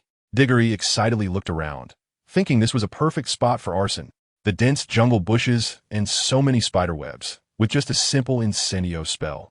Setting this place on fire would be a matter of minutes. Then he could quietly find a place to hide while it burned. And once he spotted the 8-eyed spider coming to check or fleeing, he could take action. Thinking of this, Diggory laughed happily, thinking he was a genius. But there was still one problem. He didn't know the incendio spell yet. Just then, Moody, who had been secretly following him, saw Diggory suddenly acting very sneaky. He looked left and right, feeling around, and finally found a hidden tree hollow to crawl into. Moody frowned, took a sip of his drink, and muttered, "This little brat. What is he up to now?" After 5 minutes, he saw Diggory come out again, not knowing where he got the various bottles and jars, pouring different colors of paint onto his clothes. Moody's eyes widened as he watched. In no time, his jacket had transformed into the colors of the surrounding trees. And at a glance, it was nearly indistinguishable. This kid has some skills. At that moment, Moody thought about recommending Diggory to the Auror office with this talent. He was indeed a gem. In his view, Diggory was trying to use this method to approach the 8-eyed spider's nest, observe closely, and catch a lone spider to complete his task. Very clever, but not quite what was required. He still had to step in to see Diggory's group combat abilities. Moody thought to himself. However, Moody underestimated him. He thought Diggory would continue moving forward, but instead, Moody suddenly slapped the tree trunk beside him, leaving a clear handprint on it. This kid actually dared to set fire. At that moment, he suddenly remembered Dumbledore's warning. Keep a close watch on Cedric, because he always surprises you. Nama really was like that. But how did this kid come up with such an idea? It's important to know that the Magical Creatures Protection Act explicitly states no arbitrary destruction, including, but not limited to, permanent damage of the habitat of magical creatures. Once discovered, it's a life sentence. Moody stared in shock at the arsonist not far away, torn between whether to intervene or continue watching. What a dilemma. But Diggory wasn't conflicted. He didn't know the rules of the Magical Creatures Protection Act, and even if he did, he wouldn't care. With Dumbledore backing him up, who was he afraid of? The key was that no one knew he was doing this here. As long as he didn't say anything, no one would know. Even if someone suspected it, who would think a first-year Hogwarts student had already mastered the incendio spell? No one. So at this moment, he transformed into a forest arsonist, still thinking about whether to take the opportunity to do some barbecuing. However, before he could decide whether to grill chicken wings or make a beggar's chicken, suddenly, a mental connection appeared in his mind. Diggory's body jolted. The incendio spell abruptly stopped, and his shoulders shifted slightly to the right. Whoosh! A white beam of light shot past rapidly. Bang! Suddenly, a small hole appeared on the big tree behind Diggory, with a little white spider silk at the entrance. Diagonally's expression darkened. This was spider silk, so there was no need to think too much. It must have been the work of the 8-eyed spider. However, could such an attack really come from an 8-eyed spider? The one he encountered in the Albanian forest didn't have such terrifying combat power at all. With such attack speed, if it weren't for the slight boost in Diagonally's physical abilities from that bottle of agility potion, he definitely wouldn't have been able to dodge that attack just now. Suddenly, a dense, rustling sound came from all around in the dense forest. It was clear that a large number of 8-eyed spiders were gathering here. Soon, the swarm of spiders appeared in Diagonally's line of sight. These large spiders continuously spat out fresh spider silk towards the burning flames. The moisture in the spider silk quickly extinguished the raging fire. In a short while, Diagonally's masterpiece was destroyed by the collective effort of the spiders.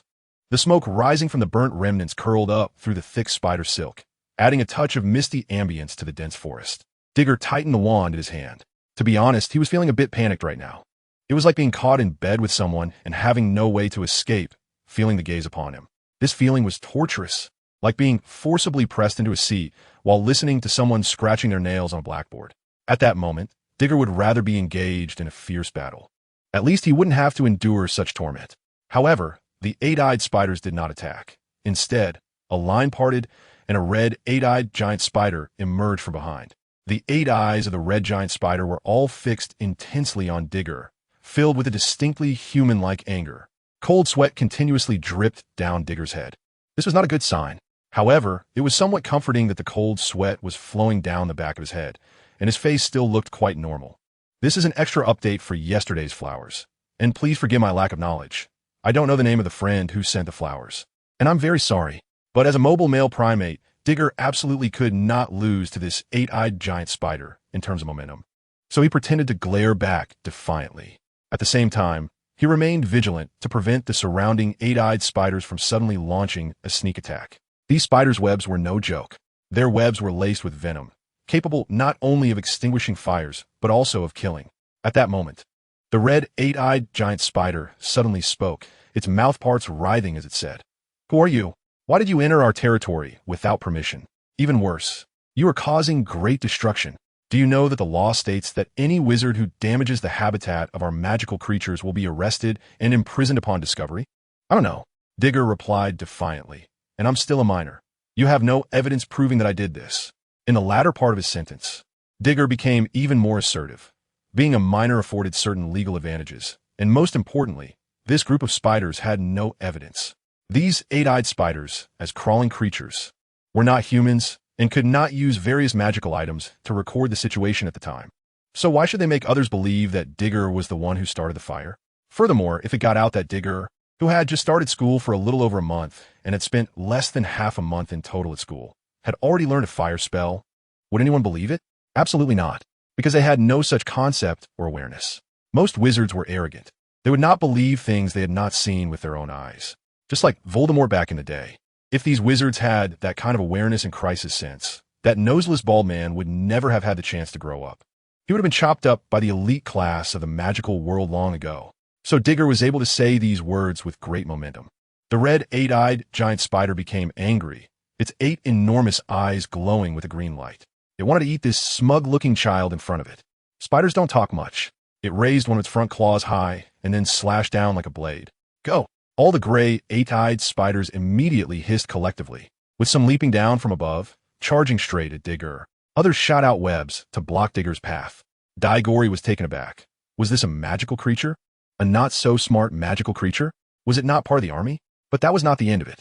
The red 8-eyed giant spider suddenly leaped into the air, its rear end shooting a web that stuck to a branch of a large tree, allowing its body to swing in midair. Then, it opened its fierce mouth and spat a mouthful of highly toxic old phlegm at Diggory. This scene stunned Diggory. Peter Parker must have been bitten by this kind of spider to become Spider-Man. All the attacks came in an instant. The web and venom fell from the sky like an upside-down bowl, ready to trap Diggory inside.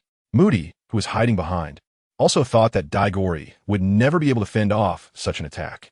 He had already drawn his wand and was about to intervene, but at that moment, Diggory was even faster.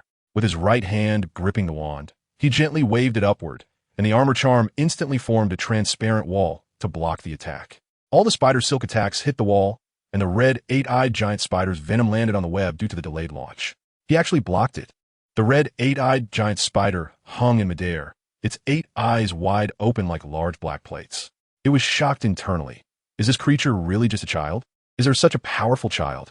Or has my species strayed so far from human society that we don't even know humans have become this strong? Little did it know that even more shocked was Moody, who was hiding behind and preparing to act. Moody knew that Dumbledore wanted to train Diggory. When he mentioned this in the office, he thought Dumbledore wanted to cultivate the child just because the Sorting Hat said the child had high talent. But now it seemed that this talent was not just high, but extraordinarily so. The Sorting Hat had said that Diggory's talent was unprecedented, even surpassing Dumbledore and Voldemort of the same era. This statement had already spread that very night. However, very few people took this seriously. because both Dumbledore and Voldemort were incredibly powerful. One was the greatest white wizard of all time. The other was the second Dark Lord, who had ruled the European magical world for a decade. Having one of these powerful figures on each side was enough. Now, suddenly saying that another would emerge. And it was a child who had not yet grown up. Felt like an old man pointing at a child and saying, "You will definitely achieve great things in the future, either becoming a king or an emperor." But who would believe it? Most just took it as a joke. Moody was one of them, perhaps even more so, because he had personally experienced how powerful Dumbledore and Voldemort were. He was a comrade with Dumbledore. He was an adversary with Voldemort. He was well aware of their strengths. Now the Sorting Hat said that a child would soon surpass them, and Moody naturally did not believe it. He treated it purely as a joke, with less weight than a fart. This situation continued until Dumbledore hoped he could train Diggory, at which point Moody began to realize that this child's talent might indeed be extraordinary. However, he really did not expect Diggory's talent to be this extraordinary. An 11-year-old child, having just started school for over a month, had already mastered 2 powerful spells, one for attack and one for defense, complementing each other. Moody began to take this seriously. He put away his flask and focused intently on Diggory. As long as the child showed even a hint of being overwhelmed by the swarm of spiders, he would immediately intervene.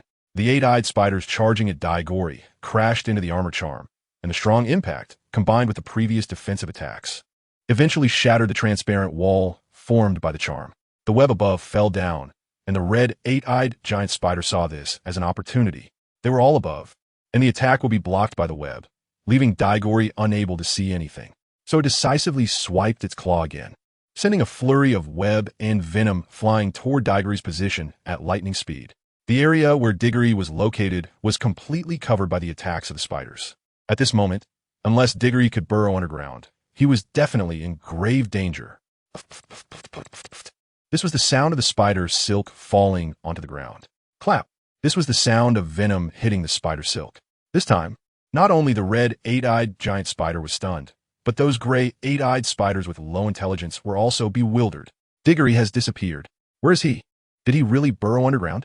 Of course not. Moody, hidden in the back, clearly saw everything with his fake eye. The moment the armor curse's transparent wall shattered, Diggory had already taken on a very undignified posture and hidden himself in the previous tree hole. So, the subsequent wave of attacks from the spiders was purely wasting their own ammunition. That very undignified posture was a move Diggory used back in his student days to dodge attacks during fights, a particularly practical trick called the donkey roll. Practice makes perfect. This move was not only useful back then, but it is still effective now.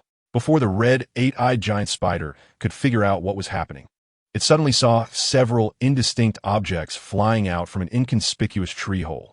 What is this? Because the speed was too fast and the time too short, even the spiders with their 8 eyes couldn't clearly see what these 6 indistinct objects were. Only Moody, hiding in the back, could get a rough idea with his fake eye. What are these things? Why are they pink? He muttered. Dumbledore hadn't told Moody much about Diggory's common attack methods, because he believed Moody would find out sooner or later. So when he saw Diggory suddenly throw out 6 bottles filled with pink liquid, Moody was somewhat puzzled. But soon he understood. Bang, bang, bang, bang, bang, bang. The 6 bottles each exploded. This was Diggory breaking them at his fastest speed. 6 puffs of pink smoke merging into a large cloud. The smell of the smoke wafted over to Moody. Since this was something Diggory used during battle, he shouldn't have touched it. But Moody couldn't suppress his curiosity. After all, he had traveled far and wide for many years, encountering more poisons than Diggory had eaten meals. So he leaned in and cautiously sniffed. What the hell? An aphrodisiac. He quickly pulled out his small flask and took several gulps to suppress the rising heat in his abdomen. While covering his mouth and nose with a damp cloth from under his waist, he looked nervously in the direction of Diggory. This attack method is too extravagant. Who has the ability to suddenly pull out 6 bottles of aphrodisiac during a fight and throw them all out at once? This stuff isn't cheap. While it's not at the point of being unaffordable, it's not something to use casually either. At least in his half a lifetime, having been an Auror for decades, Moody had never seen such a combat style before, and it was the first time he realized that aphrodisiacs could be used this way. This is truly a sight to behold. Moody marveled from the side, while the red 8-eyed giant spider was desperately suppressing the desire brewing within it. It trembled all over, its 6 legs shaking violently, and the hairs on its body were standing on end. However, Other eight-eyed spiders did not have such self-control. They were all drooling, rubbing against the opposite sex if one was nearby, or rubbing against the same sex if not. The entire scene was chaotic, with a burst of hormonal atmosphere, creating a mosaic effect. Just then, a masked figure dashed out from this chaotic scene, dragging a spider behind it with a rope. On that spider, another spider was perched. These two were putting on a passionate display right in front of Diggory. Diagonally glanced back at his masterpiece and couldn't help but exclaim, "This is not autumn for storing food and fattening up for winter. This is clearly the arrival of spring on the vast grassland." At that moment, the red, eight-eyed giant spider struggled to escape the range of the aphrodisiac. Watching Diagonally leave with two eight-eyed spiders, its eyes filled with hatred. "Human, I remember you." Then, its expression became chaotic under the influence of the aphrodisiac. Outside the dense forest, Ophelia was getting restless. Since just now, thick smoke had risen from within the forest, followed by continuous noises. And now the roars of the eight-eyed spiders could still be heard. She was worried about that person, but recalled her grandmother's words, always hesitating. Should she go in? Was Diagonally worth her entering? Nico noticed her anxiety and walked over to comfort her, saying, "Don't worry, Diagonally has Mr. Moody with him. Nothing will happen." Ophelia frowned at Nico, but didn't say anything. Instead, she turned to Patrick and said, "How about you go in? Your armor spell can definitely protect Cedric." Patrick, who had been pretending to be a slacker nearby, felt a jolt at her words, and then widened his eyes, incredulously saying to Ophelia, "Are you sure that's something that even Alastair Moody and Cedric can't handle? I could manage. Are you sure I wouldn't just be a burden?" "Useless," Ophelia muttered, "or we could go in together and take a look." Patrick pouted and ignored her, feeling very innocent. It wasn't him who suggested letting Diagonally go in, but when have women ever been reasonable beings? Nico watched Ophelia, who was a bit anxious for Diagonally and murmuring about wanting to go in, narrowing her eyes slightly. Her injury had been healed by Phoenix Fox's tears earlier that morning, so her sixth sense had fully returned. At first, she was indeed worried about Diagonally. However, once she calmed down and sensed the situation, she didn't feel any danger. Even when there was a commotion in the dense forest, she only felt a slight palpitation. But there was no real danger. That's why she felt so at ease. However, at that moment, she sensed that the girl before her seemed to have other feelings for Diagonally. This concern, risking life to go in and take a look, was no longer just mutual concern between classmates. There was something else in play. Thinking of this, Nico smiled slightly, realizing that Diagonally, this little brother, indeed had quite a strong charm. Patrick was stunned when he saw Nico smile. The mature charm of the beautiful Nico was simply too powerful for him. Just as Patrick was seriously watching, suddenly, a shadow appeared above his head. Curiously, he looked up, and then, there was no then. Boom! Two massive bodies crashed down on Patrick, using his body as a cushion and smashing into the ground, sending a large cloud of fallen leaves and dust into the air. Ophelia and Nico looked on in surprise, and then they heard a shout. "Moody, I'm back again." A figure suddenly sprang out from the dense forest, racing towards them with a trail of fire and lightning. Ophelia didn't need to look. Just from the voice, she knew it was Diagonally. Diggory excitedly ran in front of Ophelia with a happy expression and asked, "How's it going? I'm quite capable, right? I managed to bring out the eight-eyed spider so quickly." Before Diggory arrived, Ophelia had already reined in her happy expression and turned cold. Grandmother had said that men are all quite cheap. The more you give them a good face, the less they will cherish it in the future. So Ophelia just looked up calmly at Diggory to confirm he wasn't hurt, then turned her head away and said nothing. Diggory looked at Ophelia, who ignored him and awkwardly laughed, unable to understand why he was always overlooked by her. As a straight man, he couldn't think of a way to change the topic. Fortunately, at that moment, Nico walked over and patted Diggory on the shoulder, smiling and saying, "Not bad, little buddy. Do your parents know how awesome you are?"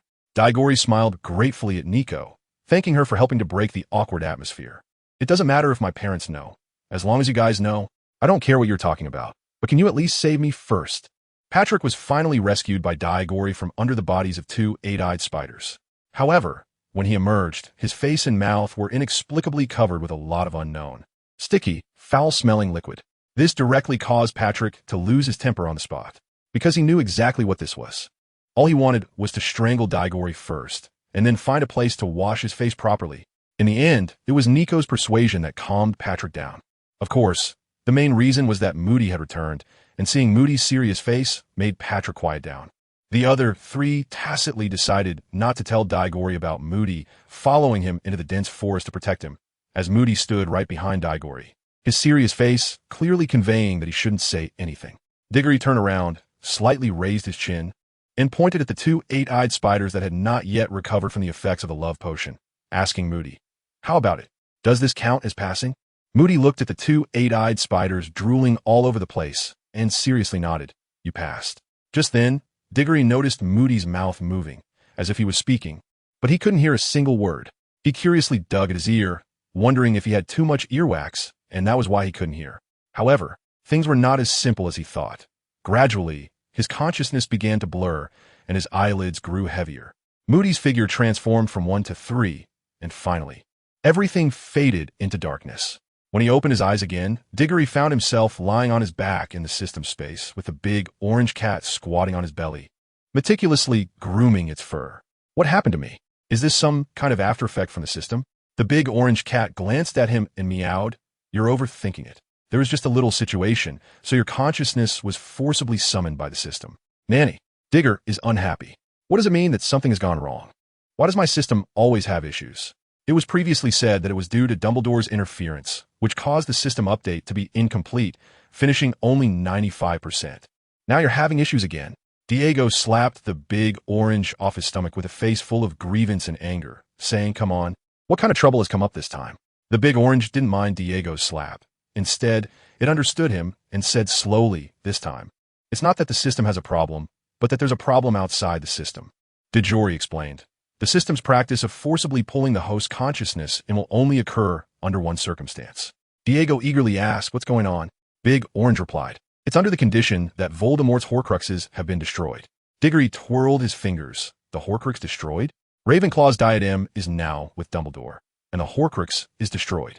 Could it be that someone unknowingly destroyed Voldemort's Horcrux?" Diggory stood up in surprise. "Is there really such a good person in this world?" Big Orange looked at Diggory's excited expression and sighed, saying, "Don't think too much about it.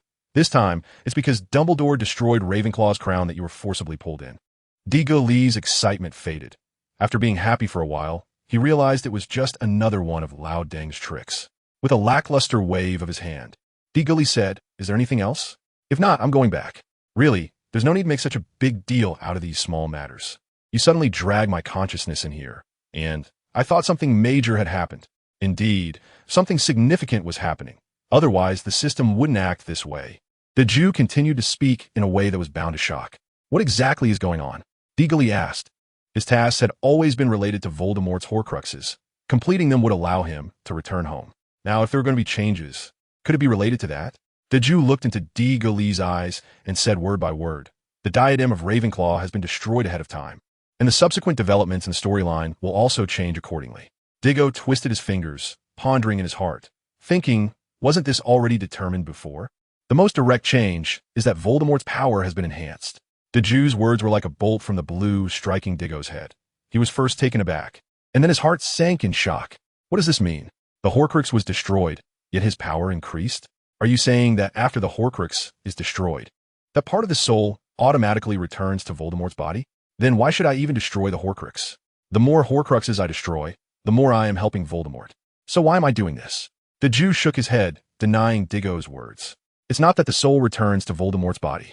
That part of the soul was indeed destroyed, but because the Horcrux was destroyed ahead of time, the plot was altered, leading to a deviation in the development of events, ultimately causing this situation to occur. Diggory stood up, staring intently at the Jew, and said, "Are you saying that the system intervened to help Voldemort increase his power?" At that moment, Diggory's tone was very dangerous, as if to say that if the Jew answered yes, he might lose his rationality. Since crossing over to this world, apart from his own innate abilities, most of Diggory's progress to this point had relied on his golden finger. If today the Jew told him that it was also his golden finger that was setting him up and increasing the difficulty of returning home, Diggory would likely take extreme measures. Fortunately, the Jew shook his head to deny Diggory's assertion. "What are you thinking? That's impossible. The reason is that the native laws of this world have detected the golden finger, or more precisely, the unreasonable strength of your existence. Therefore, it will automatically change as a result." Diego thought for a moment and said, "Didn't you say before that things would change?" The orange cat nodded and replied, "Yes. The kind of change that used to happen was normal, like when you throw a stone into a river and ripples automatically appear on the surface. But now, it feels more like you throw a stone, and suddenly the river god stands up and forcefully changes the entire flow of the river. Diggory twisted his fingers hard, the joints turning white from the force. Is there still a chance to change all of this, even just a little? The large orange cat always shook its head no. This time it said it with absolute certainty. Diego let out a deep sigh. With words like that, he had to work hard. The world had already changed because of him. And if he didn't take the initiative, then the slight prophetic advantage he once had over this world would completely vanish. Diggory's finger-tapping frequency quickened as he began to calculate the locations of the remaining Horcruxes, thinking about how to acquire them as quickly as possible. The Hufflepuff cup was in Gringotts. The diary was still in the Malfoy family's possession. The Gaunt's ring was at the Gaunt family home. Nagini, the serpent, was hiding in the shadows, unless it chose to reveal itself, finding it would be quite difficult. The Slytherin locket had already been concealed by Regulus Black through a house elf, hidden in the Black family home. The only remaining ones were the destroyed Ravenclaw diadem and the chosen one, Harry Potter. If he were to start searching now, the easiest target would likely be Gaunt's ring. After all, it was right inside the Gaunt family home and couldn't escape. A visit from Dumbledore would lead to its discovery. Next, Diggory thought, were the Hufflepuff cup and the Slytherin locket. The former was located in Bellatrix Lestrange's vault in Gringotts. The challenge lay in figuring out how to get into Gringotts, while the replication spell on the cup was hardly an obstacle. The latter, the locket, would require access to the Black family home. Diggory remembered that when the trio was searching for the locket, they couldn't find it in Regulus Black's room. They eventually asked the house elf creature and learned that Mundungus had taken the locket. However, it was never explained how Mundungus found the locket or when he took it. The only clear fact is that the locket was in the Black family home, and the only one who knows where it is now is Creature. Diggory's first step in his task is to find and destroy the 3 Horcruxes before he dies in the original timeline in order to survive. Now, inadvertently or not, the diadem has been destroyed, leaving the 2 most promising Horcruxes, the cup, the ring, and the locket. The Gaunt ring is a certain target, but it's also possible that due to increased difficulty, Dumbledore went to the Gaunt house and found nothing. Therefore, Diggory thought it would be better to pursue all 3 Horcruxes instead of just picking 2 to search for. So he decided to look for the ring, the cup, and the locket simultaneously. Have you thought about what to do? Big Orange noticed that Diggory's gaze was becoming more determined, so he asked. Diego nodded, having roughly made up his mind. I'm planning to do something big. Big Orange squinted his eyes and reminded him, take it easy, don't mess it up. Diggory agreed, and then his consciousness exited the space. Now he needed to meet Dumbledore as soon as possible and let him arrange the personnel changes. The sooner this was done, the better, because no one knew how much the storyline would deviate next. Outside the dense forest, due to Diggory's sudden fainting, Moody's already serious expression looked even more grim, almost like a volcano about to erupt. His cold gaze swept across the other people present. He spared no one, not even Nico. Everyone there was within the scope of his suspicion. If it weren't for the fact that Diggory was still breathing and merely appeared to be asleep, Moody would have already exploded on the spot. A cough suddenly broke the silence, and Moody's gaze immediately turned sharp as a knife, repeatedly scrutinizing Patrick's face. Patrick couldn't bear Moody's stare any longer. Can you not look at me like that? I'm not speaking out of guilt. I think we should first take rescue measures for Cedric and then ask him what happened. Otherwise, just staring at each other in suspicion isn't helpful. Nico agreed with Patrick's statement. She glanced at Moody, then walked past him to Diggory's side. Ignoring Moody's intense gaze, drew out her wand, and cast a spell to restore him to his original state. But after waiting for a while, there was no reaction at all. She looked at Moody, her brows slightly furrowed. Could he be poisoned? Moody's fake eye scanned Diggory's body, not finding any external injuries, and also suspected that it could be poisoning.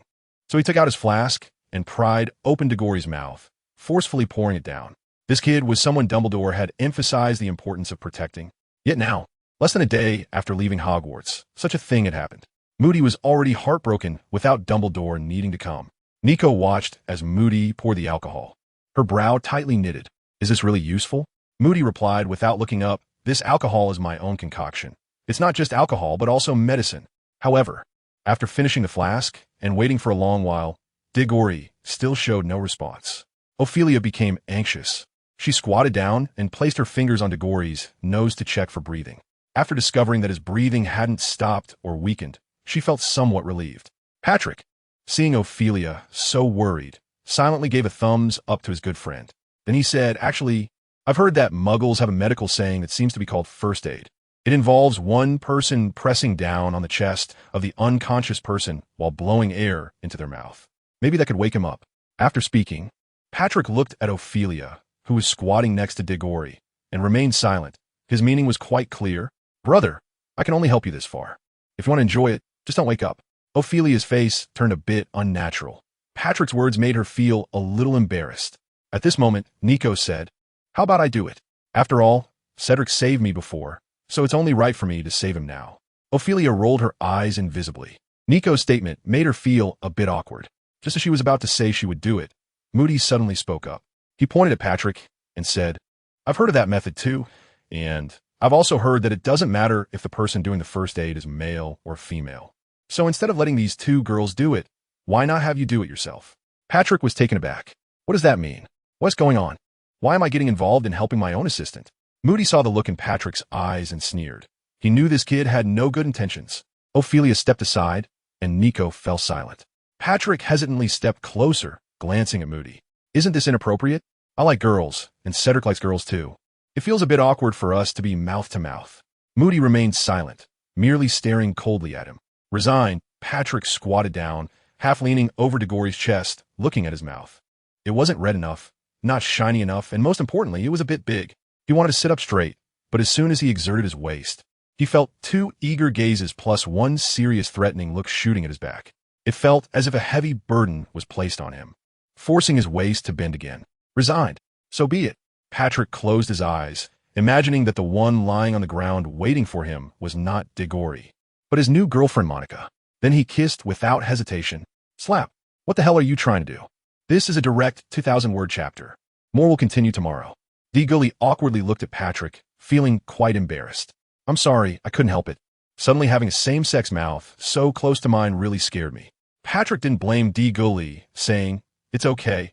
As long as you're awake, that's all that matters. I know this isn't your fault." After saying that, he cast a very mournful glance at Moody beside him, his eyes full of the implication that Moody should take responsibility. However, Moody ignored him, coughed seriously, and, after clearing his throat, asked Diggory, "What happened to you just now?" Diggory did not answer directly, but instead asked back, "Has Professor Dumbledore mentioned my situation to you?" "He said quite a bit. What exactly do you want to say?" Moody asked. Diggory pondered for a moment. Initially, Old Dang believed that Diggory had integrated a soul from the future. After thinking of this, he said to Moody, "You should know my soul is..." Before Diggory could finish, Moody immediately interrupted and glanced at Ophelia and Patrick, saying, "We need to discuss something now. You two should step aside."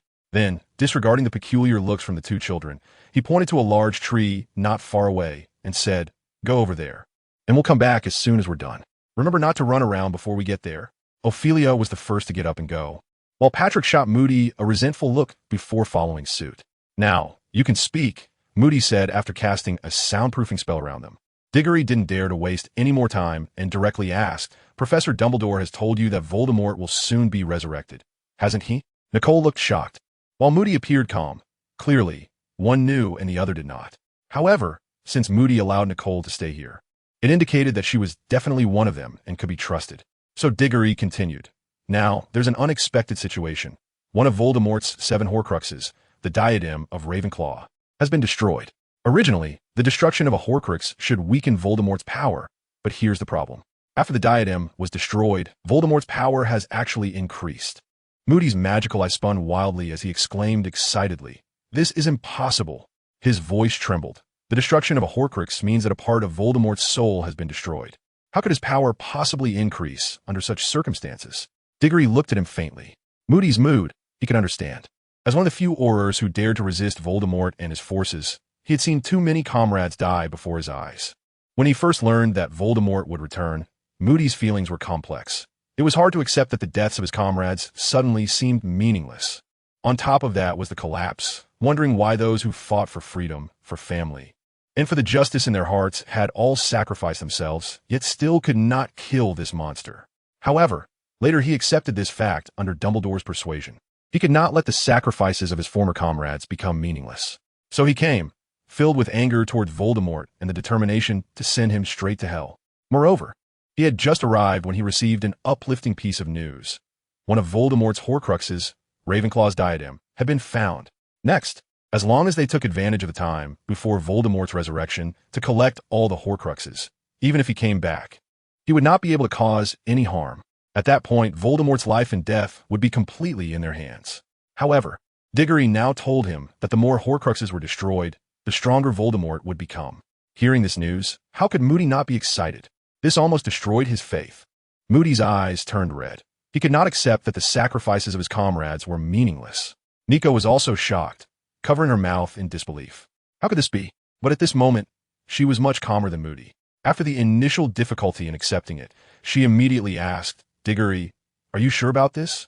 Diggory nodded seriously, looking at Moody, and said, that's the reason I fainted.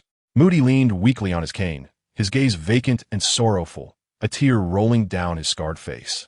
We must act quickly, or else the sacrifices of those former members of the Order of the Phoenix will truly be in vain. Diggory looked at Nico in surprise. He never expected her to say such a thing. When they were escaping from the pureblood family's pursuit in Hogsmeade, he had always thought of Nico as a somewhat cute and somewhat confused girl with good luck. He never imagined she had such a decisive side. Nico then looked at Moody. Moody quickly adjusted his mindset and said to Diggory, then let's not waste any time. Let's go back now. After saying that, he lifted the soundproofing charm and took the still-dazed Ophelia and Patrick with him. They hadn't been out for long before they returned. Before leaving, Diggory threw 2 eight-eyed spiders into the system space, originally thinking they would only be worth a couple of 1,000 magical power points. However, the result was beyond his expectations, as the spiders were still alive and the usable parts inside were still fresh. So these 2 spiders brought Diggory a whopping 50,000 magical power points. This made Diggory grin from ear to ear, although he still had some magical power points left from exchanging Tom and the others' clothes, using so many potions. Especially the love potion was almost like a flowing stream. The landlord's reserves were running low, and this 50,000 magical power points came just in time, replenishing Diggory's soon-to-be exhausted stock. It took the group almost half an hour to get out, but the return was much faster. They hurried back in just 20 minutes to Hogwarts. Ophelia and Patrick were sent to class by Moody, while he took Diggory and Nico to see Dumbledore. Upon meeting old Dumbledore in the office, before he could speak, Moody took the initiative to tell Dumbledore everything Diggory had said in the Forbidden Forest. After listening, Dumbledore looked at Diggory seriously and asked, do you have any thoughts? Diagon was taken aback, feeling an inexplicable sense of accomplishment. Old Dumbledore actually didn't suspect him. It's important to note that previously, Dumbledore was a lone warrior in the fight against Voldemort. No one could keep pace with him. Both Moody and McGonagall had their shortcomings in either character or ability, and many times it was Dumbledore who faced many things alone. Originally, Snape had the capability and strength, but he was too much of a romantic, only caring for his Lily and Harry Potter. Aside from those two, it was really hard for anyone to engage his full attention. As for others, they lacked the courage to resist Voldemort, like Horace Slughorn. Back then, to avoid Voldemort's influence, he hid everywhere. And if it weren't for Dumbledore personally inviting him repeatedly and even mentioning Lily to persuade Horace, he might not have appeared at Hogwarts in the final battle. In fact, the Dark Era brought about by Voldemort was nowhere near as significant as that of the first Dark Lord, Grindelwald. First of all, in terms of scope, Grindelwald's era affected all of Europe, while Voldemort was limited to just Britain. Secondly, in terms of their power, Grindelwald had at least a group of loyal followers, but Voldemort? In total, he had only 3 true loyalists, Barty Crouch Jr., Bellatrix, and Peter Pettigrew. However, in this comparison, why was Voldemort's Dark Era scarier than Grindelwald's? The reason lies in the fact that Grindelwald's Dark Era resembled a revolution he led. He wanted to unite wizards, both pureblood and half-blood, to break the isolation from the Muggle world. Grindelwald wanted wizards to live freely, not hiding from Muggles. He hoped that wizards could be accepted by the world without restrictions. But Voldemort was different. Due to the psychological trauma from his parents in childhood, he became twisted from a young age. He felt inferior about his identity, a product of a love potion, not blessed by his biological father, rejected by his grandfather and uncle, with no one caring for him. Even his name was given by his mother only before her death. The various experiences in his childhood laid the groundwork for Voldemort's twisted psyche in the future. Later, when he rallied a group of followers under the banner of blood purity, his actions became extremely extreme and terrifying. So before, some dared to resist Grindelwald because people knew he simply had his ideals and wanted to realize them. He was not yet perverse, But Voldemort was different. He was a psychological deviant. Those caught by him basically lived a fate worse than death. And he abused the 3 unforgivable curses or directly used them as food for his pet Nagini. The key was that he was very powerful. A strong and twisted extremist like him made no one dare to stand up against him, except for members of the Order of the Phoenix. When Voldemort noticed that someone dared to resist, he was shocked. Although the leader was Dumbledore and he didn't dare to touch him, he could go after others. Thus, after capturing and torturing Neville's parents to death, even with Dumbledore's presence in the Order, no one dared to join anymore. On the other side, the Death Eaters, seeing how powerful Voldemort was, didn't dare to confront him. They immediately joined him, taking advantage of Voldemort's name to run rampant. Therefore, the dark era brought by Voldemort was far more terrifying than that of Grindelwald. People lost the will to resist when facing Voldemort due to his methods. However, regardless of which dark era it was, Dumbledore upheld the banner of justice. During Grindelwald's time, Dumbledore faced him alone and defeated him, ending the first Dark Lord's era by himself. In Voldemort's time, it was again the centenarian Dumbledore who stepped up, forming the Order of the Phoenix and standing on the front lines against dark forces. But because of this, Dumbledore was lonely. From facing Grindelwald alone to carrying everything himself and using strategy to kill Voldemort, he was very lonely throughout his life. No one had the ability to share the burden with him. From McGonagall and Snape within the school to Moody and other members of the Order outside the school, none had that capability, until Diagon appeared. His arrival brought a glimmer of hope to Dumbledore. The Sorting Hat's unprecedented praise and the extraordinary talent displayed at age 11. While other children were still reciting the ingredient list for basic potions, Diagon was already tossing love potions like stones. While others were still learning to master the levitation charm, Diagon had already grasped several intermediate spells, even advanced magic. While others were learning defense against the dark arts under the teacher's guidance, Diagon had already begun facing Leonardo, the Ravens, the Ruffians of Hogsmeade, and the pureblood families. Sometimes Dumbledore felt that Diagon was a gift sent to him by Merlin, allowing him to no longer fight alone. So now, Dumbledore wanted to hear Diagon's opinion. He hoped that the child before him would not disappoint him. In fact, Dumbledore didn't even realize that unconsciously he had placed such high hopes on Diagon. My idea is to find all the Horcruxes we can locate first, and then keep them in our own hands, Diggory said decisively. Although we now know that the destruction of the Horcruxes will strengthen Voldemort's power, one thing is certain. If the Horcruxes are in Voldemort's own hands, our situation will only get worse. Moody nodded immediately after hearing this, agreeing with Cedric's statement. After saying this, he glanced at Diggory standing nearby. Although he didn't say anything, he was truly impressed by Diggory's analysis. Dumbledore was rhythmically tapping his fingers on the table with his right hand. After a while, he asked, I also agree with your statement, but we do not know the locations of the other Horcruxes. How do you plan to find them? Diagon lowered his head, feeling a bit embarrassed. Well, I already know all of this. Unfortunately, I'm all tied up and can't do anything about it. Diggory wants to keep a low profile, but his strength doesn't allow it. Dumbledore's fingers, tapping on the table, suddenly stopped, and then his whole palm twitched as his fingers cramped. Moody, who was originally planning to take a sip of alcohol to calm his nerves, ended up choking on this line and is now coughing painfully, but he doesn't care about his lungs. He grabs Diggory's shoulder and, regardless of how hard he is gripping, says, Take me there now.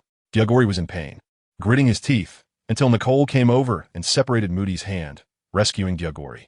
I don't think whether to go or not is the most pressing issue. What we need to consider now is how to disrupt their attention, Nicole said. Both Hogwarts and Hogsmeade have spies from each side, and if we don't find a way to bypass them first, our actions are likely to be discovered. Dumbledore and the others thought for a moment and nodded in agreement. Diggory looked at Nico in surprise, trying hard to recall from the series of books and movies he had seen in his past life that there seemed to be no character named Nico at all. However, Diggory soon felt relieved. There were so many characters in this world that it was impossible for every single one to be mentioned in books, and movies were even less likely to include them. Yet he himself could very well know some passerby from a movie and end up having various experiences. Just like Tom from Hogsmeade was the best example. Dumbledore tapped the table and said, Since we need to disrupt the other party's vision, let's use the list we obtained earlier.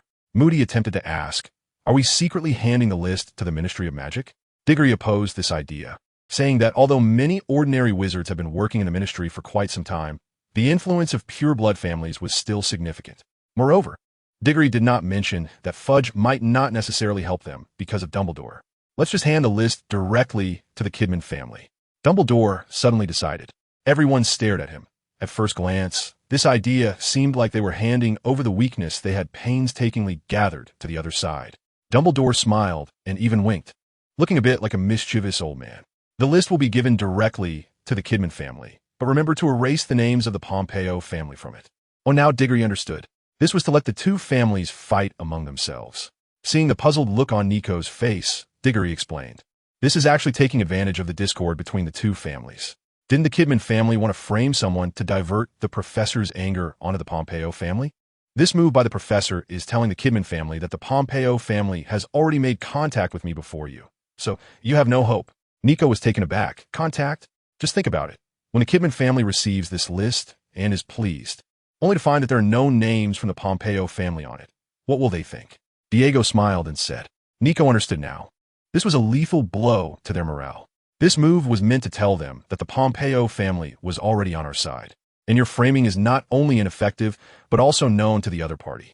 And the most critical part is not here. The key is when the Kidman family shares this news with the other pureblood families. How will those people react?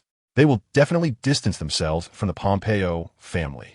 And that's just the light side. Some families with old grievances against the Pompeo family might take this opportunity to strike. Nico felt the possibility was very high. What if, after we go out, we reveal what Carl Kidman hoped we would frame on the Pompeo family? What would happen then? Diagonally added fuel to the fire with a smile. At this moment, not only was Nico surprised, but Moody also looked at Diagonally with emotion, then glanced at Dumbledore.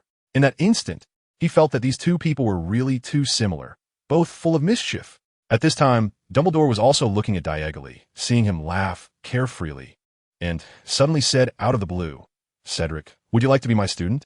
My only closed-door disciple? Diggory was stunned. He never expected Dumbledore to suddenly ask this question at this moment, completely out of the blue. The smile on his face gradually became uncontrollable, stretching all the way to the back of his ears. Of course, I'm willing. If I don't agree, I must be crazy. The thickest eye in the Harry Potter world, bar none. In the original world, if Dumbledore hadn't fallen victim to the curse of the Gaunt Ring, he would never have rushed to his demise like that. It can even be said that Dumbledore was forcibly killed off by Aunt Rowling in the original work. Dumbledore's power was too strong, and his reputation too high. If he had continued to live well and waited for Harry Potter to grow up, how would things be handled later? There would be no way to handle it. By then, Voldemort wouldn't even need to launch the final battle at Hogwarts, because with Dumbledore stationed at Hogwarts, no one would dare to follow. Coming would mean death. Even Voldemort himself wouldn't dare to do that. After all, it was only after Dumbledore's death that he obtained the Elder Wand and dared to attack Hogwarts. This shows that Dumbledore is like a nuclear weapon in this world. Even though the Order of the Phoenix is extremely weak compared to the Death Eaters, it can exist for so long precisely because its leader is Dumbledore. Therefore, Diggory had no reason to refuse Dumbledore's request to take him on as a student. At this point, both Dumbledore and Diggory were smiling happily. One felt that he had found a super thick thigh to hold on to, while the other felt he had found a student to carry on his legacy. At this moment, Moody couldn't stand the greasy smiles on their faces any longer and asked, since you know the specific location of the Horcruxes, hurry up and tell us. We need to act quickly. After saying this, Moody looked at Diggory, sighed in his heart, as he actually wanted to take Diggory as a student too. He just wanted to observe a bit longer, but unexpectedly, Dumbledore got ahead of him.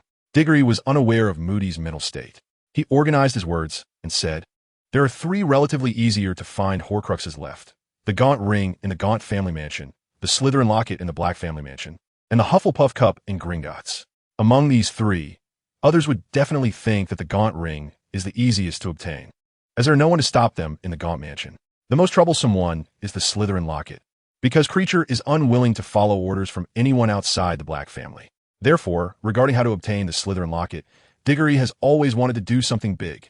He wants to find a way to rescue Sirius from Azkaban. Sirius is a member of the Black family, and Creature would listen to him. So, once Sirius is rescued, it would be equivalent to having the Slytherin Locket in hand. However, he cannot bring this up actively, because Sirius's reputation is not good right now. Due to Wormtail's framing, almost everyone believes he is the mastermind behind the deaths of James Potter and Lily. Moreover, the most important thing is that if he reveals the truth about James Potter's death, who knows how much the story's development might change next. It might even directly restore Voldemort's power significantly. The truth should not be spoken unless absolutely necessary. Moreover, it cannot be known by too many people. It must be kept within a small circle to minimize the possibility of altering the story's development. So what he needs to do now is to guide others to rescue Sirius. Moody frowned after hearing this, as both Gringotts and the Black family mansion had their troubles. The former is the territory of goblins, and most of us are familiar faces at Gringotts. It would be troublesome to sneak in and do something quietly. The latter is one of the oldest pure-blood families, and there are house elves inside. Non-Black family members cannot enter. Yes, it's not easy. Diggory also pretended to look troubled. Not easy, Nico chimed in. Only Dumbledore, with an enigmatic gaze behind his glasses, looked at Diggory with a somewhat amused smile on his lips. Moody believed it was difficult. He could feel that Moody was speaking the truth. However, as soon as Diggory said those words, Dumbledore sensed something was off. The boy was putting on an act. Diggory felt embarrassed under Dumbledore's gaze and said shyly, "Oh, I think I've come up with a solution." Dumbledore rubbed his hands back and forth on the table, looking at the back of Diggory's head, feeling a strong itch in his palms. "We just need to find a member of the Black family, and that will do." Diggory had not yet noticed Dumbledore's subtle moves, pretending as if he had just thought of a solution. However, members of the Black family had either been imprisoned in Azkaban, died, or married into other families, and could no longer be considered part of the Black family. Nico said, if one were to find a member of the Black family, it could only be from within Azkaban. Nico's assist was truly the MVP of the scene, and Diggory was cheering for her wildly in his heart. But he still pretended to know nothing and asked Moody, "Are there members of the Black family in Azkaban?" Moody nodded, completely unaware of Diggory's ulterior motives. Clearly, this person had allocated all of his talent points to combat. There is Sirius Black, the direct heir of the Black family, in Azkaban. That's simple then. Diggory had a beaming smile on his face, saying they could just release him to help find the locket. Dumbledore raised an eyebrow, realizing that this was Diggory's true intention. However, he said nothing and planned to keep watching. He had decided that he would not intervene until Diggory caused a major disturbance. He wanted to give Diggory the maximum possible space to grow freely. No, Moody directly refused. Do you know what kind of person Sirius is? He is treacherous. He betrayed his friends, surrendered to the evil Voldemort, and became his lackey, lacking any pride or bottom line as a pure-blood wizard. If such a person is released, it would be irresponsible to the entire magical world. Diggory twirled his fingers, not rushing to retort, but instead smilingly asked Moody, "One is Sirius Black, and the other is a Horcrux of Voldemort. Which one would you choose?" Moody was taken aback. In that instant when Diggory posed the question, he almost already had an answer regarding which one was more important. It didn't even require consideration. "Leave this matter to me." Moody directly took charge of the situation. Diggory gave a subtle smile, thinking that a daring rescue mission to Azkaban was about to take place. If that were to happen, the next day's newspaper headlines would definitely read one of two things. Either Azkaban breached for the first time in history, or Azkaban welcomes its youngest prisoner ever. Cedric Diggory. If it were the second case, Diggory glanced at Dumbledore, wondering if his mentor would find a way to rescue him. As soon as his gaze drifted over, he saw Dumbledore looking at him with a half-smile, and Diggory immediately straightened up, acting as if he hadn't just been caught peeking. When Nicole saw that the Slytherin locket was almost settled, she asked, "What about the gold cup and the ring? Who's going to get them?" Diggory twirled his fingers and thought for a moment before saying, "It's not a big problem. There's a way." Moody, who was now basically out of patience, urged, "If there's a way, just say it quickly. Don't waste time." Diggory laughed. "Let's find a big client from Gringotts. Say we need to withdraw some money. And once we get in, we can bribe a guiding goblin to take us to the gold cup." Nico, after some thought, shook her head, feeling it wouldn't work. This plan might not be feasible. Goblins are very greedy and are indeed notorious hoarders of wealth. It's almost impossible to convince them to guide us to take money. If we encounter a stubborn one who thinks we're thieves trying to steal after drinking some potion, they will immediately call the police. And then the people we send won't be able to leave. No. Diggory laughed, the corners of his mouth curling with a hint of disdain. Any so-called stubborn person, or one with principles and boundaries, is only that way because you haven't offered enough incentives. Goblins are indeed hoarders, but let's not forget, they're guarding other people's wealth. If someone else's money is taken away, will they really feel the pain? He snorted, "Probably not." Nico lowered her head, contemplating the feasibility of Diggory's plan. Dumbledore remained silent, his hands that were originally on the table now tucked into his sleeves. Moody also said nothing, quietly taking a swig from his flask, but he couldn't understand why a child like Diggory had such mature and somewhat dark thoughts. Diggory continued confidently, saying, "Actually, there are very rich people here, and they can totally—" Just then, Moody almost choked on his drink. He widened his eyes, only to see Dumbledore flipping over from behind the desk with a speed and agility he had never seen before. In the blink of an eye, he was at Diggory's side, and then with a swift motion of his hand, he waved skillfully. Diggory held his head, feeling a bit dazed. Dumbledore rubbed his palm, feeling relieved. This kid actually wanted him to take the blame. Is this how he treats his teacher? Old Dumbledore couldn't hold back anymore. He was already feeling pent up, and now Diggory insisted on pushing his luck, so Dumbledore naturally didn't mind letting loose a bit. He slowly sat back down in his chair and advised Diggory, "Since you have such ideas, then Gringotts will be entrusted to you alone." Diggory covered his back head and grinned, saying, "Teacher, this isn't appropriate. I'm poor, I have no money."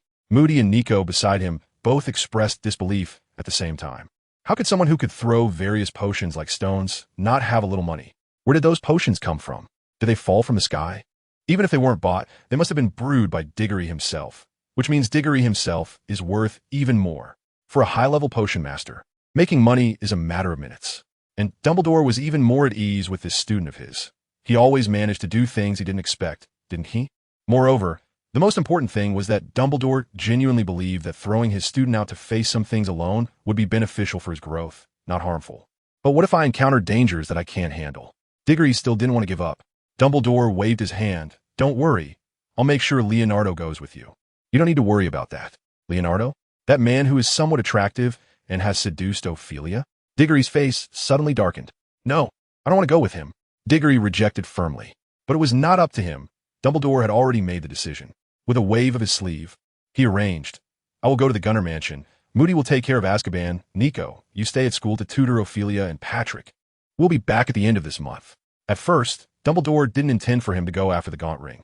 After all, in the original storyline, old Dumbledore died because of the ring, and now, due to the destruction of Ravenclaw's diadem, the plot has automatically increased in difficulty.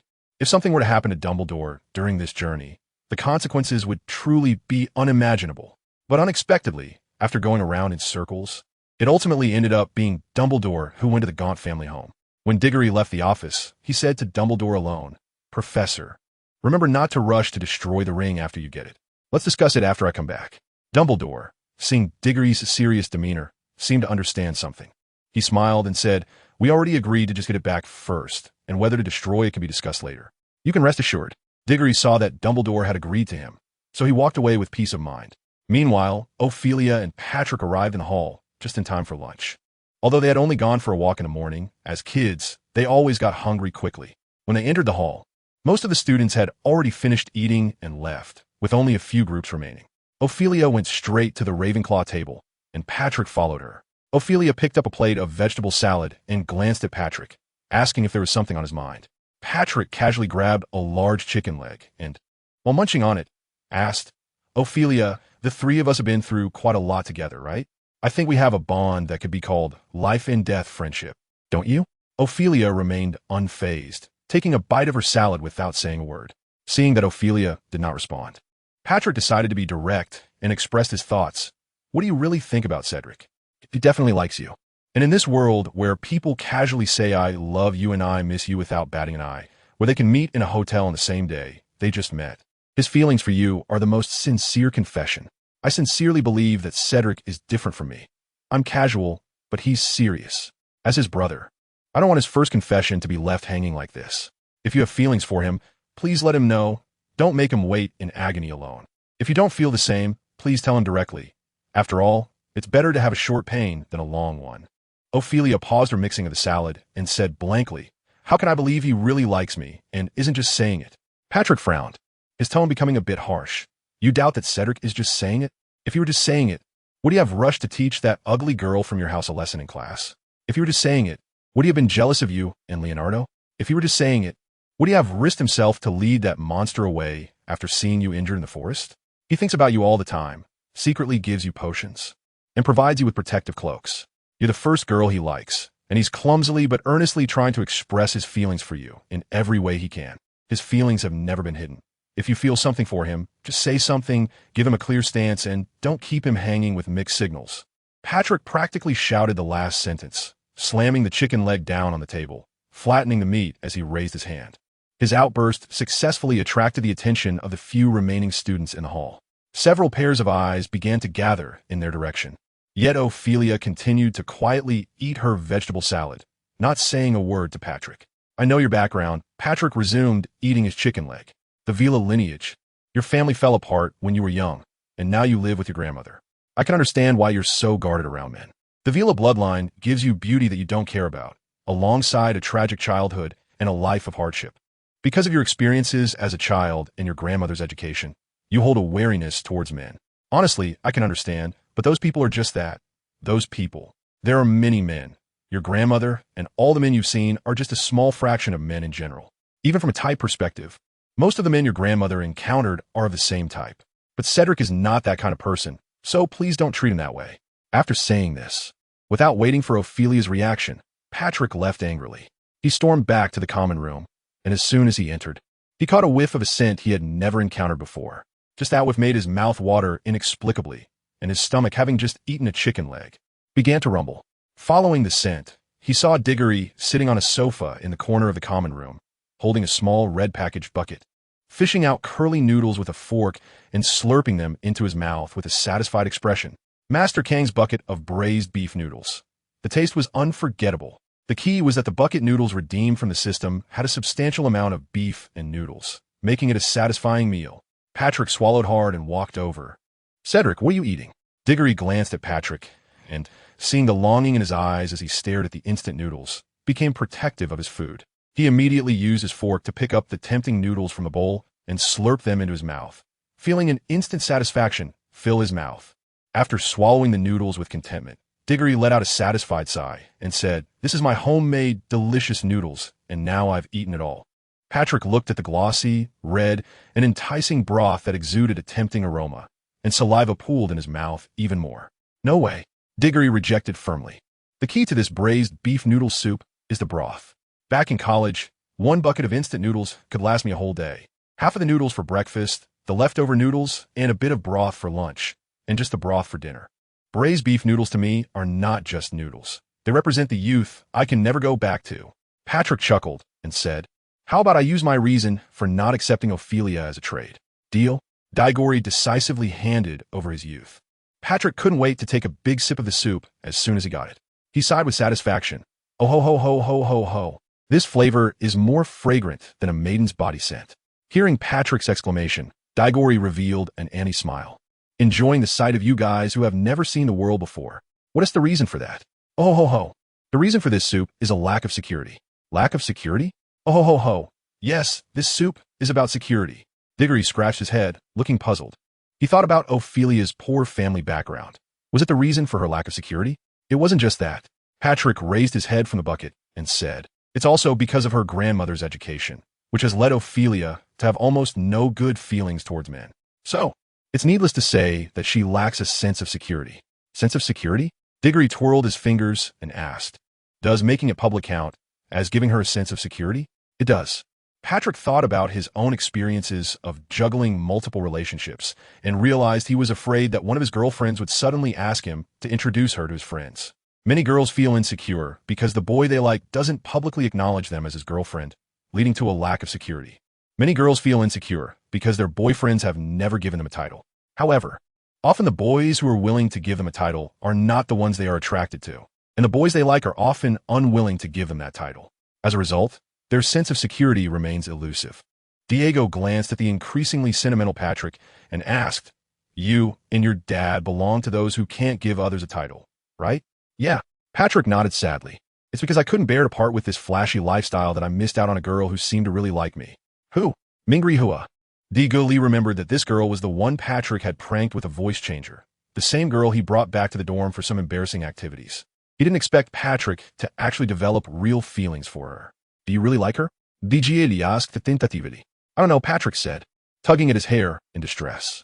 "I just know that after we parted, I keep thinking about her unintentionally. When I'm flirting with other girls, the smile of the girl in front of me suddenly turns into her face. When I'm eating, I suddenly remember that her favorite is snowflake Kobe beef. When I'm preparing surprises for other girls, seeing their smiles reminds me that her favorite gift is baby S breath. You're really serious about this? Diggory sighed, feeling guilty. So, do you still keep in touch? Patrick was already in tears. No, ever since that older girl I never even met drove her away. She hasn't contacted me at all. Sometimes I really miss her. When I was arguing with Ophelia in the hall earlier, I suddenly thought how nice it would be if Hinata were there to argue with me too. You argue with Ophelia? Diggory's focus was clearly different from Patrick's. What were you two arguing about? Patrick wiped his nose, thought for a moment, and replied, It's because I didn't want her to keep dangling you along, so I went and talked to her, but her attitude made me angry. So actually, there was no need to argue. Diggory was initially a bit angry when he heard Patrick arguing with Ophelia, but thinking that it was for his sake and that Ophelia had upset him, his anger faded. He pulled out a bucket of braised beef noodles from under the sofa and handed it to Patrick. Here, eat this first. I'm going to check on Ophelia. I need to leave for a bit. I have something to take care of. After Patrick's outburst, he wasn't sure what was going on with Ophelia, and he needed to see her. After all, he was about to go on a business trip. He couldn't leave and come back to find that the girl he liked was completely ignoring him. That would be too unfair. Ophelia was walking down the corridors of Hogwarts. The school had plenty of corridors. Hogwarts itself was a large castle, and Ravenclaw had designed many corridors and staircases within it for the safety of the students. It was said to be a precaution against intruders. However, looking at the complexity of the corridors and staircases, it was clear that Ravenclaw had more than one reason for this. Another likely reason was to showcase her own intellectual superiority within the house. Ophelia walked silently down the corridor, her head down, lost in thought. Ahead was the tower where the Ravenclaw common room was located. Ravenclaw students sat in small groups on the floor or leaned against the walls, discussing their afternoon classes or star players in the Quidditch matches. However, their chatter had nothing to do with Ophelia. Ever since Diggory had intervened in her defense against another girl in flying class, the Ravenclaw students had been keeping their distance from Ophelia. Most weren't outright avoiding her, but there was a subtle sense of distance. It was the kind of unspoken rule where if you didn't greet me, I wouldn't wave at you. Some others, however, were downright confrontational. The girl who had been knocked out by Diggory took advantage of Ophelia's moment of distraction and exchanged a look with her companion. She stealthily approached Ophelia from behind and tried to trip her. However, after going out with Dumbledore and getting some exercise, plus Ophelia's own decent physical fitness, the girl ended up tripping herself and falling flat on her face instead. Hey, she hit me. Everyone come look. The girl's companion, after a moment of surprise, quickly shouted out. This was a classic case of the villain crying foul, but the others didn't know that. When they turned to look, the first thing they saw was Ophelia frowning at the girl, Rose, who was sprawled on the ground. Oh my, how could Ophelia do this? Don't you know? It's because of Cedric from Hufflepuff. Cedric? I know him, the handsome blonde guy. But what does he have to do with this? You don't know? About a month ago, when we had our first flying lesson, Cedric couldn't stand Rose bullying Ophelia. So he stepped in and taught Rose a lesson. But here's the problem. Rose likes Cedric. Oh, a girl exclaimed excitedly, her freckles sparkling. And then what? What happened next? The boy who had spoken earlier smugly analyzed. Now, who doesn't know that Cedric likes Ophelia? Is this the official girlfriend teaching the mistress a lesson? The freckled girl played her part well as the supportive commentator. Bah, that boy scoffed, no way. Cedric must be blind to like someone like Rose. He only likes Ophelia.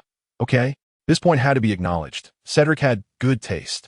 Just look at Ophelia. She is so beautiful. Flowing long hair, skin like snow. And while others look worse with glasses, Ophelia wearing glasses makes her a goddess of elegance. The freckled girl gazed at Ophelia's face with envy. She was indeed beautiful. Looking down at herself, she felt like she couldn't compare at all. Wait, no. The freckled girl glanced at her chest, touched it, and then looked at Ophelia's before a smug smile appeared on her face. I'm not completely outdone. Seeing her classmates' gazes shift towards her, Rose, who had been keeping her head down, finally smiled. At that moment, she lifted her head, her face full of tears. Cedric has done so much for you. He likes you so much, yet he has never received even a hint of your response. During the flying lesson, because of me, he didn't care about being punished by Madame Hooch. He directly attacked me with a spell to save you. But did you ever respond to him?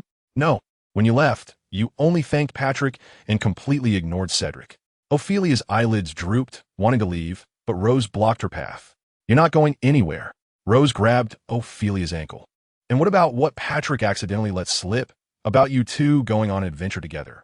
Cedric brewed a lot of potions for you to protect yourself, and even gave you a protective spell cloak. Did you ever respond to Cedric when you received those things? No. As soon as Rose finished speaking, The corridor fell into a stir. Everyone began to whisper. They knew that the group that went on the adventure was small, and most of Hufflepuff only knew among themselves. But the Badgers weren't the type to gossip, so this information had only reached a few ears. Now that Rose had spilled everything, the Ravenclaw students wished they had snacks to munch on while listening to the gossip during their break. What concerned them the most was the potions and cloak that Cedric had given to Ophelia. A protective spell, cloak, ISNT cheap. Even the most basic one costs over 1,000 galleons, not to mention some custom versions that are even more expensive. 1,000 galleons is enough for an ordinary family to live for a year. This showed how generous Cedric was, and the Ravenclaw students couldn't help but feel a sense of awe. Of course, the more crucial point was that Cedric could brew potions. They were all 11 years old, in their first year of school. Why was it that while they were all learning the levitation charm and struggling with the simplest potions, he had already mastered various spells and could brew potions successfully? Show off? We're all struggling so much. Have you ever considered our feelings? Are you really a Hufflepuff or a Ravenclaw? For a moment, the Ravenclaw girls felt a bit down. But the boys, on the contrary, were not unhappy. They were more concerned about the fact that such an outstanding Cedric hadn't managed to win over Ophelia. Instantly, all of Cedric's merits seemed unimportant. Being young and wealthy didn't matter, and being able to brew potions was nothing. What is the point of being impressive? So what if he surpassed them by so much?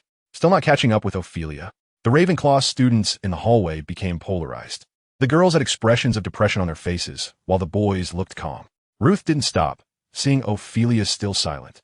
She felt encouraged and gathered her strength to continue speaking, wanting to completely ruin Ophelia's image in one go. And just like when you all went out on an adventure together, you encountered a dangerous vampire, and that vampire had already injured you when you weren't even a match for it. It was Cedric who stepped up, drawing the vampire away from you. Facing the danger alone, ensuring your safety. This completely shook Ravenclaw. The boys were thinking, if Ruth wasn't lying about this matter, what level of strength did Cedric actually have? The girls were envious of Ophelia, thinking how great it would be to have such a tall, handsome, strong, and wealthy boy pursuing them. Ophelia was blocked by Ruth at the stairway, unsure of what to do. Everyone's gaze was focused on her. There were jealous ones, envious ones, curious ones, and disdainful ones. Faced with these gazes, she felt confused and scared. It was not only her bewilderment about the current situation, but also influenced by Ruth's words. Yes. How should she respond to her feelings for Diggory? He was the first person to give her a warm feeling, which made her not averse to Diggory. However, he was also a good friend with Patrick, and her grandmother once said, "Birds of a feather flock together." The fact that Diggory and Patrick were so close implied that Diggory might also be someone who wasn't loyal in relationships. Because of this, Ophelia chose to maintain distance from Diggory, although there were several times she almost wanted to agree to him. Some misunderstandings always prevented her from saying the 3 words, "I am willing." Perhaps deep down, Ophelia had never considered Diggory, but because she cherished that warmth. She had never clearly rejected him. Now, because of Ruth's words, Ophelia was forced to reflect on her feelings for Diggory.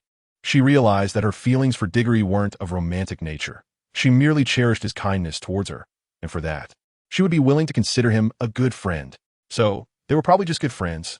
You should give him an answer, not keep him hanging like this. You need to give him a result, a response. Ruth continued to shout.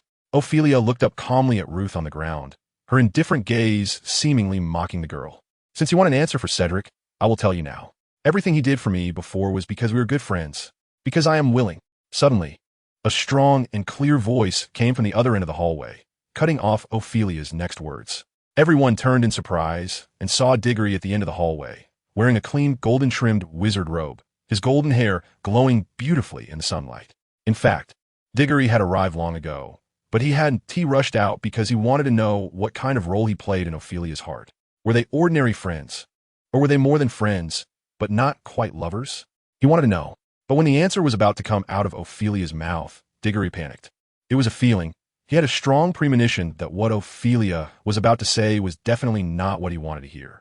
So, he decided to step out himself while Ophelia hadn't spoken yet. Diego looked at Ophelia at the other end of the corridor. Although there was less than 20 meters of corridor between them, it was a distance he had never felt before. He glanced at the distance that separated them and resolutely walked towards her. 1 step, 2 steps, 3 steps. With every step, Diego gazed affectionately at Ophelia. Liking someone is just liking them. It's simple, without regard for the consequences, indifferent to whether a response is received. I simply like Ophelia. I like her from the moment she turned around in class, and I intentionally avoided her flustered gaze. I like her from the flying lesson when the light and shadows fell, and I was captivated by the halo of her hair. I like her despite our teachers at school repeatedly admonishing us.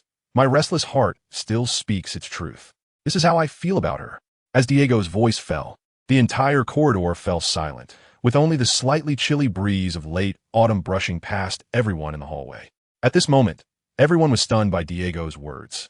Staring blankly as he slowly but steadily walked towards the beautiful and graceful Ophelia, his words still echoing in their minds. Liking someone is just liking someone. It's very simple. This liking is without regard for consequences, regardless of whether there will be a response. The girls looked at Diego with starry eyes, wondering why he wasn't their boyfriend. The boys, however, became uneasy as they realized that their female companions were scrutinizing them. It was obvious they were being compared to Diego. Also feeling uneasy was Felch outside the corridor, who was trimming the flowers and plants. He widened his bulbous eyes and peeked at the two people getting closer inside, his lips moving as he silently cursed. Most likely, he was thinking about how these two kids could be in a romantic relationship so early, how they could break school rules, and that they should be punished by cleaning the toilets for 10 days. After formulating the punishment in his mind, Felch immediately dropped the large scissors he was using to trim the plants and hurried towards Sprout's office. On the other side, Diego reached Ophelia's side and looked at Ruth, who was still sitting on the ground in a disheveled manner, disdainfully saying, "Feelings are actually very simple. They don't always need a response. If there isn't one, that's one person's happiness. If there is, that's two people's happiness." Just as Ruth was about to speak, Diego interrupted her. "I saw what happened. The reason you fell wasn't because of Ophelia. It was intentional on your part, and you wanted to frame Ophelia." "No, I didn't." Ruth was initially shocked, but remained defiant. "Cedric, you can't slander me just because you like Ophelia." "Slander?" Diego sneered. "I happened to see you doing something bad. You first exchanged glances with your friend, then extended your left leg towards Ophelia, but because you did it too hastily and lacked strength, you ended up being tripped by Ophelia." The students who had been watching couldn't help but shift their allegiance to Diego upon hearing such detailed accounts. If it were a false accusation, the process couldn't be described so clearly because the time was too short to fabricate it. Ruth's face turned ugly. She didn't expect Diego to be so detailed. What hurt even more was Diego's furious and disdainful gaze towards her, like the sharpest knife in the world, stabbing deeply into her heart. Clearly, she was standing up for Diego. She felt he was worth more. At that moment, Ruth's friend suddenly stood up. "This is just your imagination. There's no evidence. Any accusation without evidence is slander." Diggory looked at the short-haired girl with a garlic nose in front of him and frowned tightly. It seems that the saying, "ugly girls cause trouble," does have some truth to it. He never expected a girl could be so shameless. However, she had precisely hit Diggory's sore spot. He indeed had no evidence, just as Diggory was pondering how to get these two girls to tell the truth. A voice with an echo appeared in the corridor. "I can prove that what this little boy said is the truth." Everyone turned to look and found it was Ms. Gray appearing on the ceiling of the corridor, floating there and looking down at Diggory. She was dressed in an elegant long gown, her demeanor calm. This boy named Cedric did not lie. The way Filch was running was quite strange. In the first half of the journey, he was lifting his legs high, but later, probably because he was running out of strength, he switched to a duck-waddle posture in the second half. In short, it was neither graceful nor normal, but no one cared. However, the distance from the corridor to Professor Sprout's office was a bit far. When he pushed open the door to Professor Sprout's office, almost out of strength, he startled the people inside. Filch was panting heavily, and when he looked up, he saw them and smiled in surprise. Originally, he just wanted to give Professor Sprout a small report, but unexpectedly, Professor Flitwick from Ravenclaw and Professor McGonagall from Gryffindor were also there. That was a surprise. There was no need to say much about Professor Flitwick. Ophelia and Ruth were both students of Ravenclaw, and Professor Flitwick would definitely take charge of this matter. As for Professor McGonagall, the vice principal of Hogwarts, the most stern and impartial person in the whole school, with her around, he didn't have to worry that this matter would be left unresolved. McGonagall frowned, feeling quite dissatisfied with Filch's disheveled intrusion, and also puzzled. "Filch, what on earth happened? Did something big occur?" Trying to calm his breath, Filch couldn't wait to say to Professor McGonagall, "Professor, you need to take care of something, otherwise, no student will follow the school's rules anymore. Speak properly." Professor McGonagall was completely unimpressed by Filch's tone. Filch shivered and said earnestly, "Cedric Diggory is dating early. He is pursuing Ophelia Harris from Ravenclaw, He just confessed in the corridor below the Eagle House common room. Professor Sprout patted her thigh. Unfazed and biased in favor of Diggory, I don't think this is a big deal. When I have time, I'll have a good talk with Cedric. Filch couldn't take it anymore, trembling his hands, truly believing that this punishment was no punishment at all. And communication? Were they supposed to have a tea party in the greenhouse? Ugh, what nonsense. McGonagall shook her head, and in response to Filch's expectant gaze, she deliberated. That wouldn't be appropriate. You're too easy to talk to. I'm worried you won't be able to handle Cedric's pleading alone. We'll accompany you. Filch, he tentatively said yes. That's right. Have a good talk with Cedric. Scold him if necessary, punish him if needed. Right, Professor Flitwick? McGonagall's attitude made him feel something was off. So he looked at Flitwick, thinking that Ophelia was a student from his house. He couldn't just ignore it. Professor Flitwick was taken aback when Filch suddenly mentioned him.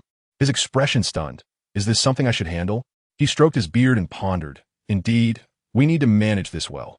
This time, our conversation must be serious. Filch was dumbfounded, his already large bulbous eyes wide open like copper bells. A serious conversation? This was your punishment? Physical punishment? Cleaning the toilets? Sweeping the corridor? Students dating early? And all you do is have a talk? In the past, when you caught students for dating early, they all rushed forward angrily. Was that all a lie? Seeing Filch's dazed expression, McGonagall and the other two exchanged glances, all understanding each other's thoughts. What can you do with a special kid like Diggory? Can you really manage him? When other kids fall in love early, their grades plummet, shocking the teachers who regret not disciplining them better. Those kids who fell in love early in the past forget about successfully casting spells or brewing potions. They couldn't even memorize the history of magic. But what about Diggory? Dumbledore has already told them about the events that happened on the way to the Albanian forest. Can you find another child in the world with such strong, innate talent? No. He cast spells with ease, one after another. He brews potions effortlessly, tossing bottle after bottle. This child is praised in private by the great alchemist Nick LeMay's only disciple, Leonardo. What can you tell such a genius? To practice spells well? Or to study potion-making diligently? Frankly speaking, this child's abilities have already surpassed those of his age group. Within Hogwarts, only 6th or 7th year students could compete with him. As for the history of magic, what use is that? If you asked Flitwick to recite the major events of Merlin's life, it would be a struggle for him. For Flitwick, it would be easier to duel 10 people at once. That knowledge is just something to know. Who lives their life by studying the history of magic? Haven't you seen that the teachers who teach history of magic at Hogwarts are just ghosts? As for the other protagonist, Ophelia, she also has strength and has received high praise from Dumbledore. It can be said that as long as the academic performance of these two does not decline significantly, many teachers plan to turn a blind eye to this matter. Moreover, right now, it's just Diggory who's overly enthusiastic. However, Filch is unwilling to give up and wants to push for something. If it's just a talk, other students will think that the punishment for violating school rules and falling in love early is merely a conversation. How can they manage other students in the future? This directly struck a chord with McGonagall. It makes sense. Sprout noticed McGonagall's expression and immediately patted her thigh, about to speak, but was stopped by McGonagall. McGonagall said to Filch, "You make a good point. Here's the plan.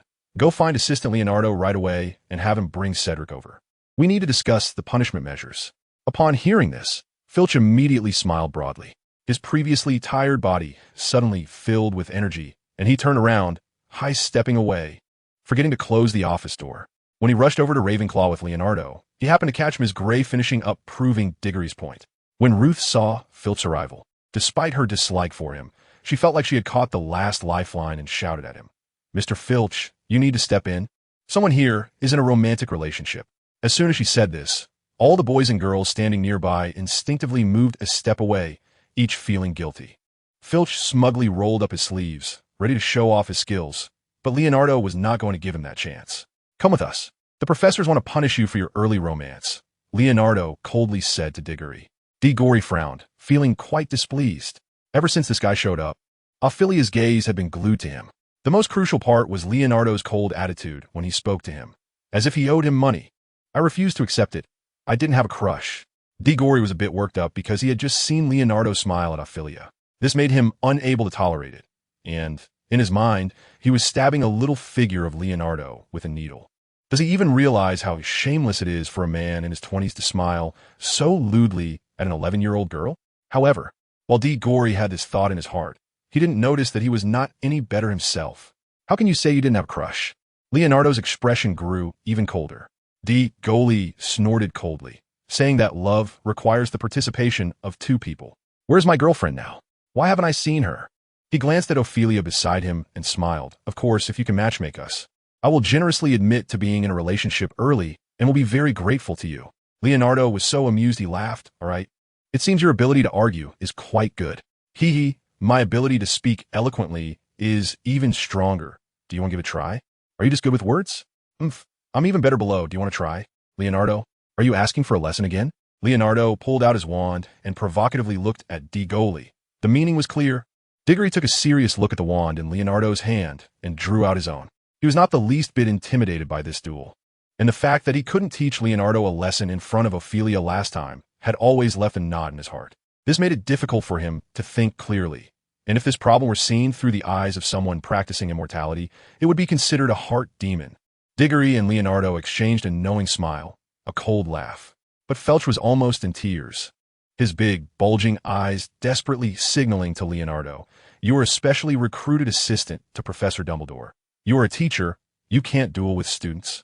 However, Leonardo showed no reaction to the gaze from the same sex, making Felch's efforts in vain.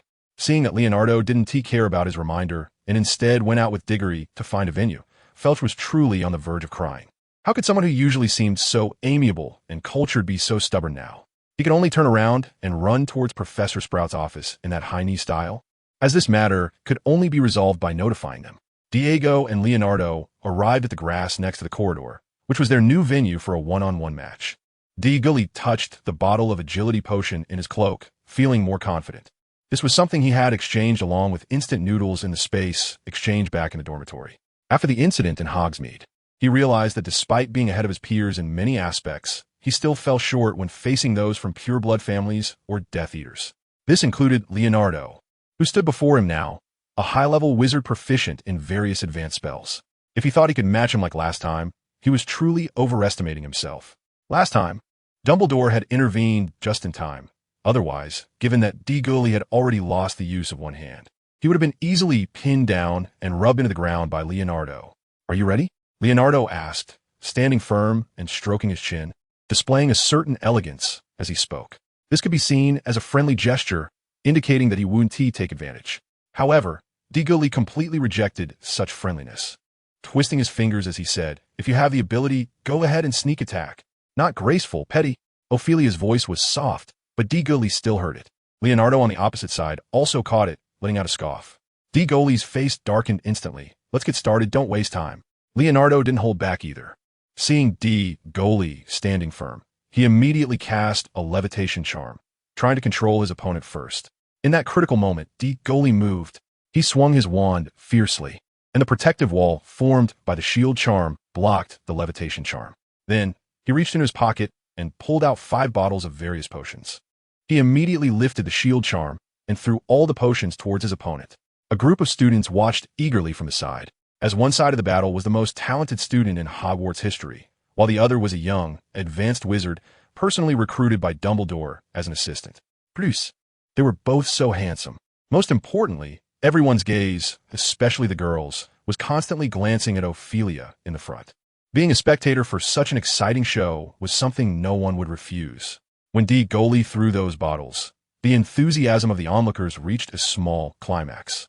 This was the first time they had seen such a combat style. It was truly extravagant, throwing potions like hidden weapons. How wealthy Diggory must be. However, some students who had heard about Diggory's background felt puzzled. They knew he came from a modest family and lived frugally. So how could he afford to squander so much? Could it be that he brewed these potions himself? Suddenly, those people gasped in surprise. Diggory was unaware of the thoughts of the onlookers, nor did he have the time to care. After throwing the potion, he immediately jumped to the side, and then a disarming spell was cast, targeting Leonardo. The directions of the two attacks were completely different. Defending one side meant leaving the other vulnerable. It was a multiple-choice question. If he chose to defend against the potion, Leonardo's wand would be disarmed, ending the duel. If he chose to defend against the spell attack, there was a bottle of love potion and a bottle of itching powder among the potions. It was bound to be an exciting scene on that patch of grass. However, before Diggory's smile could bloom, he saw Leonardo directly cast an enhanced armor charm, creating a wide, transparent wall in front of him that successfully blocked Diggory's attack. Damn! Now there was nothing exciting left. Seizing the opportunity, Leonardo immediately removed the armor charm and, with a flick of his wand, blew a gust of wind that sent the smoke from the potion explosion towards Diggory. This was a case of using his opponent's method against them.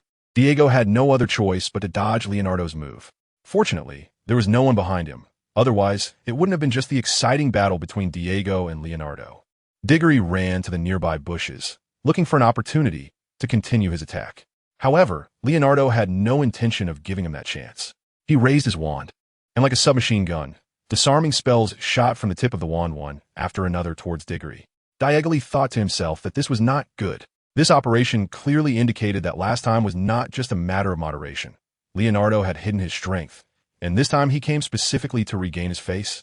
Cunning little man, Diego cursed inwardly, then directly lifted the protective charm cloak on his body. It sounded like raindrops falling on the green grass. The attack power of such a simple disarmament spell was clearly insufficient to break through the defense of the charm cloak. Since you acted on the first day of the month, don't blame me for acting on the 15th. Diego muttered. Leonardo had hidden his strength, and he also used the financial abilities that the other party did not possess. Seeing Diego's actions, Leonardo exclaimed angrily, "Shameless."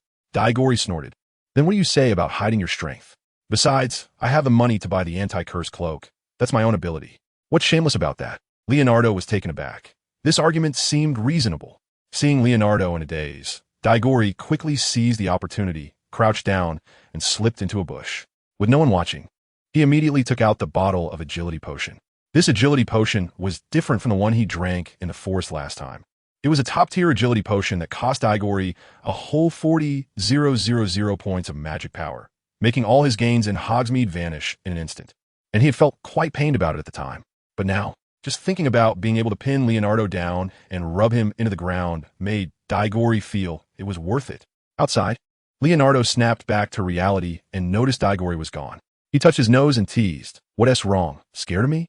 No fighting spirit left? Running away at the last moment?" The familiar ripples appeared again. The sticky sensation he hadn't felt in a long time was even more intense than before. If the last time Diego felt like he was in a river, this time it was like being in a swamp, nearly unable to move an inch. Even breathing seemed to become difficult. However, this near asphyxiation feeling soon began to fade, yet that sticky sensation seemed to penetrate Diego's skin, drilling into his flesh, tightly wrapping around his bones. But this entanglement did not bring Diego any discomfort. It felt as if it was merely wrapping around him. As the external sticky feeling completely transformed into an internal entanglement sensation, Diego suddenly felt a significant boost in his physical abilities. Even the fatigue from his previous battle with Leonardo dissipated at that moment. At this time, he just happened to hear Leonardo mention running away at the last moment. Diego chuckled and said, "I hope you don't run away at the last minute." As soon as he finished speaking, Diego suddenly dashed out, catching everyone outside off guard. Just as they heard rustling from the bushes, a shadow shot out so fast it was almost invisible. In the blink of an eye, the crowd lost sight of the shadow, leaving them in shock. Leonardo hadn't seen Diego enter the bushes, but the onlookers had, so this shadow could only be Diego. They were amazed at why Diggory's speed had suddenly increased so much. Leonardo was equally shocked when Diego charged at him. He had no time to react and was directly struck in the stomach by a punch. The uppercut sent him flying back, and the pain in his abdomen made it impossible for him to think of anything else. But Diego wasn't finished. Just as Leonardo was about to fly out, Diego grabbed his wrist, pulled hard, and then elbowed him in the abdomen. Puffed. Leonardo had just eaten lunch before coming here, and his stomach had barely digested a quarter of the food. A nearly whole chicken leg could still be seen among the remnants. Now all that food was for nothing. Leonardo flew out successfully, but his already pale face looked even whiter, and his lips were ashen. The spectators watched in breathless astonishment. Weren't they supposed to be fighting with magic? What was going on? The key question was why it was so powerful. Diego stood still, looking at him coldly, and said aloofly, "I can give you a chance to escape. Instant karma comes quickly." Leonardo completely ignored him, simply wiped the vomit from the corner of his mouth, tightened his grip on the wand, and stood up again. "Your fighting style is very rogue." Leonardo's words hit the nail on the head, expressing the thoughts of the onlookers. Moreover, there was something very strange. Once the body is infused with magic, something bad happens. It could lead to disability or even death, but you seem completely fine. Leonardo analyzed calmly. Even though his body had suffered serious injuries, his mind remained clear. Perhaps this was also why he caught Nick LeMay's attention. What's going on? Leonardo asked straightforwardly. None of your business. Diggory replied, even more bluntly. For some reason, Leonardo not only did not get angry, but his gaze towards Diggory became increasingly fervent, as if he had discovered a priceless treasure. Hee, I will defeat you with strength, and then study you slowly. Diegoli also laughed. Really? You probably haven't woken up yet. As soon as he finished speaking, Diegoli's figure immediately vanished again. This time, everyone could barely catch a glimpse, only occasionally seeing a fleeting shadow. The moment Diggory's figure disappeared, Leonardo immediately raised his wand reflexively. But before he could cast a spell, Diggory's fist had already arrived. This time it didn't land on his abdomen, but instead struck his nose. With a crack, Leonardo's sturdy nose broke with a spray of bright red blood. Bang bang bang bang bang, Saudo, Zet, Zik, Buck, This was the second time Diggory fought Leonardo. This time, he didn't want to embarrass himself in front of Ophelia anymore. He didn't care, even if it meant using potions. Leonardo's upper body was subjected to indiscriminate attacks, and Diggory's speed was so fast that it was hard to see. The corridor was filled with people, all of whom gaped in shock at the scene. They could only see a shadow swirling around Leonardo, accompanied by the sound of fists hitting flesh. Eloise, who had just come out of the Ravenclaw common room, saw the scene. At first, she was curious about who could beat Leonardo like this, until she heard a student mumble Cedric, which made her even more puzzled. More importantly, she couldn't believe that the person beating Leonardo so badly was a kid her own age. She walked up behind Ophelia, eagerly whispering, "What is going on? Why is Professor Leonardo fighting Cedric? And how did he become so strong to be able to beat Professor Leonardo? After all, he is Nick LeMay's prized pupil and a powerful wizard himself. Did Cedric take a potion? That's amazing." What started as a mere guess from Eloise led Ophelia to recall the last time in the forest when Diggory inexplicably defeated that vampire. No one knew how he won that battle against the vampire, so no one knew how Diggory achieved victory. But now, after hearing Eloise's words, Ophelia connected the dots. Given Diggory's habit of frequently using potions during battles, it was very likely that, like last time, he had taken a potion, which allowed him to gain such a significant boost in power in a short time. Professor Leonardo, Cedric must have taken a potion, which is why he has such strong power now. But potions have time limits. You just need to hold on and get through this time. Ophelia's voice was like a flash of lightning breaking through the night, shattering the darkness enveloping Leonardo. But for Diggory, it felt more like a heavy blow. Like a sharp blade, his rhythm of attack suddenly halted. He missed a punch, stumbled, and fell to the ground. Diggory looked up at Ophelia, his eyes filled with heart-wrenching confusion and unexpectedness. He never expected Ophelia to suddenly remind Leonardo, nor could he understand why she would do so. Meanwhile, Leonardo, seizing this rare opportunity, immediately forced himself to run despite the pain in his body. Once he reached the other side of the grass, he leaned against the wall and cast an armor spell, surrounding himself with a transparent wall formed by the spell. This way, the wall behind him and the wall from the armor spell created a circle, protecting Leonardo inside. He was determined not to take risks and decided to use this absolute defense to buy time. The stronger the potion, the more powerful the side effects. So all Leonardo needed to do was stall, and in the end, he would be the one to win. However, by the time Leonardo had completed all his defensive preparations, he still hadn't waited for Diggory's attack. He looked up in confusion, only to find that the other party didn't care about his actions at all. Diggory remained in the position he had fallen to, silently watching Ophelia. The students in the corridor were also very quiet, as they could clearly see the indescribable pain and sadness in Diggory's eyes at that moment. What level of sorrow would lead to such a sad gaze? Eloise also covered her mouth, realizing the consequences of her earlier words. Diggory got up from the ground. In his view, everything radiated ripples, and Ophelia was no exception. Before, he felt that the ripples emitted by Ophelia were more beautiful than those of others. Her long brown hair resembled the chocolate bars he loved to eat when he was a child. The light blue eyes behind her silver-framed glasses were like the carefree sky of his childhood. Just looking at her made all his worries disappear. But now, for the first time, Diggory felt that this sky was so unfamiliar. Clearly it was the same face, the same lips, and the same captivating gaze that had haunted his dreams. Yet at this moment, everything felt so strange. Ophelia looked at Diggory coldly and said, I've thought it over. We are not suited to be together. Thank you for taking care of me all this time. I will repay this kindness in the future. Diggory wanted to ask why, but the words were on the tip of his tongue, and he couldn't bring himself to ask. At this moment, asking anything seemed meaningless. Instead of seeking clarity, what Diggory needed to do now was to vent the pent-up frustration in his chest. Leaning against the wall, Leonardo was taken aback, suddenly realizing that Diggory's gaze towards him was very strange, and he had an ominous premonition in his heart. Whoosh! Everyone felt a flash before their eyes, and Diggory disappeared without a trace. Bang! Leonardo's eyes widened as he stared at the wall formed by the armor spell in front of him. He swore he had never seen anyone use their fists to create spiderweb-like cracks in a wall before, but he could clearly see the blood oozing from those still somewhat tender fists. Bang bang bang bang bang bang bang bang bang. Diagonally seemed to attack frantically without feeling pain. He was extremely angry at the man in front of him and just wanted to vent that anger.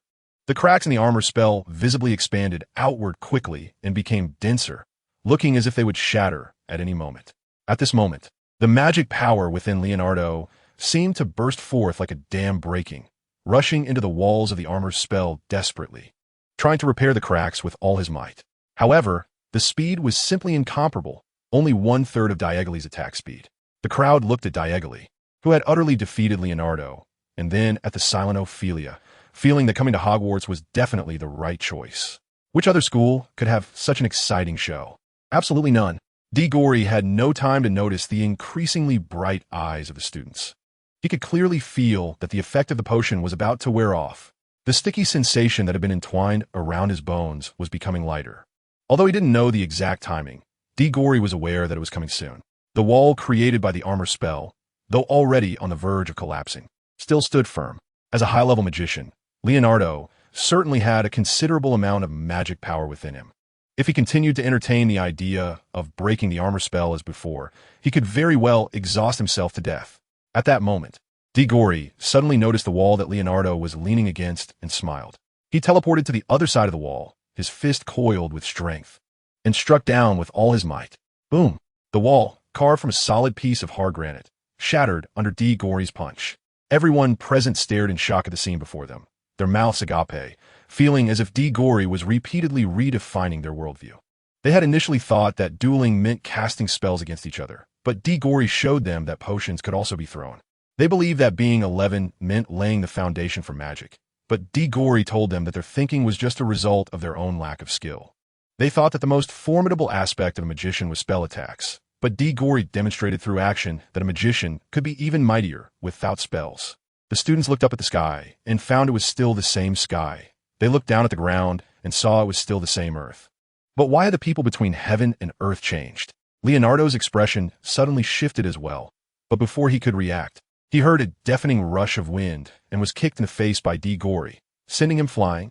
It was unclear whether Diggory did this intentionally, but Leonardo landed face down, scraping against the stone floor, turning red all over.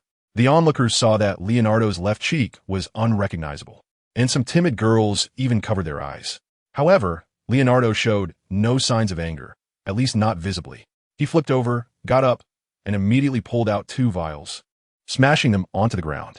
In the blink of an eye, the original stone floor transformed into a swamp covering an area of about 10 square meters. At the same time, a white mist began to envelop the area around Leonardo. Diego didn't care at all. Ophelia's choice had left him with very little rationality. Even seeing that the other party's defenses were complete, Diego rushed forward without hesitation. The potion's effect was about to wear off, and he had at most 10 seconds left. He had no time to hesitate. With the effect of a top-tier agility potion, he leaped up before the swamp, raising his fist high and smashing it down hard at the position of Leonardo in his memory. The crowd first heard the sounds of intense fighting and the cracking of the floor coming from the mist. Then the fighting sounds grew quieter, and the mist slowly dissipated. Everyone craned their necks to see the final outcome. Just as the mist was about to clear, Eloise asked Ophelia beside her, "Who do you hope will win?" Ophelia shook her head and said lightly, "I don't wish for either of them to win. It has nothing to do with me. I hope they won't involve me in their matters in the future." Eloise sighed and pouted, "You are really cold-hearted." As the mist cleared, the students focused their gaze, and everyone gasped. They saw Diego's body was buried in the swamp from the waist down, while his upper body lay on the stone floor, looking as if he had not been injured at all, but he seemed to be struggling to breathe. On the other side, Leonardo was half kneeling in front of Diego, panting heavily, covered in wounds, with the stone floor beneath him completely shattered, and he was almost drenched in blood from head to toe. Who can tell me what happened here? At the end of the corridor, Dumbledore strode toward them. Filch had originally gone to find McGonagall and the others, but didn't find them, so he had to bring Dumbledore from the principal's office. Damn it. Dumbledore was fuming as he hurried over. He had been having lunch in his office when the office door was suddenly burst open by Filch, who stumbled in and said that Diego and Leonardo were fighting over in Ravenclaw. This was unacceptable. One was his own student, and the other was a newly recruited assistant. How could these two fight? It was not even important whether the impact was severe. Mainly, they were doing this without any regard for his authority. In the infirmary, Madame Pomfrey had just stepped out, and Dumbledore sat between two beds, deep in thought. On his left was Leonardo, who had almost lost half his face and was on the verge of disfigurement, now unconscious from exhaustion. On his right was Cedric, who had nearly given him a headache. Seeing this kid made him angry. He had just taken him in as his apprentice, and now this brat had caused trouble for him, publicly confessing his feelings. And after being rejected, still stubbornly claiming he wasn't in a premature romance. It seemed that the path of training him would be long and arduous. Old Dumbledore held his forehead, feeling for the first time in a long time what it meant to be mentally and physically exhausted. But thinking of the students chattering about the battle situation, Dumbledore felt a bit better. At least Diego's strength had improved. Using that kind of potion, Dumbledore didn't know what potion Diego had taken. He had consulted a lot of materials, but found nothing, and had also asked Slughorn and Nick, but they were also unclear. Instead, Snape mentioned that he seemed to have seen it in some potion-making book, but he couldn't recall which book it was or where he had seen it. So Dumbledore could only let him search slowly. Whether he could find it wasn't important. After all, Diego was one of his own. Of course, if Diego knew that Dumbledore had shared his information with Snape, he might not be so calm. After all, in Snape's world, there were only two people, his first love Lily and Harry Potter. He didn't care about anyone else.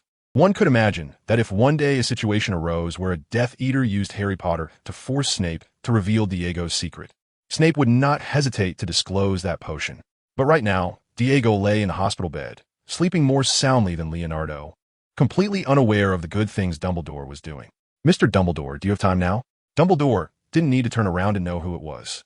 In all of Hogwarts, the only person who still called him Mr. was Ms. Grey. Ms. Grey, are you looking for me? Dumbledore asked, puzzled, not understanding what this ghost was doing seeking him out. She had always been known for her aloofness, and it was rare for her to initiate a conversation with a living person. Ms. Grey floated over, but didn't rush to speak to Dumbledore. Instead, she carefully looked at Diego lying on the bed, revealing a very interested expression. Mr. Dumbledore, do you know this child's background? I know a bit. All of it. I've let him keep some of his secrets. The secret you've allowed him to keep is quite significant. Dumbledore smiled. I don't mind. As long as the O's are in place. Even if Diego could ascend to the heavens, he would only praise that the younger generation is formidable. I think you should care. Ms. Grey floated into the air, looking through the large floor-to-ceiling window at the autumn scenery outside. I know your confidence comes from those three O's, but what if I tell you that those three O's may not necessarily work on this child? Dumbledore's eyes suddenly sharpened like a hook, tightly locking onto Ms. Grey's translucent body through the crescent-shaped glasses. Are you suggesting that I should doubt my student? Ms. Grey slightly shook her head, facing Dumbledore's suppressed anger with calmness. I am a soul, so I can see things that you living people cannot. This child has more than one soul within him. Dumbledore suddenly stood up, a whirlwind of thoughts in his mind, but his face appeared calm as he said, You know that this is impossible. Ms. Grey continued to gaze out at the scenery. Believe it or not, I'm also doing this for Hogwarts. After all, if that person used a human as a Horcrux, it is indeed possible for two souls to exist within one body. Dumbledore fell silent. He remembered that Diego always seemed to know the exact location of Horcruxes. Although Diego had explained that it was because he had fused with his soul from the future, fusion implies that the two souls are combined into one. Furthermore, Dumbledore had no way to determine the truth of what Diego had said. His soul reading spell could not lock onto Diego's brain. Reflecting on these matters now, they were indeed filled with doubts. Many things seemed to be well explained, but once viewed from another perspective, it was a different story. I loathe that person. Ms. Grey floated down. We cannot overlook any possibility. It is better to mistakenly kill than to let go. The anger of her soul caused the temperature in the entire ward to plummet. Although it was sunny outside, the room visibly darkened, as if all the light was blocked outside the windows. Dumbledore closed his eyes, contemplating and making decisions. But soon he opened his eyes again, his gaze returning to calmness. Dumbledore looked at Ms. Grey and said calmly, "The Horcrux itself is not evil, just like your mother's crown. Cedric is a good boy. If he was truly under Voldemort's influence, how could he be planning with us on how to find the Horcrux? Perhaps what he said is actually a trap." Ms. Grey did not give up. Dumbledore did not rush to answer, but turned to look at the sleeping Diggory, examining his features and recalling the scene when he wore the Sorting Hat and was placed in Hufflepuff. He remembered the clear gaze in Diggory's eyes when he made an oath with Dumbledore in his office, under the witness of Fawkes. Gradually, Dumbledore smiled, realizing that although this boy had many things he was unwilling to tell him, he could feel that he had never lied to him. He would rather say, "Don't ask. Asking is a secret," than casually make up a plausible excuse to deceive him. He had always believed in him and was willing to be his student. Dumbledore turned to Ms. Grey and asked, "Have you ever seen a teacher who doubts their own student? What if he really betrayed?" Ms. Grey pressed. "Then naturally I, as his teacher, will take responsibility." Dumbledore's voice was calm and soft, fearing to wake the sleeping Diggory, but it was firm. Ms. Grey looked at Dumbledore's gentle yet determined gaze and gave up, hoping that it would be as you said. That gaze stimulated her. Someone had once looked at her that way. Although Ms. Grey was floating away, she still appeared somewhat flustered. Dumbledore continued to sit back in his chair, waiting for Diggory to wake up. However, before he could even warm his seat, the ward's door was opened, and in came Nico. "Professor, I just heard what?" Dumbledore asked. Nico pointed at the two on the bed and said, "I heard about their situation. Are they okay?" "They're fine," Dumbledore replied with a smile. "Madame Pomfrey's medical skills are excellent. Her knowledge of healing herbs and potions is deeper than mine. I initially thought that Leonardo's face would be ruined, but now, under Madame Pomfrey's care, he will recover in 10 days to half a month. Consider it a lucky break for him." Nico didn't even glance at Leonardo, only gazing at Diggory's sleeping face. "What I want to say isn't about that. I just returned from Ophelia and learned something else." "What else?" Dumbledore asked. Diggory was rejected by Ophelia. Dumbledore was taken aback. He truly did not know this. He turned to look at Diggory and suddenly felt a pang of pity for the boy, sighing, "The taste of love is not just sweet. He is just a bit unlucky. There are still many days ahead. Should we still let Leonardo and Diggory go to Gringotts together?" Nico asked. "Yes," Dumbledore replied. "Leonardo has quite a bit of savings in Gringotts. He is considered a high-end customer there. With him around, they will have a legitimate reason to go to the vault." Nico hesitated and said, "But I still think it's inappropriate. You know their relationship. Are you sure they won't fight on the way?" "They won't," Dumbledore explained. Leonardo mentioned before he fell unconscious that the reason they fought before was entirely because he wanted to save face. Now that he has regained his face, he won't act out. After all, in his eyes, Cedric is just a child, and Leonardo will be accommodating. Seeing Dumbledore's insistence, Nico felt she couldn't say more and could only nod, while internally adding a label of childishness to Leonardo. "Then why don't you go rest first? I can keep watch here." Dumbledore gently stroked Diggory's forehead and paused before saying, "All right, if they wake up, remember to inform Madame Pomfrey immediately. I'll come back to check after dinner." After saying this, he left, leaving Nico alone in the room. Nico sat down by Diggory's bed, observing the sleeping boy, and, unexpectedly, smiled. "Little brother, I didn't expect you to like that kind of girl. Rejected like this, even your sister feels heartbroken for you." After saying this, she leaned down and placed a kiss on Diggory's forehead, and there were no further words. Meanwhile, Diggory was unaware of what was happening outside. At that moment, his consciousness was in the system's space, having been pulled in by Big Orange as soon as he fainted. Although his body was in a coma, his soul was awake in the system. The side effects of the top-tier agility potion could affect not only the body, but also the soul. At this moment, Diggory lay on the ground in an extremely twisted position, his hands and feet unnaturally turned in different directions. His eyes were tightly closed, his face pale, and beads of sweat rolled down from his forehead as he was experiencing indescribable pain. Big Orange lay next to Diggory, munching on small fish snacks while lamenting. What is love in this world? That it teaches people to give their lives for it. Innocent Cedric, how does the taste of heartbreak feel? Quite exhilarating, right? After saying this, he stuffed another handful of fish snacks into his mouth, thinking that youth is good, as it allows one to easily taste the bitterness of love. Diggory gritted his teeth, struggling to open his eyes, staring at the big orange cat, making painful sounds. "Huh." The big orange cat lay on its side. propping up its chubby head with its front paws, saying, "What are you MNG about? I can't understand you. Can you speak human? No, can you speak cat? Pain relief. Painkillers?" The big orange cat asked tentatively. Deagly was glad that the Jew guessed right, and hurriedly nodded. However, at that moment, his nodding seemed to be in slow motion, as if it had been slowed down several times. The Jew smiled, an evil smile, a cunning smile. It casually held a small dried fish in its paw and said, "I do have painkillers, but do you have the magic points to buy them?" Diego was instantly shocked. His bloodshot eyes were fixed on the little fish jerky in the big orange cat's paw. Wasn't that the last bit of my magic power? This shameless cat. Diego realized that when he first came in, the side effects of the top agility potion hadn't kicked in yet, and at that time, the cat had been pestering him for the fish jerky. Diego didn't know it would turn out like this, so he exchanged his last bit of magic power for it. And now this cat actually turneth back on him. How heartless. Diego really wants to pin this cat down and rub it on the ground. Digioli sat cross-legged on the ground, chewing on the dried fish that the Jew had given him, the five-spice flavor blooming on his taste buds. 3 minutes ago, under Digioli's nearly cat-killing gaze, the Jew finally had a moment of conscience and brought him some painkillers. What Digioli didn't expect was that the painkiller turned out to be dried fish. How can your dried fish relieve the side effects I'm experiencing?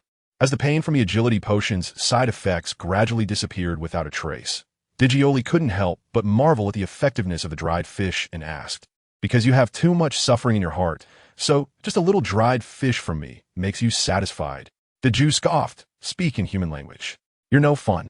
It's because I'm the manager of this space, and as the manager, I can add something to my dried fish, which is of course my freedom. However, this is limited to pain relief. For other injuries, you'll have to find a way to deal with them yourself." Dijori nodded, indicating that he understood. Then he fell silent, merely munching on the dried fish. This was the first time the Jew had seen Dijori in such a state of silence. He knew the reason. When someone has invested so much in another person but receives no response in return, it must feel terrible. Although the Jew often seemed to tease Dijori, seeing him like this still made him feel uneasy. So he asked Dijori, "Don't you want to know why I took the initiative to bring your consciousness in?" Digo quietly looked at the big orange cat, with an expression that seemed to say, "You talk, I'll listen," which made the big orange cat quite helpless. The big orange cat sighed and said, "There's a task. You look like that, and you can't even hear the task S notification sound, so I can only drag you in."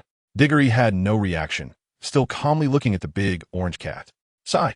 There's a small group of Death Eaters up to no good in Godric's Hollow, consisting of 4 members, 1 advanced wizard, 2 intermediate, and 1 beginner. Now you need to take care of them. If you succeed, your reward is the freedom to choose 2 spells to be upgraded to nonverbal casting. But if you fail, before the big orange cat could finish speaking, Diggory suddenly raised his hand to indicate it was enough. "I got it. No need to say more about this. Just tell me the key information about the task. I don't want to hear about the punishment for failure. It doesn't matter." The big orange cat looked at Diggory, who seemed to have matured all of a sudden, feeling a pang of heartache. Only those who are all alone would say it doesn't matter. Actually, what you don't care about is not the punishment for the task, but other things, right? This is something I don't want to bring up, and I think it's not important to you either. Diggory forced a superficial smile. The big orange cat was infuriated by this remark and threw a handful of dried fish at Diggory's face, saying, "You heartless one. I care about you, and this is the thanks I get." Diggory smiled as he stuffed the small dried fish in his mouth and said, "Thank you." The Jew looked at Diggory with annoyance and said, "You don't need to thank me. I'm just concerned about you, with a hint of pity, that's all. But that woman outside really cares." "Who is outside?" Diggory was a bit confused, not knowing who it could be. Could it be his mother? Nico. What? Who? Diggory was a bit confused. How could Nico, this scatterbrained big sister, feel sorry for him? It seemed like they had only spent 1 night together. But then he thought, even though it was just 1 night, they could still be considered good friends. It's normal for her to show some concern. At night, the moonlight was like water, and the lights on the ground were like clouds. Sitting by the bed, Nico heavily nodded off and woke up from her slumber. Awake? Nico looked up and saw Leonardo sitting on the bed, looking at her. His face was wrapped in layer upon layer, leaving only his features uncovered. The left side of his face was covered in so much herbal paste that he looked like an underdeveloped, genetically mutated white tomato. He was holding a cup of dark green, mysterious liquid. It didn't seem to taste good. Leonardo had just taken a small sip and immediately pulled away from the rim of the cup. He made a bitter face but had to drink it, otherwise there would be scars.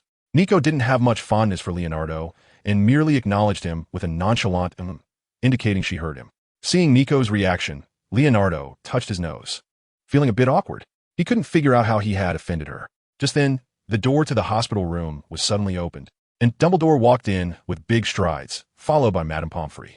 As soon as old Dumbledore entered, he glanced at the still-lying Diggory, revealing a strange expression for some reason. Then he ignored him and turned to Leonardo, asking, "How are you? Are you okay?" Leonardo nodded, not daring to show any expression for fear of straining his wound, and cautiously said, "Can I not drink this medicine? It tastes terrible, like donkey dung." Madame Pomfrey immediately frowned and said, "What do you mean nodding? To prevent infection on your face, you must drink this medicine, and you have to drink it for a full half-month." Leonardo's face changed immediately, and he looked at Dumbledore beside him.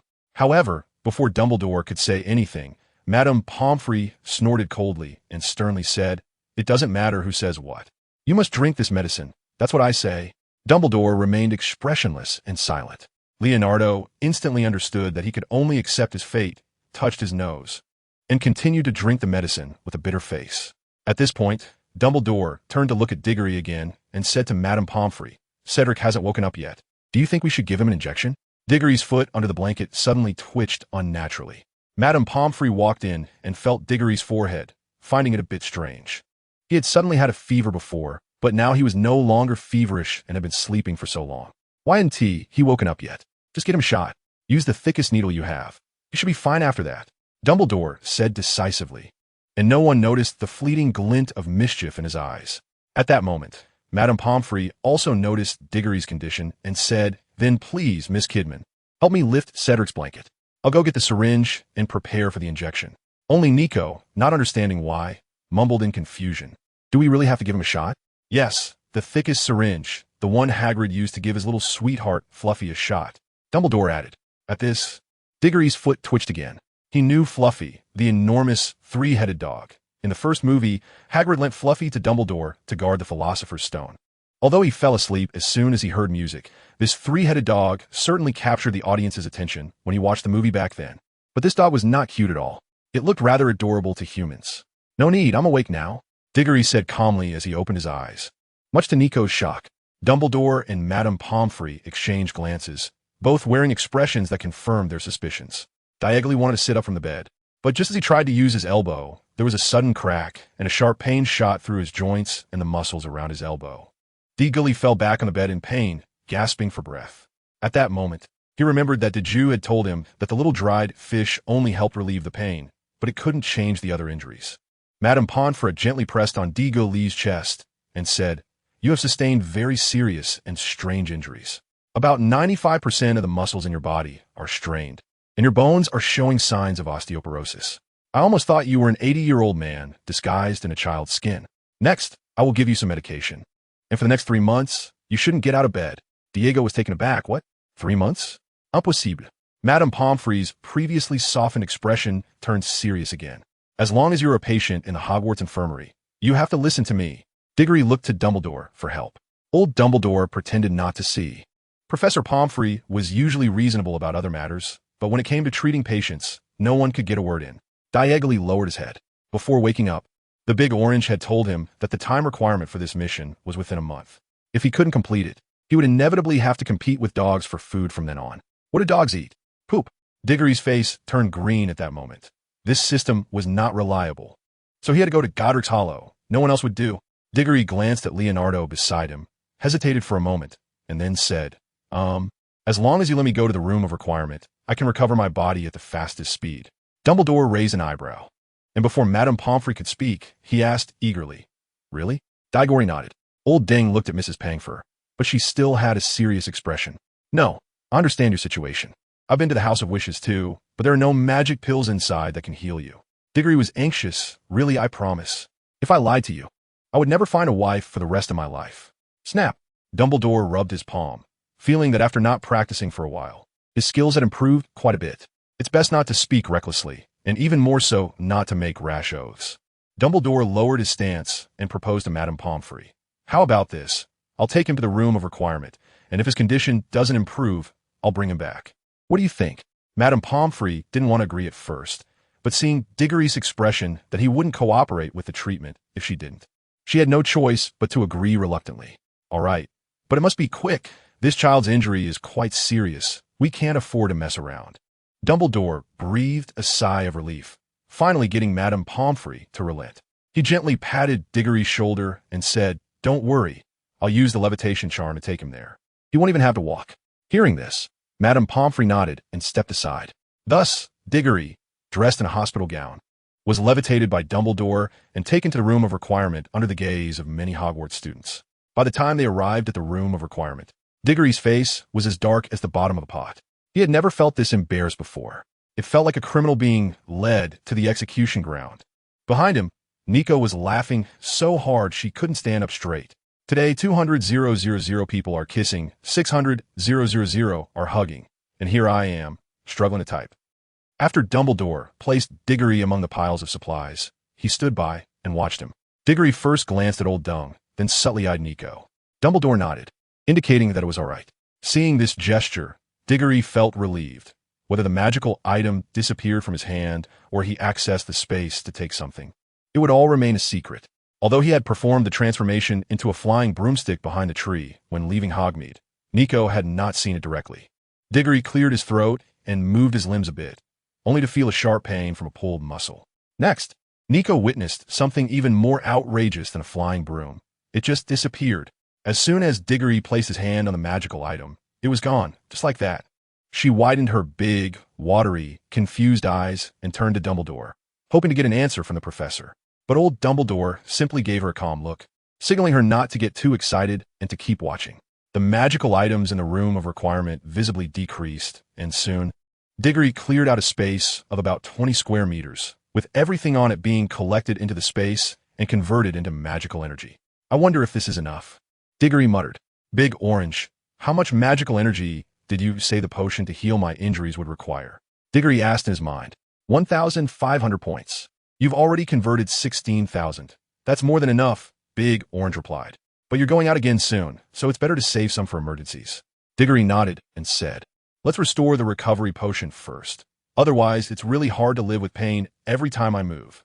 Nico looked at Diggory, standing there doing nothing, as if he were in a daze. Just as she was wondering what he was doing, she suddenly saw his head tilt to the side, his eyes rolling back, and drool trickling from the corner of his mouth, looking completely like his brain had crashed. Nico was startled and immediately looked at Dumbledore. "Professor, don't worry." Dumbledore remained calm.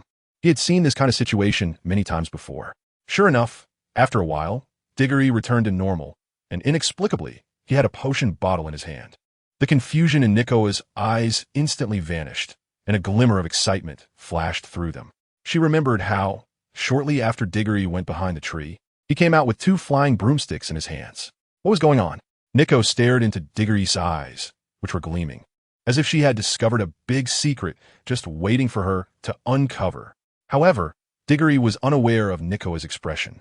He eagerly drank the recovery potion. The potion was sweet with a hint of bitterness, but overall it tasted quite good. As the potion flowed down his throat, Diggory felt a warm sensation spreading throughout his body, like a perfectly warm bath.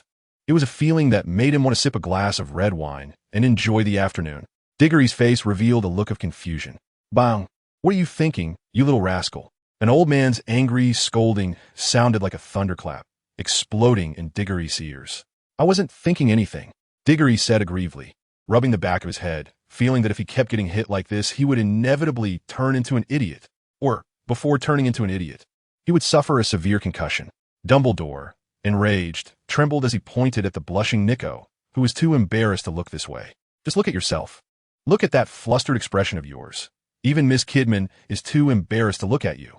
Diggory was really surprised. He hadn't thought of anything unhealthy just now. Dumbledore glanced at Diggory's now agile hand and asked, "You recovered? With that potion?" "Yeah." Diggory smiled proudly. "How about that? This potion is amazing." Slap. Old Dumbledore gave him another smack, making Diggory's head buzz. "Watch what you say from now on. Don't brag at such a young age. Keep this up, and I'll have to take care of your skin." Dumbledore patted Diggory's shoulder and, finding that he had indeed recovered, prepared to leave. "Take it easy with the stuff here. Don't make me feel heartache when I come back."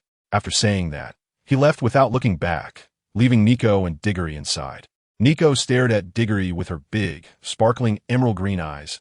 Can you ask about the secret?" Nico pouted, huffed, and turned to leave to find Dumbledore. Before coming to this world, Diggory always thought that wizards wanting to travel long distances would generally choose flu powder instead of apparition. After all, flu powder was easier. Just find a place covered by the flu network, find a fireplace to jump into, and then sprinkle some powder. Close your eyes and open them, and you're there. Plus, flu powder doesn't require passing the Ministry of Magic's exam, while apparition does. Of course, the most crucial point is that apparition is very unfriendly to beginners. It can cause nausea at best and fainting at worst. So now, Diggory was leaning against a nearby tree trunk, bent over and throwing up painfully. Nico stood beside him, gently patting his back to help him catch his breath. I'm sorry, it's my first time using apparition too. I didn't master it well. I want to do it like this next time. And you should blame yourself for wanting to come out, not even listening to Professor Dumbledore.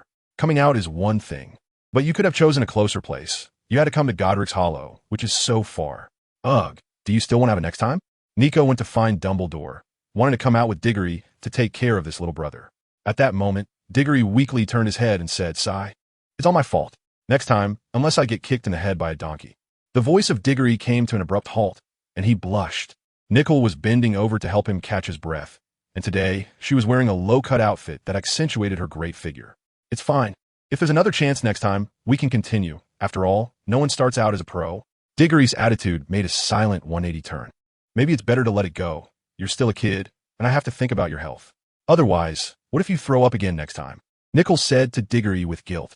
However, Diggory waved his hand dismissively. Don't worry, I could definitely want to throw up next time. Yeah, right? So this matter passed just like that, and Nickel helped Diggory into Godric's Hollow. Godric's Hollow was like a larger version of Hogsmeade, but the houses were not as densely packed. The area was more spacious, and the houses were more spread out. It was already late autumn. Although it was noon and the sun was glaring in the sky, it didn't help much. A chilly wind blew onto Diggory's face, making him shiver. Should we find a place to eat something first? Diggory suggested. They had been on the road since morning, and upon arriving at their destination, he had thrown up his breakfast, and now his stomach was protesting loudly. No need to look, Nichols said. There's a member of our Order of the Phoenix in Godric's Hollow. We can go directly to him since the professor has already contacted him. Then what are we waiting for? Let us go. Diggory was eager. About 15 minutes later, the two arrived in front of a quaint two-story house. The appearance and architectural style of the house were very old, clearly indicating the owner's age, likely from the same era as Dumbledore. Nickel went up to knock on the door, and after a while, the door opened, revealing a gray triangular hat peeking out. Who is it? Oh, it's you, little Nickel. Under the triangular hat was an elderly face covered in wrinkles, smiling like a blooming chrysanthemum. Long time no see, Grandpa, Ephia Dogo. Nickel greeted him and stepped aside to reveal Diggory behind her, introducing him. This is Cedric Diggory, as Professor Dumbledore mentioned to you. Diggory stepped forward and politely bowed to greet. Ephra completely emerged, looking like a hunched old man. He kindly examined Diggory and, with a slightly wheezy voice, said, Dumbledore has already informed me about your visit, and he mentioned that you are his student with unparalleled talent. Hearing him say that, I sometimes feel a bit envious of him. Diggory chuckled, unsure what to say. If he were to say, well, my talent is indeed quite good, it would seem a bit shameless. But if you were to be humble and say something like you're too kind, it would also come off as pretentious. So, Diggory could only force a laugh, scratching the back of his head, not knowing how to respond. Nico watched from the side, stifling a laugh, surprised to see the shy side of Diggory. She interrupted Effie's endless chatter and said with a smile, Mr. Dogo, we've been traveling all morning and are quite hungry now. Effie slapped his forehead. Oh dear, I'm getting old. I can't help but chat when I meet people. Please come in. I just made apple pie this morning. The elderly man led the two inside. The furnishings were very simple, to the point of being sparse, with hardly any furniture, showing signs of a single life. It seemed Effie had been living alone for many years. Diggory and Mr. Godwick sat at the dining table. Although it was called a dining table, it was actually just a simple wooden board supported by 4 legs, and the stools were also very basic, made of raw wood with only a light sanding. Soon, the apple pie was served. Diggory took a look at it, a simple combination of crust and apples, closed his eyes, and took a bite. He almost cried. The taste was so moving. However, he did not show it, as the old man was being so friendly, and it would be a bit rude to hurt his feelings. It wasn't appropriate for him to take out food from his space, as that was a secret, and the fewer people who knew, the better. So, Diggory could only force himself to eat while changing the subject. Mr. Godwick, how has the Godwick Valley been lately? Ephra, who was originally drinking tea, replied when she heard Diggory's question, nothing much, it's quite calm. Since Voldemort was defeated, all those extreme pureblood advocates have disappeared, and basically no one dares to cause trouble here anymore. Nico looked at Diggory in confusion, not understanding why he was asking this. Is there anything unusual? Diggory continued to ask. Ephra looked up at the sky and carefully recalled. Indeed, there had been no unusual events in the valley recently, and everyone was quite peaceful. Why are you asking these questions? She countered. Diagonally didn't have time to respond, only feeling confused. The system would definitely not act without reason. Since it indicated that Death Eaters were causing trouble here, there must be someone present. This would lead to two possibilities. One possibility is that Effia is lying. The other is that the Death Eaters have not yet been discovered. Diggory recalled his memories of Harry Potter. An Euphoria dog could be said to be a diehard fan and follower of Dumbledore. Whether it was Dumbledore being falsely accused by Umbridge and Fudge, or the world being misled by Rita Skeeter's reports and unwilling to believe old Dumbledore, Euphoria steadfastly stood by Dumbledore's side and was willing to speak out for him. The key was that Dumbledore was also willing to believe in her and would share his information with Euphoria. So Diggory had reason to believe that this old member of the Order of the Phoenix would not deceive him. That left only one possibility. The Death Eaters had not been discovered yet. But if they hadn't been discovered, things would be troublesome. Not to mention that the time constraints made Diggory dare not waste any time. After all, there's a saying that you can only be a thief for 1,000 days. But you can't guard against a thief for 1,000 days. Diggory frowned in thought, wondering what else the Death Eaters could possibly want in Godric's Hollow. Godric's Hollow is known as the most famous gathering place for half-wizards. This village in the southwest is the birthplace of the great wizard Godric Gryffindor, the founder of Gryffindor Academy, and the place where the wizard blacksmith Bowman Wright crafted the first golden snitch. The graveyard is filled with the surnames of ancient wizarding families. This valley is home to both muggles and wizards. Aside from the magically enchanted monument in the central square, everything else seems rather ordinary. If there is anything different, it would be that the graveyard in this valley is more famous and more numerous. There is a small church in Godric's Hollow, with a graveyard behind it, accessible through a narrow gate. Rows of tombstones stand on a pale, blue silken carpet, inscribed with the surnames of ancient wizarding families. It is the final resting place of Dumbledore's mother and sister, Harry Potter's parents, and is said to be haunted. Wait a minute. Diggory suddenly shivered. It wasn't because of the rumors of ghosts, but because Harry Potter's parents were buried here. If there was anything in this valley that the Death Eaters coveted, it would only be the bones of their enemies, because this was essential for Voldemort's resurrection. No wonder the living were doing well. The valley was quite peaceful, because those Death Eaters were looking for trouble with the dead. With this thought in mind, even though the apple pie was hard to eat, Diggory still swallowed a big piece. Diggory said to Effia, Mr. Doggo, isn't it said that the graveyard behind the church is haunted? I want to go take a look. Effia was puzzled by Diggory's thoughts and couldn't understand what he was thinking. What do you want to go there for? The haunting is just something that muggles believe. In our eyes as wizards, it's just a prank by a few ghosts. What's there to see? Diego shook his head. No. I just feel like something is off over there, so I want to go take a look. Off. Nico became interested. What's off? Diggory suddenly remembered that Nickel had mentioned her sixth sense was extremely strong. If he brought Nickel along, would the process of capturing the Death Eaters be a bit easier? There were 4 opponents. The junior wizard was negligible in terms of combat power. The ones to be wary of were the senior wizard and the 2 intermediate wizards. Those 3 were the real trouble. As for Diggory's own combat power, it was about on par with the intermediate wizards, but in front of the senior wizard. He should still feel somewhat constrained. This could be seen from his battle with Leonardo. Diggory thought for a moment and decided to take Nico and Effia with him. I'll take you guys there tonight, and if everything goes well, we might have some unexpected gains. Diggory said. Effia huffed and puffed, asking, what unexpected gains? I'm getting old, and I can't handle too much excitement. Diego raised an eyebrow. As long as the fighting power is still there. Effia was taken aback by this. Wow, the young man's taste is a bit heavy. Does Dumbledore know? And we're bringing little Nico along? Isn't that inappropriate? Mr. Dogo, I'm not a kid anymore. Nico protested. Although she didn't understand what Effia was saying, it didn't stop her from protesting about being small. Diego twirled his fingers, his expression a bit stiff. He felt that the old man across from him was a bit wild. He completely misunderstood his meaning. Diggory awkwardly waved his hand and said, we're just going to find something, don't overthink it. Effia and Nico both breathed a sigh of relief. In the evening, the warm red sun adorned the horizon, along with a charming display of fiery clouds decorating this late autumn. Before the three of them set off, Diggory felt that having a meal in the cemetery was a bit inappropriate, so they had already eaten dinner. The dinner was prepared by Diggory, who exchanged plenty of beef, lamb, and leeks from space, making an extremely satisfying barbecue, and the three of them ate their fill. Although Effia didn't know how Diggory conjured up the food, he didn't ask much, thinking that Diggory had violated the Ministry of Magic's prohibitions and had a bag that used the undetectable extension charm. Since it was still early to catch anyone, Diggory and the others strolled around the square in front of the church to digest their food. There was a monument here, which, in the eyes of Muggles, was just a monument, but in the eyes of wizards, this monument would transform into a statue of three people: a man with messy hair and glasses, a beautiful and kind woman with long hair, and a baby boy sitting in his mother's arms. Diggory looked at the statue and clicked his tongue. No matter how he looked at it, it seemed like the Harry Potter family, but unfortunately, it wasn't. Polly glanced at Diggory, who had been staring at the statue, then looked over at the church on the other side, feeling a bit nervous and anxious. She asked, "Diggory, when are we going in?" Diagonally didn't rush to answer.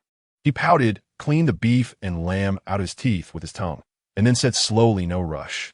This small town has both Muggles and wizards living together. We have to wait until the sun goes down and the church is empty before we can act." "Will we be too late?" Nico asked anxiously. "No way."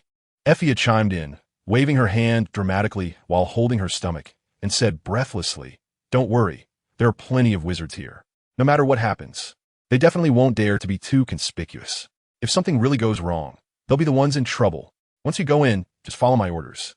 As a seasoned high-level wizard and a longtime member of the Order of the Phoenix, it's my duty to ensure your safety." Diggory was taken aback, thinking to himself that it was Nico who was anxious, not him. Then he glanced at Effia, whose silver hair peeked out from under a triangular hat, and silently prayed, "I hope this old man is a character who, like Dumbledore, becomes more impressive the more you look at him."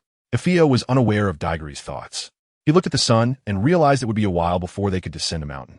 He pointed to a nearby bar and said to Diggory, "It's still early. Should we go in for a drink?"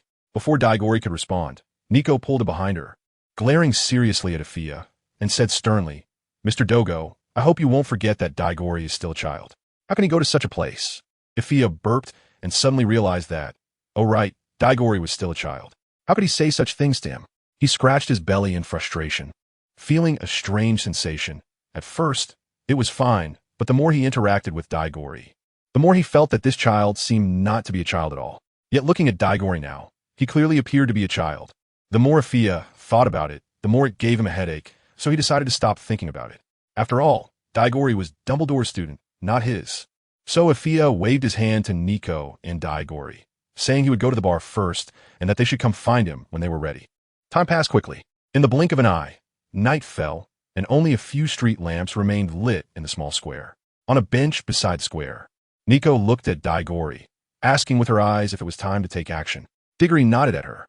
At that moment, Ephialtes didn't wait for them to find him and staggered out of the bar on his own. Diggory looked at a black line. He finally understood why in his previous life, the Order of the Phoenix, led by Dumbledore, was always beaten by Death Eaters. One could see a thing or two from Effia. They were about to take action, yet he was already this drunk, stumbling as he walked. How could he be sure that he wouldn't fumble his incantations in a moment? A glimpse into the truth revealed that Dumbledore had been wronged in his past life.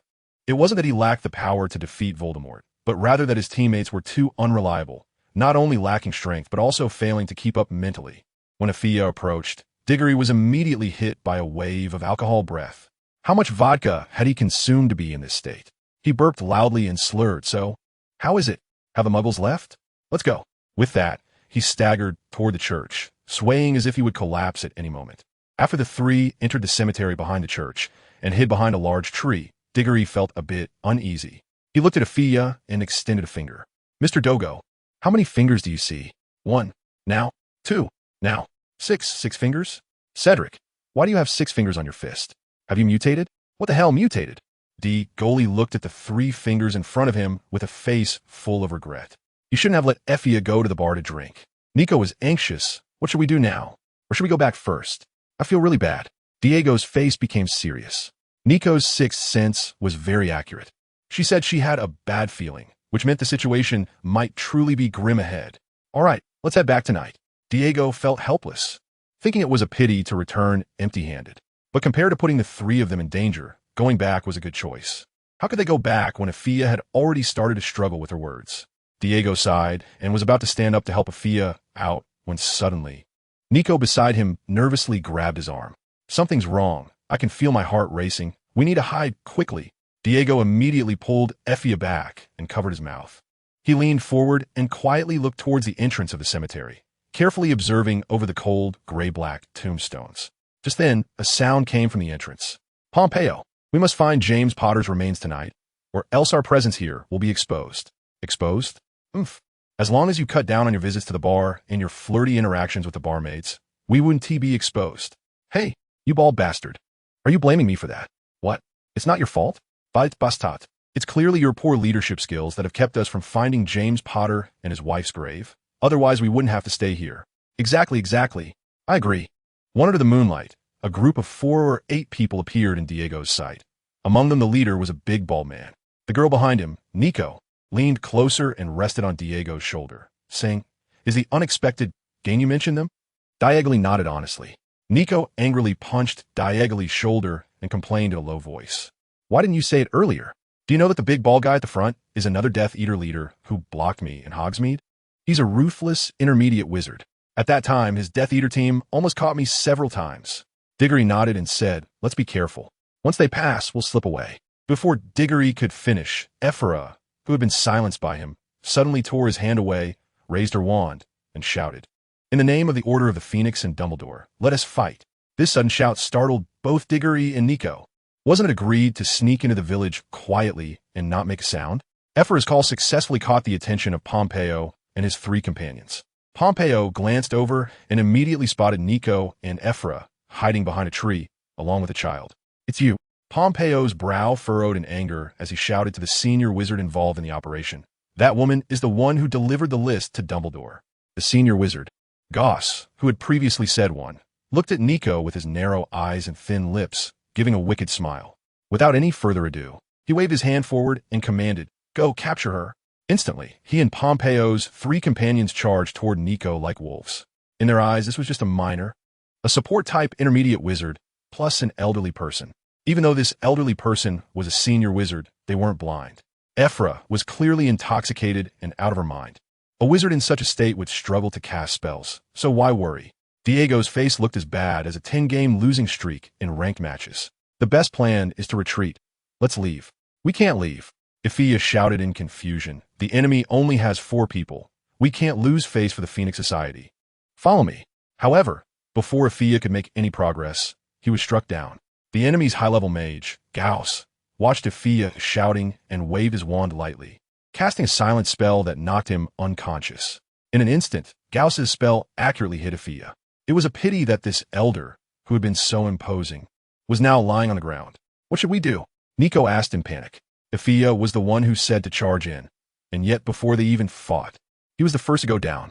The key was that with him down, they wouldn't be able to leave. A child and a woman couldn't possibly move him. Diggory also wanted to know what to do.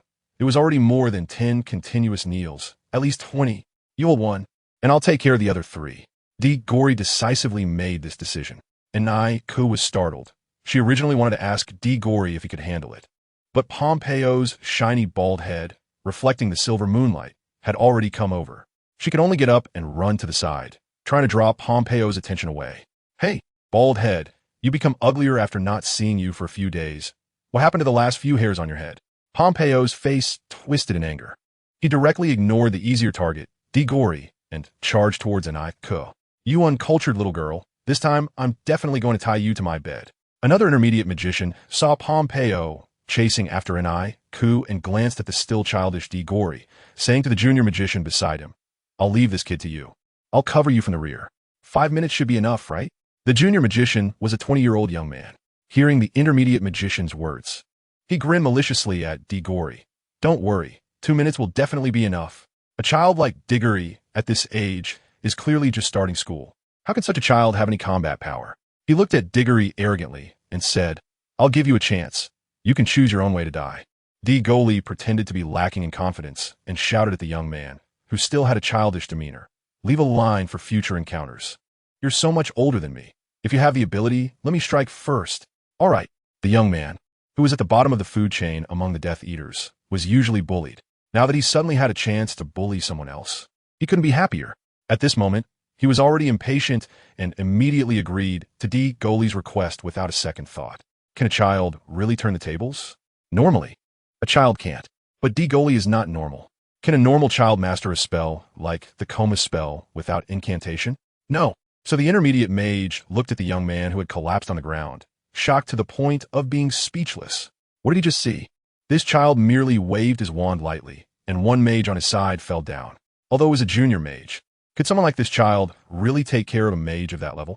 He hurriedly pulled out his wand, intending to aim it at D. Goli, but his flustered movements caused him to take longer to draw his wand. How could D. Goli easily give up such a hard-won opportunity? Before the opponent's hand holding the wand could even be raised, D. Goli cast another coma spell. Another adult body fell to the ground with a thud. By this point, both an intermediate mage and a junior mage have been dealt with by D. Goli, all in under 2 minutes. Gao Si, who finally realized what was happening, had a dark expression. It was the first time since the Death Eaters were formed that he encountered such an incredible and embarrassing situation. 2 adult mages were actually taken down by a child. Daigori watched as the other person approached closer, and he understood that he was able to quickly deal with these 2 because they underestimated him. Clearly, he no longer had that opportunity now. Gauss came before Daigori, looking quite interested, and asked, "Before I came, I heard that there was an exceptionally talented student at Hogwarts. That student is you, right?" Diggo didn't change his expression or skip a heartbeat. Shaking his head, "No, you got it wrong." "Really? I don't believe it." Gauss didn't believe Diggo's words at all. "Really? The boy you're talking about, who is incredibly talented, handsome, well-liked, and has captivated countless girls, is named Patrick. And I'm not him." Gauss's mouth twitched, feeling that this kid was very shameless, boasting without a script, lying effortlessly. Is lying really this easy? It's obvious it's fake. I don't believe it. If you don't believe it, why say so much? Diggo took the initiative, raising his hand and aiming at the tombstone next to Gauss, unleashing an explosive blast that shattered it into pieces, sending flying rocks and dust that blocked the line of sight between them. Taking advantage of this opportunity, a bottle of top-tier agility potion appeared in Diggo's palm, and he quickly tilted his head back and drank it all. By the time Gauss regained his vision, what he saw was Diggo, with red eyes, staring intently at him. It was hard to tell whether it was fear or something else. But as he looked into Diggo's red eyes, Gauss instinctively took 2 steps back, a sense of ominous premonition rising in his heart. Gauss snorted coldly now. "Whatever tricks you play 1T work. I want to give you a chance like those 2 idiots before."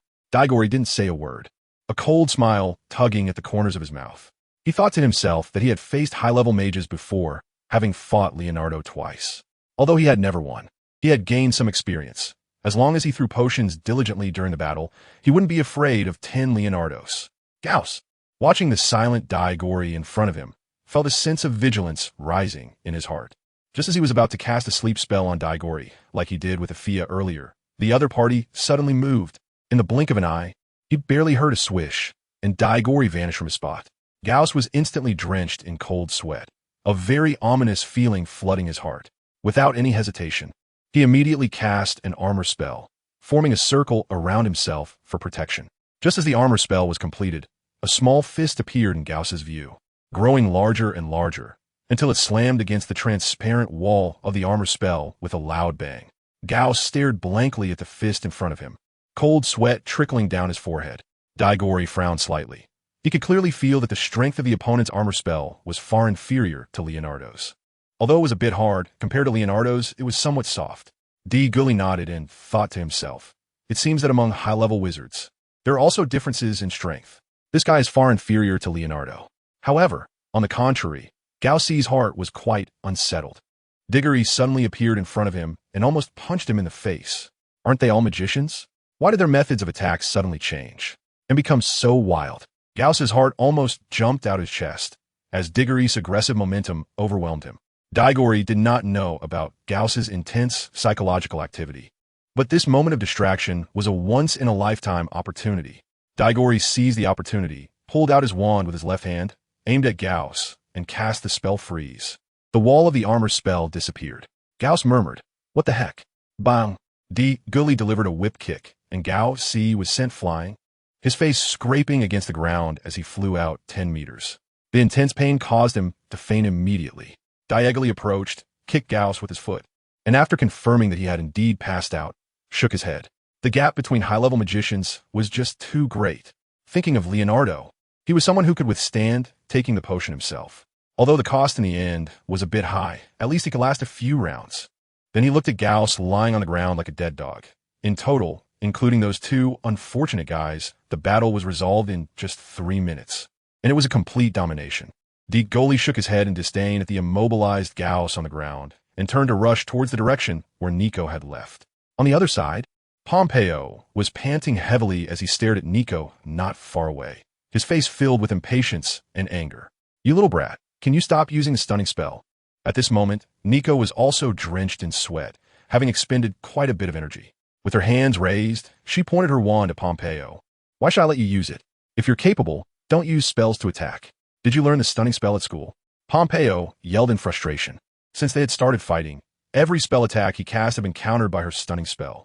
During this time, whenever he used disarmament, Nico used the stunning spell. Whenever he cast shatter, she used the stunning spell. Whenever he used the sleep spell, she used the stunning spell. Whenever he cast the petrification spell, she used the stunning spell. Whenever he advanced, she retreated. All attacks were neutralized, and they maintained a good distance apart. Pompeo had never felt so suffocated before. He now regretted not studying the 3 unforgivable curses properly while he was with his family. Otherwise, he wouldn't be so powerless against a mere stunning spell. Moreover, that wasn't even the main issue. The crucial part was that once Gauss dealt with that child, he would undoubtedly boast about it when he returned. Especially if he found out that Pompeo had failed to handle Nico. At that time, his reputation would be ruined. Although his reputation wasn't great to begin with. With this thought, Pompeo glanced in the direction of goalie and Gauss, silently praying that they would take their time, hoping that the child would be tricky and could buy him some time. However, when he turned to look, he noticed a small figure rushing towards him from that direction. Pompeo squinted his eyes. The figure didn't resemble Gauss, nor did it look like the other two. Who could it be? Wait a minute. As the small figure got closer, Pompeo's eyes widened in surprise. Just a moment ago, the figure was still a distant blur, but in the blink of an eye, it had darted forward a considerable distance. This allowed Pompeo to see clearly that it was the child they all thought would be easy to capture. Pompeo glanced behind goalie. There was no one there. A bad premonition arose in his heart. Things were about to get difficult for him. What was going on? Where were Gauss and the others? Pompeo scanned the area in confusion, but he still couldn't see the person he was looking for. He was alarmed. Diggory didn't have the chance to widen his eyes at Pompeo. Instead, he ran over to Nico, examined her closely, and then asked, "Are you hurt?" Seeing the look in Diggory's eyes and recalling his battle with Leonardo at Hogwarts, Nico realized he had used a potion. She shook her head at Diggory, reassuring him, "I'm fine." In fact, her shock was no less than Pompeo's, but having fought alongside Diggory, she was more accepting than Pompeo. Where are Gauss and the others? Pompeo, seeing that Diggory was ignoring him, angrily pointed his wand at Diggory and demanded an answer. Diagonally glanced at him. This guy is the heir of the Pompeo pure-blood family. A mid-level magician skilled in various offensive spells, but has not yet mastered the 3 unforgivable curses. He has attacking power, but it is limited. Before goalie finished speaking, Nico already knew what he wanted to say and directly analyzed all the information about Pompeo for him, so he would be informed. All right, then I'll knock him out and then interrogate him along with that high-level magician. Diggory finally turned to face Pompeo. There were about 4 minutes left of the top agility potion, plenty of time. Diggory cracked his knuckles, listening to the sound of bones cracking in his fists, and felt an inexplicable inclination to use his fists and feet rather than his wand. But none of that mattered now. Seeing that Diggory was ignoring him, Pompeo became furious. Thinking, "Fine, you've pushed me to this. Fiend fire." A torrent of flames erupted from Pompeo's wand, transforming into a monstrous serpent of fire. Its merciless slit pupils reflecting Diggory and the others, before it opened its gaping maw and charged at them. A scorching wave of heat hit them, causing Nico to panic. This spell couldn't be countered with a simple spell like Stupefy, and if he had used Fiend Fire against her from start. "Diggory, run!" Seeing that Diggory was still standing there unmoving, Nico shouted anxiously. But Diggory remained unfazed, just glancing up at the fiery serpent before moving. He swiftly passed by the giant snake, and just before Nico was exposed to the flames, he grabbed Pompeo's wand with his right hand and caught him by the waist with his left. Initially, Diggory intended to grab him by the neck, but his height was a disadvantage. "Stop the fiend fire, or else," Diggory threatened. Feeling the urgency from his waist, and realizing that the other person's hand was already on his wand, Pompeo did not resist and obediently stopped the fiend fire. The fiery serpent vanished in a thin air, and Nico, whose hair had nearly caught fire, looked over in confusion, discovering that Pompeo had been subdued by Diggory. She hurried over to Diggory, praising, "Diggory, you're amazing." "Diggory? Cedric Diggory?" Pompeo murmured to himself, then suddenly realized, "You're that Cedric Diggory, the most talented student in the history of Hogwarts." Pompeo looked at Diggory in shock, redefining what it meant to be the most talented. At the same time, a sense of glee surged within him. If he brought this information back, it would surely earn him great credit. Diggory stared at Pompeo, whose expression was unpredictable and finally revealed a hint of a smile. With a cold laugh, Diggory decided not to let him off easily, despite not knowing what the other was thinking. Diggory yanked Pompeo's wand away. Before he could react, he was hit in the stomach with a punch. Pompeo immediately bent over, like a large shrimp. However, it wasn't over yet. Diggory followed up with a series of combo punches, each one warmly greeting Pompeo's soft belly. By the time it was over, Pompeo was already lying on the ground, frothing at the mouth and unconscious. After Diego finished, he took a breath, estimated the time, and realized that the effect of the potion would last about 2 more minutes before the side effects kicked in. He handed the restorative potion he had exchanged in advance to Nico and said to her, "You know about this potion. The side effects will come soon, and I'll be in so much pain I won't be able to control myself. At that time, I'll need you to help me take the restorative potion." "Okay, I understand. What are you going to do now?" Nico asked. Diagonally grabbed Pompeo's foot and chuckled, "Of course. It's time to tie this person up with that high-level magician and interrogate him." After saying that, he dragged Pompeo's foot and ran wildly in the cemetery, not caring about how his upper body was being dragged behind. Poor Pompeo had just been beaten badly by Diagonally, and now he had to endure this torment. Nico quickly followed, but her physical condition was no match for the drug-enhanced Diagonally, and by the time she arrived, she could only see that Gauss and Pompeo had already been stripped bare by Diagonally. "Ah!" Nico exclaimed, turning around to cover her face, shyly saying, "Diagonally, what are you doing?" Diggory had no time to explain. He could only tie up the 2 unconscious people while saying briefly, "The effect of my potion is about to wear off. If we don't restrict their movement now, I won't feel safe. Can't we just take their wands away?" Nico turned around, but found Diggory starting to pull down the pants of the 2 people. It was simply too shocking. "You're not going to strip them completely, are you?" Nico said without turning her head back, mainly because she felt too embarrassed to look. Diggory's work hasn't stopped. He doesn't know which grave he ran to, but he found a thick hemp rope. While tying people up, he responded, "The reason for doing this is for safety. Who knows if they have hidden something inside their clothes?" Diggory, influenced by his own experiences, also worried that others might have various potions hidden in their clothing. If they accidentally threw them out, it could lead to disaster. He still clearly remembered the time he fought with Leonardo at Hogwarts, when Leonardo suddenly pulled out 2 bottles of potions from who knows where. The second reason was to break down their psychological defenses, making it easier for them to reveal what we wanted to know. Finally, after binding the 2 of them to a tall gravestone and arranging them in a tie character, the task was successfully completed. Diggory clapped his hands and suddenly felt a wave of dizziness, accompanied by intense pain coursing through his body, a pain that seemed to come from his bones. He collapsed to the ground in agony, his face turning pale, and he began to sweat profusely all over. In just a few seconds, Diggory looked as though he had been pulled from water.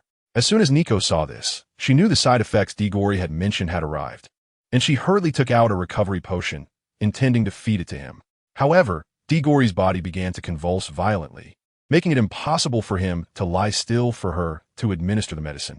Just as the potion bottle was brought to his lips, Diggory's mouth collided with it, nearly knocking it over. Nico hesitated, wondering what to do. The usual method of feeding medicine clearly wouldn't work. Should she use her mouth instead? But Diggory's condition was worsening, and there was no time for Nico to think further. Finally, Nico made up her mind, leaned down, and pulled out her wand. Petrification spell. This move worked, and in an instant, Diggory's body became immobile, completely petrified. However, Nico soon faced another dilemma, as Diggory's mouth was now shut tight. She couldn't get the potion in. Did she really have to use her mouth after all?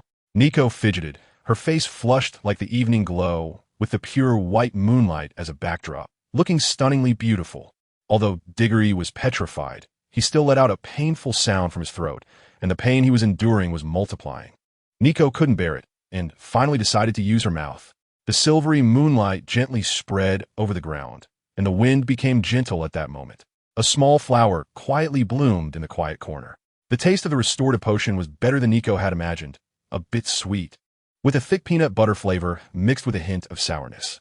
Just after feeding Diggory the potion, she pulled out a bottle of water from her pocket, which had been enchanted with a no-trace expansion charm, and rinsed her mouth vigorously several times. However, Diggory's condition improved. His body stopped twitching, calmed down, and fell asleep. Nico turned back to look at the deeply sleeping Diggory and pouted. Her first kiss was gone. Now that Diggory was asleep, she had no idea when he would wake up, so she could only watch over him. Watching over Diggory and Ephia, as well as the stripped-down Gauss and Pompeo. Nico returned to Diggory's side, laid a thick mat under him to make his sleep more comfortable. Then she sat next to Diggory, gazing at his face in the moonlight, pondering. How could you be so different? Just as Nico was lost in thought, Moody had arrived at Azkaban through the use of flu powder and disillusionment charm, hurrying along. Azkaban was located in the North Sea, a tall, square-shaped building, mostly devoid of human guards, with Dementors primarily overseeing the prison. Most of the inmates, upon entering this prison, would have all their joy and happiness sucked away by the Dementors, usually going mad within weeks. Therefore, inside Azkaban, one could always hear various screams at any time. After all, the environment inside was not a place for humans. On top of the dirtiness and chaos, there were Dementors exuding a rotten stench, who would give you a friendly kiss when you were in a good mood or feeling normal, ensuring that you would have no thoughts left. Thus, it must be said that Sirius, Bellatrix, Barty Crouch Jr., and Dolohov were all mentally strong individuals, having stayed in Azkaban for so long. They not only didn't go mad, but after getting out, they acted as if nothing had affected them at all. Moody walked towards Azkaban with a serious expression. The Dementors floating outside sensed someone approaching and drifted over, but upon sensing the familiarity from Moody, they floated away again. He entered the office of the wizards inside Azkaban, where a Ministry of Magic staff member with a buzz cut approached him. "Respectful Mr. Moody, may I ask what brings you here? Have you caught more Death Eaters?" It was not surprising that the buzzcut would ask this, as most of the prisoners inside were captured by this big shot. Moody shook his head, noticing he was alone in the office, and asked, "Where is everyone?" "Oh, there's a new arrival who accidentally approached a Dementor. You know, with Dementors, whoever gets close is doomed." The newcomer was almost sucked dry on the spot. Get to the point. Everyone else went to the dormitory to rest, citing the need to take care of that newcomer. After all, no one wants to stay with Dementors all the time. Moody nodded, thinking that more people would actually hinder his ability to take someone away. "Well, I'm just here to take a look, after all. So many dangerous individuals are locked up here. Being cautious is always right." The buzzcut noted Moody's insights and immediately pulled out a notebook from nowhere, respectfully jotting down his words verbatim. After all, this was advice from a legendary Auror of the Ministry, and remembering it might save his life at a critical moment. Moody noticed the buzzcut's action and twitched his mouth, but said nothing. After giving a few instructions, he left. Once outside, the North Sea breeze lifted the corners of his coat, and as the buzzcut turned to go back after seeing him off, a faint smile appeared on Moody's lips. 2 hours later, it was shift change time. The buzzcut lifted his head from an extremely exciting book with beautiful illustrations, surveyed the still empty office, and couldn't help but curse. A bunch of shameless people. Aren't they supposed to be working?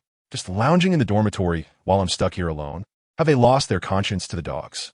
Just as he was about to go to the dormitory to find someone to take over, a sudden loud explosion echoed. Boom! The buzzcut was startled. What was happening? Should he go to check? He took a couple steps forward, but then remembered Moody's earlier words. Be cautious about everything. He hesitated. Should he go out or not? In a place like Azkaban, there are only 3 types of living beings: Dementors, prisoners, and the Ministry staff. Nothing else existed.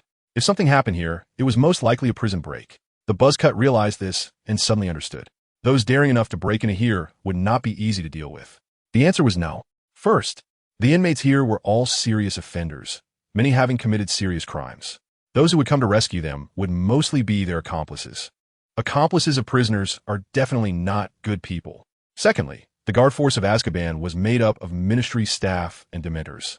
While their defensive strength might not hold against top-tier wizards, they could withstand for a while, and that time would be enough for reinforcements to arrive. But in this situation, if the intruders still dare to break in, it would mean they were either strong enough to ignore such defenses, or they were all fools. Yet, how could fools become accomplices of Azkaban prisoners? Do you think prisoners would be fools? Those who got caught would be fools? Thus, ruling out all possibilities, what remained was the truth. The buzzcut took a deep breath, looked at the Dementors outside that were beginning to be on alert, returned to his workstation, and leisurely poured himself a cup of black tea, taking a sip. He needed to calm down. Meanwhile, on the upper levels of the Azkaban building, there was also someone wanting to calm down. Sirius stared at the large hole in the wall behind him, his eyes wide in disbelief. Wasn't this the path to freedom he had longed for all these years? Sirius greedily breathed in the salty sea breeze, carrying the smell of liberation. But he did not move, as he knew his cell was 30 meters off the ground, and jumping from that height without a wand was certain death. Moreover, the Dementors would soon come. If he behaved well, it would be one thing, but any slightly out-of-line action would mean the Dementors' kiss awaited him. That thing was too overwhelming. Sirius had had enough.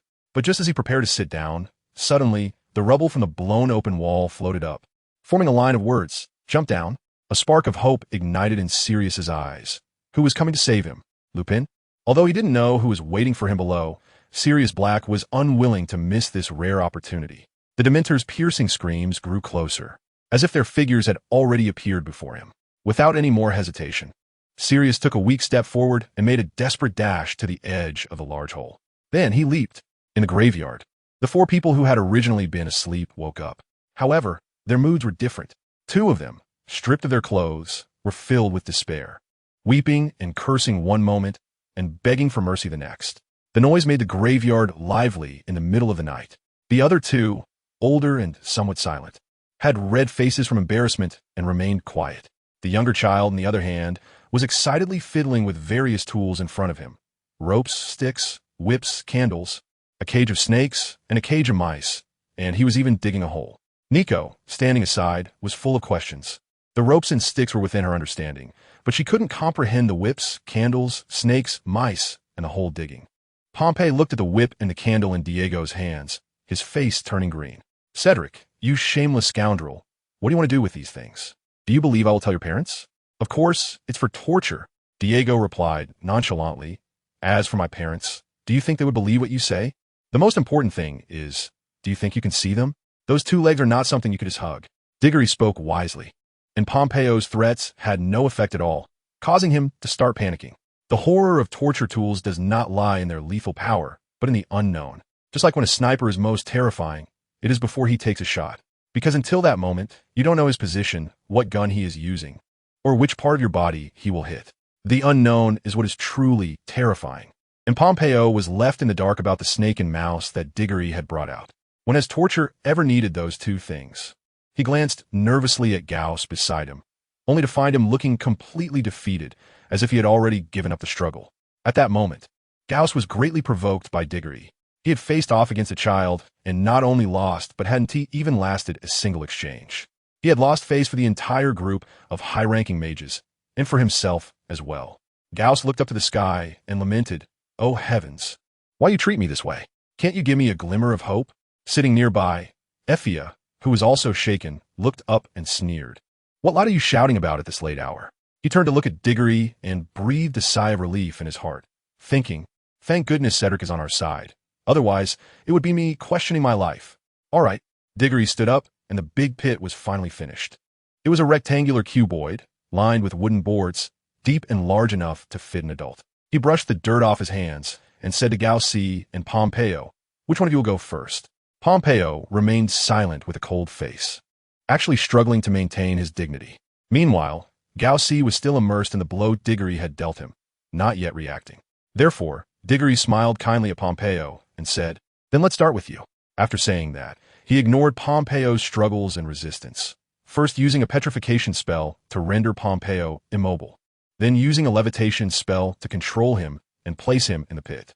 Finally, right in front of him, he dumped a cage full of mice into the pit. Pompeo let out terrified sounds of knowing that he was completely naked. The thought of the mice crawling all over him nearly drove him to the brink of collapse.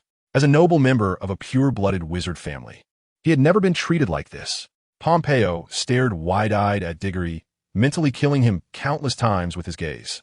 Meanwhile, the onlookers, Effia and Nico, gasped. They exchanged glances and saw disbelief and relief that Diggory was on their side. Seeing Diggory stop moving, Effia quietly sighed in relief and said, "Is it finally over? My old heart can't take any more of this." This novel method of interrogation, while not bloody, was unbearable for anyone. Just looking at the pain in Pompeo's eyes from the pit revealed how terrifying this torment was. But was it really over? Diggory turned to Ophelia and Nico and smiled. "Old man, this is just the beginning." Then, seemingly apologetic, he said to Pompeo, "I'm sorry, I accidentally slipped." "What the hell, a slip? Can your slip really knock over an entire cage of mice 2 meters away into the pit?" No one believed it. Therefore, to make amends, "I'm willing to dump this cage of snakes in to help you catch the mice. What do you say?" "No way." Pompeo swore that every organ in his body, even every pore, was rejecting it. But was Diggory really asking for his opinion? Obviously not. "Since you're not speaking, I'll take that as a yes," Diggory said gently. That tone gave everyone goosebumps. Then, with a kind and innocent smile, Diggory dumped an entire cage of snakes into the pit, and after that, he covered the pit with a wooden board that had a round hole in the middle, just big enough for Pompeo's head to stick out.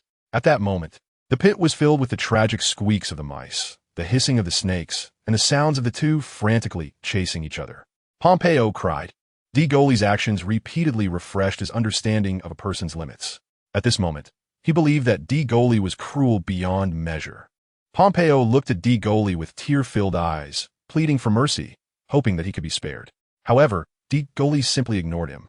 Diggory turned around to pick up the whip and the candle, walking slowly towards Gao-si, seemingly murmuring, "What do you think? Where will be the right spot for the wax to drip in a while? And when the whip goes in, how much would be appropriate?" Diggory seemed to look up in distress and asked Gauss, "What do you think I should do to you?" Gauss was intimidated. He even wet himself. A puddle of pungent yellow liquid flowed from his bare crotch, startling Diggory, who jumped and quickly moved to a safer position. "Ask whatever you want. I'll tell you everything." Gauss cried out. Poor him. He had never encountered such a thing in his life. Although Gauss, as a Death Eater, had done many bad things, he had truly never experienced such an unrestrained method of torture. Death Eaters typically used Cruciatus Curse, Soul-Sucking Curse, Veritaserum, or threats of death during interrogations. In short, while cruel, it was still within the realm of understanding. It can be said that before tonight, Gauss had never imagined that torture could be carried out in such a way. This was a strong psychological attack from the perspective of the tortured. That's why he was intimidated. Gauss really did not dare to gamble on Diggory's limits with his own body. Diggory regretfully put down the whip and candle in his hand, complaining to Gauss why he couldn't be a bit tougher. He had everything prepared, even took off his pants, and yet he surrendered.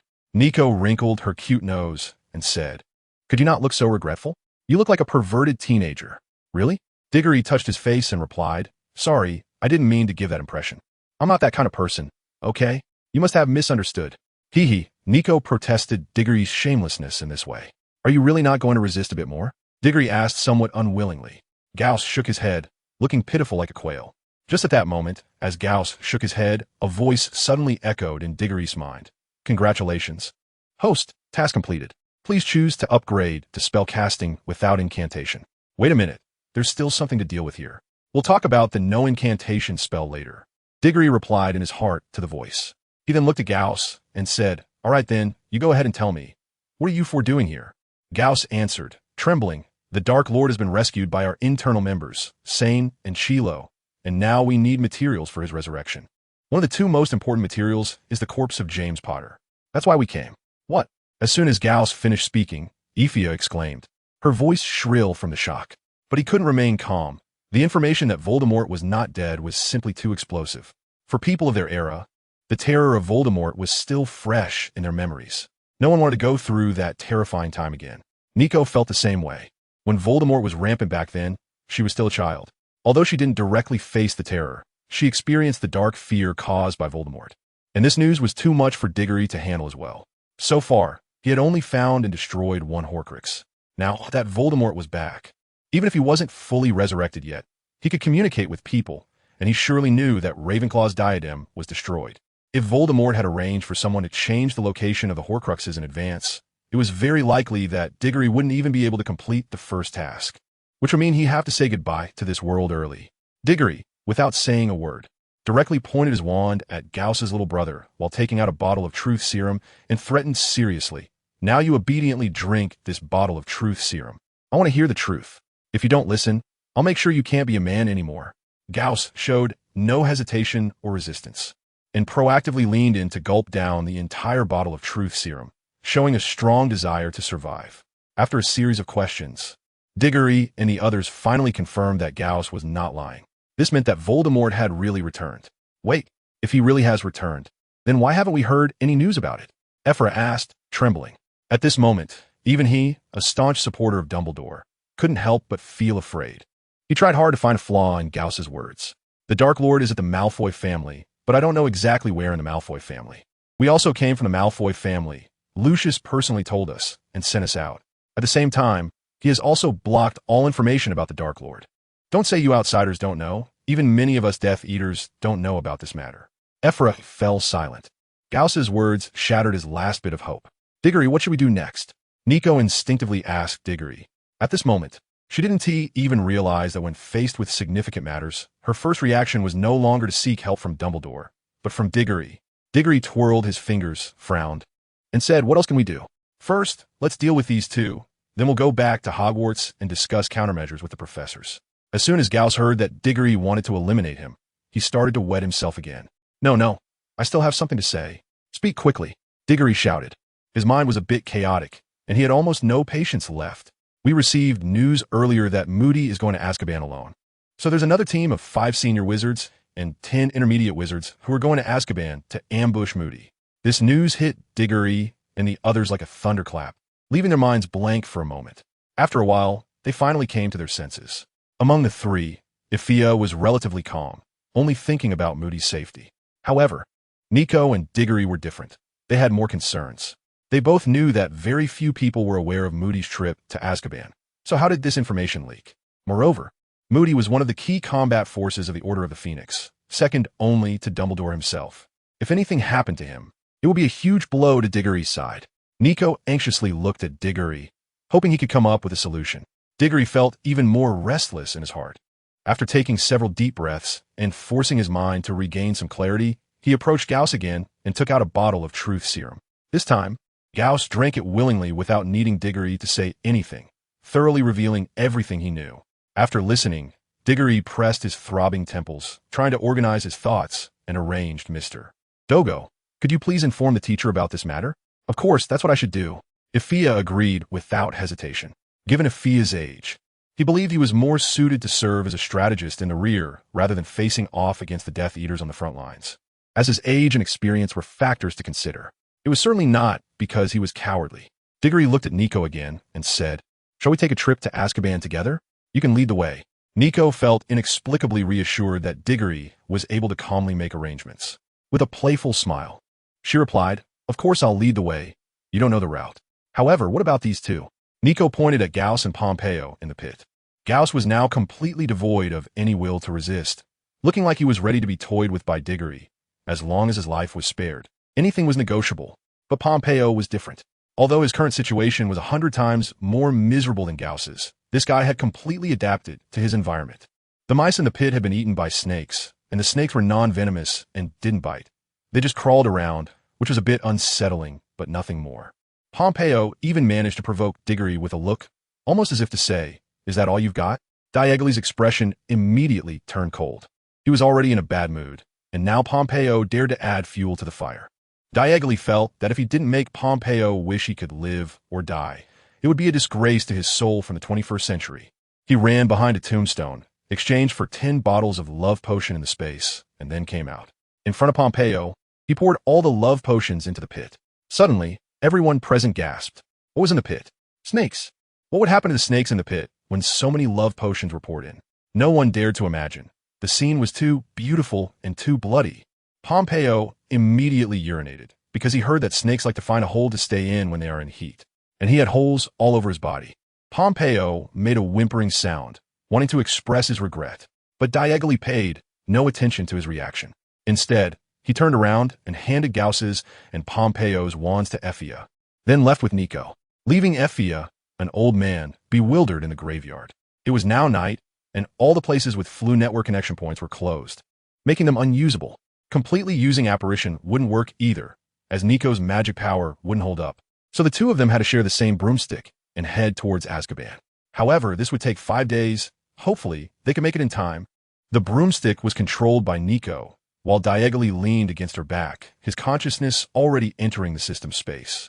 In the system space, diagonally had just spent 5,000 magic points and won the heart-piercing curse and the Avada Kedavra from the 3 unforgivable curses. Are you really sure you want to go? This trip will be very dangerous. With your current combat power, you are at the medium level of an intermediate wizard, but the amount of magic power in your body has not reached the corresponding level. So there's an 80 to 90% chance you will lose your life in Azkaban. From a long-term perspective, I do not recommend you go. Big Orange squatted beside diagonally, advising him. Diggory sighed. You know, I understand what you're saying, but if you think about it carefully, it's simply impossible not to rescue Moody. Moody is one of the important members of the Order of the Phoenix, and in terms of combat power, he ranks second, only below my teacher. If we let such a high-level combatant be lost in Azkaban without making any effort, I can't get past that mental barrier. Whether from a rational or emotional perspective, to put simply, you have to go for it, Big Orange said, rubbing his increasingly round belly, sounding somewhat helpless. Yes, that's right, Diggory nodded. From a rational and objective standpoint, the other side has 5 high-level wizards, and you are only a mid-level wizard. Even if you go, it's very likely that you will just be delivering yourself. Big Orange asked. I've thought about that, Diggory replied. First of all, Moody's strength hasn't deteriorated too much right now. You have to know, he is an elite wizard, and his power is not something a high-level wizard can compare to. Secondly, this matter has already been reported to the teacher by Effia. The teacher has the Phoenix Fox, so even if he is slower than us, he won't be too far behind. Therefore, rather than saying we're going to provide reinforcements, it would be more accurate to say we're going to help by some time. Once the teacher arrives, not to mention 15 wizards, even if they double, it one team make a difference. Diggory had almost blind confidence in Dumbledore's strength. As a legendary wizard of unparalleled prowess, there was no one in this magical world who could defeat him or threaten Dumbledore, who possessed the Elder Wand. After saying this, Diggory turned to the large orange cat and said, just help me elevate these 2 unforgivable curses to nonverbal casting. The large orange cat saw that it could no longer persuade Diggory and could only helplessly extend its paws. Then, a beam of white light descended from the sky, enveloping Diggory and disappeared after a moment. Has it begun? Diggory asked. The light brought him no sensation, leaving him uncertain whether it was good or bad. No, it's already over. The large orange cat retracted its paw and simply said, come back alive. The large orange cat understood that Diggory's earlier analysis was less about persuading it and more about him convincing himself. Whether Moody could hold out until Diggory arrived was uncertain. Whether Dumbledore could arrive in time was also unknown. It understood that the reason Diggory rushed over was not only due to what he had said, but also because his humanity and kindness did not allow him to ignore Moody's crisis.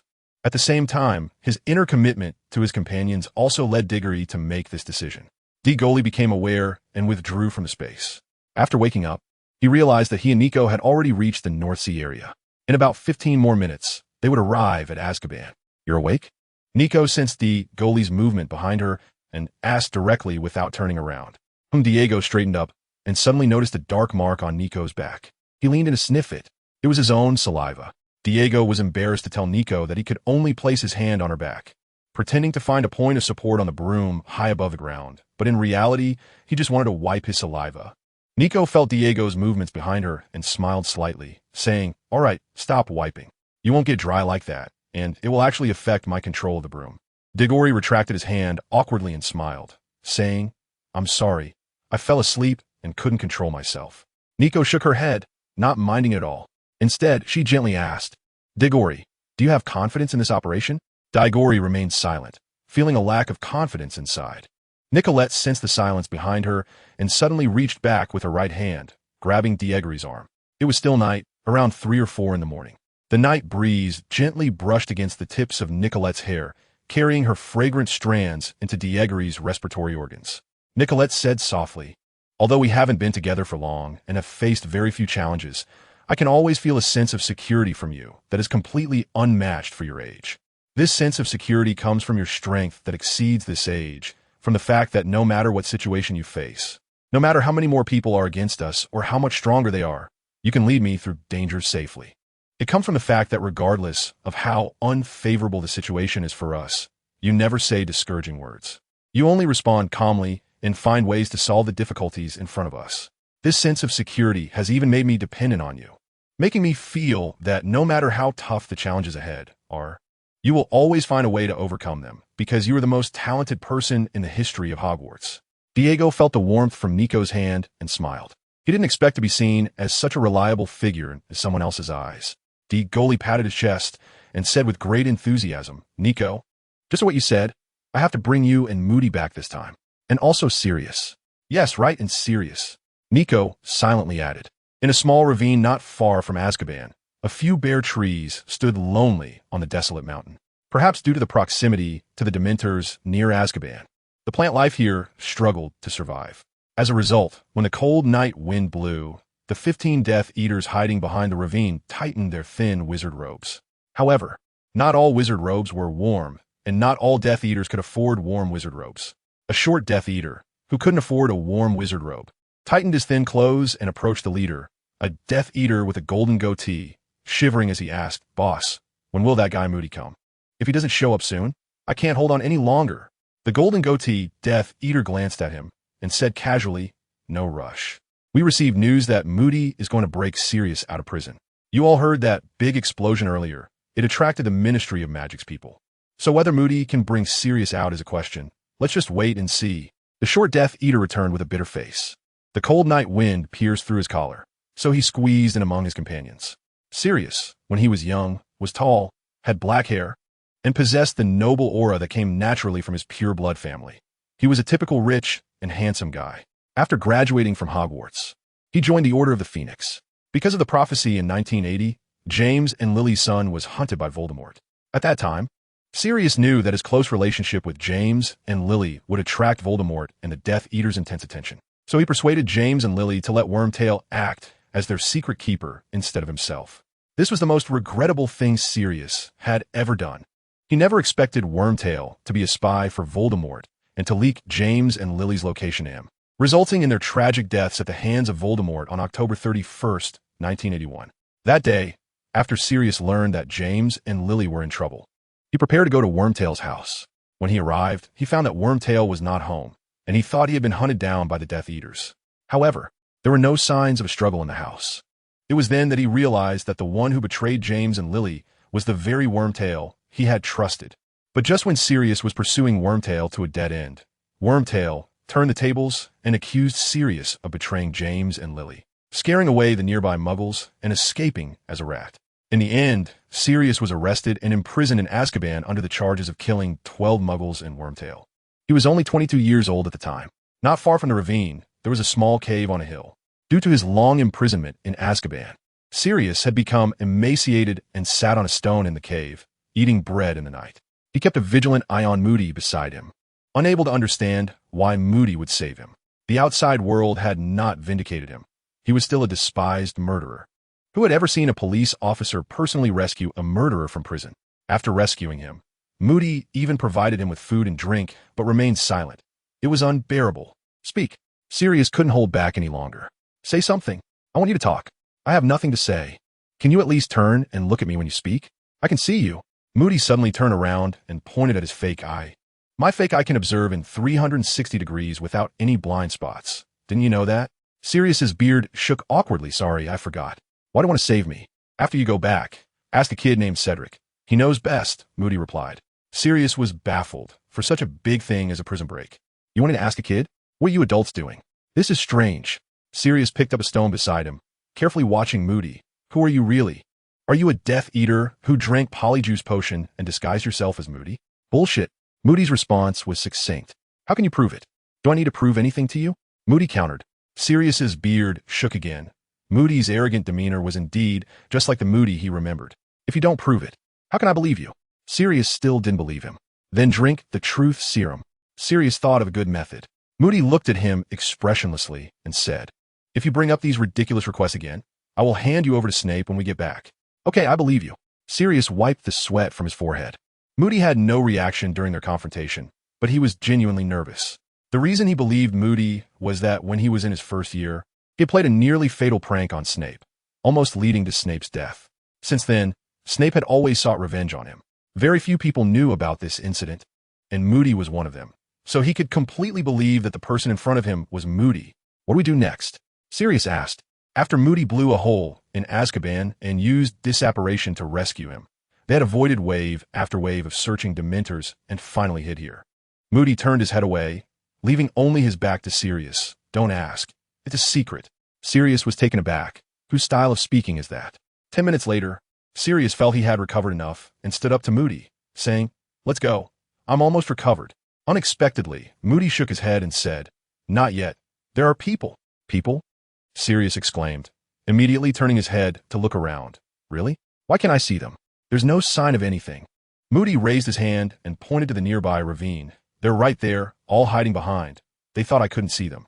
Do you think my magical eye is for show? 360 degrees without blind spots, and it can see through. Back in the Ministry of Magic's bathhouse, I relied on this magical eye to sneak a peek. How many of them are there? What do we do? I don't have a wand. I can't help at all." Sirius said seriously, his ears automatically filtering out the latter part of Moody's words, mainly because he had never been able to connect with Moody before, and now that he was making jokes, he didn't know how to respond. Moody smiled, but the smile appeared somewhat sinister due to his scarred face. "You don't need help. There are only 15 of them, and there are only 5 high-level wizards. That's looking down on you." Sirius recalled Moody's combat strength and laughed at the other party's arrogance. "You stay here. I'll go over and be back shortly." After saying that, Moody vanished into the night, disappearing from Sirius's sight. Sirius looked at the darkening night and muttered, "Dawn is coming." On the other side of the small ravine, the night wind that had been making everyone shiver had stopped at some point, replaced by a faint mist. The short Death Eater had moved closer to the leader. "Boss, when are we going over?" The Ministry of Magic people just left the ravine, and without Moody, he should still be over there. The leader with the golden beard stroked his thick beard and, after some thought, replied, "Since you want to go so badly, why don't you go ahead and scout the situation for us?" "Woo woo woo." The short Death Eater immediately shook his head, his neck moving like a wind-up toy, shaking his head extremely fast, his face barely visible in the darkness. "What, not willing to go?" The leader's expression turned cold. "Boss, but that's Alastair Moody. Just me going over there is like delivering food." The short Death Eater was so frightened that he could hardly speak. If you were to ask which wizard in the Order of the Phoenix the Death Eaters feared the most, it would definitely not be the strongest wizard, Dumbledore, but rather Moody, the strongest Auror. Although Dumbledore was clearly superior to Moody in all aspects, there was one thing Dumbledore could not compare to: Moody's level of hatred for Death Eaters and other dark wizards. Basically, whenever they met, he would attack, beat you half to death, and then send you to Azkaban. One could say this behavior was extremely arrogant, but the key was that Moody's strength allowed him to act this way. If you wanted to argue or resist, Moody's incredible strength and rich combat experience meant that without top-tier strength, going over there was just delivering food. That's why this was a collective action. Lucius felt that one high-level wizard was not enough, so 5 should be fine, and then added 10 mid-level wizards, making this lineup absolutely luxurious. But now the boss wanted the short guy to go alone, and he got scared. His own strength was only that of a mid-level wizard. Wouldn't Moody crush him like an ant? He wouldn't even be enough for a warm-up. The boss slapped the short Death Eater on the head and scolded in a low voice. "You know that person is Alastair Moody, and you know how powerful he is. So why are you so eager to go? If we don't go back, we might just fail the mission. If we go and win, that's good. But what if we lose? The North Sea is right by Azkaban. Do you believe Moody would send us straight there?" I believe. The short Death Eater nodded vigorously. "Then what are we going to do next?" This question was directed at the golden-bearded leader. He stroked his beard deep in thought, and finally hesitated to say, "Let's wait another 10 minutes. If Moody hasn't come by then, we'll go take a look. If we find him, we fight. If we can win, we capture him. If we can't, we run. Just follow my orders when the time comes." Agreed? The last sentence was directed at everyone present. For a moment, the entire back of the ravine was filled with nodding heads. Only one person voiced opposition. "I disagree. I think we should confront him head-on. We have the numbers, and we shouldn't be the ones to back down." "Who said that? Step up." The golden-bearded leader was furious. How dare someone voice dissent in front of him? A limping figure emerged from the darkness, walking unevenly. "I said it. You guys are too cowardly. How the Death Eaters become so pathetic now?" The night before dawn was the darkest moment. Moody's magical eye glimmered with a cold light in the darkness, and the moment he appeared, he shocked the 15 Death Eaters. "Alastair Moody!" A Death Eater scream pierced the air, startling everyone except Moody. The golden-bearded leader's mouth twitched. They hadn't even started fighting, and they had already lost half their momentum. "Don't run, damn it!" The leader shouted angrily. Although he wanted to flee, he knew better that running in front of Moody would only lead to a quicker death. Instead, They had to unite for a slim chance of survival. When the others heard the leader's order, they came to their senses, hurriedly drawing their wands to attack Moody. One person, the fastest, reacted within seconds, grasping his wand and shooting a vicious Cruciatus curse straight at Moody's chest. This attack came too quickly to react. The golden-bearded leader watched excitedly as his subordinate, who had a reputation for speed and was a high-level wizard, prepared to strike. He even imagined how he would reward this Death Eater after defeating Moody. However, the Death Eaters only saw a flash before the Cruciatus curse was deflected by Moody with a simple wave of his wand. The force was as light as flicking a sleeve. The confident attack was effortlessly batted away by Moody and redirected toward another Death Eater. Unfortunately, that Death Eater was only at the mid-level wizard level. He barely had time to let out a scream before collapsing to the ground. The Death Eaters felt a chill spreading from their spines throughout their bodies, making them shiver. A few secretly looked at their leader, silently asking, "What do we do next? Should we continue attacking? Want to leave?" But the golden-bearded leader waved his hand, raising his wand high and shouting, "Attack together, spells on the count of 3. He knew that single combat was impossible, and a chaotic fight was unrealistic. Both methods were insufficient against Moody's rich combat experience, so they could only resort to the simplest combat method, a spell duel. Rejecting all flashy moves and blocking all combat techniques, they would pit their spells and magical power against Moody's. It had to be said, this was the best choice available. None of the Death Eaters could defeat Moody in a one-on-one fight, but if they all combined their spells against him, surely their total magical power would surpass his. Avada Kedavra! The golden-bearded leader shouted, leading all the remaining Death Eaters to cast the killing curse together. In an instant, all the killing curses from the tips of their wands converged in the air, forming a massive red lightning bolt that struck toward Moody. The distance between the two sides was painfully short. The Death Eater spell attack arrived in an instant, the bright red lightning illuminating Moody's face in the darkness. Joy appeared on the Death Eaters' faces. Moody had yet to make any move, so all that awaited him was death. The thought of the Ministry of Magic's strongest Auror dying at their hands made each Death Eater's heart race with excitement. Then bang, crack. One of the few bare trees on the back of the ravine broke in response. The excited expressions on the faces of the Death Eaters turned into terror. Moody, with his powerful golden beard, trembled as he pointed at the Death Eaters, his words barely coherent. Their recent attack had been effortlessly deflected by him. Moody looked at the panicked Death Eaters before him and sneered. His already sinister smile, set against the backdrop of the Dark Night, appeared even more terrifying. When Voldemort died, my strength was already at the level of a top-tier advanced wizard. Could it be that my power hasn't grown over the years? Moody leisurely said, "I see you as a bunch of trash that Lucius wants to clean up, just sent over to be used as a knife for murder." After saying this, without caring whether they understood, Moody quickly waved his wand and silently cast spell after spell. It was as if one had witnessed a dance of fingers in just 5 seconds. After 5 seconds, not a single Death Eater was left standing. On the distant horizon, a beam of golden sunlight sliced through the darkness like a blade, neatly illuminating the earth.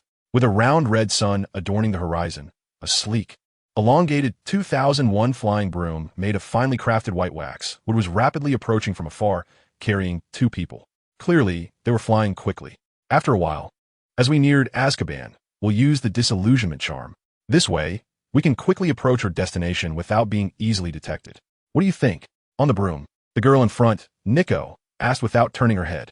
Although speaking without looking back seemed a bit disrespectful, it wasn't that she didn't want to turn around. It was because they were near Azkaban, surrounded by towering trees, and careless flying could easily lead to an accident. Sitting behind her, Diggory fiddled with the various potions and vials in his wizard cloak's inner pocket while answering. None of that is very important. What's important is, Nico, do you feel any discomfort right now? This question was crucial. As an exceptionally accurate human radar, Diggory intended to let Nico maximize her talent on this trip. Nico shook her head, saying she felt nothing was wrong, even feeling a bit relaxed. Relaxed? Diggory mused, twisting his fingers. Is it because the Death Eater's Haven tea come yet? I'm not sure, Nico replied. Never mind. Diggory couldn't figure out, so he decided to stop thinking about it. He glanced at his pocket watch. It was now 4:30 a.m., and the dawn over the North Sea arrived earlier than in the Scottish Highlands. Let us quietly hurry over, find the people, and run. It's best if the Death Eaters don't catch a whiff of us. Sister Nico nodded seriously, deeply agreeing with Diggory's decision. However, when they flew over a small grove and came to a small valley, Nico suddenly stopped. Diggory, sitting behind her, looked at her in confusion and asked, "What is wrong?" Nico stared blankly at the small valley below and murmured, "I don't know why, but I feel like there is something dangerous down there." "No, it's not danger, but it just gives me a very uncomfortable feeling." Diggory frowned at the small ravine. They're going to rescue someone now, and if they ignored the anomaly in the ravine, what if something went wrong on the way back? There would be no time for regrets. But if they went down to check the anomaly, it would undoubtedly waste time and affect the rescue. After thinking for a long time, Diggory shook his head and said, "Damn it, I won't think about it anymore. Let's go rescue the person first. And if there are problems on the way back, we'll deal with them then."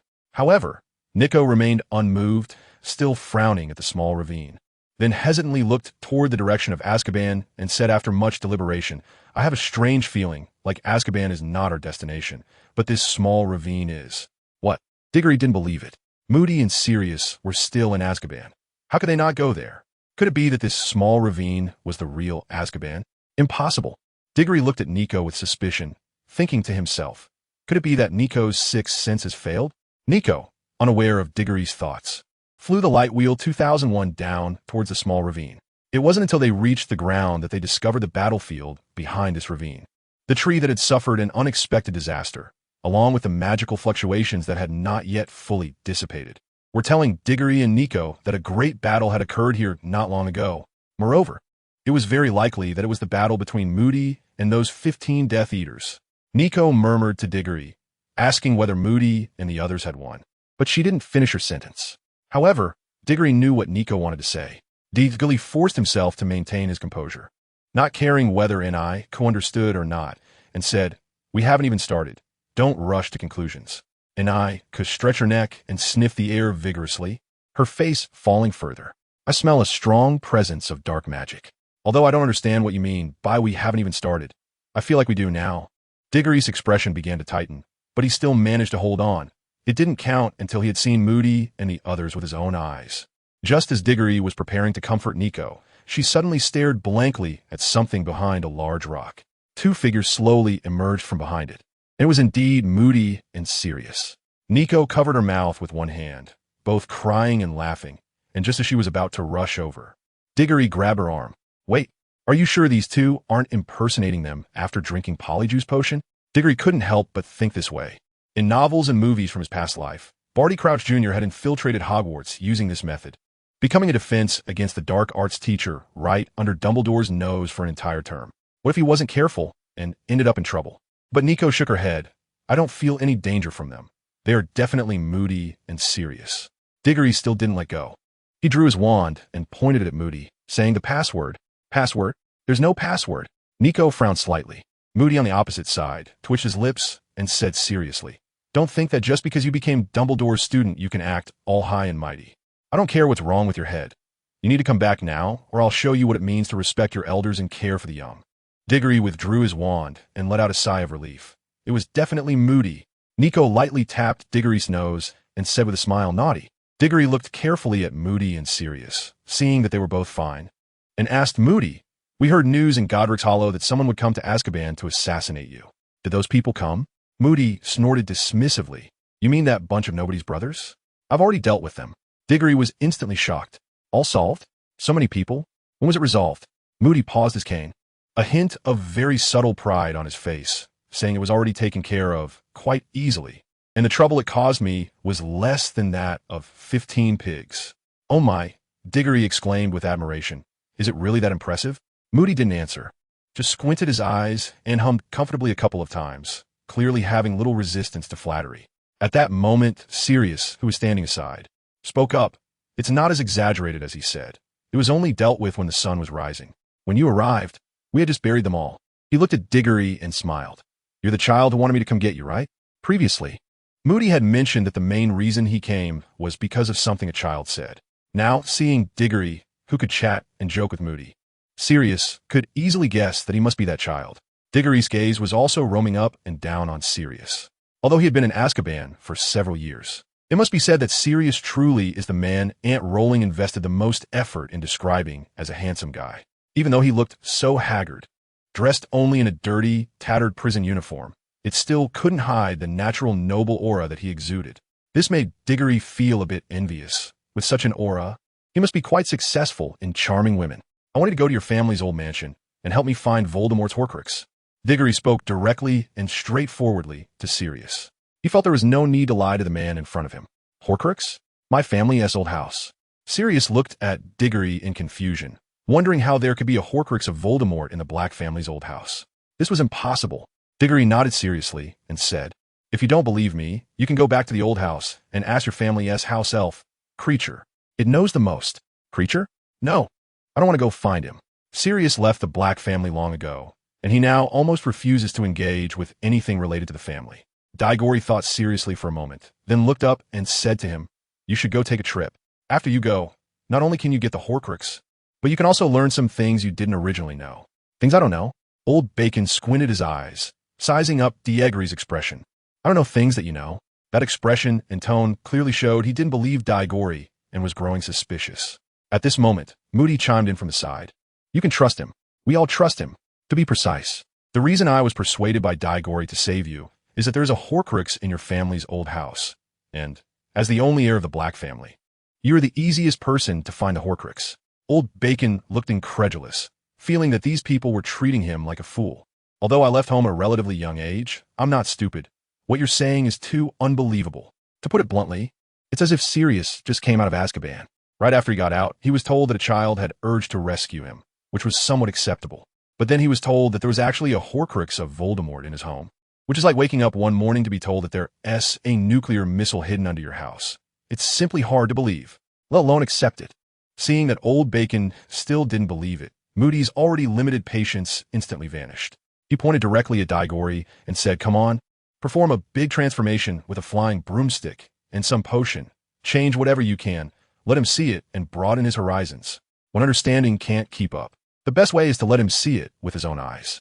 Diggory didn't waste any time and directly entered the system's space. He didn't pay attention to Moody wanting to exchange for a flying broom or anything. Instead, he exchanged for a bottle of healing potion before coming back out. What the old man outside saw was Diggory suddenly tilting his head, instantly looking like an idiot with drool at the corner of his mouth. He was anxious, but then noticed that Moody and Nickel were completely unfazed. Before he could react, Diggory returned to normal and even had an extra bottle of potion in his hand.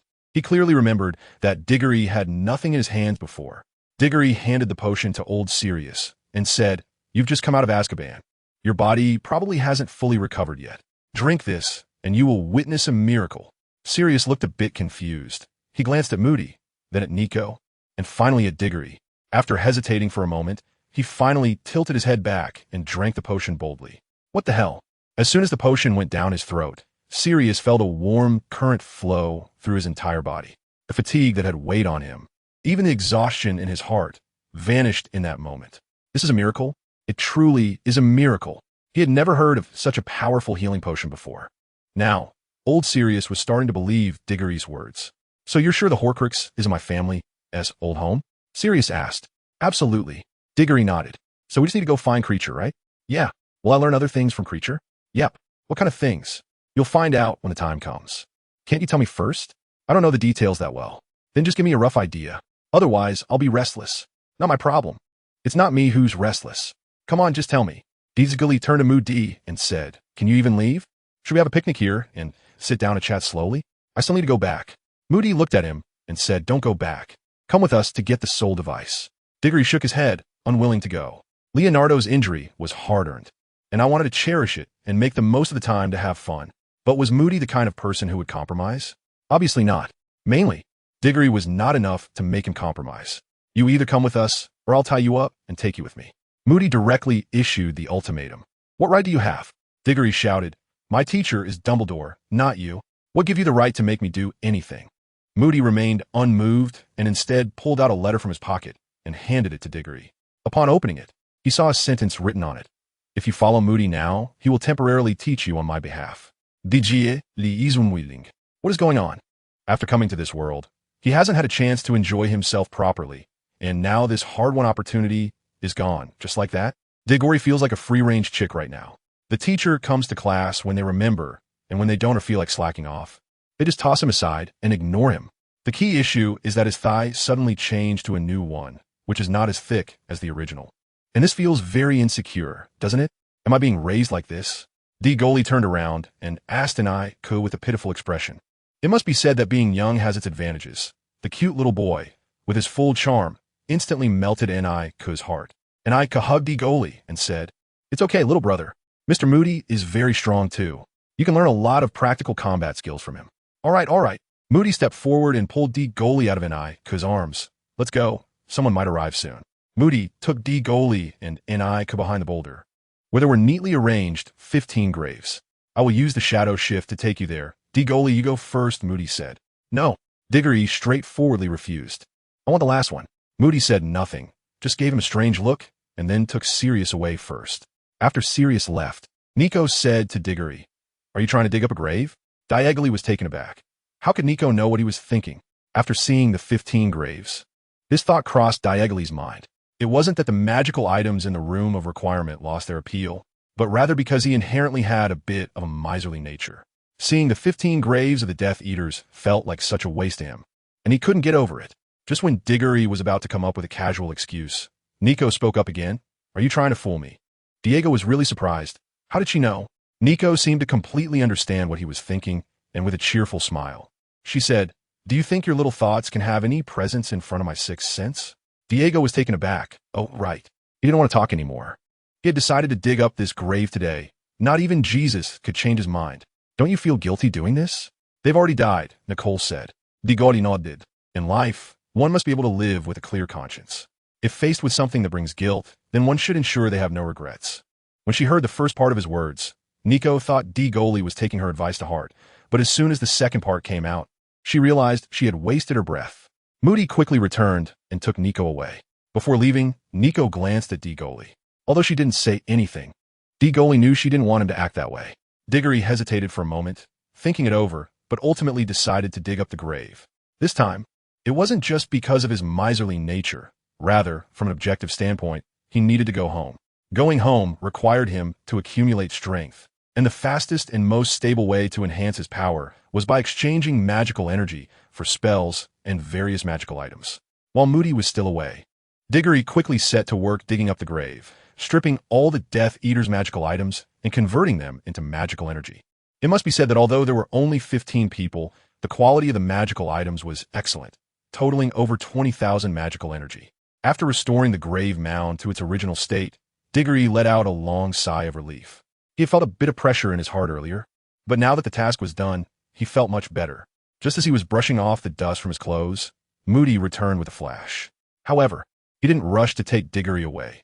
Instead, he stared at him and asked, "What were you doing here before?" Diggory felt a bit guilty when asked. "I haven't done anything at all." Moody clearly didn't believe Diggory's words. He ignored Diggory and used his magical eye to scan the area, eventually focusing on 15 grave mounds. "Have you touched them?"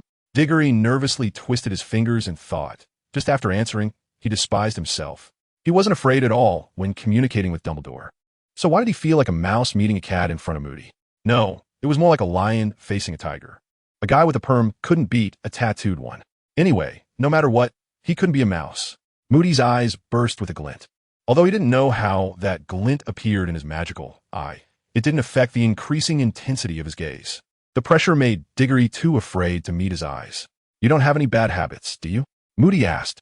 "Huh, bad habits?" Diggory replied. "Which aspect are you referring to?" Moody, necrophilia and being a homosexual. Diggory breathed a sigh of relief. It turned out it was just for this. "Of course not."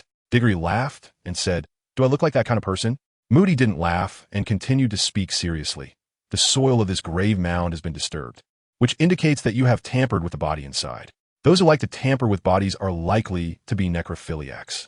To prevent something strange from infiltrating the Phoenix Society, I certainly need to ask for clarification." It's fine. Diggory waved his hand. "I'm not that kind of person.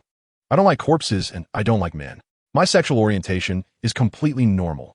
"So you did something to Nico?" Moody's question left Diggory momentarily stunned, mainly because the content of the communication was a bit too cross-contextual. "Did something? What did I do? What did I do it?" Diggory asked in confusion. Seeing Diggory's reaction, Moody sighed inwardly.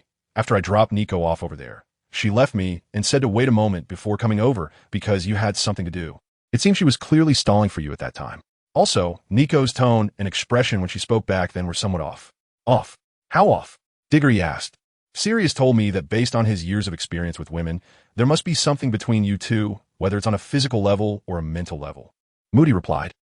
Gully shrugged helplessly, saying, what the hell, body and spirit? My relationship with sister and I, Ku, is pure. However, Moody showed no signs of surprise upon hearing this. Instead, he squinted his eyes, although it was unclear how his magical eyes squinted. Sirius had mentioned that you might react this way. Moreover, as long as you react like this, it either means you have no thoughts on the matter or you have thoughts but haven't acted on them yet. Diggory is really helpless. He has a look of despair on his face and asks Moody, do you believe it? Moody replies, I don't see any reason not to believe it. Diggory, what can I say to make you believe that there's nothing between me and Sister Nico? Moody, I don't know either. Why don't you give it a try? Diggory slapped his forehead in frustration and looked up at the sky, knowing that no matter what he said, Moody wouldn't believe him. After all, people tend to prefer juicy gossip over a serious explanation, and Moody would definitely lean towards the rumors analyzed by Sirius. At least, Moody would find the latter more interesting. He patted Diggory on the head and said, all right, I know there's nothing going on between you two, given the age difference. But I've never seen Nico take the initiative to cover for someone else. It seems she really cares about you. Of course. Diggory removed Moody's hand from his head and said, we've been through life and death together. Our friendship is like that of comrades, better than siblings. Okay. Moody placed his hand on Diggory's shoulder and said, get ready, I'm about to disapparate. After the last time, when Nickel used apparition to transport him, Diggory felt a shadow in his heart. He softened a bit. Behind the giant stone was only the unfinished words of Diggory and a faint sound of apparition. A gust of wind blew by, and then there was nothing left, except for the 15 grave mounds nearby, silently informing later visitors that a battle had once taken place here, a one-sided battle. The Black family, one of the largest, oldest, and wealthiest pure-blood wizarding families in Britain, is also one of the Sacred 28. Many wizarding families in Britain have either close or distant blood ties to them, like the Malfoys and the Lestranges. The Black family is synonymous with status and wealth. There is no need to mention their status. The family history can be traced back to the Middle Ages. They claim that all their ancestors were wizards, one of the 28 families, and their overall strength ranks among the top 3. As for wealth, looking at the only surviving male heir, Sirius Black, he inherited a considerable amount of gold from his father and Uncle Alfred, as well as the family home at 12 Grimmauld Place. The exact amount of gold is unknown, but the house is very real. It is a 5-story old villa that was once very luxurious, but had become dilapidated by the time Sirius inherited it. Though it couldn't compare to the lavish Malfoy estate, it was valuable for its prime location in the northwestern part of London, where every inch of land is precious. The house itself represents wealth that could support 2 or even 3 generations of excess. Moreover, the villa houses many antiques, such as rusted short swords, animal claws, coiled snake skins, and some magical creatures, including a Kneazle, a Boggart, and a Puffskein. For wizards, 12, Grimmauld Place is a treasure trove. Any wizard visiting here for the first time will be captivated by the antiques inside, without exception. Just like Diggory, who is drooling over a set of medieval armor at this moment. To him, all these items represent a significant amount of magical value. As for why Diggory was here, one must mention Moody's mastery of apparition, which is worlds apart from Nickel's. Not to mention the distance. He arrived directly from a North Sea to 12 Grimmauld Place in London without even catching his breath. And he didn't get carsick. This is the most important part. Diggory mentally gave countless praises. Nickel gently patted Diggory on the shoulder from behind, signaling him to compose himself. He was really drooling. Diggory casually wiped his saliva with his hand and asked Sister Nico, is the big wolf dog still in the room with Cleesh? Nico nodded. It's been a while. I wonder when they will come out. Diego had been at the Black family mansion for about 3 hours. At first, Creature brought them some snacks and then followed Sirius into the upstairs room. Diggory knew that Sirius had gone to inquire about the location of the Horcruxes. But knowing the whereabouts of the Horcruxes also meant he learned the truth about his younger brother Regulus Black's death. This would change his perception of his brother, which he had held for so long. In the original timeline, Sirius died without ever knowing that his brother was a hero. Or rather, no one knew. Regulus was more like an unsung hero, fighting alone. If he had connected with Sirius and the Order of the Phoenix earlier, perhaps neither Dumbledore nor he would have died. In Sirius's original understanding, he had simply joined the Death Eaters and then became afraid. But Regulus risked his life solely to eliminate a piece of Voldemort's soul, allowing future generations to achieve victory. He didn't even know who would be the one to defeat Voldemort. If defeating Voldemort was like a revolution, then Regulus was the greatest unsung contributor. He exchanged his life for a Horcrux, and at that time, he did not hesitate, did not care that he was still young, that he had a long life ahead of him, did not complain about fate, nor did he mind whether anyone would remember him. He simply did what he believed was right. Such determination, such forward momentum. And when all this was revealed to Sirius, Diggory could imagine how this emotionally driven brother would be engulfed in guilt and self-blame. An hour later, as Diggory sat in the living room chair, idly swinging his legs, footsteps came from the stairs. It was Sirius coming down, followed by Creature. However, Creature looked somewhat strange, his gaze towards Diggory carrying an inexplicable hostility. Sure enough, Sirius's eyes were red, clearly having just gone through a significant emotional upheaval. Diggory wanted to say something to comfort Sirius, but he opened his mouth and didn't know what to say. After all, he didn't have a brother, let alone a deceased brother. Nico also noticed that Sirius was in a bad mood and remained silent. Of course, Moody was the exception. He might not have noticed, or more likely, he noticed, but didn't care. He directly asked Sirius, "Have you found the Horcrux?" Fortunately, Sirius didn't mind Moody's attitude. He nodded to Creature behind him. And then Creature snapped his fingers, causing the Slytherin locket box to appear on the living room table. The moment the locket box appeared, it immediately attracted everyone's attention. Moody glanced at Diggory and asked, "Is this it?" The silver chain, the golden box, adorned with ancient patterns. Whether it was a psychological effect or not, just looking at the locket box made Diggory feel an uncomfortable sensation emanating from it. Could this be the aura of dark magic? Diggory nodded. "That's right, it's it." Seeing that they had found another Horcrux, Diggory and the others felt a sense of relief. Just as they were about to return to Hogwarts, Sirius suddenly spoke up. He stared intently at Diggory and asked, "Now, I want to know, how did you know this Horcrux was in my old house?" Creature told me that apart from him, there should be no one else who knows about this. Diggory suddenly realized why Creature had looked at him with such hostility at the beginning. It was because of this. Before Diggory could speak, Moody spoke for him. "This question isn't suitable to discuss here, and you don't need to ask him. You can go directly to Professor Dumbledore." "Is this a secret?" Sirius asked. "No, it's classified." Moody shot a glance at Creature and said. Creature showed a hint of disdain in his eyes, but didn't dare to be too obvious about it. Sirius lowered his gaze, feeling both sad and angry. He couldn't understand why his friends were leaving one by one, even betraying him. After just getting out of Azkaban, he learned the true cause of his brother's death. He had misunderstood him for so long. Perhaps he never truly understood his brother. At that moment, Sirius just felt really exhausted. Indeed, after the deaths of James and Lily, Sirius's life was almost entirely dark. His youth from 20 to 30 was all spent in Azkaban. The betrayal by Wormtail and Lupin's misunderstanding left Sirius without a single family member by his side. After getting out of Azkaban, he spent almost all his time on the run, with Harry Potter being his only solace.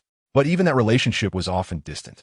Not long after, Sirius was killed by his cousin Bellatrix during a battle with Death Eaters at the Ministry of Magic, ending his life at the age of 36. His life could be said to have been happy in the first half. Aside from not understanding his parents, he had friendships with James and Lupin, and a carefree life at Hogwarts. However, in the second half, with James's tragic death, falling out with Lupin, being betrayed and framed by Wormtail, and ultimately ending up wrongfully imprisoned, it was a tragedy. But now it was different. Diggory looked at this loyal man in front of him and was determined not to let the tragedy repeat itself. "Since I can't ask this question now, I want to take a trip to Godric's Hollow," Sirius said after a moment of silence. Moody shook his head. "You're still wanted. Running around outside could get you into trouble. I want to see James and the others. I've hardly been there." "I've been a terrible brother," Sirius said gloomily. "No." Moody's refusal was always so decisive. It must be said that many times Moody seemed quite unapproachable, but his unapproachability stemmed from his concern for Sirius. Sirius frowned, his emotions starting to become unstable. At that moment, Diggory suddenly heard the voice of the orange cat in his mind. "Meow. New task. Persuade Moody to agree to let Sirius go to Godric's Hollow. Task completion reward. 20 increase in the proficiency of the killing curse. Task failure penalty. Sing 2 tigers in public." Diggory was speechless. What was with singing 2 tigers? And singing it in public, did he not care about his image? However, putting aside the task punishment, the reward was indeed very tempting. After all, the 3 unforgivable curses were not only difficult to learn, but also hard to practice. When using these 3 curses, one must have corresponding feelings of anger or a genuine desire to kill the opponent. Otherwise, you wouldn't be able to use them at all. For Diggory, Up to now, he had never felt the urge to go all out over anything. Therefore, being able to improve the proficiency of the 3 unforgivable curses through the system was the best thing ever. Just when Moody and Sirius were glaring at each other, barely holding back their anger, Diggory spoke up. I think we can go. Moody shot him a glance and said, I don't care what you think. I want to know what I think. Damn, do you think you're a domineering CEO? Diggory was not afraid of Moody and directly pointed at Creature, saying, there's a house elf here. As long as we act at night and cover our faces, who could recognize us? Besides, he just wants to pay respects to his brother. What's wrong with that? You can't be so cold-blooded. Moody fell silent and, after a long pause, said, all right, you can go, but you can only pay your respects at night. No other activities, and you must not expose yourselves. After that, go straight to Hogwarts to regroup. Seeing that Moody finally relented, Sirius looked gratefully at Diggory. Diggory was also happy because the moment Moody agreed, the system granted him a 20 proficiency in the killing curse. Now, Diggory could clearly feel that his mastery of this most lethal of the 3 unforgivable curses had improved a bit. This is a short piece I secretly wrote for the back-to-school season, just a little advertisement for a short story. This piece is over 1,400 words long, leaning towards emotional prose. If anyone is interested, feel free to check it out and leave a mark. Thank you very much. That night, Diggory and the others left the Black family's old house, and each went their separate ways. Diggory, Nico, and Moody returned to Hogwarts first, while Sirius, wearing a mask, had Creature take him to Godric's Hollow. Before parting, Sirius solemnly thanked Diggory and gave him an ancient pendant. The pendant had a purple crystal underneath that emitted a dreamlike color in the glow of the streetlight. Sirius mentioned that he originally wanted to give money as a token of gratitude, but thought that would be too vulgar and would insult Diggory, so he opted for the pendant instead. This pendant was said to be from before the Middle Ages, an old antique, though it was unclear what the purple crystal actually was, as it had no magical use. However, Diggory actually wanted to say that he wasn't noble at all and would gladly accept money or anything else, but with others around, especially acquaintances, he felt embarrassed to say that, fearing it would severely damage the glorious image he had built for himself, so he held back. After giving the pendant, Sirius left with Creature. Watching Sirius and Creature vanish in an instant, Diggory sighed, thinking how pitiful Sirius was. Everyone around him had either died, betrayed him, or misunderstood him and eventually left. No one remained by his side. Suddenly, Diggory paused, wondering if Sirius was fated to be a lonely star. He wasn't sure if Westerners believed in that.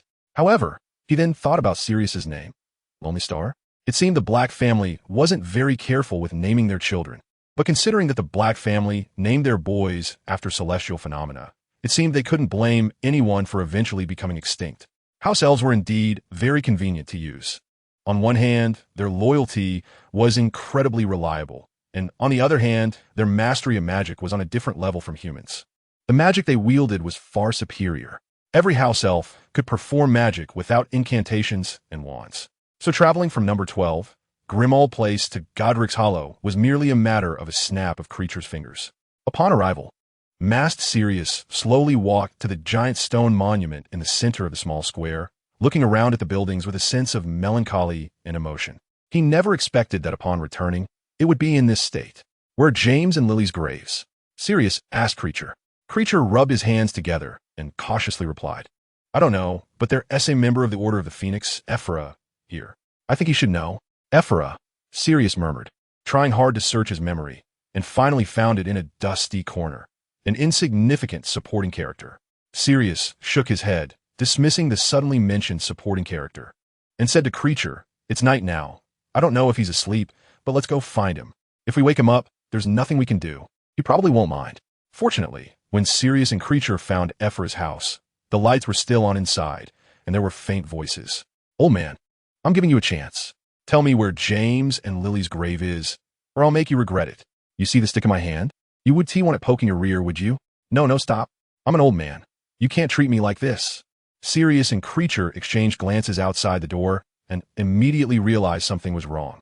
Just as Sirius was contemplating whether to break in directly or make some noise outside to attract attention, Creature spoke up, Master, I saw that the 2 people inside don't have wands.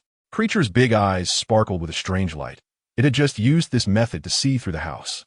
Sirius patted its shoulder with satisfaction, praising it for the first time in history. Well done. This thrilled Creature, and with adrenaline pumping, It led Sirius directly into the house using wall-passing magic. Before the three people inside could react, with a snap of Creature's fingers, Gauss and Pompeo were bound and kneeling on the ground. If Diggory were here, he would definitely have them sing Conquer. Sirius? After the initial shock, Ephra finally reacted. But when he saw who had come, his shock turned to terror. "How did you get out?" he asked. As far as he knew, Sirius had betrayed James and Lily, joined Voldemort as a Death Eater, and violated the law by killing Muggles. He was now a complete danger. "It's a long story," Sirius said, sitting down in a chair. "First, let us deal with the trouble in front of us." He then looked at Gauss and Pompeo kneeling on the ground. Gauss seemed relatively normal, except for wearing too little clothing. However, Pompeo looked a bit off. His exposed skin seemed to have many wounds. Sirius looked at Ephra with a teasing smile. "I didn't know, old Dogo, that you had this kind of hobby." "What hobby?" Ephra stepped back a couple of paces, looking a bit confused. "This." Sirius pointed at Pompeo, his smile growing more ambiguous. "Oh," Ephra suddenly realized, "this wasn't done by me. It was Cedric." "Cedric? I know him. But how did he develop this hobby?" "Old Dogo, why didn't you discourage him?" "Oh, you misunderstood." Ephra explained. "This was done by that kid, Cedric, using some special interrogation methods I've never seen before, which is how he ended up like this." Then Ephra recounted everything that had happened in the graveyard the previous night. After listening, Sirius fell silent, and after a long moment, he slapped Gauss and Pompeo each once, and then said heavily but seriously, "I owe him a life." To him, saving Diggory, who saved James and Lily's grave, was equivalent to saving himself. "By the way, how'd you end up like this at the hands of these two? Weren't they still quaking like quail when Cedric left?" Sirius asked Ephra. Ephra awkwardly touched his hat and said, "Well, I had a bit too much to drink before. They took advantage of me being asleep and managed to get free." Hearing this, Sirius rolled his eyes and said to Creature, "Destroy their wands, tie them up again, and keep an eye on them. Old Dogo, and I need to step out for a while." Creature bowed humbly, promising to complete the task well. But Ephra became agitated. "Are you trying to lure me out and then do something to me in a deserted place? We have no grudge against each other. We were colleagues before you went in. So why do you want to harm me as soon as you come out?" Sirius sighed helplessly. He was in the mood to explain to Ephra and could only say, "Don't worry. If I wanted to do something to you, I wouldn't need to go outside. I could do it right here in your house as well. I just want you to take me to James and Lily's grave." "Really?" Ephia felt that Sirius made sense, but still had some concerns. "Really?" Sirius nodded seriously and then asked back, "And do you think you have any other choices now?" It seemed like there were none. That night, Sirius, cloaked in silver moonlight, finally arrived at the graves of James and Lily. Looking at the familiar names on the tombstone, memories surged over him like a tide, drowning him. Those were the days when he was with James, Lupin, and Wormtail, the four of them together. Mischief and carefree times in school. Back then, each of their smiles was so genuine.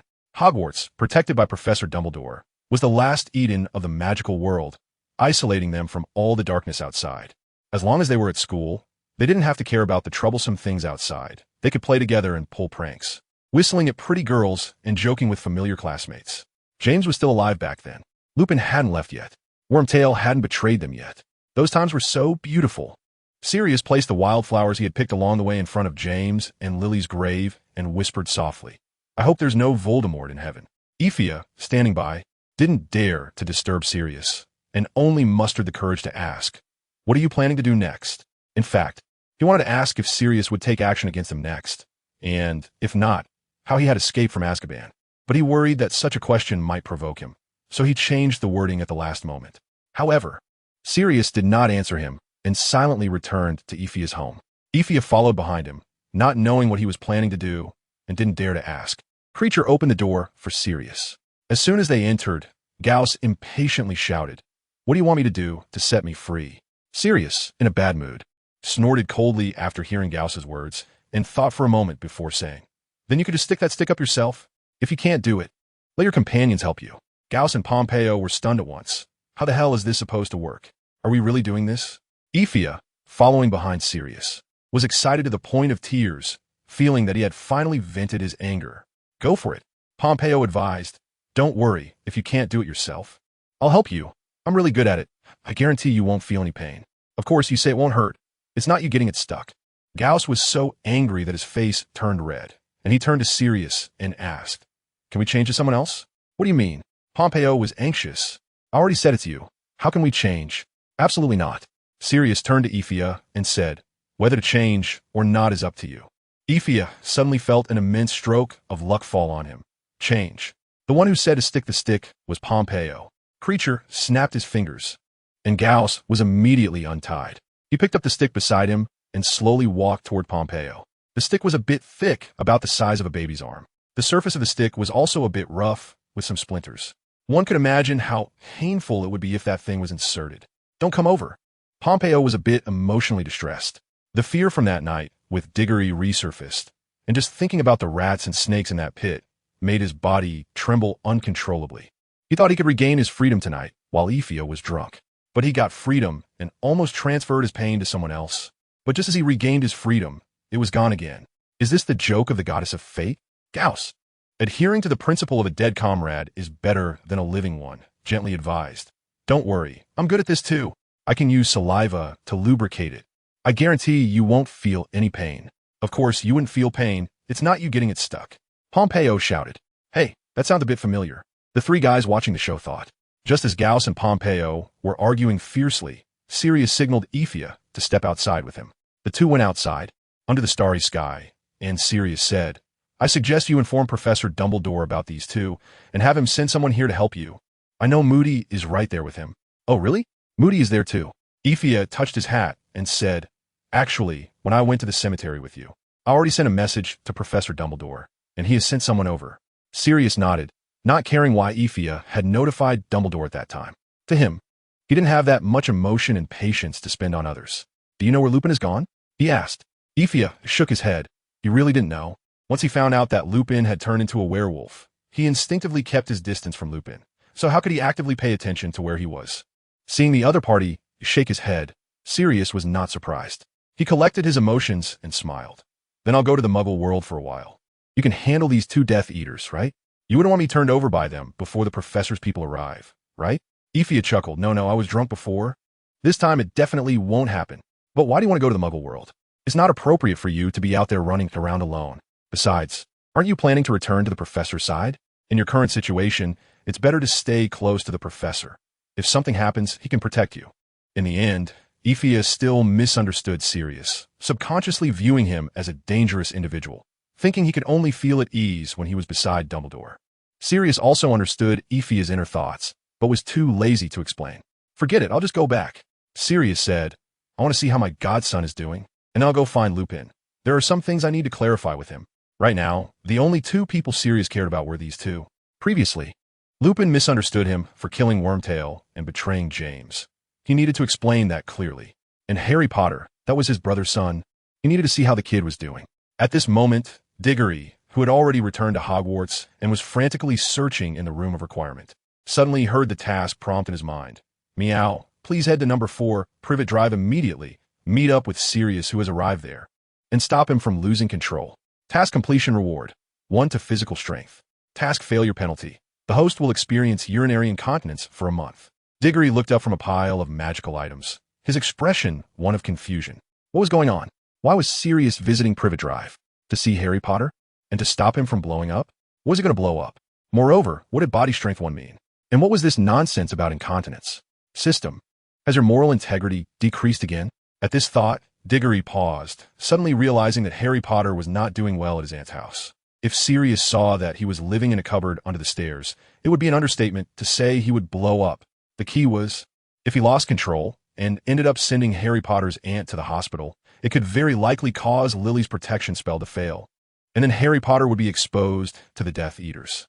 Moreover, Voldemort had already returned by this time, and Harry's exposure would only make his situation more perilous. Thinking of this, he realized he had to hurry. It was definitely not because he was worried about incontinence for a month. There was also another critical point. Sirius had just come out of Azkaban and was unaware of the love spell Lily had placed on her son. So not only was Harry's aunt likely to end up in the hospital, she could very well end up in the morgue. With this thought, Diggory suddenly found the magical items before him unappealing and immediately turned to leave, heading straight for Dumbledore's office. After reporting in the office, Dumbledore lent him Fawkes the Phoenix, which meant Diggory was not just representing himself, but also Dumbledore. Before leaving, Diggory thought for a moment and pulled Patrick, who was about to cuddle with a girl in the dormitory, out to accompany him. After all, Patrick's family heirloom armor spell might come in handy at a critical moment. Then, the two grabbed Fox's claws and let it take them to Privet Drive. I have to say, Fox was nearly flawless as a means of transportation. It had built-in navigation and spatial travel functions. Diggory felt the scenery around him constantly changing, and before long, they arrived at Privet Drive. The whole journey took no more than 10 seconds, covering nearly half the distance of the map, and as for fuel consumption, Diggory didn't know what Fox ate, but Dumbledore was feeding it, so he didn't have to worry about the cost. Life was good. However, there were also house elves that served as equally effective transportation. Diggory thought he was fast enough to arrive before Sirius. But as soon as they got off, they saw Sirius standing outside number 4, Privet Drive. His face filled with rage as he stared inside. If it weren't for Creature holding him back, he would have already charged in. Diggory stepped in front of Sirius and said, "Uncle, calm down. I know you're not happy seeing Harry sleeping in a shoe cabinet, but letting him stay here is the best choice for him." At that moment, Sirius was no longer the disheveled figure from Azkaban. He was dressed elegantly, having even styled his hair and groomed his face. Now he looked like a mature, charming, handsome man that couldn't be hidden. However, the handsome man's rationality was currently under the impact of anger, and his expression appeared somewhat distorted. The best choice. Sirius's eyes blazed with fury. "You better give me a reason that I can accept, or no one is going to stop me today." Diggory secretly breathed a sigh of relief. As long as he could still listen to others, that was good enough. Aunt Lily had used an ancient love spell on Harry, and with this spell in place, as long as Harry was near his blood relatives, he would be safe. Diggory said. Therefore, we made sure Harry would stay at his aunt's house. Although this choice brought Harry an unhappy childhood, it was definitely the best choice for him. Diggory explained the stakes clearly to Sirius, and anyone with a bit of intelligence would understand the reasoning behind it. As for Harry, to the magical world, he is indeed a hero. However, that does not mean that others are willing to risk their lives to protect him from the persecution of Death Eaters. It's one thing to praise a hero, but it's another to sacrifice everything to protect them. Very few, if any, can do the latter. Looking ahead, when the Dursleys move away, how many people would be willing to help Harry when it comes time for him to retreat? Only members of the Order of the Phoenix. More specifically, it's the Weasley family along with Moody, Tonks, Lupin, and a few others. This number is incredibly small compared to the entire magical world. Not to mention, there is also Mundungus who might flee at the last moment. Therefore, having experienced the ups and downs of life, Sirius surely understands the true nature of those wizards in the magical world. And he can comprehend that keeping Harry at his aunt's house is a necessary, but also the best choice for his consideration. Sirius gradually quieted down, and Creature felt the pressure ease. The large dog stepped back 2 paces, weakly sitting on the ground, looking at the house in front of him with a sense of deep helplessness in his eyes. I really am a waste. Diggory knew that Sirius cursed himself as a waste for 3 reasons. He had trusted a brother wrongly. He had caused the death of a brother. And he had not taken good care of the child of a deceased brother. These 3 points plunged him into deep self-reproach. Diggory stood by, letting out a deep sigh, his mouth opening but unsure what to say. Even though he hadn't experienced it himself, just thinking about it made him feel overwhelmed by such a blow. Wormtail and James had once been brothers with Sirius. They had shared everything, stood together through thick and thin. The deep friendship built during their childhood and student days was a profound trust that would never be found again in adulthood. At that time, they all believed they would continue to support each other until death parted them. Unfortunately, reality taught them a lesson. Not all feelings can last forever. Wormtail's betrayal was the greatest and most severe blow to the brotherhood of this small group. In that original timeline, Remus, who misunderstood Sirius, once said, "I know Sirius." Or rather, I thought I knew him. Before the misunderstanding was resolved, Remus had even gone through a period of self-exile, until he returned to Hogwarts to teach defense against the dark arts. When he finally met Sirius again and the misunderstanding was cleared, the 2 brothers found some solace. Later, Diggory concluded that in their small group, everyone except Wormtail were people of loyalty and affection. Sirius stood up again, walked to the window of the house, and looked through the window at the shoe cabinet inside. Using Creature's magic, he could see Harry sleeping peacefully inside. Is there any way to help him have a better life? Sirius looked at Diggory. Diggory blinked, shrugged his shoulders, and said, "I don't know. How about giving the Dursleys some money from the Muggle world every month, and using magic to warn them to behave?" Actually, he just said that offhand. It was a terrible idea. Doing this might make Harry's future life a bit better. But the main issue, The Dursleys' attitude of treating him as if he could be summoned and discarded at will probably wouldn't change. This is a classic case of treating the wrong ailment. For a moment, Diggory couldn't think of a better solution. He couldn't just threaten the Dursleys with wands to make them treat Harry well, could he? Sirius lowered his head, as if he were genuinely considering the feasibility of this method. After a while, he said, "What do you think? Should we just go up there and threaten the Dursleys with our wands to make them treat Harry well? What do you say? Are you serious?" Diggory stared at him in disbelief. "Isn't it inappropriate?" Sirius asked. "Of course it's inappropriate." Diggory shook his head wildly. "If you go up there like that, should I pull out my wand too? What if I do and the Ministry of Magic finds out about the spell? The last time we used magic without being caught was because Dumbledore was around, using magic to obscure our traces, so the Ministry didn't notice. Plus, most of the time, Diggory was still in the magical world, and the Ministry would turn a blind eye. But now, if I use magic, I will definitely be discovered and punished. So what should we do?" Sirius sat on the steps in front of the door, deep in thought, seemingly unwilling to leave without coming up with a solution. Seeing this, Diggory knew that he couldn't leave without resolving the issue. So he thought, the Dursleys are especially fond of their son. If we use their son to threaten them, could it be more effective? Sirius's eyes lit up. "Yeah, that's a good idea. Cedric, you're really clever." "Diggory, what is it? What did I just say? I didn't say anything just now. This kind of outrageous thing is not something I could come up with. The next part of the work is simple. Please put a soundproof barrier around the whole house. Even if there's a rock concert happening inside, people outside won't hear a single sound." Then Sirius just casually walked in. About 10 minutes later, Sirius came out of the house, looking relaxed, and said, "Done." Diggory carefully observed Sirius and found that there were indeed no bloodstains. And he wasn't panting or flushed, which suggested he hadn't made a move. In fact, Diggory was overthinking. He personally enjoyed getting into fights and assumed others did too. However, so far, he was the only one among the wizards who resorted to physical confrontation at the slightest provocation. Everyone else was a civilized person who used magic to settle disputes. At that moment, the system's task completion notification also rang in Diggory's mind. Strength increased by 1.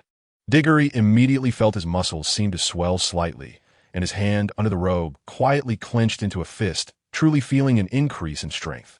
Then he thought of Leonardo, who was still in the Hogwarts infirmary. If he continued to increase his strength, it wouldn't be long before he could slap him to death. For example, if they were chatting and he suddenly slapped him. However, upon reflection, it seemed that the possibility of him and Leonardo standing together and having a good chat was almost zero. But that didn't matter. What was important was that as his strength increased, the damage caused when he drank the agility potion would definitely far exceed what it was now. "Where are you planning to go next?" Diggory asked, seeing that Sirius seemed to be in a good mood.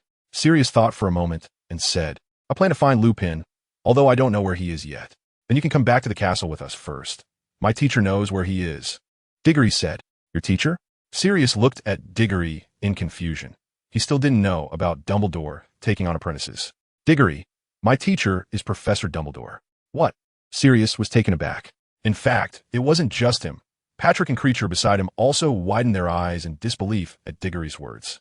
However, Diggory did not intend to spend time explaining to Patrick and Creature.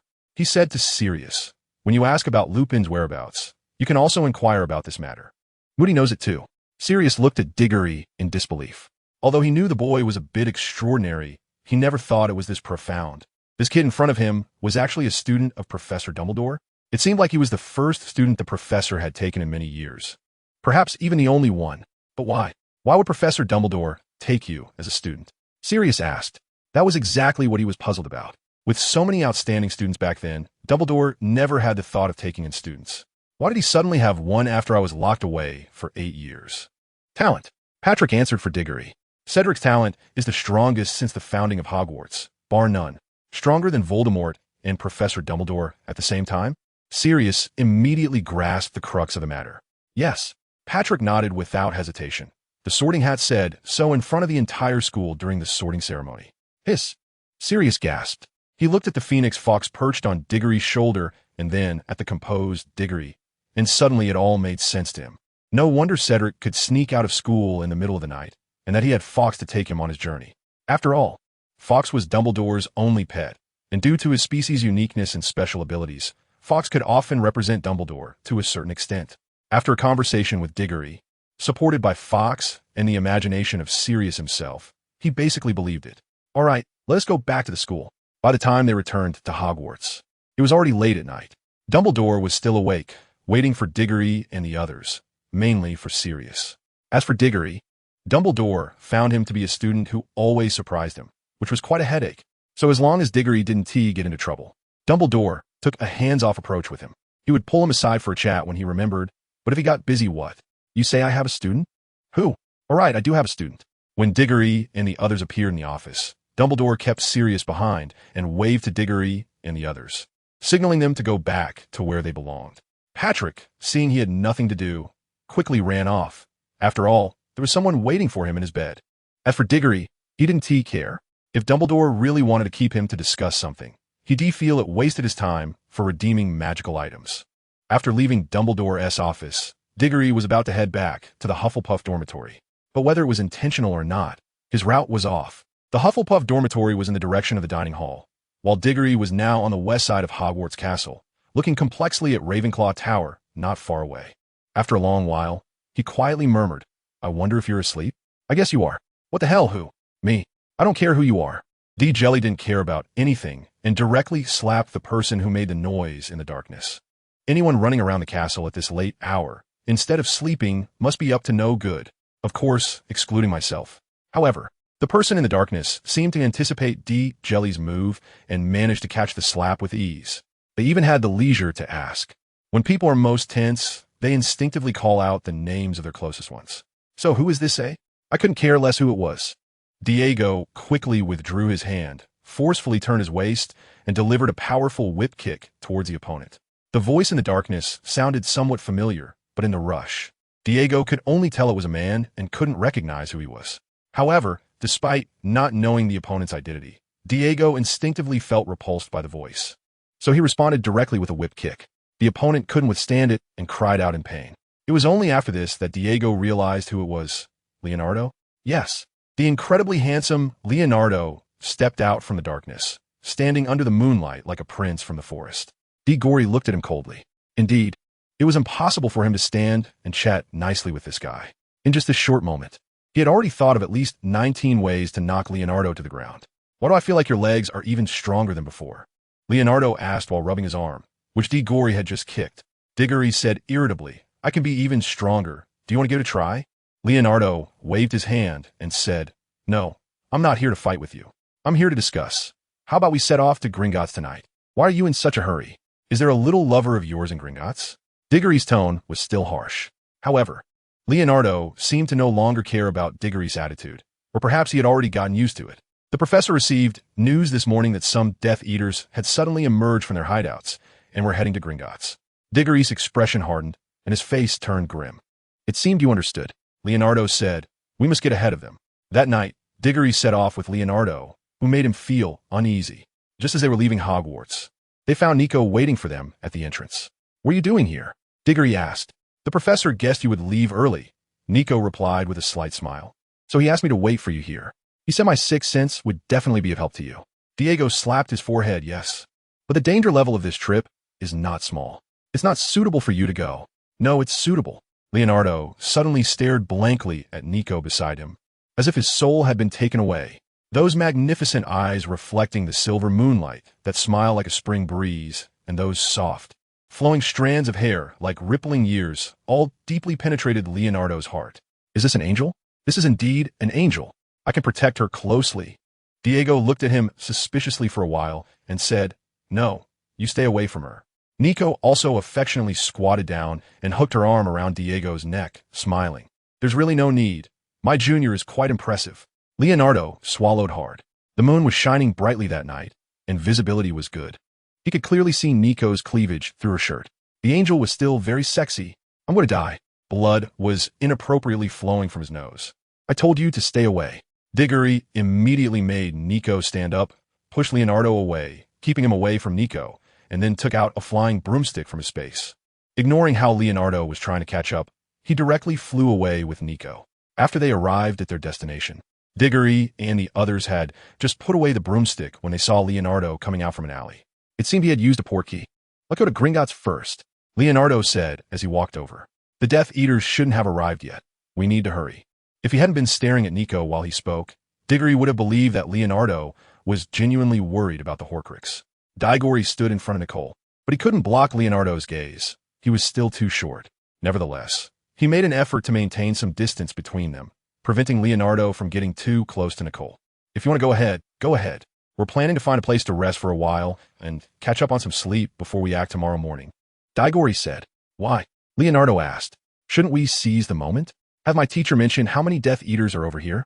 Diggory didn't answer Leonardo's question, but instead asked another one. Upon hearing Diggory's question, a complex look appeared in Leonardo's eyes. He felt a bit envious of Dumbledore's students. Professor Dumbledore said there are 15, which is why we need to hurry and take the Horcrux before they arrive, Leonardo replied. So now that we are here, have the Death Eaters arrived? Diggory asked again. Given their obsession with Horcruxes, they will be quicker than us, not slower. Most importantly, those who come to retrieve the Horcrux at this time must be Voldemort's true confidants. They're certainly not the kind of useless pure-blood families we can compare with. Without a detailed plan in front of them, it would be very dangerous. So what should we do? Leonardo asked. Diggory still didn't answer his question, but turned to look at Nico. It was time to use the human radar. It seemed that the moon had unknowingly slipped behind the clouds to facilitate Diggory and the others' actions. In the darkness, in a quiet alley of Diagon Alley, Nico was closing her eyes, sensing something, while Diggory and Leonardo were protecting her, one in front and one behind. In the 4 two-story buildings around Gringotts, I felt very uncomfortable inside. Everywhere else felt normal. About 5 minutes later, Nico opened her eyes and spoke. Leonardo, standing behind her, looked at Nico with shining eyes, as if he had discovered a beloved treasure of unimaginable value that he didn't know about. What were they trying to do? Nico didn't pay attention to the gaze behind her and turned to Diggory to ask. Diego was deep in thought. This is a question worth pondering. Nico, what should we do tomorrow? Gully. This is a thought-provoking question. And I, Ku. So, do we need to prepare anything for tomorrow? Li ao na duo. This is a thought-provoking question. Diggory stopped talking. His lines were stolen. After holding back for a while, he finally thought for a moment and said, the other side has 15 people but lives in 4 houses, which indicates that they are likely not from the same group. What do you mean? Aren't they all Death Eaters? Nico frowned and asked. Behind them, Leonardo had a lovesick look on his face. Even when frowning, the angel was still beautiful. You've overlooked one point, Diggory said. There are different families and factions within the Death Eaters. Given the nature of those people, there will be some dirt between different factions, and we can use this to divide them and create favorable conditions. Nico praised, you're really smart. Leonardo said, the way the angel praises someone is really beautiful. Now I need to figure out which factions they belong to, and then come up with targeted plans, Diggory continued. So we need someone to take a risk. After saying that, he looked at Leonardo. Nico also looked at Leonardo. When Leonardo saw Nico looking at him, his eyes lit up. My angel, if this is your request, then it's not a risk, but my willingness. Saying this, he walked outside and then disappeared into the night. Diego also instructed him not to let anyone find out, but he wasn't sure if he took it in. Diggory watched Leonardo disappear in the direction of Diagon Alley and turned to Nico, saying, Sister Nico, how come I never noticed you have such great charm? Yeah, how did you not notice? Nico also sighed, but that wasn't the important now. The important thing was, how do you plan to take advantage of the dirt between them? Simply put, create chaos using the dirt between them. Divert their attention so they temporarily have no time to focus on the Horcruxes. It's a bit like cutting off the source. Diggory said, cutting off the source? Nico didn't understand the new term Diggory used and indicated that she didn't get it. Let me give you an example. Diggory said, once upon a time, there was a small town next to a mountain with a giant evil dragon that specifically ate the young girls of the town. The townspeople thought this couldn't go on, so they elected a hero to slay the dragon. However, the hero felt he was no match for the dragon, so he came up with another method. He turned all the young girls in the town into married women. In the end, he starved the dragon to death. That's called cutting off the source. Diggory concluded, applied to our current situation, it means we find a way to make these 15 Death Eaters create chaos among themselves. So they want to have time to get the Horcruxes tomorrow. This way, we can take the opportunity to enter and retrieve the Horcruxes. And how to make them chaotic. Their own dirt is the best excuse. Nico began to understand, mainly because the story was vivid and easy to understand. She then fell into contemplation, wondering who told Diggory this story. This thought occupied her for 20 minutes until Leonardo returned. She couldn't think of who might have told Diggory this story. Leonardo's investigation went smoothly, and he easily found out the identities of the 15 Death Eaters. Among them, 4 were from the Pompey family, living in the houses west of Diagon Alley. 2 were from the No family, living south of Diagon Alley. 5 were from the Kidman family, living east of Diagon Alley. And then there were 4 big names, little Barty Crouch, Bellatrix, and 2 other Death Eater lackeys. After Sirius escaped last time, little Barty Crouch and Bellatrix also escaped from that big hole and returned to Voldemort's side. The Hufflepuff cup is stored in Bellatrix's vault, and now that this woman is back, it really is troublesome, Diggory said with a grim expression. The vault where the cup is stored is private to her. She can go in whenever she wants and take whatever she wants. This is very troublesome. Do you have any ideas? Nico asked Diggory. Originally, she wanted the 3 of them to discuss it together, but Leonardo was staring at her with a lovesick expression, and it felt like his IQ had left home. Diggory thought for a moment and pondered. There is a way, but I don't know if it will work. Nico became interested and felt relieved to have someone reliable, asking, what method do you have? Please share. Do you remember the list we sent back? Diggory said, that's the dirt that can split the Pompeo family and the Kidman family. How to use that list? Nico asked. Diggory fiddled with his fingers, thinking aloud. We can send people to the residences of both families. For the Pompeo family, just throw in an envelope that says, the people on your list have been sold out to Dumbledore by the Kidman family. They are planning to ambush you, using this as a token of allegiance to Dumbledore. Nico frowned slightly, asking will they believe it? No, Diggory answered clearly. They aren't foolish enough to suspect others based on an anonymous letter. Moreover, they might not even step outside. So, we need another step. Diggory looked at Leonardo and said, I have 3 bottles of love potion and 2 bottles of corrosive poison.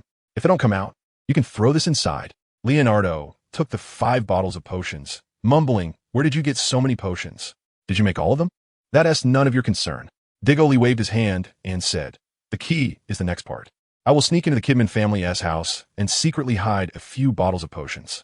As long as the Pompeo family members are furious and come out looking for people that night and find the potions I hid in the Kidman family's residence, then the Kidman family will be in deep trouble.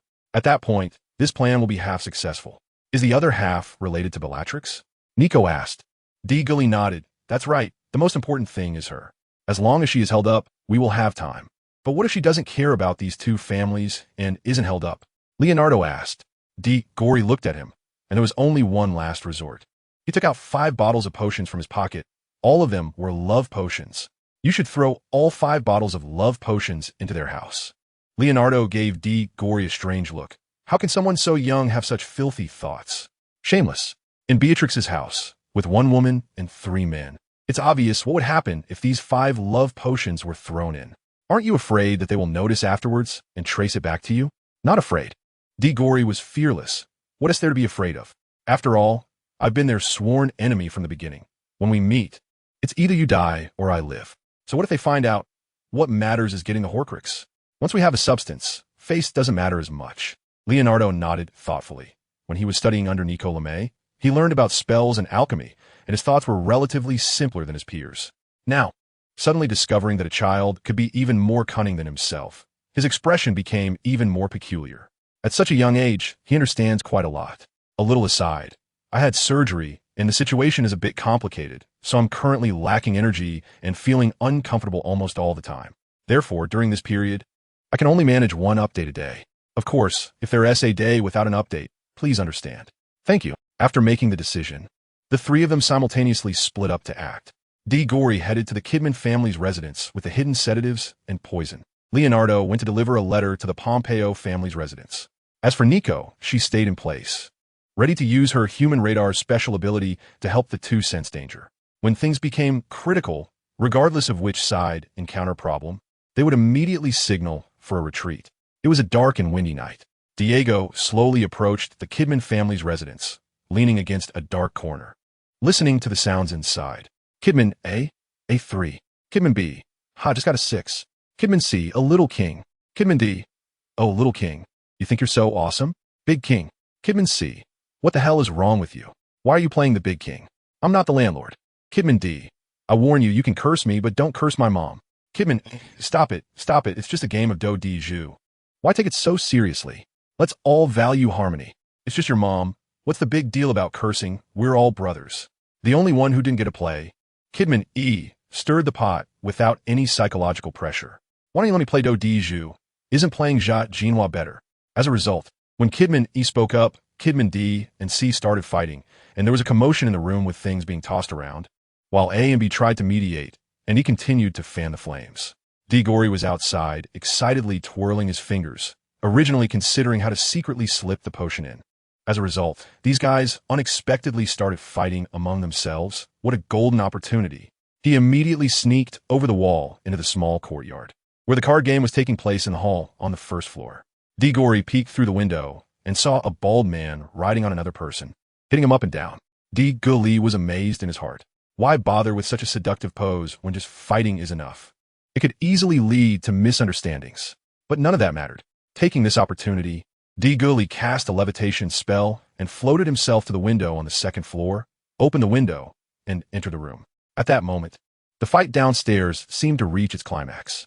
Kidman Wu's sinister wind was discovered, and as a result, Bing and Ding both stopped and went to beat up Wu at the same time. The key was that when they were beating Wu, their movements became a bit larger, dragging the originally mediating Jia and E into the fray as well. Suddenly, it turned into a big brawl. Diggory listened to the commotion downstairs, secretly pleased and thinking, keep fighting, the longer the better. He hid the potion under the bed, then quietly crawled out, the whole process not only quick, but also silent. Completely undetected, just as Diggory was preparing to retreat, he suddenly heard a chaotic sound of footsteps not far away, accompanied by heavy, hurried breaths. The Pompey family had arrived. Leonardo was fast. The leader of their family was a burly man, standing at 9 meters tall, with a buzz cut like a steel needle and a scar running from the left corner of his forehead to the right corner of his chin, literally splitting his face in half. His eyes were serious and sharp, and even without saying a word, he exuded a strong sense of oppression. Hiding in the shadows, Diggory swallowed hard, looking at the height of the opponent. All you sissies from the Kidman family, get out here. The steel needle-headed leader stood in front of the Kidman family's residence, roaring with authority. The sounds of fighting from inside the house came to a halt, and one after another. The bruised and battered members of the Kidman family rushed out, all furious and ready for a fight. What is the sewer itching? Do you want your brother to use a big stick to clear it for you? Kidman shouted excitedly. The steel needlehead's imposing momentum halted. You little shit. What are you trying to do? Kidman replied. I'm angry and you still dare to come over. Let me tell you, it's you guys who are causing trouble today. Kidman A's voice echoed in the night sky. The steel needlehead glared, feeling that his dignity was being challenged. It was always the Pompey family that was arrogant.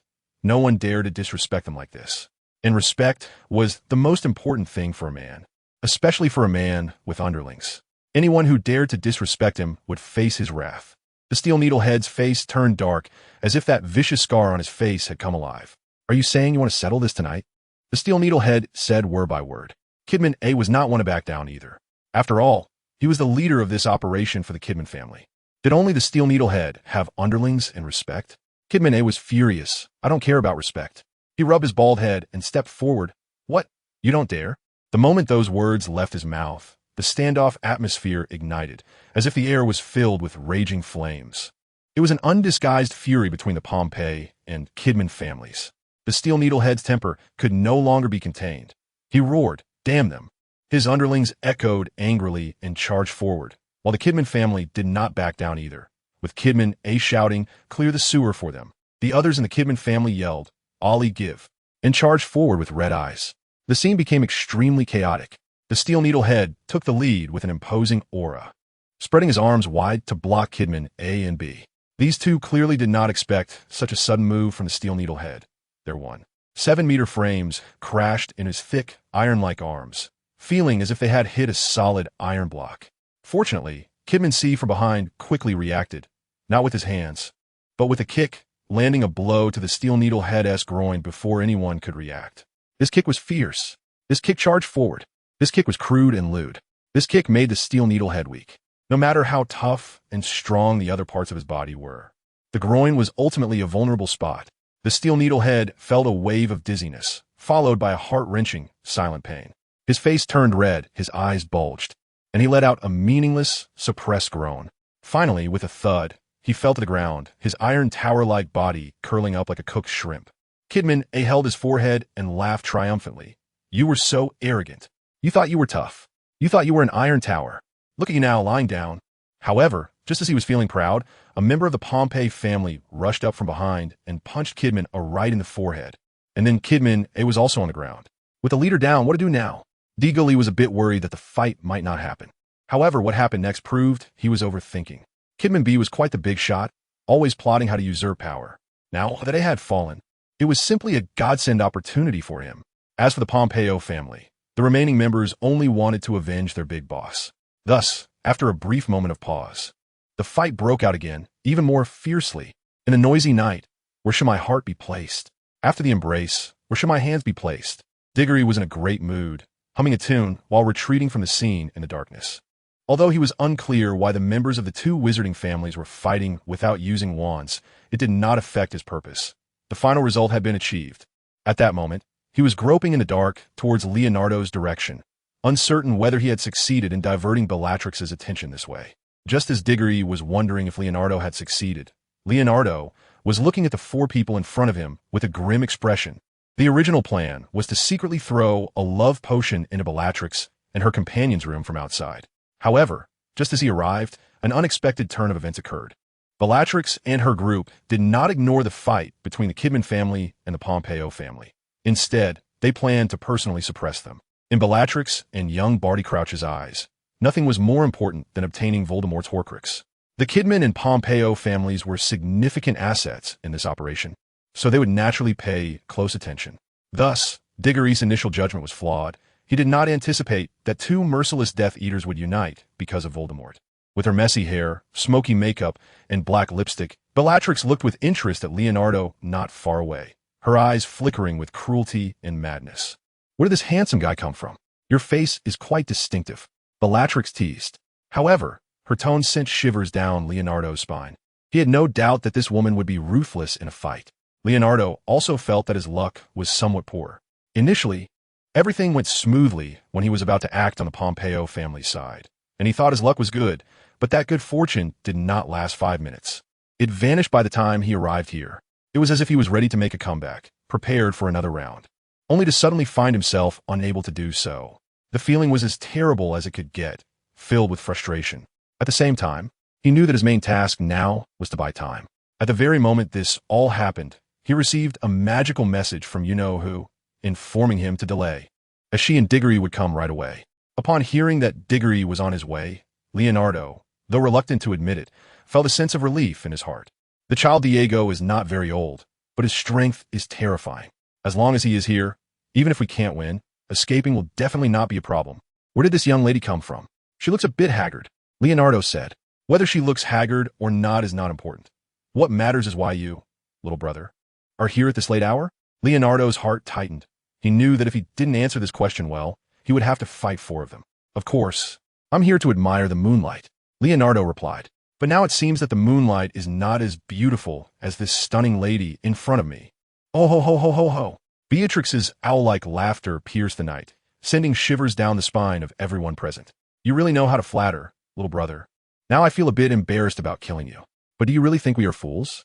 At this moment, Beatrix put away her casual demeanor and stared at Leonardo, a murderous intent flashing in her eyes. The previously silent little buddy, Clouch, stepped forward, his eyes fixed on the pocket behind Leonardo that had cast the stealth spell, saying, "Hand over the item. I can make your death less ugly." Leonardo didn't respond. He was calculating his chances of holding out until Diego and the others arrived if he acted now. But just as the two sides were in a tense standoff, a small bottle suddenly flew through the moonlight and smashed in front of Beatrix and her group. At the same time, a childish, urgent shout rang out. "Make a move." The newcomer was, of course, Diego. He had just withdrawn from the battlefield between the Pompey family and the Kidman family when he suddenly received a telepathic message from Nico, saying she sensed something was wrong with Leonardo's side. Moreover, she felt that the problem was very serious and dangerous, and she was already on her way.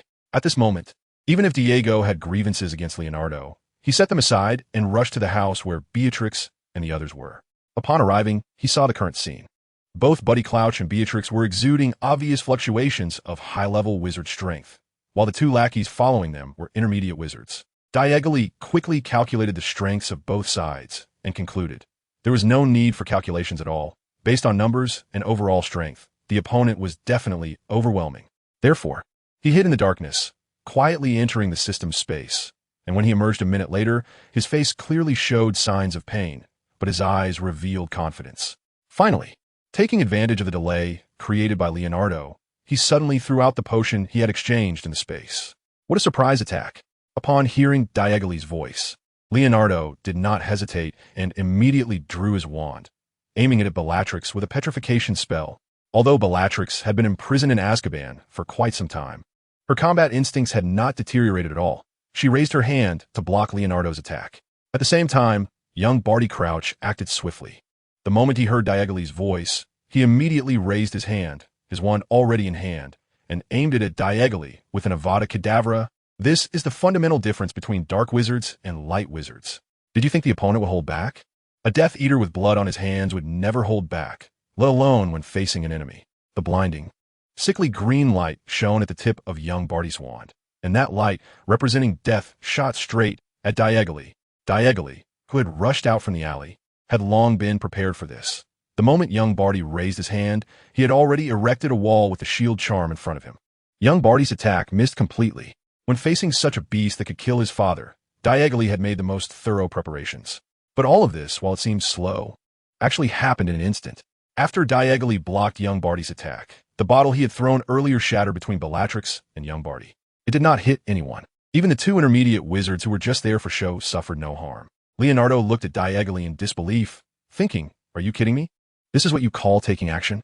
Diego rushed to Leonardo's side, pretending to cough in a rather old-fashioned way to buy some time. Hearing Diego's words and seeing his pretentious expression, Leonardo's golden eyebrows twitched uncontrollably.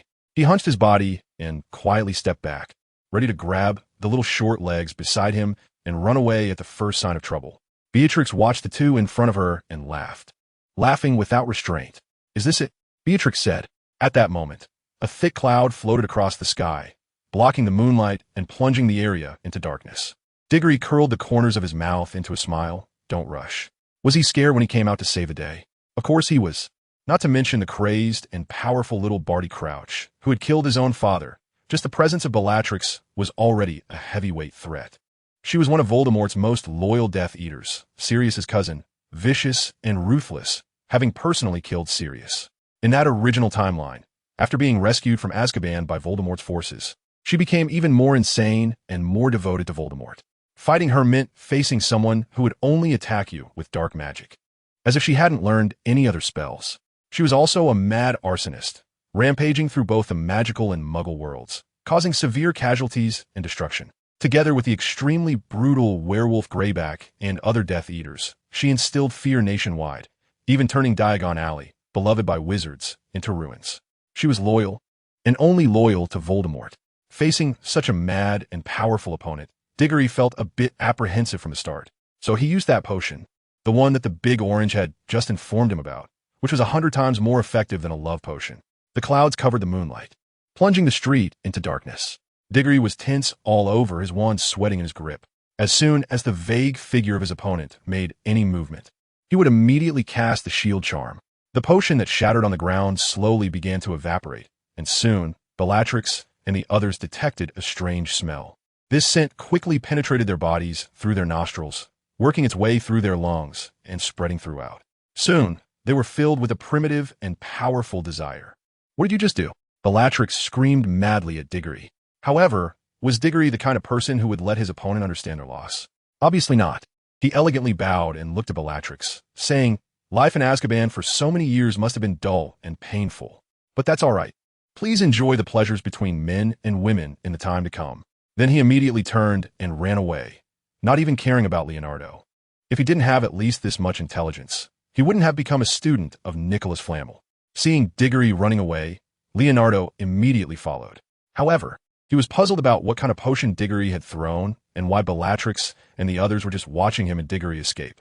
As he ran, he asked, "What exactly did you throw? Why aren't Bellatrix and the others chasing us? They didn't even attack." Diggory glanced at him and said, "Don't ask, it's a secret." Just kidding. Would he really tell Leonardo that the potion he just threw was an upgraded version of the aphrodisiac? He was shocked when he first learned about this potion from the Big Orange Cat.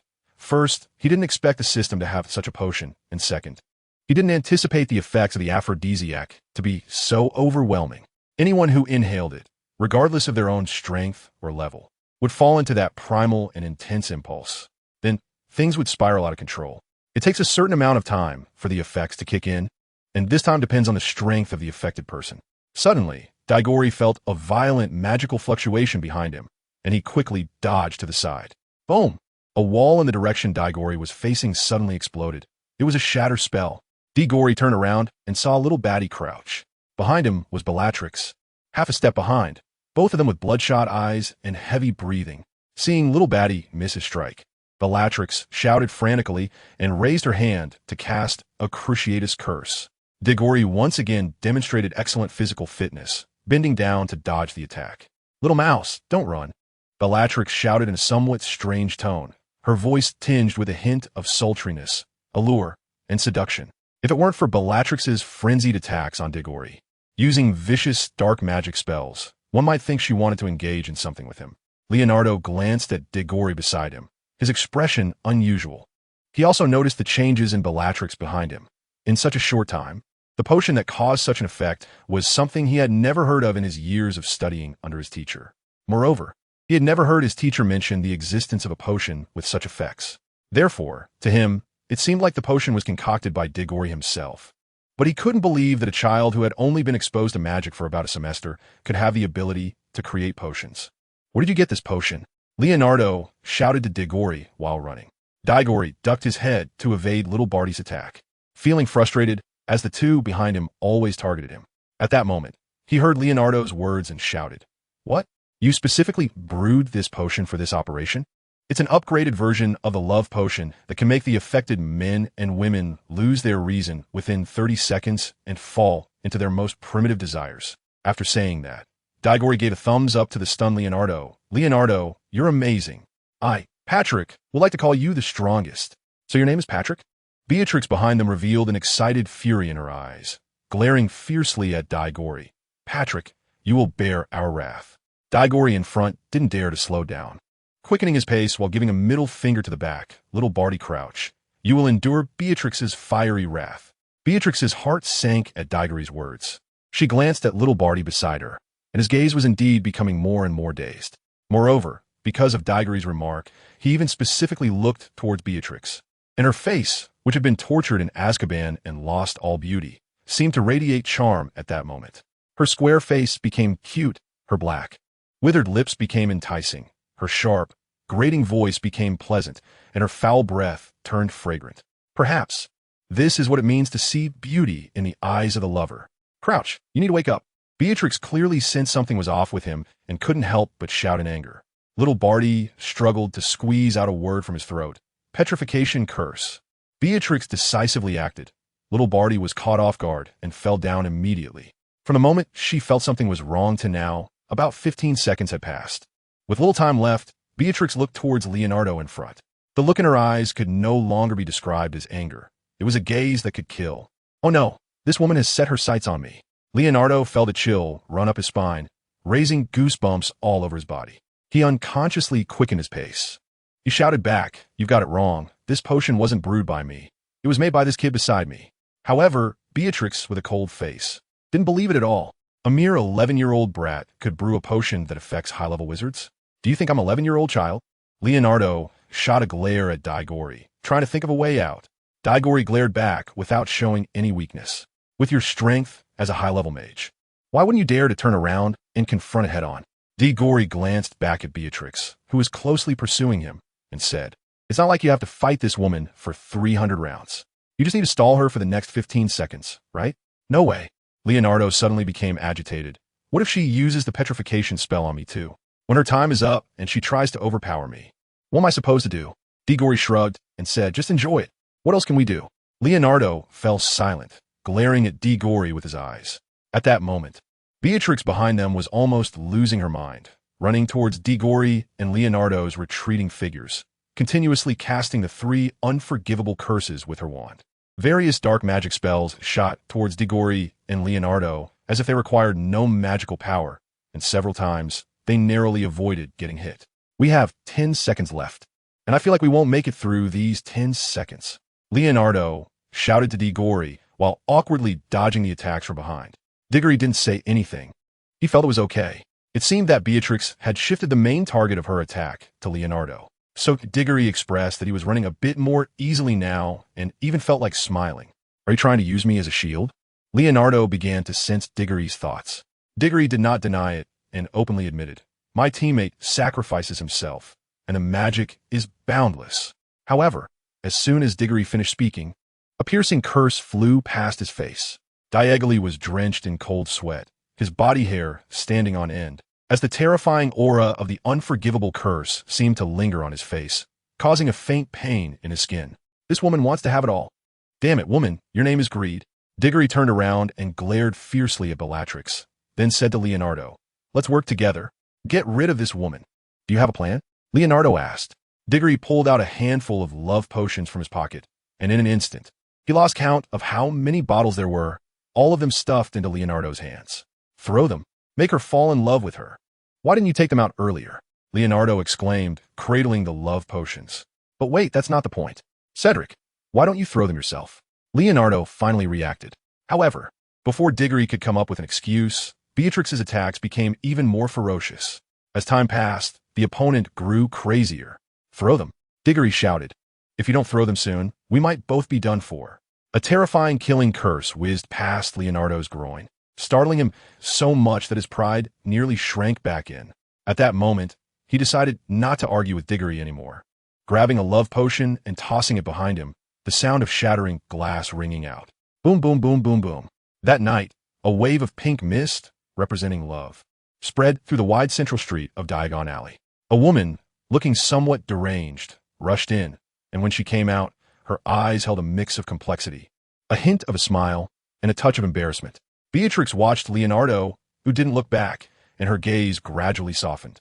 In a small alley next to Ollivander's wand shop, Leonardo and Diggory leaned against opposite walls, catching their breath, but as they caught their breath, they began to glare at each other.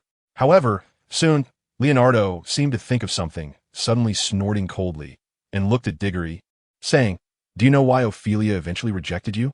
Diggory's expression suddenly darkened, unable to understand why Leonardo would bring up his scars at this moment. He still remembered the time they went to the Albanian forest together, and later when they fought at Hogwarts, all because of Ophelia. So Diggory instinctively thought that Leonardo wanted to take revenge for the time he had put him in a difficult position. "What do you want to say?" Diggory said faintly. Those who truly understood him would know that Diggory was easily ignited right now. Leonardo, unfazed and unaware of Diggory's current emotions, continued to speak. "I've noticed that although you are strong in many aspects, you have an undeniable flaw, a lack of responsibility." Diagonally's face became even more unpleasant. Being criticized face-to-face by his rival was not a good experience. "What do you mean by that?" Diagonally squinted his eyes, feeling like he was about to lose control, his fists clenching tightly. "Ophelia had once told me about her past, a memory too painful to recall. That memory brought her fear and terror, but more than anything, it brought her hatred."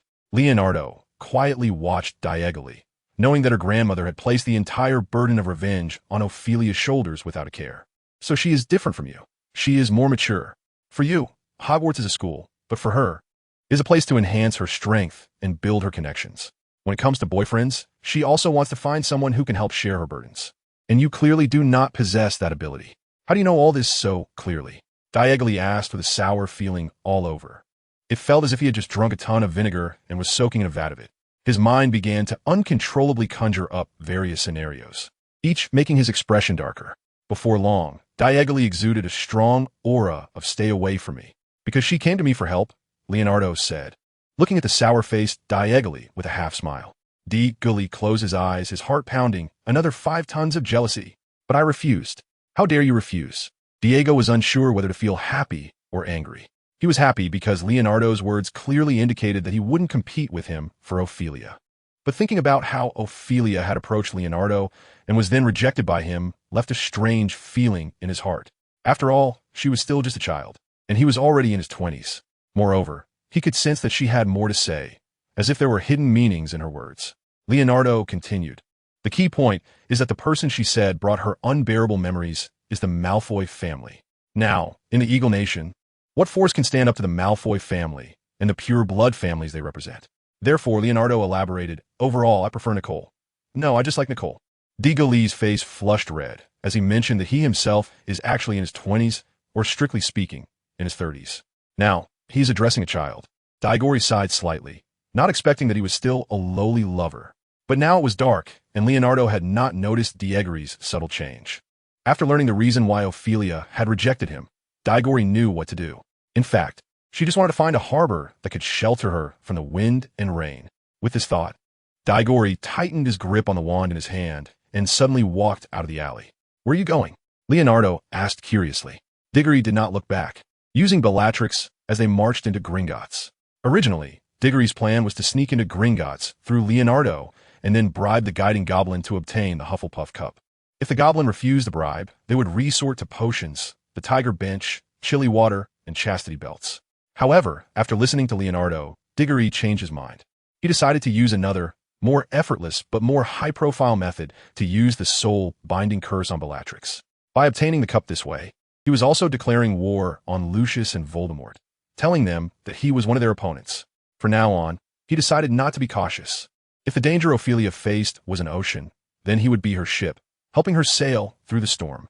The effects of the passion potion were indescribably strong for Bellatrix. In fact, she didn't even know the name of this potion.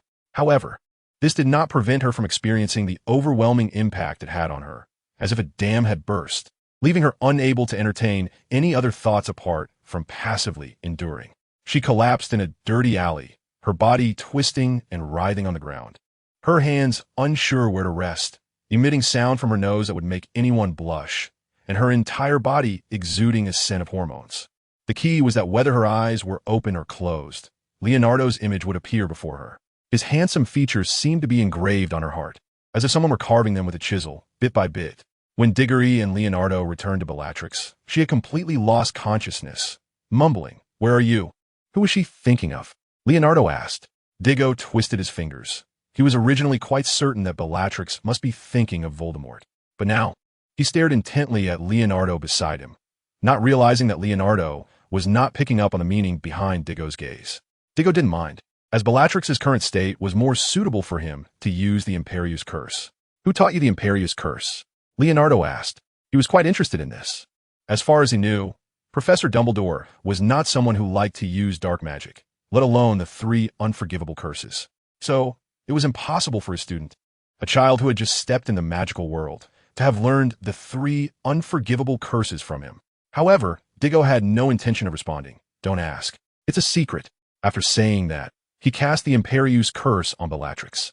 Once the curse is cast on a person, they will feel a blankness in their mind, followed by an overwhelming sense of happiness.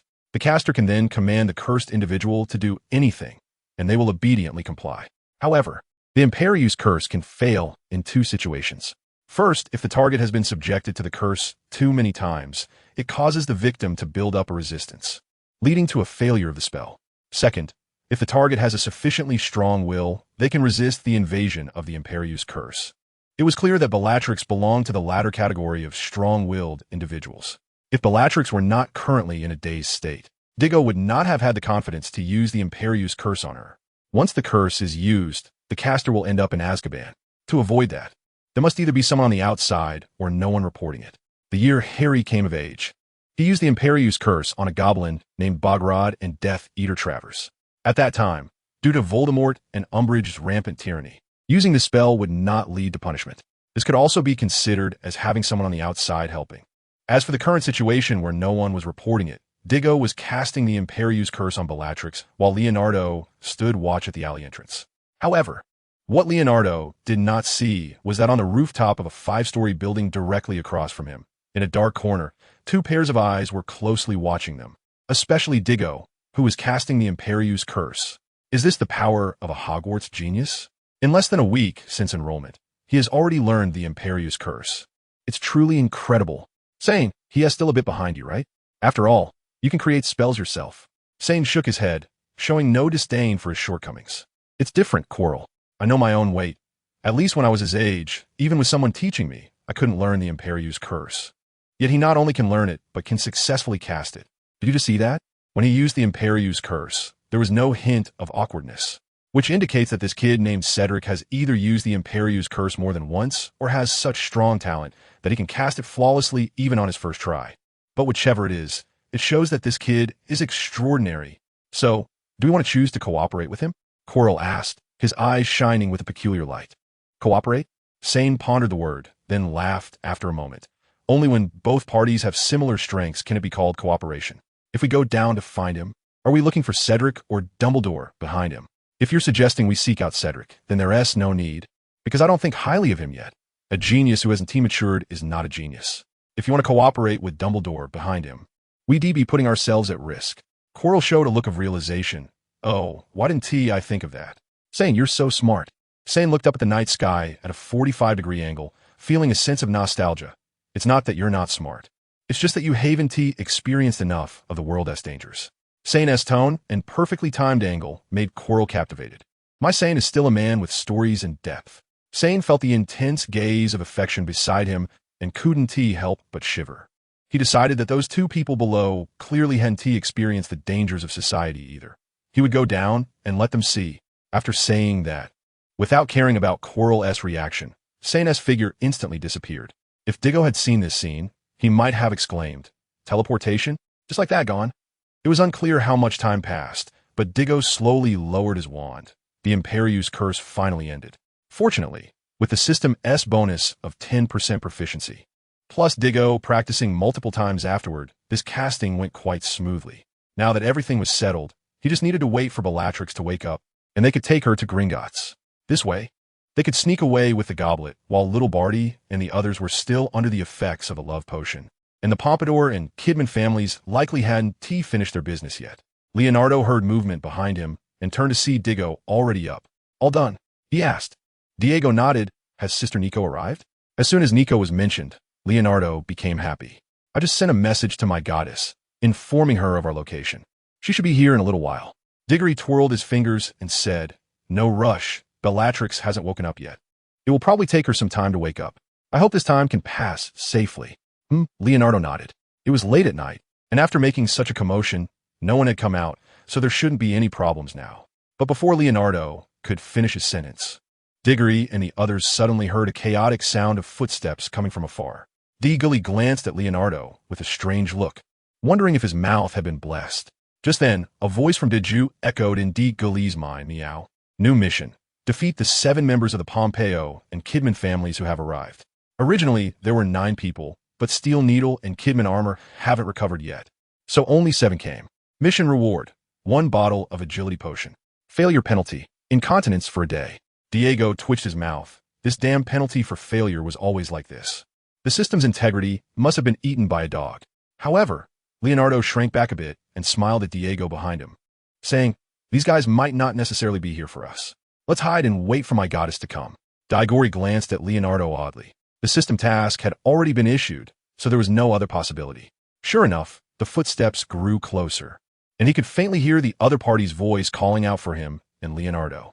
Diggory patted Leonardo on the shoulder and said, "Let's go. There's nothing too powerful here. Let's finish this quickly."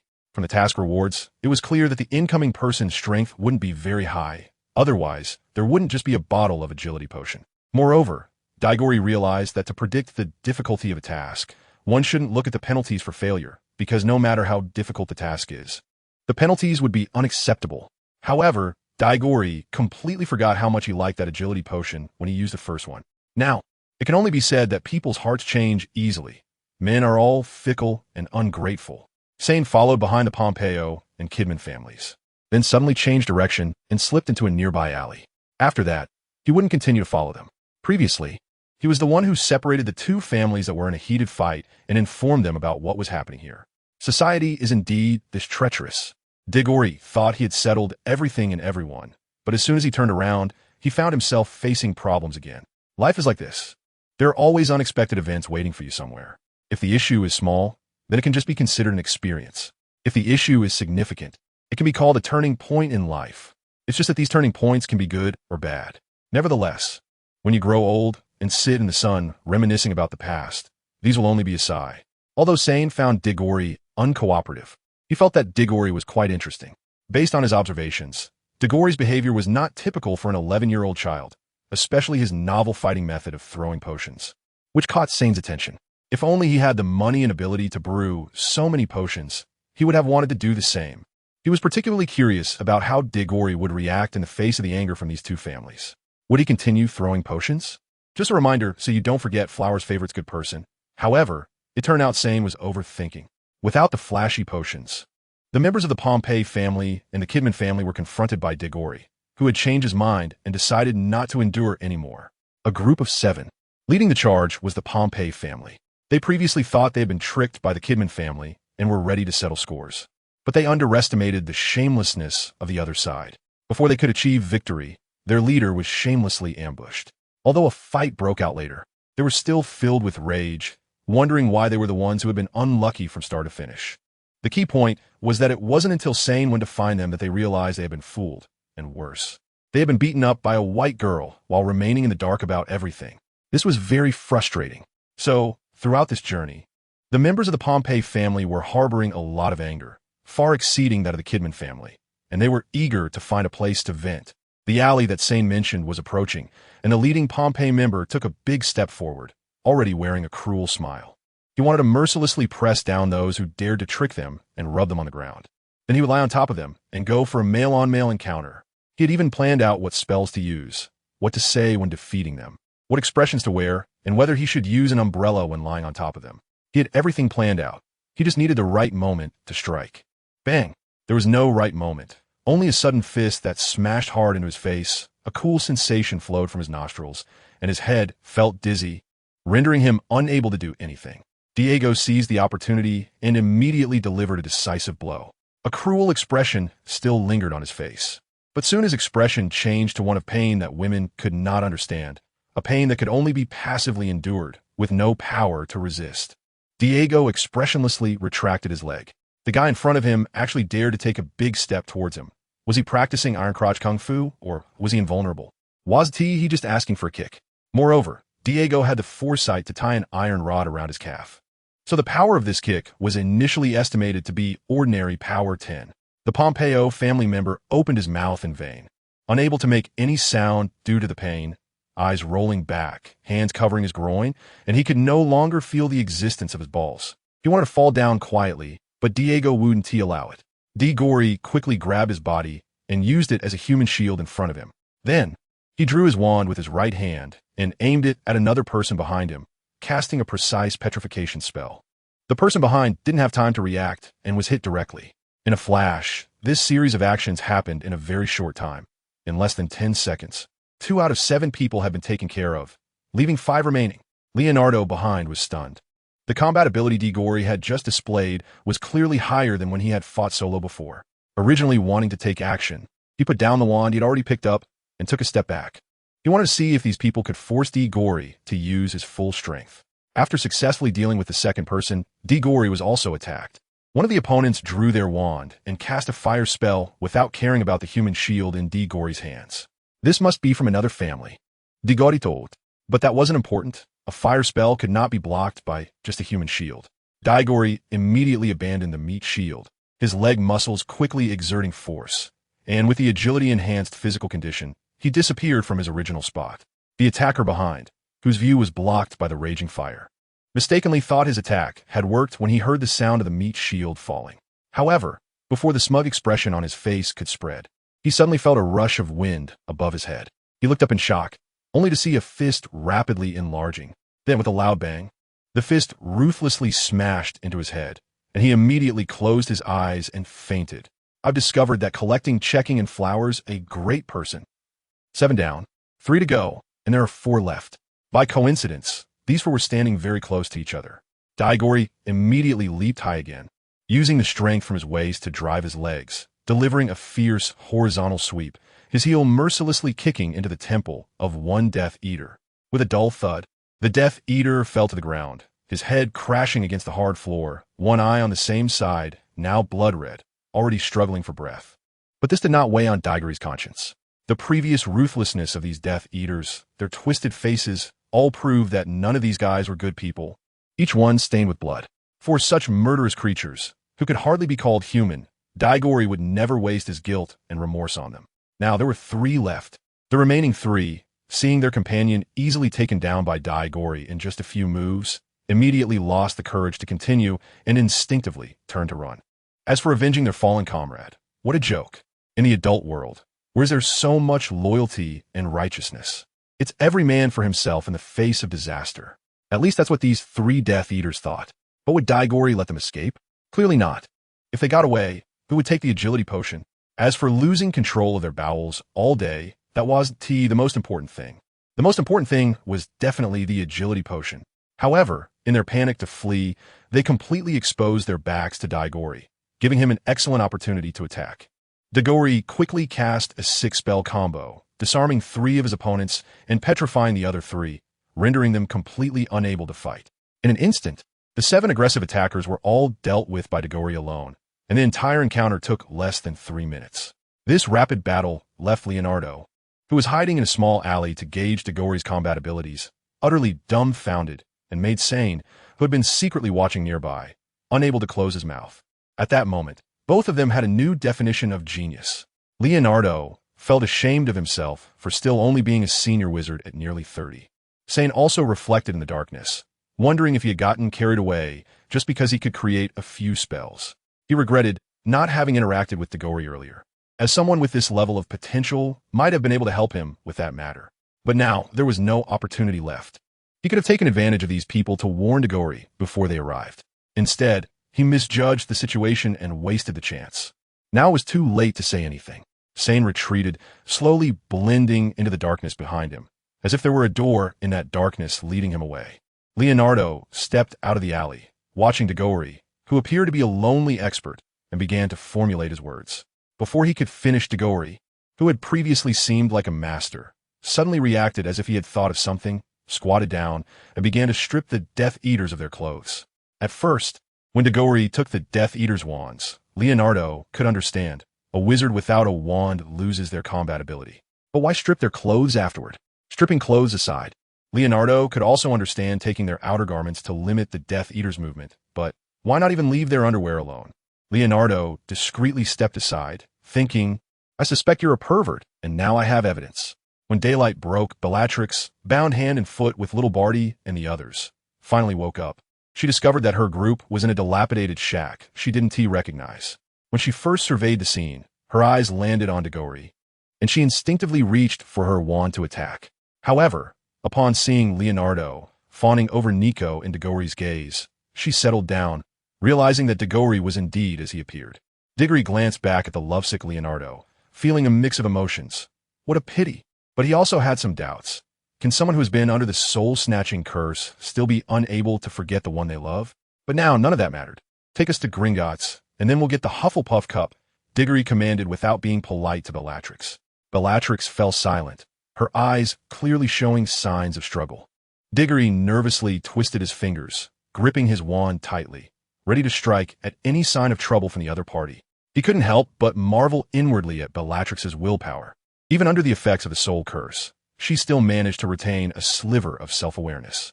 At that moment, Nico caught sight of them out of the corner of her eye, noticing Bellatrix's condition and Daigori's tension.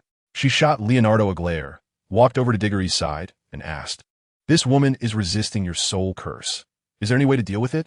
Daigori and Leonardo had not hidden the fact that Daigori was using the soul curse on Bellatrix from Nico, so she was already aware of the situation.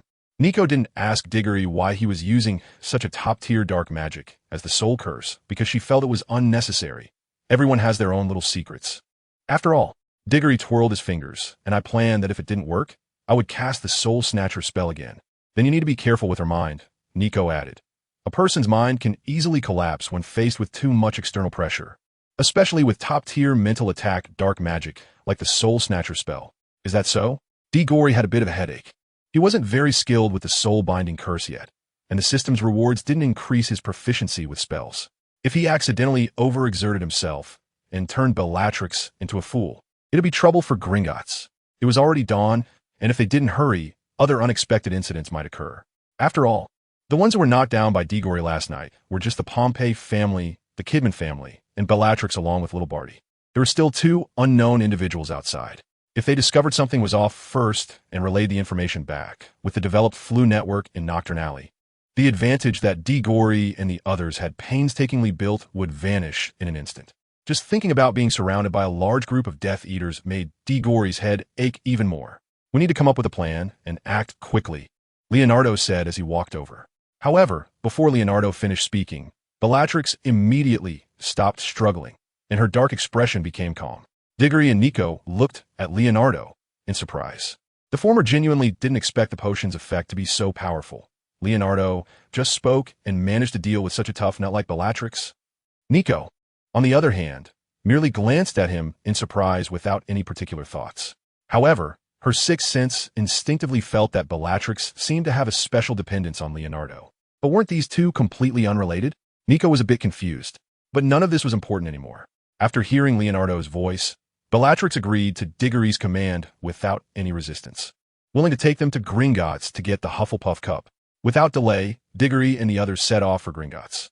Matters concerning soul artifacts needed to be completed as soon as possible to put their minds at ease. Before leaving, they put a hooded wizard robe on Bellatrix to hide her appearance. After all, she was still a fugitive from Azkaban, and appearing openly in Nocturne Alley would definitely cause unnecessary trouble. As for little Barty and the others, Diggory used the binding methods he learned from action movies in his past life to tie them up securely, gag them, and take away their wands, ensuring everything was fine. What reassured Diggory on the way was that nothing unexpected happened along the journey, indicating that those two Death Eaters had not discovered what had happened last night. At least the supporting Death Eaters had not arrived yet, which was good news. Gringotts was the bank in the wizarding world, where one could also deposit money or rent safety deposit boxes. It wasn't the only bank in the magical world, but it was the safest bank, no doubt about it. Some safety deposit boxes in the bank could only be opened by the goblins of Gringotts. If you wanted to go in and take something that didn't belong to you, you had to be careful, as that property might bring you misfortune. Although this didn't concern Diggory much, since he now had Bellatrix, there was no need to force it himself.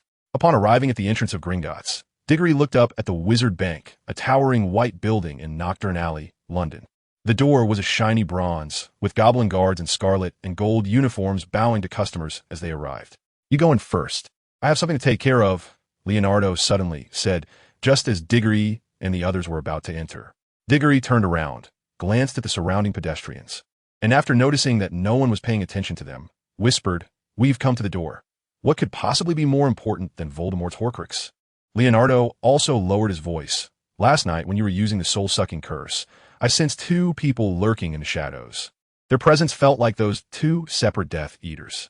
I didn't want to pay attention at first, but I just sensed them again. They're following us closely. And now that I think about it, if they notify others after we go in, they could ambush us when we come out." Leonardo's words were left unfinished, but Diggory and Nico understood his meaning.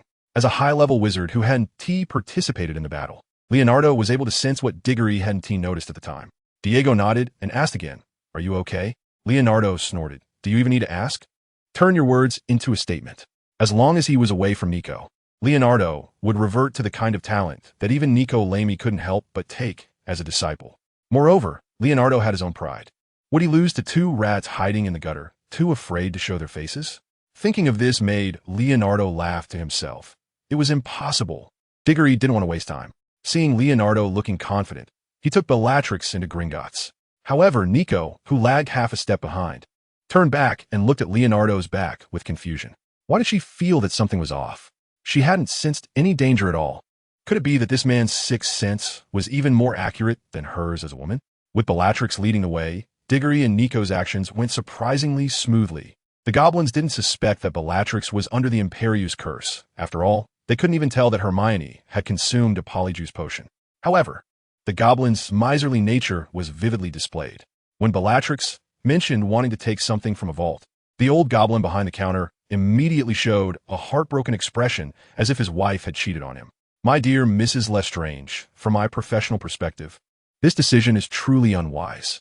I think," before the old goblin could finish, Diggory impatiently slapped the table and said, "I don't care what you think. I care about what I think. Is this money all yours or Bellatrix's? Why are you whining when someone is taking their own money?" Diggory was a bit anxious, so his words came out a bit bluntly. But the old fairy just glanced at Diggory and ignored him, treating his words as if they were nonsense.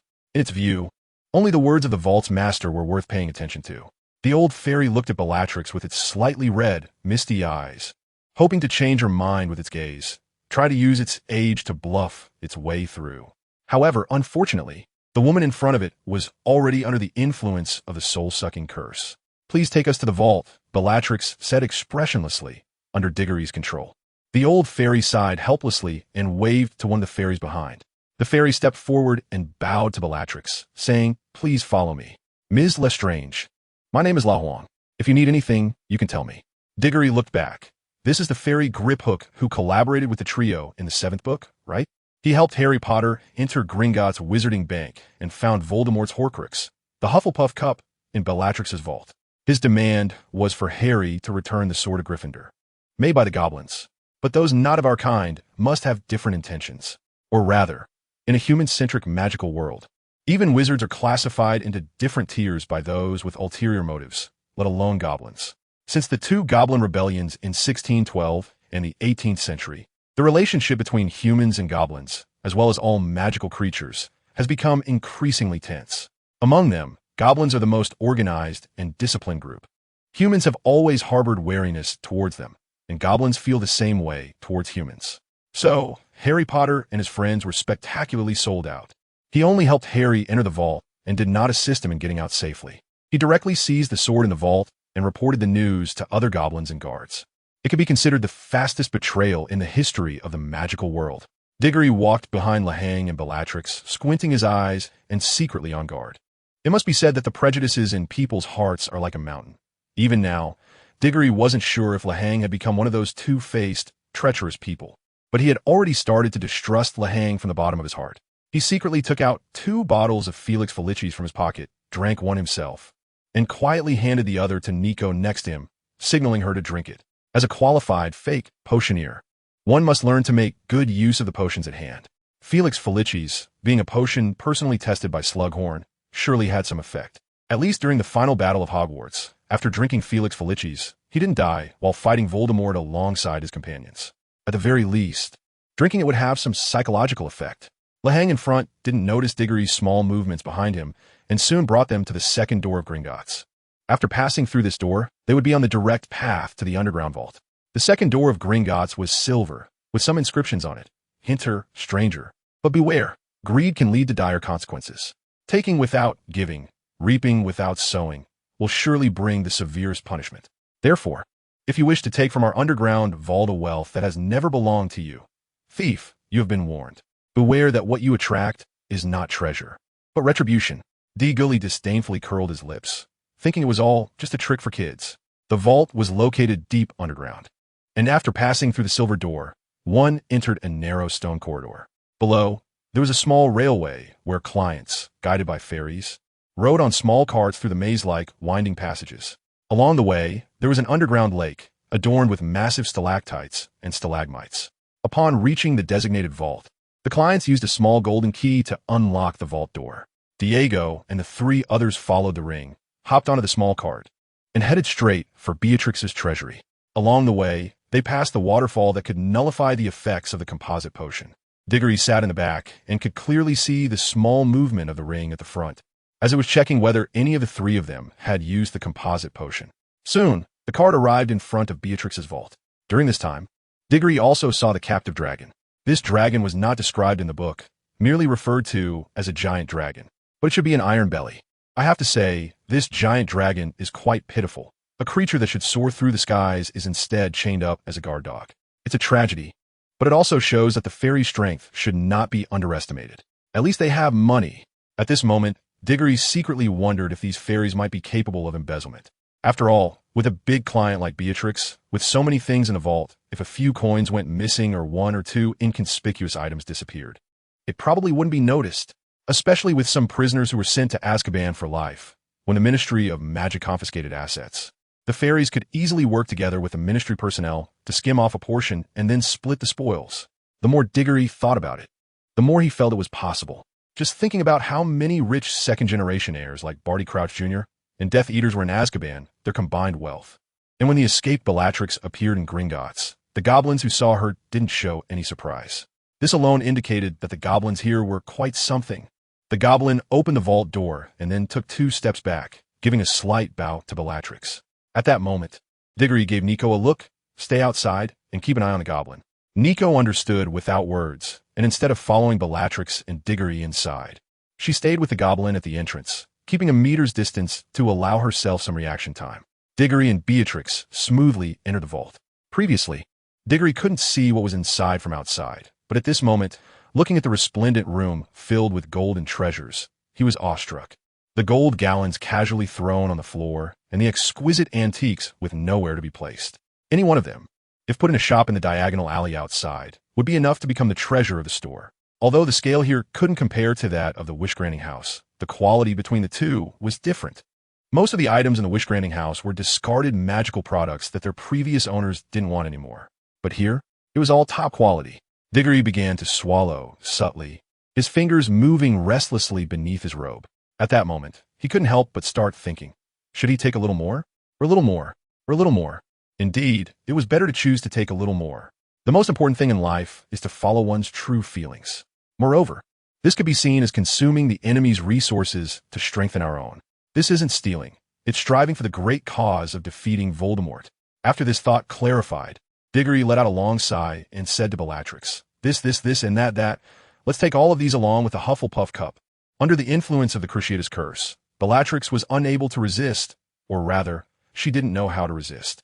After all, she had no self-awareness at the moment. So whatever Diggory said went.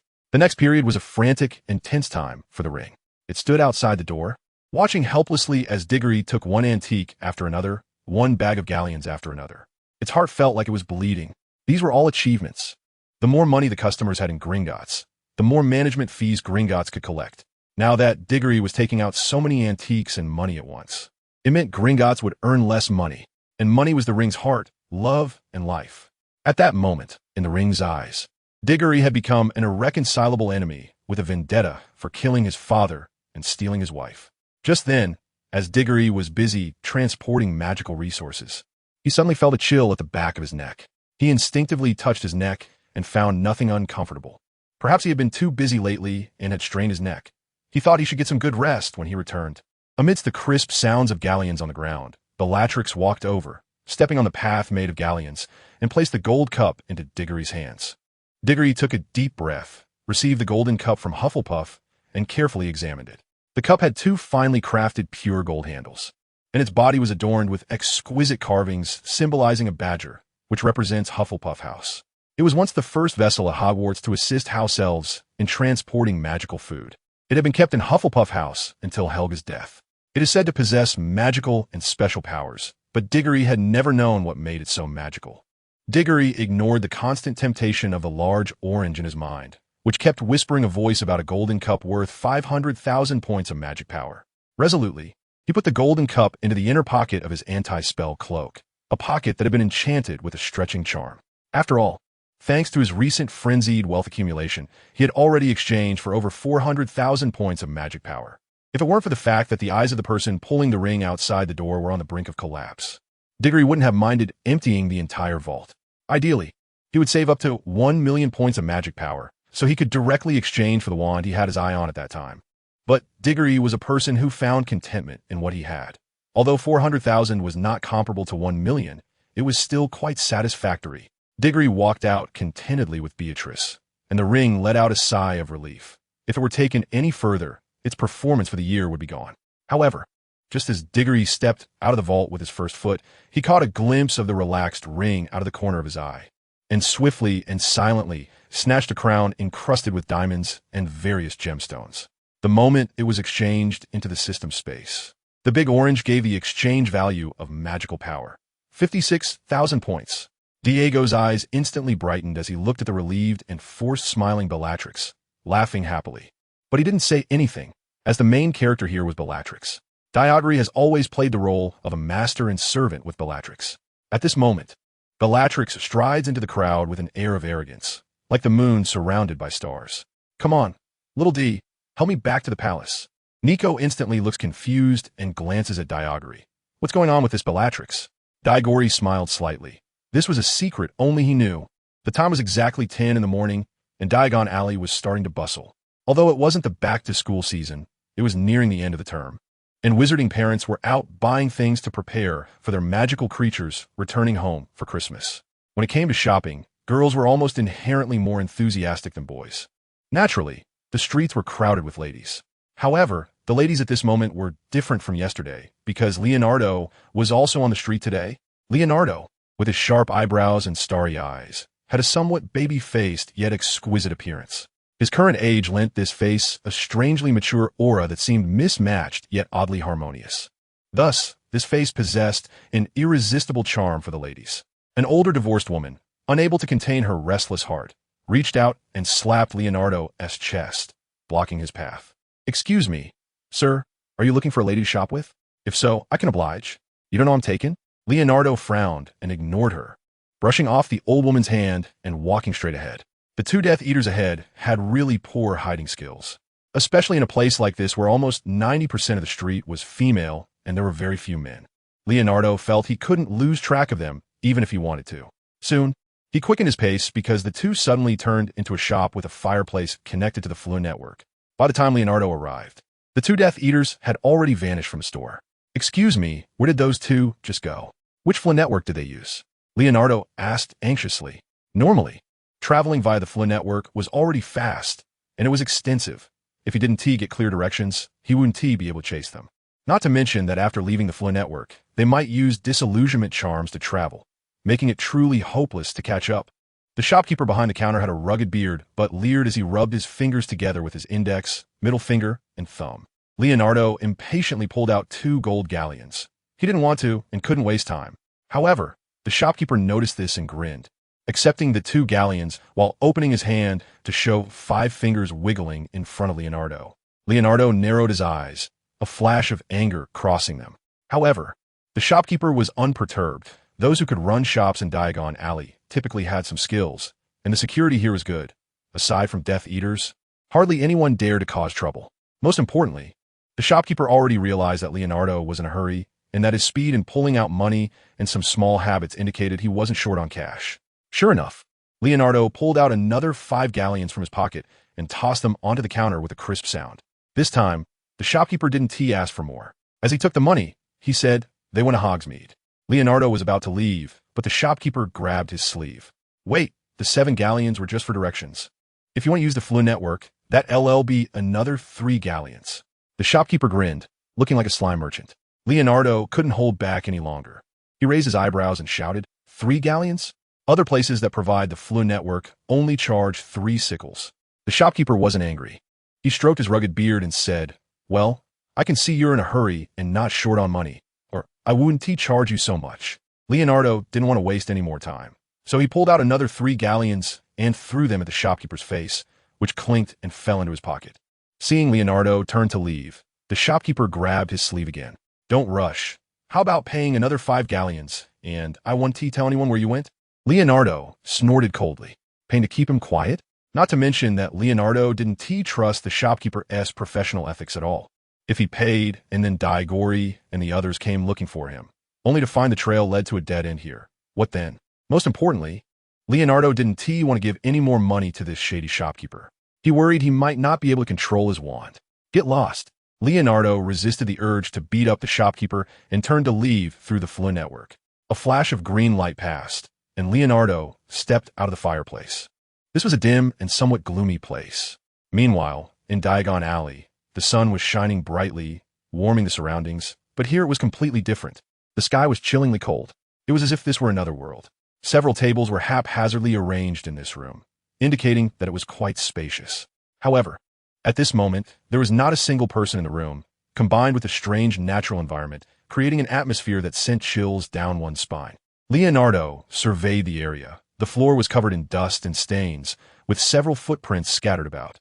However, these footprints varied in size and were mostly concentrated near the desks, with only a few near the fireplace. 2 distinct sets of footprints led out from the fireplace toward the half-closed door of the room. Leonardo gripped his wand.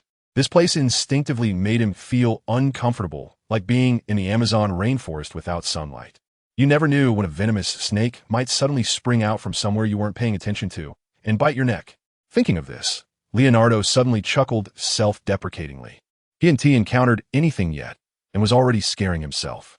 He steadied his mind and began to walk outside. Upon stepping outside, he realized he was in the Hogsmeade police station, but for some reason, there was no one there now. Leonardo took out a delicate silver pocket watch to check the time. It was just 10:30 in the morning. Is the lunch break here that early? Leonardo thought. But just then, he suddenly sensed a sharp aura coming from a dark alley to his left. This was an offensive spell. Unlike previous spells, this one was like a sharp sword, piercing through everything with its intensity. The spell struck directly at his left temple. It was meant to kill, In this life-and-death moment, Leonardo immediately reacted with the fastest speed he had ever experienced, tilting his head back. The sharp aura flew past his forehead, grazing his brow. He barely managed to avoid it. Who is it? Leonardo glanced to the side, but saw no one. The attacker was hiding deep in the dark alley, and the opponent didn't give Leonardo a chance to breathe. At that moment, 3 more sharp auras shot out from the alley, targeting Leonardo's feet, left elbow, and head. These 3 attack positions were extremely tricky. Now, because Leonardo's head is tilted back for a moment, his body becomes somewhat unstable. At this time, attacking his feet will inevitably cause him to lose his balance further if he tries to dodge, and it could very likely lead to him falling to the ground, exposing his neck for a fatal strike. Attacking the head is still aimed at taking his life, making it impossible for Leonardo to defend himself on both fronts. As for attacking the elbow, that is merely a feint to increase the pressure on the victim. If Diggory were here, he would notice the attacker hiding in the shadows, well aware of the villain's fate of talking too much. From the very beginning, the assailant had no intention of chatting with Leonardo, nor did he plan to capture him and ask why he was here. Instead, he went straight for the kill. The speed of the curse was extremely fast, leaving Leonardo with barely any time to react. Armor curse. He heard 3 loud bangs, and the attacks were successfully blocked. Then with a loud thud, Leonardo fell to the ground, a transparent wall appearing beside him, with 3 spiderweb-like cracks on it. Wiping the cold sweat from his forehead, Leonardo quickly got up, feeling lucky that he reacted quickly. The relentless and fierce attacks were unlike any opponents he had faced before. Just this decisive and ruthless assault made Leonardo feel all the hairs on his body stand on end. This was an unprecedented, formidable enemy, a very solid armor curse. The person in the darkness finally spoke. Are you from the Downton family? The Downton family is renowned in the magical world for their armor curse, which is practically an impenetrable turtle shell with absurd defensive power. Many times, when a wizard encounters another unfamiliar wizard with a powerful armor curse, they automatically assume the other is from the Downton family. No, Leonardo shook his head and said, I have nothing to do with them. Oh, then there's nothing to worry about. As soon as the voice from the darkness fell, 2 curses shot out one after the other. The first was a stop curse, which could break Leonardo's armor curse. The second was still the previous fierce and rapid aura. At this moment, Leonardo cursed in his heart. Damn it, I should have pretended to be from the Downton family. The opponent's attack came in an instant, leaving Leonardo no time to defend himself, and he was in imminent danger. Suddenly, a flash of the previous duel with Diggory came to his mind, recalling how his opponent dodged his curse. So he instinctively copied it. Roll like a donkey. The familiar method and the familiar feeling. He finally dodged the attack from the darkness and let out a sigh of relief. At the same time, he was truly fired up. A volcano does not erupt. Do you really think I'm just a barbecue pile? The counterattack began. Leonardo raised both hands simultaneously, silently casting the Firefly curse with his right hand while instantly throwing 3 vials of poison with his left hand. The key here was not the poison vials, but the Firefly curse. If he allowed his opponent to remain in darkness while he stayed in light, it meant he would never be able to take the initiative. Just like now, what Leonardo needed most was to know the opponent's position. Otherwise, he wouldn't even know where to attack. However, the opponent realized Leonardo's intention and cast another armor curse, directly blocking the Firefly curse and the poison vials. The person in the darkness gave no chance at all.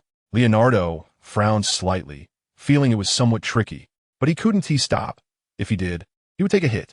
He immediately waved his wand, and the spells were cast silently. The wand moved so quickly that 3 spells were cast in an instant. It turned out that he had never gone all out in his previous battles with Diggory.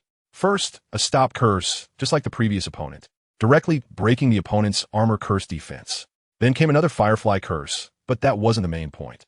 The real final attack spell was hidden behind the Firefly curse. These 2 spells were cast extremely closely together. Without strong magical control and long-term practice, it would be impossible to achieve. Moreover, the spell following it was the Swamp Curse, which could turn a certain area of land into a swamp based on the amount of magical energy the caster used when casting the spell. As long as he restricted the opponent, Leonardo would then be able to take the initiative and forcefully attack using the Fire Curse. However, the opponent was faster. The moment Leonardo's curse left the wand, the opponent's attack had already flown out of the alley, heading straight for him.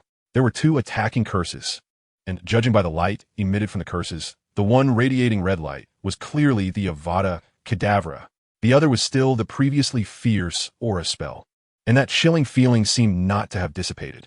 The attack came too quickly. Leonardo didn't even have time to react. All he could see was the moment the killing curse lit up, the person using it appeared to be bald. Boom! The curse exploded, dust flying everywhere. And Leonardo couldn't dodge this attack at all. Seeing the attack effective, Chilo in the alley grinned and said to Sane beside him, "A pretty good opponent." We encountered two of us. In the alley, it was Chilo and Sane, who were being tracked by Leonardo. Chilo was very confident about the attack from his side. One was his own Avada Kedavra, and the other was Sane's invisible blade. There was no need to elaborate on Avada Kedavra. Being hit meant death, no second chances.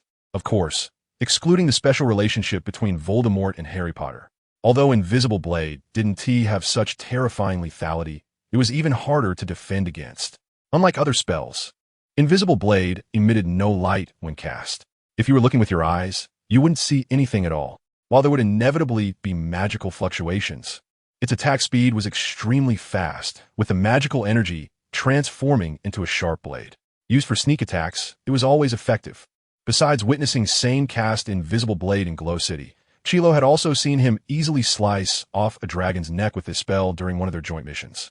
If it could cut through a dragon's neck so easily, cutting through a human's body would be like cutting tofu.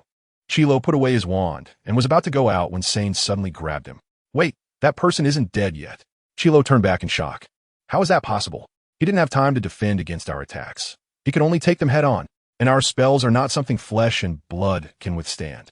Sane glanced at Chilo. "You don't believe me? Fine, if you want to seek death, go ahead. I'll 1T stop you." Seeing Sane provoke him like this, Chilo was not angry. Instead, he gazed at him with a look of grievance, as if he had suffered a great injustice. "You annoying ghost, always so irritating." Upon hearing Chilo's tone, Sane suddenly felt a chill run down his spine. He slapped Chilo on the bald head. "If you keep talking to me like that, I'll pin you down and beat you." After saying that, Sane ignored Chilo's reaction and focused intently on the dust where Leonardo was. At this moment, the dust raised by the previous spell had gradually dispersed, revealing the figure that was still standing there. How is that possible? Chilo couldn't help but exclaim. Leonardo was completely unharmed. Looking at his hand, Sane reminded him.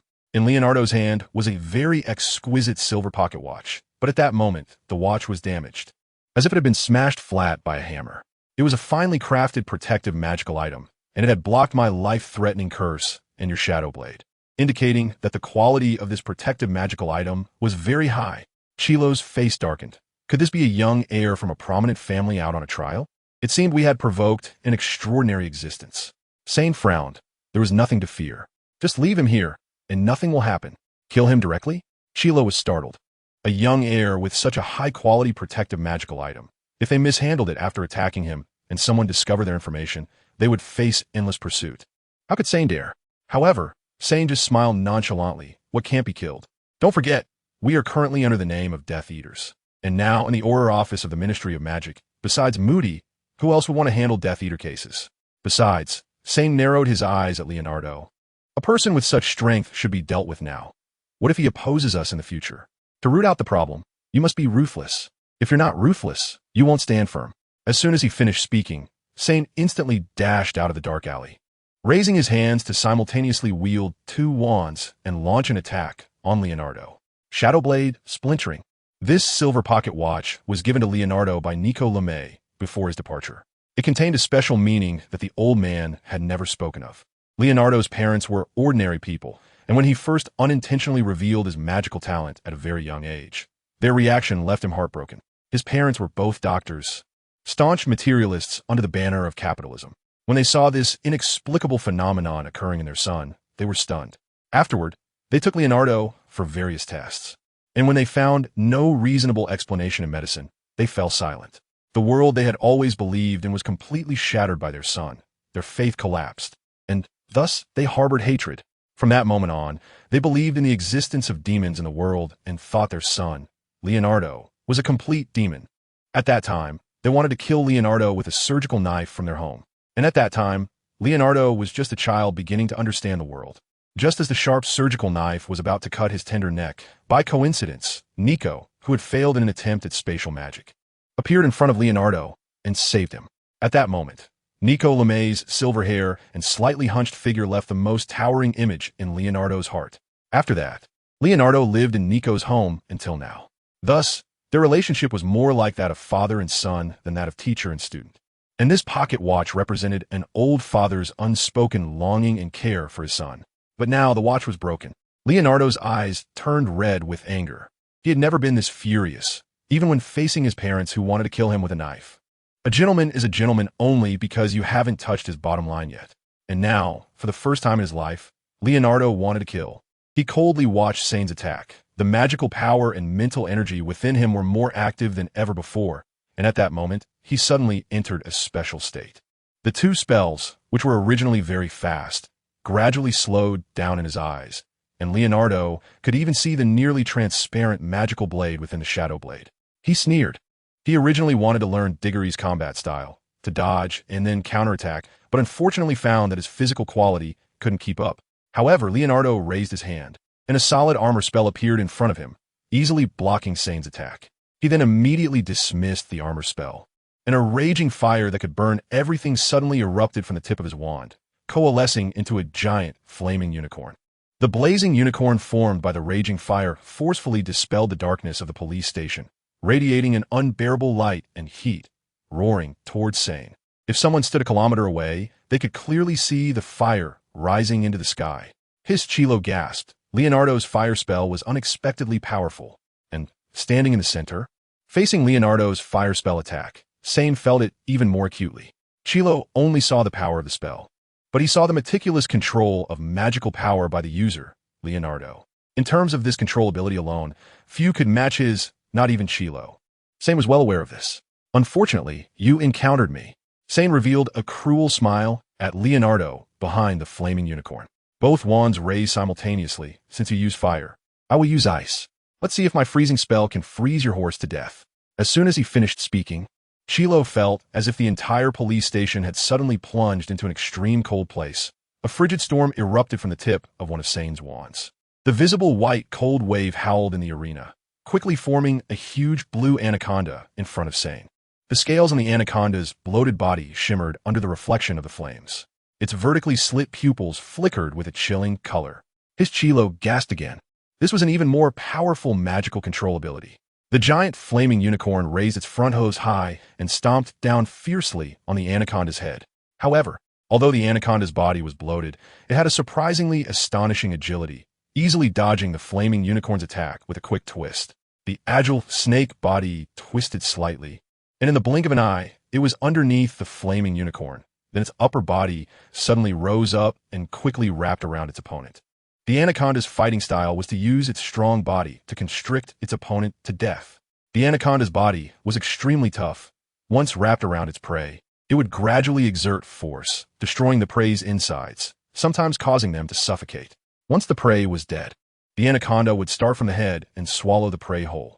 However, since the flaming unicorn and the cold wave anaconda were both spell creations, Sane was only controlling the cold wave anaconda to restrain the flaming unicorn. Swallowing it was impossible. At this moment, it was a contest of who had more robust magical power and finer control. A cold stream of the forest python coiled around the flaming unicorn. A collision of ice and fire, filling the air above the police station with a dense mist. Sane now had the upper hand, and the cold stream python was starting to show signs of overwhelming the flaming unicorn.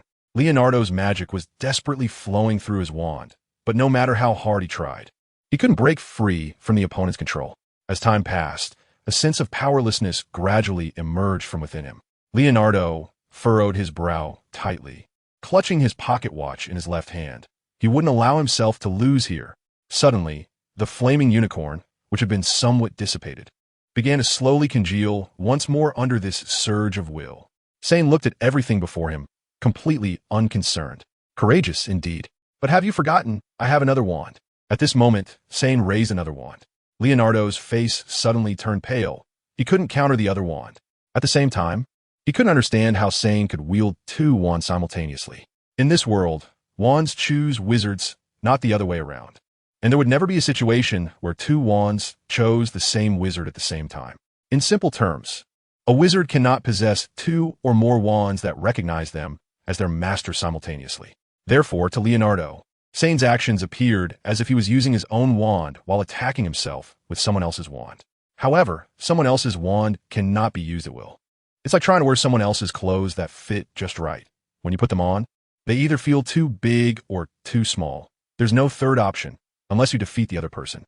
Yet even then, that wand wouldn't be a perfect match for you. It would never be as effective as your own. It's like preferring to wear pure cotton clothes while the one available is linen. If forced to use it, it would lead to a situation like Voldemort and the Elder Wand, where both wands come to harm. Thinking of this, Leonardo said, "Aren't you afraid of accidents using a wand that doesn't belong to you?" Sane smiled, a smile filled with charm and disdain.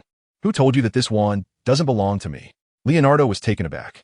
How could someone possess two wands that originally belonged to them? That was impossible. Yet Sane responded to Leonardo's doubt with reality.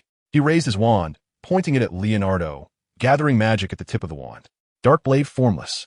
With a whoosh, a sharp aura flew past, causing a spray of blood to erupt from Leonardo's chest, with the wound extending from his left shoulder down to the lower right side of his abdomen.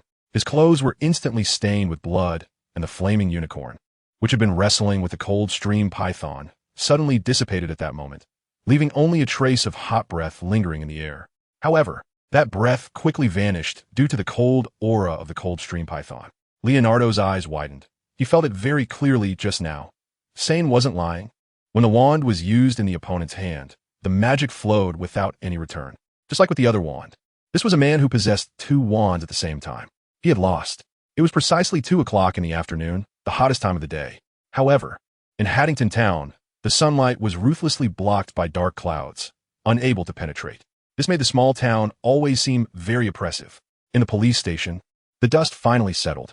The battle was over, and Sane put away his two wands, unlike others, because this was his secret. So far, the only one who knew this secret and was still alive was Chilo. At this moment, Chilo kicked the unconscious Leonardo on the ground, marveling. This guy is quite good-looking. His looks should be very popular with women. But his strength is also impressive. He actually forced you to use your second wand. Looks like he has not just a pretty face. The kicked Leonardo was left with only his chest still slightly rising and falling. Blood not only staining his shirt, but also flowing beneath him, a ground covered in glaring red. His face was as pale as a sheet of paper, clearly having lost too much blood. If one ignored his chest, he looked little different from a corpse. Sane squatted down to examine him closely and found that it indeed seemed so. Almost dead, bloody to this extent, and still somehow more handsome than me. Sane closed his eyes and quickly banished that thought from his mind. Nonsense. I'm the most handsome in the world. Glancing at Chilo beside him, Sane felt more satisfied. Not bad. My charm not only attracts women, but also appeals to men. With this thought, Sane felt much better and raised his wand to give Leonardo one last strike. After all, he was a respectable opponent. Sane understood very well that during the battle, Leonardo's heart had become chaotic due to anger. Thus, his strength was affected by his emotions.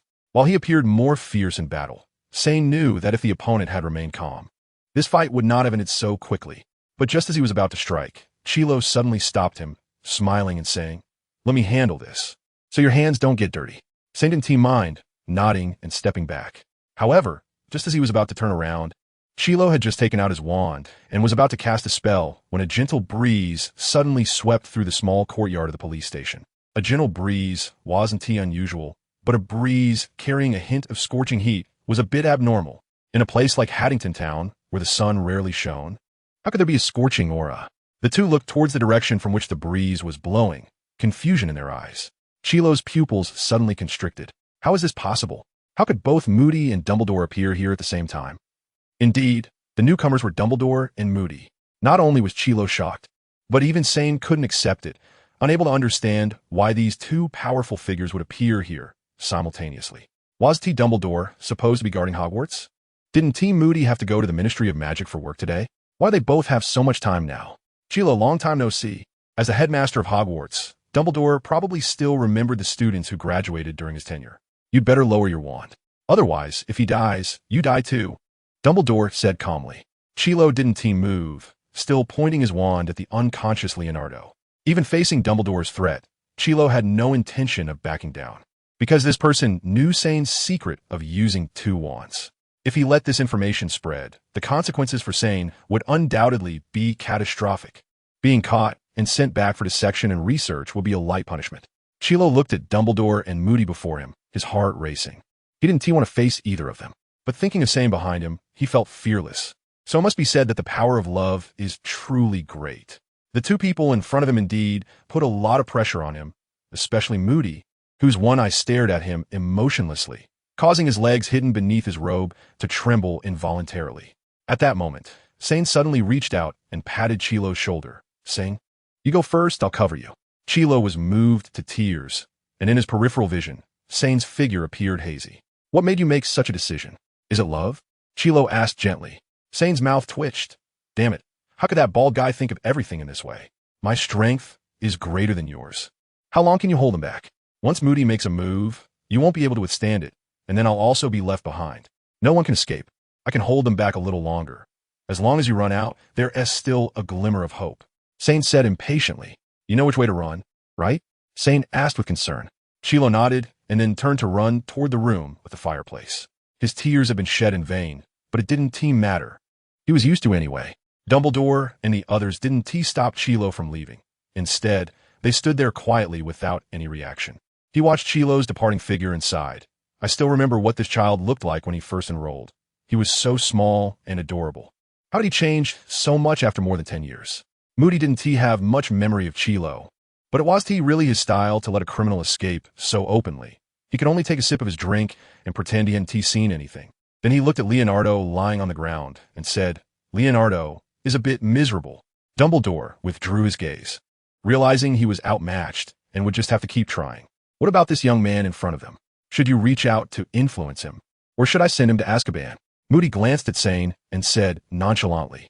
Dumbledore thought for a moment and finally looked at Sane earnestly. "I believe you are a good child who has taken a wrong turn due to youthful ignorance.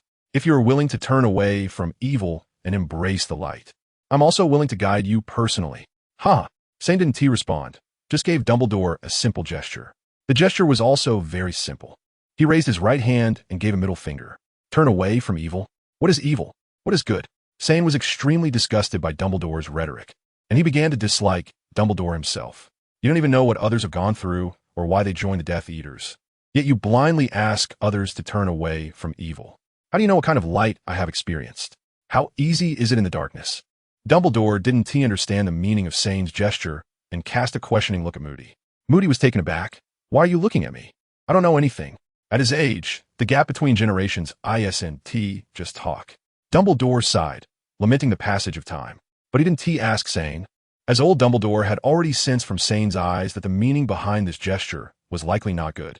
This also indicated that he had been rejected. However, Dumbledore was not angry. Instead, he calmly said to Sane, "You should think about it again. If you change your mind in the future, you can come to Hogwarts to find me." This time it was Sane's turn to be stunned. "Is this letting him go? You can leave now." Seeing Sane frozen in place, Moody reminded him expressionlessly. He was worried that if the other party didn't leave soon, he might not be able to hold back from taking action. When Sane saw Moody say this, he became even more confused. But right now his life was at stake. Facing Dumbledore and Moody, he didn't dare to breathe heavily and step back cautiously. As long as the two of them made any move, he would immediately unleash all his strength for a full strike. However, until Sane retreated to the fireplace in the room and faced them through the door, Dumbledore and Moody showed no intention of making a move. Sane took a deep breath, swallowed hard, and wanted to jump into the fireplace to escape. But he was worried that the two powerful figures outside would act the moment he entered. Although he was confident he could use the Floon network to leave in a second, he also knew that those two could keep him here in that second. He didn't dare to gamble with his life. So, in front of Dumbledore and Moody, Sane cast several layers of defensive spells throughout the room. Moody watched his actions, took a sip from his flask, and scoffed. These defensive spells were like paper in front of him, basically useless. For Dumbledore, they weren't even worth considering. At best, they were just a thin mist. Sane also knew that the defensive spells wouldn't be useful against those two, but they could give him some psychological comfort. At least they could serve as a warning, giving him a little reaction time. Perhaps he could escape with that little bit of reaction time.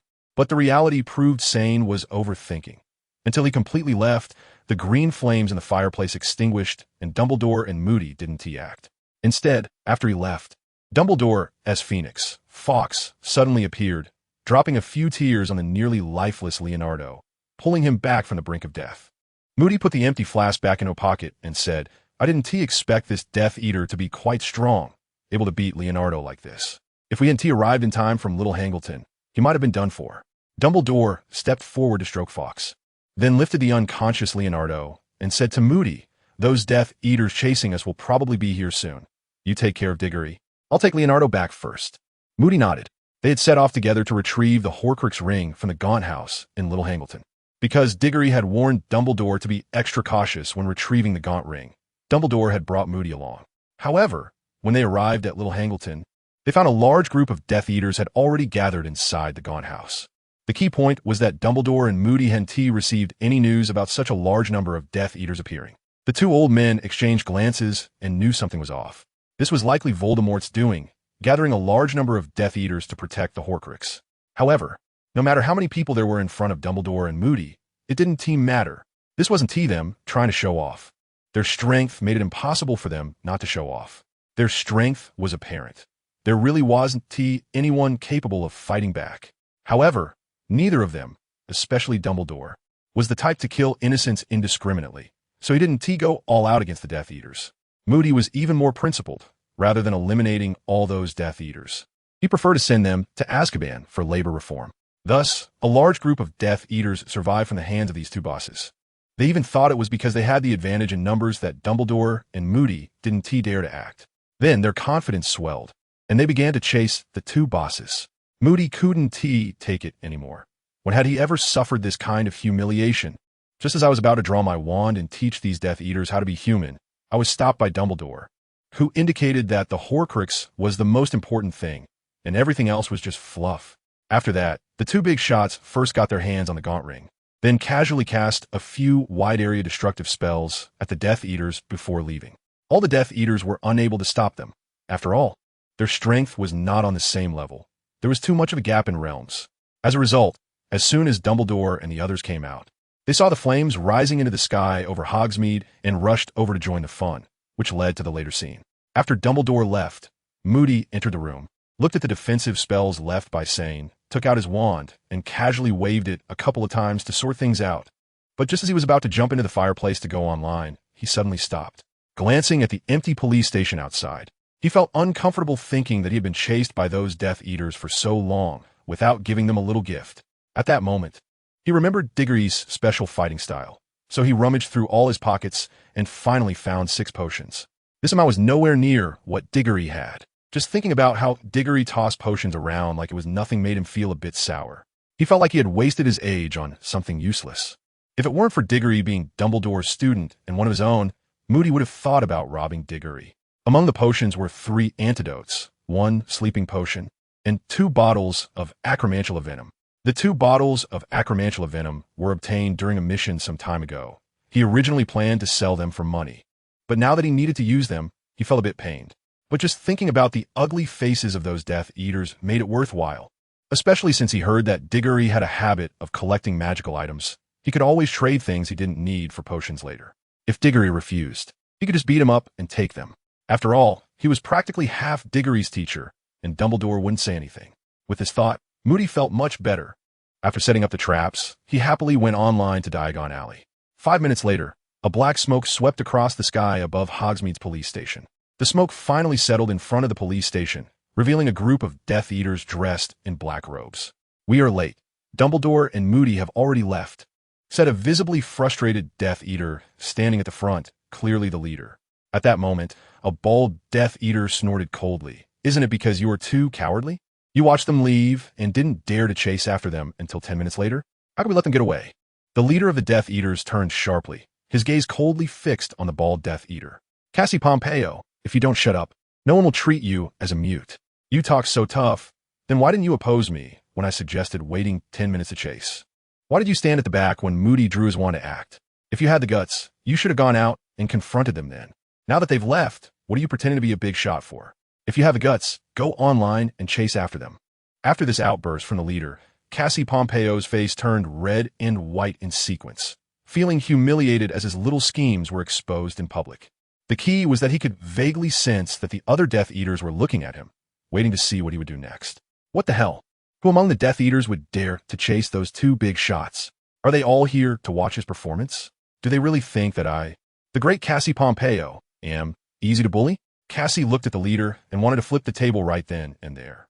But at that moment, he caught a glimpse of the mockery in the leader's eyes. This bastard definitely wanted to set him up. Cassie's mind instantly began to run wild. Originally, when faced with Dumbledore and Moody's departure, he hadn't ordered a chase, and everyone owed him a favor because of that. Although such favors might not even count as a fart in the eyes of the Death Eaters. If he really had a falling out with the leader and escalated the situation, these people would definitely not help him. In fact, they might pretend to return the favor, only to make things worse for him. Cassie believed that they would be more than willing to do so. Thinking of this, Cassie immediately felt surrounded by malice. So he made a decision. Chase or not, am I afraid of you? Cassie shouted at the leader, but I have the guts to chase. Do you dare to follow me? The leader pointed at the room, making his meaning clear. If you have the guts, go in directly, stop talking. Cassie felt that his face and courage were being challenged, and in a fit of impulsiveness, he grabbed his wand and walked inside. It was just chasing after Dumbledore and Moody. He might not even catch up, and even if he did, they might not attack him. Even if they did, he might still be able to escape. After all, they had already left, and the chance of catching up was extremely low, almost negligible. So there was nothing to worry about. At that moment, Cassie was filled with inexplicable confidence, completely forgetting the vast gap in strength between him and Dumbledore, as well as Moody's usual treatment of Death Eaters. If he encountered them, he would send him on a lifetime tour of Azkaban. It is said that there are 3 great illusions in life. I can still show off, I can turn the tables, and there is still hope in this game. For Cassie, it was no longer an illusion. He was living in a dream. If it weren't for Moody wanting to hold back, Cassie would really have been fine.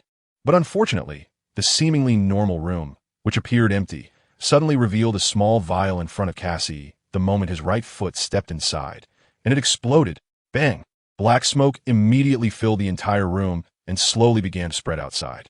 The leader of the Death Eaters exclaimed in surprise, "It's acromantula venom. Everyone retreat immediately." After the warning, he immediately took out his wand, raised his hand, and gently waved it, summoning a gust of wind to disperse the toxic mist, revealing Cassie's figure inside. From a distance, Cassie still maintained his walking posture, and his clothes appeared to be intact, looking as if nothing had happened. One Death Eater, who had a decent relationship with Cassie, cautiously stepped forward to see how Cassie was doing, but he was pulled back by the leader. "If you want to die, go ahead.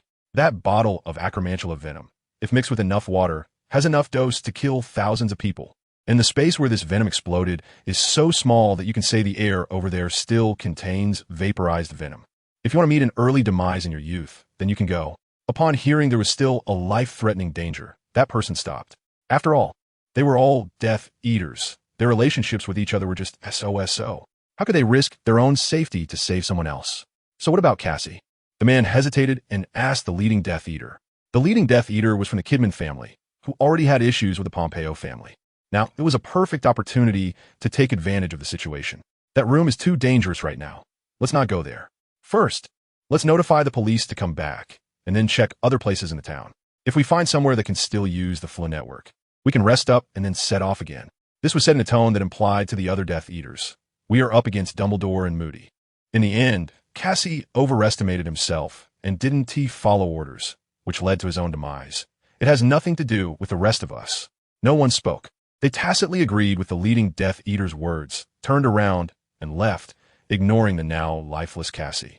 When the police returned, it was already evening. Although you couldn't tell the time from above in Hogwarts, the toxins in a room had dissipated, but Cassie's body had been ravaged by the poison, leaving only some clothes on the floor. The head of the police wiped the sweat from his forehead, feeling that the timing was just perfect. Diggory sat on the rooftop of the Pig's Head Tavern, staring blankly at the sunset on the horizon. A scene of solitary smoke rising in the vast desert, and the sun setting over the great river inexplicably appeared in his mind. Soon, Ophelia's figure slowly emerged from the red clouds in the sky, smiling gently at him. Hee. Lost in thought, Diggory broke into a silly grin. Just thinking about that scene felt beautiful. "What are you doing?" Laughing like a fool. Moody rushed from Hangman's Town to Slant Alley, then painstakingly found the Pig's Head Tavern, and learned from Nico that Diggory was on the rooftop. As soon as he climbed up, he saw Diggory grinning at the sunset, looking as if his IQ was barely 50. Diego glanced at Moody with complaint. "Why do you walk so silently? This habit of yours is really bad, don't you know?" Moody, with a blank expression, replied, "Is this really a problem with my habit? Don't you have any self-awareness?" Diagonally felt a bit awkward and coughed lightly before asking, "Can we go back now? We got everything." Hearing that Diagonally and the others had succeeded in their mission, even someone as stoic as Moody couldn't help but feel excited. The collection of Horcruxes was already more than halfway done. Voldemort had a total of 7 Horcruxes: the Gaunt Ring, Harry Potter, the Diary, the Diadem, the Snake Nagini, the Golden Cup, and the Locket. From having none when Diagonally first arrived in this world, they had now collected 4. It seemed to Moody that Voldemort's demise was imminent. "Let's go back." Moody rarely showed a hint of a smile, and his originally fierce face appeared somewhat friendlier. Leonardo had been injured, which was a good opportunity for him to rest during this time. As for you, it's also a good time to catch up on your studies, prepare for the final exams, and the upcoming Triwizard Tournament. Leonardo was injured? Diagonally's expression tightened, and he didn't quite catch the latter part of Moody's words. When they parted in the morning, Leonardo mentioned he had to handle a small matter.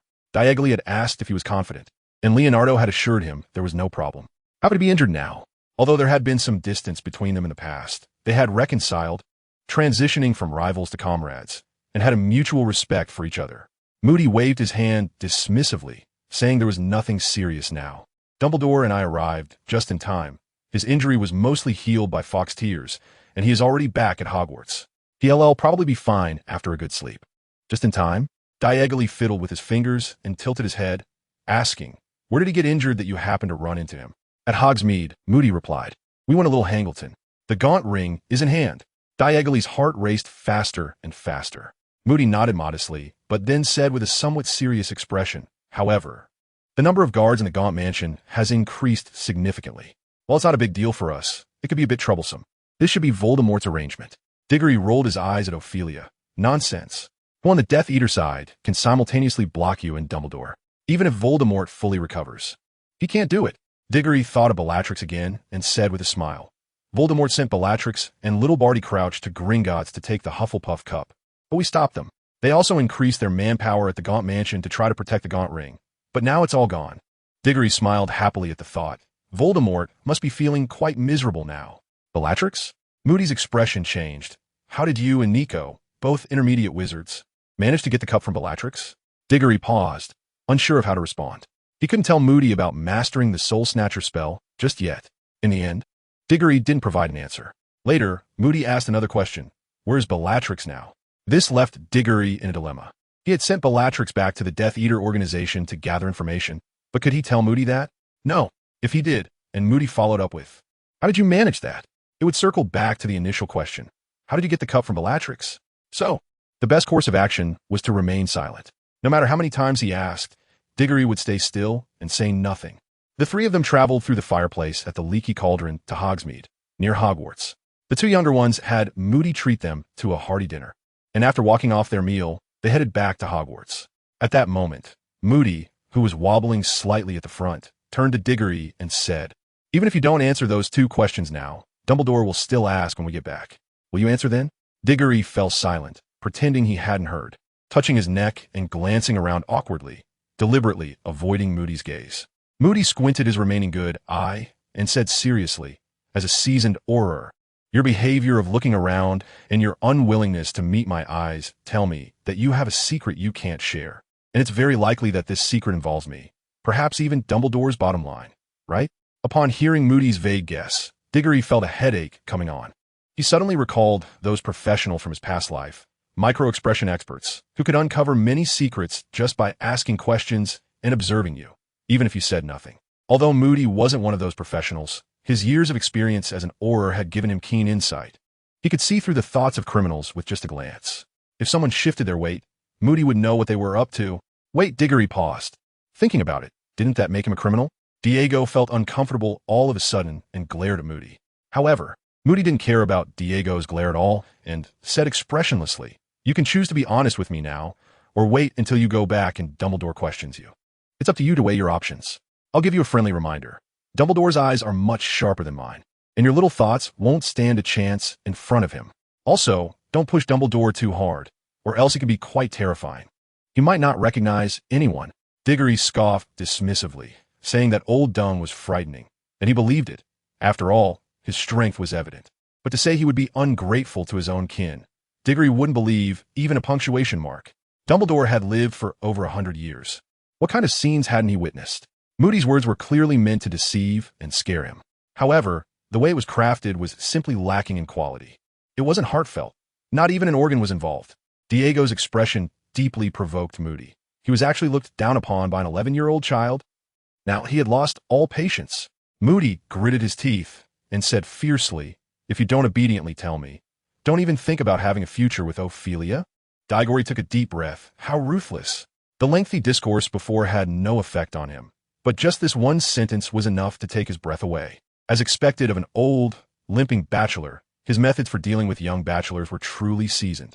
Nico quietly watched the two from the side, smiling gently without saying a word. She believed that Digory was well aware of the situation and also believed that even if Moody knew the truth, he wouldn't do anything to Digory. "I used the soul-snatching spell." Digory sighed and honestly confessed. The imagined stern reprimands and interrogations did not happen. Digory looked up strangely and found Moody expressionless and calm. "Aren't you surprised? Don't you want to ask me how I learned this spell?" Digory asked. "You're not curious about how I mastered a top-level dark magic attack spell like the 3 unforgivable curses?" Moreover, the key point was that Moody's attitude seemed to allow Digory to grasp the 3 unforgivable curses. "What's there to ask? You'll learn it sooner or later," Moody replied nonchalantly. When he was secretly protecting Digory and Nico in Hogsmeade, he had already noticed that Digory was extraordinary. The series of maneuvers and cleverness, the reactions in the face of enemies, were not something an 11-year-old child could do. In Dumbledore's words, don't think of Digory as just a child. At times, he is more reliable than many mature members of the Order of the Phoenix. This was indeed a very high evaluation. Therefore, Moody was not surprised that the highly talented Digory learned the soul-crushing curse. As for worrying whether Digory would turn to Voldemort's side, Moody was not concerned at all. He knew about the unbreakable vow established between Dumbledore and Digory. One of the most important reasons was that he was not narrow-minded.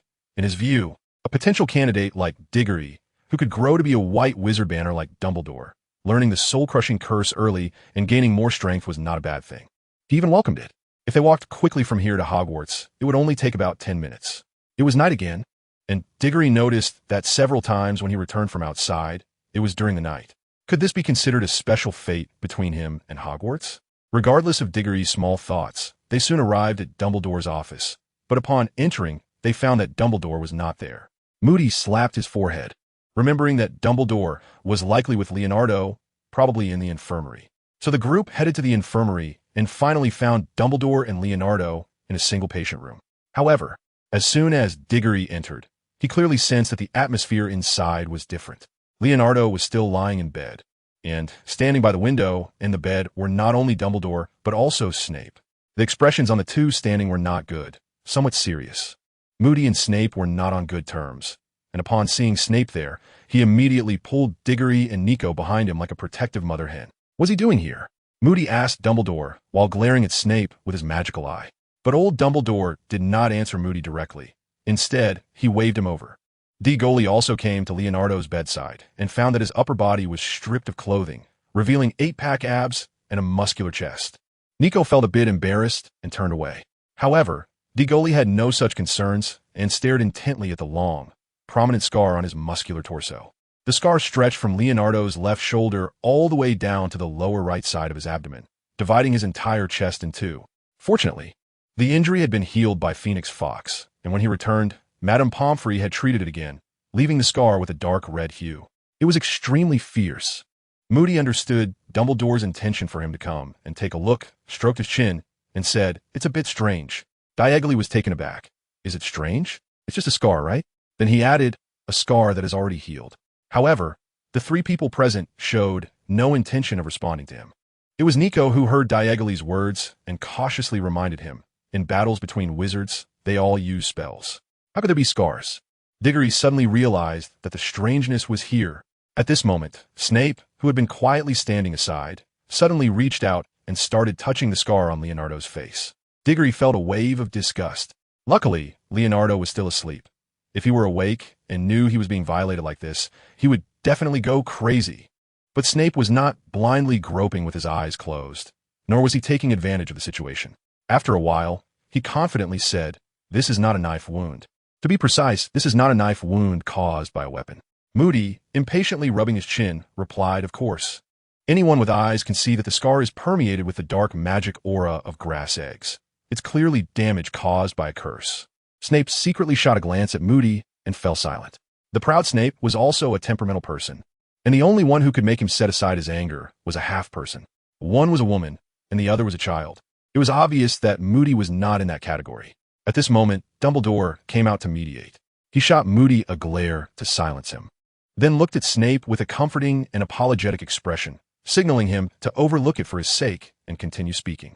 Dumbledore's face still needed to be given, so Snape cleared his throat and said, "I once created a curse called God's Edge without shadows. This curse can also inflict wounds on the opponent similar to knife wounds. But it would never be this long, and as far as I know, among the existing dark magic, there is nothing that can cause such wounds. Therefore, I can completely conclude that this is a self-created offensive curse, and it's even more powerful than your so-called God's Edge without shadows." Moody interrupted Snape's words. Snape felt a bit angry and fell silent again. He thought Moody was doing it on purpose, although he was willing to admit that this self-created curse was indeed stronger than his own. Saying it out of his own mouth was different from having someone else say it. Saying it himself made it seem grand, while others saying it made it seem like he was unwilling to acknowledge it. Moody was definitely doing it on purpose. Dumbledore rubbed his forehead, turned to Diggory, and asked, "What do you think?" Diagon was taken aback. "Am I just standing here watching?" Dumbledore's expression immediately darkened. He felt his palm was about to lose control. "Organize your words properly. I'll give you one more chance." It seemed like it had been a long time since he had hit Diagon, and his palm was itching terribly. For some reason, Diagon suddenly felt a strong malice coming from the palm of Dumbledore's hand. He immediately replied seriously, "I haven't created any magic myself, and I'm not clear on the intricacies of it, so I really have no opinion." Moody took over the conversation, saying, "Indeed, Cedric just has strong talent, but that doesn't mean he can create magic at this age." Moody squinted his good eye, stroking his chin. While recalling the scene of meeting Sane and Hogsmeade, he said, "That seemed to be a young man in his 20s, at least twice Cedric's age." Diggory was stunned again. What is bigger than me? I'm not small." Slap.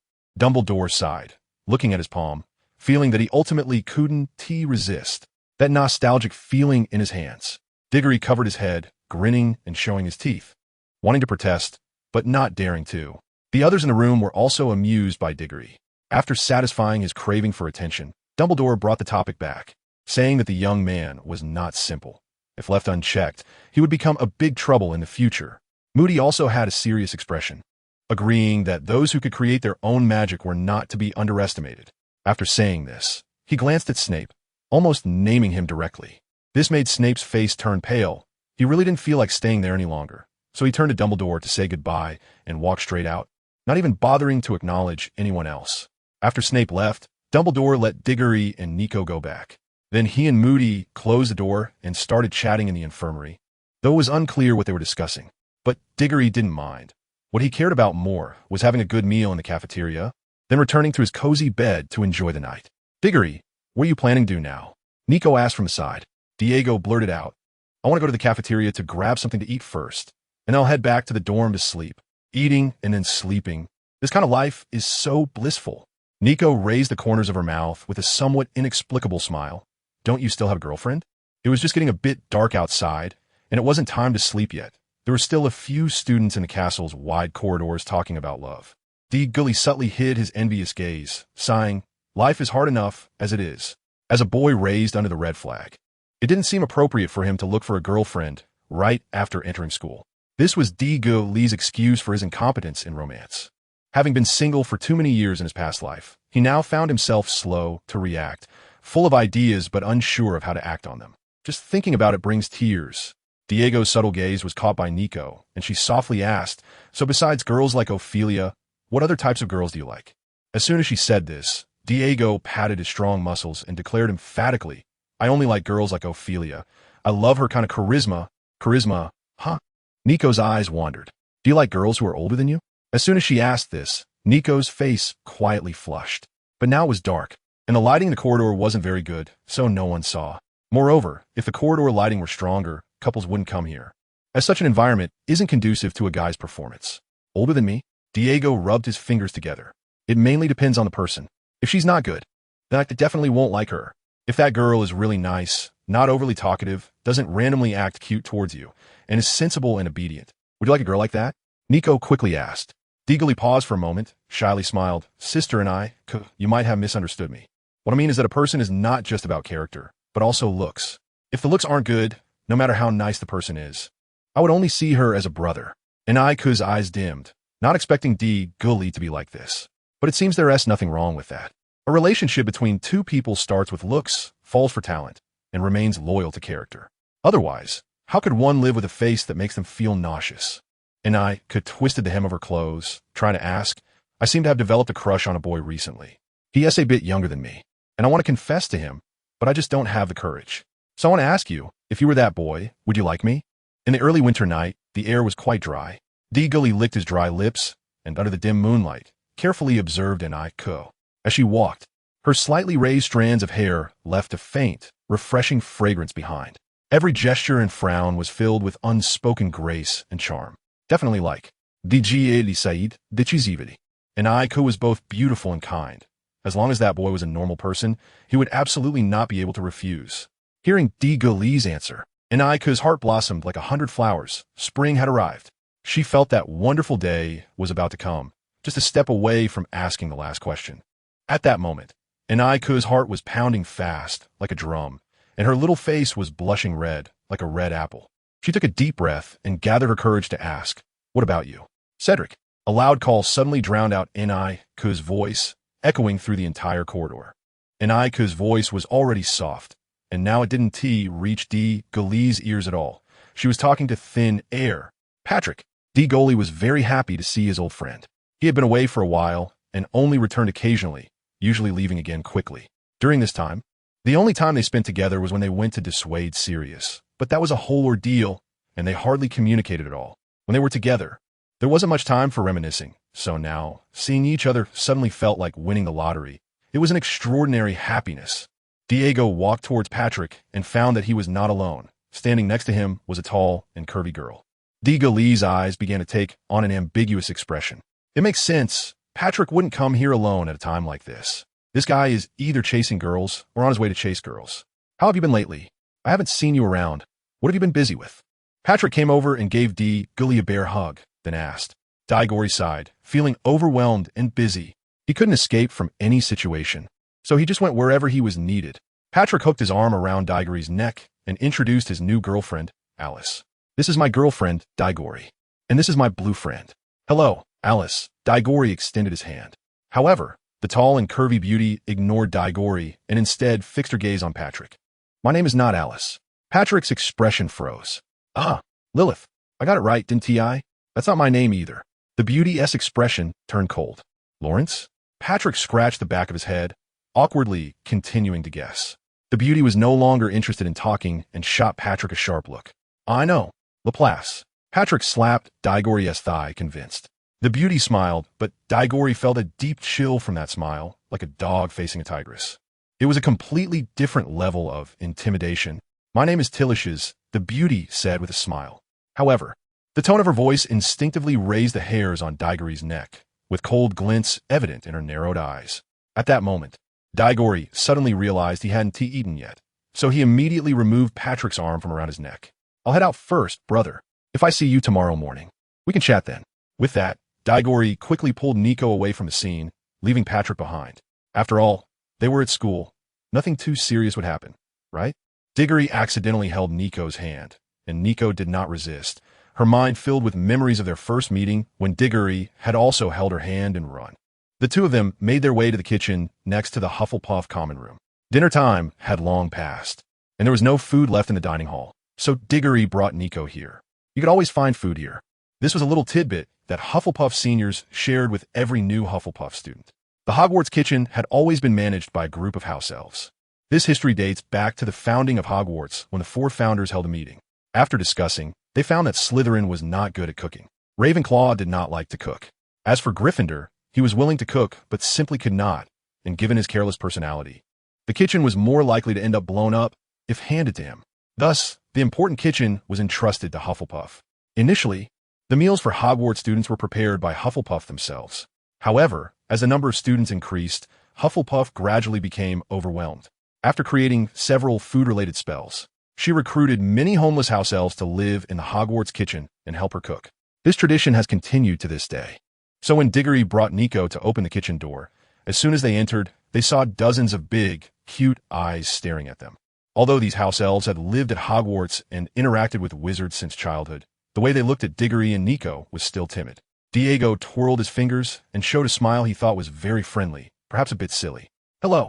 We were hoping to find something to eat. We missed dinner. No one paid him any attention, making a bit awkward.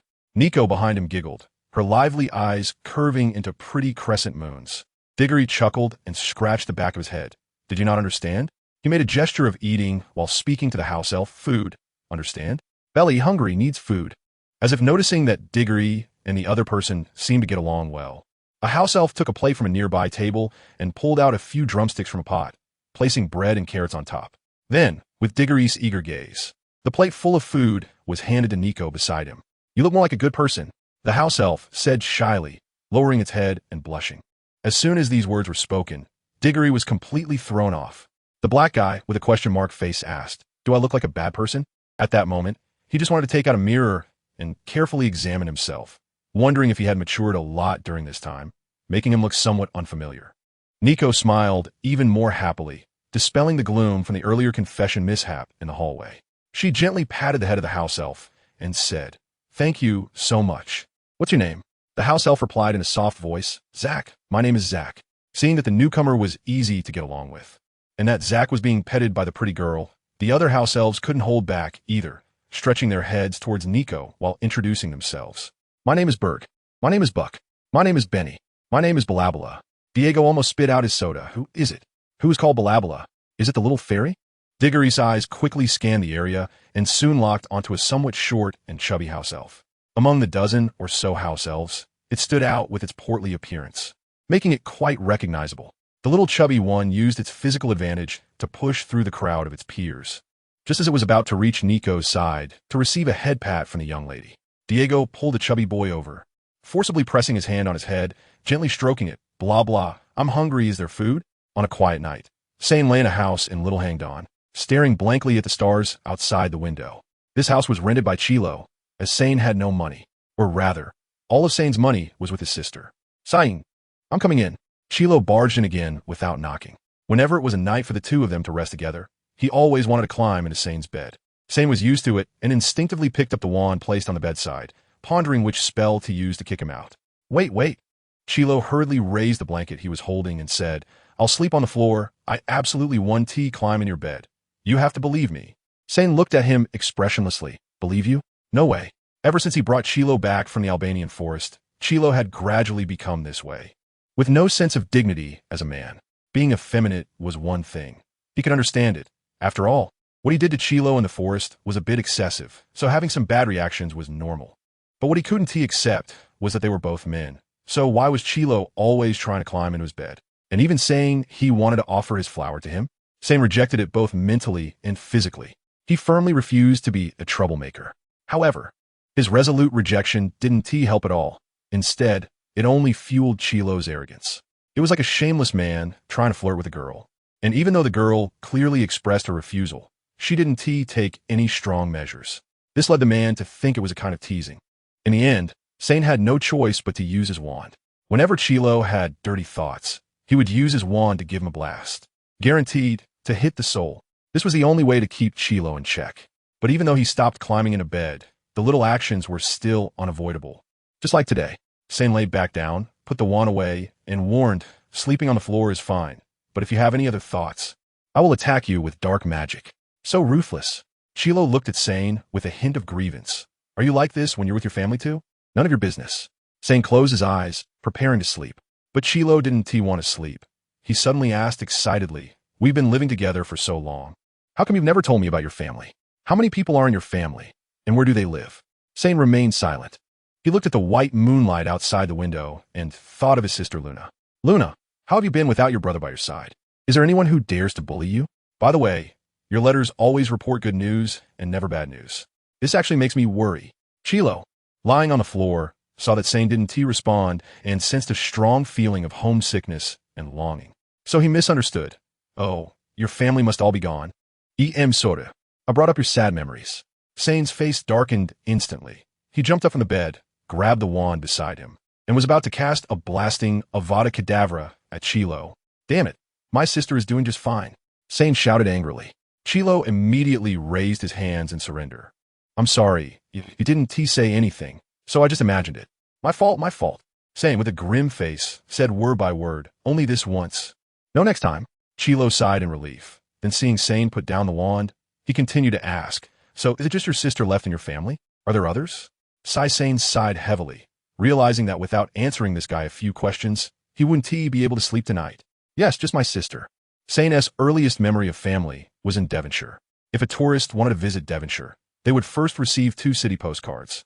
One postcard featured the centuries-old Nico Lemay, a living fossil of the magical world, although Devonshire does not provide tickets to view this fossil. The other postcard divides the broad Devonshire into 2 parts with the Rhine River. On the eastern bank, it is a world of wonders where the flowers bloom chaotically, captivating the eye. On the western bank, however, lies a world of sadness, a dirty, chaotic, and poor world. If Devonshire has 1,000 cases of lawbreaking every month, then the western bank accounts for 950 of those cases. All sorts of people, thugs, gray areas, gangs are gathered there. If the eastern bank of the Rhine is a paradise on earth, then the western bank is undoubtedly hell. And Sane was born in hell. His father was a complete trash. That Muggle man had a face of a pretty boy in his youth, along with a perfect body hidden under his clothes. All the adjectives for excellent physique and handsome appearance could be found on him. In those days, he had all the contact information for the wealthy women on the eastern bank of the Rhine. He squandered their money, packaged himself, and continued to make money and splurge. This included Sane's mother, a gentle and kind girl, naive about love. When he got tired of playing and his looks were about to fade, he used his flowery words to deceive the last girl, Sane's mother.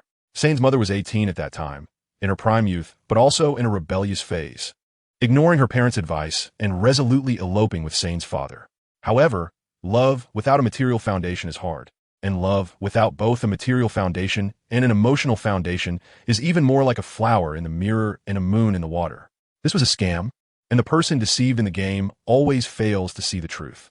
After eloping, Sane's mother was cut off from her family's financial support, and Sane's father was just looking for a naive girl to deceive her emotions and money, hoping to secure a worry-free life for himself in the second half of his life. As a result, everything was lost. Their affair had long been made public, and it was impossible to go back and earn money from those wealthy women. As the false packaging peeled away, Sane's father's true appearance was exposed, disappointing Sane's mother to the extreme.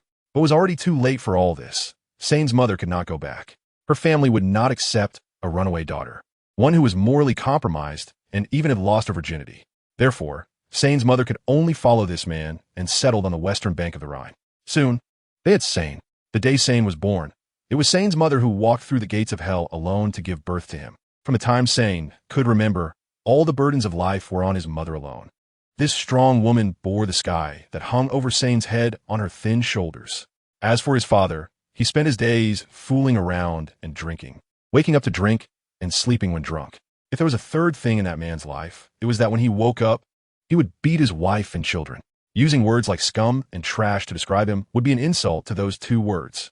So Sane understood things from a very young age and knew how to work to lighten his mother's burden, not for any other reason, but so that his mother could have a little more time to sit down and rest. And when she was tired, she could see a smile on her face from knowing her son was being sensible. When Sane thought that life could go on like this forever, waiting for things to gradually get better as he grew up, fate played a cruel joke on him. His mother became pregnant again, but that man, his father, did not change at all with the arrival of this new life. In fact, he became even worse because a pregnant woman would earn less and less money as time went on, until she could no longer afford his alcohol. Thus, Sane's father would beat and scold his mother. Poor Sane at that time had no ability to protect his mother when he rushed over. All he could do was expend a little of his worthless father's energy. He couldn't even lie on his mother to take the beating for her.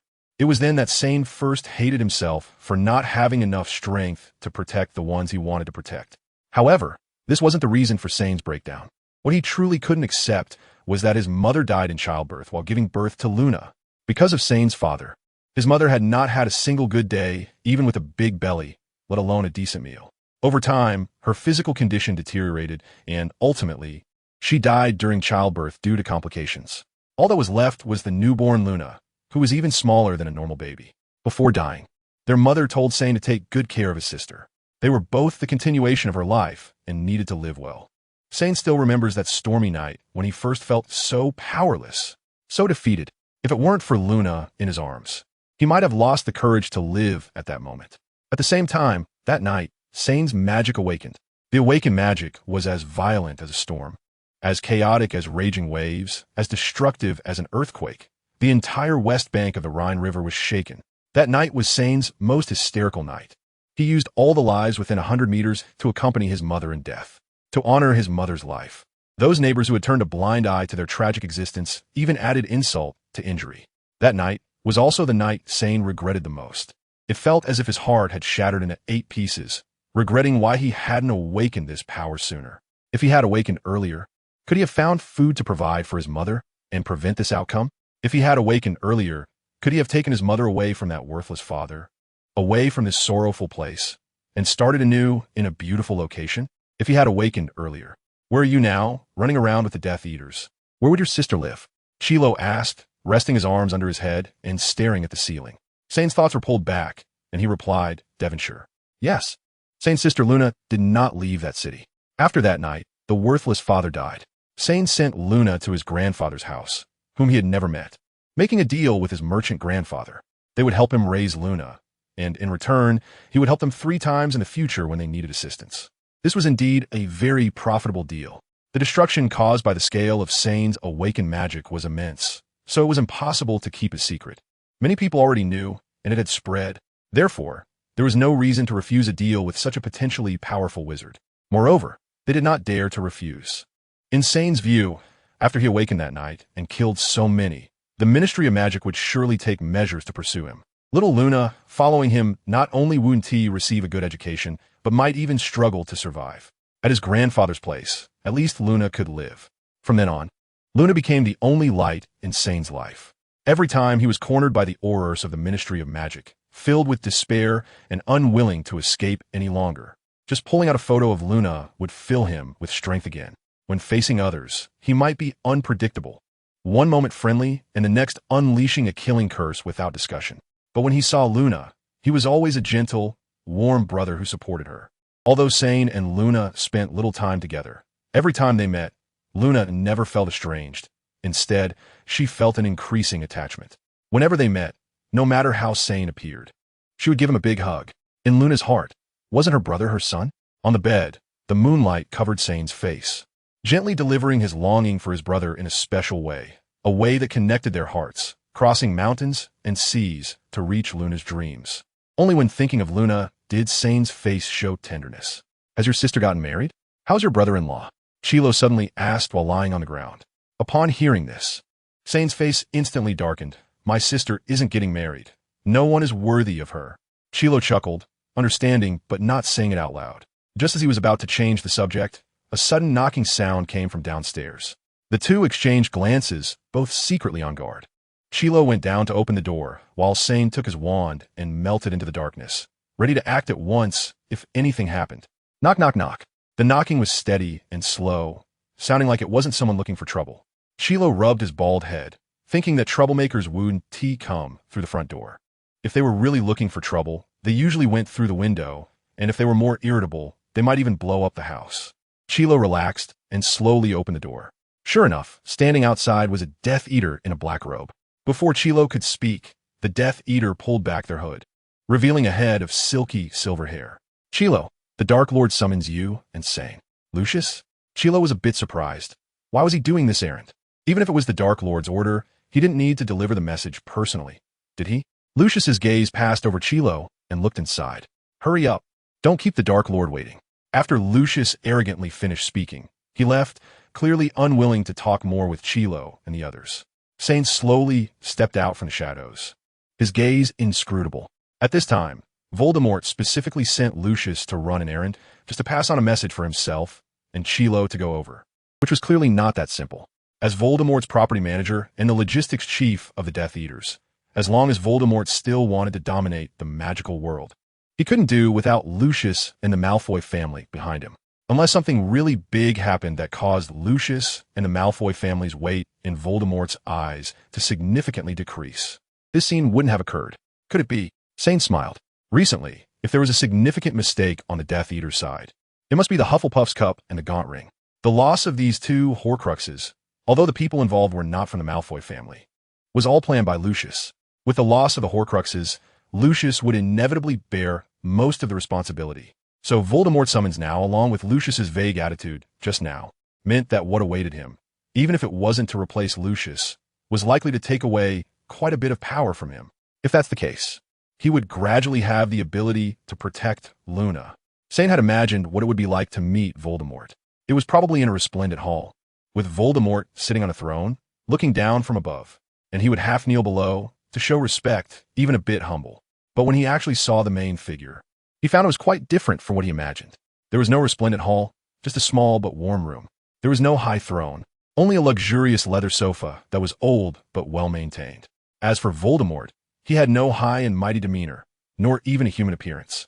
He looked like a newborn baby, but appeared even weaker, as if breathing took a lot of effort. If you keep staring at the Dark Lord like that, I'll gouge your eyes out.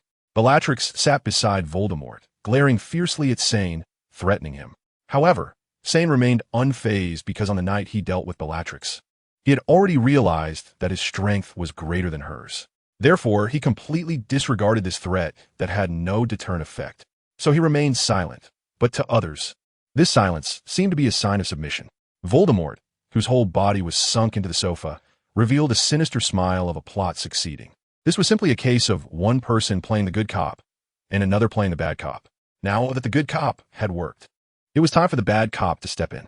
Bellatrix, shut up. How can you speak to our own like that? Apologize quickly.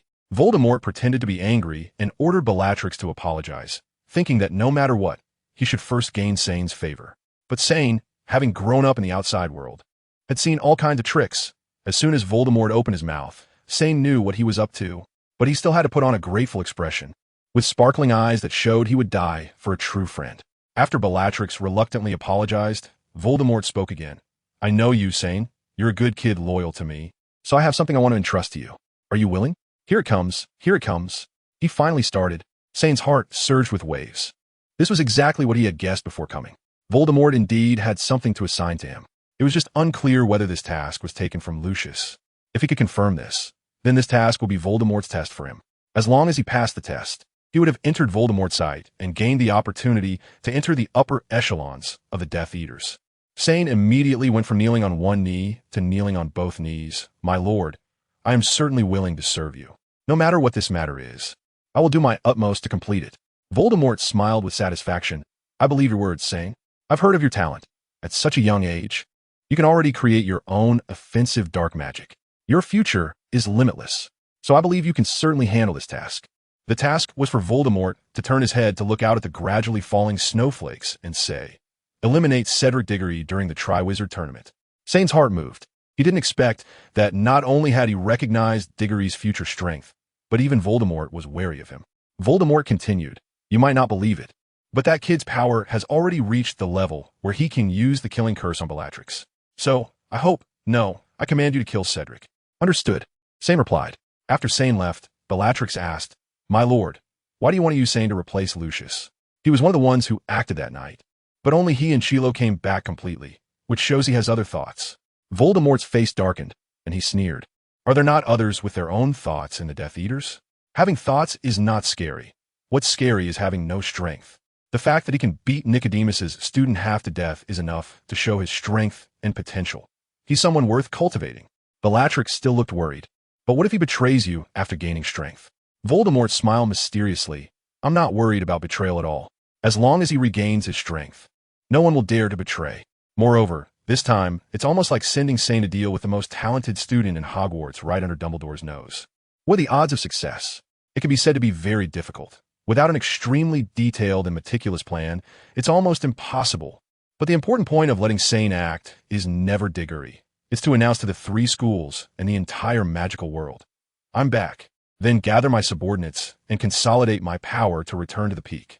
However, speaking of strength, there was one thing that puzzled him.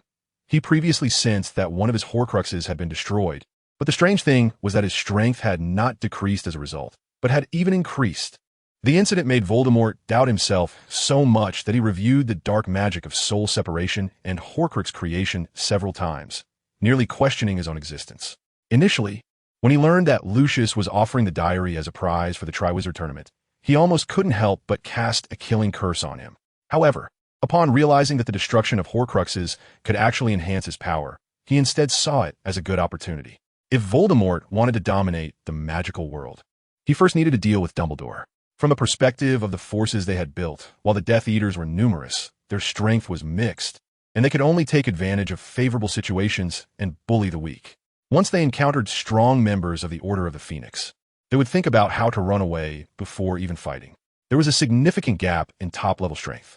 In a direct confrontation, he was at a disadvantage compared to Dumbledore, and below him, young Barty Crouch and Bellatrix were at least one level below Moody.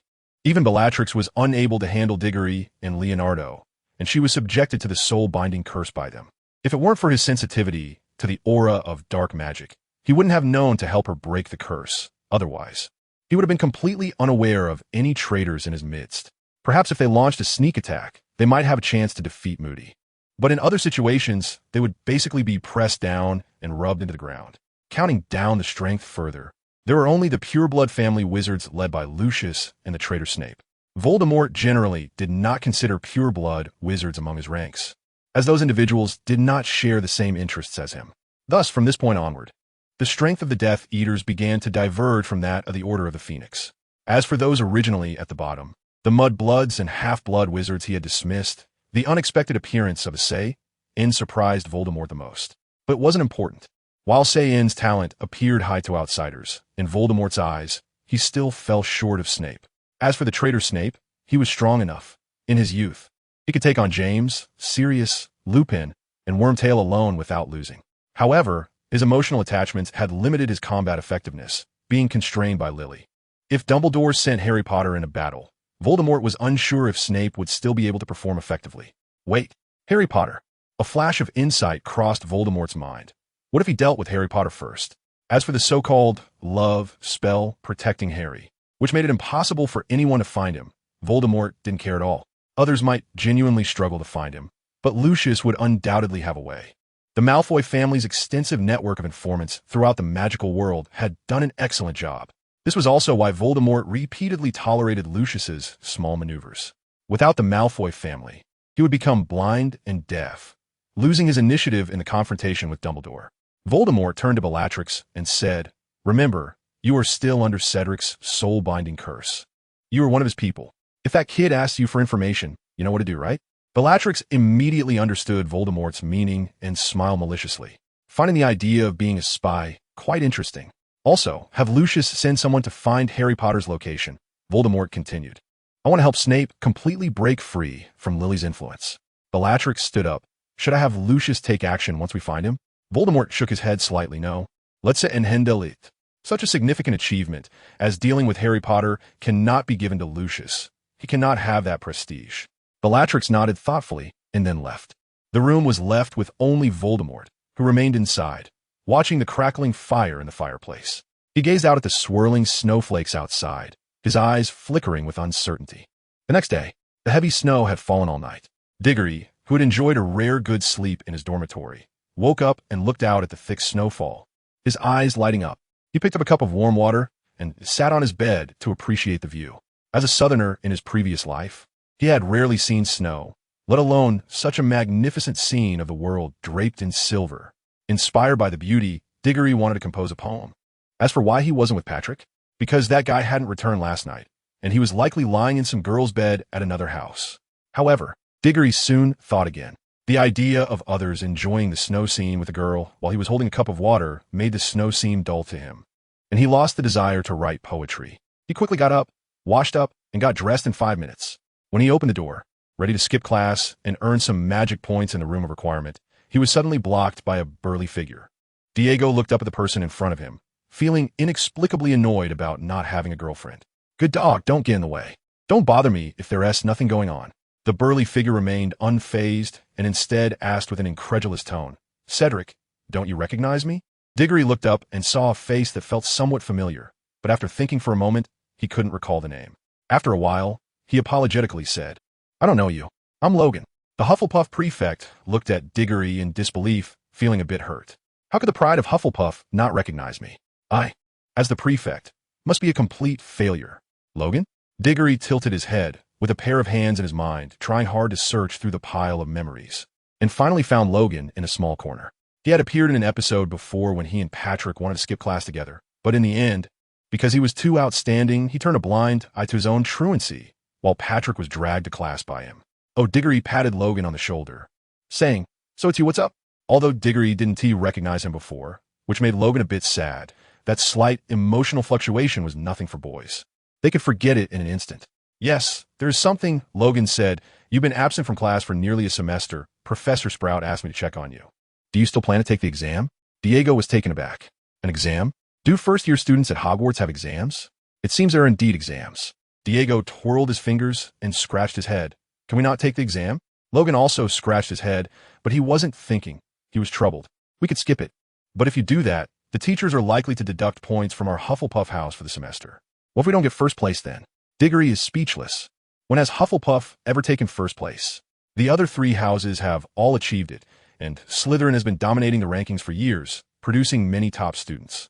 If I don't take the exam and get points deducted, what impact will it have in the end? At most, I'll just go from being 30 points behind third place to 50 points behind. It seems like it's just a matter of face. Diggory glanced at Logan, who was blocking his way, and indeed he looked troubled, with a hint of sadness.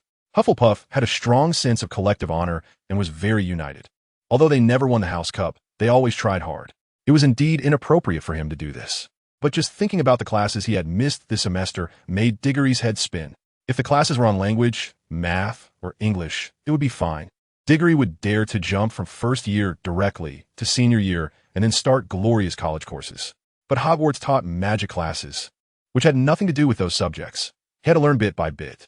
Unless exams could be cheated on, Diggory said to Logan. "But as the prefect, you know how many classes I've missed this semester. I can't catch up now."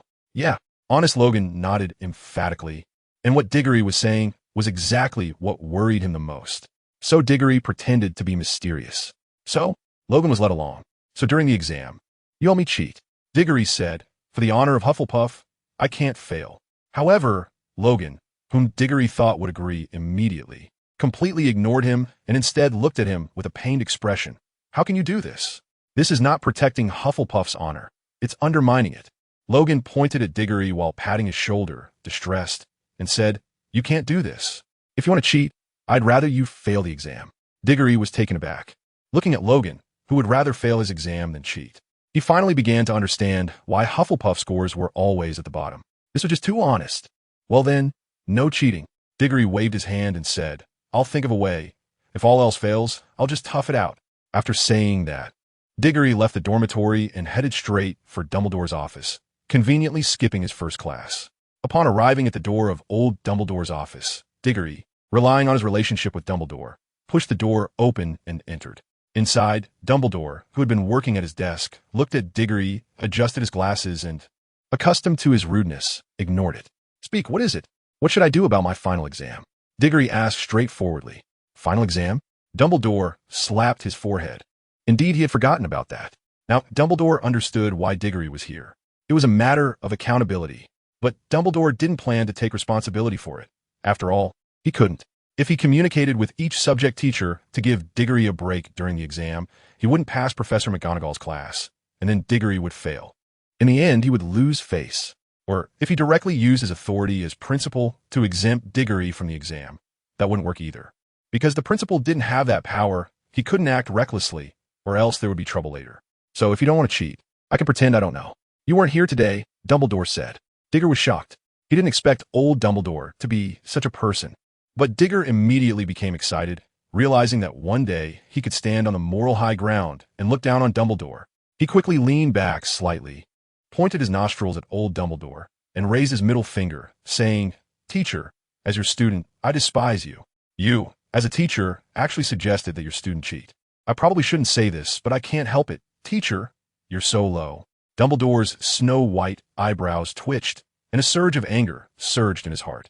He felt that he hadn't had such a strong impulse to hit someone in many years. He rubbed his palms, his eyes scanning Diggory from top to bottom, looking for the most suitable place to strike. He wanted to hit a spot that wouldn't hurt himself, but would leave a lasting impression on Diggory. Ultimately, Dumbledore's gaze fell on Diggory's rounded backside, and he fell into deep thought. What a good spot. Cedric, come here, turn your butt around. Dumbledore said to Diggory with a kind smile on his face. Diggory turned his head and asked curiously, what's up? Is there something going on? Does old Dumbledore have ideas about my backside? Diggory thought to himself, no way. Dumbledore only has Grindelwald in his heart, and now he is pretending to be the whole magical world. How could he possibly have ideas about his student? So, Diggory obediently turned around while asking, what is going on? Why do I have to turn around? Acting all mysterious. However, before Diggory could finish his sentence, Dumbledore made a surprisingly agile move for his age.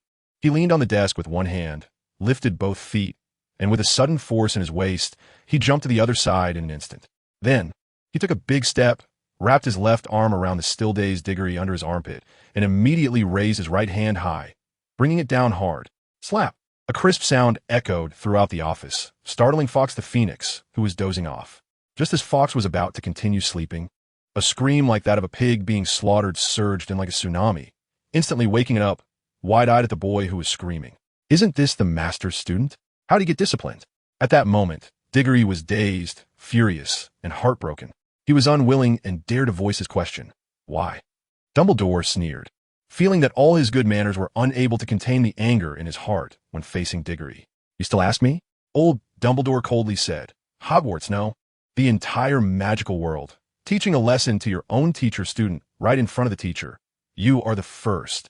After saying that, regardless of Diggory's resistance, his right hand came down repeatedly, and for a time, the whole office was filled with the sound of slaps. It wasn't until Dumbledore felt a bit tired that he reluctantly released Diggory. One must say, Dumbledore suddenly realized that hitting a student was indeed a good sport to relax and stretch his muscles. After a while, Dumbledore felt that his waist was no longer sore. His legs didn't hurt anymore, and he even felt a bit hungry, wanting to go have some snacks. However, Diggory's problem still needed to be addressed. Dumbledore glanced at Diggory, who was standing aside, rubbing his bottom, and said, I will talk to Snape about the class. You could go find Snape directly, and I will have him make up the lesson for you. Oh, Diggory said pitifully, could Fawkes drop a tear on my backside before I go over? It hurts so much. Dumbledore glanced at him and replied, you can ask Fawkes yourself, if it's willing. Diggory turned to Fawkes, only to find it with its eyes closed, pretending not to hear. No sense of loyalty. Diggory walked away, cursing under his breath. Snape's office was in the basement of Hogwarts, next to the potions classroom. In fact, Diggory believed that if he hadn't traveled to this world, the most talented students at Hogwarts after Dumbledore would have been either Voldemort or Snape. There was reason for this thought, although in all the series from his past life, Voldemort's strength far surpassed that of Snape. The former's leadership and personal charm were also unmatched by Snape. After all, he had a large organization of Death Eaters, and from the later Hogwarts battle, one could see just how vast that organization was. Moreover, Voldemort had some loyal followers, such as Barty Crouch Jr., Wormtail, and Bellatrix, which required a certain level of personal charisma to achieve. In contrast, when looking at Snape in these two aspects, one would find that he resembled a powerful spy more than an actual leader like Voldemort. He lacked personal charm, with his long black hair, thin physique, sallow skin, and cold gaze. He always wore black robes, making it seem like that was all he owned. He loved to study magic in his spare time, especially dark magic, which ultimately made his entire demeanor rather dark. If only his demeanor could be a bit sunnier and his mindset healthier. Harry Potter's mother might not have fallen for someone else while still in school. Although Voldemort's appearance in the later stages was also not commendable, with even his nose gone. That was after his resurrection. Before that, he was tall and handsome. Otherwise, he wouldn't have attracted Bellatrix. However, Diggory believed that Snape's talent was on par with Voldemort's, and physical appearance was not the main point. The focus was on talent. While they were both students at Hogwarts, Voldemort self-studied the method of creating Horcruxes, which is well known and demonstrates his strong talent. But what did Snape do? He created ordinary and dark spells. Spells like Sectum Sempra, the Hanging Charm, and the Muffliato Charm. Some of these spells were very practical, while others belonged to dark magic. Moreover, he not only improved, but also created potions, which later earned him praise from Slughorn after Harry Potter discovered his notes. He was the youngest potions master to date. Another point that showcased Snape's strength was that just before the climax of the Harry Potter story, he stood undefeated in a duel against Professors McGonagall and Flitwick, managing to retreat unscathed, likely without using his full power. Who was McGonagall? A veteran high-level wizard and one of the headmasters of Hogwarts. Flitwick, on the other hand, was the charms professor and head of Ravenclaw House, and in his youth, he was a champion duelist. To easily deflect the combined attacks of these two and retreat unharmed indicated at least Moody's level of strength. Moreover, compared to Moody, Snape was younger. However, he was too low-key, with only Lily as someone he cared for, and later Harry Potter could at most be considered half of that. He usually seemed like a strict and unsociable magical genius, living in his own world. Now, Diggory stood at the door of this magical genius's office, contemplating how he should communicate with this double agent. Should he be straightforward and tell him, "I know all your little secrets"? Or should he communicate with him like a normal student? Just as Diggory was caught in his dilemma, the door suddenly opened. Diggory looked up in surprise, only to be met with a harsh, gloomy face. Snape had just received a message from Dumbledore via paper crane, stating that he was to act as a tutor for Diggory for a while, helping him with theoretical knowledge so that he wouldn't fail his final exams. Snape was certainly unwilling to comply with such a request. He was well aware of his own schedule, which was meticulously planned. Aside from attending classes, he was engaged in studying magic, both the light and the dark aspects. Beyond that, he was involved in some secretive work that couldn't be seen by others. So where would he find the time? Moreover, and most importantly, in a letter, Dumbledore referred to Diggory as a student. Student, a simple word, and one could say that all the children currently studying at Hogwarts, and even some of the teachers, were students of Dumbledore. But now, Dumbledore had specifically called Diggory his student. Snape could easily deduce that this student was not a typical student. This signified a close disciple. Unfortunately, the secretive work he was involved in had to be conducted quietly, and now with an additional person, especially Dumbledore's close disciple, everything would become inconvenient for him. In fact, he might not be able to do anything at all. Thus, Snape instinctively wanted to refuse Dumbledore's request. But when he opened the door, he suddenly found a child standing at his doorstep. What was going on? When did this child arrive? A cold sweat broke out on Snape's back. As a longtime double agent, he had a strong sense of security, which was why he had deliberately chosen to set up his office in the basement. It was quiet enough here. As soon as someone approached, footsteps would definitely echo in the serene corridor, no matter how light they were. Moreover, he would periodically use magic to scan outside his office door. If someone was present, he would sense their awareness. Snape recalled that just before he left, he had indeed scanned with magic, and at that time, he hadn't detected anyone nearby. Snape's dark, brooding eyes fixed intently on Diggory, and the sight of this child inexplicably quickened his heartbeat. But as he looked more closely, he realized that this child was Diggory. He had been too anxious to react properly at first. Regaining his composure, his gaze transformed back into a calm indifference, and he asked coolly, "Cedric, when did you arrive at my door?"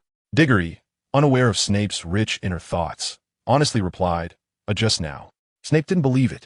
If he was telling the truth, why the pause beforehand? He wouldn't trust Diggory's words, even if they had a punctuation mark. But he couldn't panic. Snape instinctively wrapped his cloak around his chest and said, "I have already received Professor Dumbledore's letter and was about to decline. But since you're here, it saves me a trip. Please go back and tell your teacher that I'm very sorry, but I don't have time to teach you. If you're willing, you can have Professor Sprout or Professor Flitwick teach you. I believe they would be more than happy to." Upon hearing Snape say this, Diggory was also quite pleased. Extra lessons were too troublesome, and just thinking about memorizing those potion ingredients gave him a headache. Furthermore, it wasn't just potion ingredients.